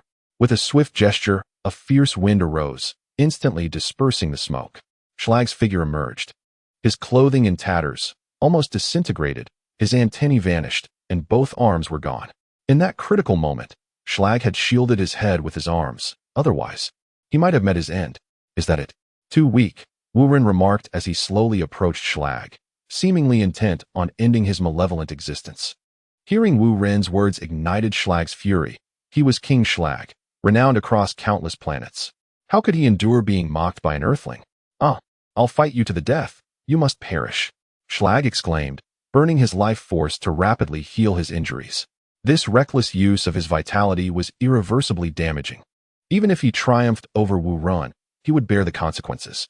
In the blink of an eye, Schlag returned to form, regrowing his arms and antennae. His aura significantly strengthened. Is he desperate? Wu Ren furrowed his brow, realizing Schlag was prepared to engage in a do-or-die struggle. Unfortunately, Schlag was but an ordinary fish, and Wu Ren was no ordinary net. "Let me show you the true power of the Namek people," Schlag declared, his body swelling larger and larger until he reached the height of a 10-story building. At that moment, Schlag resembled a small mountain, with even a toe larger than Wu Ren. Yet, Wu Ren remained unfazed. He too possessed the ability to grow in size and knew this skill did not confer invincibility. Merely increasing one's size did not enhance true strength. If Schlag intended to intimidate Wu Ren in this manner, he was sorely mistaken.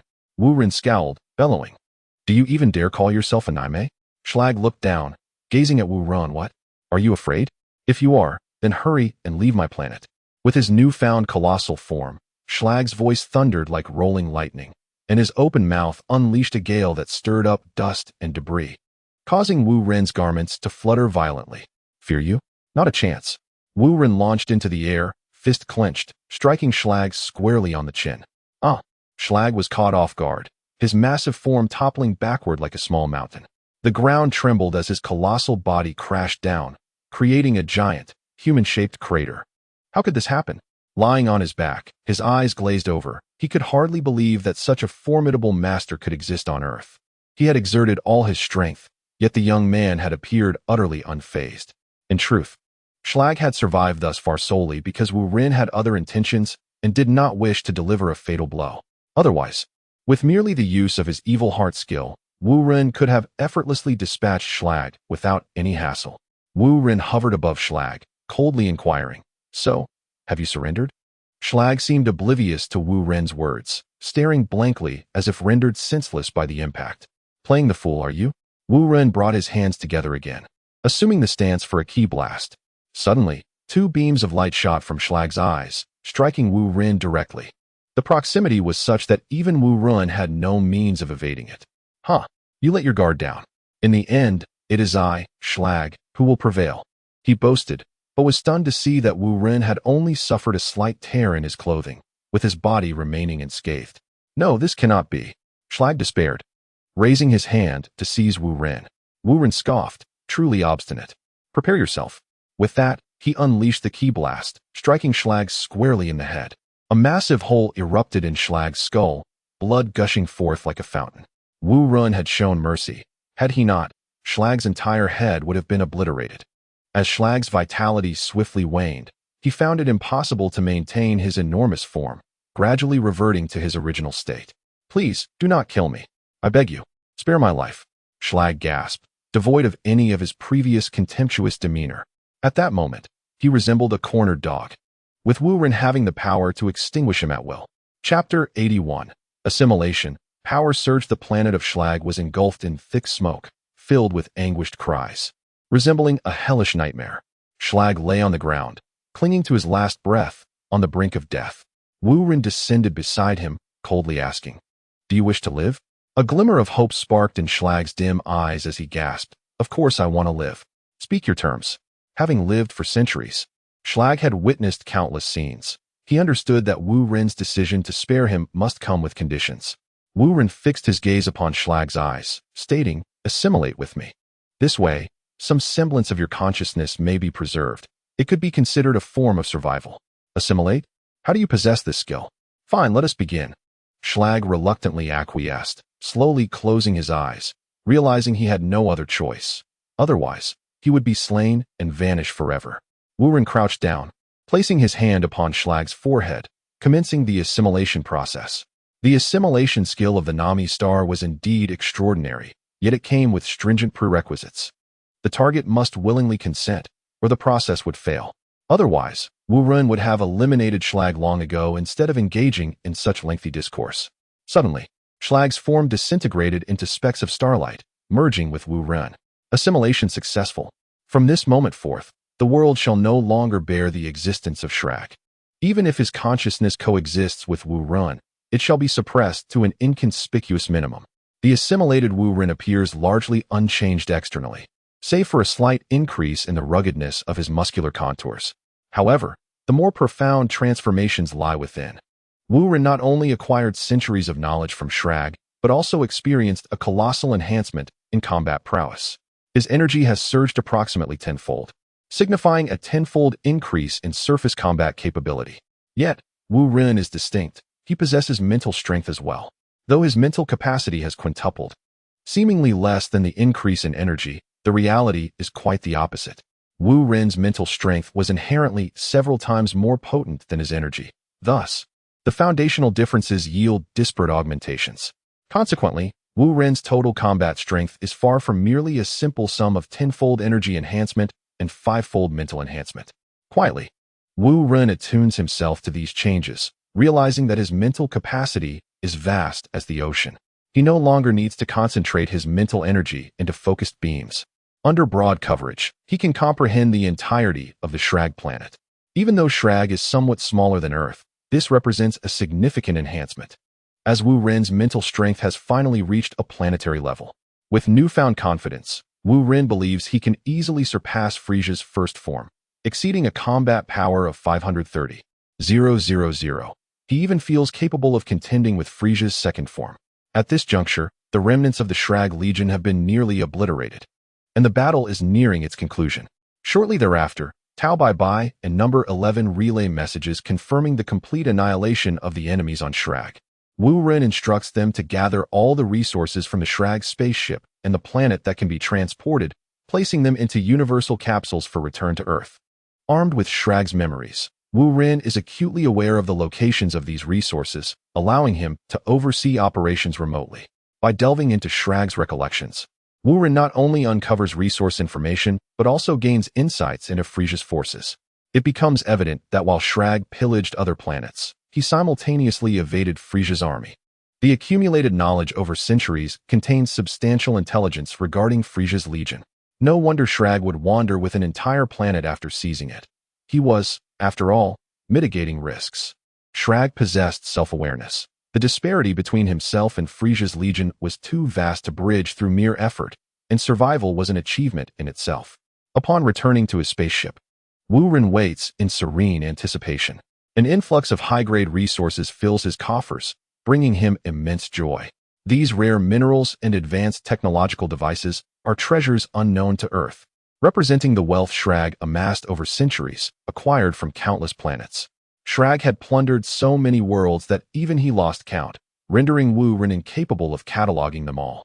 However, regardless of the sheer number, all these resources have now come into Wu Ren's possession, promising a significant elevation in the technological advancements of his castle base. Of course, Wu Ren is not one to rest on his laurels. By a stroke of serendipity, when Raditz initially refused to divulge information about Frisia's legion, little did he know that Wu Ren would now acquire even more detailed intelligence. When the opportunity arises in the future, Wu Ren is determined to explore Frisia's hidden treasury. Frisia, self-proclaimed emperor of the universe, undoubtedly possesses resources far superior to those of Slug.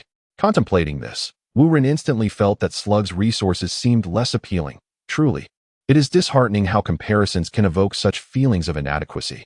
While awaiting further developments, Wu Ren received a message from Earth, sent by Xiao Wu. The Scion spacecraft had breached Earth's atmosphere, and all elite students, except for Master Rashi, had set off towards the coordinates where the ship was likely to land. Wu Ren simply acknowledged with a brief response, received. 2 words sufficed, for the prowess of Goku and his companions had significantly surpassed that of the original narrative, making their confrontation with Vegeta and Nappa a manageable endeavor. Moreover, the presence of Android 13 as a backup ensured that even if Goku and his allies struggled, 13 could still address any arising issues. This was precisely why Wu Ren felt emboldened to personally venture to Slug's planet. He harbored no concerns for his comrade's safety. Consequently, he was not in a rush to return to Earth, as Tao Bai Bai and Android 11 were still diligently gathering resources, a task that would require considerable time. After all, it was the culmination of centuries of accumulation on Slug's part. Such wealth could not be easily transported. Fortunately, Earth boasted the existence of the Universal Capsule, a marvel of technology. Otherwise, Tao Bai Bai and Android 11 would have struggled to carry much with their bare hands.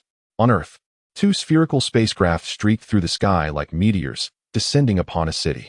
The vessels collided with several structures, crashing to the ground and creating 2 deep craters.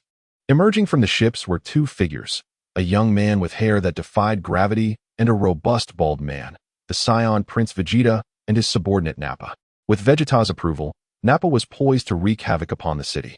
Suddenly, a group clad in sky-blue uniforms descended from above, Goku and the elite students. Concerned about collateral damage, Goku proposed they relocate to a more open area for their battle. Using his scouter, Vegeta determined that Goku might be the one who had slain Raditz. If he could eliminate Goku, no one on Earth would stand in their way. Thus, under Goku's guidance, Vegeta and Nappa ascended from the city and ventured to a desolate mountainous region, where they landed and commenced an epic confrontation. In the first bout, Tien faced off against Nappa. This time, Nappa failed to earn the title of Blade God, not only failing to sever Tien's arm, but also finding himself on the receiving end of a severe beating. Nappa was perplexed. How could this 3-eyed individual, whose combat power was ostensibly inferior, prove so formidable in battle? Vegeta, however, paid little heed to Nappa's struggle, his focus entirely on Goku. How was it possible that he too possessed a Scion tail? Could he be the Kakarot that Raditz had mentioned? Chapter 82. Android 13 goes berserk after a prolonged stalemate. Vegeta's patience waned, and he directly engaged Goku. The fateful clash was imminent. To ensure fairness, Krillin, Yamcha, and Kaiatsu remained as observers. In this world, Goku had not mastered the Kaioken technique. Yet even so, he was significantly more powerful than in the original tale. As the battle between Goku and Vegeta unfolded, Goku gradually began to gain the upper hand. The battle between Tien Shinhan and Nappa concluded with Nappa narrowly emerging victorious. However, Tien Shinhan remained unscathed and was subsequently replaced by Krillin. In a state of fatigue, Nappa was evidently at a disadvantage against Krillin, who dominated the match throughout. It appeared that both Scions found themselves at an impasse, completely unprepared for the tenacity of Earth's inhabitants. Sensing the tide turning against them, Vegeta unleashed an artificial moon, transforming into a great ape, a transformation mirrored by Nappa. The dynamics of the battle shifted dramatically, as Krillin and the others found themselves unable to contend with Nappa's new form. Similarly, Goku struggled against the transformed Vegeta. Just as it seemed that Goku and his companions were on the brink of defeat, he too transformed into a great ape, leaving Krillin and the others in utter shock, as it was their first glimpse of Goku in this form. Yet, the chaos did not end there. Goku's transformation resulted in indiscriminate mayhem as allies and foes alike became embroiled in a frantic melee, spiraling into disarray. Meanwhile, in the castle base, Mai awaited news from Goku and his companions, but suddenly lost communication. Just as she was about to dispatch a reconnaissance craft to investigate, the ground trembled, and the castle began to shake. Could it be an earthquake? Hastily, Mai gathered essential items in preparation for an escape, only to hear Dr. Gero's announcement echoing throughout the castle. The broadcast revealed that it was not an earthquake, but rather a malfunction with Android 13, which had gone berserk. In an instant, 13 lost control and obliterated Dr. Gero's laboratory. He managed to salvage only the space capsule and a few personal items, leaving everything else to be consumed by the rubble. Thankfully, Android 12 remained at the castle base and promptly rescued Dr. Gero upon receiving the alert. Just as Mai and her team made their exit, the castle collapsed with a thunderous roar. This fortress, which had stood for centuries, was not destroyed by Goku, but rather by the hands of Android 13. Fortunately, Pilaf was absent from headquarters. Had he witnessed the castle's destruction, he would have surely been beside himself with frustration. Once the personnel were momentarily safe, Android 12 engaged in battle with Android 13, with neither side gaining a clear upper hand. The other androids, whose combat capabilities were significantly lower, could not withstand even a single blow from 13 and thus retreated to safety. At this juncture, Mai found the opportunity to send a message to Wu Ren. Far away on planet Slug, Wu Ren received Mai's distressing message and was engulfed by anxiety. However, on this occasion, he had not sought a space capsule from Bulma.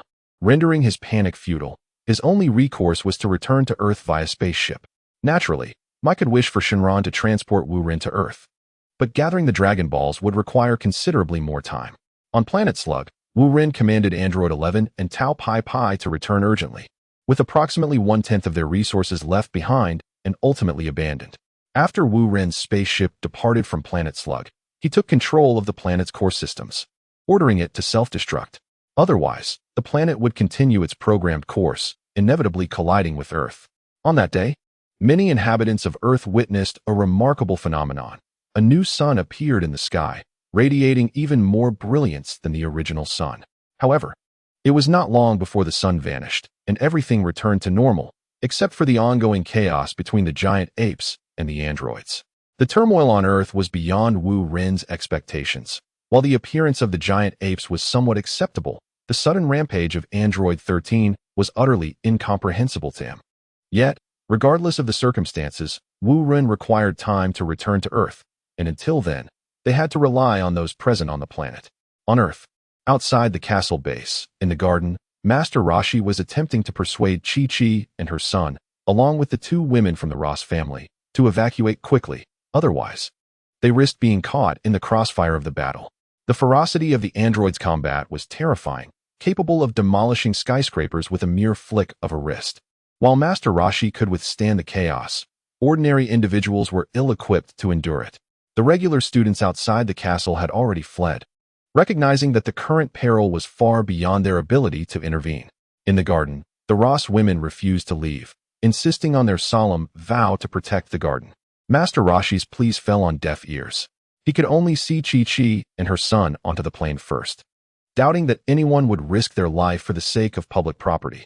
The tremors of the earth intensified, and the castle had been reduced to rubble. Even after multiple reinforcements, it could not withstand the assault from Android 13. The destruction of the castle resulted in significant economic loss, but that was not the immediate concern. In the airplane cabin high above, Videl gazed blankly at the Ross women below. Were there truly individuals unafraid of death? Even in the world of Dragon Ball, where one could wish for resurrection, such a privilege was not afforded to everyone. Dr. Gero sat in a corner of the plane, seemingly lost in thought, before finally suggesting, "Activate the self-destruct mechanism of Android 13. If this continues, he will only grow stronger, and we may find ourselves unable to contain the situation." Videl, unable to comprehend the battle's dynamics, could see that Android 12 was clearly being overpowered by Android 13, and it would not be long before 12 was rendered ineffective. Even if 12 could consume a Senzu bean to recover, it would be futile, as Android 13 was only becoming more formidable. The growth of Android 12 had reached a plateau, while Android 13 was just beginning his ascent. However, Master Roshi had no authority to make the decision. It rested with Videl. Videl glanced at the Ross women below and shook her head. "No, there are still people down there. If we detonate 13, they will undoubtedly perish." Yet, she feared that if the battle continued, 13 would evolve into something terrifyingly powerful, rendering even a detonation ineffective. Dr. Gero's trepidation grew as he spoke. He was unaware of Wu Ren's current strength, only that Android 13's development was alarming, capable of annihilating the entire Earth. Videl continued to shake her head, rejecting Dr. Gero's suggestion. Having managed for many years, she was well versed in the art of winning hearts. While the Ross women were unaware they could wish for resurrection, Videl was acutely aware. If they were abandoned under such circumstances and later resurrected by Wu Ren, the truth would inevitably come to light. And Videl could hardly bear the wrath of Wu Ren. She knew him all too well, and in the grand scheme of things, this economic loss was negligible for the Shinran Corporation. Thus, Xiao Wu holds a profound admiration for the choices made by Rose and her mother. Unbeknownst to them of the existence of the Dragon Balls, they boldly stand their ground before the garden, undeterred by the specter of death. Their actions, akin to a mantis attempting to stop a chariot, do not deter them from their resolve to remain. For Rose and her mother, the garden is not merely a public asset. It represents their very means of survival. They cannot fathom the future without it. Thus, they choose to coexist with the garden, come what may. In Chapter 83, Gohan's fury erupts as Android 13, through the battle with Android 12, continuously learns, imitates, and enhances his combat prowess. In no time, Android 12 finds himself thoroughly overwhelmed, lacking any capacity for counterattack. Even after consuming a Senzu bean, he is unable to recover before Android 13 forcefully subdues him once more. On the aircraft, Xiao Wu perceives the dire situation and urgently commands androids 9 and 10 to forcibly evacuate Rose and her mother. The two androids leap from the aircraft, soaring towards the pair. However, Android 13 notices their movement and effortlessly fires 2 energy blasts, downing both 9 and 10. Though they are half-machines and unafraid of death, their battered state still evokes sympathy from Dr. Gero. Seeing the futility of rescue, Xiao Wu can only pray for Wu Ren's swift return, firmly believing that he can turn the tide. Yet, she is uncertain if they can endure until then. In the ruins, Android 12, having exhausted his Senzu beans, loses all mobility. Android 13, grasping 12's hair, shakes him a couple of times, but receiving no response, carelessly discards him among the debris. Scanning the vicinity, Android 13 detects 2 feeble life forms nearby, curiously noting that they have not fled. Thus, he approaches the garden, where Rose and her mother stand. Upon witnessing the terrifying visage of Android 13, Rose's mother faints in fear. Rose, resolutely hiding her mother behind her, bravely confronts Android 13, her source of courage unknown. Android 13 emanates a dark aura, resembling a harbinger of death from the depths of hell. Nevertheless, Rose does not retreat. For behind her lies not only her mother, but also the garden she is determined to protect. Meanwhile, aboard the aircraft, Xiao Wu and her companions observe the unfolding chaos. Feeling utterly powerless, is there truly no hope? Xiao Wu's gaze becomes vacant. She envisions the reproach she may face from Wu Ren upon his return. She internalizes the destruction of the castle as her own fault, sinking into profound guilt. Dr. Jero, fixated on his handheld computer, notes that 9 and 10 are still operational, perhaps offering a glimmer of hope. What opportunity? Xiao Wu's eyes brighten, as if grasping a lifeline. Dr. Jero seems resolute, stating that he will instruct 9 and 10 to fight valiantly to protect Rose and her mother, creating a window to detonate Android 13. Is the success rate high? Xiao Wu remains apprehensive. Does it truly matter? When Android 13 approaches the garden, both of them will surely perish. If we detonate Android 13 in advance, there may yet be a sliver of survival. Xiao Wu remained somewhat hesitant, but upon glancing back at the cabin, she noticed the others were enveloped in silence, evidently with no other options available.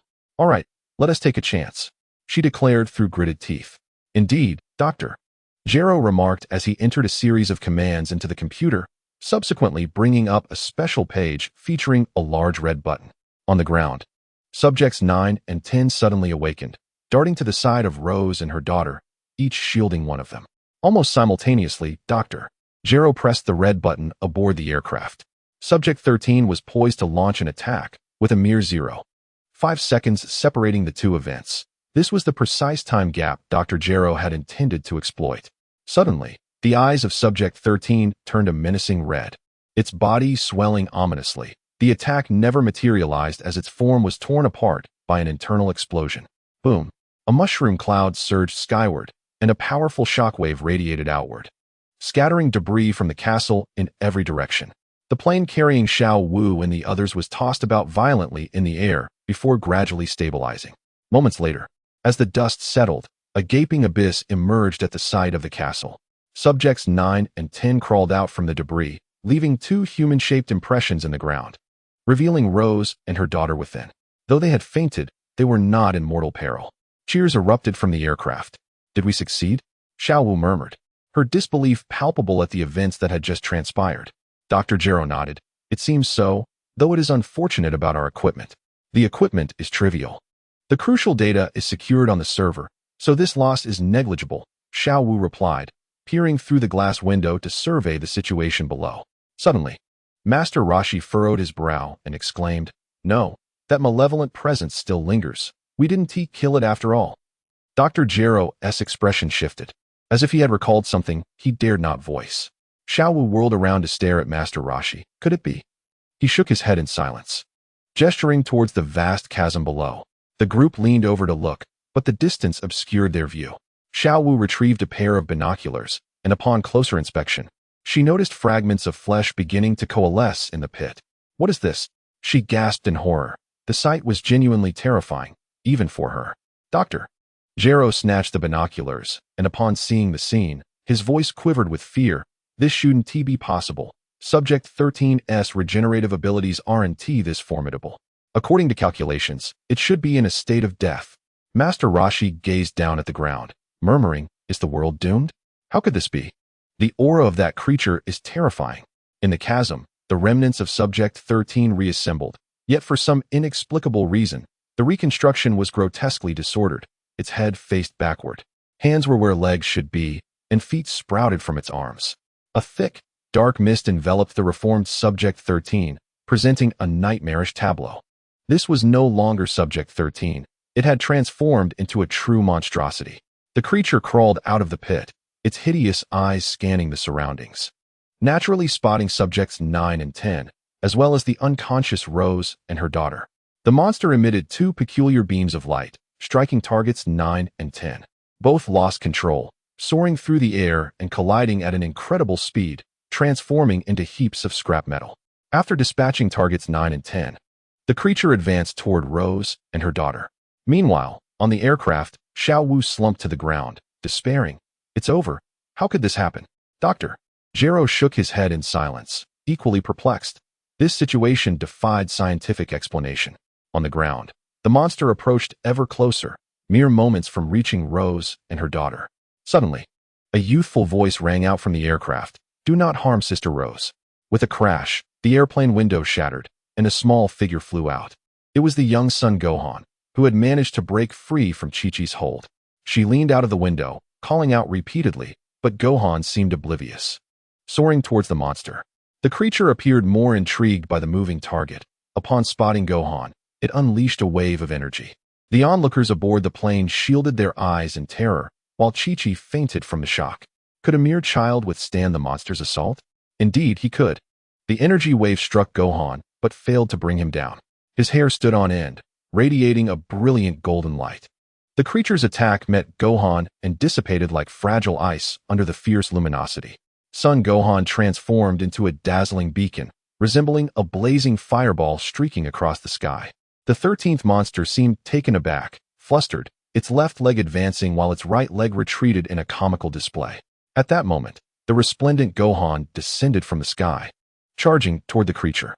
The golden light pierced through the monster, leaving behind a colossal human-shaped cavity. The edges of the hole crackled with electricity as the golden radiance intertwined with the dark energy, which began to falter under the brilliance. After the initial strike, Gohan prepared to launch another attack, but exhaustion overcame him. The golden aura faded, and he reverted to his ordinary childlike form, collapsing to the ground. The dark energy surrounding the creature weakened significantly. It could no longer maintain its form, as chunks of its body fell away, arms, legs, and more, until it was reduced to a mere pile of flesh. Shortly thereafter, the monster lay in ruins. Master Roshi widened his eyes, exclaiming, "Did we win?" The passengers cautiously peered down, confirming the monster's absence, yet their excitement was tempered by the fear of its sudden return. Meanwhile, Chi-Chi remained unconscious, unaware of Gohan's valiant act. Xiao Wu intended to land the plane, but was interrupted by Master Roshi's urgent shout. "No, the monster is not the 13th. It's that dark energy." "What dark energy?" The others exchanged bewildered glances, particularly Dr. Gero, who was baffled. Could it be that the creature responsible for the castle's destruction was not the 13th? How could that be? Master Roshi offered no explanation, his gaze fixed intently below. Suddenly, he leapt out of the window, exclaiming, "There's no time. That dark energy is at its weakest now." The voice of Master Roshi echoed in the ears of the crowd, yet he had already leapt into action. As foretold by the wise master, a dark mist began to rise from the dismembered remains of the monster. This ominous vapor lingered momentarily in the air before rushing towards Ross, enveloping her with a sinister embrace. "This is dire," Master Roshi exclaimed, and by the time he landed, the dark energy had already latched onto Ross. "Scoundrel! This creature is utterly shameless." He cursed vehemently, an unusual display of profanity that underscored his grave distress. At that moment, the dark mist was in a weakened state, and even Master Roshi could have vanquished it. However, its attachment to Ross rendered him powerless. Upon witnessing his safe descent, Little Dance, piloting the aircraft, finally landed on the ground. Upon awakening, Kiki dashed out in a frenzy, inadvertently toppling two robots in her haste. She found Son Gohan and, collapsing into his arms, wept inconsolably, her cries piercing the air despite Son Gohan being unharmed. The crowd paid Kiki no mind, their attention fixated on Ross, whose dark aura was perceptible even to the untrained eye. The dark mist, possessing a degree of sentience, ceased its disguise upon being discovered. Ross, now under the influence of the malevolent presence, exhibited a dwindling vitality. Her forehead bore a purplish hue, and her lips darkened ominously. Master Roshi sighed, lamenting, "If she perishes, even the dragon Shenron may be unable to revive her." Little Dance furrowed her brow in disbelief, exclaiming, "No, that is impossible.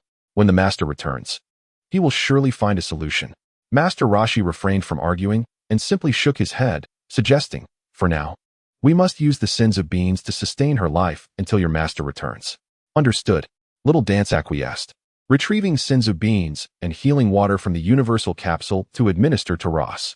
Her complexion improved slightly, yet she remained in a state of unconsciousness, the dark mist still hovering menacingly around her. At that moment, Ross's mother, under the care of the robots, stirred back to consciousness. In her first instinct, she sought her daughter, and upon pushing through the crowd to behold Ross's fragile state, she wept heart-wrenchingly. Unable to bear the sight, the onlookers dispersed. Some scoured the ruins of the castle, while others busily relayed information to maintain order. Only Master Roshi remained by the side of the grieving mother and daughter, sighing heavily. Among those present, he was the most seasoned and knowledgeable, yet he felt utterly powerless against the dark mist. Moments later, the sky darkened abruptly as a colossal spaceship obscured the sun. It was Wu Ren's vessel. He had finally returned.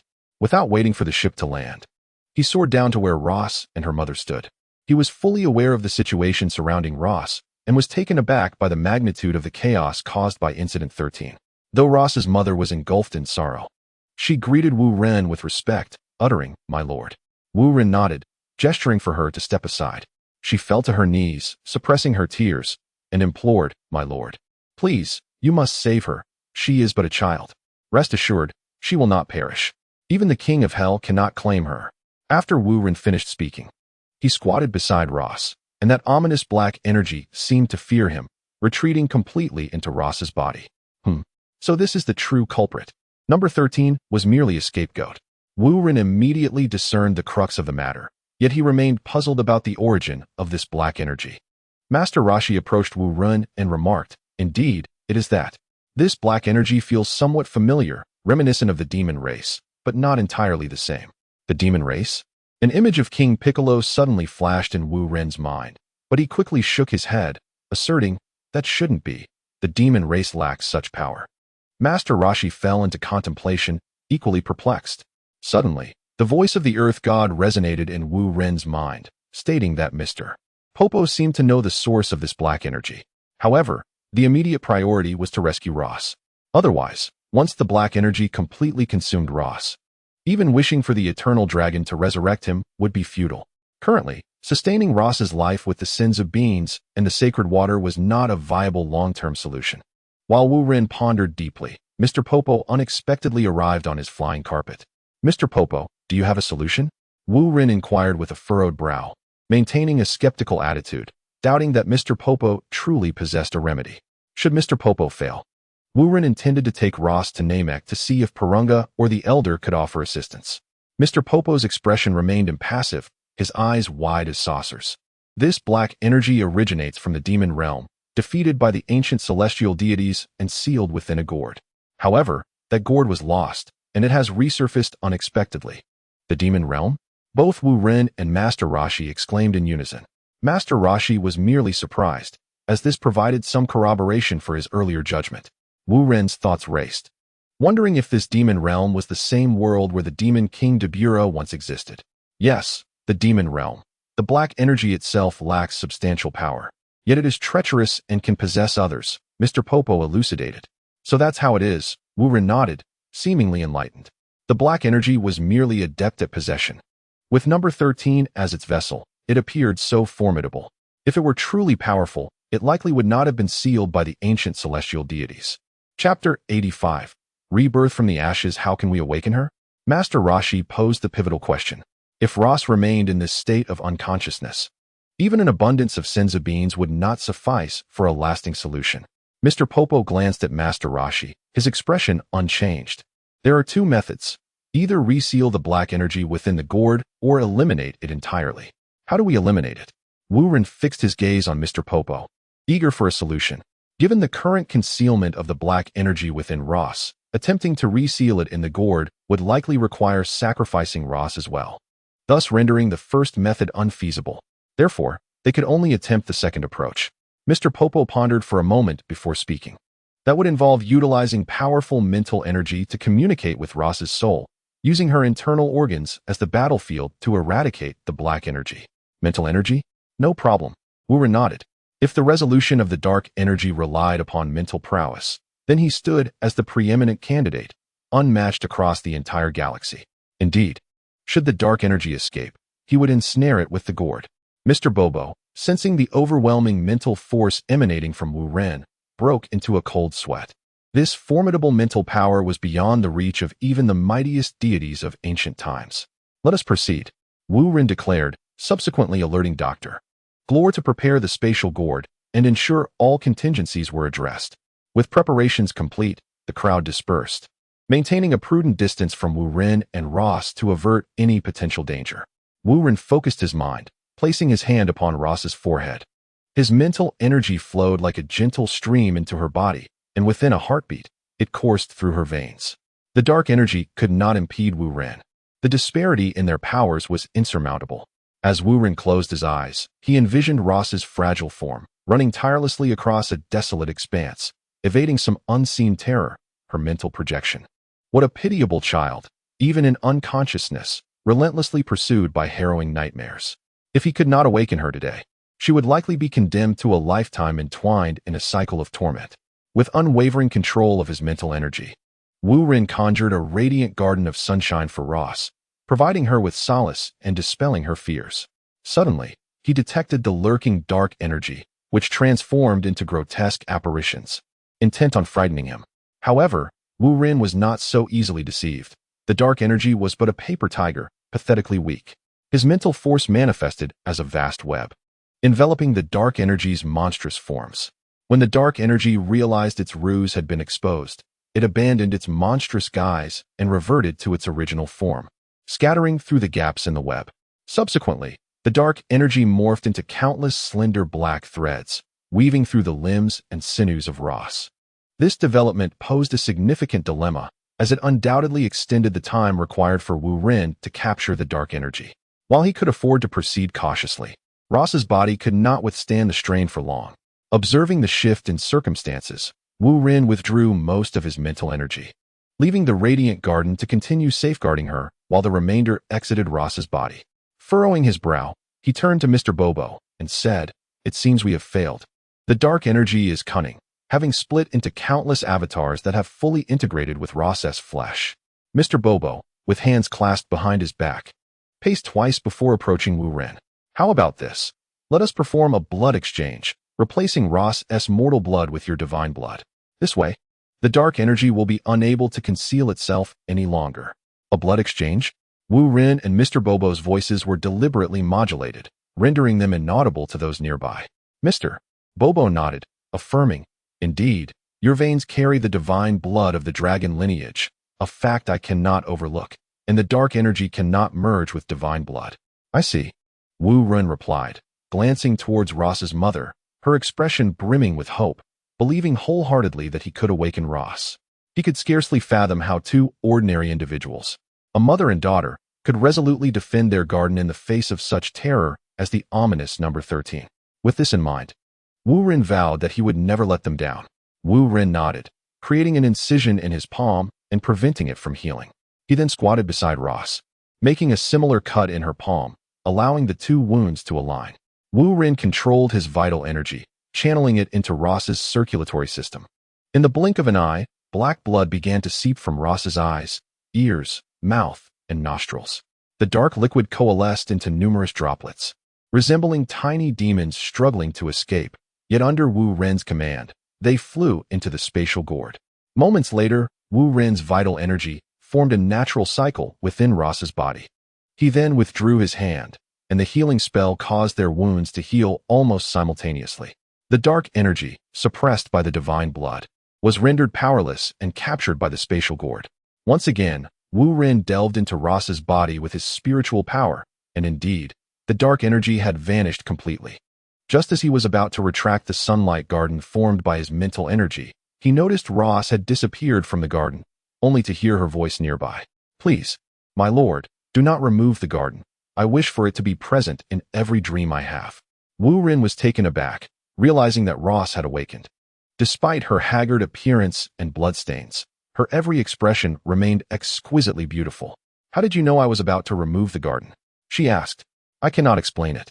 It was as if I suddenly sensed some of your thoughts," she replied, blinking and smiling radiantly, as if she had not endured the prior suffering. Wu Ren nodded silently, seemingly understanding that it might be due to the divine blood he had imparted to her. This small portion of divine blood was trivial for Wu Ren, capable of being replenished within mere breaths. Yet for Ross, it had bestowed upon her a new lease on life. "Very well, you may now reunite with your mother," Wu Ren said, rising to depart. Only then did Ross's mother notice her daughter had awakened, rushing to her side and embracing her in tears. Witnessing this poignant scene, even Mr. Bobo felt a pang of emotion. Just as everyone was about to erupt in cheers, Ross suddenly exclaimed, "Ah, my leg. Why can't I stand up?" The expressions of the crowd shifted rapidly, unprepared for this unexpected turn of events. Wu Ren seized Mr. Bobo and shouted, "What is happening? Did you not say she would be fine? You cannot be telling me she will be confined to a wheelchair for the rest of her life." Mr. Bobo, sweating profusely, shook his head vigorously. No. It may be that the dark energy damaged her internal organs." rendering her body unable to withstand the power of the divine blood. Then what shall we do? I demand a definitive answer. Wu Ren pressed. Perhaps in a few days, or even years, she may recover, Mr. Bobo replied. And if she does not recover in years? Wu Ren's grip tightened, nearly choking Mr. Bobo. Is there not the divine dragon? Wishes can be made. Mr. Bobo exclaimed in a panic. Wu Ren paused, realizing that in his concern, he had overlooked the existence of the divine dragon. Chapter 86. Did the Super Saiyan appear early? My apologies, Mr. Bobo. Wu Ren released Bobo and prepared to embark on a quest for the Dragon Balls, aware that time was of the essence and left no room for delay. Suddenly, Dr. Gero positioned himself before Wu Ren, a mysterious smile gracing his lips as he said, My lord, I possess a method that may be worth considering. Startled, Wu Ren had an inkling of what was to come but lacked certainty, prompting him to inquire, Is it the serum? Dr. Gero's eyes sparkled with unrestrained fervor. Although Ross appeared to be merely an injured party, to Dr. Gero, she was the ideal subject for experimentation. Unafraid of sacrificing lives for his research, he dared to propose such an audacious suggestion, regardless of Wu Ren's potential wrath. Indeed, it is the serum. I have a universal capsule containing a vial of 100 concentration serum. Ross is the perfect subject for this experiment, and if successful, it will not only heal her wounds, but also maximize the serum's energy, Dr. Gero explained with utmost seriousness, clearly not jesting. He was wagering not only Ross's life, but his own as well. Wu Ren furrowed his brow, recalling the horrific outcome when Tao Bai Bai had used a 5 concentration serum years prior, an image too ghastly to bear. He pondered whether Ross could survive a dosage of 100. Sensing Wu Ren's hesitation, Dr. Gero seized the moment, assuring him, Rest assured, with your divine blood empowering her, Ross will undoubtedly be able to endure the serum. This opportunity is singular and absolutely worth the risk. Having closely observed the blood transfusion process, Dr. Gero had not overheard the conversation between Wu Ren and Bobo, yet he had witnessed the entire procedure. Really? What if she cannot withstand it and perishes? If she dies, I shall die alongside her, Dr. Gero declared with unwavering conviction, appearing quite confident in his assertion. Very well, I shall consult Ross for her opinion, Wu Ren replied, employing his mental prowess to directly communicate with Ross's mind. As long as the sunlit garden in her consciousness remained intact, they could converse in real time, irrespective of the distance. And their exchange would be impervious to eavesdroppers. Ross had long been aware of the serum's formidable power and once found it terrifying. However, circumstances had shifted. A mysterious force seemed to support her, alleviating her fears. If the serum could grant her the chance to rise again, she was willing to take the risk. Her faith was not in the serum itself, but rather in Wu Ren. Upon receiving Ross's affirmative response, Wu Ren nodded. Very well, hand me the serum. Dr. Gero, brimming with excitement, extracted the serum from the universal capsule and handed it to Wu Ren. Should this experiment succeed, Ross would become his most exquisite creation. The failure of Subject 13, though not attributable to Dr. Gero, had nonetheless struck a significant blow to his confidence. A successful experiment this time would affirm that all his efforts had been worthwhile. With the serum in hand, Wu Ren approached Ross and her mother under the pretext of further treatment. He lifted Ross and soared to the summit of a nearby mountain. The eye of the celestial spring was located atop this peak, while the spring below had been temporarily contaminated due to Subject 13's influence. Only the source remained clear and pure. Wu Ren gently placed Ross in a supine position within the stream, her body floating serenely, with only her nose and mouth above the water's surface. The stream not only washed away the blood from Ross's body, but also rendered her form more translucent. Wu Ren brought her here as a precaution. Should the serum's potency prove too volatile, Ross would not meet a tragic demise. However, Ross remained oblivious to this. She perceived Wu Ren's actions as exceedingly kind. This sacred spring, which even birds were forbidden to touch, had him place her within it. Such significance. Moments later, the spring water drenched her garments, rendering them almost transparent, yet she remained unaware.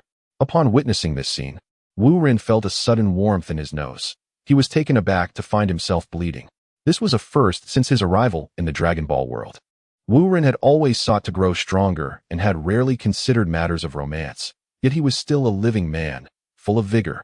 How could he truly maintain a heart devoid of desire? Hastily, he wiped away the blood, relieved that no one else had witnessed this. Otherwise, His long-held perfect image would be tarnished. Ross, I shall commence now. Wu Ren steadied his mind, attempting to quell his wandering thoughts, though his eyes continued to dart. Beauty. Truly exquisite. What does it mean to be as fair as jade? What does it mean to be round and lustrous as pearls? Clearing his throat, Wu Ren decided to close his eyes, dismissing any errant thoughts. He summoned his mental energy, uncorking the serum bottle, dispersing its contents into a mist to be inhaled by Ross. This way, should she falter under the surge of power, he could intervene without delay. Such exceptional treatment seemed to be afforded solely to Ross, yet she remained oblivious with her eyes shut. The mist of the serum gradually entered her nasal passages, circulating throughout her body.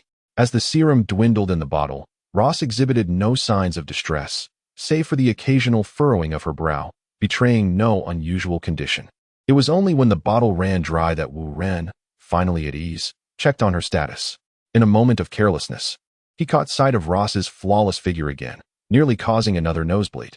Quickly, he cleaned himself up and with a wave of his hand, summoned Ross from the spring, evaporating the moisture from her attire. When she landed, she appeared as a vision in white, her golden hair flowing like an angel descending from the heavens. No, even in the Dragon Ball world, angels were not this beautiful.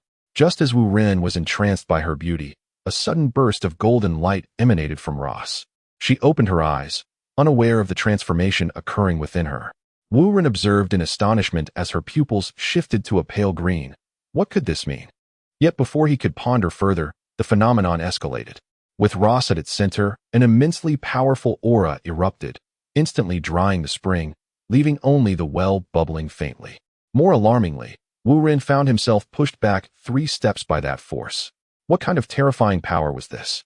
Wu Ren's combat strength exceeded 1 million, even unprepared.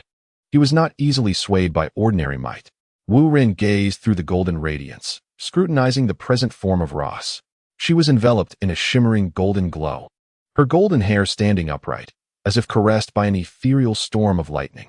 Good heavens! A Super Saiyan, or perhaps a Super Saiyan too, Wu Ren exclaimed, but he quickly realized that this was not a Super Saiyan transformation, merely a semblance of one. Besides, Ross's hair was inherently golden, which meant little. Ross's expression appeared somewhat dazed, indicating her inability to harness this newfound power.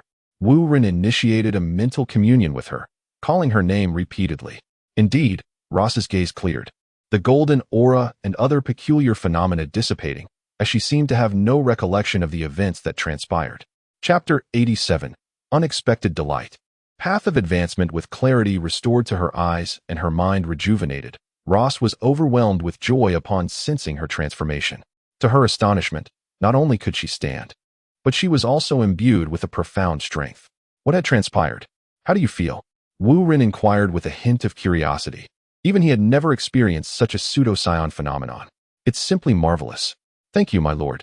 I am immensely grateful, Ross responded with exuberance, unaware that Wu Ren's question pertained to something else, mistakenly thinking he was asking about her physical condition. Oh, that's good to hear, Wu Ren nodded, recognizing that Ross did not comprehend the concept of a Super Saiyan, which was challenging to explain. Thus, he refrained from probing further. Thank you for saving me, my lord. I am at a loss as to how I can repay you. After acquiring a portion of Wu Ren's divine blood, Ross had consistently referred to him with the informal you, yet in this moment, she honored him with the more formal you, revealing the depth of her respect for him. Wu Ren shook his head, saying, There is no need for repayment. Simply do your work diligently. By the way, you now possess considerable power and must adapt to it. I suggest you seek guidance from Master Rashi, or perhaps Nam, to learn the proper utilization of your energy. Very well, my lord. Thank you. Ross beamed, her smile radiant as a blooming flower, bouncing joyfully as if she had returned to her childhood. This extraordinary power had transformed her perspective on life. All right, let us return. Wu Ren intended to fly back, but upon glancing at Ross, he hesitated. Now that she was awake, it seemed inappropriate to carry her back. Thus, Wu Ren resolved to bestow upon Ross the ability of flight. Raising his hand, a mysterious energy surged into her forehead, instantly filling her mind with knowledge about flight techniques. However, this was merely theoretical. She would need to practice to master it. As for more advanced skills, Wu Ren decided not to overwhelm her. Foundational learning must be approached step by step, lest it prove detrimental to her development. In the original narrative, Gohan had exerted considerable effort in teaching Videl the art of flight. Yet Ross was different. Her inherent capabilities were formidable, and Wu Rin's method of importation was straightforward and direct. After a few attempts, Ross found herself soaring through the air, resembling a fairy in flight. Moments later, Wu Rin and Ross glided back over the ruins of the castle base.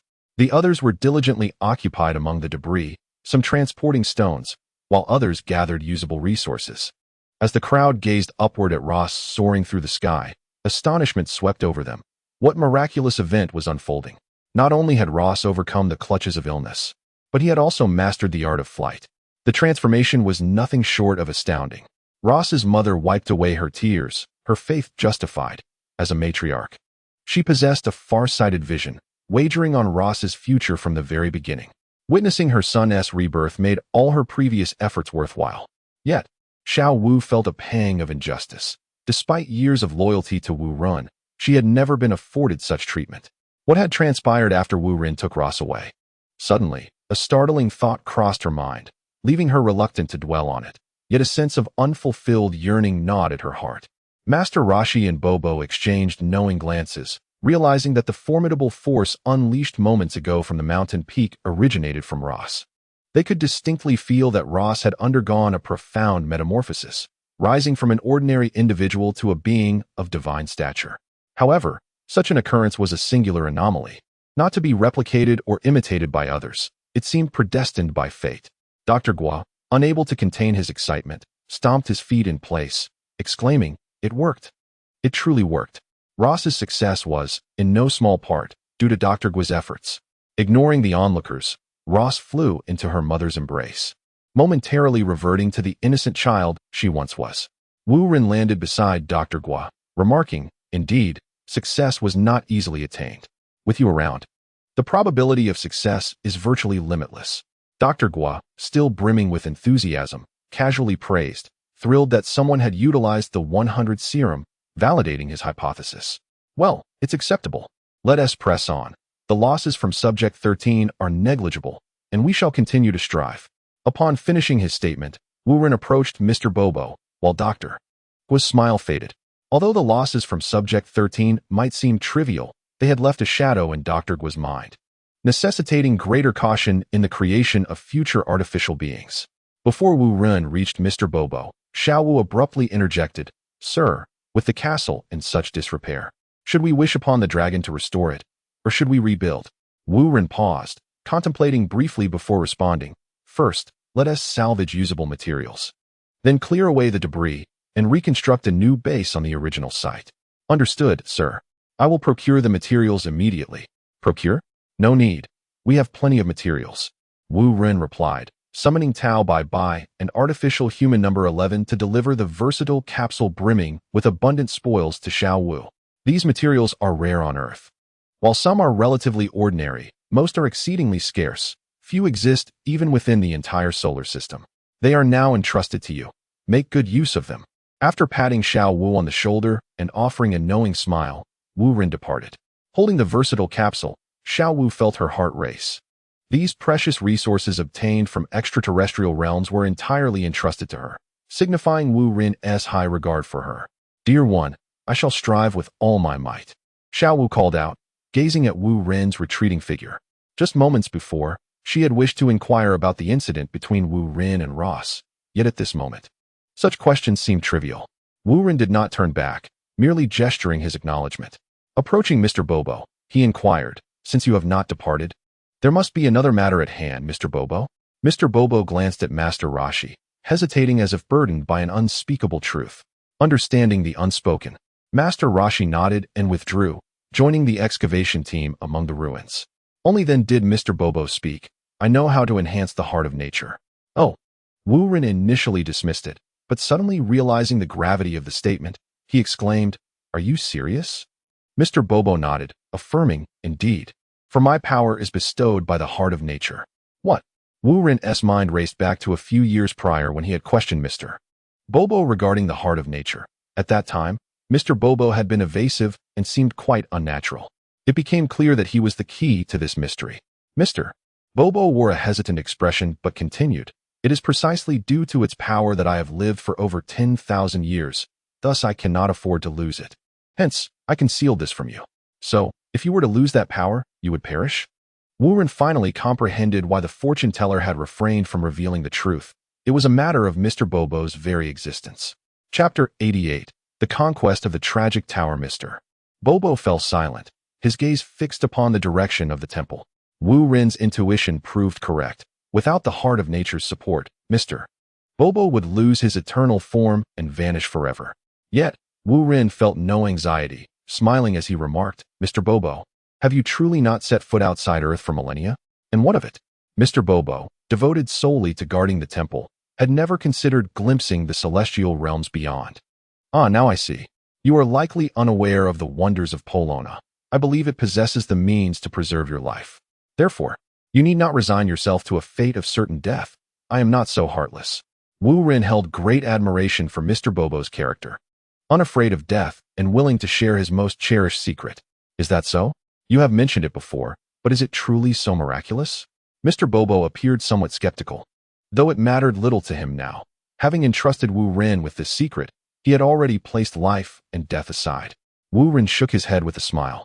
Polona is far more formidable than our Earth-S dragon. You will soon understand. However, I am curious. Why are you willing to divulge this secret to me? Do you truly fear not death? Or have you grown weary after living for over 10,000 years? After a moment of contemplation, Mr. Bobo replied, I believe you are a worthy candidate, dear one. The deity is aging, with no successor in sight. If you were to safeguard Earth in the future, it would seem a prudent choice. Thus, you have resolved to sacrifice yourself? Wu Ren struggled to grasp the mindset of this ancient being who had lived for millennia. Not so much a sacrifice. Perhaps after death, I may exist in another form. Regrettably, I may never return to the temple again. Mr. Bobo bore a melancholic expression, seemingly still unable to grasp the extraordinary nature of Polunja. Realizing that further words would be futile, he decided it was time to return to the temple and subsequently to Namek. Wu Ren, after voicing his thoughts, summoned the nimbus cloud and ascended into the sky, heading towards the temple, with Mr. Bobo following closely on his enchanted carpet. In a brief moment, they arrived at the temple, where the earth god remained oblivious to Mr. Bobo's intention of sacrificing his life. Mr. Bobo concealed this matter, for despite having accompanied the earth god for centuries, there were still many secrets he had not divulged. Through a spatial passage, Wu Ren and Mr. Bobo journeyed to Namek to collect the Dragon Balls and summon Polunja. Wu Ren held but a singular wish, to assist Mr. Bobo in reconstructing his physical form. In doing so, even without the support of the heart of nature, Mr. Bobo would not perish immediately. Upon the wish being granted, Mr. Bobo acquired a new body and entrusted his heart of nature to Wu Ren. At last, Wu Ren's heart of nature underwent a remarkable evolution. Heart of nature advanced. Capable of further evolution, with no time constraints on usage, each application solely dependent on one's mental strength. It could elevate or fuse one's skills, yielding new abilities whose potency would be linked to previous ones. Wu Ren was immensely satisfied with the upgraded heart of nature, which not only removed various limitations, but also introduced new skills, promising further exploration at a later time. Yet, he found himself perplexed. The heart of nature was not at its maximum level and could evolve once more. Where would the next upgrade lead? There were no clues to guide him. Wu Ren inquired of Polunja but received no answers, thus choosing to reserve his remaining 2 wishes for when more appropriate desires arose. This was a unique privilege bestowed upon him by the Elder, a courtesy not extended to others.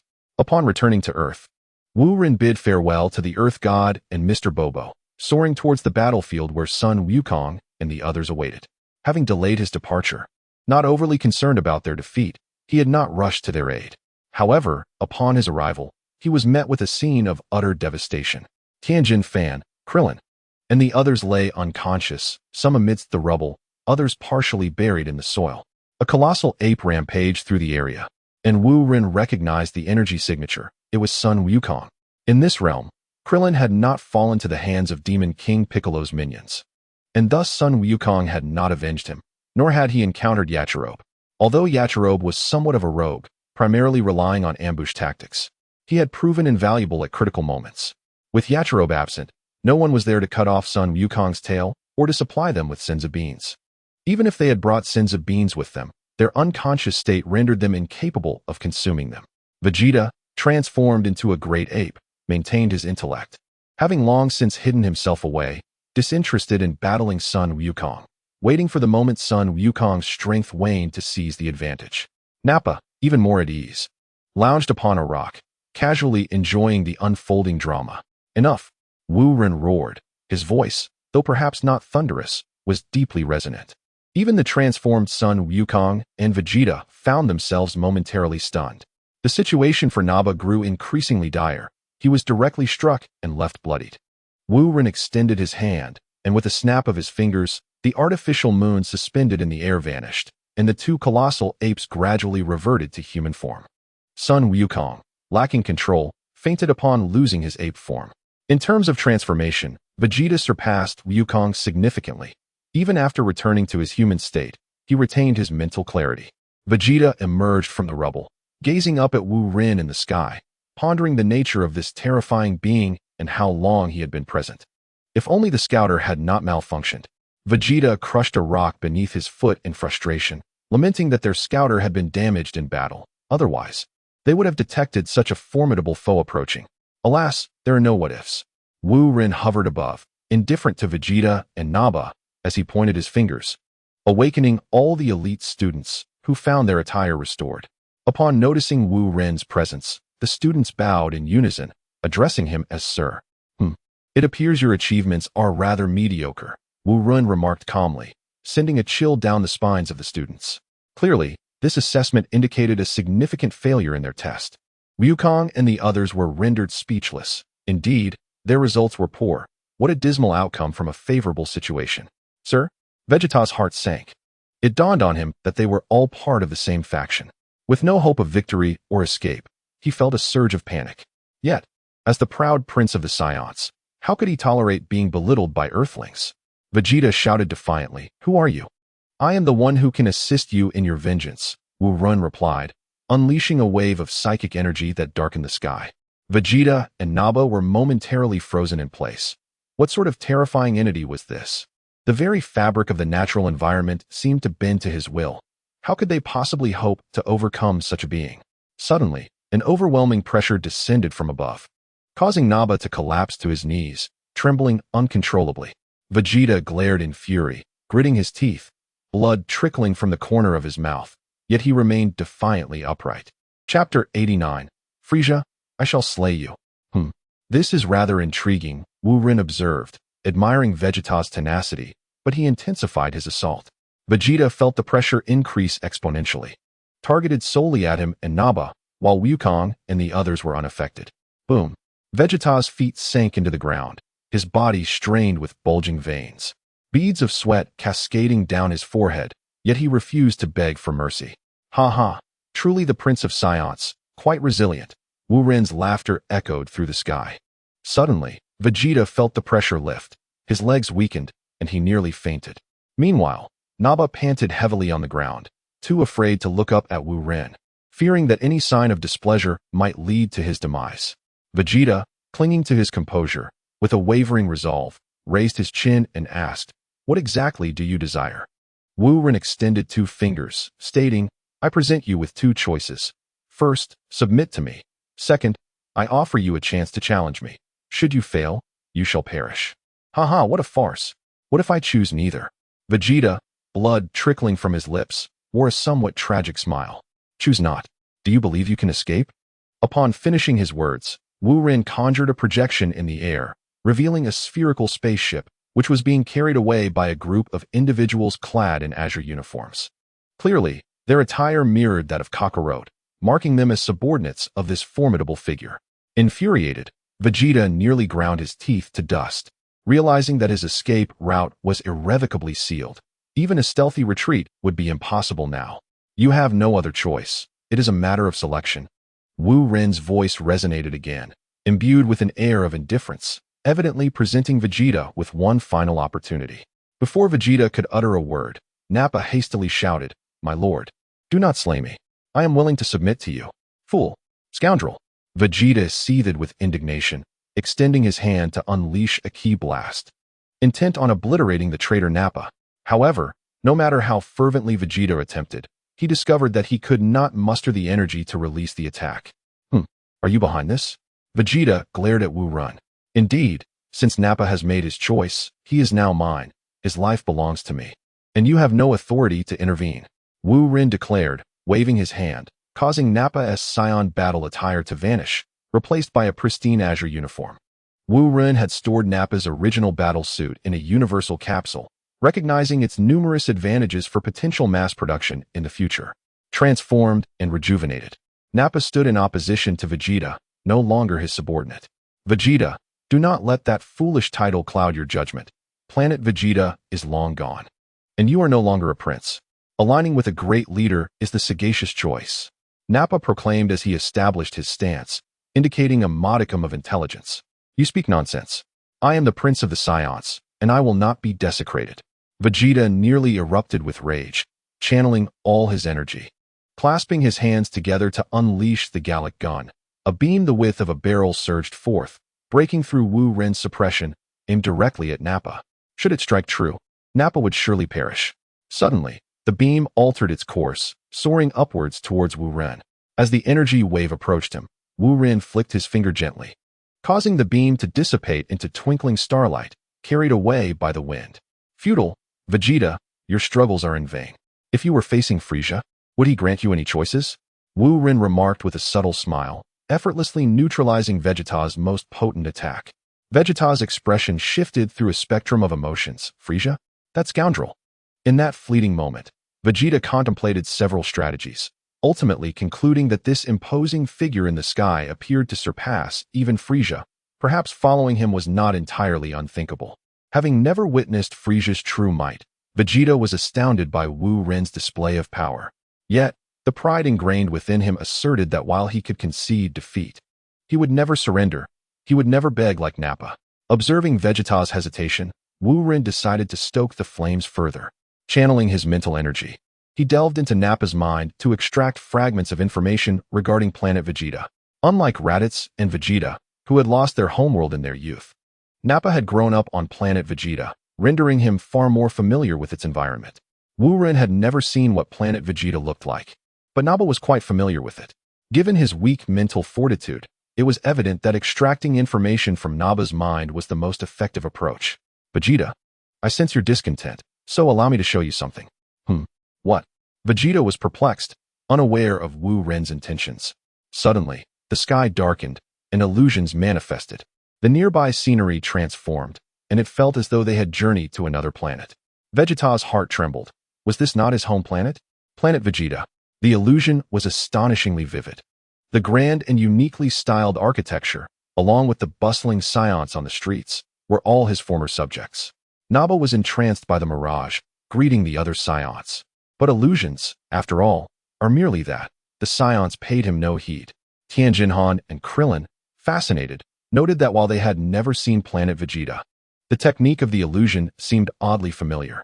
Goku, having been sent away at a young age, had little recollection of the Scion planet. Yet, seeing the multitude of people adorned with tails like his own stirred an inexplicable sorrow within him. He could not comprehend why. Suddenly, the scene shifted from the ground to the sky, where a colossal spaceship hovered. A grotesque figure with a lizard-like tail stood outside the vessel. Both Vegeta and Nappa recognized him. It was Frieza. Frieza extended his finger, coalescing a massive energy sphere, which he hurled towards planet Vegeta. Stop. No. Vegeta and Nappa exclaimed in unison, momentarily forgetting that they were within an illusion. A blinding explosion erupted, and planet Vegeta was transformed into a magnificent firework, becoming mere cosmic dust. As the illusion dissipated, the group found themselves back on Earth, yet Vegeta and Nappa remained entrapped in their despair. It felt as if planet Vegeta had been by their side just yesterday, and now it had vanished, with Frieza being the orchestrator of such devastation. They had served Frieza for years, only to realize they had been deceived all along. It was nothing short of a grand jest. Vegeta had once believed he was indifferent to the fate of planet Vegeta, but witnessing its obliteration was an entirely different matter. How could he, as a prince, reconcile with that? Damn it. Frieza. It was Frieza all along. Frieza, I will kill you. Vegeta's eyes were bloodshot, his fury ignited. Seizing the moment, Wu Ren descended from the sky and approached Vegeta. Join my organization. There will be ample opportunities to eliminate Frieza. Vegeta, feeling the immense power emanating from Wu Ren, experienced a jolt of clarity. He thought to himself that this formidable individual might indeed have the means to defeat Frieza. Even if he pretended to join their organization for now, it seemed a prudent choice. Why not seize the opportunity? Chapter 90. Even the prince must work hard. I, Vegeta, am at your service. Vegeta slightly bowed, signifying his respect, though unlike Naba, he did not kneel. Wu Ren was unconcerned with such details. After all, Vegeta had always possessed that temperament, and he was not one to nitpick. Indeed, you shall not regret your choice. In time, you will come to understand, Wu Ren proclaimed, waving farewell to the elite trainees. Well then, the trial has concluded. Let us return to the castle and commence the labor. Commence the labor? The crowd exchanged puzzled glances, bewildered by the phrase's meaning. At that moment, they were unaware of the unfolding events within the castle's confines. Shortly thereafter, as they soared back to the castle, the realization dawned upon them that commence the labor was to be taken literally. Not only the elite trainees, but even the newly arrived scion Prince Vegeta found himself obliged to partake in this laborious task. Vegeta had never engaged in such menial work. However, he bore no aversion to it. He speculated that the reason for Earth's inhabitants' formidable strength lay in their daily toil. At this juncture, the androids number 12, 9, and 10 had been successfully revived, while the castle's robots and lower-tier androids gradually returned to assist in the reconstruction efforts. Unlike Nappa, who toiled diligently, Vegeta, while laboring, frequently surveyed his surroundings, seeking any advantageous conditions. Yet, the more he observed, the more he found it daunting. The labor force was indeed extraordinary, with masters abounding, surpassing even the grandeur of his home planet. Comparatively, they were not inferior to the Frieza force either. It seemed that the overthrow of Frieza's tyrannical reign was indeed a plausible endeavor. With this thought, Vegeta's resolve intensified, for not only were there scions stronger than he, but also a superlative warrior present. A burgeoning sense of hope took root within him. Never before had Vegeta entertained the notion of vanquishing Frieza. Now, the prospect seemed within reach. Yet, one aspect irked him. Kakarot, this lower-class scion, had proven to be his superior, a fact that was intolerable for a prince of scions. Thus, Vegeta labored with even greater diligence, outpacing the robots, and the successful reconstruction of the castle was imminent. The reconstruction progressed methodically, alleviating Wu Ren's concerns. He had far more pressing matters to attend to. Had he intervened personally, the new castle could have been erected in an exceedingly brief span. Observing the industrious crowd, Wu Ren nodded approvingly, musing that such an incident must never recur. His homeland being pilfered was indeed an embarrassment. It is time. Wu Ren's form vanished, only to reappear moments later within the temple, having traversed the teleportation pathway back to Namek. 2 wishes remained unfulfilled. This time, Wu Ren's desire was for Birunga to transport him to the planet Yardrat, where he sought the skills he required most urgently. The wish was effortlessly realized. Presenting no difficulty, within approximately a second, Wu Ren found himself on an unfamiliar world, the planet Yardrat, teeming with peculiar extraterrestrials. Extending his mental prowess, Wu Ren began to assess the individuals on the street one by one. With his mental strength now formidable, he remained undetected even amidst the bustling populace. His singular objective for this visit was to acquire the instantaneous movement technique, an extraordinary ability that, if utilized for delivering goods, would ensure he was never tardy again. On the bustling streets, there exists a multitude of Yardratians. However, not every individual possesses the fully developed skill of instant transmission. Should one attempt to replicate a subpar version, it would surely leave Wu Ren in tears in the restroom. This explains Wu Ren's delay in mastering the art of instant transmission until now. With his mental fortitude now considerably amplified and the absence of limitations on skill replication, he is adequately equipped to undertake a gradual exploration of this ability. Moments later, fortune smiled upon Wu Ren as he successfully replicated the complete skill of instant transmission from an elderly man. Emulating the stance of Sun Wukong from the original tale, he brought his index and middle fingers together at his forehead, attentively attuning himself to the essence of the Namekians. After a brief moment, a spark of inspiration flickered in Wu Ren's mind, allowing him to catch a whiff of the Namekian presence, specifically that of Nail. As Wu Ren had surmised, the utilization of instant transmission necessitates considerable personal strength. Otherwise, Possessing the skill would be futile. Even for him, it required substantial effort to discern Nail's essence. Nail is arguably the strongest among the Namekians, hence locating his presence was to be expected. With a whoosh, Wu Ren's figure vanished, only to reappear beside Nail the very next second. Before Nail could comprehend the situation, Wu Ren had already disappeared once more. Returning to Barunga's side, Wu Ren noted several relatively weaker Namekians nearby, making it quite effortless to sense their presences in search of his third wish, the planet inhabited by the North Kai. On North Kai's planet, characterized by its blue-skinned overseer with antennae, the North Kai was comfortably napping in a reclining chair. Suddenly, an unexpected guest arrived on the Kai's planet, none other than Wu Ren himself. Having never encountered a Kai before, Wu Ren was unaware of their aura, rendering instant transmission impossible and consequently wasting a wish opportunity. The Kai's planet was rather diminutive, resembling a spherical estate. After only a few steps, Wu Ren spotted the Kai, who appeared to be in a deep slumber. Meanwhile, the Kai's pet baboon, Bubbles, detected Wu Ren's presence and began to screech, rousing the Kai from his slumber. The Kai scrutinized Wu Ren from head to toe, suddenly startled into a shudder as he leaped from his chair, trembling slightly. It was the first time such a formidable being had graced his planet. "Are you from Earth?" the Kai asked, incredulous. How could such a powerful individual originate from Earth? Yet, Wu Ren's aura was unmistakably genuine. "Indeed, that is correct, esteemed Kai. Greetings." Wu Ren thought it amusing to behold the Kai's comical visage, though he stifled a laugh. The Kai nodded, his demeanor tinged with apprehension as he inquired, "May I ask what brings you to my realm?" "I am here to learn the Kaioken. There is nothing else on my agenda." "The Kaioken? Is my technique truly that renowned?" The Kai, despite his fear of Wu Ren, was determined to uphold his rules. Wu Ren pondered for a moment, grasping the Kai's intentions, yet he had no inclination to engage in any pun-filled banter.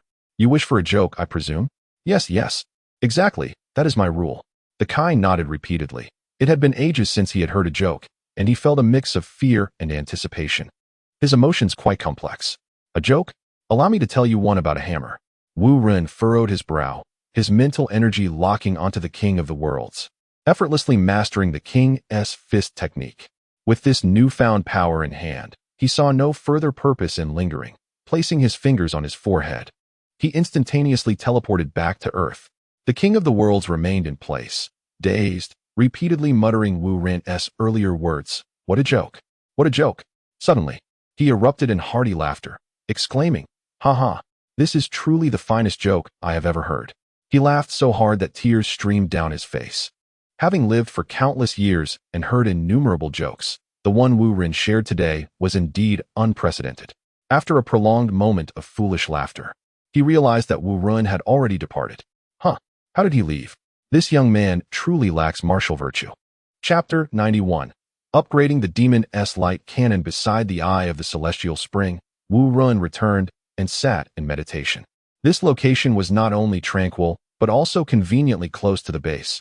Should Vegeta harbor rebellious thoughts, he would be ready to act swiftly and suppress any insurrection. Wu Ren firmly believed that after some time spent together, Vegeta would sincerely choose to stay. At present, it was not only Wu Ren assessing Vegeta, but Vegeta was evaluating him in turn. Given Vegeta's formidable strength and noble lineage, he would not easily yield. With his eyes closed, Wu Ren entered a meditative state. Having recently experienced significant growth, he had yet to fully integrate his advancements, particularly with the newly upgraded Advanced Natural Heart. Now, Wu Ren possessed a plethora of skills, many of which were remarkable, while a few were less impressive. Fortunately, an abundance of skills did not hinder him. The only regret Wu Ren harbored was that the Piccolo of this world had not grown up on Earth, thus lacking certain unique abilities associated with Earth's Piccolo. Notably, the Demon's Light Cannon was Piccolo's signature technique. Though this world's Piccolo was not weak, he had reconciled his grievances with Son Goku, and had therefore not pursued the study of the Demon's Light Cannon. Suddenly, a light flickered in Wu Ren's mind, and he pondered, why not research the Demon's Light Cannon myself? Without hesitation, he set to work. Wu Ren deconstructed the skill's effects and characteristics, quickly identifying a research direction.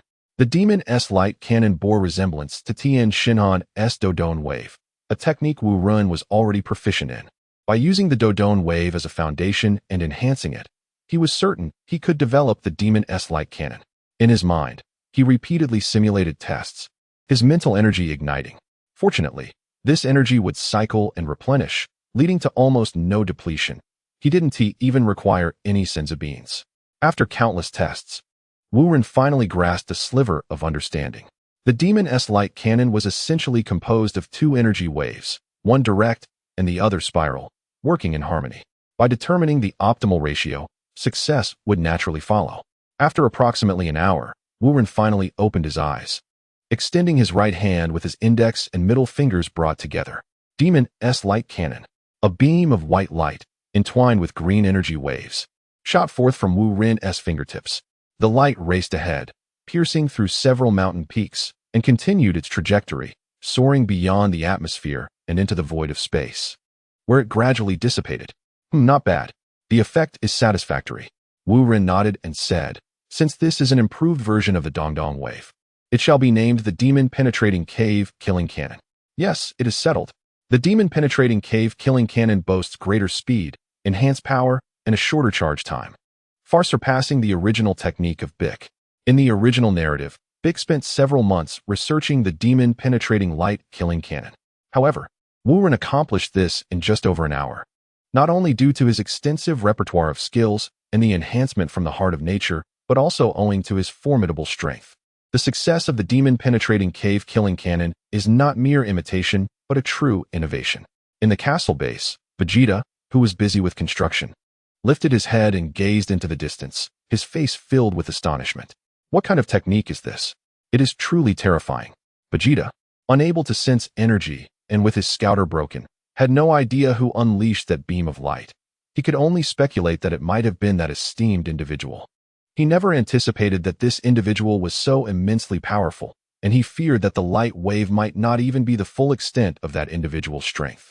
If they were to unleash their full power, could they truly defeat Frieza? Sun Wukong, noticing Vegeta frozen in place with a stone brick in his arms, approached with a smile and asked, "What's wrong, Vegeta?" Vegeta turned to glance at Sun Wukong and retorted, "Be silent, Kakarot. You are not worthy of speaking with me as an equal." "What, Kakarot?" Sun Wukong replied, bewildered, having no understanding of what Kakarot meant or why Vegeta had suddenly changed his demeanor. Nevertheless, he continued, "Vegeta, we should spar sometime. You are indeed strong, but next time. No transforming into a great ape." "Humph. Foolish. Did you not see that beam of light in the sky just now?" "What beam of light?" "Oh, that must be the esteemed one testing some technique." How do you know?" "From this distance. How could you discern who released that light wave?" Vegeta was perplexed. After all, Kakarot did not possess a scouter. How could he know? Sun Wukong smiled mysteriously and said, "It is energy. I can sense the presence of the esteemed one. It is undoubtedly him." "Energy? You can sense the existence and position of others?" "Indeed, not only I can, all of our elite trainees can. It is not difficult." "Are you truly so strong, Vegeta, yet unable to sense energy?" Sun Wukong appeared innocent, while Vegeta was infuriated. "All of you can." Vegeta nearly spat blood in anger. "You scoundrels! This is utterly intolerable." On the mountaintop, beside the spring, Wu Ren closed his eyes once more in meditation. Merely creating the demon-penetrating cave-killing cannon was insufficient to satisfy him. Several powerful skills manifested in his mind, and Wu Ren, embodying his mental prowess, conjured illusions in his consciousness to further test various skills. Within this illusion, there would be no consumption of energy, nor would the external natural environment be harmed, making it the perfect setting. After thoroughly testing each skill and grasping the underlying principles, Wu Ren resolved to embark on the next phase, skill fusion. This might prove challenging, but Wu Ren was determined not to miss the opportunity. Time flew by, and before long, night fell, yet Wu Ren remained oblivious. His eyes still closed as he continuously simulated various skill tests in his mind. The demon-penetrating cave-killing cannon was a creation of Wu Ren himself, not a fusion of skills, hence it required very little time to develop. As Wu Ren sought to integrate his skills, he inadvertently consumed a considerable amount of time. The first skills he intended to merge were the Kamehameha and the Kikaho, both derived from Master Roshi and Tien Shinhan, respectively. The original skills were formidable and possessed numerous advantages. The Kamehameha, in particular, was a signature technique that permeated the entirety of Dragon Ball. Although the Kikaho was somewhat less renowned, Tian's upgraded version was capable of suppressing Cell in his second form, creating a truly spectacular moment within the Dragon Ball universe. This illustrates that certain skills, when maximized, can yield astonishing results. Wu Rin's current task was to amalgamate the Kamehameha and the Kikaho, a daunting challenge, yet one worth attempting. Both techniques shared similarities, being immensely powerful yet demanding considerable energy, particularly the Kikaho, which could even threaten Tian's life during its initial execution. The primary difference lay in the Kamehameha's prolonged duration, while the Kikaho resembled a singular assault. Wu Rin tirelessly simulated and tested in his mind, drenched in sweat, oblivious to the passage of time. From dusk until the moon hung low, and then as the stars began to fade, the night slipped away swiftly. With beads of sweat adorning his forehead, Wu Rin was wholly engrossed in his skill research. When the first rays of morning light illuminated him, he finally opened his eyes and smiled. Haha, I have succeeded. Chapter 92. Fusion Success. Kamehameha Cannon. Is it morning already? Wu Rin realized it was now the following day, time having slipped away unnoticed. No matter, he thought, I must find a suitable location to test my new skill. Departing from the sacred spring, he flew eastward, landing at the seaside. This place was over 1,000 kilometers from the castle base, tranquil and secluded, with only the occasional bird in sight, making it an ideal spot for skill experimentation. This shall be the place. Standing at the water's edge, Wu Rin focused his energy, aligning his body and spirit, adopting the classic stance for the Kamehameha. The earth began to tremble as countless fissures suddenly appeared, stretching into the sea, with water rushing into these crevices to form whirlpools. Cannon. As the final word escaped his lips, a Kamehameha wave, approximately half a meter in diameter, surged from Wu Rin's hands, swiftly slicing through the ocean and parting the waters for miles ahead. The tremors intensified, causing nearby mountains to collapse and the ground to open up with numerous deep pits. The seismic waves reached thousands of kilometers away, leading many to believe it was a natural earthquake, sending them fleeing in terror. The Kamehameha wave continued its trajectory, breaking free from the ocean's surface and ultimately vanishing into the void of space. Fortunately, the Kamehameha cannon was a linear attack. Had it been capable of circling the globe, it would have carved a circular trench across the earth. At the castle base, Vegeta, reclining in a hastily constructed hammock, suddenly felt the ground quake, causing the hammock to sway. What is happening? Vegeta jumped off, initially suspecting an invasion, a habit formed from countless battles. Meanwhile, Goku and the others gathered, gazing eagerly toward the east, excitement bubbling within them. What is he doing? It feels as though the very earth is trembling. Klin, brimming with excitement, eagerly anticipates witnessing the remarkable feats of Wu Rin. Truly, he is an extraordinary individual. Tianjin Fan clenches his fists, his heart filled with admiration. Sun Wukong, jubilant, twirls in place. Having such a formidable figure as Wu Rin to look up to fills him with exhilaration, igniting a fervor within him. Yamcha and Jiaozi, though less attuned to the energy around them than Sun Wukong and others, nonetheless, their admiration for Wu Rin is unmistakable. Master Roshi stands beside his tent, gazing skyward, murmuring to himself, this young man's future is beyond estimation. He is truly remarkable. Long before this moment, Master Roshi had sensed that Wu Rin was exceptional, yet he could never have fathomed the heights to which Wu Rin has ascended. Neither he nor Tianjin Fan realized that the earth-shattering move just performed by Wu Rin was, in fact, a fusion of their own techniques. The concept of skill fusion, a feat beyond the imagination of ordinary individuals, requires not only immense personal strength, but also the right circumstances to achieve. Vegeta, observing the scene, wears a look of disdain. Such displays hold little significance for him, as he possesses the capability to obliterate a planet if he so chose. He had not witnessed the true power of the Kamehameha wave and could only deduce its strength based on his own knowledge. Little did Vegeta know that Wu Rin's abilities transcended conventional understanding through the fusion of techniques. Above in the temple, Mr. Popo, drenched in sweat, expresses concern, Divine Lord. Have we made a grave mistake? If we allow him to continue growing at this rate, the earth may face destruction. The earth god shakes his head. There is no need for concern. What has transpired is beyond our control. We shall observe the developments. Meanwhile, as nearly all the earth's martial artists marvel in awe, Wu Rin shakes his head in discontent. Alas, I am still not strong enough, he sighs. Not due to the inadequacy of the Kamehameha wave, but rather his own energy being insufficient. This may be the most absurdly humble statement of the century. Even having achieved such strength, Wu Ren remains unsatisfied. If he wished, he could single-handedly execute a plan akin to the Wandering Earth from a film, without the need for any planetary engines. Once the experiment concluded, Wu Ren soared back to the mountaintop, where the spring of immortality lay. Closing his eyes once more to meditate, he pondered that it was time to enhance his own energy. What, then, is the swiftest path to achieve this? Currently, it is undoubtedly the Kaioken technique. However, it places a tremendous strain on the body. The higher the multiplier, the greater the burden. Wu Ren has even speculated whether Sun Wukong's heart condition in the original story was related to the Kaioken. For why else would only he suffer such an ailment, while other warriors remained unaffected? Of course, this is merely Wu Ren's conjecture, with no means to verify it.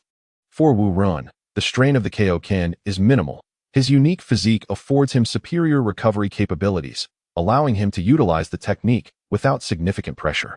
Yet, Wu Ren feels that this high-risk move is not sufficiently perfect. If he could merge the Kaioken with Tianjin Fan's protective energy technique, would it not provide both offense and defense? The protective energy technique of Tianjin Fan is known as the Golden Bell Shield, evoking a sense of traditional Chinese martial arts.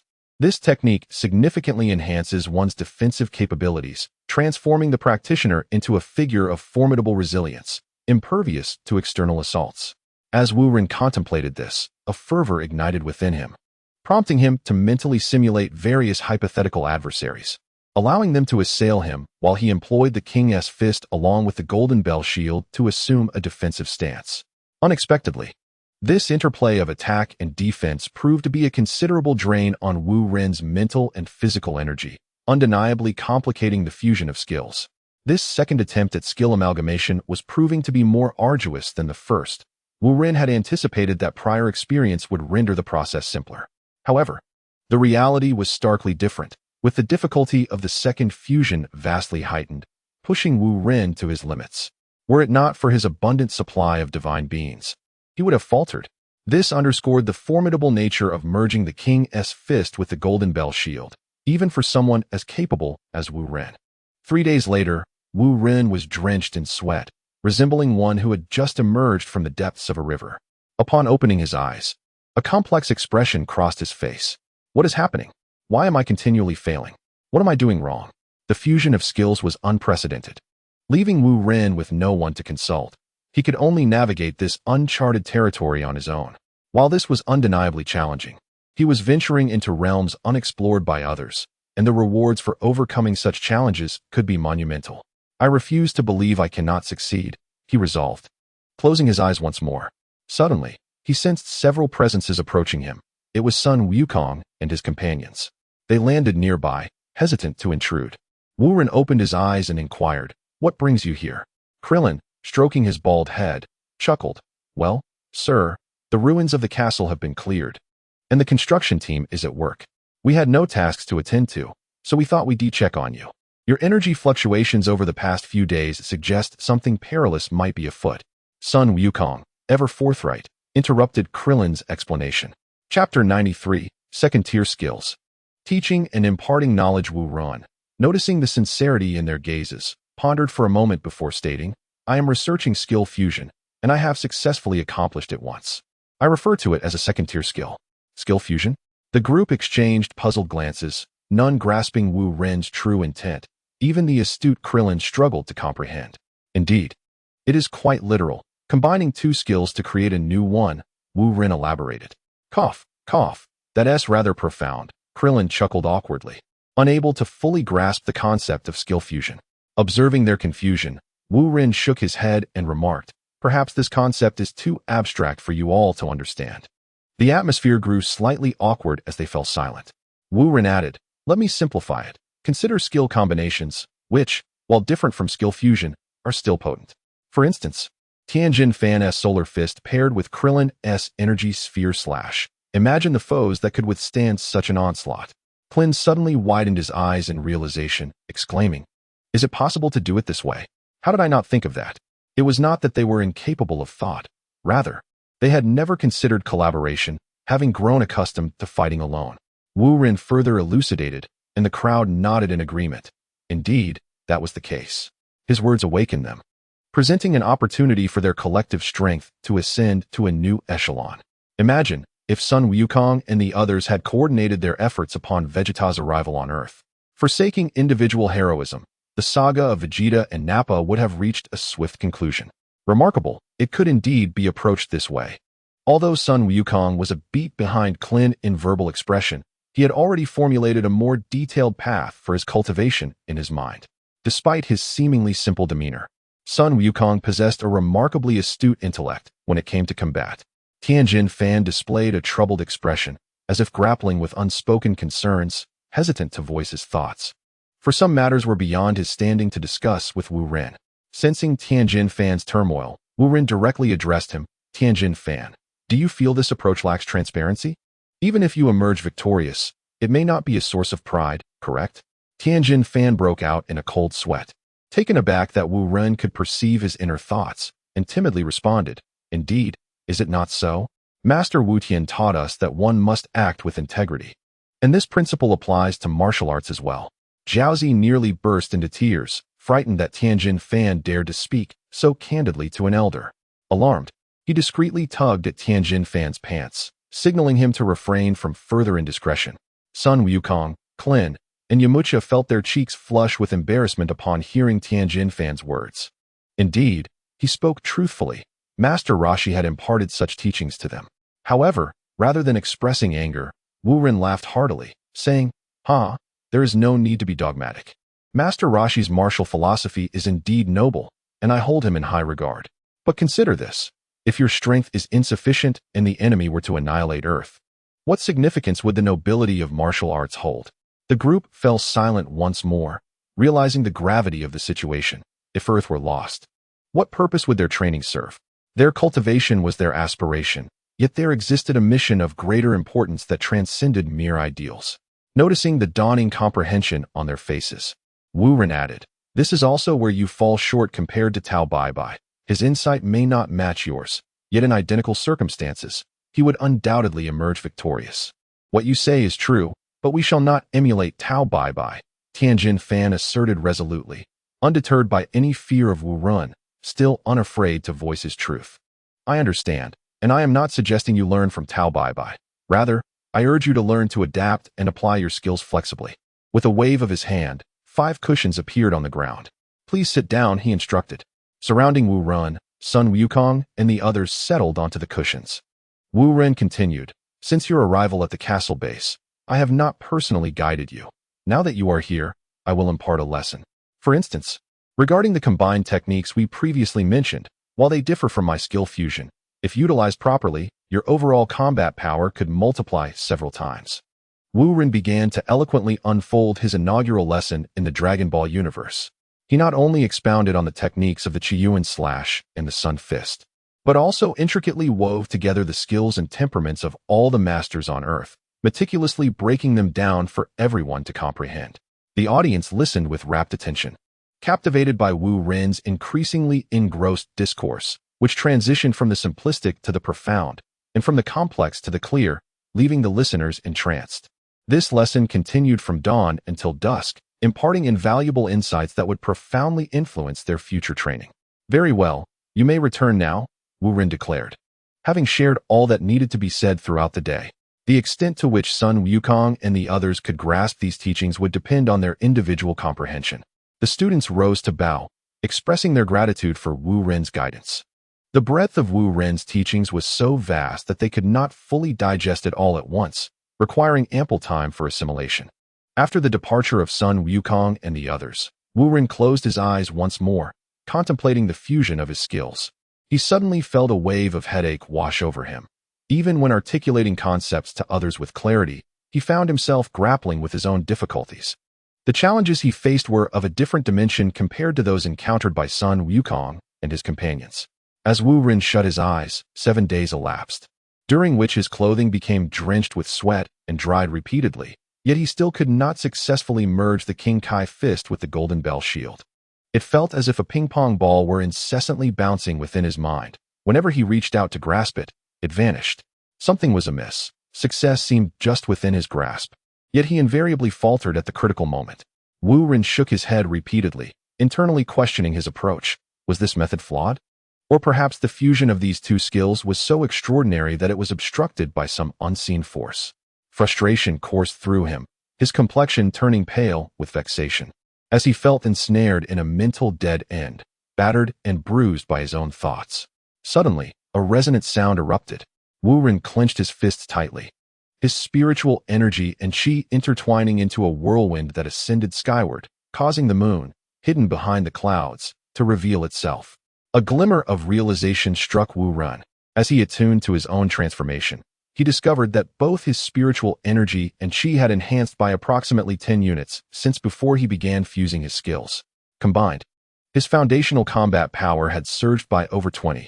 Remarkably, this occurred within a mere 10 days, showcasing an astonishing rate of improvement.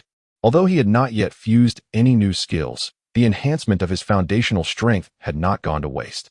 If Wu Ren wished, he could train for centuries by this celestial spring, and subsequently, he would easily overpower the god of destruction, Beerus. However, time was not on his side. The calamity of Majin Buu loomed before him as an impending challenge. Suddenly, an idea struck him. A place existed where he could gain more time. Even without fusing additional new skills, his power could undergo a remarkable enhancement. Chapter 94, The Hyperbolic Time Chamber in the Dragon Ball Universe. There exists a miraculous location where a year spent within equates to merely a day outside, a veritable sanctuary for training. It is precisely within the Spirit Time Room, situated atop the temple, that Mr. Popo presides. This chamber exists as an external entity, allowing each individual a maximum of 48 hours of use throughout their lifetime. Otherwise, spending decades within could lead to dire consequences. With a swift motion, Wu Ren vanished, instantly teleporting to the temple where both Mr. Popo and the Earth God were present. After briefly conveying his intentions, he received the Earth God's approval and was escorted into the time room by Mr. Popo. Equipped with an ample supply of celestial beings, Wu Ren was resolute in his determination to achieve tangible results in his training. Once Mr. Popo departed and sealed the door, Wu Ren embarked on a year-long cultivation journey, during which only a single day would pass outside. Within this sanctuary, he was free from external disturbances, ensuring he would not inadvertently jeopardize the earth. Thus, he conjured 3 avatars to engage in rigorous practice, merging the techniques of the King Fist and the Golden Bell Shield. This method of training proved more exhausting than mere meditation, requiring greater physical and mental stamina, yet the rewards were substantial, facilitating a more rapid enhancement of his foundational combat power. After 10 days had elapsed within the time room, Wu Ren successfully fused the King Fist with the Golden Bell Shield. He named this newfound skill the King Golden Bell Shield, which amalgamated the strengths of both techniques, significantly augmenting his offensive and defensive capabilities without imposing any physical strain. The sole drawback was a reduction in his mobility. Nevertheless, this did not detract from its status as an extraordinary technique. As Wu Ren activated the King Golden Bell Shield, it enveloped him like an invulnerable shell, rendering him impervious to the assaults of his 3 avatars, while he effortlessly dispatched them with a single strike. Impressive. Although this skill was not entirely flawless, it was sufficient for his needs. Wu Ren then seated himself upon the ground, entering a meditative state to contemplate his next fusion endeavor. A myriad of skills danced through his mind, each one needed and examined, yet none met his expectations. His standards had elevated. When one's power evolves, so too does their approach to action.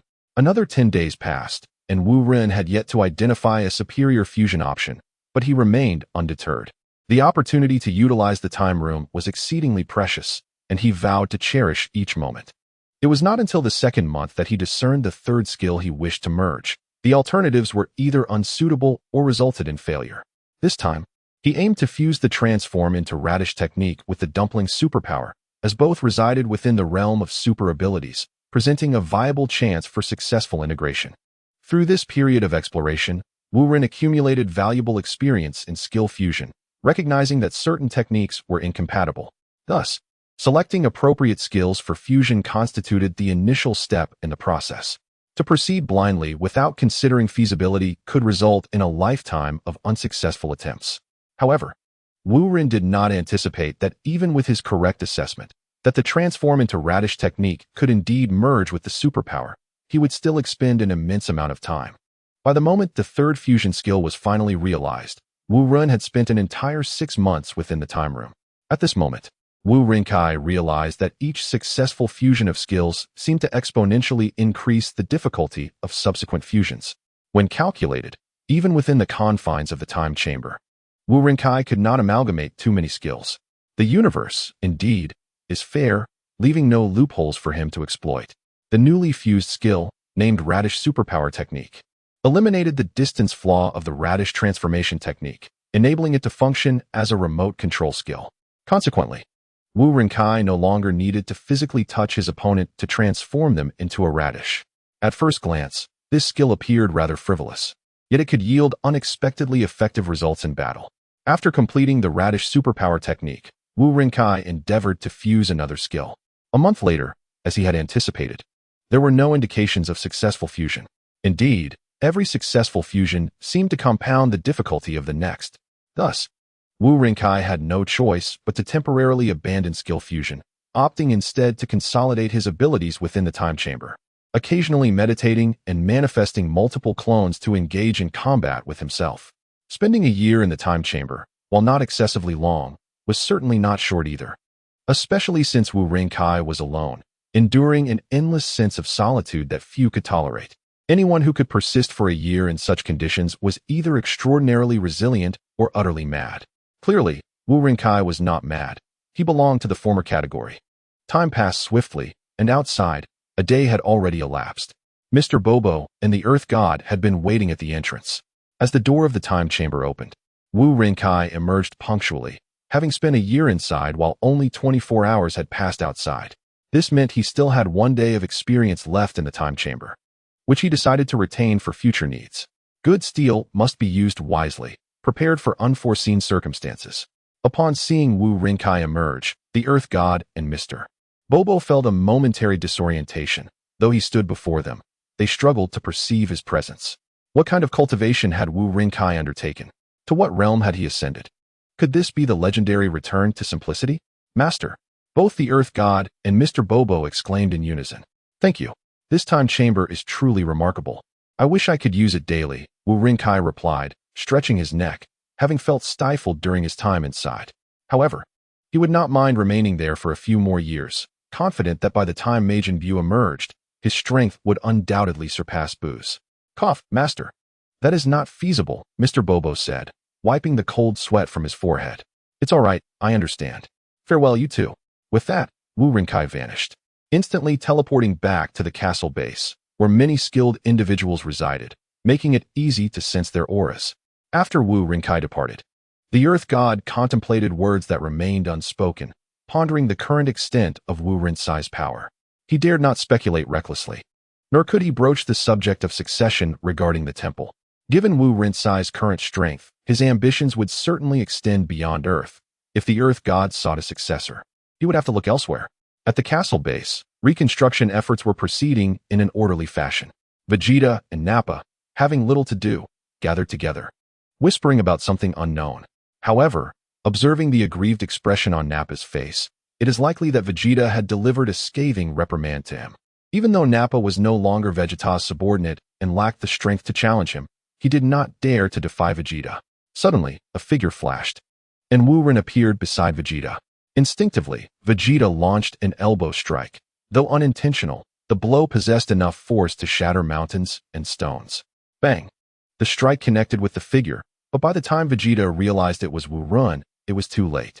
Believing he had committed a grave disrespect, he was relieved to find that Wu Ren had effortlessly caught his elbow with one hand. With a gentle push, Wu Ren sent Vegeta sliding several meters away. My lord. Nappa knelt on one knee, hesitant to speak further. If Vegeta were to provoke Wu Ren, it would be of no concern to him. No harm done. No need for alarm. Wu Ren waved his hand, signaling Nappa to leave. Nappa, feeling as if he had been granted a reprieve, hurriedly departed, indifferent to whether Vegeta would incur Wu Ren's wrath. Wu Ren scrutinized Vegeta, carefully assessing the disparity in their strengths to gauge his own battle power. Currently, Wu Ren was exceedingly formidable. Even the enhanced scouter could not ascertain the full extent of his power. Thus, he could only estimate within himself that he was now fully unafraid of Frieza, capable of facing him even at full strength with composure. However, the timing was not yet ripe. Frisia was not alone.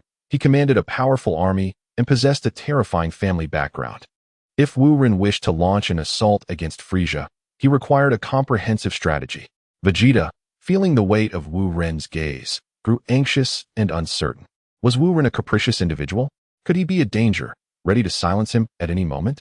Noticing Vegeta's discomfort, Wu Ren smiled calmly, assuring him, "Do not worry. There is no need for tension. You have committed no offense and will not face punishment." "Then, my lord, may I take my leave as well?" Vegeta inquired apprehensively. "Yes. Go ahead and attend to your matters," Wu Ren replied, turning his attention to the castle under reconstruction, reflecting on the significant changes in the narrative trajectory of the Dragon Ball universe. It was evident that his plans would need to adapt accordingly. In the past, Wu Ren had been relatively weak. Although he could command respect on Earth, compared to the great figures in the universe, he was merely a slightly stronger speck of dust. Yet now, things were different. Wu Ren had acquired sufficient strength to venture into the cosmos. Therefore, his vision and ambitions had inevitably evolved. To grow even stronger, he required greater resources. Who in the universe possessed the most abundant resources? The Supreme Kais and their counterparts? No, they were evidently impoverished, or perhaps just modestly equipped. The answer was glaringly obvious. It was Frisia's army. Wu Ren's next target was undoubtedly them. With the narrative of the Dragon Ball world having diverged, Wu Ren resolved to expand his victories. Rather than passively awaiting changes in the story, he chose to take the initiative. Wu Ren, now empowered, was fully capable of doing so. Without hesitation, Wu Ren concentrated his mental energy, enveloping the entire castle base. He transformed his innermost thoughts into corresponding plans and directives, transmitting them seamlessly into the minds of those present. This method of communication epitomized the pinnacle of encrypted interaction. Upon receiving Wu Ren's instructions, everyone began to spring into action, each fulfilling their designated roles as the construction of the castle progressed in an orderly fashion, while Dr. Gero and his team were assigned different tasks. Once Wu Ren had everything arranged, he engaged in light conversation with Rose and her daughter, as well as with Chi-Chi and her son, before soaring directly to the mountaintop spring, closing his eyes once more to meditate. The year he spent in the time chamber had significantly enhanced his abilities, akin to a complete metamorphosis. However, he still required ample time to assimilate and refine these enhancements, ensuring that his newfound strength would solidify and elevate him further. As time swiftly passed, a year had elapsed, marking the conclusion of Wu Ren's cultivation. The castle base had been successfully rebuilt, now more magnificent than ever, with defensive capabilities vastly improved. The materials procured from Shrag had indeed met Wu Ren's expectations. Although Dr. Gero had not succeeded in creating Android 14, he had, at Wu Ren's request, produced a multitude of Android 10s. While these lower-tier androids possessed modest combat prowess, each surpassed the level of Master Roshi. Wu Ren did not require them for battle. He had other plans in mind. Sun Wukong and the other elite students chose not to leave after graduation, remaining at the castle base to continue their training. It was hard to imagine them departing, for there were no better conditions for cultivation in the entire galaxy. Over the course of that year, Vegeta grew rapidly in strength, now rivaling Sun Wukong, and both he and Nappa had mastered the manipulation of Ki, no longer reliant on scouters. After a year of adaptation, Vegeta and Nappa gradually integrated into this close-knit family. The Earth's inhabitants held a nuanced attitude towards them, a sentiment that transcended mere kinship, one that Vegeta and Nappa struggled to comprehend, yet they found themselves growing fond of this peculiar sense of belonging. By the spring, Wu Ren received a message from Dr. Gero and opened his eyes, stating, "It appears the time has come." He summoned Vegeta and Nappa, offered a brief explanation, and proceeded to activate their potential enhancement. Within moments, Vegeta's ki surged dramatically, reaching approximately 150,000 before it stabilized. Nappa, while somewhat less impressive, attained around 80,000. "Wait, I truly have become stronger," Nappa exclaimed, exuberantly dancing around until he suddenly remembered Wu Ren's presence, halting abruptly in embarrassment. "My apologies, sir, I acted rashly." "Not to worry, it is a natural human response," Wu Ren replied with a smile, unfazed by Nappa's clumsiness. In contrast, Vegeta's face flushed, his emotions tumultuous beneath a composed exterior. He was astonished that such an enhancement to his combat power was possible. After a year of rigorous training, he had sensed he was surpassing Kakarot, yet he had not anticipated this method of advancement. I have actually surpassed Kakarot, Vegeta muttered to himself. Even though he sensed the powerful energy coursing through him, he found it hard to fully believe it. The enhancement of his strength was substantial and occurred at an astonishing pace, rendering it somewhat surreal. Thus, someone as simple-minded as Nappa found it easier to accept. Wu Ren nodded with a smile, affirming that indeed, at this moment, Vegeta had surpassed Kakarot. However, before Wu Ren could finish his thought, Goku suddenly soared towards them. His gaze locked onto Vegeta as he exclaimed, "Vegeta, it's really you. How have you become so strong all of a sudden?" "Be quiet, Kakarot. The master is speaking," Vegeta retorted, his face flushed with indignation. With his newfound power, bestowed upon him by Wu Ren, he felt a sense of gratitude that elevated Wu Ren's status in his eyes. Perhaps Vegeta was on the verge of forgetting that he was once the prince of the Saiyans. "Ah, very well, master. Please, continue," Goku responded. Retreating to the side, yet keeping his eyes firmly on Vegeta, their complicated relationship defying explanation.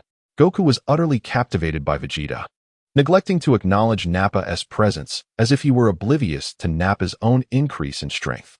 Wu Ren shook his head and smiled, realizing that there was no reasoning with Goku. His nature was simply that way, and admonishing him would be futile. "Let me proceed," Wu Ren continued.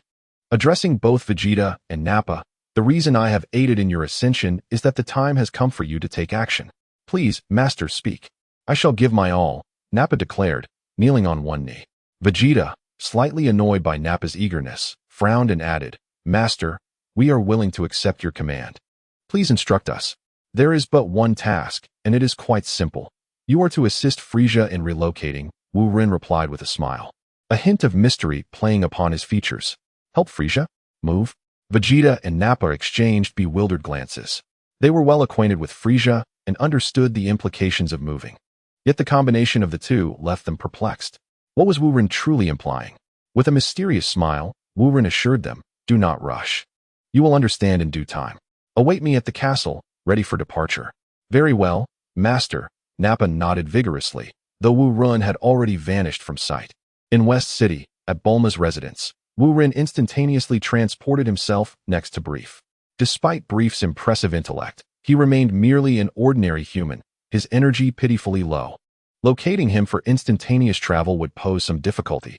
But who was Wu Ren? His mental prowess encompassed the entirety of Earth, allowing him to effortlessly pinpoint Brief's location, even if he were hiding in a basement. This time, Wu Ren borrowed an abundance of universal capsules from Brief. Though termed as borrowing, it was highly unlikely that he would return them, yet Brief did not seem to mind. As he departed, Brief and his wife personally saw him off. Suddenly, Wu Ren sensed someone lurking in the shadows, observing him with faint energy. Bulma. He turned to see her peering at him from the second-floor window.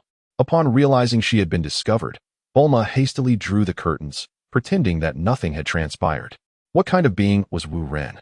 Even if Bulma attempts to conceal herself, her current state can still be perceived through mental energy. Presently, Bulma appears somewhat haggard, her expression somber. Ever since she fell out with Warren a few years ago, she has not visited him at the castle. Bulma has taken to locking herself away in her room almost daily, secretly weeping. If this continues, it is no surprise that she has become so weary. Warren, taken aback by Bulma's condition, feels a surge of guilt. Thus, he inquired, "May I go see Bulma?" Before Brive could respond, his wife interjected eagerly, Of course. Go quickly. A heartache requires a remedy from the heart." How could her parents not worry about Bulma's well-being? It is truly heart-wrenching to see her isolate herself. Despite their efforts to introduce her to potential partners, she has rejected every opportunity to meet anyone. Since Warren occupies her heart, she can no longer find interest in others. "Thank you for understanding," Warren said. And in an instant, he teleported to the second-floor room, locking eyes with Bulma. Observing her closely, he realized that Bulma was suffering more than he had imagined. She had cut her long hair, leaving it short and unkempt, clearly neglected for several days. Particularly noticeable were the crow's feet at the corners of her eyes, adding years to her youthful visage. Warren felt a twinge of guilt, believing this was perhaps his fault. How could someone so young appear older than Xiaowu? Of course, one cannot dismiss the effects of the divine spring and the garden, which contribute to Xiaowu's youthful appearance. Most significantly, One's mindset plays a crucial role in influencing one's physical state. I'm sorry I arrived late. I should have come to see you more often, Warren said, reaching out to touch the corner of Bulma's eye. A soft glow enveloped her, erasing the crow's feet and brightening her complexion. Faced with the person she had longed for, Bulma found herself at a loss for words, a myriad of feelings swirling within her. Though she felt an impulse to chastise him for his unfaithfulness, her heart softened and silence enveloped her. Closing her eyes, she felt a flutter of excitement, bracing herself for the possibility of an unexpected turn of events. However, Warren's large hand merely brushed her cheek before withdrawing, leaving her with a sense of wistfulness. You scoundrel! You truly are a big bad guy. Tears welled in Bulma's eyes as she finally voiced her frustration, the weight of her grievances dissipating in the air. It dawned on her that she had deceived herself into believing she no longer missed him. Such close observation rendered it unnecessary for Warren to rely solely on mental energy to discern Bulma's thoughts. Thus, the saying that a woman's heart is as elusive as a needle in the ocean does not apply to Bulma and Warren. Now that Warren comprehended Bulma's true feelings, what was there to hesitate about? He resolved, no more dwelling on the future. Whether or not Trunks will come to be is irrelevant. With newfound determination, he declared, Miss Bulma, if you wish, you may come with me. You can reside next to Sun Wukong. Rest assured, the soundproofing in the room is excellent, so you won't be disturbed by the children's noise. Sun Wukong already has children? Bulma was somewhat taken aback, yet suddenly her cheeks flushed as she exclaimed, Humph. Do you think you can deceive me into going with you? That would be too easy for you.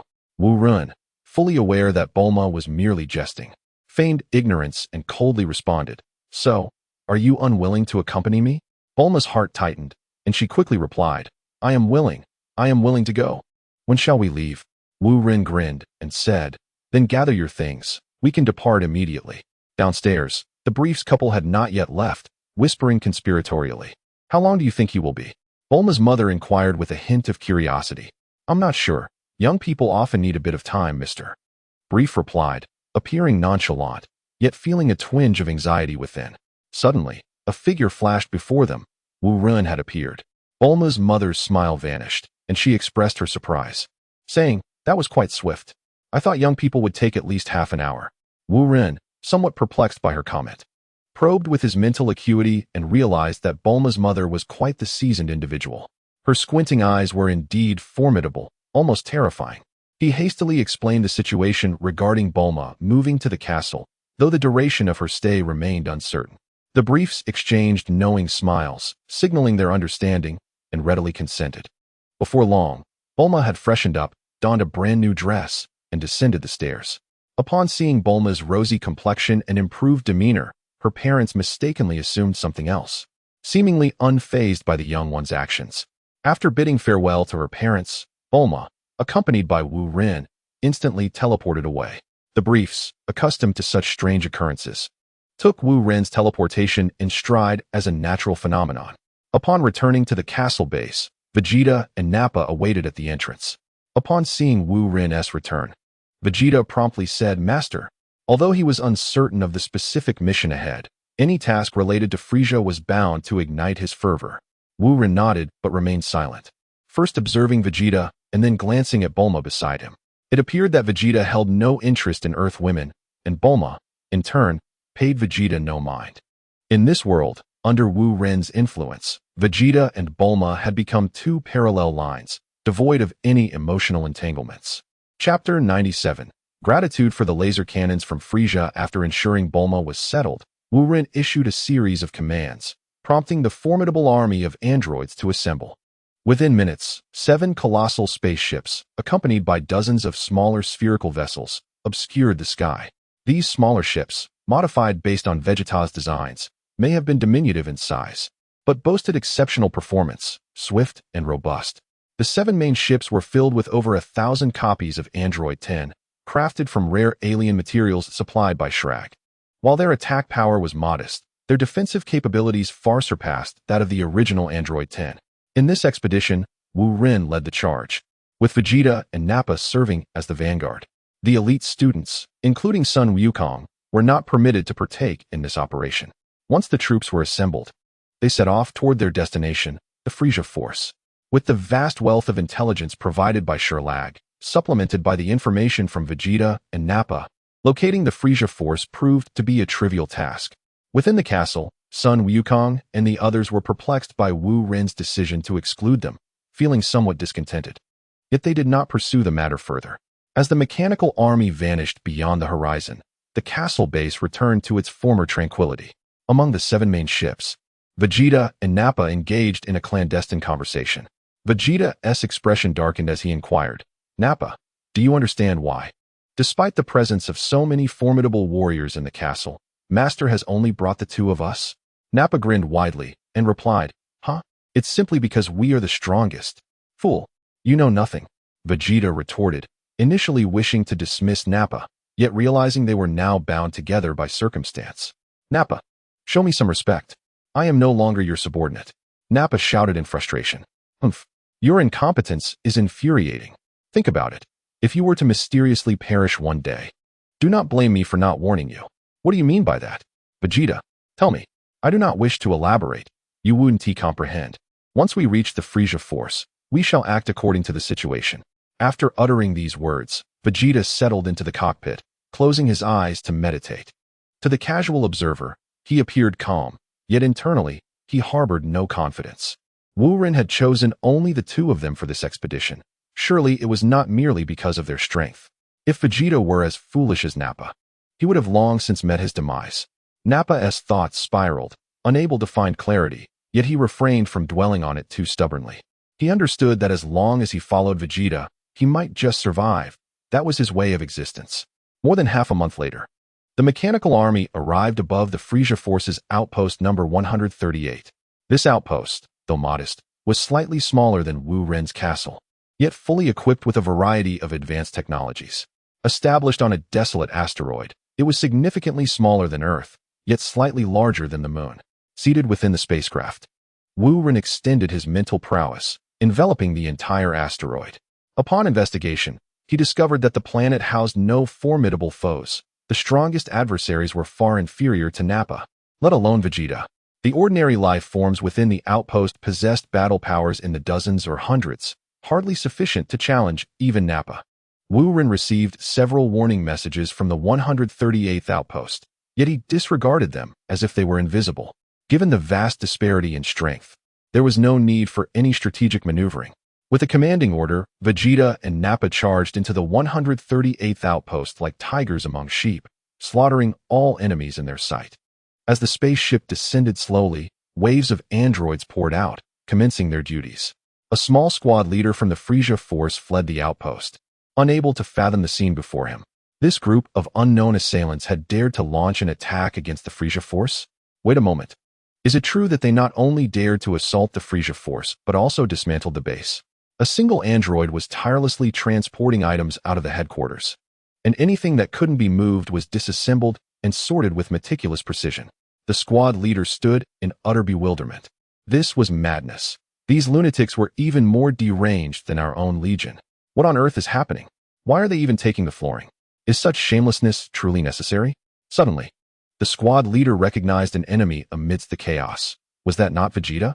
This scoundrel had the audacity to lead an attack on our base? He must be seeking death. I must inform Lord Frisia immediately. Alas, the villain perished from his own verbosity, as he was struck down by an overwhelming psychic force before he could send the message. In truth, Wu Rin was not concerned about being discovered by Frisia. He merely wished to acquire more resources before such an event transpired. In less than 5 minutes, every last member of the Frisia force stationed at Site 138 met their demise. Until the very last moment, they could not fathom that anyone would dare to assault their ranks, and thus they were unable to send out a distress signal before their end. Of course, even had they succeeded, Frisia would have been unable to render aid in time. The vastness of the universe is indeed daunting. By the time Frisia and his forces arrived, Wu Rin's legion had long since completed their relocation. Vegeta and Nappa had accomplished their task and sent a message to Wu Rin, declaring victory. The members of the Frisia force, brimming with arrogance and disdain for the Scions, were finally given a taste of their own medicine by Vegeta and Nappa. The clanging and clattering of machinery filled the air as the androids diligently toiled, causing the entirety of Site 138 to visibly vanish before the eye.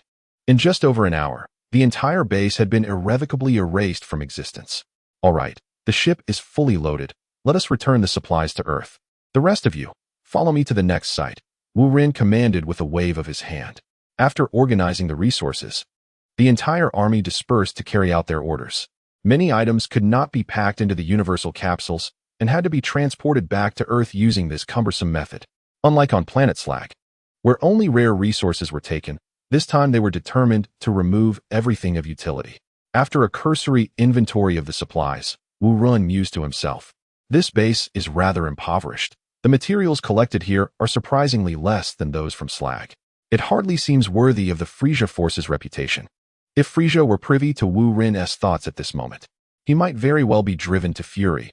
Wu Rin not only absconded with his belongings, but also dared to disparage his wealth. Leading his android legion, Wu Rin continued his journey, arriving at the Frisia force's Site 69 10 days later. This site was significantly larger than Site 138, with buildings sprawling like a miniature city. Alarms blared incessantly across the ground, indicating that this prize was too substantial to consume in one bite. Thus, Wu Rin dispatched Vegeta and Nappa to make first contact with the enemy. Although Vegeta and Nappa had long since defected, they remained classified as active personnel within the Frisia force, their identities still registered in the system. As expected, they gained easy access to Site 69 and were escorted away by the staff for questioning. Wu Rin's forces, however, had yet to receive landing approval and were required to await the Frisia force's verification. However, could Wu Rin verify the information? Clearly, he could not. Wu Rin awaited, confident that news would soon arrive.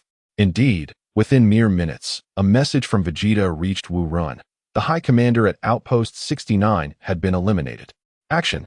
Wu Rin pressed the button, and a swarm of androids surged forth from the spacecraft. Alarms blared at Outpost 69, signaling an attack. Countless foot soldiers poured out, preparing for battle. Yet, the androids engaged not in combat. Some dismantled doors, others tore down walls, while a few even dismantled the outpost's laser cannons. What was happening? What kind of operation was this? The foot soldiers of the Frisia force exchanged bewildered glances. Even the most seasoned warriors among them had never witnessed such a bizarre war of destruction. Chapter 98. Vegeta, crush him. Some foot soldiers rushed toward the androids, attempting to halt the dismantling, only to be inexplicably killed. One by one, the foot soldiers fell, blood streaming from their orifices, without a single visible attack. Panic spread among them. They no longer dared to charge forward, not out of fear of death, but out of terror at the inexplicable nature of their demise. They preferred to perish at the hands of Vegeta and Nappa. The foot soldiers began to falter, scattering in retreat. Some attempted to send a distress signal, only to find their communication devices malfunctioning. A clandestine slaughter, orchestrated by Vegeta and Nappa, unfolded at Outpost 69, as they vied to see who could achieve the higher kill count. As seconds ticked away, Vegeta and Nappa became increasingly frenzied, ultimately losing count of their kills. The foot soldiers of the Frisia force possessed combat power ranging from several hundred to over 1,000. Even the squad leaders and commanders barely exceeded a few thousand, rendering them significantly weaker than Vegeta and Nappa. Approximately 20 minutes later, the personnel of the Frisia force at Outpost 69 had been nearly obliterated. Consequently, the androids' dismantling operation proceeded with remarkable ease. Even a settlement the size of a small town could not withstand such relentless destruction for long. The following day, Outpost 69 lay reduced to mere earth, as Wu Rin led his forces away. The resources at Outpost 69 were vastly more abundant than those at Outpost 138, sufficient to sustain the castle base for many years upon their return to Earth. Yet, Wu Rin was not content to stop there. With war against Frisia inevitable, dismantling one outpost was no different from dismantling 10. It was far better to maximize the gains. The transport ships returned to Earth, and Wu Rin's army set forth once more.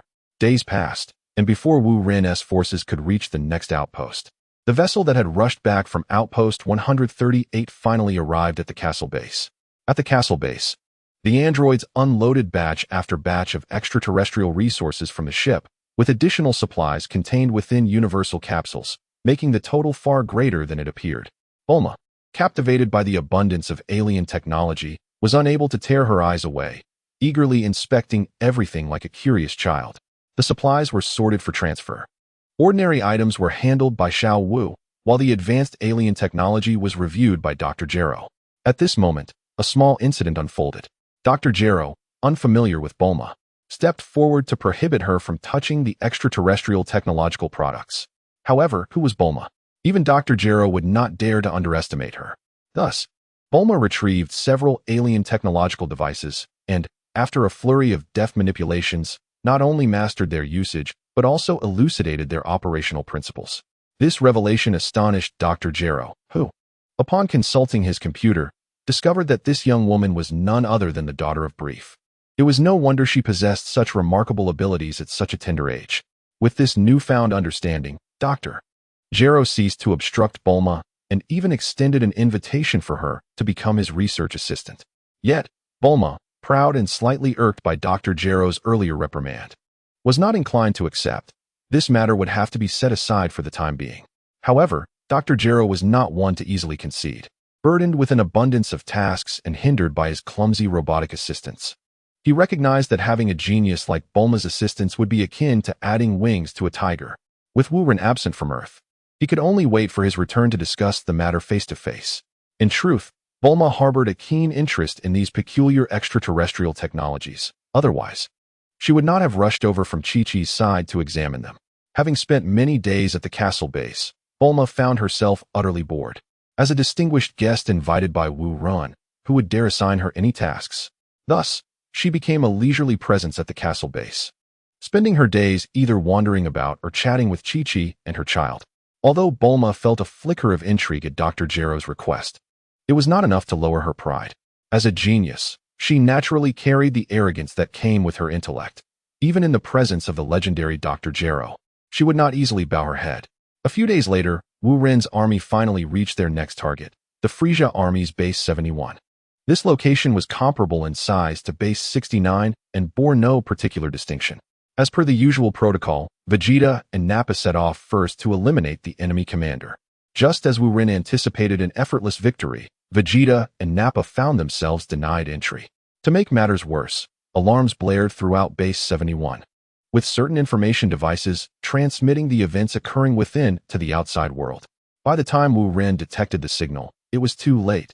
Despite his formidable strength, he was unable to prevent the already transmitted message. How could this happen? Wu Ren directly inquired of Vegeta where the flaw had occurred, leading them to the third base and yet finding themselves discovered by the enemy. Vegeta replied, "My lord, it was Chio-E. He is here. He has always had a grudge against me, and I suspect he is responsible." Upon hearing this, Wu Ren closed his eyes in contemplation, recalling pertinent information about Chio-E. No wonder, the issue stemmed from here, an insidious trap indeed. Chio-E had long looked down upon Vegeta and sought to eliminate him. Upon seeing Vegeta arrive at Base 71 with numerous spaceships, he acted without hesitation and reported Vegeta, regardless of whether he was a traitor or not. Convinced that it was better to wrongfully accuse than to let a potential threat slip by, Chio-E was not the commander of the number 71 base. He merely stopped here to rest while on a mission, only to fortuitously encounter Vegeta, truly a case of enemies crossing paths. This scoundrel has ruined my plans. Vegeta, unleash your fury upon him. Upon finishing his words, Wu Ren scanned the entirety of the No. 71 base with his mental prowess and swiftly located a certain individual with a combat power just over 10,000, none other than Chio-E. Initially, Wu Ren had underestimated such a foe, allowing his guard to slip. Little did he know, this oversight would lead to his interference. With a swift motion, Wu Ren reached out, and Chio-E, who was hiding within the base, suddenly found himself immobilized, seized by an unseen force that propelled him through the roof and into the air above the base, where Vegeta awaited. Chio-E, mistaking the situation for a peculiar new technique of Vegeta's, was about to mock him when he heard Vegeta say, "Yes, my lord." "My lord?" Chio-E was taken aback, having assumed that Vegeta was the commander of the ships, only to discover that he was merely a lackey. Then, who was this so-called lord? A sudden chill ran down Chio-E's spine. Regardless of the identity of that lord, he felt the inescapable grip of death. In a panic, he begged for mercy, even imploring Vegeta to intercede on his behalf. This individual was truly shameless, as if he had not just been the one to betray Vegeta moments earlier. Vegeta regarded Chio-E coldly, as one would eye a lamb destined for slaughter. No, not a lamb, but a mere pest. Vegeta had grown exponentially stronger than in the past. He held Chiu-Yi in utter disdain, for Chiu-Yi was no longer worthy of being his adversary. Had Chiu-Yi taken a moment to assess Vegeta's current battle power with a scouter before his betrayal, he might have reconsidered. Alas, there are no what-ifs. Following his orders, Vegeta employed his fists to shatter every bone in Chiu-Yi's body, ensuring a death that could not be more final. Bah! Filth! Vegeta spat contemptuously before charging with Nappa into the number 71 base, initiating yet another massacre. Chapter 99. The Ginyu Force within the number 71 base. There were fewer than 5 warriors with combat power exceeding 10,000. Under the relentless assault of Vegeta and Nappa, they were utterly powerless to resist. In less than 5 minutes, the defenders were in a state of utter rout. Some minions attempted to flee via spacecraft, but were swiftly dispatched by Wu Rin from afar. None escaped. These wretches were no innocents. Should they manage to flee, they would surely become a menace elsewhere. After a mere 10 minutes, every member of the Frieza force within the number 71 base lay slain. The ground was strewn with corpses, a horrific sight, yet no one felt pity for them. These individuals should have anticipated such a day when they attacked other planets. Now, dismantle everything. Spare not a single piece, take all that you can. Wu Rin commanded, recognizing that the situation was firmly in hand, instructing the Artificial Warrior Corps to commence their work. As for any reinforcements from the Frieza force, they would not arrive in the immediate future, and even if they did, Wu Rin was unperturbed. He would meet force with force and water with earth. The dismantling continued until the following day, and the number 71 base was nearly stripped bare. However, the anticipated Frieza reinforcements had yet to arrive. It seemed they required more time. Thus, Wu Rin ordered the transport vessels to return to Earth, while the remaining personnel would remain in place to recuperate. Wu Rin was eager to discern whom Frieza would send over. If necessary, he wished to resolve matters decisively, for trailing complications would always breed unease. Time swiftly passed, and after 3 days, 5 spherical spacecraft descended upon the desolate Site 71, a barren land where not even a bird dared to linger. On the expansive grounds, Wu Rin sat comfortably, flanked by Vegeta and Nappa on either side. At last, they had arrived, 5 individuals. Wu Rin lounged with an air of nonchalance, seemingly unperturbed by the impending confrontation, as he had already grasped the general situation. Vegeta furrowed his brow and remarked, "My lord, it could possibly be the Ginyu Force. Each of them possesses formidable strength and an array of peculiar techniques." "Oh, truly formidable? Have you encountered them before?" Wu Rin inquired with a slight smile. "Not personally, but I have heard tales of their might. They are directly under Frieza, a secretive battalion." "I see. In due time, you shall assess their capabilities," Wu Rin replied. Nappa, brimming with excitement, clenched his fists and declared, "My lord, allow me to engage first. I've long heard of their reputation, and I refuse to believe they are as powerful as claimed." "Very well," Wu Rin nodded in agreement. Vegeta, however, appeared somewhat apprehensive. "My lord, might it be problematic to send Nappa? I have heard that the Ginyu Force members are exceedingly treacherous." "Nappa, do you doubt my strength?" Nappa retorted, somewhat agitated. "Humph, fool, I merely wish to spare you embarrassment before our lord," Vegeta shot back. "Enough of this worry." Wu Rin waved his hand dismissively. "Nappa, proceed as you wish. They are hardly a threat." "Thank you, my lord." Nappa gleefully waved a fist at Vegeta, feeling immensely gratified by Wu Rin's support. At that moment, the 5 spherical spacecraft opened their hatches, and 5 oddly shaped beings emerged. Indeed, the Ginyu Force had arrived. "Behold, the Ginyu Force," they proclaimed, shamelessly striking flamboyant poses, oblivious to their own absurdity. "Go, Nappa, eliminate them." Wu Rin could no longer bear the sight of the Ginyu Force's grotesque antics and longed to squash them on the spot. Nappa soared towards the Ginyu Force without so much as a greeting. Before he even arrived, he unleashed a barrage of ki blasts. Boom! All Ginyu Force members, save for Ginyu himself, were sent reeling from the explosion. Jinyu's already unattractive visage became even more contorted. "You scoundrel! This is against the rules. How dare you ambush us while we are posing?" Nappa grinned widely, repeatedly waving his hands as countless ki blasts hurtled towards the Ginyu Force. Guldo, rising from the ground, unleashed a peculiar glimmer from his 4 eyes. Time freeze. Nappa and the ki blasts halted midair, while Vegeta, at a distance, was also affected, though he could still move, albeit with great effort and perspiration. However, Wu Rin remained largely unaffected, moving with ease. He mused to himself, It seems this fellow's time freeze does not genuinely halt time, but rather manipulates a specific spatial range, and it must correlate with the enemy's strength. Indeed, if Guldo could truly control time, this would have dispatched him long ago. Wu Ren nodded, subtly invoking the heart of nature to replicate the time suspension of Guldo. All right, you can perish now. With a snap of his fingers, Guldo found himself unable to breathe as the time freeze was shattered. Boom. Countless energy blasts erupted. And before Guldo could escape, he was caught in the wave of energy, his abilities pitifully inadequate, leading to his demise amidst the chaotic onslaught. The law of no harm without smoke did not apply to Guldo. His inherent strength was woefully lacking, leaving him with nothing but his supernatural abilities. Guldo? You scoundrel! You have slain Guldo. Now we must choreograph a new dance again. How troublesome! Screamed the crimson-skinned G's. Baha! Laughed Nappa. There's no need to be upset. Once I eliminate all of you, you won't have to choreograph any dances at all. You rogue. What gives you the audacity? Upon finishing his words, G's activated his scouter to assess Nappa's power level. Beep beep. Bang. With a muffled explosion, G's scouter unexpectedly detonated. What is happening? G's exclaimed, covering his eyes in astonishment at the unforeseen explosion of his device. Allow me to take a look. Perhaps your scouter is faulty. Mine is a new model. Captain Jinyu aimed his scouter at Nappa and pressed the button. Beep beep. 50,000, 55,000, 60,000. Beep beep. Nappa's power level surged exponentially, prompting Jinyu to angrily shut off the scouter.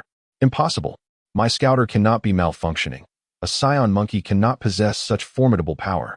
Hearing Jinyu's remarks, Nappa roared in fury. You scoundrel! What did you say?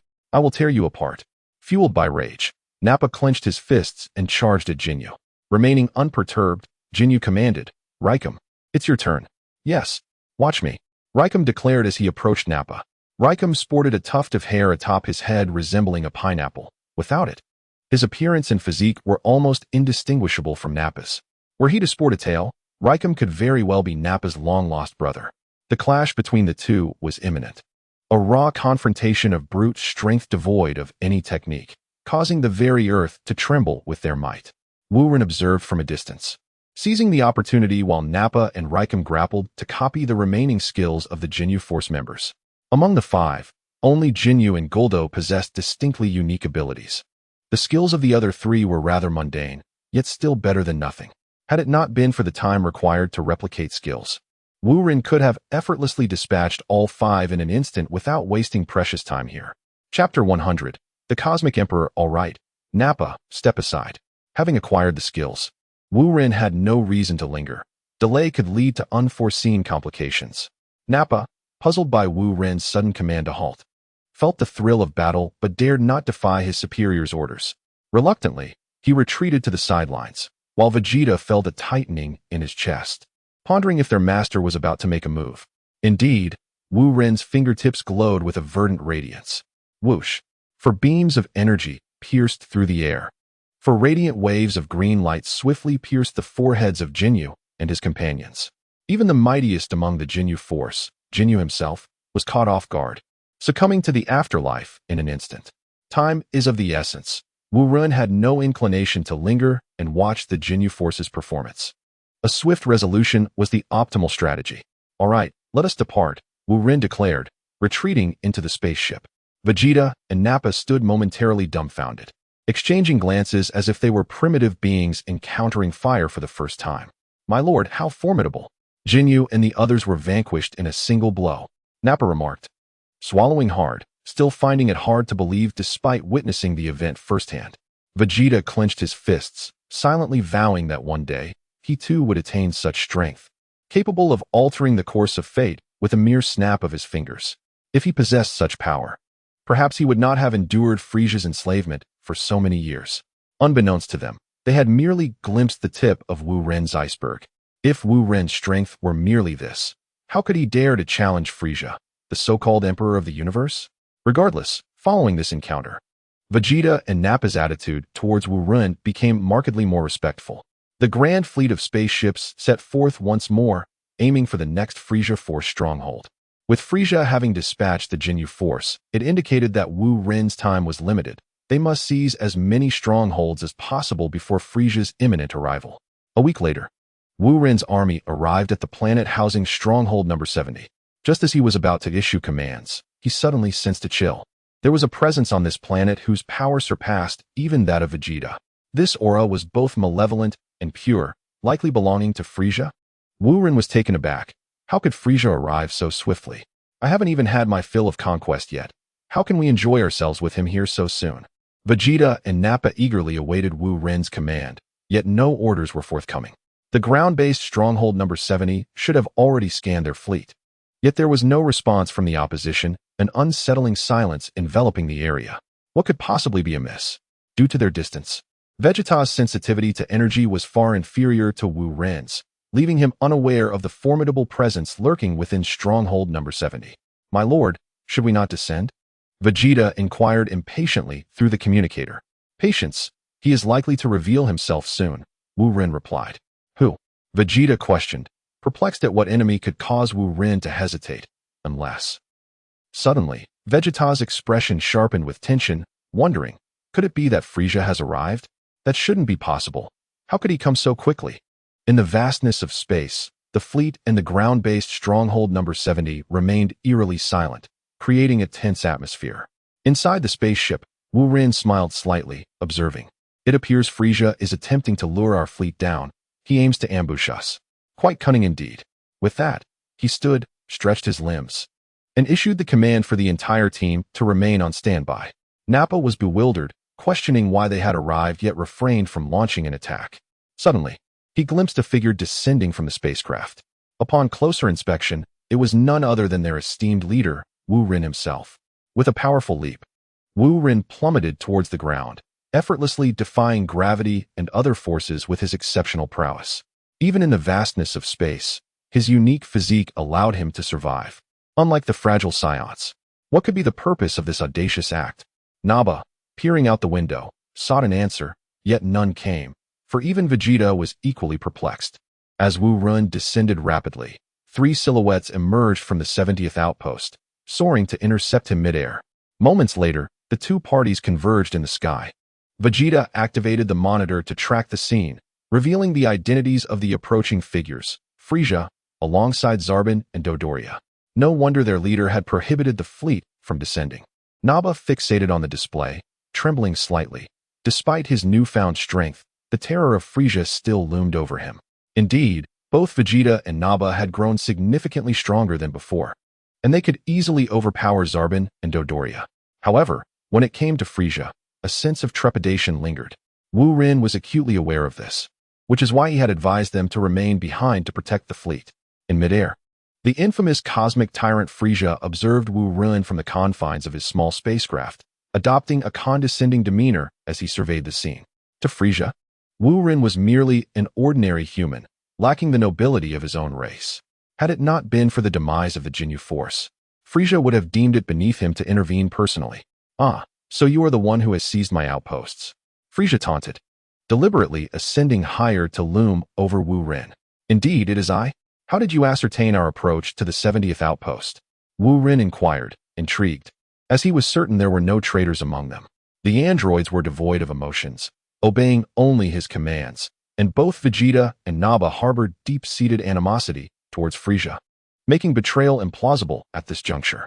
Frieza chuckled, offering no reply, but his handsome companion Zarbon interjected, it is quite simple. The 70th outpost is the closest to the 71st. So we arrived early to await your arrival. Oh, is that so? What if we had taken an alternate route? Wu Rin pondered, acknowledging his miscalculation. Zarbon attempted to elaborate on the improbability of that scenario, but faltered, for Wu Rin's reasoning was undeniably sound. Frieza waved a hand, silencing Zarbon, and spoke directly.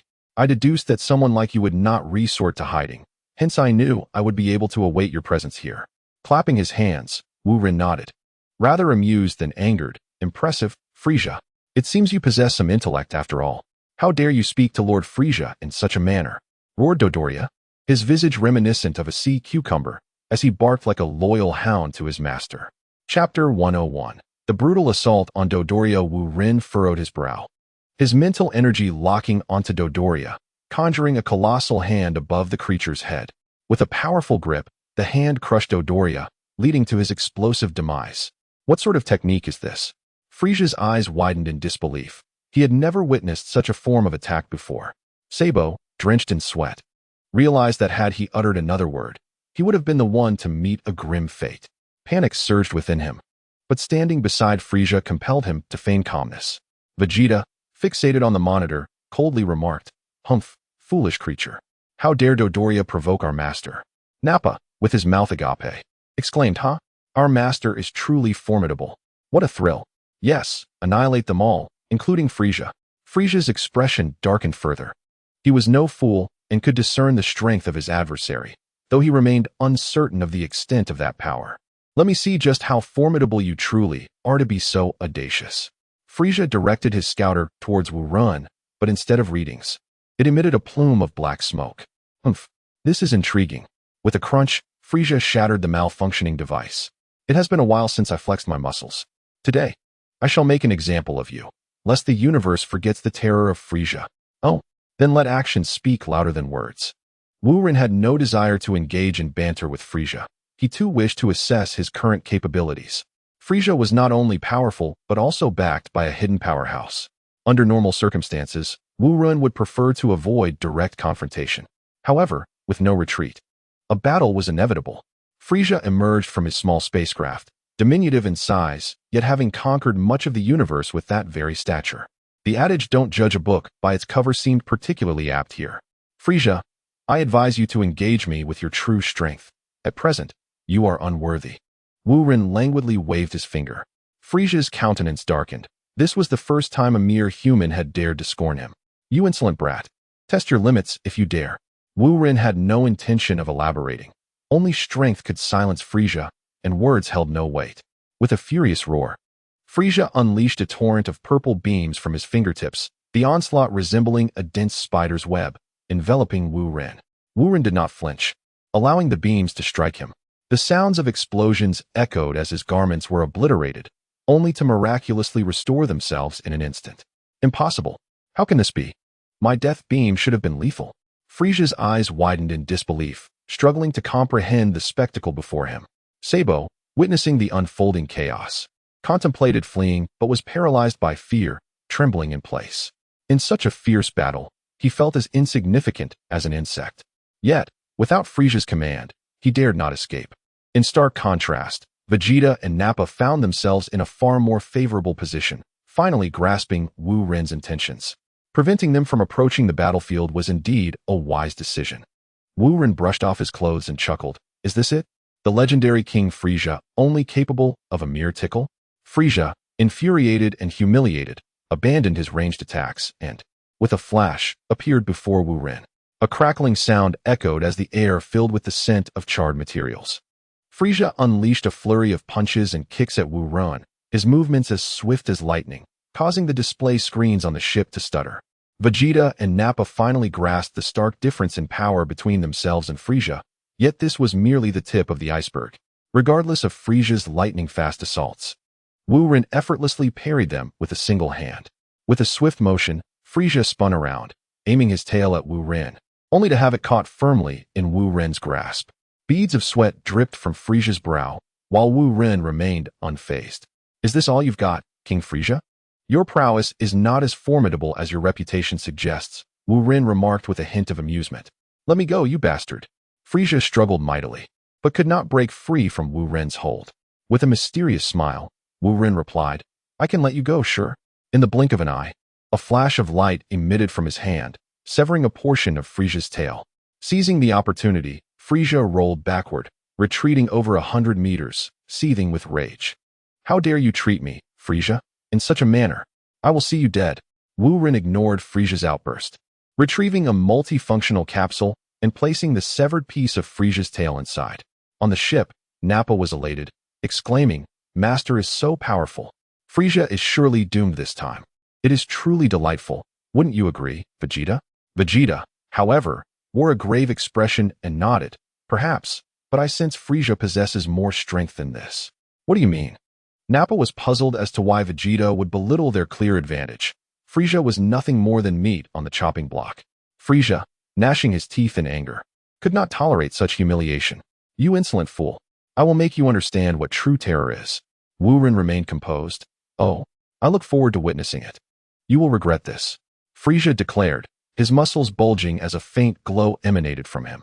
With a pained roar, Frisia's body began to swell, increasing in height, his sharp horns resembling a bull demon. Not only that, but his severed tail rapidly regenerated, akin to a gecko, but at a much faster rate. Vegeta, watching the display on the monitor, felt beads of sweat form on his forehead. From this moment on, both he and Nappa could distinctly sense Frisia's terrifying aura. It was overwhelming. Could they still emerge victorious? If Wu Ren were to falter, they would have no escape, a concern that weighed heavily on Vegeta's mind. Nappa, too, felt disheartened by the sheer terror of Frisia's aura. Vegeta and Nappa lacked the finesse in controlling their own energy. Had they been able to capture the explosive power Wu Ren had unleashed, perhaps their worries would have been alleviated. On the battlefield, Frisia completed his transformation, a smile returning to his face. Suddenly, Zabo felt a surge of confidence. With such a powerful king, he too felt a sense of pride. Kid, feeling a bit of pressure now? Now, begging for mercy is futile. It is too late, Frisia proclaimed, flicking his tail and regaining his haughty demeanor. Wu Ren remained unfazed, uttering 3 words. Oh, is that so? Frisia, believing Wu Ren to be merely posturing, sneered. Huh? Do you think my transformation is so trivial? My speed and strength have significantly increased. To put it succinctly, you are doomed. Oh, is that so? Wu Ren retorted, and in the blink of an eye, he appeared before Frisia, who had not even perceived the movement. Speed, is it? Wu Ren smirked, following up with a powerful punch that struck Frisia in the abdomen, the force of the blow resonating through him. The wind from the punch burst forth from Frisia's back, scattering the clouds in the sky. Strength, is it? Wu Ren chuckled meaningfully. Chapter 102. The alien emerges. Frisia's third transformation impossible. How can this be? Frisia gasped in agony, blood mingling with saliva dripping from his mouth. He could scarcely believe that despite his newfound strength, he could not best Wu Ren. Frisia overlooked a critical detail.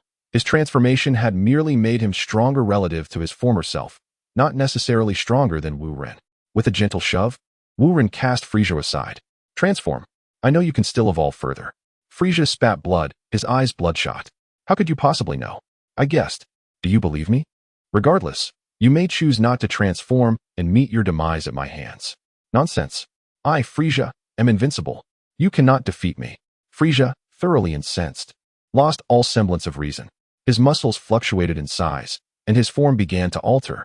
His massive horns shrank, his head elongated and curved, and his body diminished somewhat, ultimately resembling a creature from a horror film.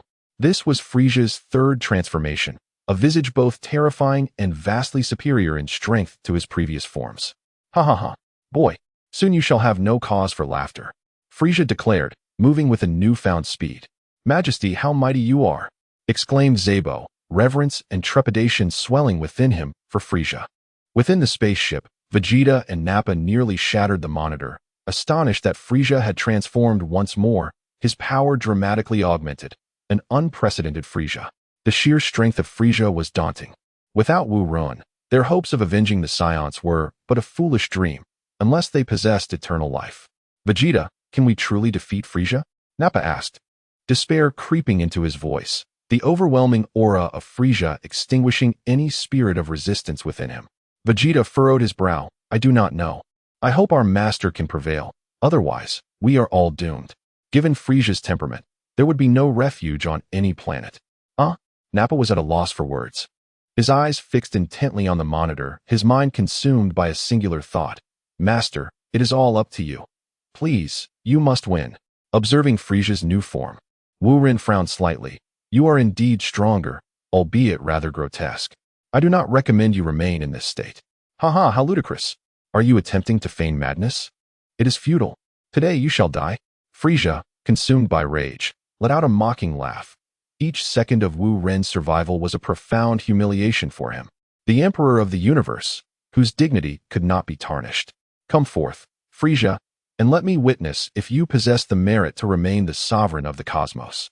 Wu Ren beckoned with a casual flick of his finger. Frisia narrowed his eyes into slits, his fury ignited to an unbearable level. In an instant, he transformed into a mere shadow, his speed augmented beyond measure, rendering even Wu Ren unable to perceive his movements with the naked eye. Yet, with a resounding crack, Frisia's lightning-fast assault was met with Wu Ren's steadfast defense. Frisia's velocity and attack rate had surged dramatically, surpassing previous limits, leaving Wu Ren unable to perceive the nuances of their clash.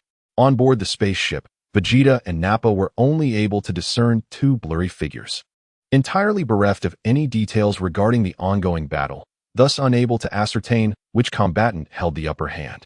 From Wu Ren's perspective, Frisia had breached a threshold of speed. Even with his unique physique, Wu Ren could only glimpse the instant preceding Frisia's strikes. The rapid movements before Frisia's attacks were imperceptible. Wu Ren could only rely on his instincts or mental acuity to grasp Frisia's precise maneuvers.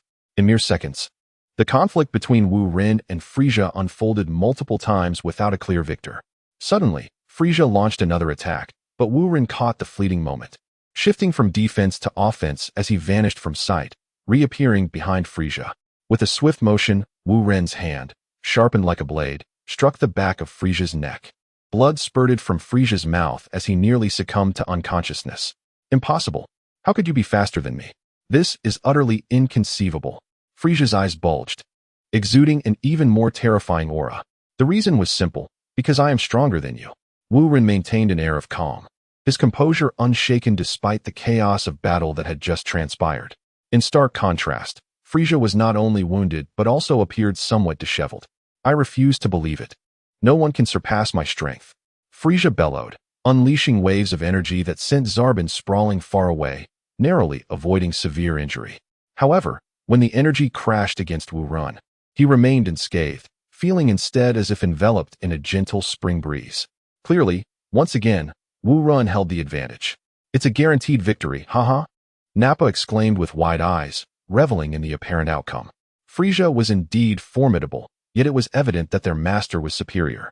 Vegeta, resting his chin on his hand, pondered, indeed, it appears so.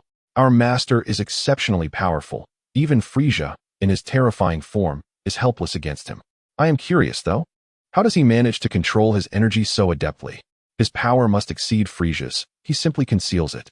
Nappa chuckled. That hardly matters. What is important is that our master has won. How foolish. As a scion, do you not aspire to attain the same strength as our master? Nappa questioned. To be as strong as him? That seems impossible. Is it truly achievable? The smile faded from Nappa's face as he grappled with the daunting realization of how he might even begin to catch up to Wu Ren's remarkable prowess. The chasm between them is insurmountable through mere effort.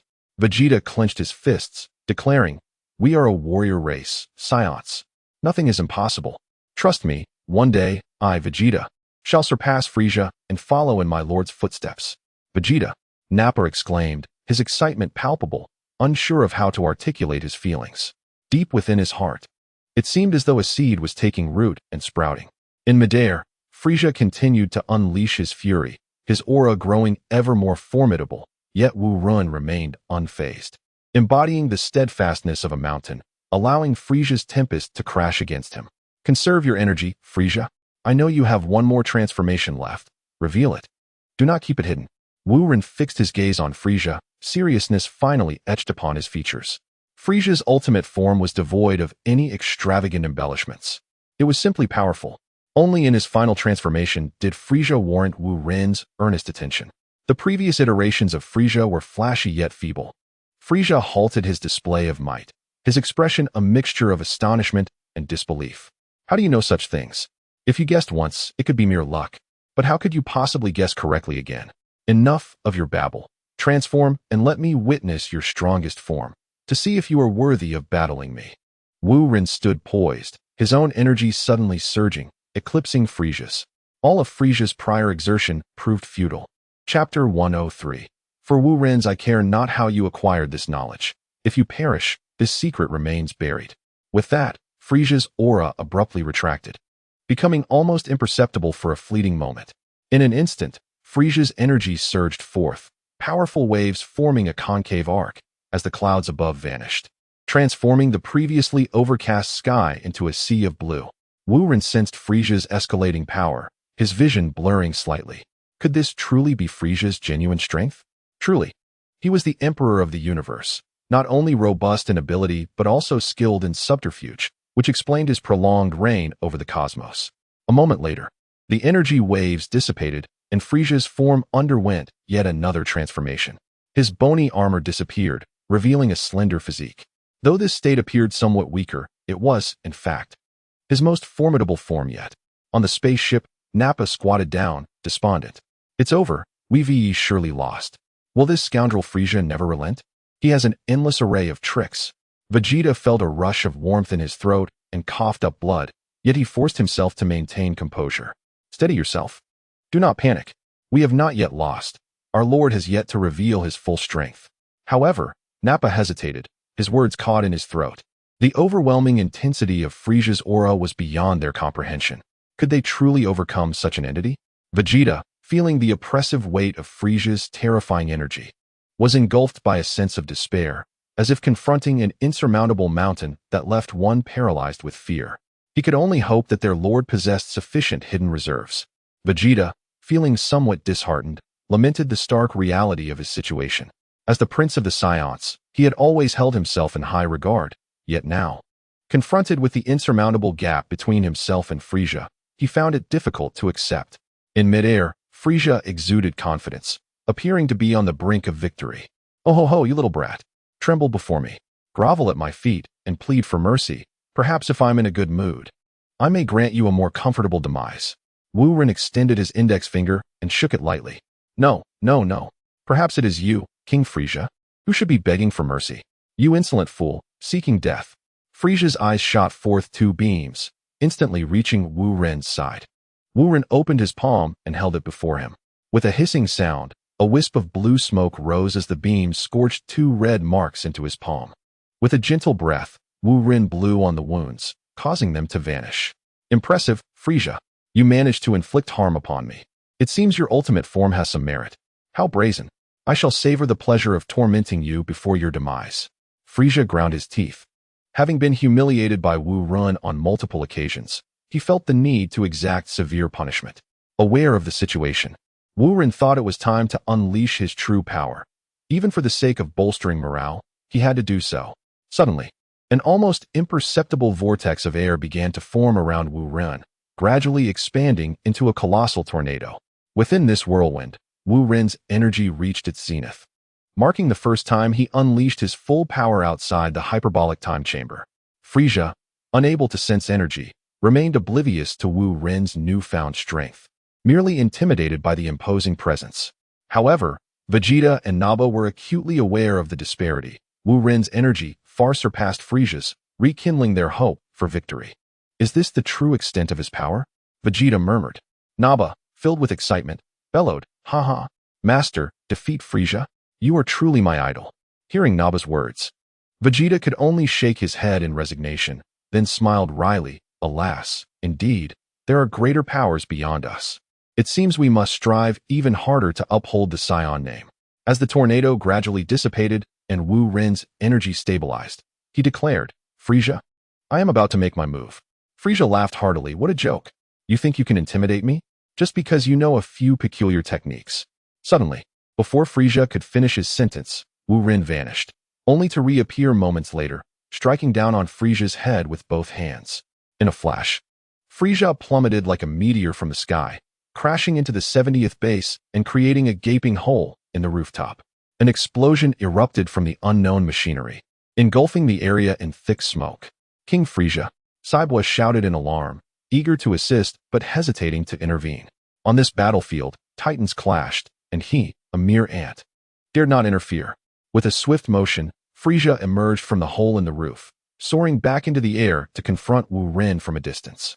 "Huh." Frisia spat out the gravel from his mouth and admonished, "Do not resort to sneak attacks while this king is unawares. Such tactics are hardly commendable." Wu Ren chuckled in response. "Very well then. Allow me to declare my intentions first. I shall make my move, so prepare yourself." "Humph. I am eager to see what tricks you possess." Frisia braced himself, his gaze fixed intently on every minute movement of Wu Ren. He did not attribute any doubt to his own strength, firmly believing that Wu Ren's actions were mere acts of treachery. After all, how could Frisia, a being of formidable power, falter against a human? In order to safeguard the supplies at my base, I have no choice but to proceed this way, Wu Ren concluded. a smirk playing at the corners of his mouth as if he had conceived an ingenious plan. How dare you? That is my base, not yours. What do you mean by protecting supplies? Frisia bellowed in fury. Do not concern yourself. Simply wait and observe, Wu Ren stated, crossing his arms. In an instant, his form flickered, dividing from 1 to 2, and then from 2 to 4, employing the four-way fist technique of Tian Xinan. What kind of technique is this? Frisia rubbed his eyes in disbelief.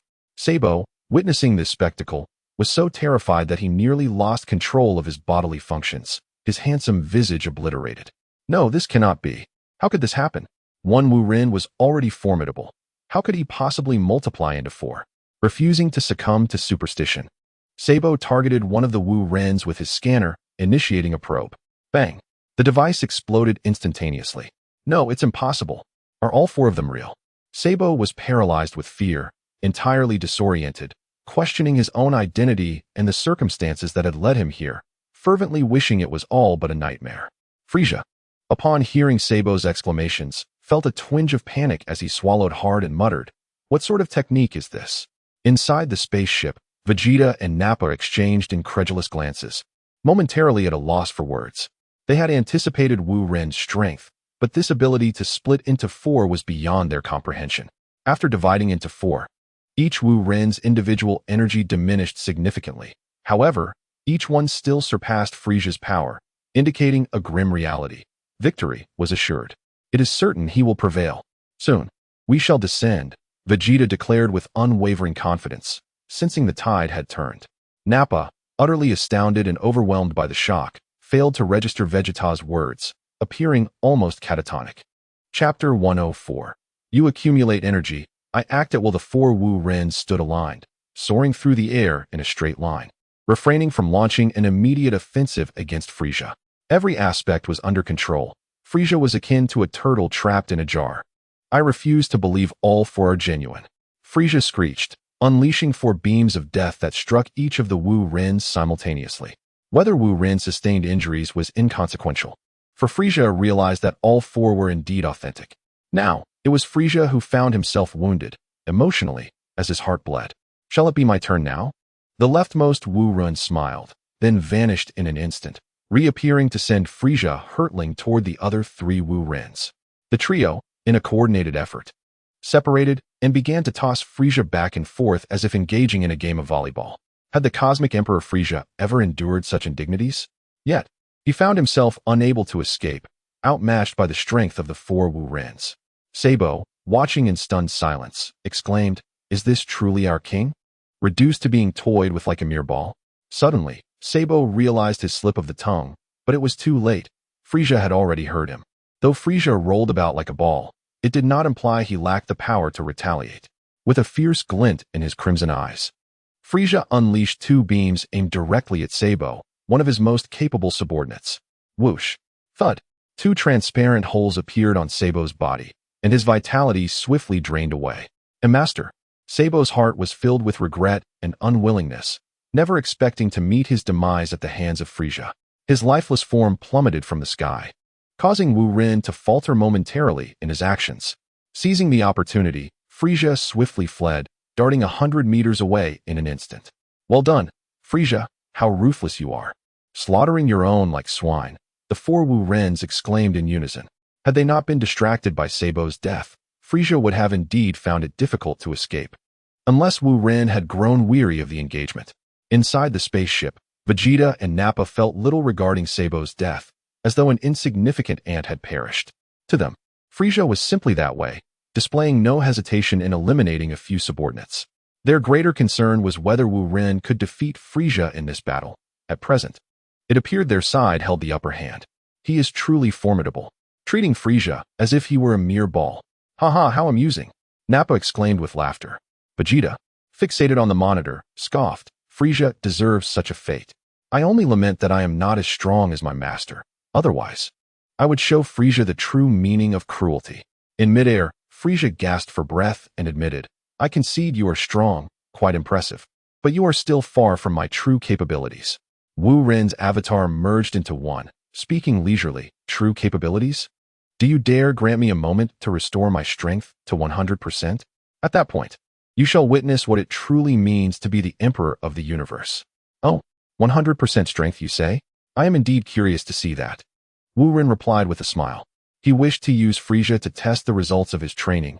Otherwise, with his current strength, he could easily crush Frisia in his untransformed state, or even eliminate him in an instant. However, that was not the outcome Wu Ren desired. Firstly, he wished to recruit Frisia as a subordinate, but the timing was not yet ripe. Frisia was backed by a formidable figure and would not easily pledge allegiance to Wu Ren. Secondly, Wu Ren needed Frisia alive. The Frisia force could not function without him. If Frisia were to perish, the force would disband, complicating Wu Ren's plans.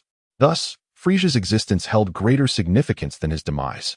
This was why Wu Ren had engaged Frisia for so long, not out of mere amusement, but due to a lack of alternatives.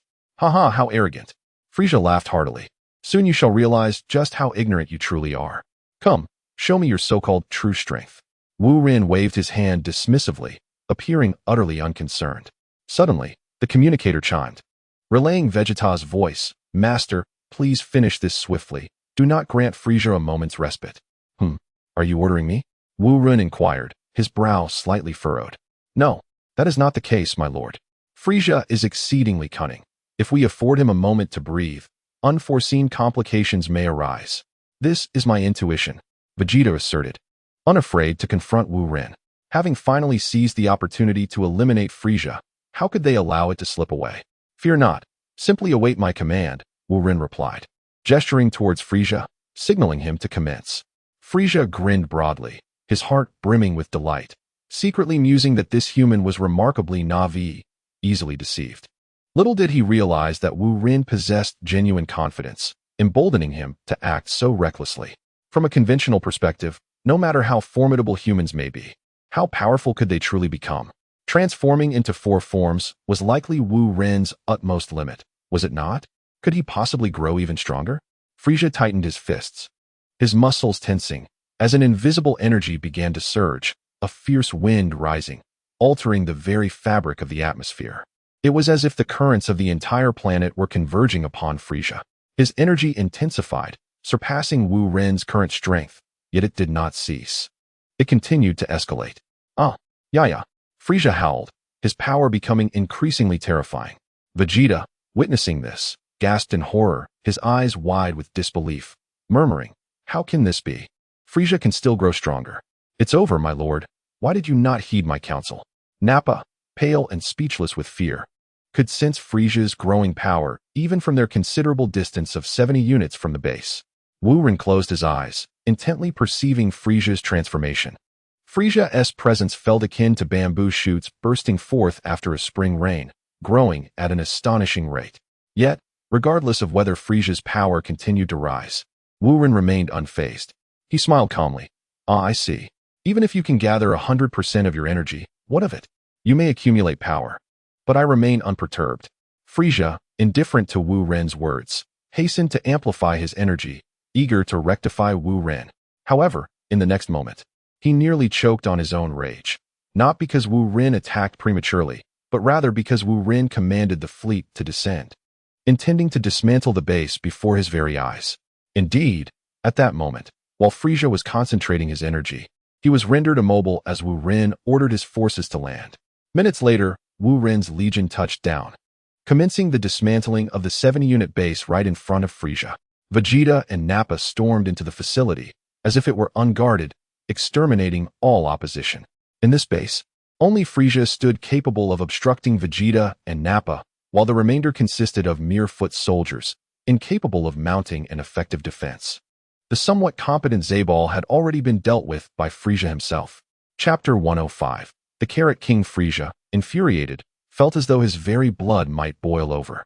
Unable to further enhance his own energy, under such circumstances, he could not remain focused, and thus could not elevate his power to its fullest potential. Damn it! Shameless! Frisia roared. How am I to regain my strength with such antics? Wu Ren calmly remarked. Do not be so agitated, King Frisia. I shall grant you a little more time. Frisia, infuriated, spat out a mouthful of blood, his energy not only failing to rise, but actually diminishing. Ignoring Frisia's turmoil, Wu Ren took advantage of the moment to replicate Frisia's frequently used techniques, such as the Death Ray, Planet Destruction Bomb, and tracking key slash. Very well. You are indeed formidable. Frisia shut his eyes, feigning ignorance of the gradual dismantling of his base, preparing to focus on regaining his strength. However, Wu Ren suddenly smirked and declared, "Time's up, King Frisia. I shall no longer indulge you." "What do you mean?" Frisia opened his eyes. A look of disbelief etched on his face. Could it be that this human had reconsidered? How could he be more shameless than even the members of Frisia's own lineage? "That is precisely what I mean," Wu Ren replied, extending a finger towards Frisia. With a gust of wind, Frisia transformed into a mere carrot. Wu Ren beckoned with his finger, and the carrot flew into his hand. "Frisia, it is not that I refuse to play with you. Rather, I no longer require your testing. Even if you regained your full strength, you would still be no match for me." As Frisia remained a carrot, he would not be able to respond for the next 5 minutes. Holding the carrot, Wu Ren instantaneously vanished. In the midst of battle, Vegeta and Nappa suddenly sensed the absence of Wu Ren and Frisia's energy, puzzled by the turn of events. However, until they received further orders, they continued their assault, determined to capture the entire Base 70. On the North Kai's planet, the Kai was tending to his flowers when a figure suddenly appeared beside him. Upon closer inspection, he exclaimed, "Ah, isn't this the one who tells those ridiculous jokes?" "Indeed, it is I," Wu Ren grinned, secretly casting a spell to replicate the Kai's spirit bomb technique. During his previous visit, he had only managed to copy the Kai's fist. Since the spirit bomb had seemed of little use at the time, he had not replicated it then, but this time, he took the opportunity. The Kai, setting aside his watering can, rubbed his hands together and chuckled. "Do you have another amusing joke to share with me? Please, do tell." Wu Ren scratched his head with the carrot and replied, "A joke? It seems I have none prepared. I merely came to present you with a small gift." "What kind of gift?" The Kai, curious, wondered why this enigmatic young man was offering him a gift. "This carrot," Wu Ren said, proffering the carrot to the Kai. The Kai held the carrot, weighing it in his hands, and queried, "Isn't this just an ordinary carrot?" "Yes, for now it is. However, in a few minutes, it shall be quite different." "What? What do you mean?" The Kai, perplexed, wondered if this was some new joke. Wu Ren placed his finger on his forehead, preparing to teleport away. "Remember, do not let Barbarous use it as a snack." "Frisia? Barbarous snack?" The Kai pondered Wu Ren's words, and suddenly burst into laughter, exclaiming, "Haha, this joke is truly entertaining. Even better than the last one. How delightful." With that, Wu Ren vanished without catching the Kai's final words. As for what might transpire between Frisia and King Kai moments later, it is of no concern to Wu Ren. At the very least, the dismantling of Outpost 70 will no longer face any interruptions. In a flash, Wu Ren appeared beside Vegeta, who was dealing with the last few enemies, as the resistance within Outpost 70 had nearly been extinguished. "My lord, we will resolve this shortly," Vegeta declared respectfully upon seeing Wu Ren arrive. "There's no rush. Just ensure it is thoroughly cleansed," Wu Ren replied before leaping into the air, surveying the entirety of Outpost 70 from above.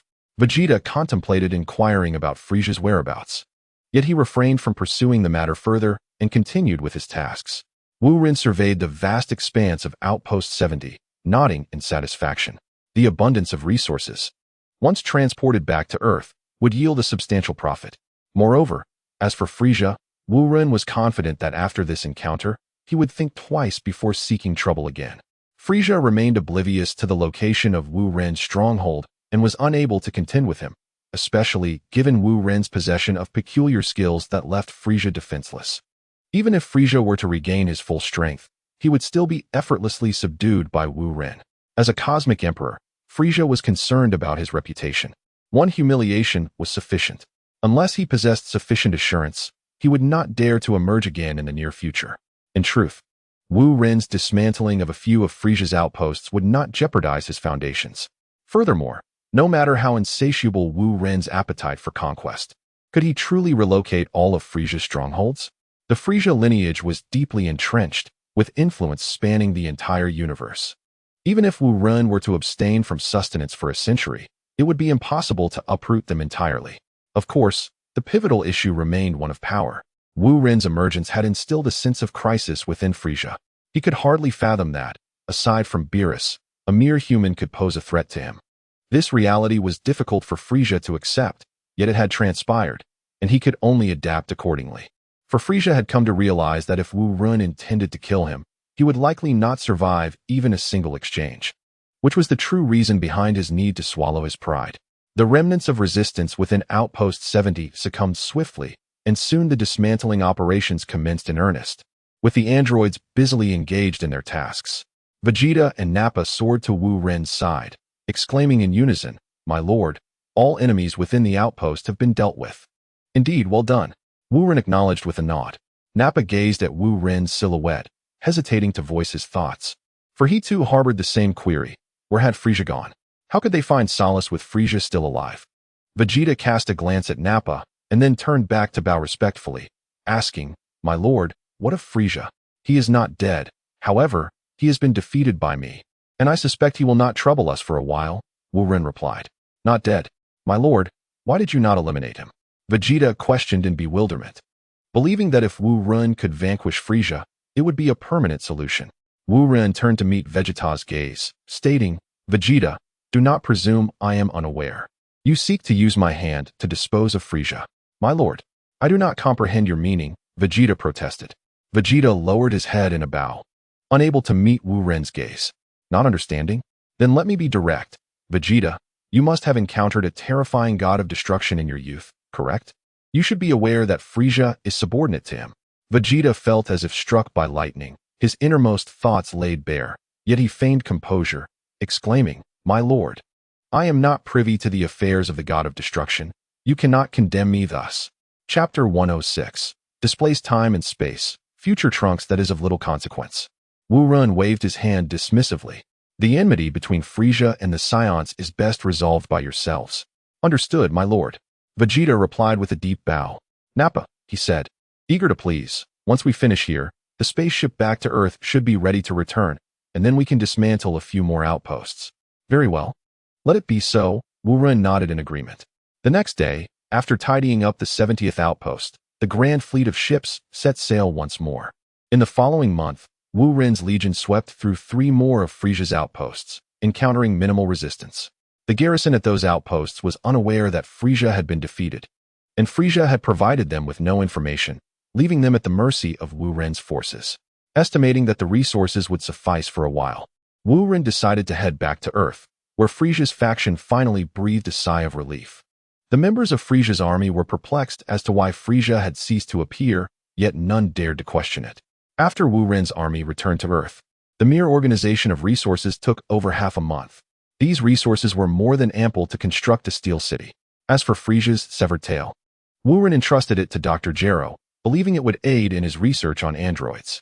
Dr. Gero proposed that Bulma serve as his assistant, to which Wu Ren consented. However, Bulma would not merely be an assistant but a partner, standing on equal footing. With the issue of resources settled, Wu Ren turned his attention to the matter of everyone's strength. Since Vegeta and Nappa had already been pushed to their limits by Wu Ren, they found themselves lacking suitable opponents, which hindered their training. Thus, Wu Ren decided to unlock the potential of all elite trainees. When he initially developed Vegeta and Nappa's powers, he had held back and not pushed them to their utmost limits. Consequently, during this round of potential development, Goku's combat power once again surpassed that of Vegeta. Vegeta found himself with a new goal to strive for, creating a beneficial cycle. The combat power of the other elite trainees was somewhat lower, which was inevitable, as the advantages of the Scions were pronounced. New resources facilitated the expansion of a new gravity chamber, capable of generating up to 512 times the gravity, with a more robust structure. Under such favorable conditions, after a year of arduous training, the practitioners at the castle base experienced another significant leap in their abilities. Tien and Krillin had surpassed the threshold of 100,000 in combat power. As for Goku and Vegeta, their sparring sessions had become exceedingly intense, with both of them having faced near-death experiences several times, propelling their growth far beyond others, even surpassing Nappa. Now, Goku and Vegeta had exceeded 1 million in combat power, standing on the cusp of becoming Super Saiyans. However, Wu Ren had no means to transform into a Super Saiyan, even if he were aware of it. He could not articulate it. The Super Saiyan form is a manifestation of an innate talent among the Saiyans, rather than a skill, something Wu Ren cannot acquire. For he is not a Saiyan. Over the past year, Wu Ren's own energy and mental fortitude had indeed improved, though not to the extent experienced within the hyperbolic time chamber. Nonetheless, it was an enhancement, however modest. Throughout the galaxy, he seldom encountered formidable opponents. On this particular day, while Wu Ren was assessing the training progress of his students, he suddenly sensed an unusual energy manifesting on Earth. This energy was potent, yet it bore no malevolence, indicating it was not the Frisia family that had discovered the planet. Closing his eyes, he concentrated, realizing that this energy felt vaguely familiar, though he could not pinpoint why. Abruptly, he opened his eyes and declared, "He has arrived." Standing nearby in a maid outfit, Xiao Wu inquired, "Who has arrived? Notify everyone to assemble." Wu Ren left a brief message before vanishing in an instant. He felt the energy approaching the castle's base and resolved to prevent it from drawing near, as that place represented his painstaking efforts and must remain unscathed. If the newcomer posed a threat, he must be neutralized outside the castle. As the scenery shifted before him, Wu Ren opened his eyes once more, his expression a canvas of emotions. "How can it be you?" To his astonishment, the visitor was the young Trunks. How had he come here? In this world, Bulma was not with Vegeta, leading Wu Ren to believe that Trunks might not be connected to this reality. Yet, against all odds, the future Trunks had arrived. Trunks gazed at the suddenly appearing youth with curiosity, asking, "Who are you? Your energy is formidable. Yet I have never heard of you." Clearing his throat, Wu Ren replied, "I am who I am. This world differs from yours, so it is quite natural that you have not heard of me." "Oh," Trunks nodded, but suddenly, his demeanor shifted as he braced himself. "How do you know I hail from another world?" "I not only know you are from another world, but I also know you arrived via a time machine." "What? Impossible. How could you possibly deduce such a thing?" Trunks exclaimed, disbelief etched across his face. "This is rather difficult to explain. Consider it my unique ability," Wu Ren shrugged, acknowledging that some matters are best left unexplained. Trunks remained somewhat on edge. In his world, survival conditions were exceedingly harsh, shaping his distinctive character. Were it not for the fact that he sensed no malice from Wu Ren, he would have drawn his sword. Observing Trunks' intense reaction, Wu Ren smiled in understanding. "If I am not mistaken, you sensed Gohan's energy, which is why you flew in that direction, correct?" "Indeed, that is true. Although there are several other strong energies nearby, Gohan's energy is the one I recognize best," Trunks affirmed. Upon Wu Ren mentioning Gohan, Trunks seemed to relax significantly, his tension dissipating. "Indeed, then come, follow me." As Wu Ren concluded his words, he extended his left hand, leading Trunks to mistakenly believe he was offering a handshake, to which he responded politely. Suddenly, the surroundings began to shift, and Wu Ren, along with Trunks, instantaneously transported back to the castle base, where Son Gohan was nearby. Son Gohan had matured somewhat, no longer the little child clad in open-crotch pants. During his leisure time, Rashi taught Son Gohan to read and write, while at other times, he trained in martial arts alongside elite students. In this world, Chi-Chi did not hinder Son Gohan's pursuit of combat skills, nor did she insist he become an academic prodigy. This Chi-Chi had no need for money, confirming that money is indeed the root of all evil. Thus, Son Gohan would never transform into the hapless Gohan of the other world. Seeing Son Gohan diligently writing, Trunks was moved to tears, contemplating how wonderful it would be if his brother Gohan were still alive. Upon noticing the stranger, Son Gohan set down his pen and curiously regarded Trunks, wondering who this older brother was. Before Wu Ren could explain, Trunks interjected, "No, please don't call me that. It's inappropriate." Son Gohan, confused by the situation, wondered aloud, "What is going on? This is all so chaotic. And why are you, a grown man, crying?" Trunks hastily wiped his tears, insisting, "No, I'm not crying." Chapter 107. "Mother, you are indeed an accomplice?" Rashi, oblivious to Trunks' sorrow, silently handed him a few tissues. "Thank you," Trunks replied as he accepted them. Just then, several figures approached, including Son Goku, other elite students, Vegeta, and Nappa. Trunks surveyed the familiar yet strange faces, particularly Vegeta, which made his nose tingle with emotion. "Hey, who are you?" Son Goku boisterously inquired, sensing Trunks' immense energy. Trunks hesitated momentarily, but ultimately introduced himself. "I am Trunks. You must be Mr. Son Goku, correct?" Son Goku pointed to himself, astonished. "You know my name?" "Yes, Mr. Son Goku. May I have a word with you privately?" "There are certain matters I cannot disclose in front of everyone."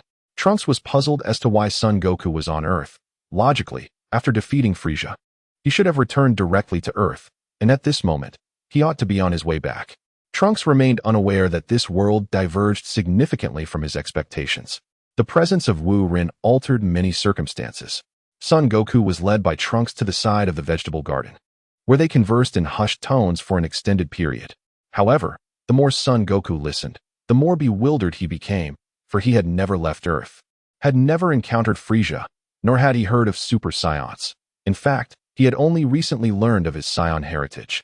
Stop, stop, stop! I don't understand what you're saying, Son Goku exclaimed, growing increasingly confused. Is that Son Goku you mentioned really me? Trunks also sensed something was amiss. Many details did not align. He had not encountered Frieza upon arriving on Earth, but had instead met Goku, who he should not have encountered so soon. What was happening?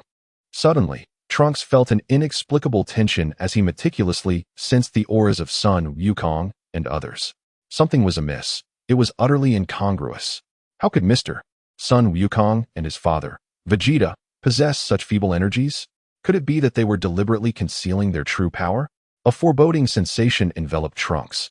He seemed to have arrived in an erroneous realm, one that was not the world he sought.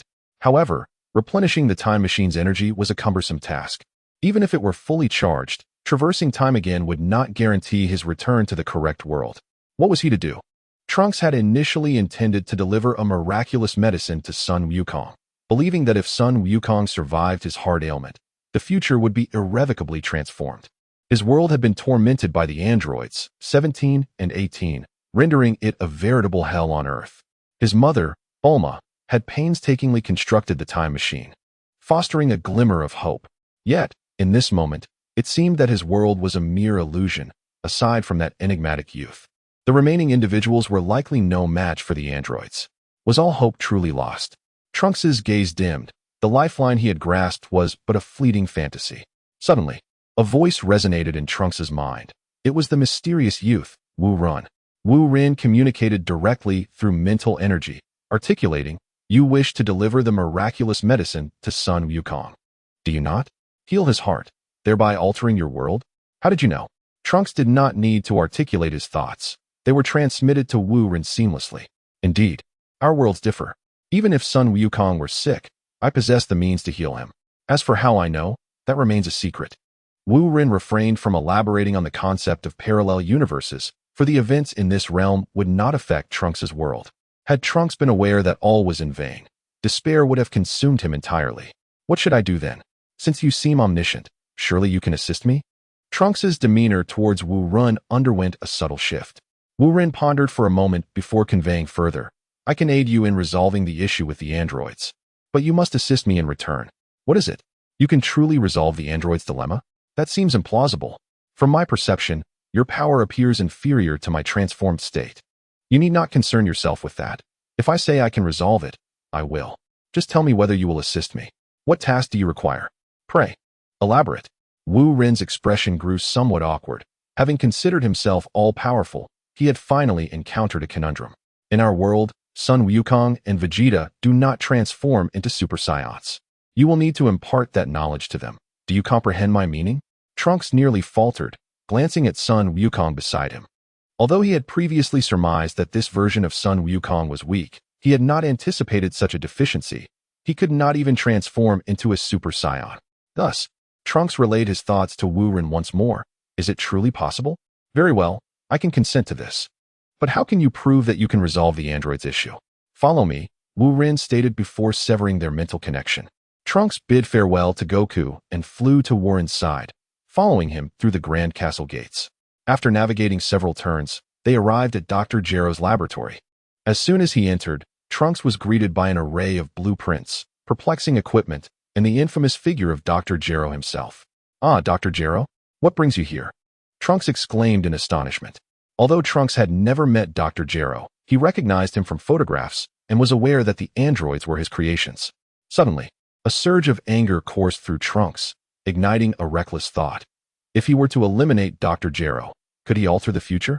A gentle psychic force enveloped Trunks, soothing his turbulent emotions. He glanced at Wu Rin and relinquished his earlier notion.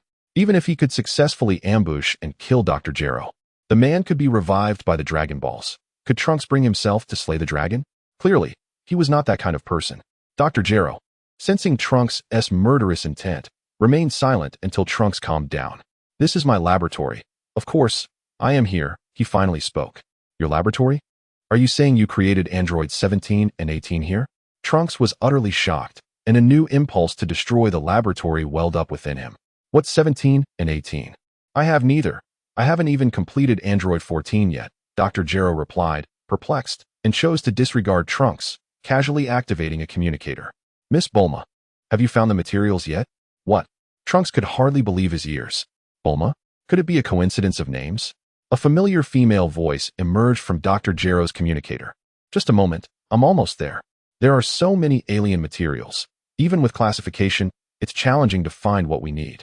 Trunks felt a wave of darkness wash over him, nearly causing his mind to crash. How could this be? Here, Dr. Gero had not created androids 17 and 18. Yet his mother was involved in the android's production? This is not real, it cannot be. Trunks repeated in his mind. The androids he had yearned to annihilate were, astonishingly, partly made by his mother. This revelation left Trunks in a state of shock, far surpassing any predictions he had made before traversing time. Warren, unperturbed by Trunks's escalating anxiety, recalled Bulma's earlier remark about the surplus of materials. Their accumulation was not a sustainable solution. It was evident that a well-thought-out plan was necessary, even if it involved repurposing waste, as it was better than allowing it to gather dust. After a while, Bulma entered the laboratory, staggering under the weight of a large pile of materials. Due to the obstruction, Trunks could not see her face and remained unwilling to accept that this Bulma could be his mother. With a clatter, Bulma set the materials down, revealing her youthful visage. Trunks gasped, realizing it was indeed his mother in her younger years. The world spun around him, and he nearly fainted from the shock. Fortunately, the Scion physique is exceptionally resilient, and Trunks quickly recovered. Who is this? Bulma inquired, wiping the sweat from her brow. I am Trunks, he replied hastily, standing upright. I'm here for a visit. Yes, a visit. A visit? Bulma was skeptical of such a flimsy excuse. However, seeing Wu Ren also present, she decided not to press further. Squatting down, Bulma meticulously organized and labeled the materials she had brought, placing them in the storage area. Trunks, feeling somewhat awkward, wished for a crevice to hide in, his gaze darting about uncertainly. This world was nothing like the one he had envisioned. The script he held in his mind was rendered utterly useless. Once Bulma finished arranging the materials, she turned to Wu Ren and remarked, Sir, our efficiency is exceedingly low. This cannot continue. The mountains of materials we have could very well construct a city. It's such a waste to let them sit idle. Wu Ren's eyes lit up. Construct a city? What a splendid idea. Let us proceed with that. What? A city? Bulma, hands on her hips, thought to herself that this was far too hasty. The value of those materials was immeasurable. How could they simply finalize a plan on a whim without thorough planning? Wu Ren, sensing Bulma's apprehension, stated directly, Do not fear the waste. Even if we were to use all that material for land reclamation, it would take many days. Leaving it unused is a waste in itself. Wouldn't you agree? Bulma was speechless, unable to fathom Wu Ren's audaciousness. It's settled then, Wu Ren declared, promptly notifying Pilaf to handle the city construction. While such an endeavor was daunting, for Shin Shui Company, it was hardly an insurmountable task. In this world, as long as one had sufficient funds, such matters were trivial.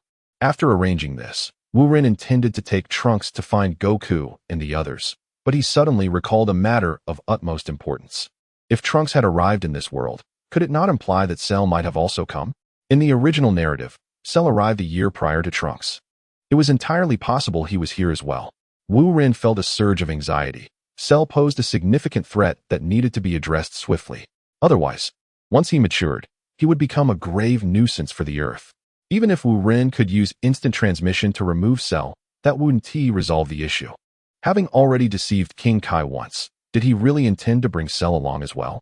Thus, Wu Ren instructed Bulma to take Trunks on a tour. He then flew out of the castle, closing his eyes above it, extending his mental energy to envelop the entire planet. With his mental prowess, he sought every corner, including mountains and rivers, leaving no ocean unexamined. Not here, nor there, he murmured. Cell, have you truly come to Earth? Meanwhile, his mental energy continued its relentless scanning. The matter of Cell could not be taken lightly. Neglecting it would be akin to harboring a ticking time bomb. Suddenly, Wu Ren detected a faint energy signature approximately 2 meters underground at the base of a mountain. What in the world is this? Wu Ren concentrated his mental energy and visualized the location in his mind. An image of a cocoon appeared, roughly the size of a camel.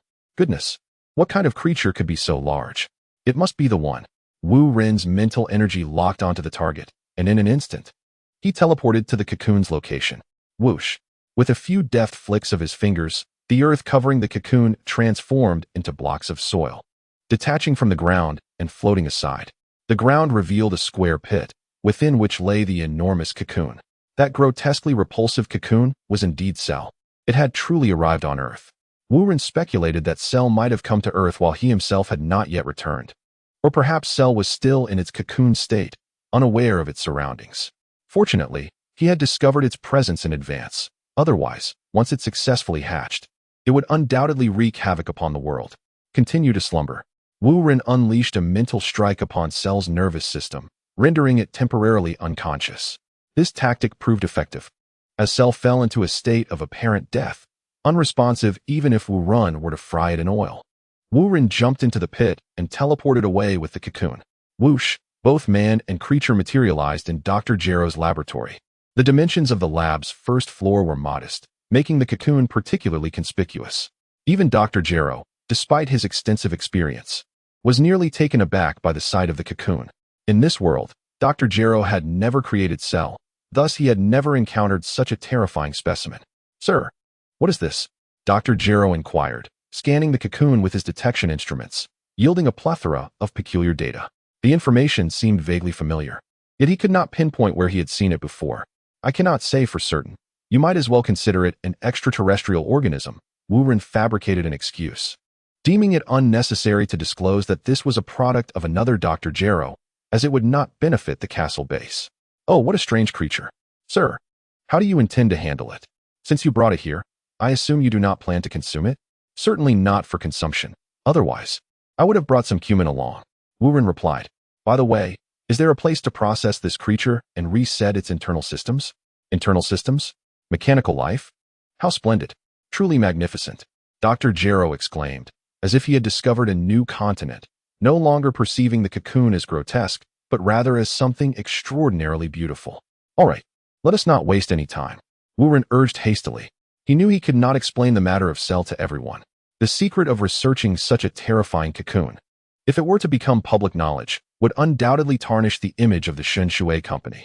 Chapter 109. Super Scion in Dr. Jero's laboratory, 3 floors underground. The cell larva was placed into a specialized container, countless wires connecting to its surface. The computer displayed various data on the larva, and Dr. Jero was engrossed in the information. Perfect. Absolutely perfect. This may be the most flawless mechanical life form. Dr. Jero marveled. Indeed. Wu Ren replied with a smile and a nod, recognizing that Dr. Jero's words were more self-praise than boastful. Wait, that's not right. Dr. Glow furrowed his brow suddenly, pointing at a set of data on the computer. My lord, look here. The computer indicates that this larva is not in a perfect condition. It is missing 2 components. How peculiar. How could this be? Wu Ren pondered for a moment and replied, Actually, I am at a loss as well. Indeed, it is quite strange, Dr. Glow nodded. So, Doctor, can you reset its system? Let us take another look. I cannot make any guarantees. Dr. Glow continued to examine the database of the Shero larva. Suddenly, he noticed a name that repeatedly appeared in the data, Sun Wukong. Sun Wukong? The name plunged Dr. Glow into deep contemplation, as he felt he had unearthed a significant secret. Wu Ren, sensing Dr. Glow's thoughts, interjected. This larva was specifically designed by someone to confront Sun Wukong. There is no need for further speculation. You should focus solely on whether you can reset its system. Realization dawned on Dr. Glow. Rest assured, my lord. I understand and will keep this confidential. Well then, can it be reset? Wu Ren inquired. We have already acquired the core data. Resetting it should not pose a challenge. How would you like to modify it, my lord? First and foremost, ensure loyalty to us, then delete any data pertaining to revenge and disable its self-destruction mechanism. As for the 2 missing components, attempt to modify them to see if improvements can be made. If not, we shall let it be. Understood, my lord. Doctor. Glow nodded affirmatively. On the rooftop of the castle, within the elite training grounds, Trunks arrived accompanied by Bulma. The elite trainees, along with Vegeta and Nappa, usually trained here. After surveying the area from various angles, Trunks had gained a general understanding of the castle's base. Although the energy of the practitioners here might be relatively low, their foundational strength was remarkably solid. They merely awaited an opportunity for exponential improvement. At that moment, Trunks comprehended why Wu Run had asked him to agree to that condition. However, there remained one perplexing aspect that eluded him. How could it be that Bulma and Vegeta were not acquainted in this world? Trunks could not fathom the reasoning behind this anomaly, yet he felt powerless to alter the situation and resolved to go with the flow. While Trunks was lost in thought, a figure materialized beside him. Wu Ren. How are you? Have you made your decision? Wu Ren inquired. Trunks nodded. Yes, I can tentatively place my trust in you. And I hope you will honor your word. Rest assured, as you can see, the matter concerning the androids poses no difficulty for us, Wu Ren replied confidently. The future timelines androids 17 and 18 were relatively weak, hardly a match for Wu Ren. Very well, it is settled then, Trunks declared with unwavering resolve. There is no time to waste. Let us proceed. Wu Ren took hold of Trunks and instantly transported them to where Sun Wukong, Vegeta, and Nappa were located. Without further ado, he instructed them to follow. The group soared away from the castle base, landing in a distant, desolate area. All right, Trunks, it's time to showcase your abilities. Wu Ren gestured for everyone to clear the space. Sun Wukong and the others looked on in confusion. Showcase what? In a moment. You shall understand the purpose of our presence here. We have come to ensure the safety of the castle base, so cherish this opportunity. As Wu Ringang concluded his explanation, Trunks had already taken a few steps forward, selecting an appropriate position to stand. Greetings to you all. As you can observe, I too am a scion, albeit in a form you have never witnessed before. Suddenly, Trunks' energy surged exponentially, causing the ground to tremble and fierce winds to whip through the air. A dazzling golden light shimmered around Trunks. What on earth is this? Goku exclaimed, his mouth agape, turning to glance at Vegeta and Nappa, who wore equally astonished expressions. The powerful energy created a storm of sand and debris, though it did not affect the formidable warriors present. Its sheer force was awe-inspiring. Vegeta suddenly had an epiphany and exclaimed, could this be the Super Saiyan? Since Trunks had arrived at the castle base, Vegeta had sensed numerous anomalies about him. As the Prince of Science, he had never heard of Trunks before. The fact that Trunks was also a Saiyan, and indeed a Super Saiyan, left Vegeta in a state of utter frustration. Competing with Goku was one thing, but now a seemingly stronger Trunks had emerged from nowhere. It was akin to competing in a marathon only to discover that someone had already crossed the finish line long before. Super Saiyan, Goku and Nappa echoed in unison. As fellow Saiyans, they too had never heard of this legend. Trunks nodded affirmatively, saying, indeed, it is the Super Saiyan. In accordance with your esteemed request, I have decided to impart the secret to you. Really? That would be absolutely wonderful. Thank you, esteemed one. Thank you, Trunks. Goku shouted with exuberance, wanting to embrace Trunks. But the overwhelming energy emanating from him made it impossible to approach. Such a rare opportunity? Vegeta glanced at Nappa, perplexed by Wu Rengong's apparent benevolence towards them and questioning his true intentions. Whatever the case may be, Vegeta, you should express your gratitude to the esteemed one. After all, he is a Super Saiyan, Nappa exclaimed, promptly kneeling before Wu Ringang. Yet Vegeta, with a hint of pride, replied, thank you, esteemed one. There is no need for such formality. This knowledge is not bestowed without purpose. There will come a time when I shall require your assistance. Wu Ringang said with a smile, not taking offense at Vegeta's prideful demeanor, as he was accustomed to it. The resplendent Trunks sensed an odd atmosphere. Shouldn't his current state command everyone's attention? Why did it seem like all eyes were on Wu Ringang? Furthermore, the blind admiration others held for Wu Ringang was perplexing. Trunks scrutinized Wu Ringong's expression and suddenly noticed a peculiar detail. The esteemed one appeared unfazed by the sight of a Super Saiyan. Shouldn't there be shock and reverence? A somewhat absurd thought crossed Trunks' mind. Perhaps, in the eyes of this enigmatic figure, the Super Saiyan was of little significance. This single reasoning could explain everything. No wonder he claimed that the issue of the androids was easily resolvable. It seemed he was far more formidable than he appeared. Chapter 110. The Future Time and the Enraged Trunks. Upon Trunks revealing his Super Saiyan form, Goku, Vegeta, and Nappa embarked on a clandestine training regimen spanning 3 months. Perhaps due to innate talent, Vegeta and Goku mastered the Super Saiyan transformation in less than a month, whereas Nappa, even after the full duration, found himself still unable to grasp the threshold of becoming a Super Saiyan. For this reason, Nappa often resorted to self-deprecating humor, attributing his struggles to his lack of hair. During these 3 months, Wu Ren did not observe the Scion's training every day. Instead, he sought out the dilapidated time machine that Cell had arrived in, entrusting it to Bulma. With this time machine, Bulma of this world would eventually be able to construct a new one. Upon inspecting the old device, Bulma noticed the Capsule Corporation logo, a testament to its future prowess, which served as a source of inspiration for her. However, she remained unaware that this time machine was crafted by her future self. Since Trunks had not explicitly addressed their relationship, Wu Ren felt no inclination to intervene. Given the ample resources available at the castle base, Bulma prepared 3 energy sources for the time machine, sufficient for Trunks' needs.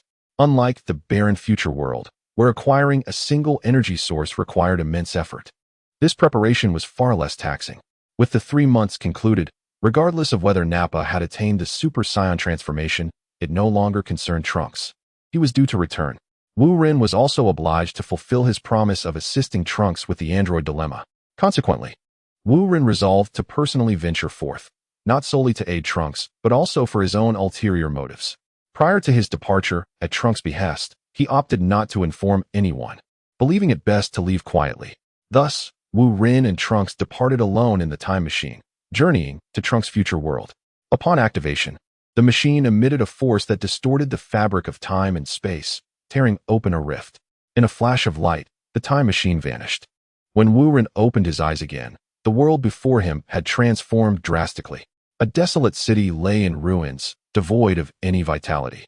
The sky was overcast, and dilapidated buildings leaned precariously, shrouded in darkness. Even under the full moon, the atmosphere was chillingly oppressive. Is this your world? Wu Ren leaped from the time machine. Trunks followed suit, reverting the machine back into capsule form. Indeed, I grew up in such an environment, he replied, his demeanor reflecting a grim acceptance of his reality.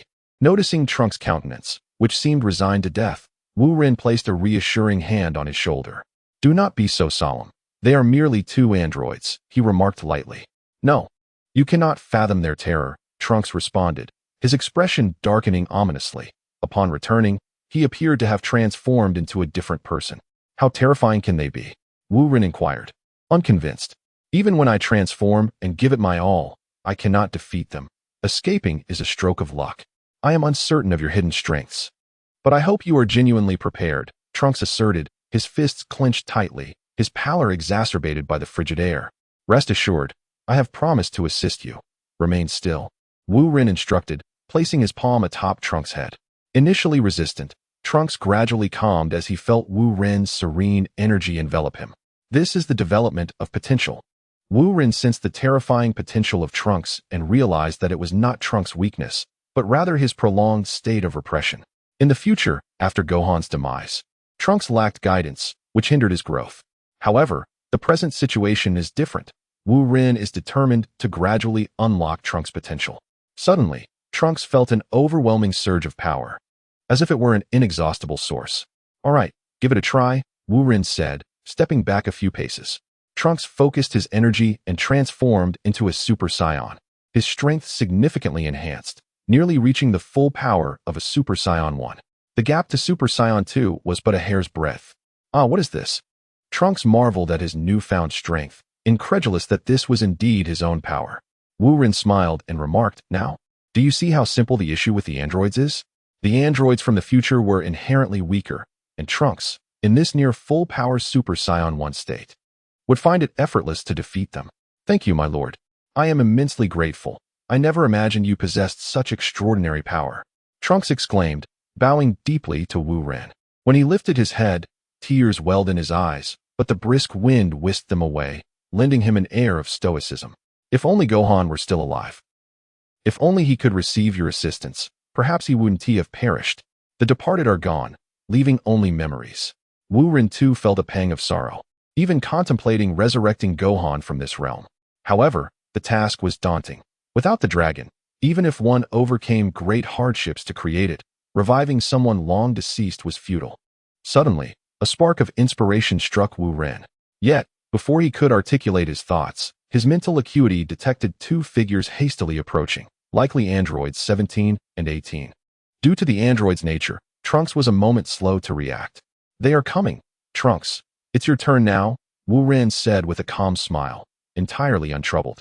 In this world, where Earth lay in ruins, both Wu Ren and the now empowered Trunks could exert their full strength against the two weakened androids without any difficulty. Trunks nodded. Bracing himself, his newfound power was overwhelming, and he struggled to control it, making him noticeable to the androids. Simultaneously, Trunks noted a detail. Despite his own strength, he had failed to detect the approaching androids. How did Wu Ren accomplish this? With a swift motion, two silhouettes emerged atop the fractured wall, androids 17 and 18. The moonlight was hazy, obscuring vision, yet Wu Ren could discern the figures clearly. The androids appeared disheveled, their garments unwashed for an unknown length of time. While a bit of dirt on 17 was inconsequential, 18, a goddess, was disgracefully clad in tattered rags. Of course, attire mattered little upon seeing the androids. Trunks' aura surged once more, teetering on the edge of a volatile outburst.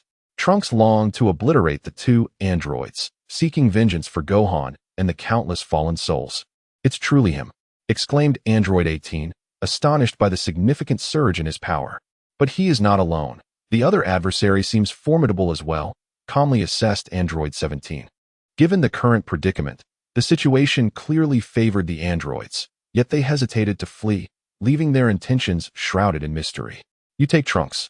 I'll handle the one who looks somewhat dashing, declared Android 18, casually tucking her long hair behind her ear. Despite her unwashed visage, her beauty remained striking. Do not underestimate them. Something feels amiss, cautioned Android 17, a sense of urgency creeping in as he regretted their presence at this location.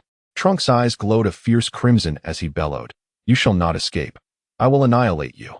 With that, an earth-shattering force erupted from Trunks, his energy surging to its zenith. The nearby walls crumbled, debris scattering as the ground beneath androids 17 and 18 disintegrated. Suspended in midair, they exchanged bewildered glances, struggling to comprehend how Trunks, whom they had encountered just the previous day, had transformed so drastically. This is bad. 18, you must retreat, warned Android 17, sensing the impending danger. Yet, 18 was perplexed, questioning the need to flee.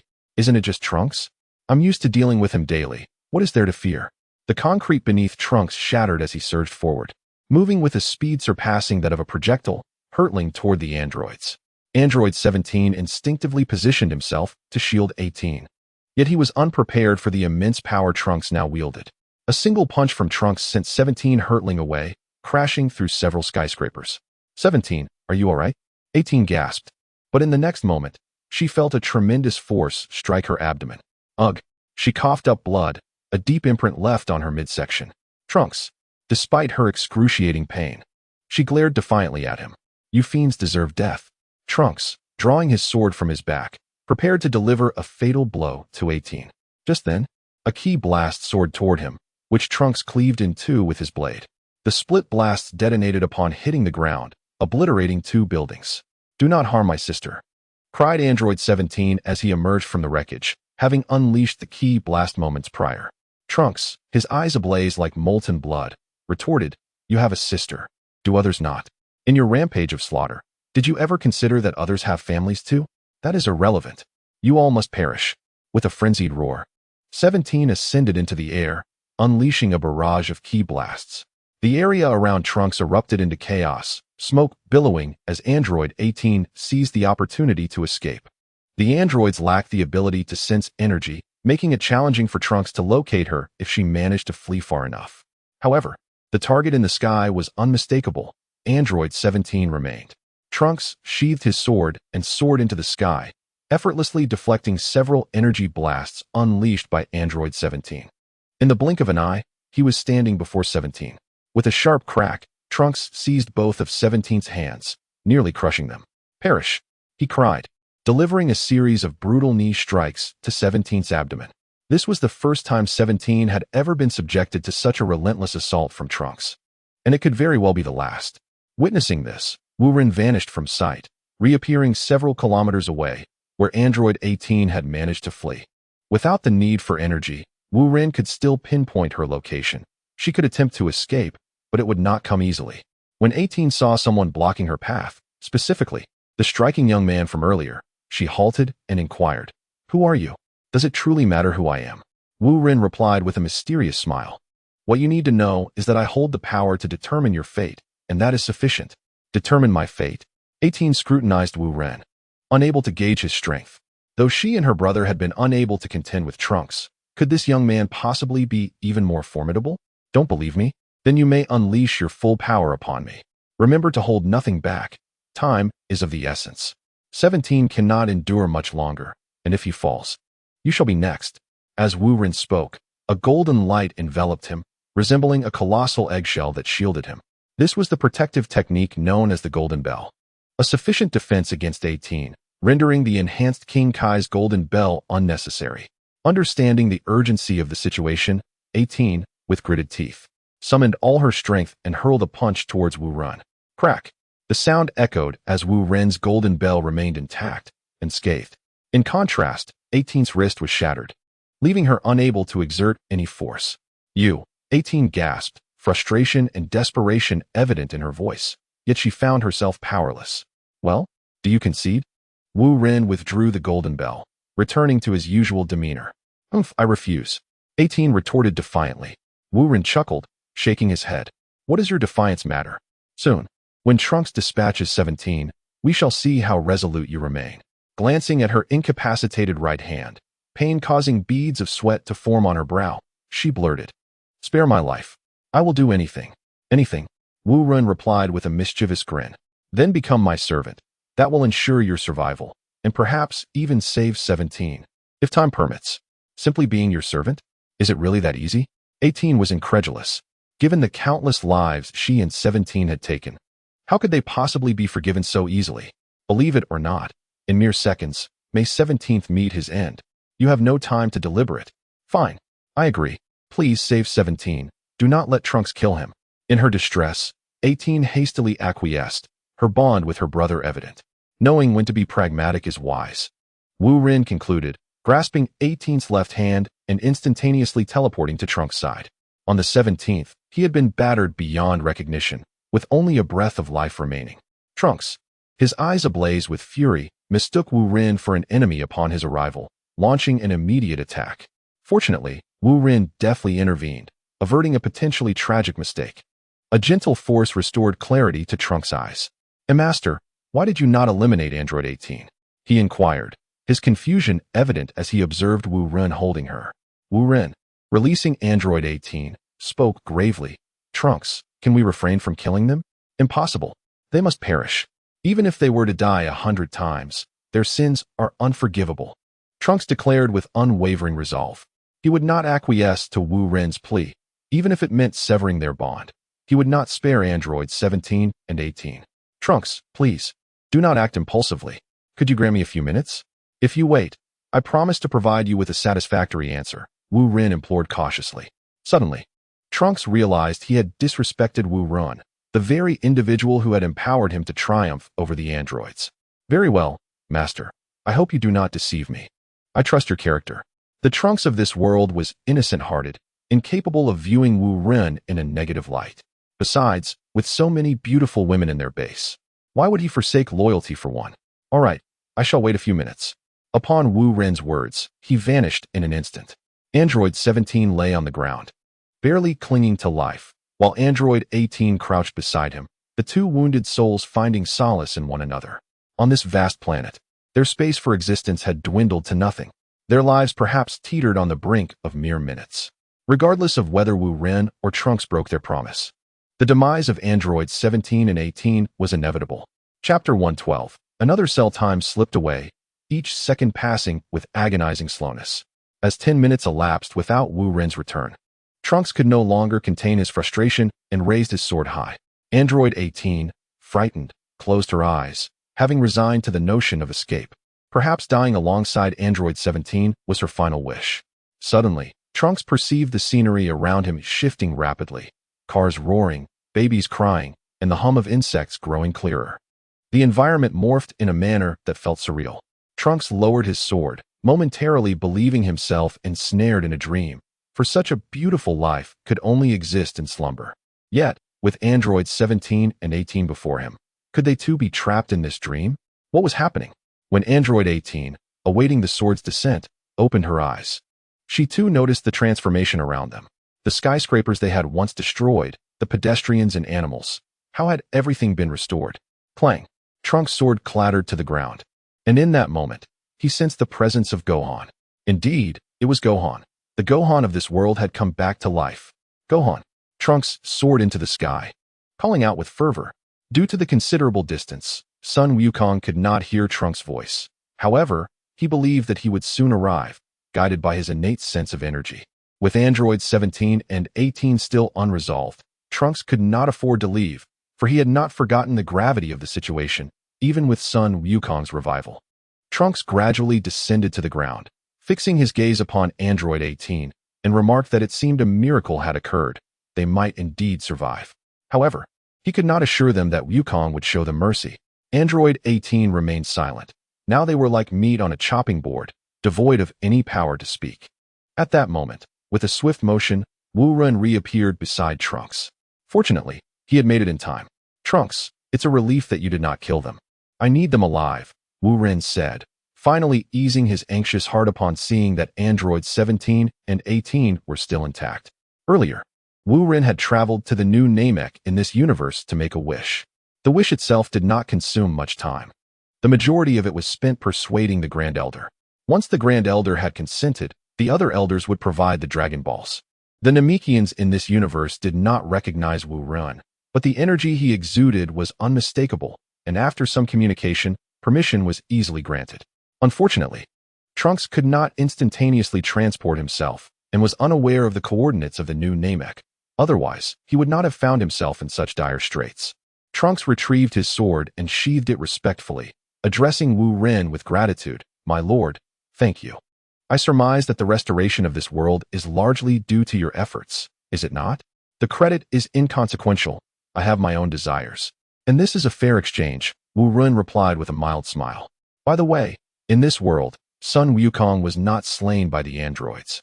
He was revived through the use of an additional wish. When you see him, do check on his heart condition. Perhaps your special medicine might still prove beneficial. Thank you. The dragon of our realm should also be revived.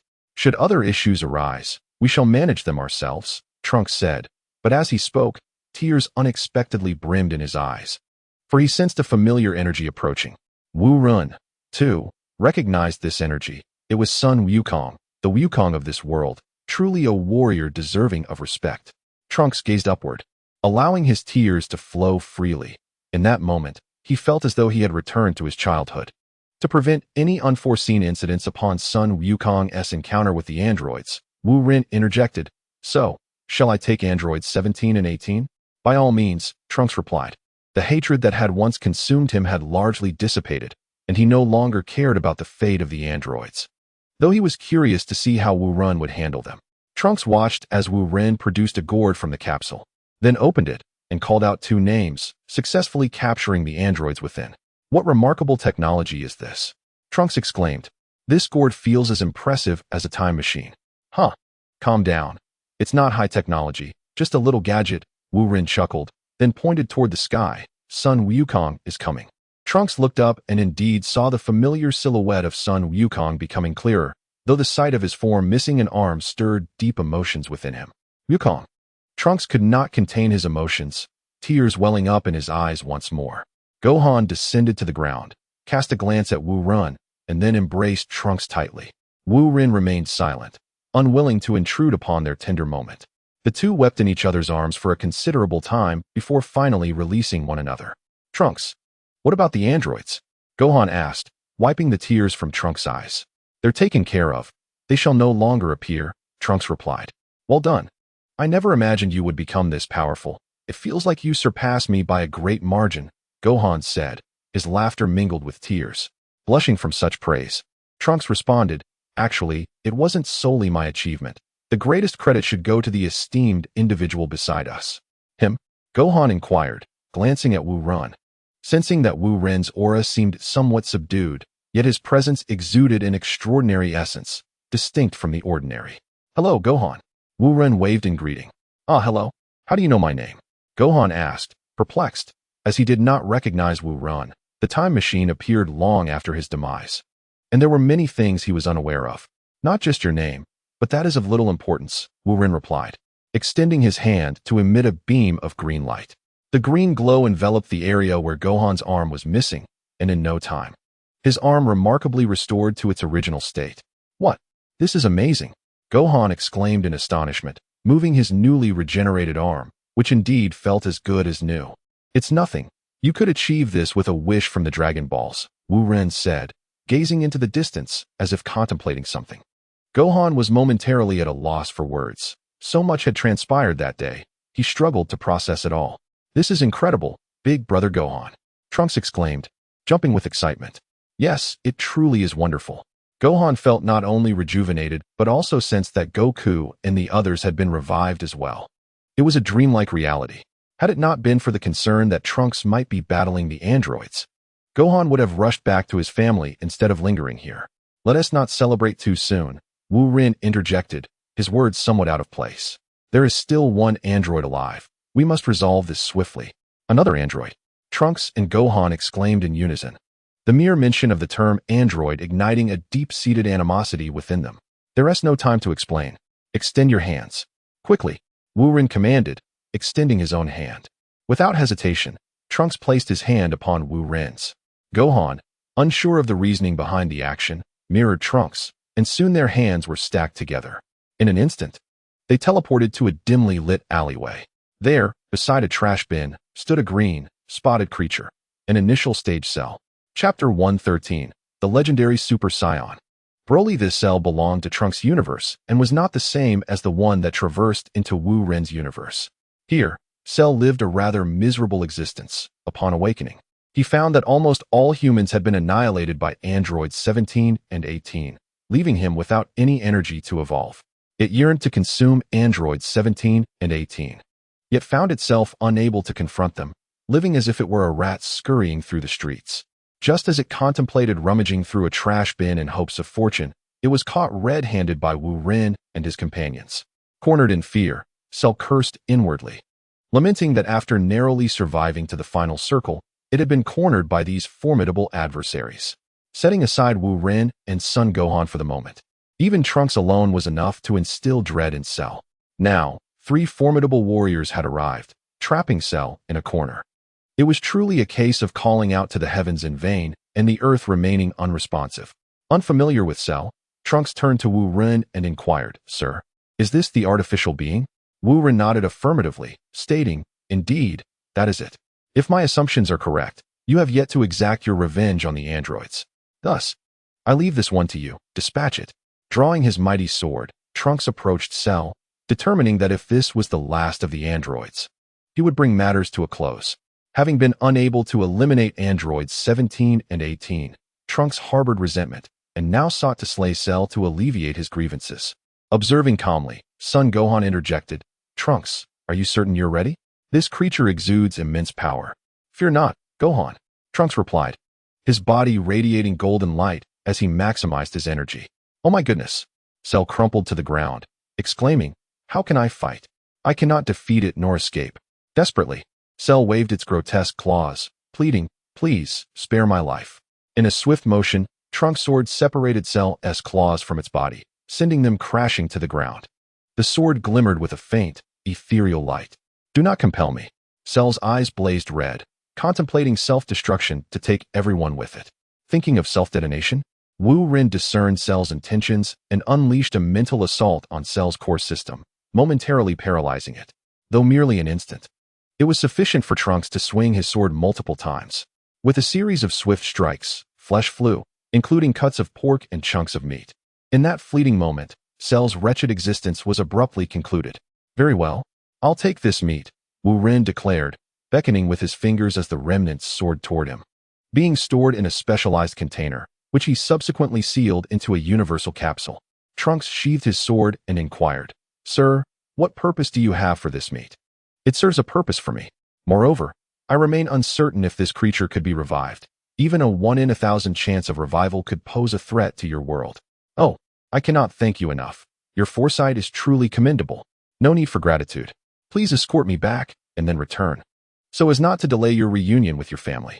Trunks glanced at Son Gohan beside him, acknowledging that since everyone had been revived and the androids dealt with, the ordeal had indeed come to a close. Understood, sir. Trunks retrieved the universal capsule, conjuring the time machine. He turned to Son Gohan and said, Gohan, you should head home first. Everyone is likely awaiting your return. I will be back shortly. Son Gohan was oblivious to the existence of the time machine, and thus could not comprehend Trunks' intentions. It was only after witnessing Trunks and Wu Rin vanish aboard the peculiar contraption that he pinched his own cheek, realizing that this was not a dream. Outside the castle base of Wu Run, the time machine had returned to this very spot. With his mission accomplished, Trunks bid farewell to Wu Run and returned to his own world, where Son Gohan and his family awaited him. During this journey to the future world, Wu Ren acquired a substantial amount of fragmented flesh, the purpose of which remained unclear, yet he felt an inherent sense of security knowing it was in his possession. In an instant, Wu Ren teleported back to the castle, unnoticed by anyone, as if he had never departed. Such is the marvel of the time machine, allowing one to select specific moments in time. Even if they lingered in the future world for a day, they could return precisely to the moment of their departure. Within Dr. Gero's laboratory, Bulma busied herself on the first floor, while Dr. Gero was rarely seen, frequently retreating to the depths below. Aside from Wu Run, no one was privy to his clandestine research, not even Bulma, who remained in the dark. Upon reaching the third underground level, Wu Ren gained access to the laboratory after passing verification, where he indeed found Dr. Gero. Upon Wu Ren's arrival, Dr. Gero provided a brief overview of the research progress. The currently modified cell larva had undergone significant alterations, emerging as a new creation. However, it would still require some time before hatching. Wu Ren then took his leave of Dr. Gero, opting not to hand over androids 17 and 18. With their infinite energy, they would not perish within the spatial vessel. Hence Wu Ren felt no urgency to release them. Exiting the castle, Wu Ren made his way to the sacred fountain, where he sat in meditation. He recognized the necessity of diligent training. Otherwise, he risked being surpassed by Sun Wukong and the others. The acceleration of the science growth was simply too rapid. Wu Ren remained in meditation for half a month, focusing intently on his cultivation, both his mental fortitude and energy steadily advancing. Suddenly, a familiar voice resonated within his mind. Young man, I finally found you. Wu Ren opened his eyes, incredulous to find King Kai contacting him. Could it be that he was seeking retribution for the previous incident involving Frisia? When King Kai noticed Wu Ren's silence, he reiterated, Don't pretend you can't hear me. I need your assistance, and let us put the last incident behind us. What incident, my lord? Wu Ren chuckled, feigning ignorance. Playing innocent, are we? Was it not you who brought Frisia to me? I was pummeled for days.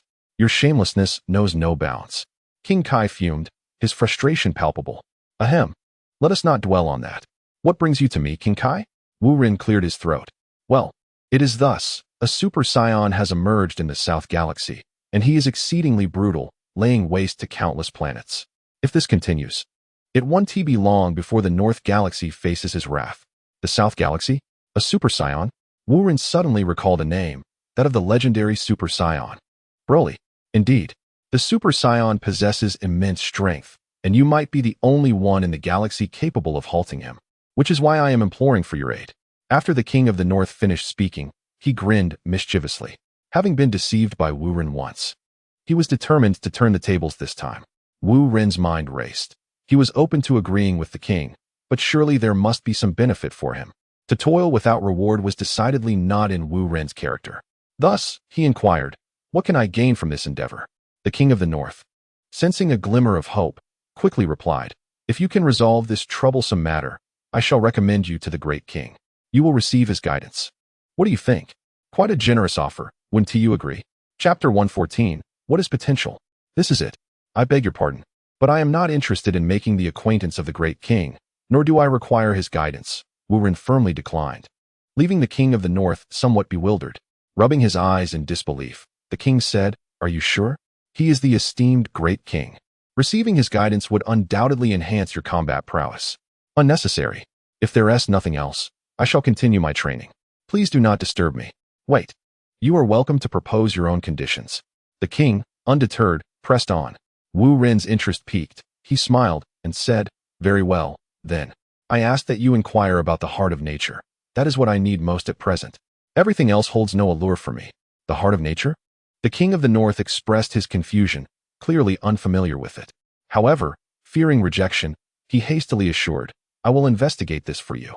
As long as you deal with the troubles in the southern galaxy. Ah, then it is settled. I shall prepare myself to depart. Very well. The coordinates for the Super Scion are, no need for that.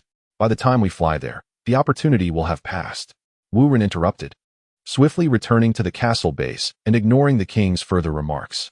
After a few more futile attempts at conversation, the king of the north, sensing his own lack of amusement, ceased to bother Wu Ren. He was curious to see how Wu Ren would ultimately face disappointment. Upon returning to the castle, Wu Ren gathered Goku, Vegeta, and Naba, 3 Scions, informing them of their expedition to train on another planet. Coincidentally, Gohan happened to pass by and overheard the news, clamoring to join them on their extraterrestrial adventure. Since his birth, Gohan had only visited the Ox King's home a handful of times with Chi-Chi, and he had scarcely ventured elsewhere, leaving him restless. Now that an opportunity to explore another world presented itself, he was determined not to miss out, employing an incessant nagging tactic on Wu Ren. This was Gohan's cleverness. He understood who held the authority here. If Wu Ren granted permission, Chi-Chi could not object, let alone Goku, the more laid-back parent. After some consideration, Wu Ren decided it would be beneficial to take Gohan along to broaden his horizons. Remaining in this safe zone would eventually hinder Gohan's potential. However, before their departure, to ensure his safety, Wu Ren resolved to unlock Gohan's latent potential. Placing his palm upon Gohan's head, Wu Ren sought to sense his potential. Wu Ren furrowed his brow, perplexed. How could this be? What is it, my lord? Goku asked, a hint of concern in his voice. Previously, Wu Ren had never encountered such a situation when unlocking potential for others. Vegeta and Naba, too, felt a sense of unease and turned their attention to Gohan. Wu Ren had been unable to discern the limits of Gohan's potential, prompting him to intensify his mental focus in an attempt to uncover the depths. However, the potential of Gohan resembles an unfathomable abyss. Wu Ren has already devoted half of his mental energy, yet he still cannot ascertain Gohan's limit. It is essential to understand that Wu Ren's current mental capacity encompasses the entire globe, and such an immense force still cannot penetrate the depths of Gohan's potential. What is potential, if not this? When compared to others, Gohan's potential renders theirs utterly negligible. With furrowed brows, Wu Ren ceased his probing. Even if he were to invest all his mental strength to uncover Gohan's limits, he would lack the surplus energy necessary to assist Gohan in harnessing it. Thus, Wu Ren resolved to develop what he could for now, leaving the remainder of Gohan's potential for another time. Suddenly, a burst of white light erupted from Gohan, growing increasingly radiant until it became blinding, refusing to diminish. This white luminescence surged into the heavens, piercing the clouds. Moments later, the brilliance faded. Vegeta and Nappa stared in astonishment, nearly dropping their jaws to the ground, perceiving that Gohan seemed to have undergone a profound transformation. Though his fighting prowess may not have drastically changed, his energy appeared to rival Nappa's. How astonishing for one so young. Goku, seemingly unfazed, appeared to be aware of Gohan's formidable potential. Lifting Gohan high into the air, he exclaimed, Haha, Gohan is almost catching up to Daddy. You are truly remarkable. Oh no, Daddy is the truly remarkable one. Gohan replied, his cheeks flushed, unaware of the astonishing energy he now possessed due to his limited combat experience. All right, everyone, gather around. We shall set forth. Wu Ren clapped his hands. Excuse me, do I not need to inform Mom? Gohan asked as he landed back on the ground. After a moment's thought, Wu Ren shook his head, saying, Let us spare her the worry. We shall return shortly. Very well, Gohan answered promptly. Fearing a scolding from his mother, Chi-Chi, ready. The group joined hands, and in an instant, their figures vanished as they teleported away. In the vast expanse of the universe, locating the energy signature of an ordinary individual may prove challenging. However, when it comes to Broly, an extraordinary being, Wu Ren found him with minimal effort on his part. The group arrived on a desolate planet, pockmarked and barren, where even the occasional structure lay in ruins. Prince Vegeta, how did you find us? An aged voice inquired, as an elderly man emerged from the dilapidated building, accompanied by a robust young man. The young man was clad only in tattered cloth around his waist, none other than Broly. The elderly man was, of course, Broly's father, Paragus. Vegeta expressed surprise, realizing that both were Scions. Who are you? Paragus replied, Your Highness. We are former subordinates of King Vegeta, here to fetch you back to manage our new planet Vegeta. This is what you call a new planet Vegeta? Vegeta scoffed, his face a mask of disdain. Paragus awkwardly said, Your Highness, this is only temporary. With your leadership, we can surely restore the former glory of planet Vegeta. Humph. I have no need for that. Vegeta dismissed the old madman, uninterested in his meaningless drivel. Your Highness. Paragus was about to speak again when he suddenly sensed a disturbance behind him. For some inexplicable reason, Broly was exhibiting signs of an impending rampage. Kakarot. Broly fixated intensely on Son Goku, his energy surging to formidable levels, causing the very ground to tremble. Goku recognized Kakarot as his name, yet he was unfamiliar with Broly and could not fathom why Broly harbored such animosity towards him. Kakarot. Broly's hair began to take on a greenish hue, and his aura grew ever more terrifying, his muscles swelling uncontrollably. Terrified, Gohan hid behind Goku, for he was still young and had never witnessed such a scene. Paragus hurriedly attempted to regain control over Broly using his device. His plans were far from complete, and he could not allow Broly to disrupt his rhythm. At that moment, applause erupted. Clap, clap. What a splendid performance, Paragus. You deserve an Oscar. Wuren laughed while clapping his hands. Chapter 115. A bitter struggle that strengthens further. Who are you to dare speak so brazenly on my territory? Paragus roared. Who am I? Wuren shot a cold glare at Paragus. You are far too theatrical. What? Paragus fumed, ready to unleash a tirade, but suddenly felt an overwhelming weight, compelling him to kneel. Thud. Paragus' kneeling caused Broly to falter as well. What was happening? On the brink of a rampage, Broly seemed to short-circuit. Wuren scoffed, Paragus. What a waste of Broly's immense talent you are. Even in your hands, he is utterly useless. Paragus dared not retort, yet Broly could no longer contain himself. Bastard. What have you done to my father? What have I done? Ask him yourself whether he intended to lure the Scions here to ensnare them all. Wuren sneered. Moreover, an asteroid will soon collide with this planet. If Broly dies here, your father likely won't shed a tear. Impossible. You are lying. Broly roared, refusing to believe such a fate. Yet when his gaze met Paragus', he noticed a flicker of evasion in his eyes. Boom. It felt as if a cord within Broly's mind had snapped. For so long, Paragus had regarded him not as a son, but as a mere tool. Yet Broly had still respected him, even as Paragus tethered him with a controller like a dog. In that moment, Broly was truly free. The device could no longer bind him. Bastards. You are all bastards. Broly suddenly erupted, shattering the controller around his neck, unleashing a torrent of uncontrollable power. Broly. Paragus barely had time to shout before the ground collapsed, akin to a vast mouth of hell, engulfing Paragus whole. Although Paragus, being a Scion, should have found it easy to escape the earthquake, he could no longer see a glimmer of hope for survival and chose to relinquish his struggle. Suddenly, Broly's aura intensified, altering the very essence of the atmosphere. Goku and his companions struggled to maintain their footing, pushed several steps back by the forceful gusts. Wuren hastily instructed, You three hold your ground. Gohan and I will attend to the rescue. There are still many unfortunate souls captured here. Understood, sir. Naba responded, rushing forward recklessly, oblivious to the vast disparity between his strength and Broly's. Indeed, before he could even make a move, Broly effortlessly swatted him away, sending him flying a considerable distance. Goku and Vegeta, no longer hesitating, transformed into Super Saiyans and joined the fray against Broly. All right, Gohan, follow me. I shall guide you to the others in need. Without waiting for Gohan's consent, Wuren seized him and ascended from the battlefield. In truth, Wuren's claim of rescuing others was merely a pretext. His true intention was to protect Gohan from harm. Despite Gohan's prowess, he remained a child, better suited for learning the art of battle than plunging headlong into danger. Under Wuren's guidance, Gohan located one alien after another, each appearing grimy, their heads resembling radishes and possessing peculiar features. Before long, the laborers captured by Paragus were successfully rescued and prepared to board Paragus' spaceship to return to their home planet. The workers expressed their heartfelt gratitude to Wuren and Gohan, but they remained indifferent to such sentiments, urging them to depart swiftly. However, an elderly radish-headed alien uttered a peculiar remark that seemed to jog Wuren's memory. He spoke of years spent as a laborer, lamenting his inability to repay their kindness, but mentioned a visit to a mysterious planet filled with wonders. Yet, Wu Ren had no time to indulge in anecdotes and hastened them to board the vessel. After the workers departed, Wu Ren took Gohan to the vicinity of Broly's battleground, pointing below as he said, "Gohan, observe carefully how your father and Vegeta engage in combat. Learn well, and you too shall be capable." "Understood, sir."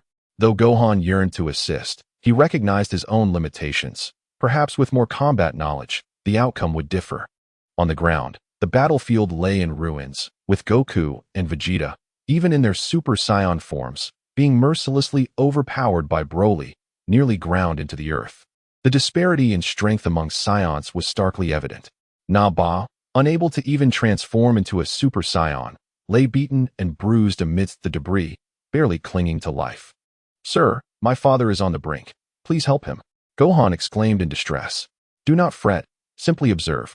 This is a rare opportunity for you to learn," Wu Ren replied, before deftly pointing his fingers, sending 3 beams of green light, cascading down upon Vegeta, Goku, and Namek.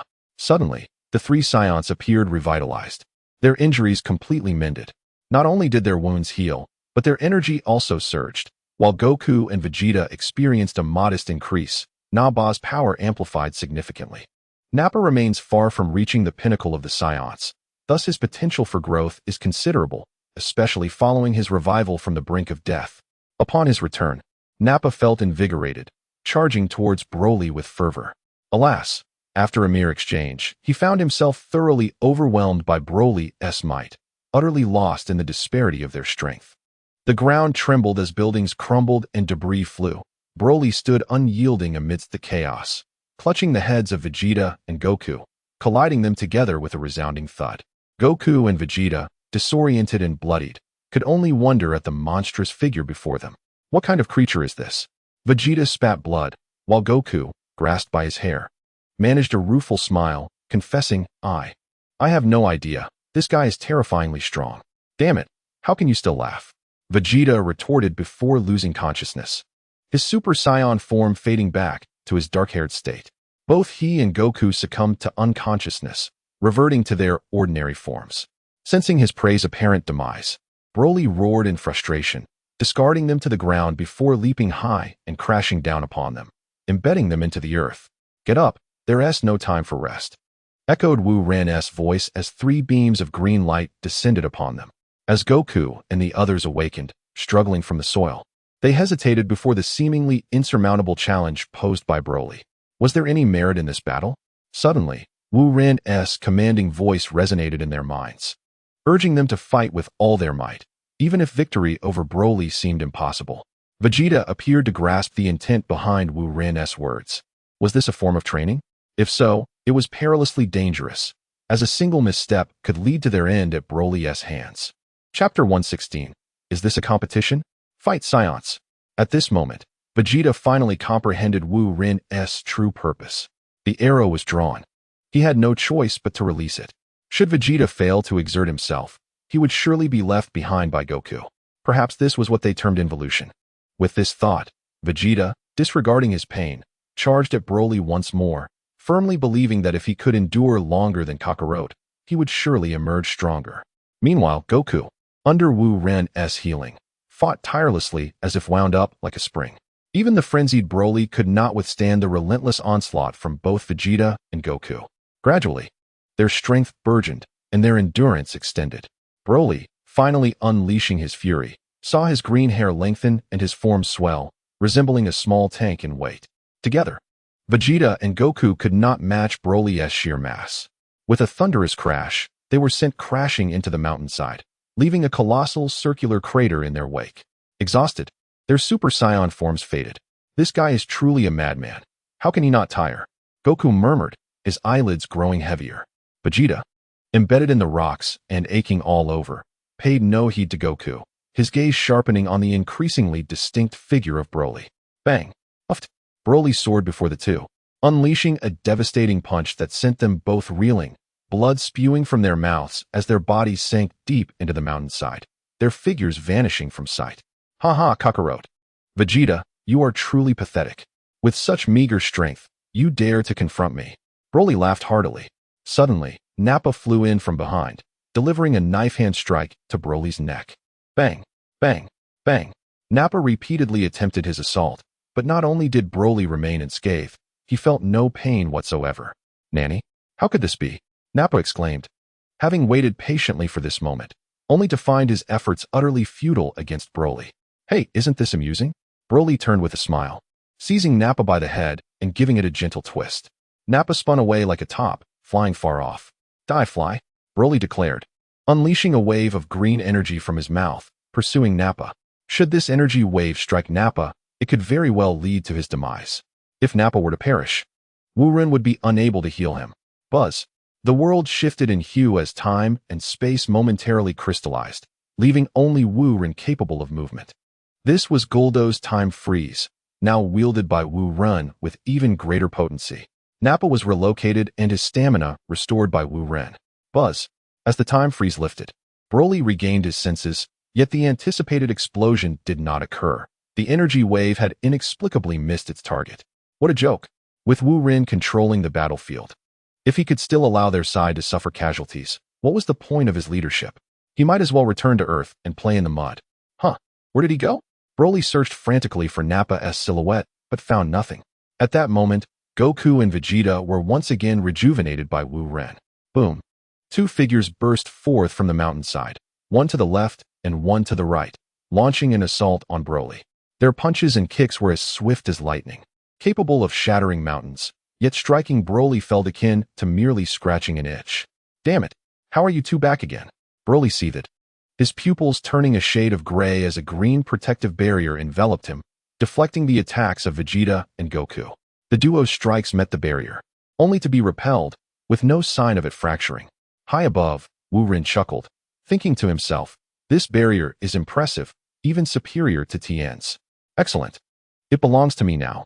While Goku and Vegeta engaged Broly in battle, Wu-Ren not only fulfilled his paternal duties, but also seized the opportunity to acquire all the skills he could replicate from Broly. Although the skills were few, they were indeed potent. The only regret Wu-Ren had was that Broly's innate Ultra Instinct could not be replicated, much like the ordinary Super Saiyan's abilities. If only Broly's talent could be copied, Wu-Ren would soon have the audacity to challenge a god of destruction.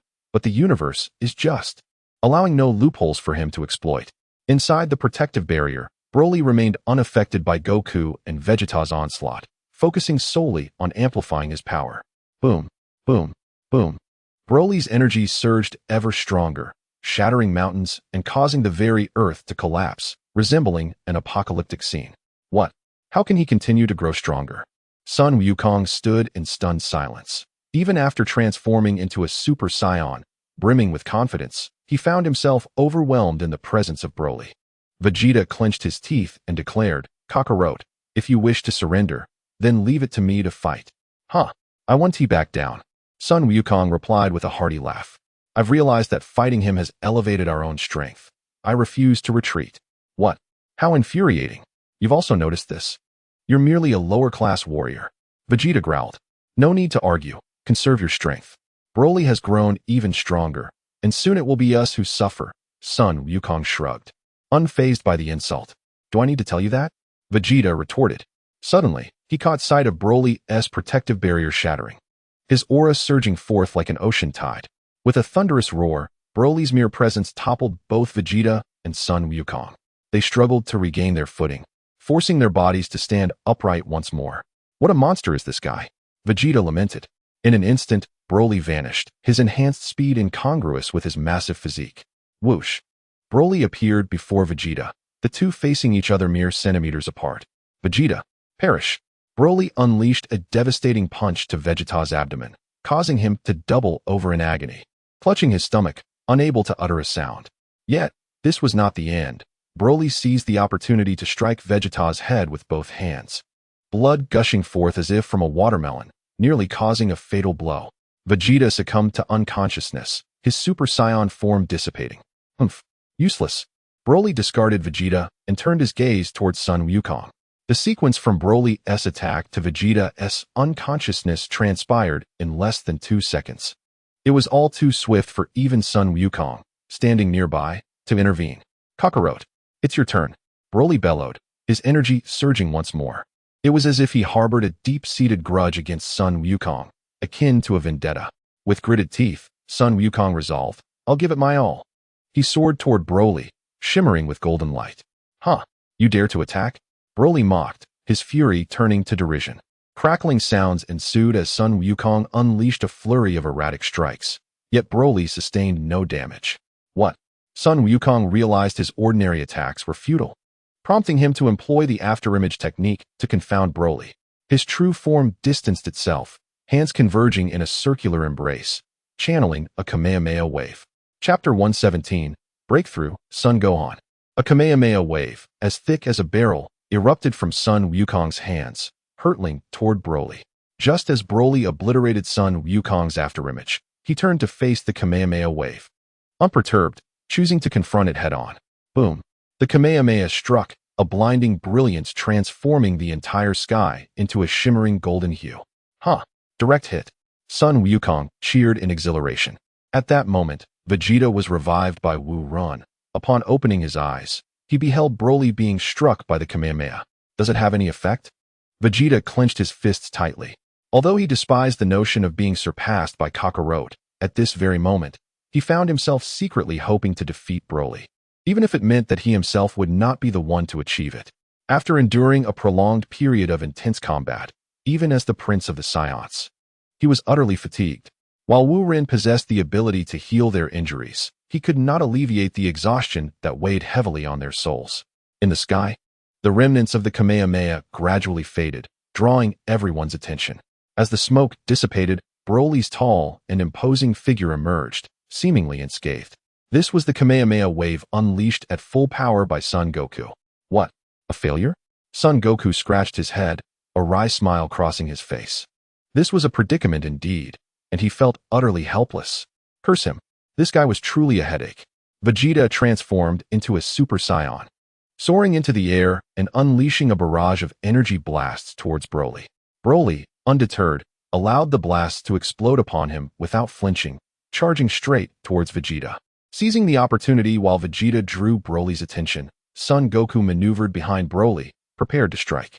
Yet, Broly sensed him, swiftly sweeping his hand to seize Goku by the head, raining down blows with relentless ferocity. In mere seconds, Son Goku found himself incapacitated, his Super Saiyan form fading away. Beside Wu Run, Gohan could no longer endure the sight. He flew forward, shouting, "Don't harm my father. This reckless child." Wu Ren furrowed his brow, contemplating pausing time, but then reconsidered. Perhaps it would be beneficial for him to gain some experience. With Vegeta's energy blast providing cover, Broly remained oblivious to the child flying towards him. After incapacitating Son Goku, Broly carelessly tossed him aside, sending him plummeting from the sky. Die.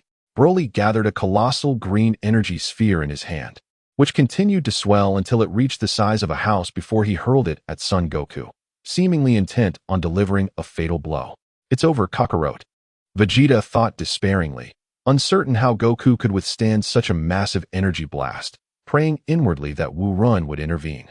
Broly turned his attention towards Vegeta, believing that Goku was doomed and that Vegeta would be next. You bastard. I am the Prince of the Saiyans. Behold my Gallic gun. Vegeta seethed with fury, feeling belittled by Broly's disdain. A tremendous energy wave erupted from Vegeta's hands, hurtling swiftly towards Broly. Yet, astonishingly, Broly caught Vegeta's Gallic gun with his face. This was Vegeta's most potent attack, yet Broly regarded it with such contempt. Boom. A massive explosion ensued, its shockwave rippling outward like concentric circles on a lake, causing the already dilapidated buildings nearby to finally collapse. Humph. Serves you right for daring to take my Gallic gun head-on. Vegeta smirked, a glimmer of satisfaction flickering within him. However, his expression shifted as he suddenly sensed Broly had somehow appeared behind him. Haha. Vegeta, enjoy this.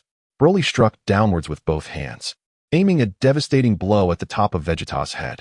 Vegeta let out a muffled grunt as he plummeted from the sky like a cannonball, crashing into a heap of rubble. Haha, you are all so pathetic. Broly laughed heartily. Suddenly, his laughter was cut short. A nagging feeling of something being amiss crept into his mind, leaving him unsettled. Wait, where's Goku? What about that energy blast? Deep in Broly's subconscious, He believed that the energy blast directed at Goku was potent enough to ensure Goku's demise multiple times over, potentially obliterating the entire planet. Yet, curiously, there had been no reaction following the blast. As Broly turned to look back, he was met with a sight that would haunt him for a lifetime. The energy blast had landed on the ground and inexplicably stopped. No explosion. Had Goku awakened? Vegeta emerged from the debris, his line of sight perfectly aligned with Goku's fallen form, where a massive green energy sphere hovered ominously above Goku's head. Wait, something's off. Vegeta rubbed his eyes and peered closely, only to discover that the colossal energy sphere was being supported by a small figure. Was that Gohan? Vegeta could hardly believe his eyes. Indeed, Vegeta, it was that boy. After Nappa had recovered from his injuries, he had rushed over to Vegeta's side, witnessing this astonishing scene. Get away, I don't need you to tell me, Vegeta said tersely. Nappa's expression darkened, inwardly cursing Vegeta for his insensitivity. High above, Broly, unaware of the events unfolding beneath the energy sphere, assumed Goku still possessed a flicker of life. Thus, he unleashed another energy wave, augmenting the massive green sphere. Boom. The enormous green sphere expanded further, while Gohan, struggling beneath it, turned crimson with exertion. The fact that he had held on for this long was nothing short of a miracle. Crack. Gohan's legs sank deeper into the earth. Yet he persevered in supporting the immense energy sphere, determined to shield his father, Goku, from harm. This is it.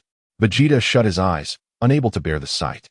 He felt utterly powerless in this situation, left to either fate or the intervention of Wu Ren. However, Wu Ren remained motionless high above, intent on observing just how far Gohan could push himself. This was a perfect opportunity. Gohan's legs continued to sink, his small stature making the energy sphere hover perilously close to Goku's nose. Damn it, don't hurt my dad, Gohan screamed, witnessing the impending doom. Even Nappa could not bear to watch any longer. Suddenly, a golden light erupted from within Gohan. One beam, two beams, countless beams. Gohan's hair stood on end. Shimmering with a golden radiance, he was transforming into a Super Saiyan. Damn it, stop bullying my dad. Gohan hoisted the immense energy sphere once more, pulling his legs free from the rubble and raising the sphere high above. Nanny, what just happened? That kid has become a Super Saiyan. Nappa rubbed his eyes in disbelief, staring at Gohan in astonishment. After enduring countless trials, Nappa has yet to transform into a Super Saiyan, while Gohan, still a mere child, astonishingly achieved this transformation before him, displaying formidable strength. In Chapter 118, titled The Greatest Talent, The Greatest Potential, Gohan raises a colossal energy sphere high and hurls it towards Broly. What? Broly exclaims, initially believing it to be Goku resurrected, as he descends towards the energy blast. With a swift movement, Broly divides the sphere in two, causing it to explode in a magnificent mushroom cloud, shaking the very foundations of the planet. In a flash, Broly emerges from the cloud, finally discerning his adversary on the ground to be a mere boy. Gohan. Broly hesitates, incredulous that a child could withstand such immense energy. Monster, do not harm my father. Gohan bellows, radiant with golden energy that seems boundless. Huh, I can still take you down, little one. Broly charges forward. Gohan stands firm, his golden aura somewhat subdued. Broly breaks through the brilliance, arriving before Gohan, his massive fist looming ominously, larger than Gohan's head. Vegeta and Nappa feel a chill in their hearts, unanimously believing Gohan is doomed. Yet, in the next moment, they witness Gohan bringing his small hands together, astonishingly blocking Broly's iron fist. How is this possible? Vegeta gasps, his eyes nearly popping out. Nappa rubs his eyes in disbelief, questioning if this is some form of magic. How could a child possess such strength? Broly, equally perplexed, exclaims, impossible. He strikes again with both hands, sending Gohan crashing into the ground like a wooden post. Is he dead? Broly's tone wavers, as even such a powerful being begins to doubt himself in the face of Gohan's resilience. With a thunderous roar, Gohan emerges from the earth, unharmed despite Broly's devastating blow.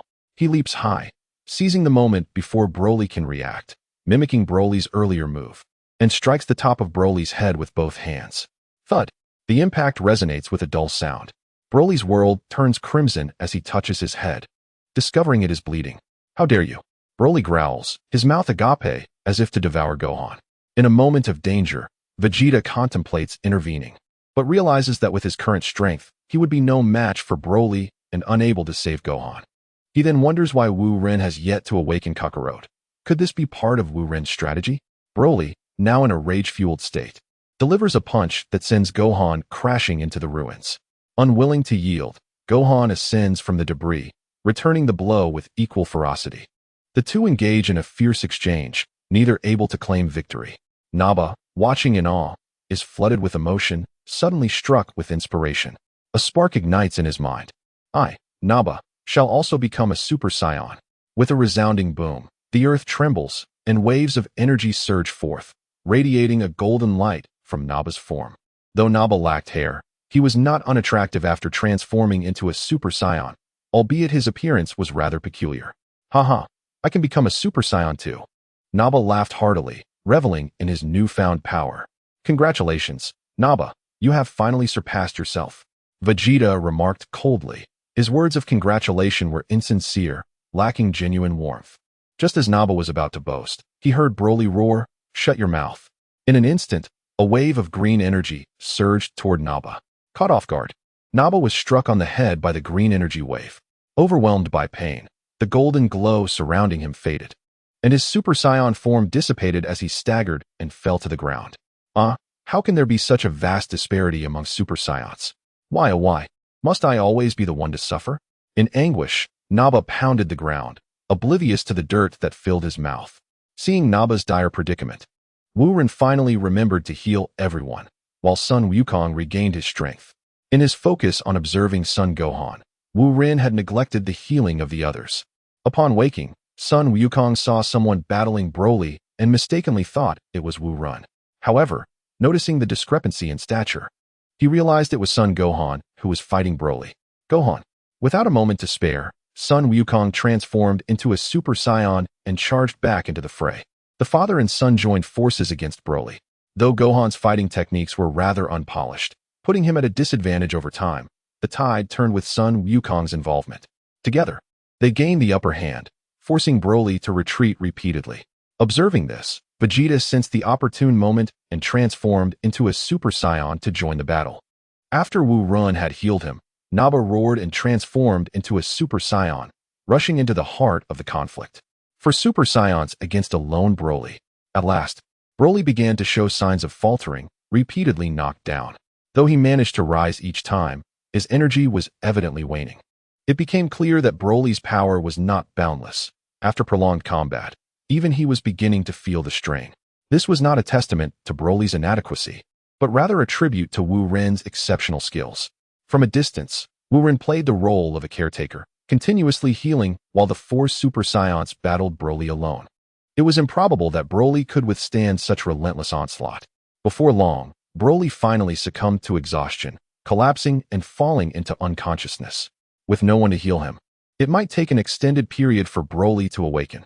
Having lost a significant amount of energy, he could enter a prolonged state of dormancy. As they watched Broly fall, unable to rise again, Vegeta and the others finally broke into smiles. Did we win? Naba questioned in disbelief. Even with Broly lying before him, it felt surreal. Surely, we must have won. Sun Wukong exhaled in relief as his Super Saiyan form faded.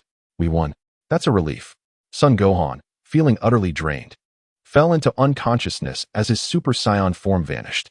Gohan! Gohan! Sun Wukong shouted anxiously as he cradled Son Gohan. Silence, Kakarot, let him rest a moment. Vegeta shot Sun Wukong a cold glare. Sun Wukong suddenly realized and chuckled awkwardly. I thought Gohan was in danger. Vegeta looked up at the sky and reassured him. Don't worry, there are adults around. What danger could there be? Indeed, nothing will happen. Nappa, brimming with enthusiasm, approached Sun Wukong and remarked, Kakarot, I didn't expect your child to be so strong. He hasn't brought shame to us Saiyans. Isn't that shameful for you? Vegeta scoffed. Oh, really?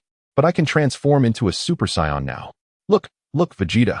Among the four Saiyans, only Nappa had not reverted from his transformation, proudly maintaining his Super Saiyan state. As if he feared others might not recognize his ability to transform. His gleaming bald head made for an oddly amusing sight. Haha, not bad, Nappa.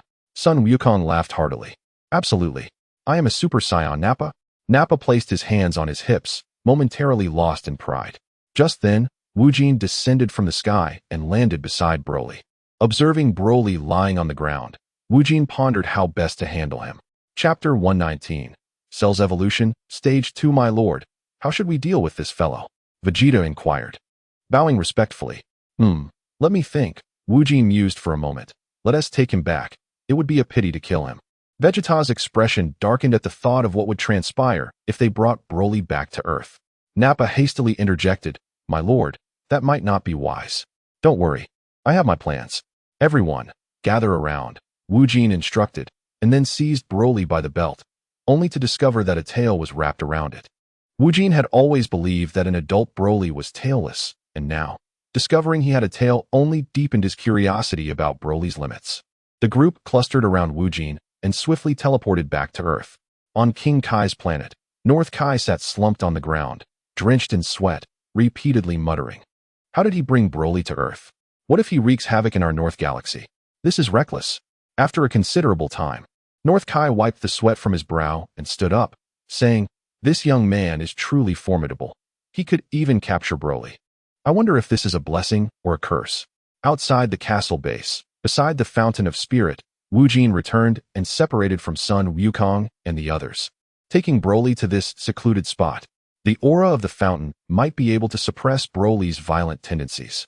As Wu Jin gazed at the slumbering Broly, an idea struck him.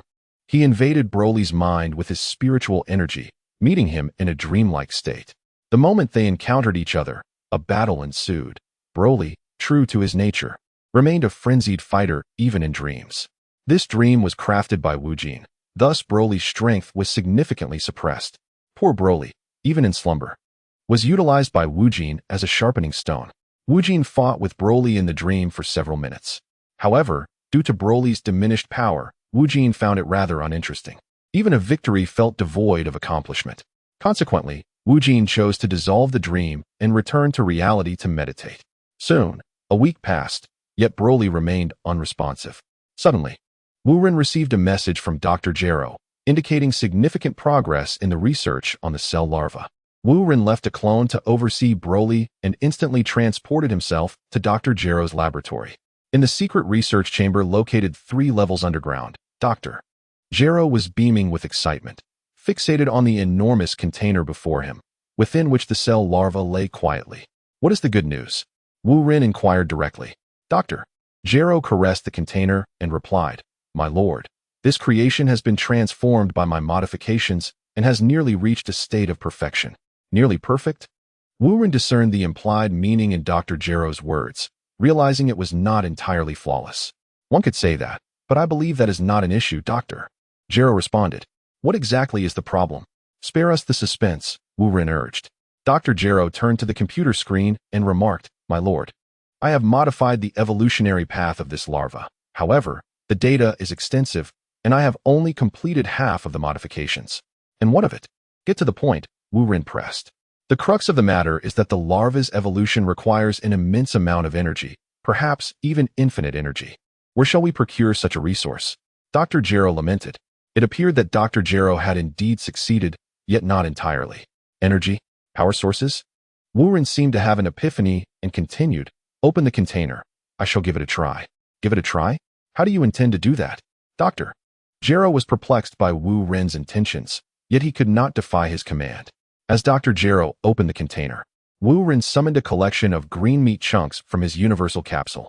The container was successfully opened, but Dr. Gero remained unaware of Wu Ren's plan. Wu Ren picked up a piece of green meat and tossed it into the container. My lord, Dr. Gero exclaimed, What are you doing? Wu Ren did not respond. His gaze fixed intently on the larva within the container. The green meat landed upon the larva, initially causing no reaction, but mere seconds later, it began to merge with the larva's body. Beep, beep, beep.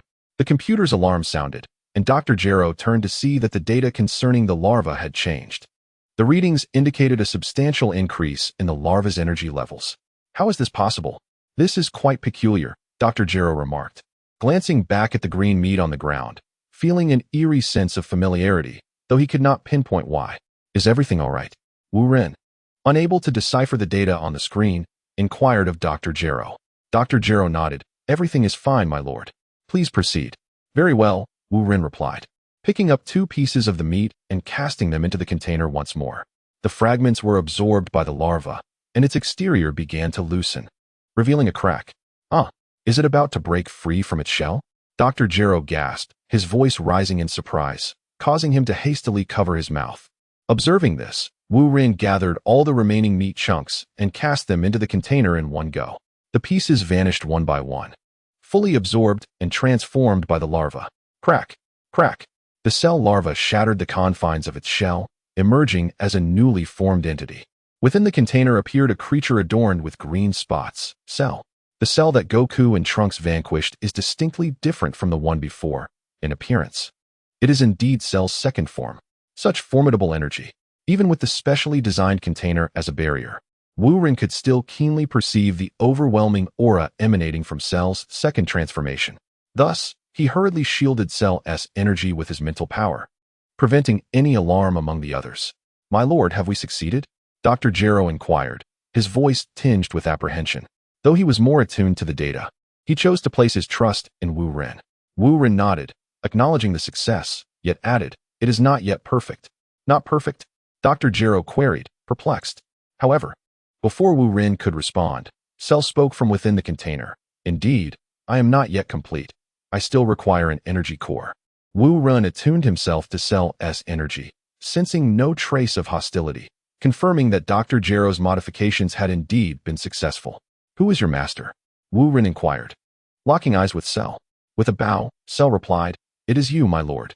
"That reassures me," Wu Ren remarked, retrieving a spatial gourd and releasing androids 17 and 18.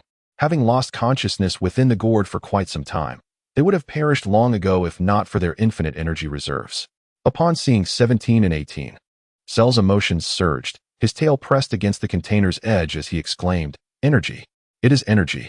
Dr. Gero, observing this reaction, took a few steps back. "My lord, what is happening?" He had sensed something amiss when Wu Ren asked Cell about his master. Could it be that Wu Ren intended to dispose of him? "This matter no longer concerns you. Please proceed to the first floor," Wu Ren gestured dismissively. Dr. Gero, feeling a wave of relief, hastily exited. Recognizing that Wu Ren harbored secrets he preferred to keep undisclosed. The less one knows of certain secrets, the longer one tends to live. Inside the container, Cell gazed hungrily at the nearby androids, saliva pooling, yet he refrained from acting without Wu Ren's command. Chapter 120, Cell's perfect form? "Awaken," Wu Ren commanded, waving his hand, his mental energy sweeping over androids 17 and 18 like a gentle spring breeze. The 2 androids gradually opened their eyes, cautiously taking in their unfamiliar surroundings with a mix of apprehension and concern. Upon seeing Wu Ren, Android 18 felt a surge of both fear and resentment. "Where's this place?" she stammered, struggling to rise. Android 17, gravely injured, found it difficult to stand up. Wu Ren smiled, "This is my domain, and it shall be your home henceforth." "My home?" Android 18 was bewildered, her mind still clouded after being confined within the gourd for so long. "What? Have you forgotten your promise to me?" Wu Ren's smile vanished. He harbored a deep disdain for those who failed to honor their word, regardless of their beauty. Android 18 pondered for a moment, recalling the earlier threat from Wu Ren that compelled her to agree to serve him. "You scoundrel! I never consented to such a thing." Wu Ren, infuriated yet amused, retorted, "I anticipated your reneging. Come forth, Cell." "Cell?" Android 18 was perplexed by Wu Ren's words, her gaze fixed upon him, oblivious to the enormous figure within the container. Splash! A colossal green figure suddenly emerged, as Cell, drooling, leapt from his container, unable to contain his anticipation any longer. "What manner of monster is this?" The androids 17 and 18 exclaimed in unison. "You call me a monster?" Cell's tail rose ominously behind him, the suction cup at its tip enlarging. With a swish, the enormous suction cup lunged towards the androids. 18, regaining a modicum of strength, managed to evade the lethal strike with a slight twist of her body.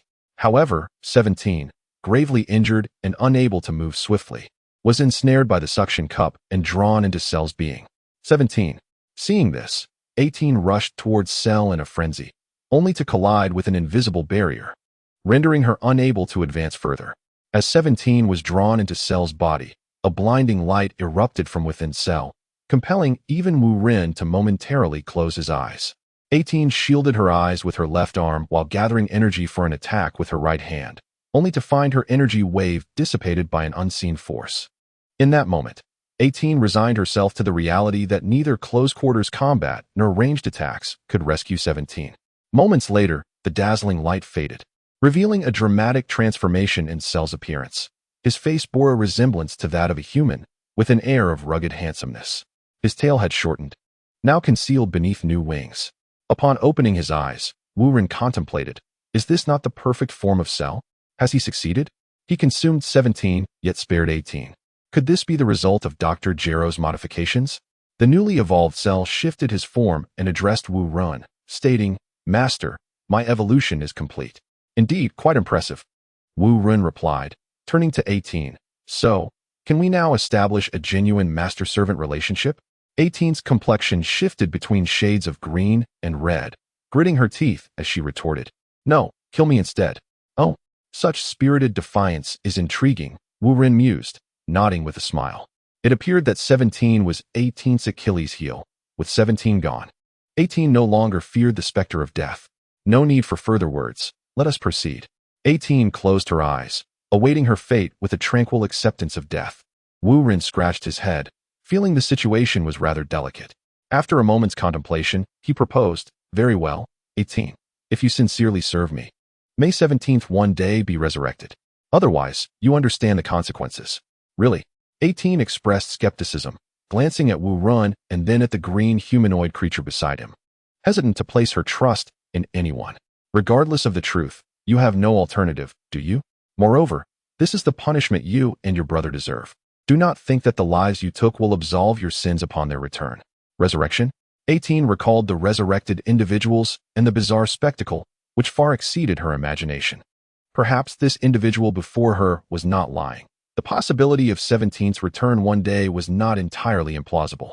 Wu Ren, perceiving her thoughts, smiled and reiterated, you truly have no choice. 18 parted her lips slightly, biting her lip as she acquiesced, very well, I accept your terms, but you must not deceive me. Otherwise, I would rather self-destruct than allow you to prosper. Rest assured, I am not one to deceive. Should you not reconsider your stance?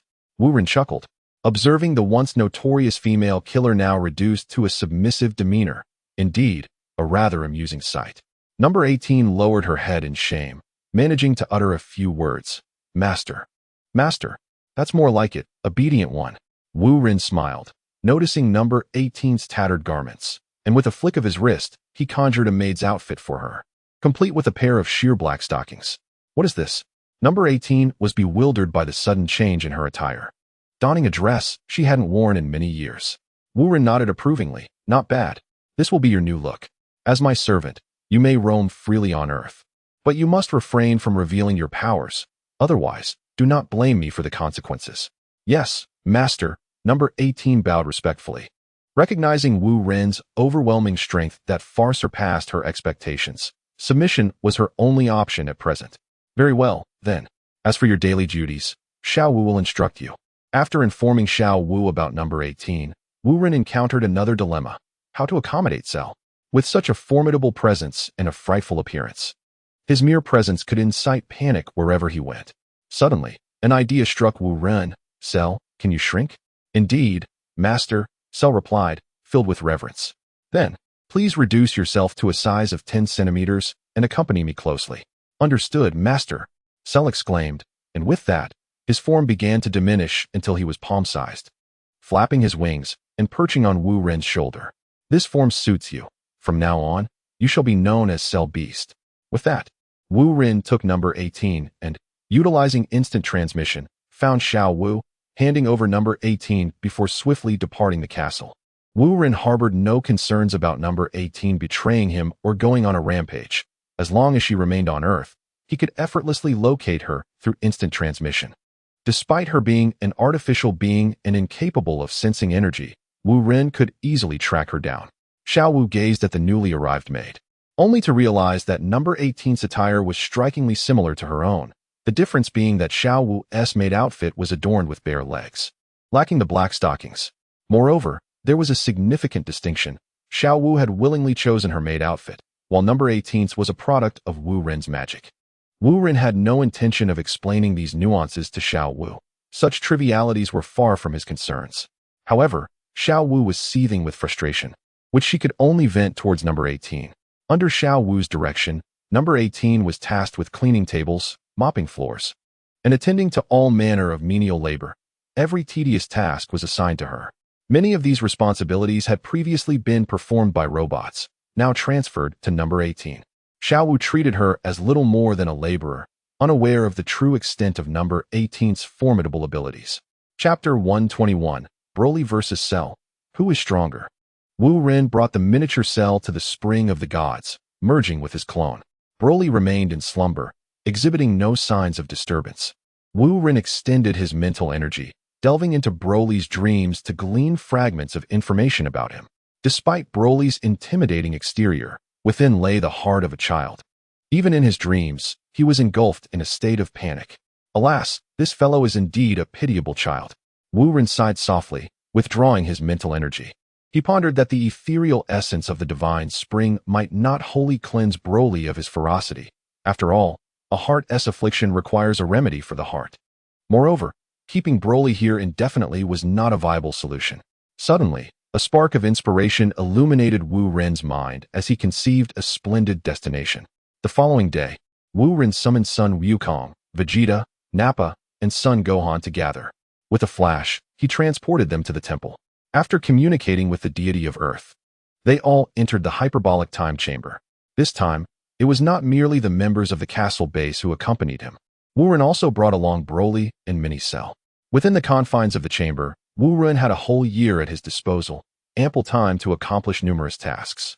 The others, having never visited the hyperbolic time chamber before, gazed around in curiosity. Only Son Gohan was fixated on Mini Cell perched upon Wu Ren's shoulder, lost in thought. "Master, what is this doll? It even moves." Son Gohan exclaimed innocently. Wu Ren, hearing this, chuckled helplessly. "This is not a doll. It is my pet." "A pet? Can I play with it?" Son Gohan inquired eagerly. "Ahem, that is not permissible. Moreover, my purpose in bringing you here is for training, not for play." Wu Ren replied with a serious expression. Only then did Son Gohan realize his mistake, feeling somewhat embarrassed as he retreated to Son Wukong's side. "Everyone, are we clear on the rules? You may stay here for 2 years, while only 2 days will have passed outside. Such an opportunity is granted to each of you just once, and I am no exception. I have only a year remaining." Wu Ren's voice resonated, prompting nods of understanding from the group. Vegeta approached Wu Ren and asked, "Master, what is the purpose of bringing Broly along?" "Indeed, it is as you surmise. He will serve as your sparring partner. If you fail to enhance your abilities, you shall simply endure the consequences of being bested. And I assure you that the experience of constant defeat is far from pleasant," Wu Ren stated. "Furthermore, I must reiterate, only one-on-one sparring is permitted. No group assaults are allowed." These words darkened the expressions of those present, sending chills down their spines. Training with Broly, the madman, would undoubtedly result in severe beatings. Even Son Gohan, who feared pain, felt apprehensive. The group fell silent, resigning themselves to this grim fate. Wu Ren nodded and said, "Very well. You may engage in free activities for now. Once I awaken Broly, you shall take turns sparring with him." With that, Wu Ren poured his mental energy into Broly's mind. Under the influence of this formidable mental force, Broly slowly regained consciousness, and upon opening his eyes, he found Wu Ren before him. Had it not been for Wu Ren's mental guidance, Broly would have erupted in fury once more. After stretching his limbs, Broly stood and inquired, "Where is this place? Did you bring me here?" Son Wukong and the others were at a loss for words. Only Broly dared to speak to Wu Ren in such a manner. Wu Ren, remaining unperturbed, calmly replied, "Indeed, I brought you here. You are now my captive." "What? Repeat that." Broly's veins bulged, and he appeared on the verge of losing control. Suddenly, an overwhelming surge of mental energy enveloped him, casting Broly into a realm of illusion. Within this dreamlike state, he recalled having encountered Wu Ren before in a dream. Suddenly, Broly beheld his younger self. In his childhood, Broly hid in a shadowy corner, feeling both isolated and helpless. The adult Broly, upon witnessing this scene, was plagued by excruciating pain in his head, as if it might explode. "No, I cannot bear to watch," Broly roared. Wu Ren withdrew his mental energy. causing the illusion to dissipate. This mirage was solely directed at Broly. The others remained oblivious to the unfolding events. They only observed Broly drenched in cold sweat, while Wu Ren merely cast a glance his way. The sheer terror of Wu Ren's power once again left everyone astonished. Just how formidable is Wu Ren? That a mere look could reduce Broly to such a state? All right, calm yourself. A gentle wave of mental energy enveloped Broly, soothing him slightly. After a considerable pause, Broly finally spoke. So, what is your purpose in bringing me here? Wu Ren surveyed the surroundings and replied, as you can see, I require you to serve as a sparring partner for them for a duration of 2 years. Once everyone has departed from this place, I shall restore your freedom. Should you wish to leave, I can transport you to other planets within the cosmos. Why should I trust you? Broly challenged. I am a man of my word. Of course, you may attempt to challenge me. However, before you do so, you must first defeat my pet. Upon finishing his statement, Mini Cell descended from Wu Ren's shoulder, gradually enlarging to reveal its true form. Cell unleashed its full aura, emanating a powerful energy that seemed to rival Broly's might. Broly, unable to sense energy, could not gauge Cell's strength through aura. He preferred to assess his opponents through the strength of their fists. On the other hand, Goku and the others could perceive the energy, leaving them to ponder when such a formidable presence had emerged alongside Wu Ren. At that moment, a singular thought resonated within them. Wu Ren's hidden cards were indeed numerous and utterly terrifying. I am the master of my fate, not you, Broly bellowed, his energy surging as he instantly transformed into his Super Saiyan form, characterized by green hair. Cell positioned itself in front of Wu Ren, its energy also escalating, appearing to match Broly's might. Had Broly possessed even a modicum of intelligence, he would not have instigated this futile battle. Aside from himself, everyone present was aligned with Wu Ren. What chance did Broly have of victory? Not to mention that Wu Ren and his companions were equipped with a vast supply of Senzu beans. Even without them, Wu Ren could show Broly the meaning of boundless endurance. Thus, from the outset, this battle was destined for Broly's defeat. The onlookers retreated to a safe distance as the confrontation between Broly and Cell was imminent. Initially, Broly held the upper hand, as Cell's movements and techniques were not yet refined, allowing Broly to dominate the encounter. However, as time progressed, Goku and Vegeta discerned a troubling pattern. Cell possessed exceptional learning abilities and rapidly adapted, capable of assimilating the combat styles of its opponents during the fight, which was most alarming. After some time, Cell gradually gained the upper hand. Even as Broly unleashed his fury once more, he could not subdue Cell. This marked the first occasion Broly encountered such a tenacious adversary. Not even Gohan had ever posed such a dilemma for him. Sharu is akin to a piece of stubborn toffee, indestructible and unyielding, and he continues to grow relentlessly. Broly, in a fit of rage, once again unleashed a furious roar, his green aura surging dramatically. Could the scales of victory be tipping? In Chapter 122, titled Vegeta, I Am Super Vegeta, Broly's overwhelming green aura lasted for about a second before it abruptly vanished. Not only that, but Broly's Super Saiyan state also faded, reverting to his black hair as he collapsed to the ground, utterly exhausted. Daba, watching from a distance, felt a cold sweat trickle down his back, thinking, is that all? I expected him to be stronger. He nearly scared the life out of me. Upon seeing Broly down, Sharu ceased his assault, awaiting Wu Ren's next command. Wu Ren and the others gathered around to assess Broly's condition, finally understanding why he had suddenly faltered. Broly had just been revived by Wu Ren and immediately engaged in fierce combat, without any opportunity to replenish his energy. The fact that he had endured for so long was already the limit of his physical capabilities. Lacking Senzu beans for recovery, and with Wu Ren not assisting him, the lone fighter truly elicited sympathy. Thus, Wu Ren revived Broly once more. When Broly regained consciousness, Wu Ren inquired, So, are you now willing to consider my proposition? Broly had never felt so constrained, yet under the eaves, one must bow their head. What choice did he have? He could neither defeat them nor escape. Truly, it was as if heaven had no path and the earth no door. Fine, just 2 years. When the time comes for me to leave, you shall not hinder me. Otherwise, I shall obliterate this planet, Broly finally resolved. Then, may our collaboration be fruitful, Wu Ren concluded, waving his hand, a green light enveloping Broly, restoring much of his energy. Broly rose, casting a cold glance at Wu Ren, snorting in disdain. Daba, startled, took half a step back. Wu Rin's seemingly innocuous remark about a pleasant collaboration belied the fact that they were the ones facing the blows. As fellow scions, Daba's desire for strength was not as fervent. He was already quite satisfied with achieving Super Saiyan. If possible, he would prefer not to partake in this rigorous training. But he could not defy Wu Rin's orders. However, Vegeta and Goku were different. Their determination to grow stronger was unwavering. If being struck could lead to enhancement, they were not averse to it. Wu Rin surveyed the group, stating, "You may decide among yourselves who shall battle Broly first. You go ahead, you go ahead." Daba nervously stammered, retreating behind Vegeta. Vegeta turned to Goku and asked, "Kakarot, shall you go first or shall I?" Goku scratched his head, suggesting, "How about we decide with rock, paper, scissors?" Rock, paper, scissors? You mean that childish game? You don't know how to play? Vegeta's face flushed with embarrassment. Having to seek guidance from Kakarot. It's simple, like this. Scissors. Goku explained the game to Vegeta, and the two began their contest to determine the order of battle. They monopolized the fight sequence, excluding Gohan from the game.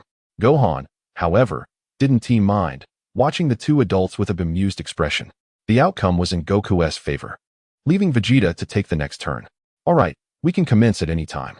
After Wu Rin finished speaking, he sought a tranquil spot to meditate, surprisingly choosing not to observe the battle.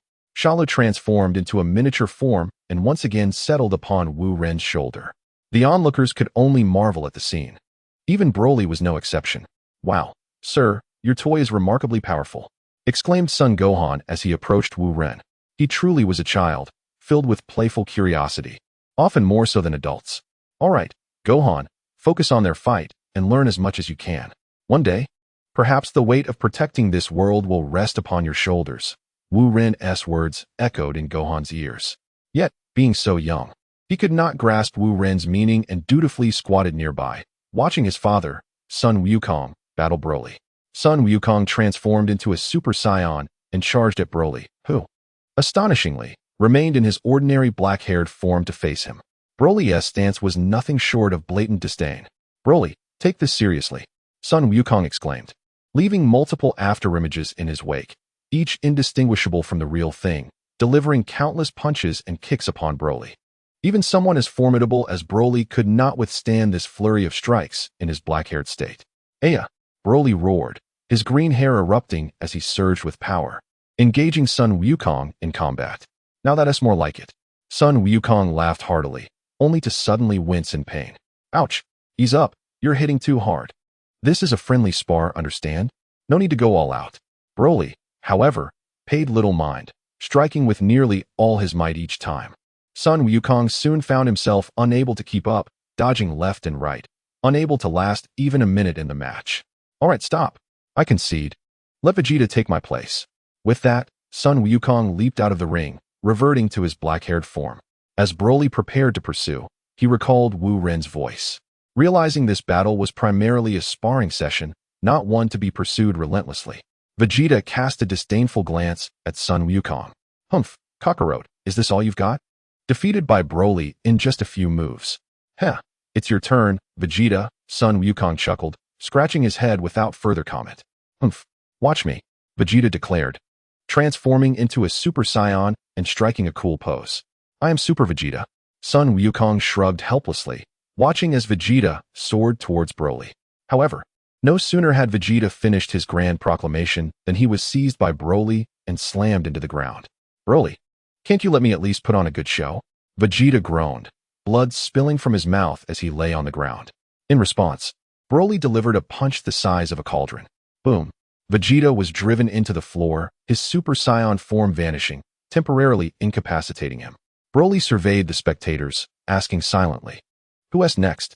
Daba crouched nearby, hands clasped over his head, repeating to himself, "You can't see me, you can't see me."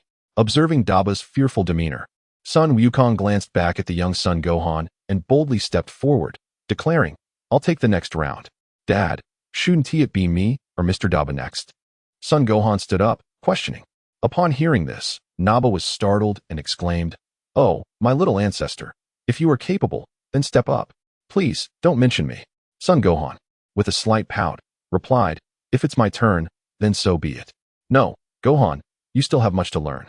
Observe our battle closely. Once you feel sufficiently confident, Only then shall you join, Sun Wukong stated, and without waiting for Gohan's consent, he soared toward Broly.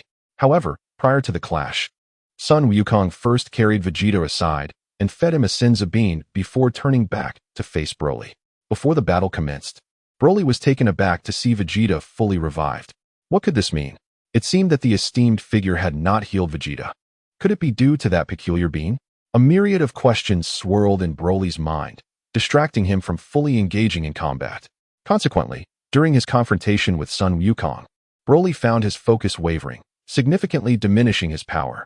In an astounding turn of events, Sun Wukong managed to endure for over 10 minutes. Truly a miracle. Kakarot, you fool. What is the meaning of this? Vegeta pondered in disbelief, questioning whether, as the Prince of Science, he was indeed outshone by a lower-class warrior. Chapter 123. Friendship begins with a Senzu bean. Sun Wukong paid no heed to Vegeta's concerns, yet he too sensed Broly's unusual state. Broly, what troubles you? You ought not to be this feeble. Sun Wukong maintained his distance. What? Broly, momentarily lost in thought, snapped back to attention, his eyes widening in fury. You dare to call me weak? You have indeed grown weaker, or perhaps I have simply become stronger. Though, it shouldn't have happened so swiftly, Sun Wukong mused, resting his chin on his hand in contemplation. Fool! Gah! Broly roared, his green aura surging, and his muscles bulging significantly. Now that's more like it. Sun Wukong braced himself for battle once again. The two charged at one another, resulting in a cataclysmic collision. A tremendous shockwave radiated outward, affecting all present, including Wu Ren, who was in the midst of merging a special technique when he was abruptly interrupted. In the heart of the fray, Sun Wukong once again felt the terrifying might of Broly. Despite the significant increase in his own strength, he still found himself at a considerable disadvantage. For it was not only Sun Wukong's power that had escalated, Broly's prowess had also advanced, though they had failed to notice the extent of his enhancement due to his overwhelming battle strength. Within mere seconds, Sun Wukong was felled to the ground, choosing to concede. He left Vegeta to face a furious Broly. Vegeta was speechless, internally cursing Kakarot countless times. You take all the glory, yet I bear the burden. This is utterly infuriating. Once again, Vegeta found himself in a tragic predicament, stepping in to replace Sun Wukong. As Sun Wukong munched on Senzu beans from the sidelines, Vegeta was mercilessly pummeled, suffering immensely.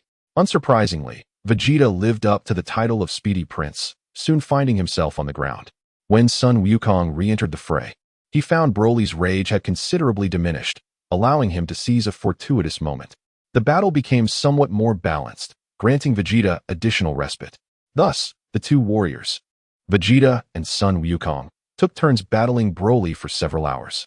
Vegeta and Son Goku had an ample supply of Senzu beans, and with time to rest, they were far from fatigued, while Broly was struggling. Broly sensed the increasing strength of his opponents, and the battle was becoming increasingly strenuous for him. Yet he was Broly. How could he admit to exhaustion or concede? Such notions were foreign to him. After enduring for so long, he ultimately succumbed to fatigue and collapsed. This time, it was Vegeta who remained standing, while Broly lay defeated, a twist of fate that astonished everyone present. Even Vegeta was unaware that Broly's downfall was due to exhaustion, believing instead that he had triumphed through sheer strength. Did I actually win? I defeated Broly? Vegeta marveled in disbelief, gazing at the fallen titan before turning to shout at the distant Goku. Did you see that, Kakarot? I emerged victorious. I am the Prince of Science, the strongest among us. Indeed, Vegeta, you have proven formidable, Goku replied. His smile somewhat strained as he had discerned that Broly was not incapable of defeating Vegeta, but rather had simply run out of stamina. Vegeta's expression darkened. What? Kakarot, do you dare to challenge me? Shall we engage in combat? Wait a moment, Mr. Vegeta, Gohan called out as he soared towards him. What? Do you also wish to confront me? Vegeta maintained an air of calm, yet anxiety lurked within him. Gohan was an unpredictable force, capable of unleashing extraordinary power. That is not my intention, Mr. Vegeta, Gohan replied, kneeling beside Broly. This is unfair. Broly is no longer our adversary, and we should not treat him in this manner. Humph, what do you know, child? Vegeta retorted, crossing his arms with a scoff. Ignoring Vegeta, Gohan wiped the sweat from Broly's forehead. I apologize, Mr. Broly. I am truly sorry for your hardship in our training. As Broly opened his eyes and met Gohan's innocent gaze, an inexplicable warmth surged within him, a sensation that could thaw even the coldest of hearts. If time could be reversed, Broly yearned to be a carefree child, yet he could not. He was Broly, and even with the sands of time turned back, he would remain so. At that moment, Gohan produced a Senzu bean and held it to Broly's lips. "This is a Senzu bean, Mr. Broly, please consume it." Vegeta observed the scene with indifference, making no attempt to intervene. Broly felt the bean near his mouth. He understood that it was the same type that had revived Goku and the others time and again. Without hesitation, he swallowed it whole, scarcely chewing. Suddenly, a fierce wind swept through the air as Broly's muscles swelled dramatically, his energy surging uncontrollably. "Danger! Gohan!" Goku warned, immediately rushing towards Broly, fearful that he might erupt in rage. Although Gohan was strong, he remained but a child, unaware of the treachery of the human heart. Yet this time, Goku's instincts were mistaken. While Broly's aura was undeniably potent, causing even the Super Saiyan Vegeta to take several steps back, the overwhelming energy flowed around Gohan, sparing him from its wrath. Son Gohan felt the gentle breeze caress his face, sensing no imminent danger. In Broly's gaze, there flickered a hint of gratitude, as he regarded Son Gohan without a trace of hostility. Yet, being Broly, he would never utter the words "thank you." Such a term had yet to find its place in his lexicon. As Son Gohan beheld the approaching Goku, he inquired, "Father, may I take on the next battle?" The faces around him were adorned with question marks, including Broly, who was equally perplexed by Son Gohan's sudden eagerness to fight. Noticing their confusion, Son Gohan continued, "We should not provoke Mr. Broly any further. That is simply wrong. Admittedly, I lack understanding of combat, but your actions are misguided." "What?" Goku still failed to comprehend the connection. To Broly, Son Gohan's words struck like a thunderclap. It was the first time someone had considered his perspective. Even his father, Paragus, had merely viewed him as a tool. In that moment, Broly realized he was indeed a person, not merely a fighting machine. Broly's aura became more subdued yet retained its intensity, his green hair flowing with a newfound naturalness, no longer defiantly standing on end. His pupils regained clarity, allowing him to see more distinctly and think more clearly. In the distance, Yurin suddenly opened his eyes, astonished. "Huh? What has changed in Broly's aura? His appearance seems altered as well. What is happening?" Broly's gaze, now devoid of murderous intent, settled calmly on Son Gohan. "Come forth, Son Gohan, and show me your true strength. And remember, even if you have aided me, I will not hold back." Chapter 124, Beyond Super Saiyan, Super Saiyan 2. With Goku's tacit approval, Son Gohan transformed into a Super Saiyan, engaging in battle alongside Broly. This clash resembled a sparring session, a stark contrast to Broly's previous confrontations, manifesting an entirely different style. What's this?" Goku scratched his head, bewildered by the drastic shift in atmosphere as Son Gohan entered the fray. Vegeta, retreating to a corner, shouted in frustration, "Don't look at me, Kakarot. I don't understand either." Seeing the unfolding scenario, Naba grew intrigued and eagerly proclaimed, "This style is splendid. I could join in too." Vegeta shot a sidelong glance at Naba. "Really?" Naba recoiled slightly, stammering, "Ahem, I was just joking. Don't take it so seriously. I'll just watch for now." As the battle between Son Gohan and Broly intensified, it unfolded with a certain rhythm, even possessing an element of spectacle. Each combatant exchanged blows, neither gaining a definitive upper hand. This kind of combat was unprecedented for Broly. In this encounter with Son Gohan, he was free from the burden of contemplating how to defeat him, unconcerned with victory or defeat. This experience evoked a peculiar sensation within Broly. Perhaps, simply relishing the thrill of battle without the desire to kill was indeed a rewarding endeavor. The skirmish continued for half an hour before Son Gohan called for a pause, marking the end of this extraordinary bout. This marks the first occasion in history where someone has managed to engage Broly in battle for such an extended duration. Gohan, displaying his generosity, shared some of his Senzu beans with Broly, seemingly to ensure a fair fight for all. The innocence of youth is evident, as he considers others while neglecting his own needs. Except for Warren, each of them possesses a limited supply of Senzu beans. By giving his beans to Broly, Gohan has inevitably pledged to lead a more frugal existence. They are destined to spend the next 2 years here, and the Senzu beans serve not only as a means to restore energy, but also as their sustenance. Should anyone exhaust their supply prematurely, they would face a protracted struggle. However, Gohan's assistance in modifying Broly's fighting style inadvertently helps conserve some senzu beans for the group, a welcome surprise. After a brief respite, Goku takes the stage, reigniting the battle. Indeed, Broly's fighting style has undergone a significant transformation. He now exercises restraint against Gohan and astonishingly maintains control in the presence of Goku. Avoiding a berserk state, the Broly who would previously succumb to rage upon seeing Goku has vanished, becoming a relic of the past. As the days of combat continue, Nappa eventually joins the fray. Alas, his battle prowess fails to match the tempo, and within mere seconds, he is dispatched by Broly. This outcome is a testament to Broly's mercy. Otherwise, Nappa would have faced a far graver defeat. The skirmishes with Broly persist daily for approximately 6 months, resulting in substantial power enhancements for both Goku and his allies, as well as for Broly. One day, while battling Broly, Gohan's energy suddenly surges, his hair transforming into a straighter form, radiating a golden glow that crackles with faint electricity. Gohan's power escalates dramatically, astonishing everyone present. Broly, momentarily taken aback, halts the combat. What could this signify?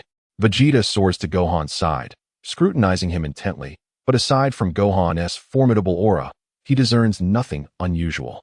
Goku also arrives.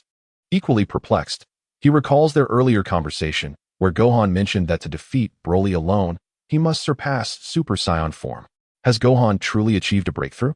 Nappa, now among the spectators, feels his blood boil at the sight of Gohan's overwhelming strength, astounded by the results of Gohan's training.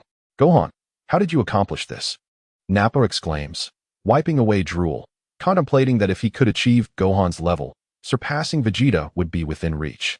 Warren, sensing the extraordinary shift, also approaches and lands beside Gohan. Super Saiyan 2?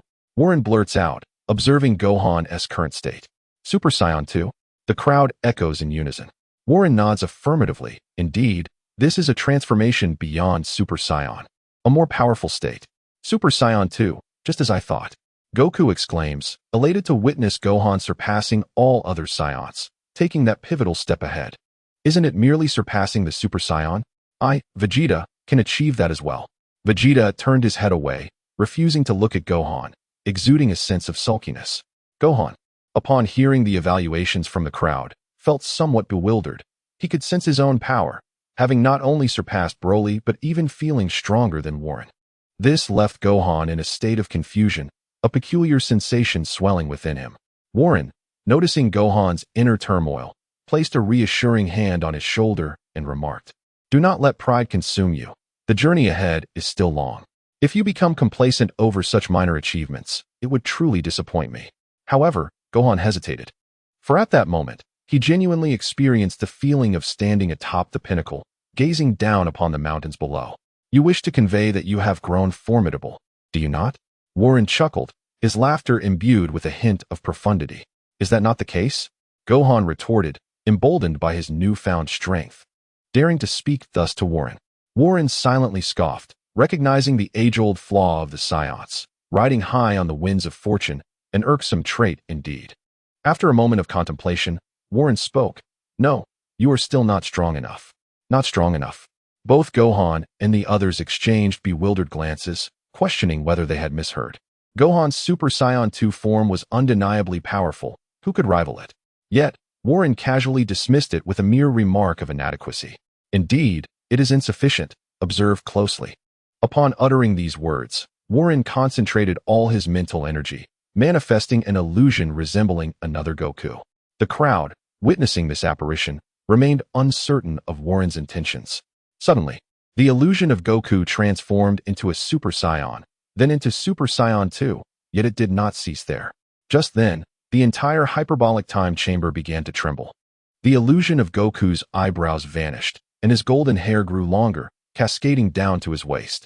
In that moment, even if it were merely an illusion, everyone felt its power was enough to shake the heavens. Behold, this is Super Saiyan 3, Warren proclaimed, his mental energy waning, leaving him feeling somewhat exhausted. After consuming a senzu bean, he continued, is that not correct? Your journey is still long. Do not allow a single Super Saiyan 2 to instill in you a sense of insurmountability. Super Saiyan 3? The crowd exchanged glances, the reality before them undeniable. Even as an illusion, its strength was indisputable. At that moment, Broly suddenly unleashed a furious roar. "What do you mean, surpassing Super Saiyan?" With a resounding boom, an immense power erupted from Broly, his green hair lengthening slightly, now surrounded by arcs of electricity. Chapter 125, a technique that should not exist. The fusion of justice and evil. Before the crowd could recover from their shock, Broly had also broken through. Broly's Super Saiyan 2. The energies of the two Super Saiyan 2s intertwined, their combined might surpassing that of the Super Saiyan 3 illusion. Of course, this does not imply that the two together could rival Super Saiyan 3. After all, an illusion is merely an illusion, with its expressive capabilities ultimately limited. Warren dispelled the illusion casually, stating, "All right, you may continue. If there is nothing pressing, there is no need to call for me." Before anyone could respond, Warren had already soared into the distance. Vegeta swallowed hard and exclaimed, "What is happening? How are we supposed to fight now?" The vast disparity in strength instilled a sense of inferiority within Vegeta. It became apparent that he must swiftly transcend to Super Saiyan 2, lest he find himself unworthy of engaging in battle with Broly. Nappa nodded in agreement. Given the current circumstances, he had no intention of recklessly offering himself as a target. For a mere brush from Broly could result in the waste of a precious Senzu bean. Suddenly, Vegeta sensed something amiss. The typically vibrant Kakarot was uncharacteristically silent. Turning around, he discovered Kakarot seated cross-legged upon the ground, seemingly in a state of deep meditation. What could this mean? Had Kakarot uncovered the secret to surpassing Super Saiyan? Alarmed, Vegeta felt a twinge of panic. If this continued, Kakarot might indeed achieve Super Saiyan 2 before him. Yet, Vegeta found himself at a loss for direction and held no inclination to imitate Kakarot.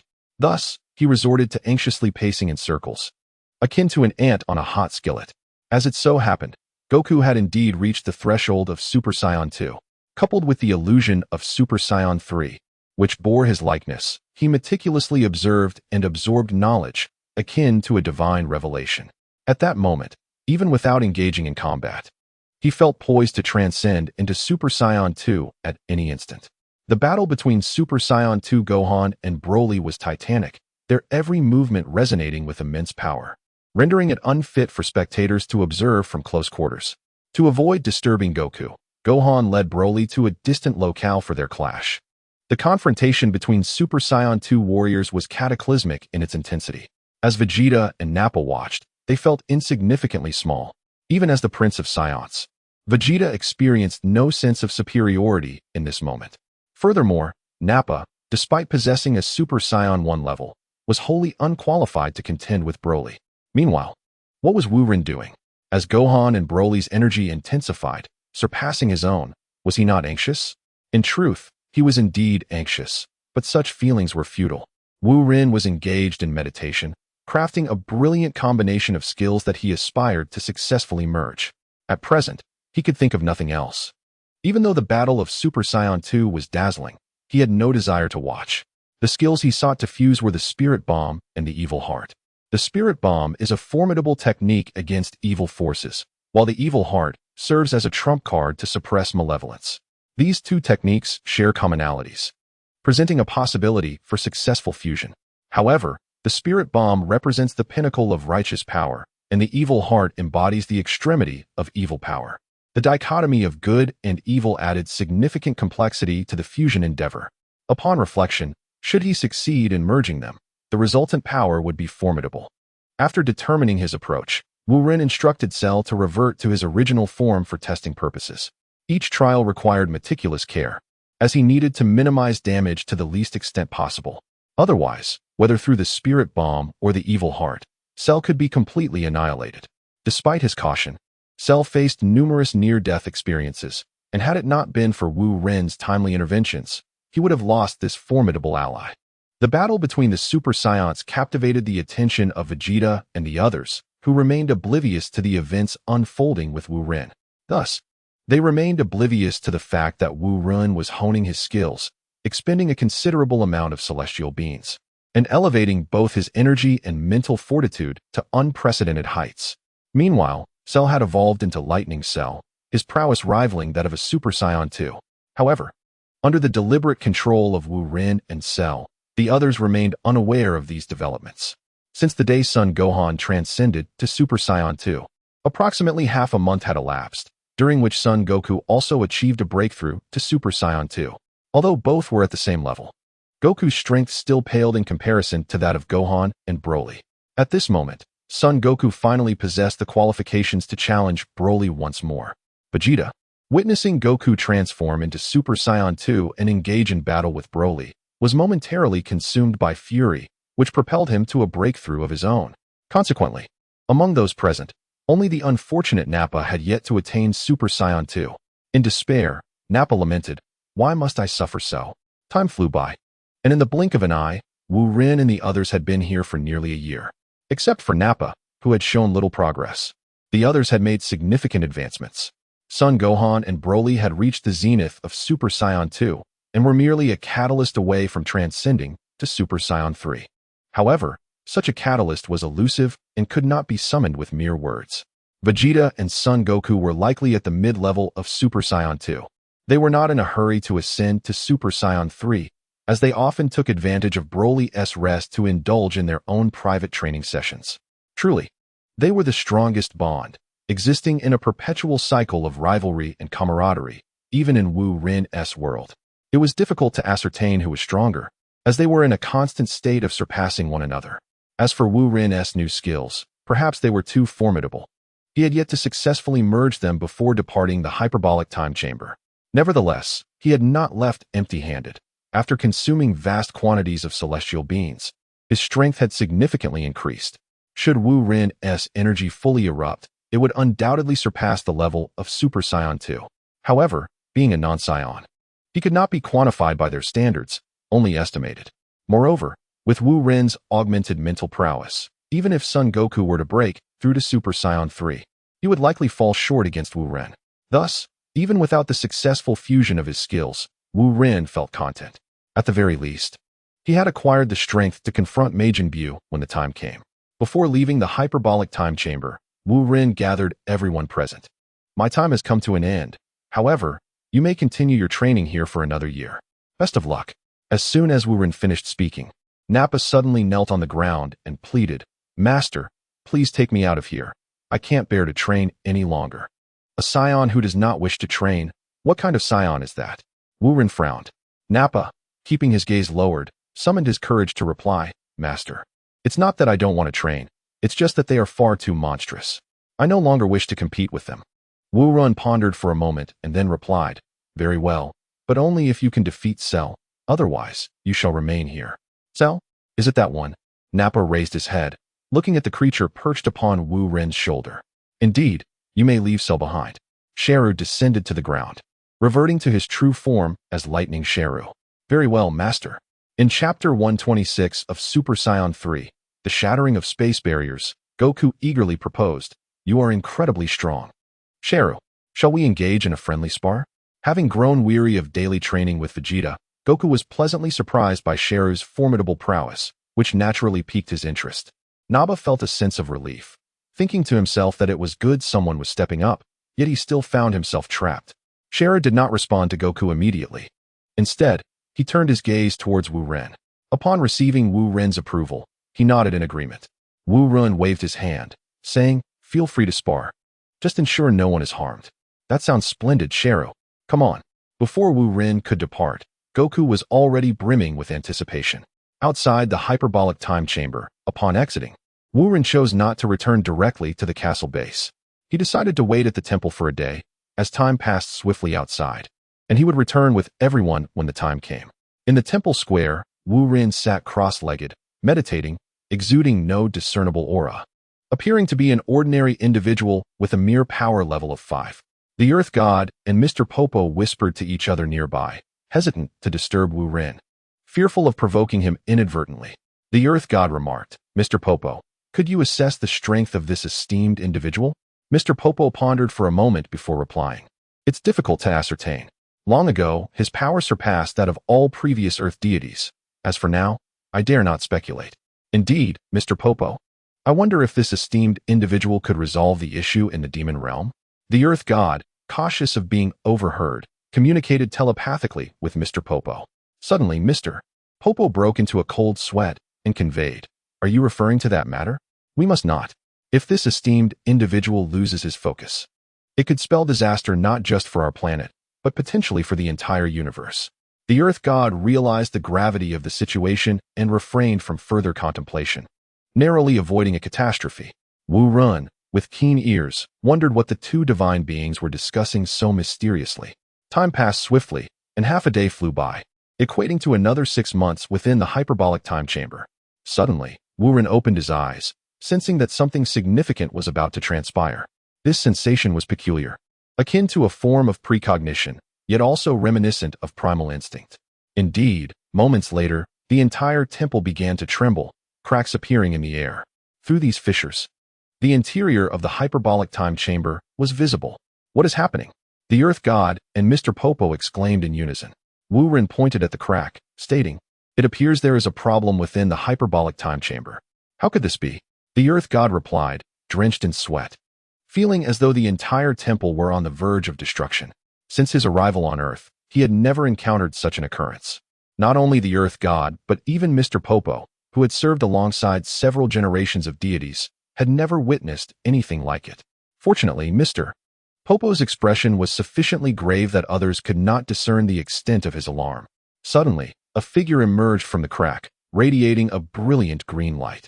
This individual, with waist-length green hair, epitomized the Super Saiyan 3 form. It was Broly, yet he retained his eyebrows, a mystery as to how he achieved this. Broly's formidable energy instilled awe throughout the chamber, causing the entire temple to tremble. However, the spectacle did not end there, for another silhouette emerged from the fissure. It was Gohan, who too had transformed into a Super Saiyan 3. Much like Goku, he bore no eyebrows, resembling a villainous character. The clash of energies between the two Super Saiyan 3s nearly shattered the temple. Fortunately, Wu Ren was present, able to halt time just in time. Otherwise, the temple, which had stood for millennia, would have been obliterated. Due to the overwhelming power of the two Super Saiyan 3s, Wu Ren struggled to maintain control over time. Beads of cold sweat forming on his forehead as he urged, "Please, cease at once. Otherwise, the entire temple will be destroyed." Upon realizing Wu Ren's presence, Gohan and Broly understood that they had returned to the outside world. As time resumed, the two Super Saiyans reverted to their original black-haired forms, and the surrounding spatial cracks vanished, restoring the temple to its previous state. The Earth God and Mr. Popo finally felt a sense of relief. Although the temple could be repaired after destruction, the dignity of the celestial gods throughout the ages could not be desecrated, which was the root of their concern. Gohan appeared ragged, and had it not been for the witness of his power, none would have known of his strength. "Master," Gohan respectfully bowed. Indeed, Wu Ren acknowledged with a nod. "Well done, Gohan, and Broly, you have surpassed Super Saiyan 3. Impressive." "Yes, but I sense this transformation has its flaws. Though I cannot quite articulate what feels amiss," Gohan pondered. With his keen sensitivity, he discerned the imperfections of this form upon his first transformation. "Yes, there is indeed a slight issue, but it is not significant. Since we are out now, you should take the opportunity to rest. When they emerge, we shall return together." "Very well, Master," Gohan replied, then noticed Mr. Popo nearby, eagerly rushing to his side, asking a flurry of questions. Despite Gohan's newfound strength, he remained a curious child, intrigued by everything around him. Broly opened his mouth as if to speak, but hesitated, although he had not honored the agreement to train together for 2 years. Now that he had exited the hyperbolic time chamber, he was free once more. During their time in the chamber, Broly had forged a close friendship with Gohan, and even his animosity towards Kakarot had dissipated. However, the thought of leaving Gohan and Earth made Broly feel isolated and forlorn. He despised that sensation. To him, it was less a freedom and more a greater prison. Wu Ren, perceiving Broly's sentiments, smiled and said, "Broly, our castle base welcomes you. Should you wish, you may consider it your home." To hear such words from Wu Ren brought a blush to Broly's face, a reaction reminiscent of youthful shyness. Observing Broly's expression, Wu Ren discreetly wiped his brow, pondering, "What is this? Could it be that Broly has an inclination towards men?" Clearing his throat, Wu Ren remarked, "Ahem. If there is nothing further, let us rest here." Broly observed Wu Ren seated in a meditative posture and emulated him, albeit in a somewhat clumsy manner, his thoughts inscrutable. For Broly, Perhaps the concept of home was something he had never possessed, a notion far beyond his aspirations. It was precisely because he had been devoid of a home since childhood that he displayed no qualms when annihilating other planets. The Earth God glanced at Broly and then at son Gohan, who was beside Bobo, pondering the absurdity of the situation. Were these formidable beings now as readily available as cabbage at a bargain price? Each of these warriors was a paragon of strength, yet they shared a singular trait: their unwavering respect for the lord of the castle. This raised a pressing question: what terrifying power did this individual truly possess? The Earth God grew increasingly apprehensive, a fear that transcended mere terror, an enigmatic sensation that was difficult to articulate. Even though he was the divine entity of Earth, endowed with numerous privileges, facing Wu Ren made him feel like an ant gazing up at the vast cosmos. Chapter 127. The Promise, a 7-year pact half a day later. As Sun Wukong and the others emerged from the room of spirit and time, they reunited with Wu Ren. Presently, Sun Wukong and his companions appeared in their usual forms, not transformed, leaving Wu Ren to speculate on their strength. It was likely that both Sun Wukong and Vegeta had achieved Super Saiyan 3, while Gohan might be slightly behind. At most at the early stages of Super Saiyan 2. To Wu Ren's surprise, Cell seemed significantly stronger than the previous day. He wondered if Cell could ascend once more and what that transformation might entail. With a wave of his hand, Wu Ren renewed everyone's attire, including Broly, who donned a striking sky blue uniform. For Broly, this uniform symbolized the dawn of a new chapter in his life. Subsequently, Wu Ren bid farewell to the Earth God and Bobo, teleporting back to the castle with the others. In the garden, Chi-Chi, her belly round with child, was astonished to see son Gohan return, hardly believing her eyes at how much he had grown in just 2 days. Wu Ren glanced at Chi-Chi's pronounced belly and chuckled inwardly, reflecting on how Sun Wukong was about to welcome his second child, while he himself had yet to determine whom he should marry. An absurdity indeed. The group gathered together, laughter and camaraderie filling the air. Even Broly wore a remarkably gentle expression. During their time together, Broly had not only grown stronger, but had also learned to control his energy. Otherwise, a mere outburst would likely have collapsed the entire castle. Wu Ren entrusted Broly to Sun Wukong and retreated to his bedroom, collapsing into a deep slumber that lasted 3 days and nights. Since arriving in the Dragon Ball world, Wu Ren had lived in a perpetual state of tension, fearing that a single misstep could lead to disastrous consequences. Now that the warriors of Earth had reached unprecedented power, the threat of Majin Buu was no longer a concern, even though Majin Buu would prove to be a formidable adversary. That was a matter for 7 or 8 years hence. With the burdens of pressure lifted, Wu Ren felt an immense sense of relief. At last, he could afford to rest. In his dreams, he found himself transported back to his own world. A good brother invited him to Zibo for barbecues, indulging in hearty drinks and copious amounts of meat, reveling in the merriment. As the evening progressed, and his companions grew intoxicated, Wu Ren remained surprisingly lucid, playfully nudging his friends to drink more, teasing them about their poor tolerance. Suddenly, a pressing need to relieve himself overcame him. But despite searching for a restroom for what felt like ages, he found none. In an instant, Wu Ren jolted awake, drenched in cold sweat, finding himself back in his bedroom in the Dragon Ball universe. An awkward situation unfolded as he realized Bulma stood beside his bed. The discomfort stemmed not from her presence, but from the shocking location of her hand, resting at his waistband. Their eyes locked, and the air thickened with tension. Wu Ren swallowed hard and asked, "Bulma, what are you doing?" She withdrew her hand, stammering, "What do you mean?" Sitting up, he gazed at her, and she took a moment to compose herself before explaining, "I needed to talk to you. I waited for you to wake up, but you didn't tea. So I fell asleep. And then?" Wu Ren sensed something was amiss, but couldn't quite articulate it. "Then I woke up, and you were still asleep, so What were you going to do?" Bulma's expression shifted to one of irritation as she retorted, "I was going to lift your pants to see if you were really a man." "What? Really?" Wu Ren's mind raced, recalling his earlier dream of searching for a restroom. Given his current state, the need to relieve himself was the least of his concerns. Noticing that Wu Ren did not react with anger, Bulma grew bolder, declaring, "As a woman of my stature, it's hard to believe you have no ulterior motives. I must question your masculinity." Her words triggered a vivid memory of the original story, where a young Goku lifted Bulma's panties. It was astonishing that such a situation would occur to him. Wu Ren, perhaps it was poetic justice. He chuckled softly, shaking his head. and asked, "So did you see anything?" "Huh? What?"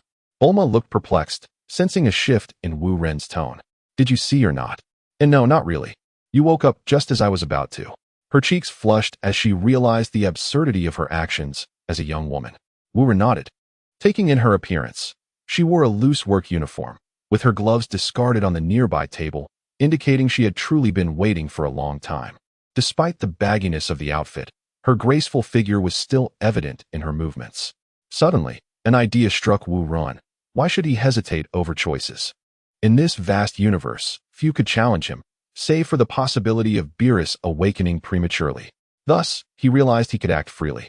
Bulma sensed a change in his demeanor, never having witnessed such a fierce glint in his eyes.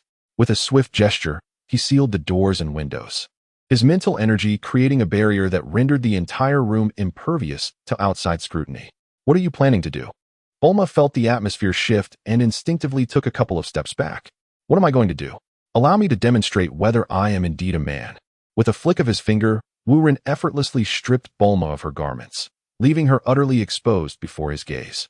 "No, please don't," Bulma exclaimed, a mix of fear and shock rendering her helpless as she grappled with where to shield herself. "Come here." As soon as Wu Ren's command resonated in the air, Bulma found herself floating gently onto the bed. The ensuing tumult was so intense that a lengthy narrative is omitted here.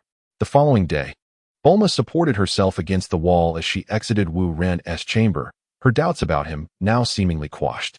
Given Wu Ren's constitution, it was likely that only Android 18 among the women of Earth could withstand him. The fact that Bulma, an ordinary woman, could walk the next day was already commendable. Inside the bedroom, Wu Ren contemplated indulging in a post-coital cigarette, but ultimately abandoned the thought. He had no smoking habit in this world. During a brief truce the previous night, through their conversation, Wu Ren discovered that Bulma sought him out due to a disagreement with Dr. Gero. The doctor advocated for Android 14 to prioritize defense, worried by the precedent set by Android 13. In contrast, Bulma believed that adhering to previous methods would yield a higher rate of success, enabling the quicker completion of Android 14. Such matters were trivial for Wu Ren, who resolved the issue with a few words. In time, both Dr. Gero and Bulma would each develop a new android, and whoever succeeded first would name it 14. Moreover, Wu Ren confided a secret to Bulma. He was not of this world, and thus could not guarantee her happiness, which was the reason for his prolonged hesitance. Bulma responded nonchalantly, expressing her willingness to wait, for she was already his, and regret was futile. Consequently, Wu Ren made a promise to Bulma. In 7 years, once he resolved certain troubles, he would orchestrate a wedding to formally marry her. Chapter 128. An unexpected encounter with Lan Chi. A few months later, Gohan welcomed a brother named Goten. In this world, Goten's power level at birth rivaled that of a young Broly. Fortunately, the castle's base had an abundance of talent, ensuring that Chi-Chi and her newborn son were safe. Otherwise, giving birth to this child might have cost her life. With a second child, Chi-Chi had even less time to discipline Gohan, and since he had grown significantly, it was high time he was sent to school. As for his education, there was no need for deliberation. Near the castle base, a newly established city was taking shape, complete with commercial streets, schools, hospitals, and more. Wu Ren named this city New City, and once fully developed, it would stand as Earth's largest metropolis, surpassing all others in scale and technology. Moreover, education and healthcare in New City were entirely free, devoid of any hidden agendas.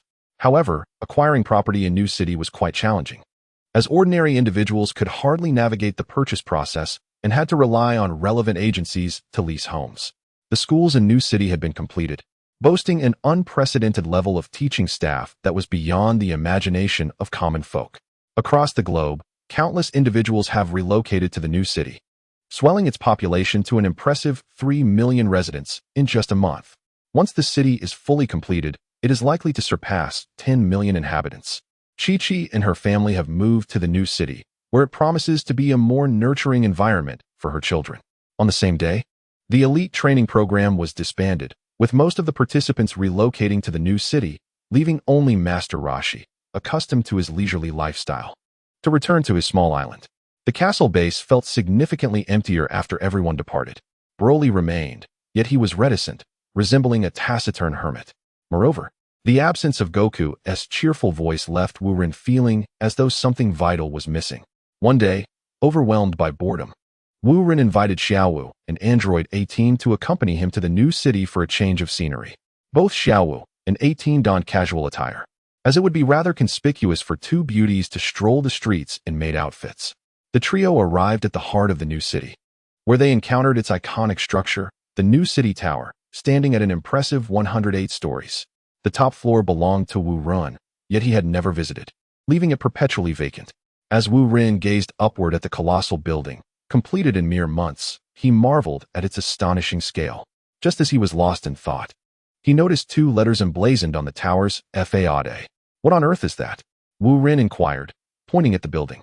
Xiaowu explained, Sir, that's the abbreviation for the new city tower. Wu Ren's expression darkened. Is this even acceptable? What is that fool Pilaf thinking? Wiping the cold sweat from her brow, Xiaowu suggested, Shall I inform Pilaf to make a change? No need for such trivialities. When you see Pilaf next, just remind him to maintain a lower profile. With this display, one might mistake him for the true lord of the new city. Understood, Xiaowu replied, entering a few characters into her handheld device. Let us continue exploring, Wu Ren declared, leading the way, with Xiaowu and 18 following closely behind. The current android 18 was no longer the sharp-edged warrior she once was. She had become considerably more yielding. Since her arrival at the castle base, she had witnessed numerous extraordinary occurrences. The strength of the individuals here far surpassed that of Trunks from the future timeline. Wu Ren, in particular, was most formidable. With just a thought, he could easily take her life, leaving her no room for her former haughty demeanor. Whether Wu Ren would choose to revive Android 17 depended entirely on his whims. The trio wandered through the streets, marveling at the vibrant life of the new city. People from all corners of the world mingled, their diverse accents blending into a unique melody. This melody, nameless as it may be, perhaps embodied the essence of happiness. Life here was devoid of pressure. Even on weekdays, throngs of individuals could be seen enjoying leisurely activities in the streets. Suddenly, a cacophony of discordant noise shattered the tranquility of the city. Following the sound, Wu Ren discovered a crowd gathered at the entrance of the new city bank, seemingly captivated by some commotion. Abruptly, gunfire erupted, sending the onlookers scattering in panic. What is happening? Wu Ren pondered. As Wu Ren's spiritual force swept through, he discovered a middle-aged woman with blonde hair, armed with a submachine gun, blocking the entrance of the bank, engaged in a standoff with the robotic attendant. Sir, shall I notify the robots to handle this? Xiaowu respectfully inquired. In the new city, there were no human authorities, only robotic management and a few low-powered androids. Nevertheless, the governance and defense capabilities of New City were still of planetary caliber. In broad daylight, who would dare to rob a bank, especially one in New City? What kind of reckless individual would undertake such a crime? This criminal must surely have some cognitive deficiencies. Otherwise, they would not choose to commit offenses in New City. Very well, notify them. Wu Ren nodded, suddenly struck by the notion that he recognized this female perpetrator from somewhere. Wait, let us observe the situation further, he added. Outside the New City Bank, the onlookers maintained a safe distance, wary of attracting unwanted attention. However, they were taken aback to see a young man accompanied by two stunning women approaching the bank entrance. Who are they? Are they not afraid of death? Murmured one onlooker. You fool.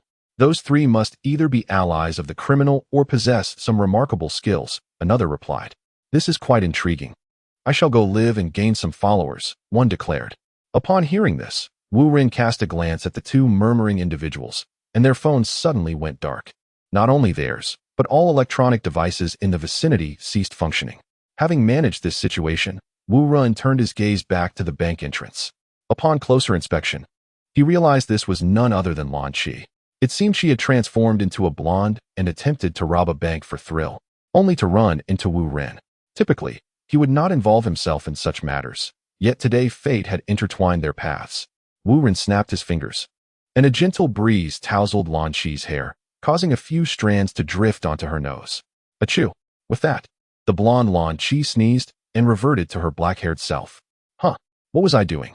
She exclaimed, tossing the submachine gun aside and looking around innocently. Let us depart. Have the robots bring her to me, Wu Ren instructed, leading the way as two robots escorted Lan Qi closely behind.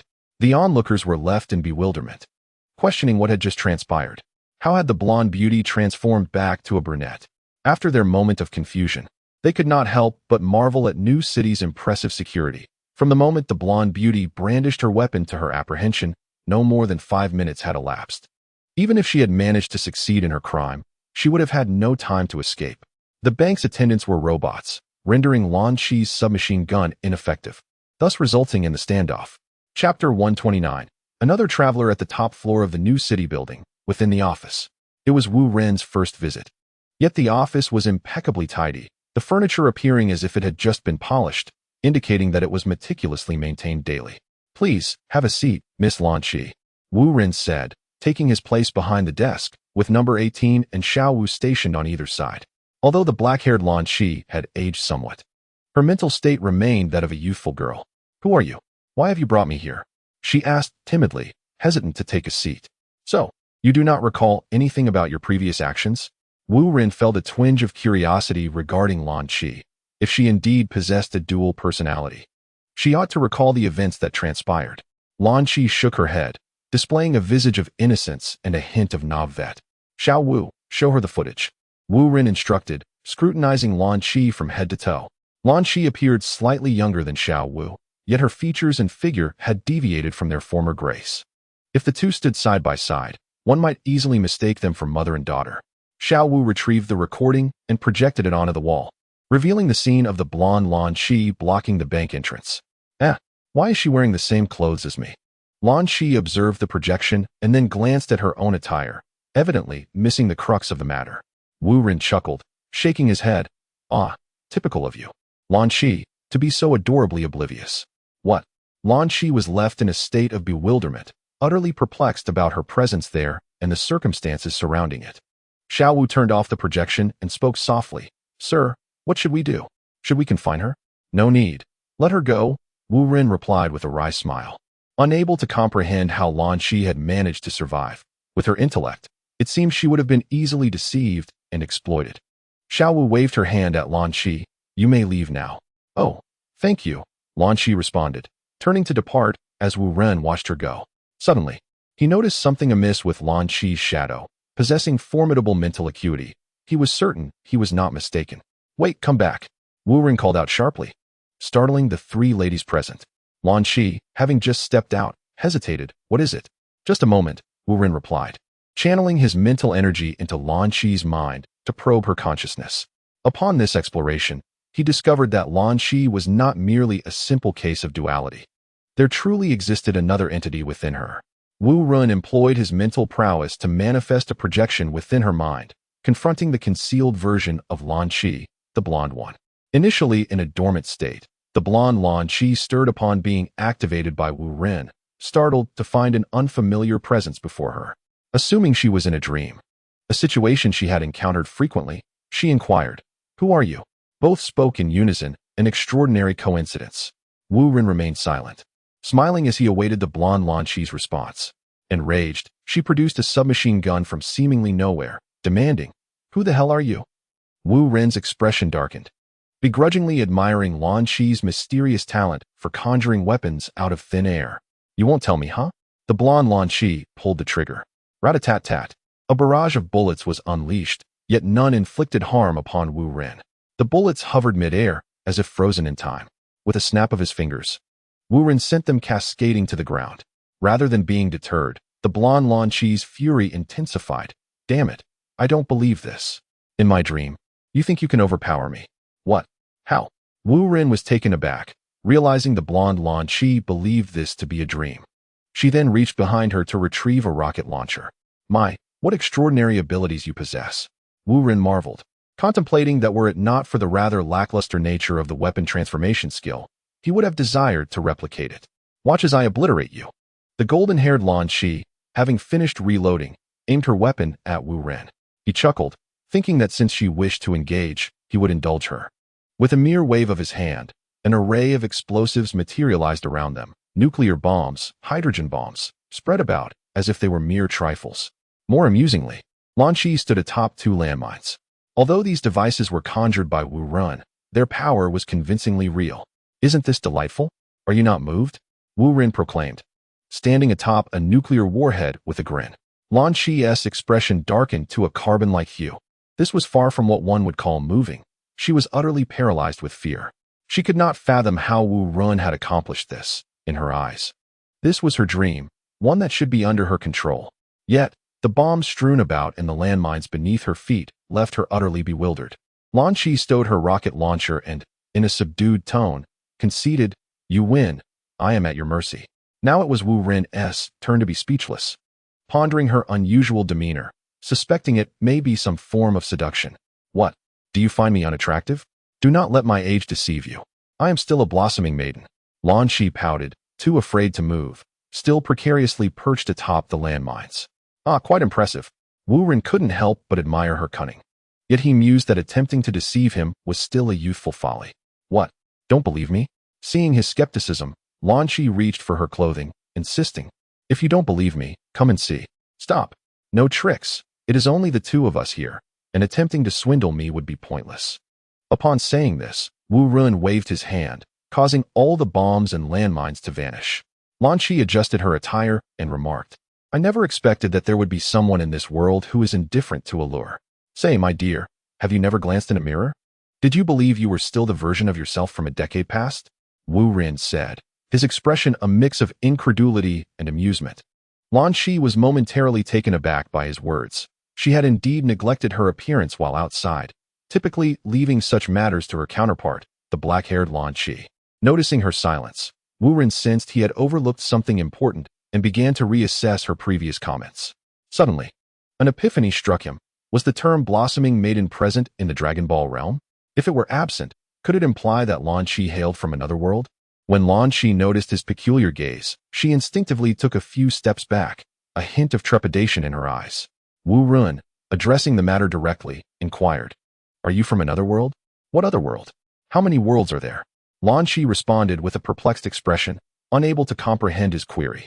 Realizing this line of questioning would yield no answers, Wu Ren pondered before asking again, "Where was the 2008 Olympic Games held?" "In Kyoto, of course. Why do you ask?" Lan Shi replied naturally, without a hint of hesitation. Good heavens! Wu Ren nearly wept with joy. Had he not encountered a kindred spirit in a foreign land? It seemed that Lan Shi, too, had traversed worlds. As the saying goes, when fellow villagers meet, tears abound.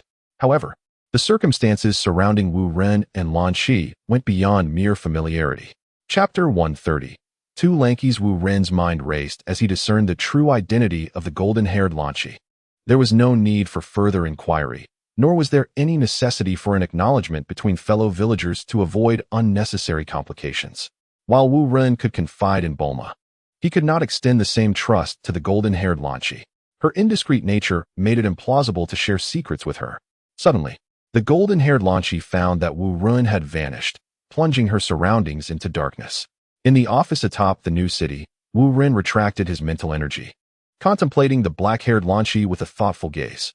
Since their meeting was fated, he might as well offer her assistance. It could yield unforeseen benefits in the future. Moreover, the identity of the golden-haired Lan Shi was significant to Wu Ren. He surmised that since she had arrived in the Dragon Ball world, she might one day provide a means for him to return to his own realm. The black-haired Lan Shi retreated to a corner, wishing to flee but paralyzed by fear. Believing she had encountered a villain, Wu Ren's earlier stern demeanor had genuinely frightened her. Noticing her trepidation, Wu Ren waved his hand and smiled. "Do not be afraid. Miss Lan Shi, we mean you no harm. We merely wish to invite you to a place." "An invitation? To where?" The black-haired Lan Shi's voice trembled. "You will find out shortly," Wu Ren replied, moving closer to her as the others gathered around. Moments later, the scene shifted, and they were instantaneously transported to the vicinity of the castle's garden. This teleportation was guided by Broly's energy signature, which, despite efforts to conceal it, remained relatively easy to locate. Unlike the others, Broly had not departed the castle base. Perhaps it was for the best. However, Wu Ren found it perplexing that someone of Broly's stature would be squatting in the garden, weeding and pest control. Wu Ren exclaimed in astonishment. "I never anticipated Broly had such a side to him." With a chuckle, Broly brushed the dirt from his hands and said, "It's nothing, really. It's quite easy to do. I have little else to occupy my time, so I may as well lend a hand." Indeed, since Ross had taken up a position as an executive at the Divine Water subsidiary in the new city, Xiao Wu had been inundated with trivial matters, leaving her unable to manage the garden. Ross's mother was left to tend to it alone, and even with robotic assistance, it was somewhat inadequate. Broly's willingness to engage in such tasks indicated a significant change in his character. Well, if it brings you joy, then that is what matters, Wu Ren said before bidding farewell to Broly and entrusting the black-haired Lanchi to Xiao Wu and Android 18, knowing that even if she transformed into a blonde, she could not escape the grasp of Android 18. Wu Ren then proceeded to Dr. Jero's laboratory, where he shared his intention with the doctor. Wu Ren aimed to separate the golden-haired Lanchi from the black-haired Lanchi and, using Dr. Jero's technology, create a new body for her. This task posed no great challenge for Dr. Jero. The difficulty lay in the separation of the soul, a feat even Wu Ren found daunting. He would likely need to seek assistance from Brolin for that step. With matters concerning Lanchi temporarily settled, Wu Ren approached Bulma to ascertain the progress of her android creation. Bulma's laboratory was situated right next to Dr. Jero's, separated by merely a wall. Upon this revelation, Wu Ren was taken aback, his mouth agape in astonishment. "Bulma, what on earth have you created?" he inquired. Setting down her tools, Bulma chuckled. "As you can see, this is it. Why does it resemble me somewhat?" Wu Ren pointed at the half-finished android. "Is that a problem?" Bulma replied with a teasing smile. "No, not at all. You're the creator. Your word is law." Wu Ren remarked, a hint of sarcasm in his tone. With her hands on her hips, Bulma huffed. "What? Are you implying that you disapprove?" "Ahem, not at all. I merely wondered if you were hinting at something," Wu Ren countered playfully. Bulma's cheeks flushed slightly. "Of course not. Regardless of its appearance, it's all a product of creation." "Well, that's true," Wu Ren nodded, smiling. The newly crafted android bore a striking resemblance to Wu Ren himself. Claiming it was merely coincidence would be hard to believe. All right, be off with you. Until it's completed, no peeking," Bulma exclaimed, shoving Wu Ren out of the laboratory.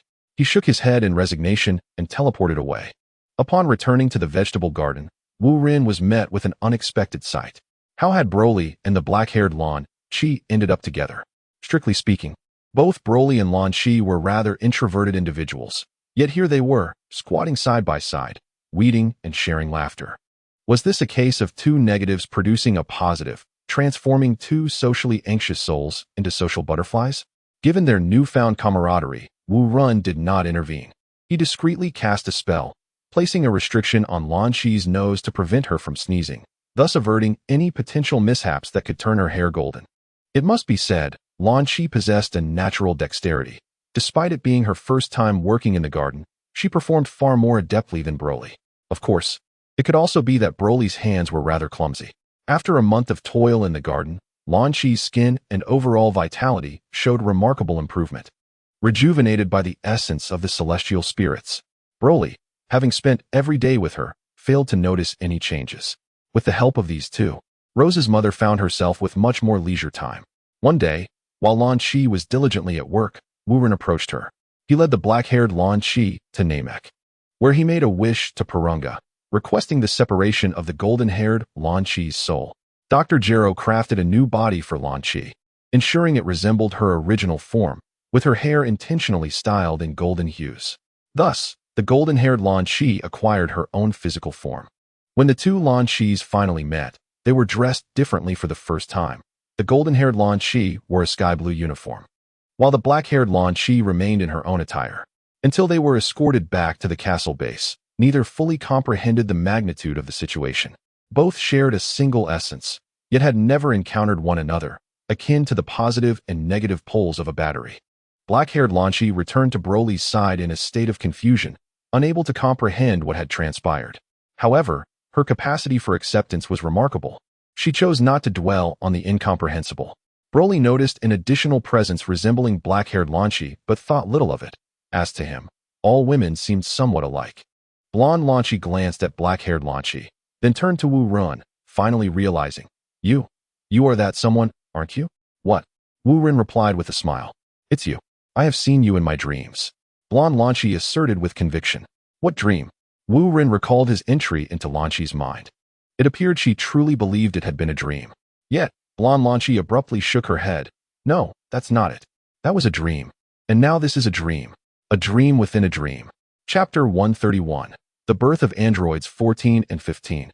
The New City Martial Arts Tournament. If you think it's a dream, then it is indeed a dream. It matters not, Wu Ren shrugged and smiled. Blonde Lan Chi persisted. "This is a dream. Otherwise, how could one fly? I could transform into a gun. Hey, where's my gun? Currently, Blonde Lanchi had undergone a body swap and could no longer sneeze to transform, nor could she freely produce weapons. One day, she would come to appreciate Wu Rin's good intentions. Wu Rin turned to Xiao Wu and instructed, assign Blonde Lanchi to the new city bank. Let her count money. As she loves wealth, she should count it daily until she fears it. Understood, sir.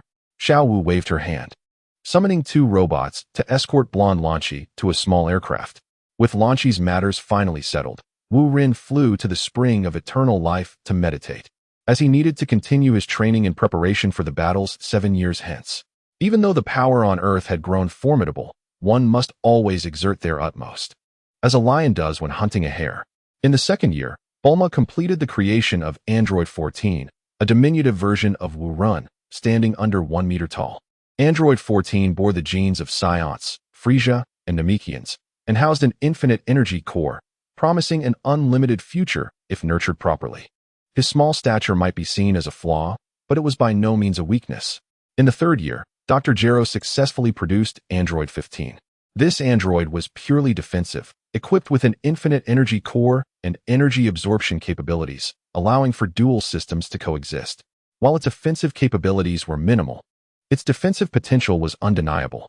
Constructed entirely from rare extraterrestrial metals, it was exceedingly resilient, a fact that had caused Dr. Gero considerable frustration during its creation. Visually, Android 15 bore a resemblance to the original Android 16, being tall and possessing a steady demeanor. Standing there, it exuded an aura of unwavering stability. In the fourth year, Tian Xinhan opened a martial arts dojo in New City, welcoming numerous disciples. That same year, Yamcha became a baseball star, and Krillin found a girlfriend named Marin. In this world, Krillin, having graduated from the elite training program, secured a position at the Divine Water Company, a golden opportunity that alleviated his fears of Marin's potential infidelity. In the sixth year, to everyone's astonishment, Broly and the dark-haired Lanchi welcomed a baby boy into the world. Even Wu Rin was taken aback, having been so engrossed in his training that he had overlooked such developments. He was unaware of when their relationship had blossomed, nor could he fathom the fact that they had become parents. The newborn possessed a battle power exceeding 10,000. While it may not have been as extraordinary as Broly's in his youth, it was nonetheless commendable. In the seventh year, Son Gohan enrolled in New City High School, where he encountered the daughter of Mr. Satan, Videl. In this reality, Mr. Satan had not risen to heroism, nor was there a city named after him. Instead, he earned a modest living through boxing, leading his family to relocate to New City. Consequently, Videl was not the epitome of a wealthy heiress and thus did not attract much attention. Yet, fate has its peculiar ways, and the two crossed paths. In this world, Son Gohan did not secretly assume the mantle of a masked hero, for New City did not require one. He was not quite an academic prodigy, merely maintaining satisfactory grades. While Videl appeared far more accomplished at first glance, not only did she excel academically, but she also trained in boxing under Mr. Satan, surpassing him in skill, embodying both intellect and martial prowess. However, despite her relentless efforts, survival in New City proved challenging. Even with free education and healthcare, human desires are insatiable. The funds Mr. Satan earned through boxing barely sufficed for their daily expenses, let alone affording a rental in a desirable school district. Thus, Videl subconsciously held a degree of disdain for classmates like Son Gohan, who, despite their lack of effort, enjoyed privileged circumstances. She had heard that Son Gohan resided in a luxurious villa in New City and held permanent residency, a privilege not even afforded to kings from other realms. Nevertheless, through a series of unforeseen events, their paths intertwined. One day, after school, Videl was captivated by an advertisement affixed to a wall. It announced the inaugural martial arts tournament in New City, set to occur in 10 days. The champion would receive a staggering prize of 100 million, while the runner-up would secure 50 million. Even the third and fourth places were guaranteed a minimum of 10 million. The sight of the advertisement ignited a surge of excitement within Videl. She tore off the flyer and eagerly rushed home. Moments later, in a modest rental apartment, Mr. Satan held the advertisement, his calloused hands trembling slightly. The first martial arts tournament in New City represented a remarkable opportunity. As a martial arts enthusiast, who wouldn't wish to participate? Moreover, the substantial rewards were enticing. However, Mr. Satan's expression grew somber as he remarked, "My dear daughter, this tournament is indeed excellent. But I fear my presence would be of little use." "How could that be?" "With your strength, even if you don't claim the championship, you could still secure the runner-up position." Vidal, with blind admiration for her father, was unaware that she had already surpassed him. Mr. Satan blushed slightly and coughed, attempting to maintain composure. "Let us remain humble. I am aging now, and the opportunity should be afforded to the younger generation. But the runner-up receives 50 million. Even third and fourth places guarantee 10 million. That would be enough for us to live comfortably in New City." Vidal countered passionately. "Indeed, I understand. But I am truly powerless in this situation. How about this? You can participate in the competition on my behalf. I have faith in your abilities." "Me? Am I capable?" Biddy Lee expressed her uncertainty. Satan placed a reassuring hand on Biddy Lee's shoulder. "Absolutely. You have been trained by me. If you perform well, you are certain to achieve a commendable result." "Very well, I shall give it a try." Biddy Lee, albeit skeptical, retreated to her room to make the registration call. Satan exhaled a sigh of relief. He too desired to enroll, but what kind of place was New City? As a seasoned veteran in the martial arts community, Satan was well informed. The dojo run by Tianjin Fan was located in New City, a hub teeming with skilled practitioners. Setting aside the other formidable competitors, Satan was particularly familiar with Tianjin Fan. If Tianjin Fan brought his disciples to compete in the New City martial arts tournament, others would merely serve as fodder for the competition. Could an ordinary human contend with someone like Tianjin Fan? As for Satan encouraging Biddy Lee to participate in the tournament, it was more akin to an opportunity for her to gain experience. He did not expect her to reach the top four. In a place like New City, the competition was fierce, and Satan was acutely aware of his own limitations. As time passed, Satan found himself aging, and the number of competitions he could participate in dwindled, leading to a growing financial strain. Perhaps allowing Biddy Lee to undergo this experience would help her integrate into society more swiftly. In Biddy Lee's modestly furnished room, she had just finished the registration call. She opened her journal and began to write. "My classmate, Sun Wukong, is truly an eccentric individual." Chapter 132, The East Kaishan Strategy is Flawed? 10 days later, at the New City Martial Arts Tournament venue, the structure was impressively vast, accommodating tens of thousands of spectators simultaneously. Under the watchful gaze of her father Satan, Biddy Lee entered one of the elimination rooms. After the elimination rounds, the top 8 competitors would engage in a climactic battle on the open-air stage.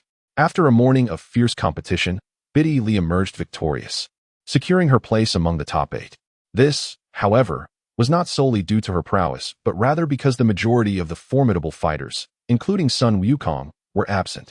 Aside from Sun Wukong and Vegeta, who were barred from competing by Wu Run, Krillin was occupied with work, and Yamcha, being a celebrity, was deemed unsuitable for participation. As for Sun Goten, he was prohibited from competing as the New City Martial Arts Tournament did not allow participants under the age of 10. Thus, the only super strong contender from Earth was Tianjin Fan, who was competing. Consequently, Biddy Lee's chances of winning the championship were minimal. Her aspirations for the top 4 would rely heavily on luck. That afternoon, the quarterfinals commenced. The first match featured Tianjin Fan and one of his disciples, and the entire bout was devoid of suspense, resembling more of a practice session, culminating in Tianjin Fan's victory. Among the thousands of spectators, some found themselves drowsy, unable to fathom the monotony of the quarterfinals. Sun Wukong's family, seated in the audience, shared their boredom, as this level of competition held little interest for them. Just as Sun Wukong was about to devise an excuse to leave, Sun Wufan spotted the next competitor, his classmate, Biddy Lee. "Wait, let us observe before making any decisions." Sun Gohan gazed intently at Vidal, astonished that someone who appeared so delicate could advance to the quarterfinals. Even though the caliber of the competitors was not particularly high, it still attested to Vidal's undeniable prowess. "What's wrong, Gohan? Do you know her?" Chi-Chi noticed the peculiar expression on Sun Gohan's face. "Yes, I know her. That girl is my classmate. I believe her name is Vidal." "Oh." Chi-Chi pondered for a moment, then suddenly approached and playfully pinched Sun Gohan's ear, exclaiming, "Go on. You wouldn't be in love, would you? If you fancy a girl, you must inform your mother, understand?" "Ah, all right, Mom, it hurts. Please stop," Sun Gohan protested. Though he wasn't truly in pain, it was simply somewhat embarrassing to be treated this way at his age. Just as Chi-Chi was being mischievous, Sun Goten suddenly shouted, "Look, That girl's opponent has arrived, and he seems formidable. She's in for trouble. The crowd turned to see a colossal, muscular man stepping onto the stage. His expression was grim, and a symbol was etched on his forehead, giving him an unsettling appearance. At that moment, the announcer declared the match to commence, causing the audience to hold their breath. The stark contrast between such a fearsome giant and a petite girl was jarring. In the stands, Satan felt a bead of cold sweat trickle down his brow. Videl's opponent, Spopovich, was a renowned fighter in underground boxing, and Satan was well aware of his reputation. Logically, Videl should not fear Spopovich, but today he seemed utterly transformed, as if possessed by a different spirit. On the stage, Videl, facing her mountain-like opponent, felt a pang of trepidation, yet she refused to retreat. Victory over Spopovich was her sole path to the semifinals and the guaranteed prize of 10 million. Otherwise, her progress to the quarterfinals would be meaningless. The battle erupted with Spopovich launching brutal, merciless attacks, showing no regard for delicacy. He assaulted Videl with a relentless ferocity that was strikingly inhumane. Despite Videl's agility and swiftness, every time she attempted to strike Spopovich, he would retaliate during her moments of vulnerability, consistently landing blows on her. How could her slender frame withstand such a savage combat style? The audience erupted in uproar, having witnessed shamelessness before, but never to this extent. Hey, Spopovich, get off the stage. Yes, leave. What kind of match is this? It's barbaric. Get lost. Unfazed by the crowd's outcry, Spopovich believed his actions had yet to cross the line. Videl, battered and bruised, was slowing down, and it appeared she was on the verge of defeat, yet she refused to concede. Suddenly, Spopovich seized her, declaring, This time you won't escape. He grinned wickedly. Despite his own injuries, seemingly impervious to pain. You scoundrel. Spopovich, let go. The audience erupted once more, and this time Satan could no longer contain himself. Were it not for the robot's enforcing order, he would have charged onto the stage to deliver a beating to Spopovich, regardless of the odds. As Bidalai teetered on the brink of unconsciousness, a formidable figure descended upon the arena. Was it Gohan? No, it was the android number 15. The android brandished a red card and coldly proclaimed, Spopovich, it has been suspected that you have injected banned substances. Thus your eligibility to compete is hereby revoked. What? Spopovich exclaimed, bewildered, as he carelessly discarded Bidalai to the ground and bellowed, Impossible. This is manipulation behind the scenes. I object. Objection denied, replied number 15, retracting the red card and effortlessly seizing the towering Spopovich as if he were a mere chick. Meanwhile, below the arena, Spopovich's accomplices, sensing the imminent danger, attempted to flee. Number 15 unleashed a peculiar beam from his eyes, which swiftly ensnared Spopovich's partners, rendering them immobile. You shall not escape. With a graceful leap, number 15 departed the arena, clutching the two burly men. In the audience, Bidalai pondered, did I win? The host, seizing the moment, rushed onto the stage to clarify, ladies and gentlemen, Spopovich has been eliminated, and Bidalai advances to the semifinals. The crowd erupted in chaos, voicing their opinions. While Spopovich's combat style was indeed brutal, the grounds for his disqualification seemed insufficient. Had he truly resorted to performance-enhancing drugs? His pallor suggested something was amiss. Perhaps it was genuine. I know Spopovich, and he is not the same as before. In the stands, Gohan finally exhaled in relief. Witnessing his classmate being battered, particularly one of the female students, was indeed difficult to endure. Thankfully, the organizers intervened in time. Otherwise, Gohan would have felt compelled to step into the fray himself. Yet, while Gohan remained passive, Spopovich was apprehended, leaving another individual troubled, or rather, another deity. In the sky, two figures appeared. One was clad in a pale green robe, diminutive in stature with an odd pineapple hairstyle, exuding an air of malevolence. The other wore a crimson robe, aged and marked by wrinkles. These two were none other than the East Kai and Jabber, who had been waiting patiently. They anticipated that the warriors of Earth would be drained of energy by Spopovich, allowing them to follow him in search of the sorcerer Babiti's lair. Yet, after much waiting, they found themselves in this predicament. With a whoosh, the two figures vanished, materializing beside Gohan. The Sun family, taken aback by the sudden appearance of the duo, felt a sense of wariness. They sensed an undeniable strength emanating from these strangers. Who were they? Chapter 133. The sorcerer Babidi. The East Kai floated in midair, drifting before Goku. You must be the scion from Earth, correct? Goku, astonished that the East Kai could fly without harnessing ki, responded, "Yes, may I ask who you are?" The East Kai smiled but offered no reply, maintaining an air of superiority. Jabber slightly bowed and interjected, "This is the esteemed Lord Kai, a highly revered entity within the cosmos." Seeing this, Chi-Chi pulled Goten close, retreating to the side. In her eyes, these strangers were likely deceivers, and she hoped Goten would not be influenced negatively. "Lord Kai?" Goku mused, somewhat perplexed. "Indeed." Jebbet respectfully saluted the East Kaishin. "What is that?" Sun Wukong inquired, turning to Sun Gohan for clarification. Sun Gohan shook his head, replying, "I am not sure. I have never heard of it." Suddenly, the two noble deities collapsed to the ground, legs flailing helplessly. "How can this be? Do you not possess any gods on your earth? Is there no faith among you?" Jebbet, rising with reluctance, expressed his disbelief. Sun Wukong scratched his head and replied, "Indeed, we do. But what does that have to do with you?" Jebbet was rendered speechless, realizing he was at a loss for words against such ignorance. The East Kaishin regained his composure, asserting, "All right, Jebbet, let us focus on the matter at hand." He proceeded to convey the purpose of their visit to Earth and the situation involving the sorcerer Babidi. Upon hearing the entire narrative, Sun Wukong's family maintained calm and indifferent expressions. "Are you not afraid?" the East Kaishin exclaimed, his face reddening with frustration. "If Majin Buu is resurrected by Babidi, not only will Earth face destruction, but the entire universe may be in peril." Sun Wukong shrugged and chuckled. "Such trivial matters pose no real challenge. What is there to fear?" "What?" The East Kaishin and Jebbet exchanged incredulous glances, unable to fathom the audacity of such claims. "It is truly nothing. Merely a piece of cake."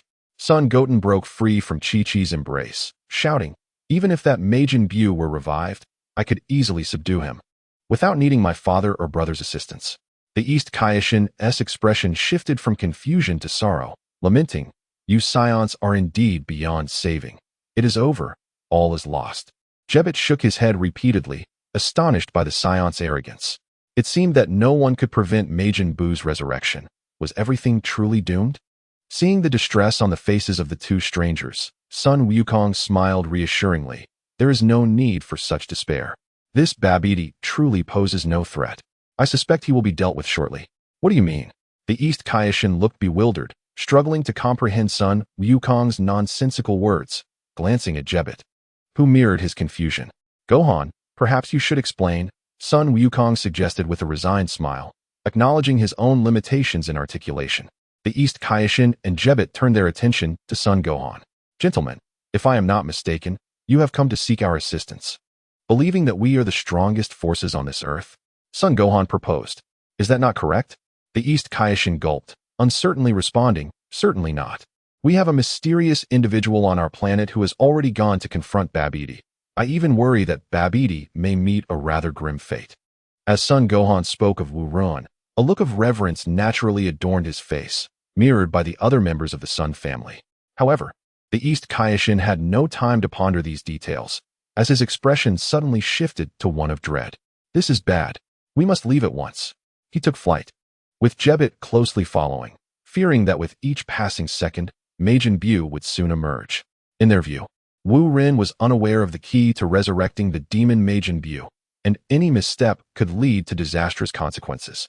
Regardless of how formidable Wu Ren's strength might be, he would still be no match for Majin Buu, and everything would come to an end.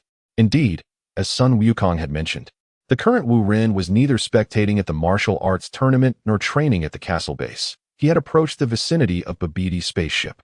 In a rugged and desolate terrain, surrounded by jagged rocks and towering mountains, there lay a depression where Babidi's ship was concealed. Wu Ren sat calmly atop a nearby hill, a tea table before him, leisurely sipping tea without a hint of urgency. Minicell perched on Wu Ren's shoulder, occasionally flapping its wings. This journey involved just the two of them, embodying the strongest power as spoken of by Sun Wukong. 7 years prior, Sun Wukong and his companions had attained the Super Saiyan 3 form, potentially rivaling Wu Ren in strength. However, since then, they had encountered various bottlenecks, resulting in minimal progress over the years. In contrast, Wu Ren's training seemed boundless, as if he had transcended any limitations. No one could ascertain the extent of his current power. Wu Ren had been present for quite some time, yet Babidi had yet to emerge from his ship. Had it not been for his desire to replicate Babiti's abilities, Wu Ren would have preferred to crush him outright with his strength. This Babiti was intriguing, adept at concealment. He had not only blocked electronic signals, but had also shielded against magical detection. Wu Ren chuckled. Mini Cell descended to the ground, reverting to its normal size. Lamenting the fact that it was unaware the entire Earth lay within its master's detection range, and the localized area being undetectable had paradoxically exposed their position. Wu Ren nodded in agreement, acknowledging Babiti's cleverness, yet asserting that his weakness lay in insufficient strength. At that moment, the spaceship's hatch, barely exposed, opened, revealing two figures, one tall and one short. The diminutive figure was the sorcerer Babiti, while the taller figure was his servant, the former demon king Depura. Babiti's grotesque eyes darted around as he grumbled in a deep voice. Why haven't Spabich and the others returned yet? How long has it been? Truly, they are two worthless fools.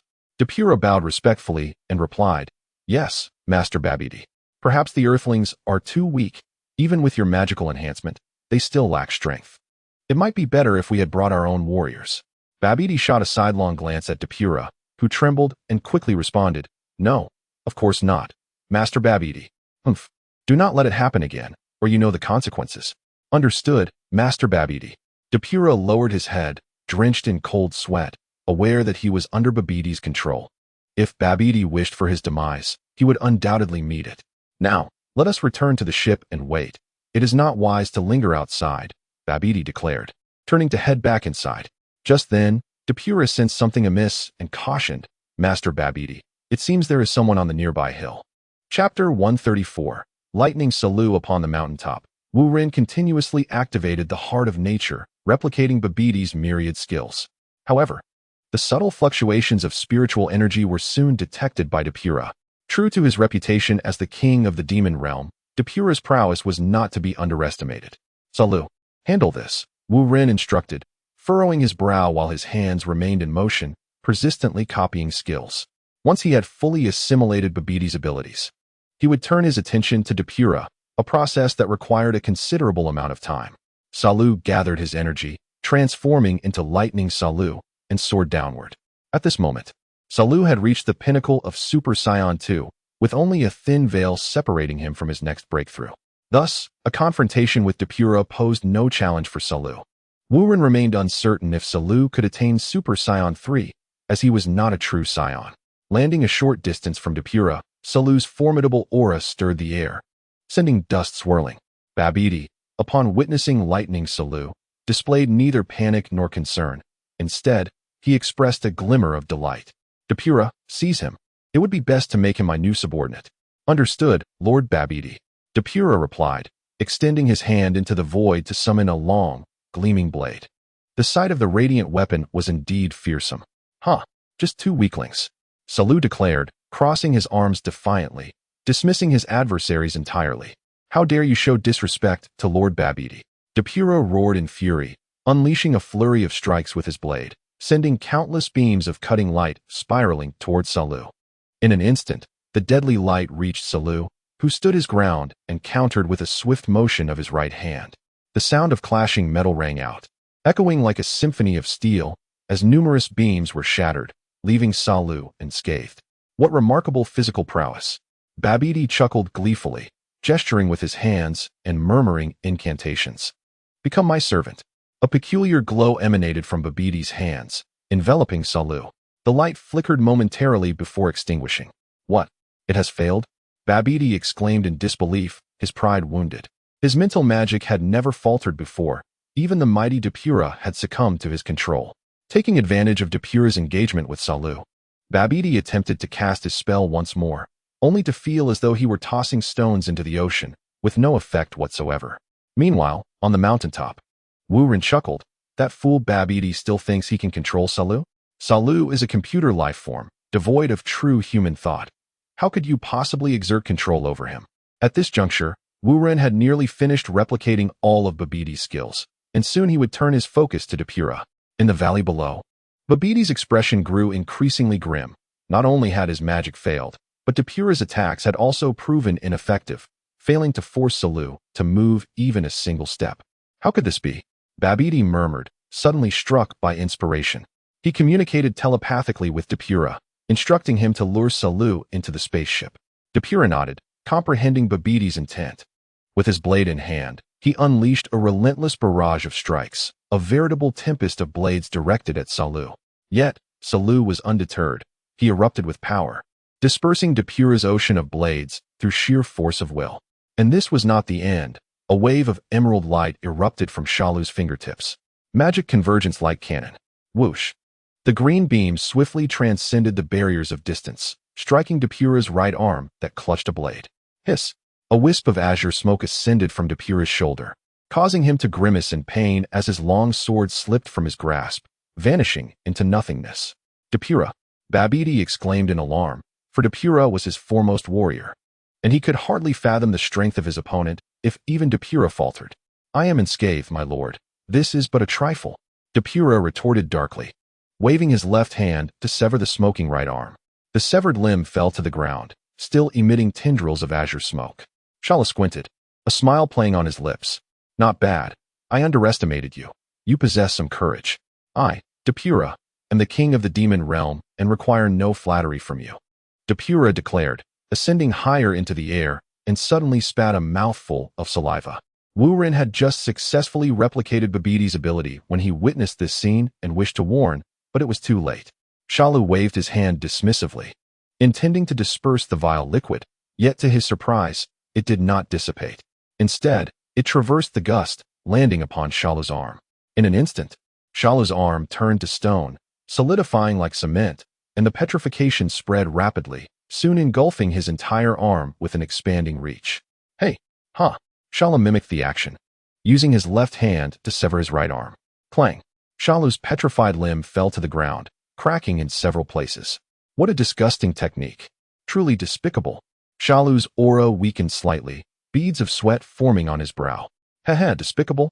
As long as it leads to victory, that is all that matters. This is who I am, Depura. Depura's grin widened. Suddenly, a shadow rose from the ground behind Shalu. It was Depura's severed arm. No wonder Depura had soared so high. He had drawn Shalu's attention. The severed limb, fingers contorted like venomous daggers, lunged at Shalu's nape. Purple blood flowed from Depura's fingertips. Truly, he was formidable. His touch laced with potent poison. Well done, Depura. You are indeed my finest servant. Babiti cheered with excitement, as if he glimpsed the hope of victory. Depura landed gracefully, bowing to Babiti, as if declaring his triumph. However, Shalu merely laughed. Is this all you have? Your tricks end here? Depura's heart sank, and he shouted at Shalu. Do not be arrogant. After succumbing to my poison, do you still think you will survive? Is your poison so weak?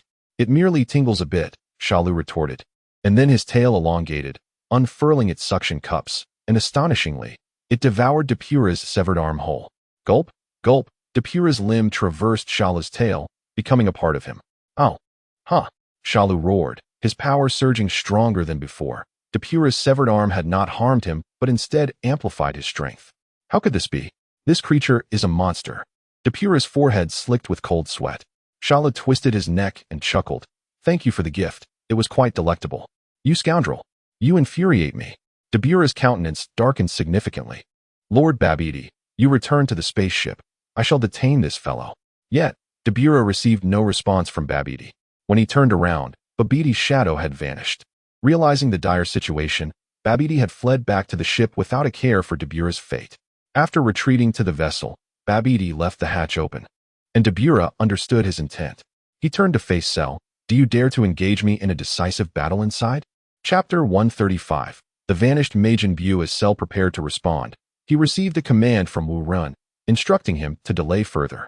Thus, Cell sneered Depura. If you are afraid, you may escape into the ship, and I shall blow it to smithereens. You. Depura's nose nearly crinkled in fury. The ship must not be harmed. He could not bear the consequences, leaving him with no choice but to remain. Unbeknownst to him, atop the mountain, Wu Run was replicating Depura's abilities and had created a clone that shrank and infiltrated the spaceship. Wu Run had now mastered Babiti's magic, and his clone went undetected by the ship's systems, effortlessly penetrating the enemy's stronghold. In the valley, Depura stood at the ship's hatch, ostensibly concerned that Cell would sabotage the vessel. Cell laughed heartily. Huh? You are truly timid. How can you claim to be the king of the demon realm? Depura's face flushed with embarrassment, leaving him speechless. Cell flicked his tail, declaring, "You are unworthy to be my adversary." With that, he expelled a diminutive version of himself. The small cell screeched and charged at Dabura, the sound grating on the ears. Dabura dismissed the little creature, attempting to swat it away effortlessly. However, he was taken aback when the diminutive monster proved remarkably powerful. Not only did his strike fail to repel it, but the small creature also bit into his remaining left arm. How could this be? This little monster's strength seemed nearly on par with his own. In a state of panic, Dabura, despite his vast experience, had never encountered such an entity as Cell. Yet, this was merely the beginning. Cell's tail whipped back and forth, producing one small cell after another. It was not until the seventh miniature creature emerged that the production ceased. Faced with such a multitude, Dabura was utterly dismayed. One was already a formidable challenge, and now there were 7. How could he possibly contend with this? Perhaps it would be best to annihilate everything. He was done playing this game. Just as Dabura managed to shake off one small cell, another ensnared him. On the mountainside, Wu Ren's clone returned and merged with his original self. In his hand, he now held a universal capsule, brought back by his clone. Indeed, the mission was accomplished. Wu Ren nodded and smiled. At that moment, 2 figures descended from the sky, landing on another peak. It was East Kaishin and Kibito. Upon seeing their arrival, Wu Ren's smile widened. Their skills would also belong to him. First, you Kibito, your instant transmission is quite impressive. Now hand it over.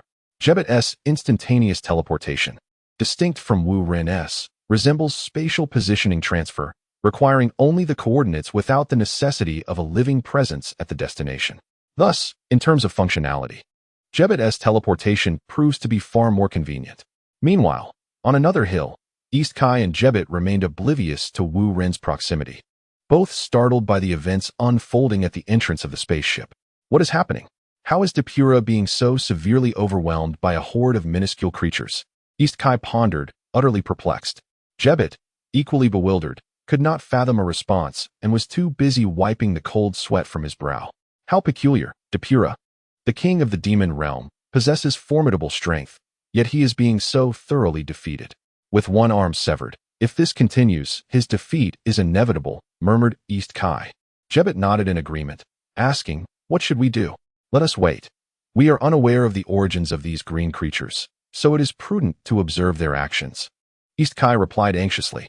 The sheer power of Cell exceeded his imagination, and more terrifying was the uncertainty of his origins. The unknown brings the greatest fear. In the valley, the battle between Dabura and the diminutive Cell intensified. Initially, Dabura fought with vigor, but as time progressed, he found himself increasingly unable to defend, struggling merely to maintain a defensive stance and unable to counterattack. The wounds on Dabura multiplied, and he received no aid. His defeat seemed inevitable. Inside the spaceship, Babidi fixated on the monitors, his teeth grinding in frustration, yet feeling utterly powerless. He could not fathom Dabura's weakness. He was being thoroughly bested by a few earthlings. Even more infuriating was the fact that the adversaries refused to fall into the trap, steadfastly avoiding entry into the spaceship, preventing it from absorbing their combat energy. Outside the hatch, Dabura gradually succumbed to exhaustion, pinned to the ground by the swarm of small cells. To their astonishment, the small cells began to devour Dabura piece by piece. What is this? East Kai and Jebet stood in utter shock, unable to believe their eyes. Yet, the evidence was undeniable. In a short span, Dabura was reduced to nothing more than a skeletal frame. Thus, the king of demons, Dabura, met the end of his nefarious existence. At this moment, Wu Ren had finally completed his replication, issuing commands to Cell to capture the special life forms within the spaceship, with those who resist to be eliminated without mercy. Upon receiving the orders, Cell commanded the small cells to lead the charge, storming into the spaceship. Inside, Babidi, witnessing this scene, urgently activated the defense systems, but it was too late. 7 small cells barreled through, penetrating the interior of the spaceship. Beep, beep, beep. Alarms blared as chaos erupted within the vessel. Even though the lightning cell's main body did not enter the spaceship, the 7 small cells were more than sufficient to determine its fate. Pepe, quickly stop them. Babidi hurriedly commanded his subordinates, disregarding whether Pepe could withstand the onslaught. Moments later, Pepe fell, and Babidi lost all communication feedback from Pepe. Upon witnessing the dire situation, Babidi understood the gravity of the matter and hurriedly took the elevator to the lowest level of the spaceship, where his life's work, the colossal egg of Majin Buu, was stored. As long as the egg remained intact, hope still existed. However, when Babidi arrived at the final floor and beheld the desolate chamber, he nearly lost his mind. Where's the egg? Majin Buu. Where's my Buu? Who has stolen my egg? Babidi screamed hoarsely, yet received no response. He had become utterly isolated, and chaos reigned within the spaceship, with no one willing to heed his commands. Strangely, how could such a large egg be stolen without triggering the ship's alarms? Impossible. This simply could not be. Babidi urgently examined the ship's defense system and discovered that this section was still functioning normally, including the base of the giant egg, which was operating as expected. What was happening? Everything appeared normal. After uttering his concerns, Babidi approached the base and leaned down to scrutinize it closely, only to discover that it was not devoid of contents. No wonder the alarm had not been triggered. The giant egg had vanished, replaced by an ordinary chicken egg adorned with a cartoon character sporting a middle part. What is this nonsense? Babidi picked up the egg and noticed a line of small text on the back that read, "Your brother visited here." Chapter 136. Magic, Magic. Scoundrel. What is this? Who is responsible for this? Babidi screamed in a fit of hysteria, receiving no reply, as the spaceship descended into utter chaos. The first floor had fallen, with Pepe slain. The second floor had succumbed, and the beast Yakon had been captured. The small cell juniors had begun to invade the third floor, which was not much stronger than the second, and it seemed destined to meet a similar fate soon. Babidi hastily recited an incantation, Babalaraba. The scene on the third floor shifted, transforming the spaceship into an alien landscape, temporarily trapping the small cell juniors. Simultaneously, outside the spaceship, the beast Yakon was captured by two small cell juniors and brought before Wu Ren. It was in this moment that the East Kaishin and Jebit discovered Wu Ren's presence. Though unfamiliar with Wu Ren, they recognized the beast. The beast Yakon? Jebit trembled, his expression somewhat unnatural, indicating that the creature was quite notorious. The East Kaishin nodded, affirming. Indeed, it is said to be incredibly fearsome, with even light unable to escape its gaping abyss. So terrifying? If that's the case, the Earthling capturing it must be in grave peril. That remains uncertain. The East Kaishin squinted thoughtfully. This Earthling is peculiar, seemingly possessing some strength. Those green monsters appear to be under his control. On another mountain peak, Wu Ren found himself facing the immobilized beast Yakon, held captive by the small cell juniors. Wu Ren did not intend to waste words with a mere beast. He directly invoked the heart of nature to replicate Yakon's abilities. Yet, an unexpected occurrence transpired. Despite Wu Ren's numerous attempts, each ended in failure. It appeared that Yakon's extraordinary devouring skill was innate, not something that could be learned through training. Never mind. It turns out to be worthless. I had thought it might be of some use. Wu Ren looked disdainful, having expected to stumble upon treasure, only to find it was mere rubbish. Upon hearing this, little Sheru chattered incessantly, not quite articulating his thoughts. A moment later, Lightning Sheru appeared before Wu Ren, bowing respectfully and inquiring, "Master, I have heard that this magical beast is of no use to you?" Wu Ren nodded in agreement, replying, "Indeed. Do you wish to have it? It's a burden for me, and I am uncertain if this creature is recyclable." "Thank you, Master," exclaimed Lightning Sheru. As a radiant glow enveloped him, his tail elongated, and with a gaping maw, he swiftly devoured the magical beast, a Kuin. What? What is happening? The East Kaishin was taken aback, his eyes nearly popping out of their sockets. The fearsome A Kuin was gone just like that, without even a cry of despair. Jebit swallowed hard, holding his breath, contemplating how terrifying humans on Earth could be. Perhaps it was best to retreat. After consuming a Kuin, Lightning Sheru radiated even more brilliance, a distinct rhythm gradually emerging within him. What is this? Wu Ren, being closest, sensed it most acutely. It appeared that Sheru was on the verge of evolution, yet was stymied at a critical juncture, just a hair's breadth away from success. Lightning Sheru subdued his aura, reverting to his normal state, and said, "Master, my little Sheru is trapped aboard the spaceship, but I cannot sense their location. If I could reclaim their powers, perhaps I could achieve my next evolution." Wu Ren nodded, understanding now. "Wait, I suspect Babidi will not remain idle and will soon emerge." Indeed, scarcely had Wu Ren's words faded when Babidi's figure burst forth from the spaceship. "Who is it? Who dares to thwart my plans? Babidi screeched, soaring into the sky. With Dubra and Pui Pui deceased, and the magical beast A Kuan captured, Babidi was left virtually defenseless, lacking any formidable allies, with the minions being utterly inconsequential. At this juncture, Babidi had become a solitary figure, consumed by rage. Otherwise, a mere weakling sorcerer would never place himself at the forefront of battle. As he ascended higher, Babidi finally spotted his adversaries atop the opposing mountain, the East Kayashin and Jebet. It's you? How infuriating! Babidi seethed, harboring a deep-seated animosity towards any Kayashin, particularly in this moment, as he believed they were the source of his tribulations. If it were indeed the Kayashin, it would be comprehensible. How could earthlings possess such might? The East Kayashin, bewildered, could not fathom why Babidi was suddenly directing his ire towards them. Jebet, frightened, retreated beside the East Kayashin, ready to instantaneously flee. It was evident to all that Babidi had succumbed to madness. He was capable of anything at this point. No, it was not us. Though I do wish for your early demise, the East Kayashin hastily clarified, wishing to absolve earthlings of any blame. Do not attempt to deceive me. Babidi Bababa. Transform. Babidi resorted to his familiar incantation, aiming to alter the environment to his advantage. However, unexpectedly, his magic faltered, and nothing transpired around him. Babidi Bababa. Babidi recited the incantation once more, yet still, nothing occurred. Now, not only Babidi but also the East Kayashin and Jebet felt the awkwardness of the situation. Could it be that Babidi had exhausted his magical powers? Certainly not. At this moment, on another peak, Wuren nearly burst into laughter. It was he who had covertly intervened, thwarting Babidi's repeated incantations. Babidi's magical prowess was derived from his mental strength, and the disparity between him and Wu Ren was insurmountable.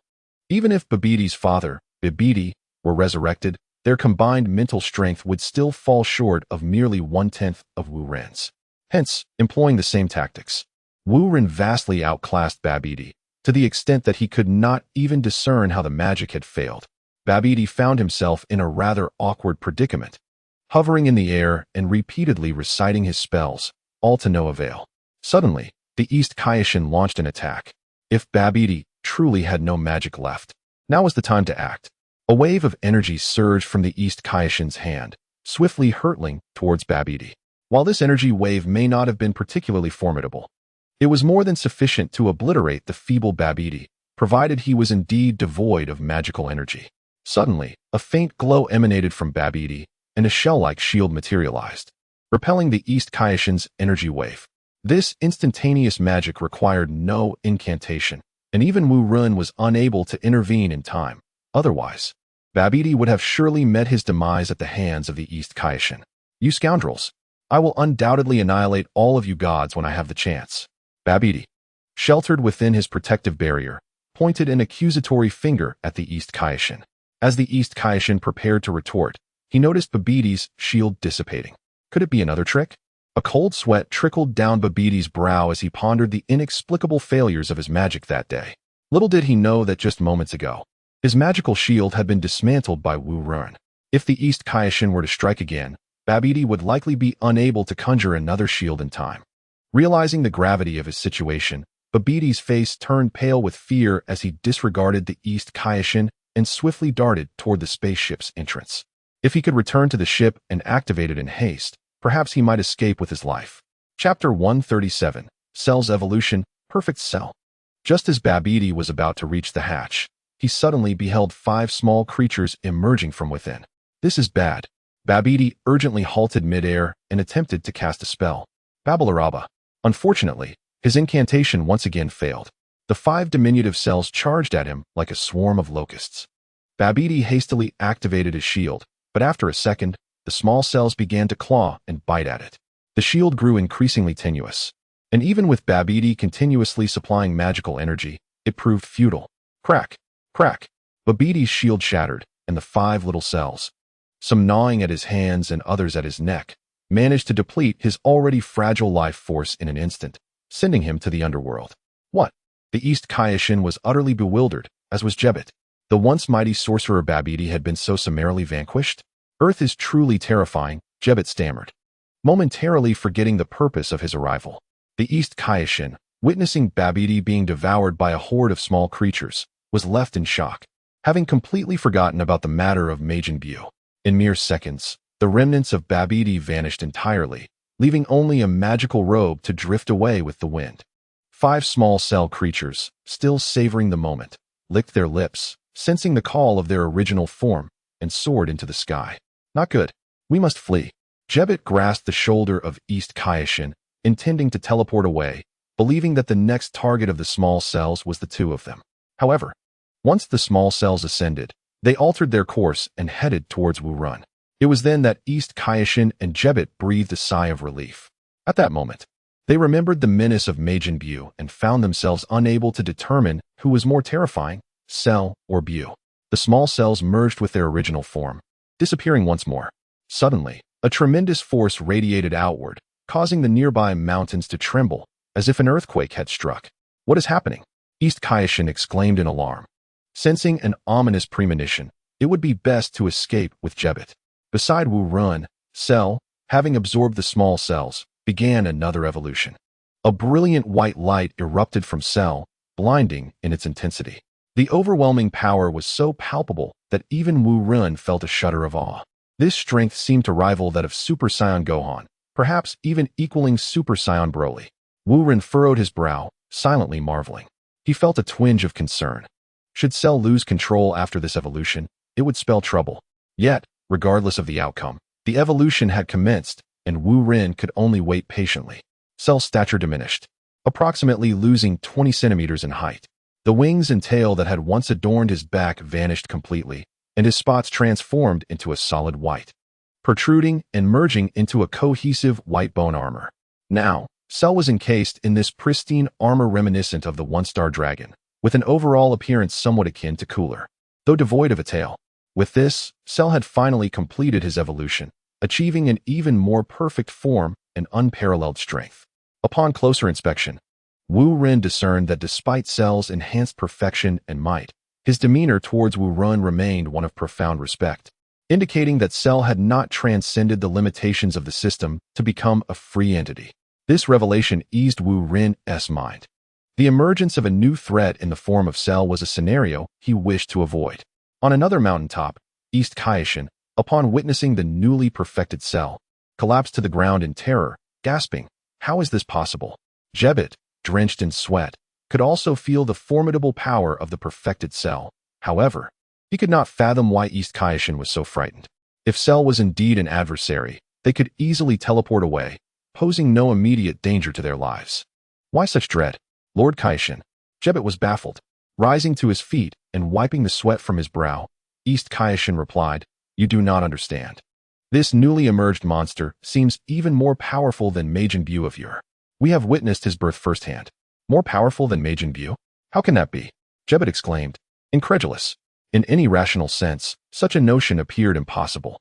The East Kai nodded and remarked that among the myriad of life forms birthed within the cosmos, humanity is comparatively feeble, unable to contend with the inherently powerful beings, let alone the formidable existence of Majin Buu. However, what? Jebit swallowed hard, as though he had stumbled upon an earth-shattering secret.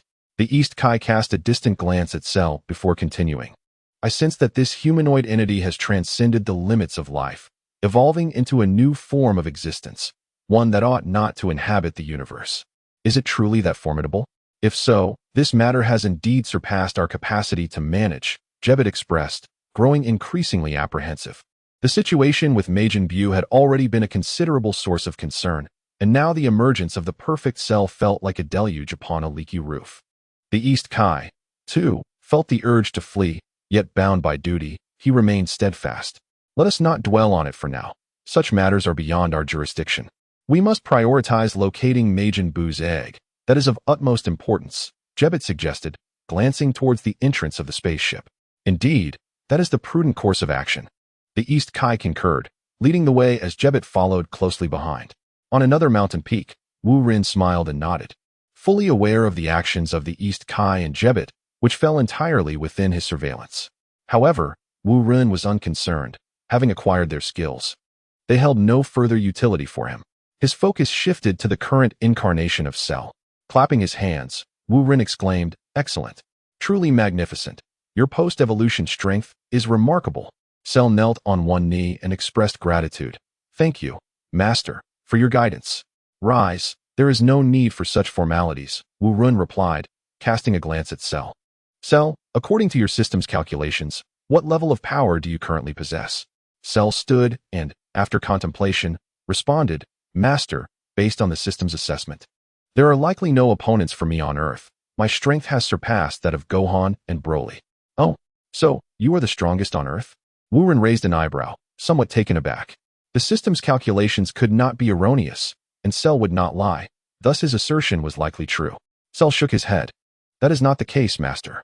My system is unable to gauge your strength, which is why I claim there are no rivals on Earth, as you cannot be counted among my adversaries. Ah, I see, Wu Run nodded, realizing that Dr. Gero's modifications were indeed flawless, even with Cell's hyperevolution. He remained under the system's control. What if we were to incorporate Majin Buu's cells? Wu Run mused, his gaze growing fervent. Chapter 138. Are Earthlings weak? The deities are not so different. Within Babbidi's spaceship, the East Kai and Jebbet divided their efforts. After searching high and low, they found no trace of Majin Buu's egg. Moments later, the two deities reconvened within the ship. Lord Kai, we could not locate Majin Buu's egg. Jebbet's voice was tinged with remorse. Since their arrival on Earth, it seemed they had accomplished naught. The East Kai's expression bore concern. I too find this perplexing. Could it be that Babbidi has concealed the egg outside the confines of the spaceship? Hidden on Earth are still many secrets. But what if they were concealed on other planets? The more Jebbet contemplated, the more apprehensive he became. If the egg of Majin Buu were to be lost, it would be akin to burying a ticking time bomb, leading to perpetual unrest in the future. However, it seemed unlikely. Babbidi's purpose for coming to Earth was to resurrect Majin Buu. So how could it possibly be hidden on another planet? That would be illogical, mused the East Supreme Kai. Jebbet nodded in agreement, about to voice his thoughts when suddenly, the surrounding scenery shifted, and they were both transported by an unknown force to a depression outside the spaceship, specifically at its entrance. What is happening? Wasn't Babbidi dead? The East Supreme Kai exclaimed in shock. Could it be that Babbidi had merely faked his death? Suddenly, a voice resonated from above, mocking, as a Supreme Kai, your cowardice is truly laughable. The East Supreme Kai looked up to see the Earthlings and the newly emerged creature. Wu Run and Perfect Cell. Jebbet feigned anger, admonishing, you must not speak to the Supreme Kai in such a manner. One must maintain the respect due. Huh, what Supreme Kai? Cowardly as a mouse, weak in power, truly a disgrace to the Supreme Kai lineage, Wu Run retorted, descending slowly alongside Cell until they were near the East Supreme Kai. You. Jebbet seethed with rage, but dared not act on it. The East Supreme Kai interjected, fixing his gaze on Wu Run. Are you truly natives of Earth? What of it? And why should it matter to your esteemed divinity? Wu Run shrugged with a grin. Humph. Sir, please refrain from making such wild claims. If we did not care, why would we venture to Earth at all? The East Supreme Kai scrutinized Wu Run, realizing that their previous focus had been primarily on Cell, with little attention given to Wu Run. Now, it seemed that despite Cell's overwhelming strength, he appeared almost as Wu Run's servant. What could this possibly mean? No matter how diligently the East Supreme Kai tried, he could not pierce the veil of Wu Run's true nature, nor could he ascertain the extent of his power. This unfathomable strength left the East Supreme Kai feeling utterly perplexed. Wu Run's might seemed to transcend his understanding. How could an Earthling possess such capabilities? The East Supreme Kai pondered silently, wary of revealing his thoughts. Both the enigmatic Earthling before him and the elusive Majin Buu were beyond their reckoning. Wu Run sensed the East Supreme Kai's probing but paid it no mind, smiling as he said, Gentlemen, everything is fine here. You may take your leave. Leave? All is well. The East Supreme Kai and Jebbet exchanged glances, puzzled by Wu Run's intentions. While it was true that Babbidi was deceased and his subordinates dealt with, appearing calm on the surface, the crucial figure, Majin Buu, remained unaccounted for. Could they deem their mission complete without locating Majin Buu? Such an assertion would be absurd. Indeed. I mean it quite literally. You may depart. Wu Run's tone brooked no argument, and Cell's expression darkened. The East Supreme Kai and Jebbet felt trepidation, yet found themselves compelled to proceed with caution. Sir, I beg your pardon for my boldness, but I am curious how you discern our identities. Yet, this matter is of little consequence, for our task remains unresolved. and thus we cannot depart from Earth for the time being. The East Kai's demeanor was resolute. He recognized that Wu Run would not intimidate those of their lesser divine power, and so he resolved to take a gamble. Oh, not leaving? That's quite all right. After all, you possess the ability of instantaneous movement. Who could possibly impede your escape? Upon concluding his statement, Wu Ren averted his gaze to the nearby spacecraft. Seemingly disinterested in the East Kai and unwilling to disclose the whereabouts of Majin Buu's colossal egg. You can also perform instantaneous movement? Jebet exclaimed in panic, his voice rising in volume. Wu Ren frowned slightly, remaining silent, while Cell observed, merely twitching his fingers. The ground beneath Jebet crumbled, ensnaring him among the debris. Jebet struggled in vain against his confinement. The East Kai was taken aback, astonished by Cell's formidable strength, though lacking magical prowess. He could forcibly alter the environment with sheer physical power, a truly terrifying capability. Please release Jebet. He meant no disrespect towards you both, the East Kai implored hastily. Wu Ren nodded, signaling Cell to relent, and only then was Jebet freed, returning to solid ground. It was at this moment that Jebet and the East Kai truly comprehended the vast chasm of power that separated them. Thus, we shall take our leave. The East Kai conceded, deciding to investigate Majin Buu's affairs discreetly at a later time. Jebet brushed off the dirt from his garments, preparing to depart with the East Kai via instantaneous movement. However, he suddenly sensed that the space around him had been sealed, rendering him unable to leave. What is happening? Jebet? Inquired the East Kai, bewildered. Jebet cast a doubtful glance at Wu Run, beads of sweat forming on his brow. Strange, I cannot execute instantaneous movement. The space is blocked. Who among us possesses such power to confine space? The East Kai too turned his gaze towards Wu Ren, perplexed. Sir, what is the meaning of this? You instruct us to depart, yet you confine the space? Wu Ren waved his hand with a smile. I apologize. I just remembered something and wished to inquire of you both.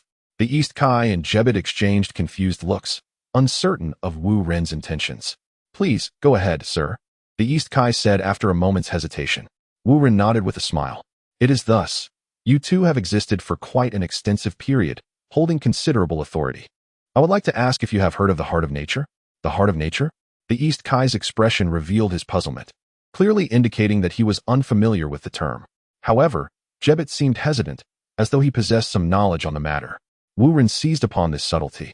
While probing the minds of these divine beings might prove difficult, it appeared unnecessary at this juncture. The North Kai had previously promised to assist Wu Run in uncovering information regarding the Heart of Nature, yet his limited authority hindered any substantial aid. Now, with the Kaiashins visiting Earth, Wu Ren seized the opportunity to inquire.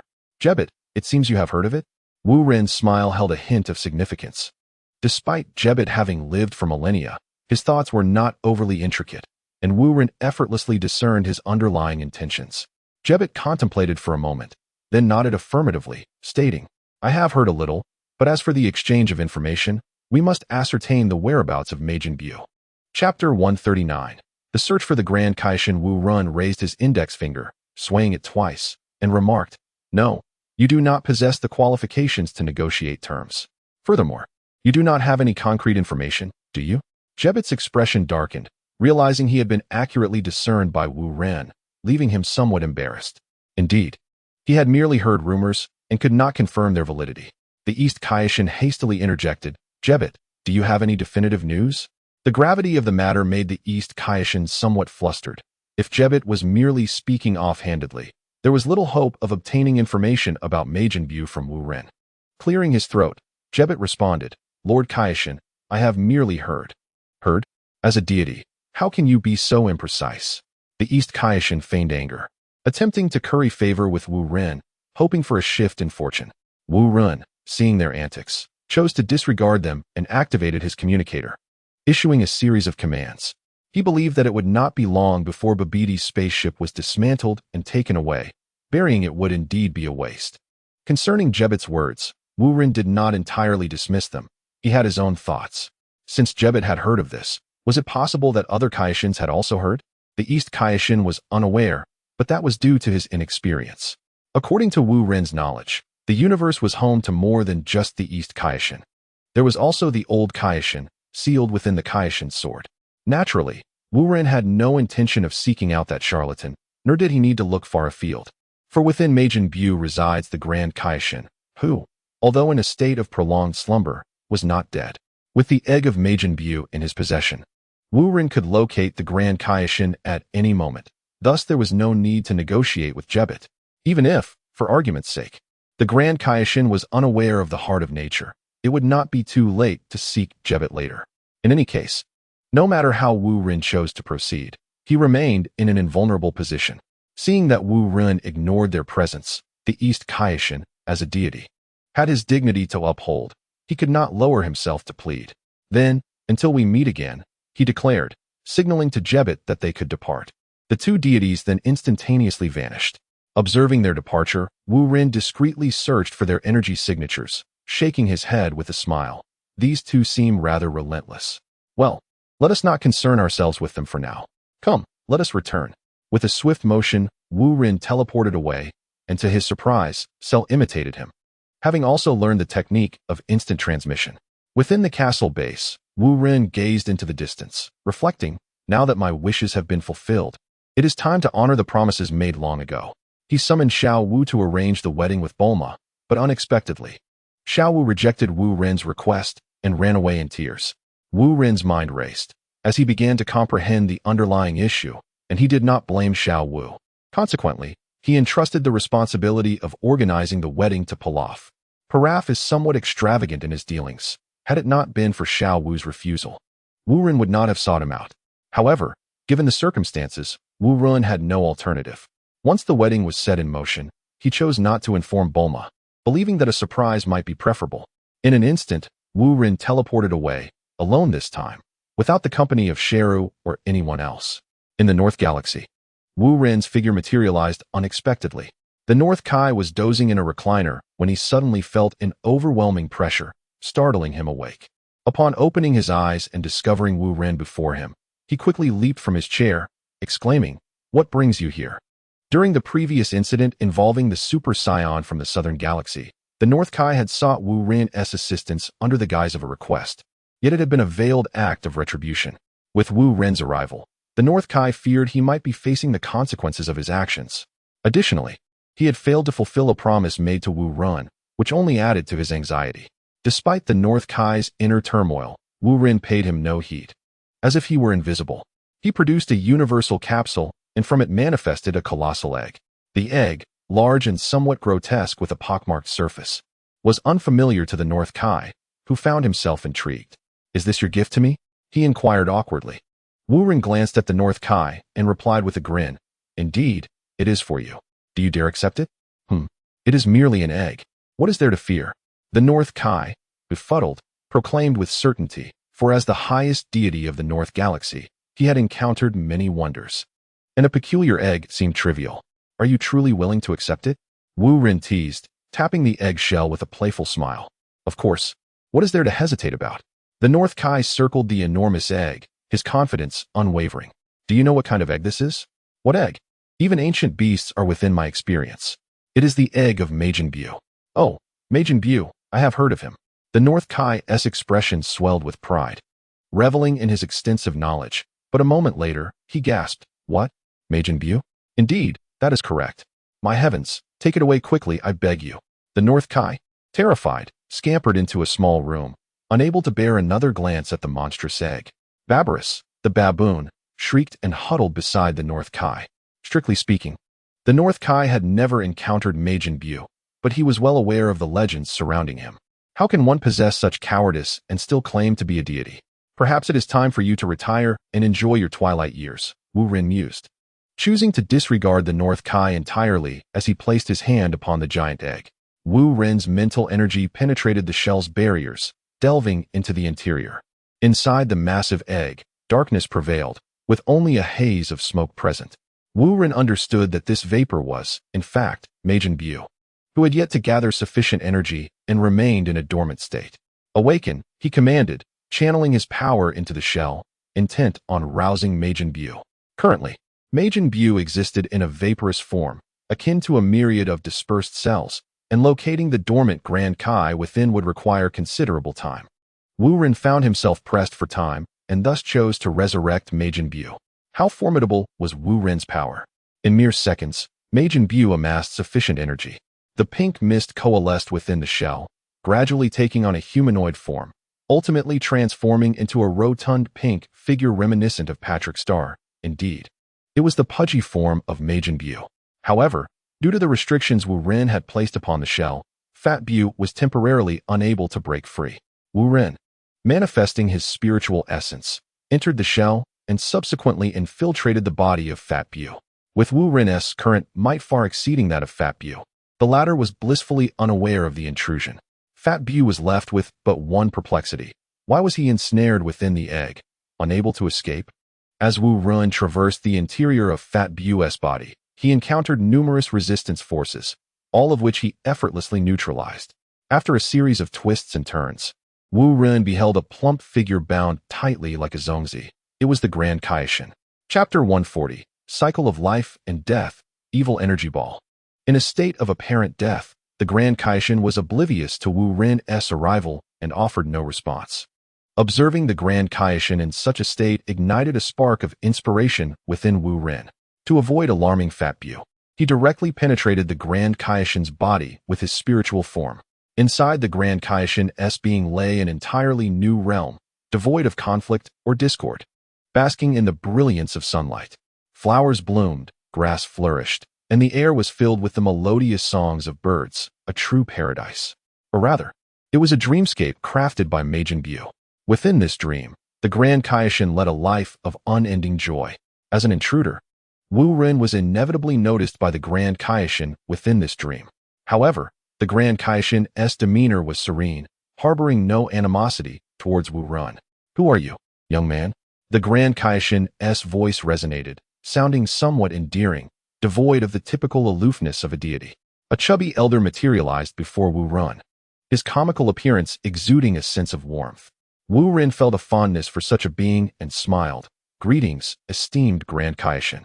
I am a mortal from Earth." The Grand Kaishin furrowed his brow slightly. "You know me?" "Let us say I'm somewhat acquainted," Wu Ren replied. "Then it is curious, at your age, you shouldn't have heard of me."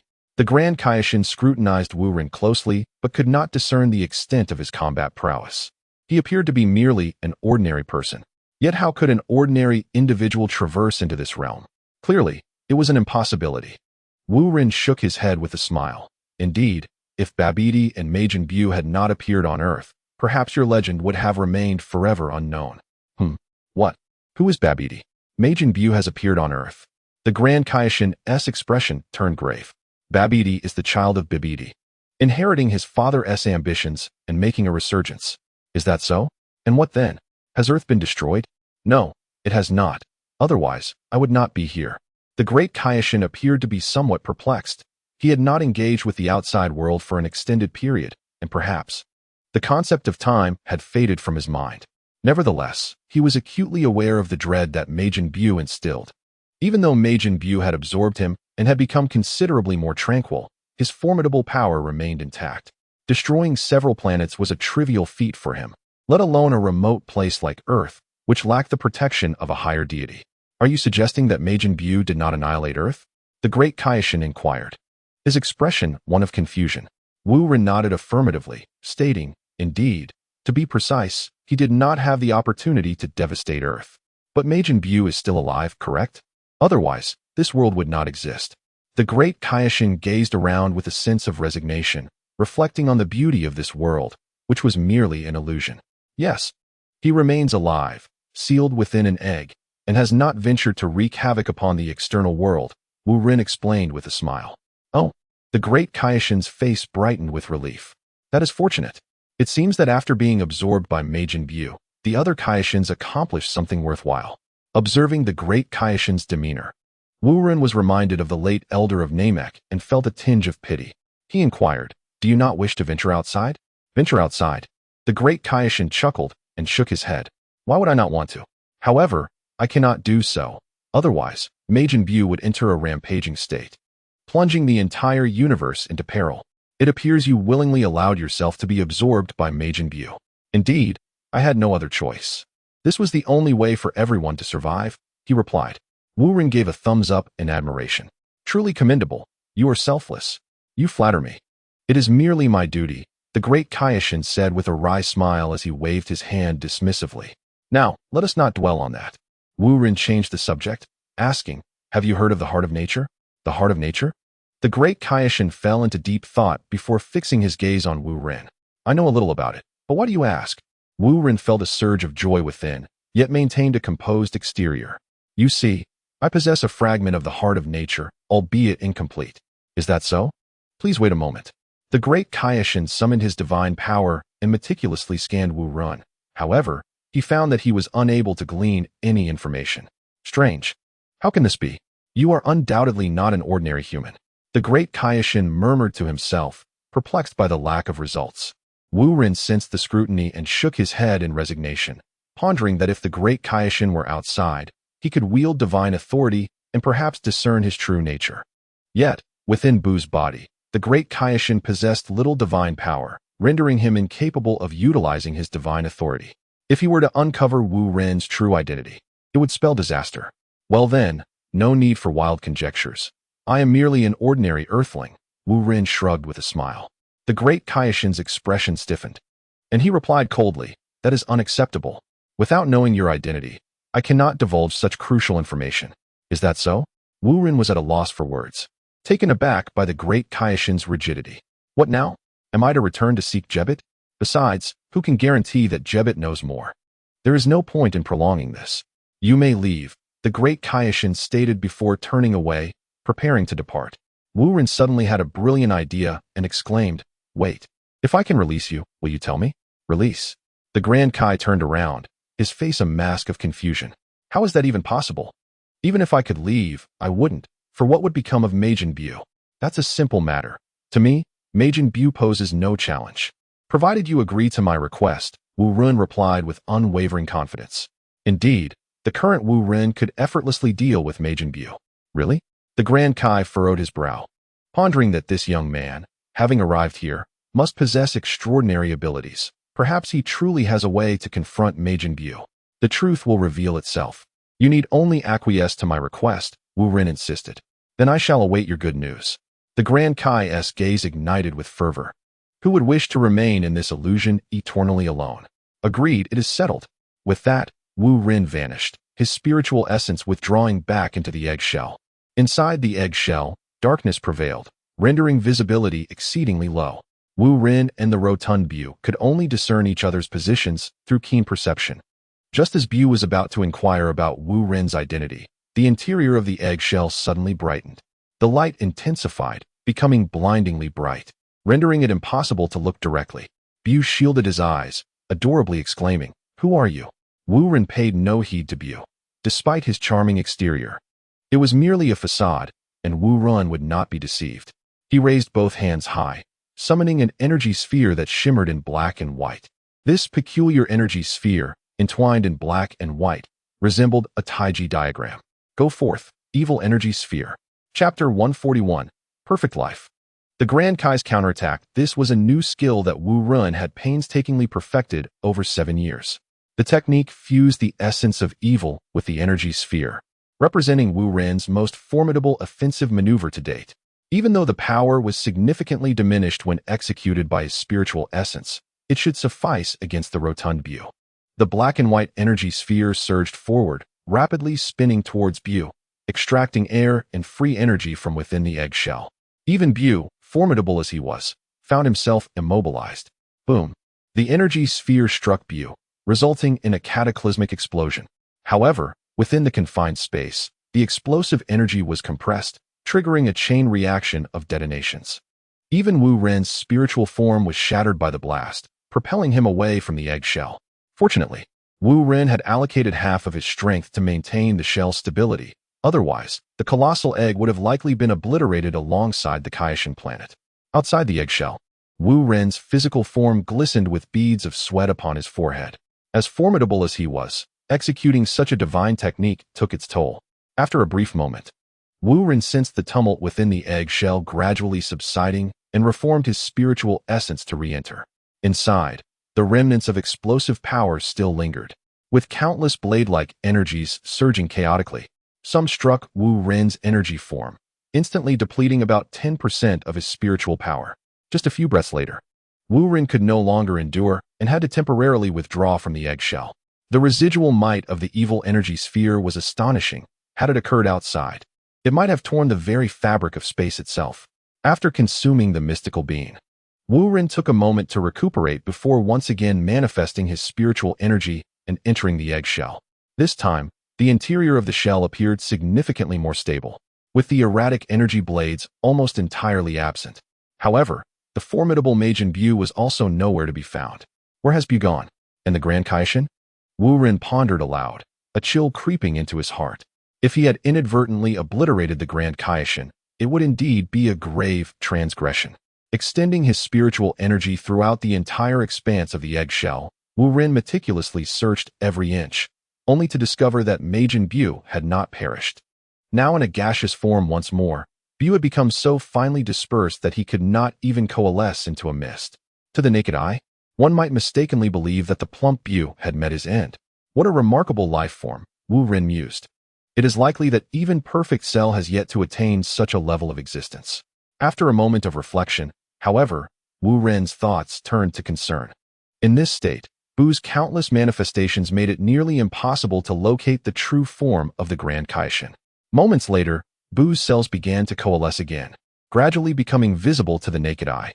Seizing the opportunity, Wu Ren captured a cloud of smoke and transported it outside the eggshell, storing it within a spatial gourd. Seconds later, the smoke within the shell reformed into the familiar shape of Majin Buu, indicating that the Grand Kaishin was still within him. Yet, the current incarnation of Buu seemed to have lost his faculties, standing there in a daze, resembling a statue. After a brief contemplation, Wu Ren surmised that the special effects of the evil spirit bomb had likely reshaped Buu's psyche.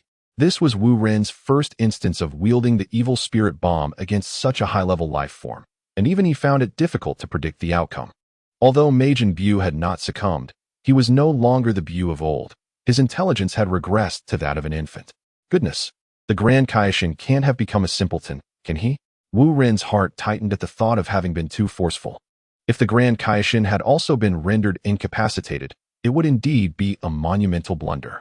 Thus, Wu Ren hastily divided his spiritual energy and re-entered Buu's body. Inside Buu, Wu Ren navigated for a while, but found no sign of the Grand Kaishin. It appeared that after Buu's rebirth, the Grand Kaishin's hidden location had also shifted.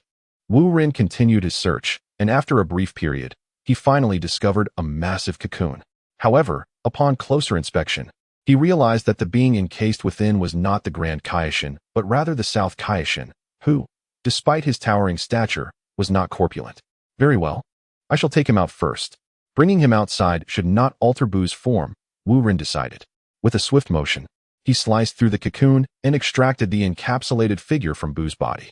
Outside the cocoon, yet still within the eggshell, Wu Ren, as a spiritual entity, could freely traverse the shell, while the South Kaishin, being a physical being, would have to remain confined within it for the time being. It was not yet prudent to open the eggshell, lest unforeseen complications arise. To Wu Ren's surprise, as soon as he liberated the South Kaishin, Majin Buu underwent another transformation. Before long, the rotund Majin Buu's eyes sparkled with newfound vitality, illuminating the entire space within the shell. Stretching its limbs, Majin Buu expressed confusion. Huh, am I out? Wu Ren furrowed his brow, questioning the situation. It's you, young one. You have done well. You truly rescued me. Although I have become somewhat less appealing, I am grateful to be free, Majin Buu chuckled, a familiar smile gracing its features. Wu Ren, bewildered, took a moment to sense Majin Buu's energy, noting a shift that now included a fragment of the Grand Kaishin's aura. What could this mean? Despite Wu Ren's formidable strength, he was still young and had never encountered such a phenomenon. Majin Buu grinned. It is I, the Grand Kaishin in my true form. Thank you for liberating me. And in doing so, you have also saved the South Kaishin.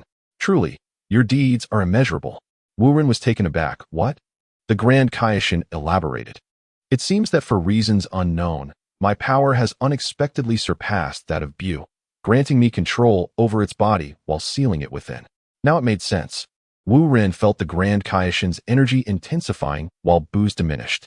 The Grand Kaishin had seized control at Buu's weakest moment, which was a fortunate turn of events. Thank you, young one. Now, Majin Buu can no longer commit evil, the Grand Kaishin proclaimed, his spirit bright. With a flourish, he released a beam of divine light that enveloped the South Kaishin. As the South Kaishin gradually awoke, the first sight to meet his eyes was that of Majin Buu's face, nearly prompting an instinctive attack. Fortunately, the Grand Kaishin intervened just in time to avert a conflict. Once the two deities set aside their weapons, they both expressed their gratitude to Wu Ren. Feeling somewhat awkward, Wu Ren rubbed his hands together. There's no need for verbal thanks. Esteemed Grand Kaishin, do you recall your promise to me? Even with the Grand Kaishin in control of Buu's body, Wu Ren remained vigilant, ensuring the space within the shell was sealed. Neither the South Kaishin nor the Grand Kaishin, despite their formidable powers, could hope to escape. Within the shell, Wu Ren's dominion reigned supreme. No one other than him could even teleport. Thus, Wu Ren felt no concern that the Grand Kaishin might renege on his word. It was not a matter of doubting the Grand Kaishin's integrity, but rather an unwillingness to squander time. The Grand Kaishin nodded, smiling. Of course, I remember. The heart of nature, let me think. Chapter 142. Clue, the ultimate heart of nature. After a moment of contemplation, the Grand Kaishin spoke. In the North Galaxy, there exists a legend of a living planet. A living planet? Wu Ren felt a flicker of recognition. Indeed, a living planet, a life form embodied by a celestial body, said to have formed simultaneously with the universe and existing for an exceedingly long time, thus earning the title of the heart of nature. Upon hearing this, Wu Ren's heart raced, a sensation he hadn't felt in ages. The truth seemed to be within reach. The Grand Kaishin's expression turned serious. However, its location is not fixed. It is rumored to be somewhere in the North Galaxy, yet I do not possess its precise coordinates. Ah, it has a name, Marcel. Marcel? Wu Ren's eyes lit up. Was this not the very planet he had once visited with Bulma many years ago? It turned out that the elusive heart of nature he had been searching for had brushed past him in the past. Observing Wu Ren's emotional fluctuations, the great King Kai inquired with surprise, "What troubles you, young man?" "Oh, it's nothing," Wu Ren replied after a moment's contemplation. "If I recall correctly, I have encountered that planet before, visited it. That simplifies matters. Although its coordinates are not fixed, it won't drift too far in a short period." The great King Kai mused thoughtfully. "Well then, I shall give it a try," Wu Ren said, closing his eyes as he attempted to employ Jebit's instant transmission to search for the Marcel planet across the North Galaxy. However, as seconds passed, beads of sweat began to form on his forehead, and he still could not locate it. It seemed that Marcel possessed some form of anti-tracking ability, preventing him from pinpointing its location through instant transmission, which was likely the reason the great King Kai was unaware of its specific coordinates. "I cannot find it," Wu Ren said, shaking his head with a wry smile. The great King Kai had been observing Wu Ren closely, astonished at his mastery of the special technique of instant transmission, wondering where he had acquired such knowledge. "Young man, if it cannot be found, we shall search gradually," he said, feeling somewhat awkward. His divine power had fully recovered, and controlling Buu's body made him stronger than before. Yet, even with all his might, he still could not breach the shell surrounding them. The only explanation for this was that the shell was under the control of the young man before him. Wu Ren then came to his senses. It made sense that the great King Kai had fulfilled his promise and had no reason to keep him any longer. He nodded, snapped his fingers, and the shell shattered in response, allowing the two deities to finally bask in the light of day. As the two King Kais released their auras, the North Kai, who had been hiding in the room, could no longer contain himself. The North Kai, of low rank, found it quite taxing to even meet with a great King Kai, let alone consider the presence of higher-level deities. Now, two King Kais had appeared before him at once, including the highest-ranking Great King Kai. The Great King Kai was the pinnacle among the King Kais, representing the ultimate in the creation gods, on par with the destruction gods. While the destruction gods possessed greater strength than the Great King Kai, their ranks were equivalent. The North Kai had never laid eyes on such a powerful deity, let alone two, and now they had arrived on his humble king star. Though he had never met the Great King Kai or the South Kai, he could distinctly sense the divine presence of the two newcomers. He hurried towards the Great King Kai, bowing deeply. "What brings you esteemed deities to my humble abode? I apologize for not being able to prepare in advance." Coughing slightly, the Great King Kai felt his face flush. He hadn't expected to be discovered so soon after emerging from the shell, and by a fellow deity nonetheless. The South Kai waved his hand dismissively. "There is no need for such formality. We simply passed by your residence unexpectedly," There's no need for concern. Oh, I see. Please, come this way, have a seat. The North Kai exclaimed, eager to please the two deities, blissfully unaware of the matters concerning the shell, which spared him from unnecessary speculation.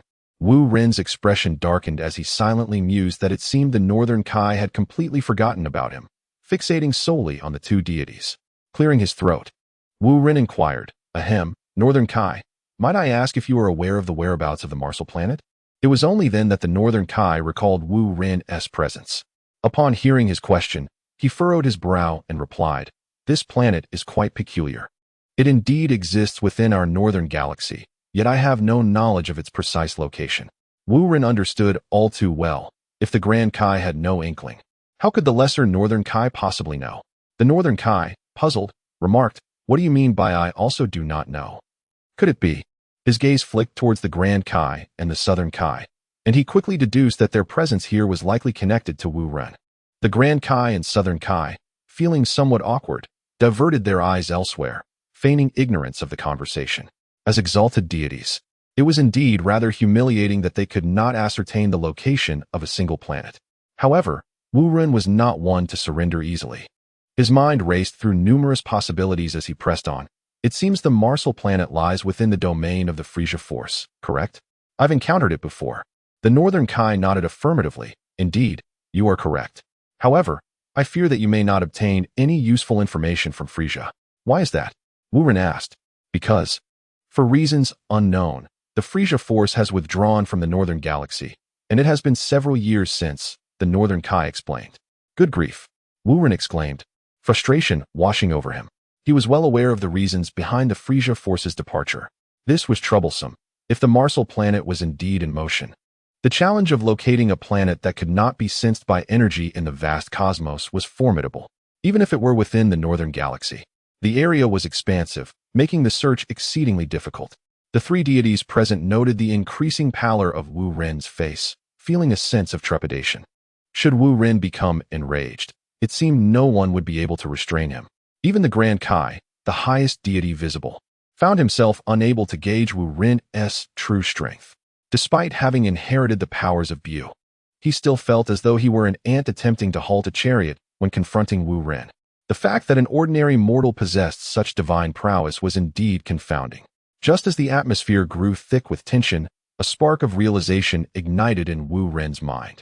He recalled the spaceship he had once taken to the Martial planet, alongside Bulma. The ship would undoubtedly contain the coordinates of the Martial planet.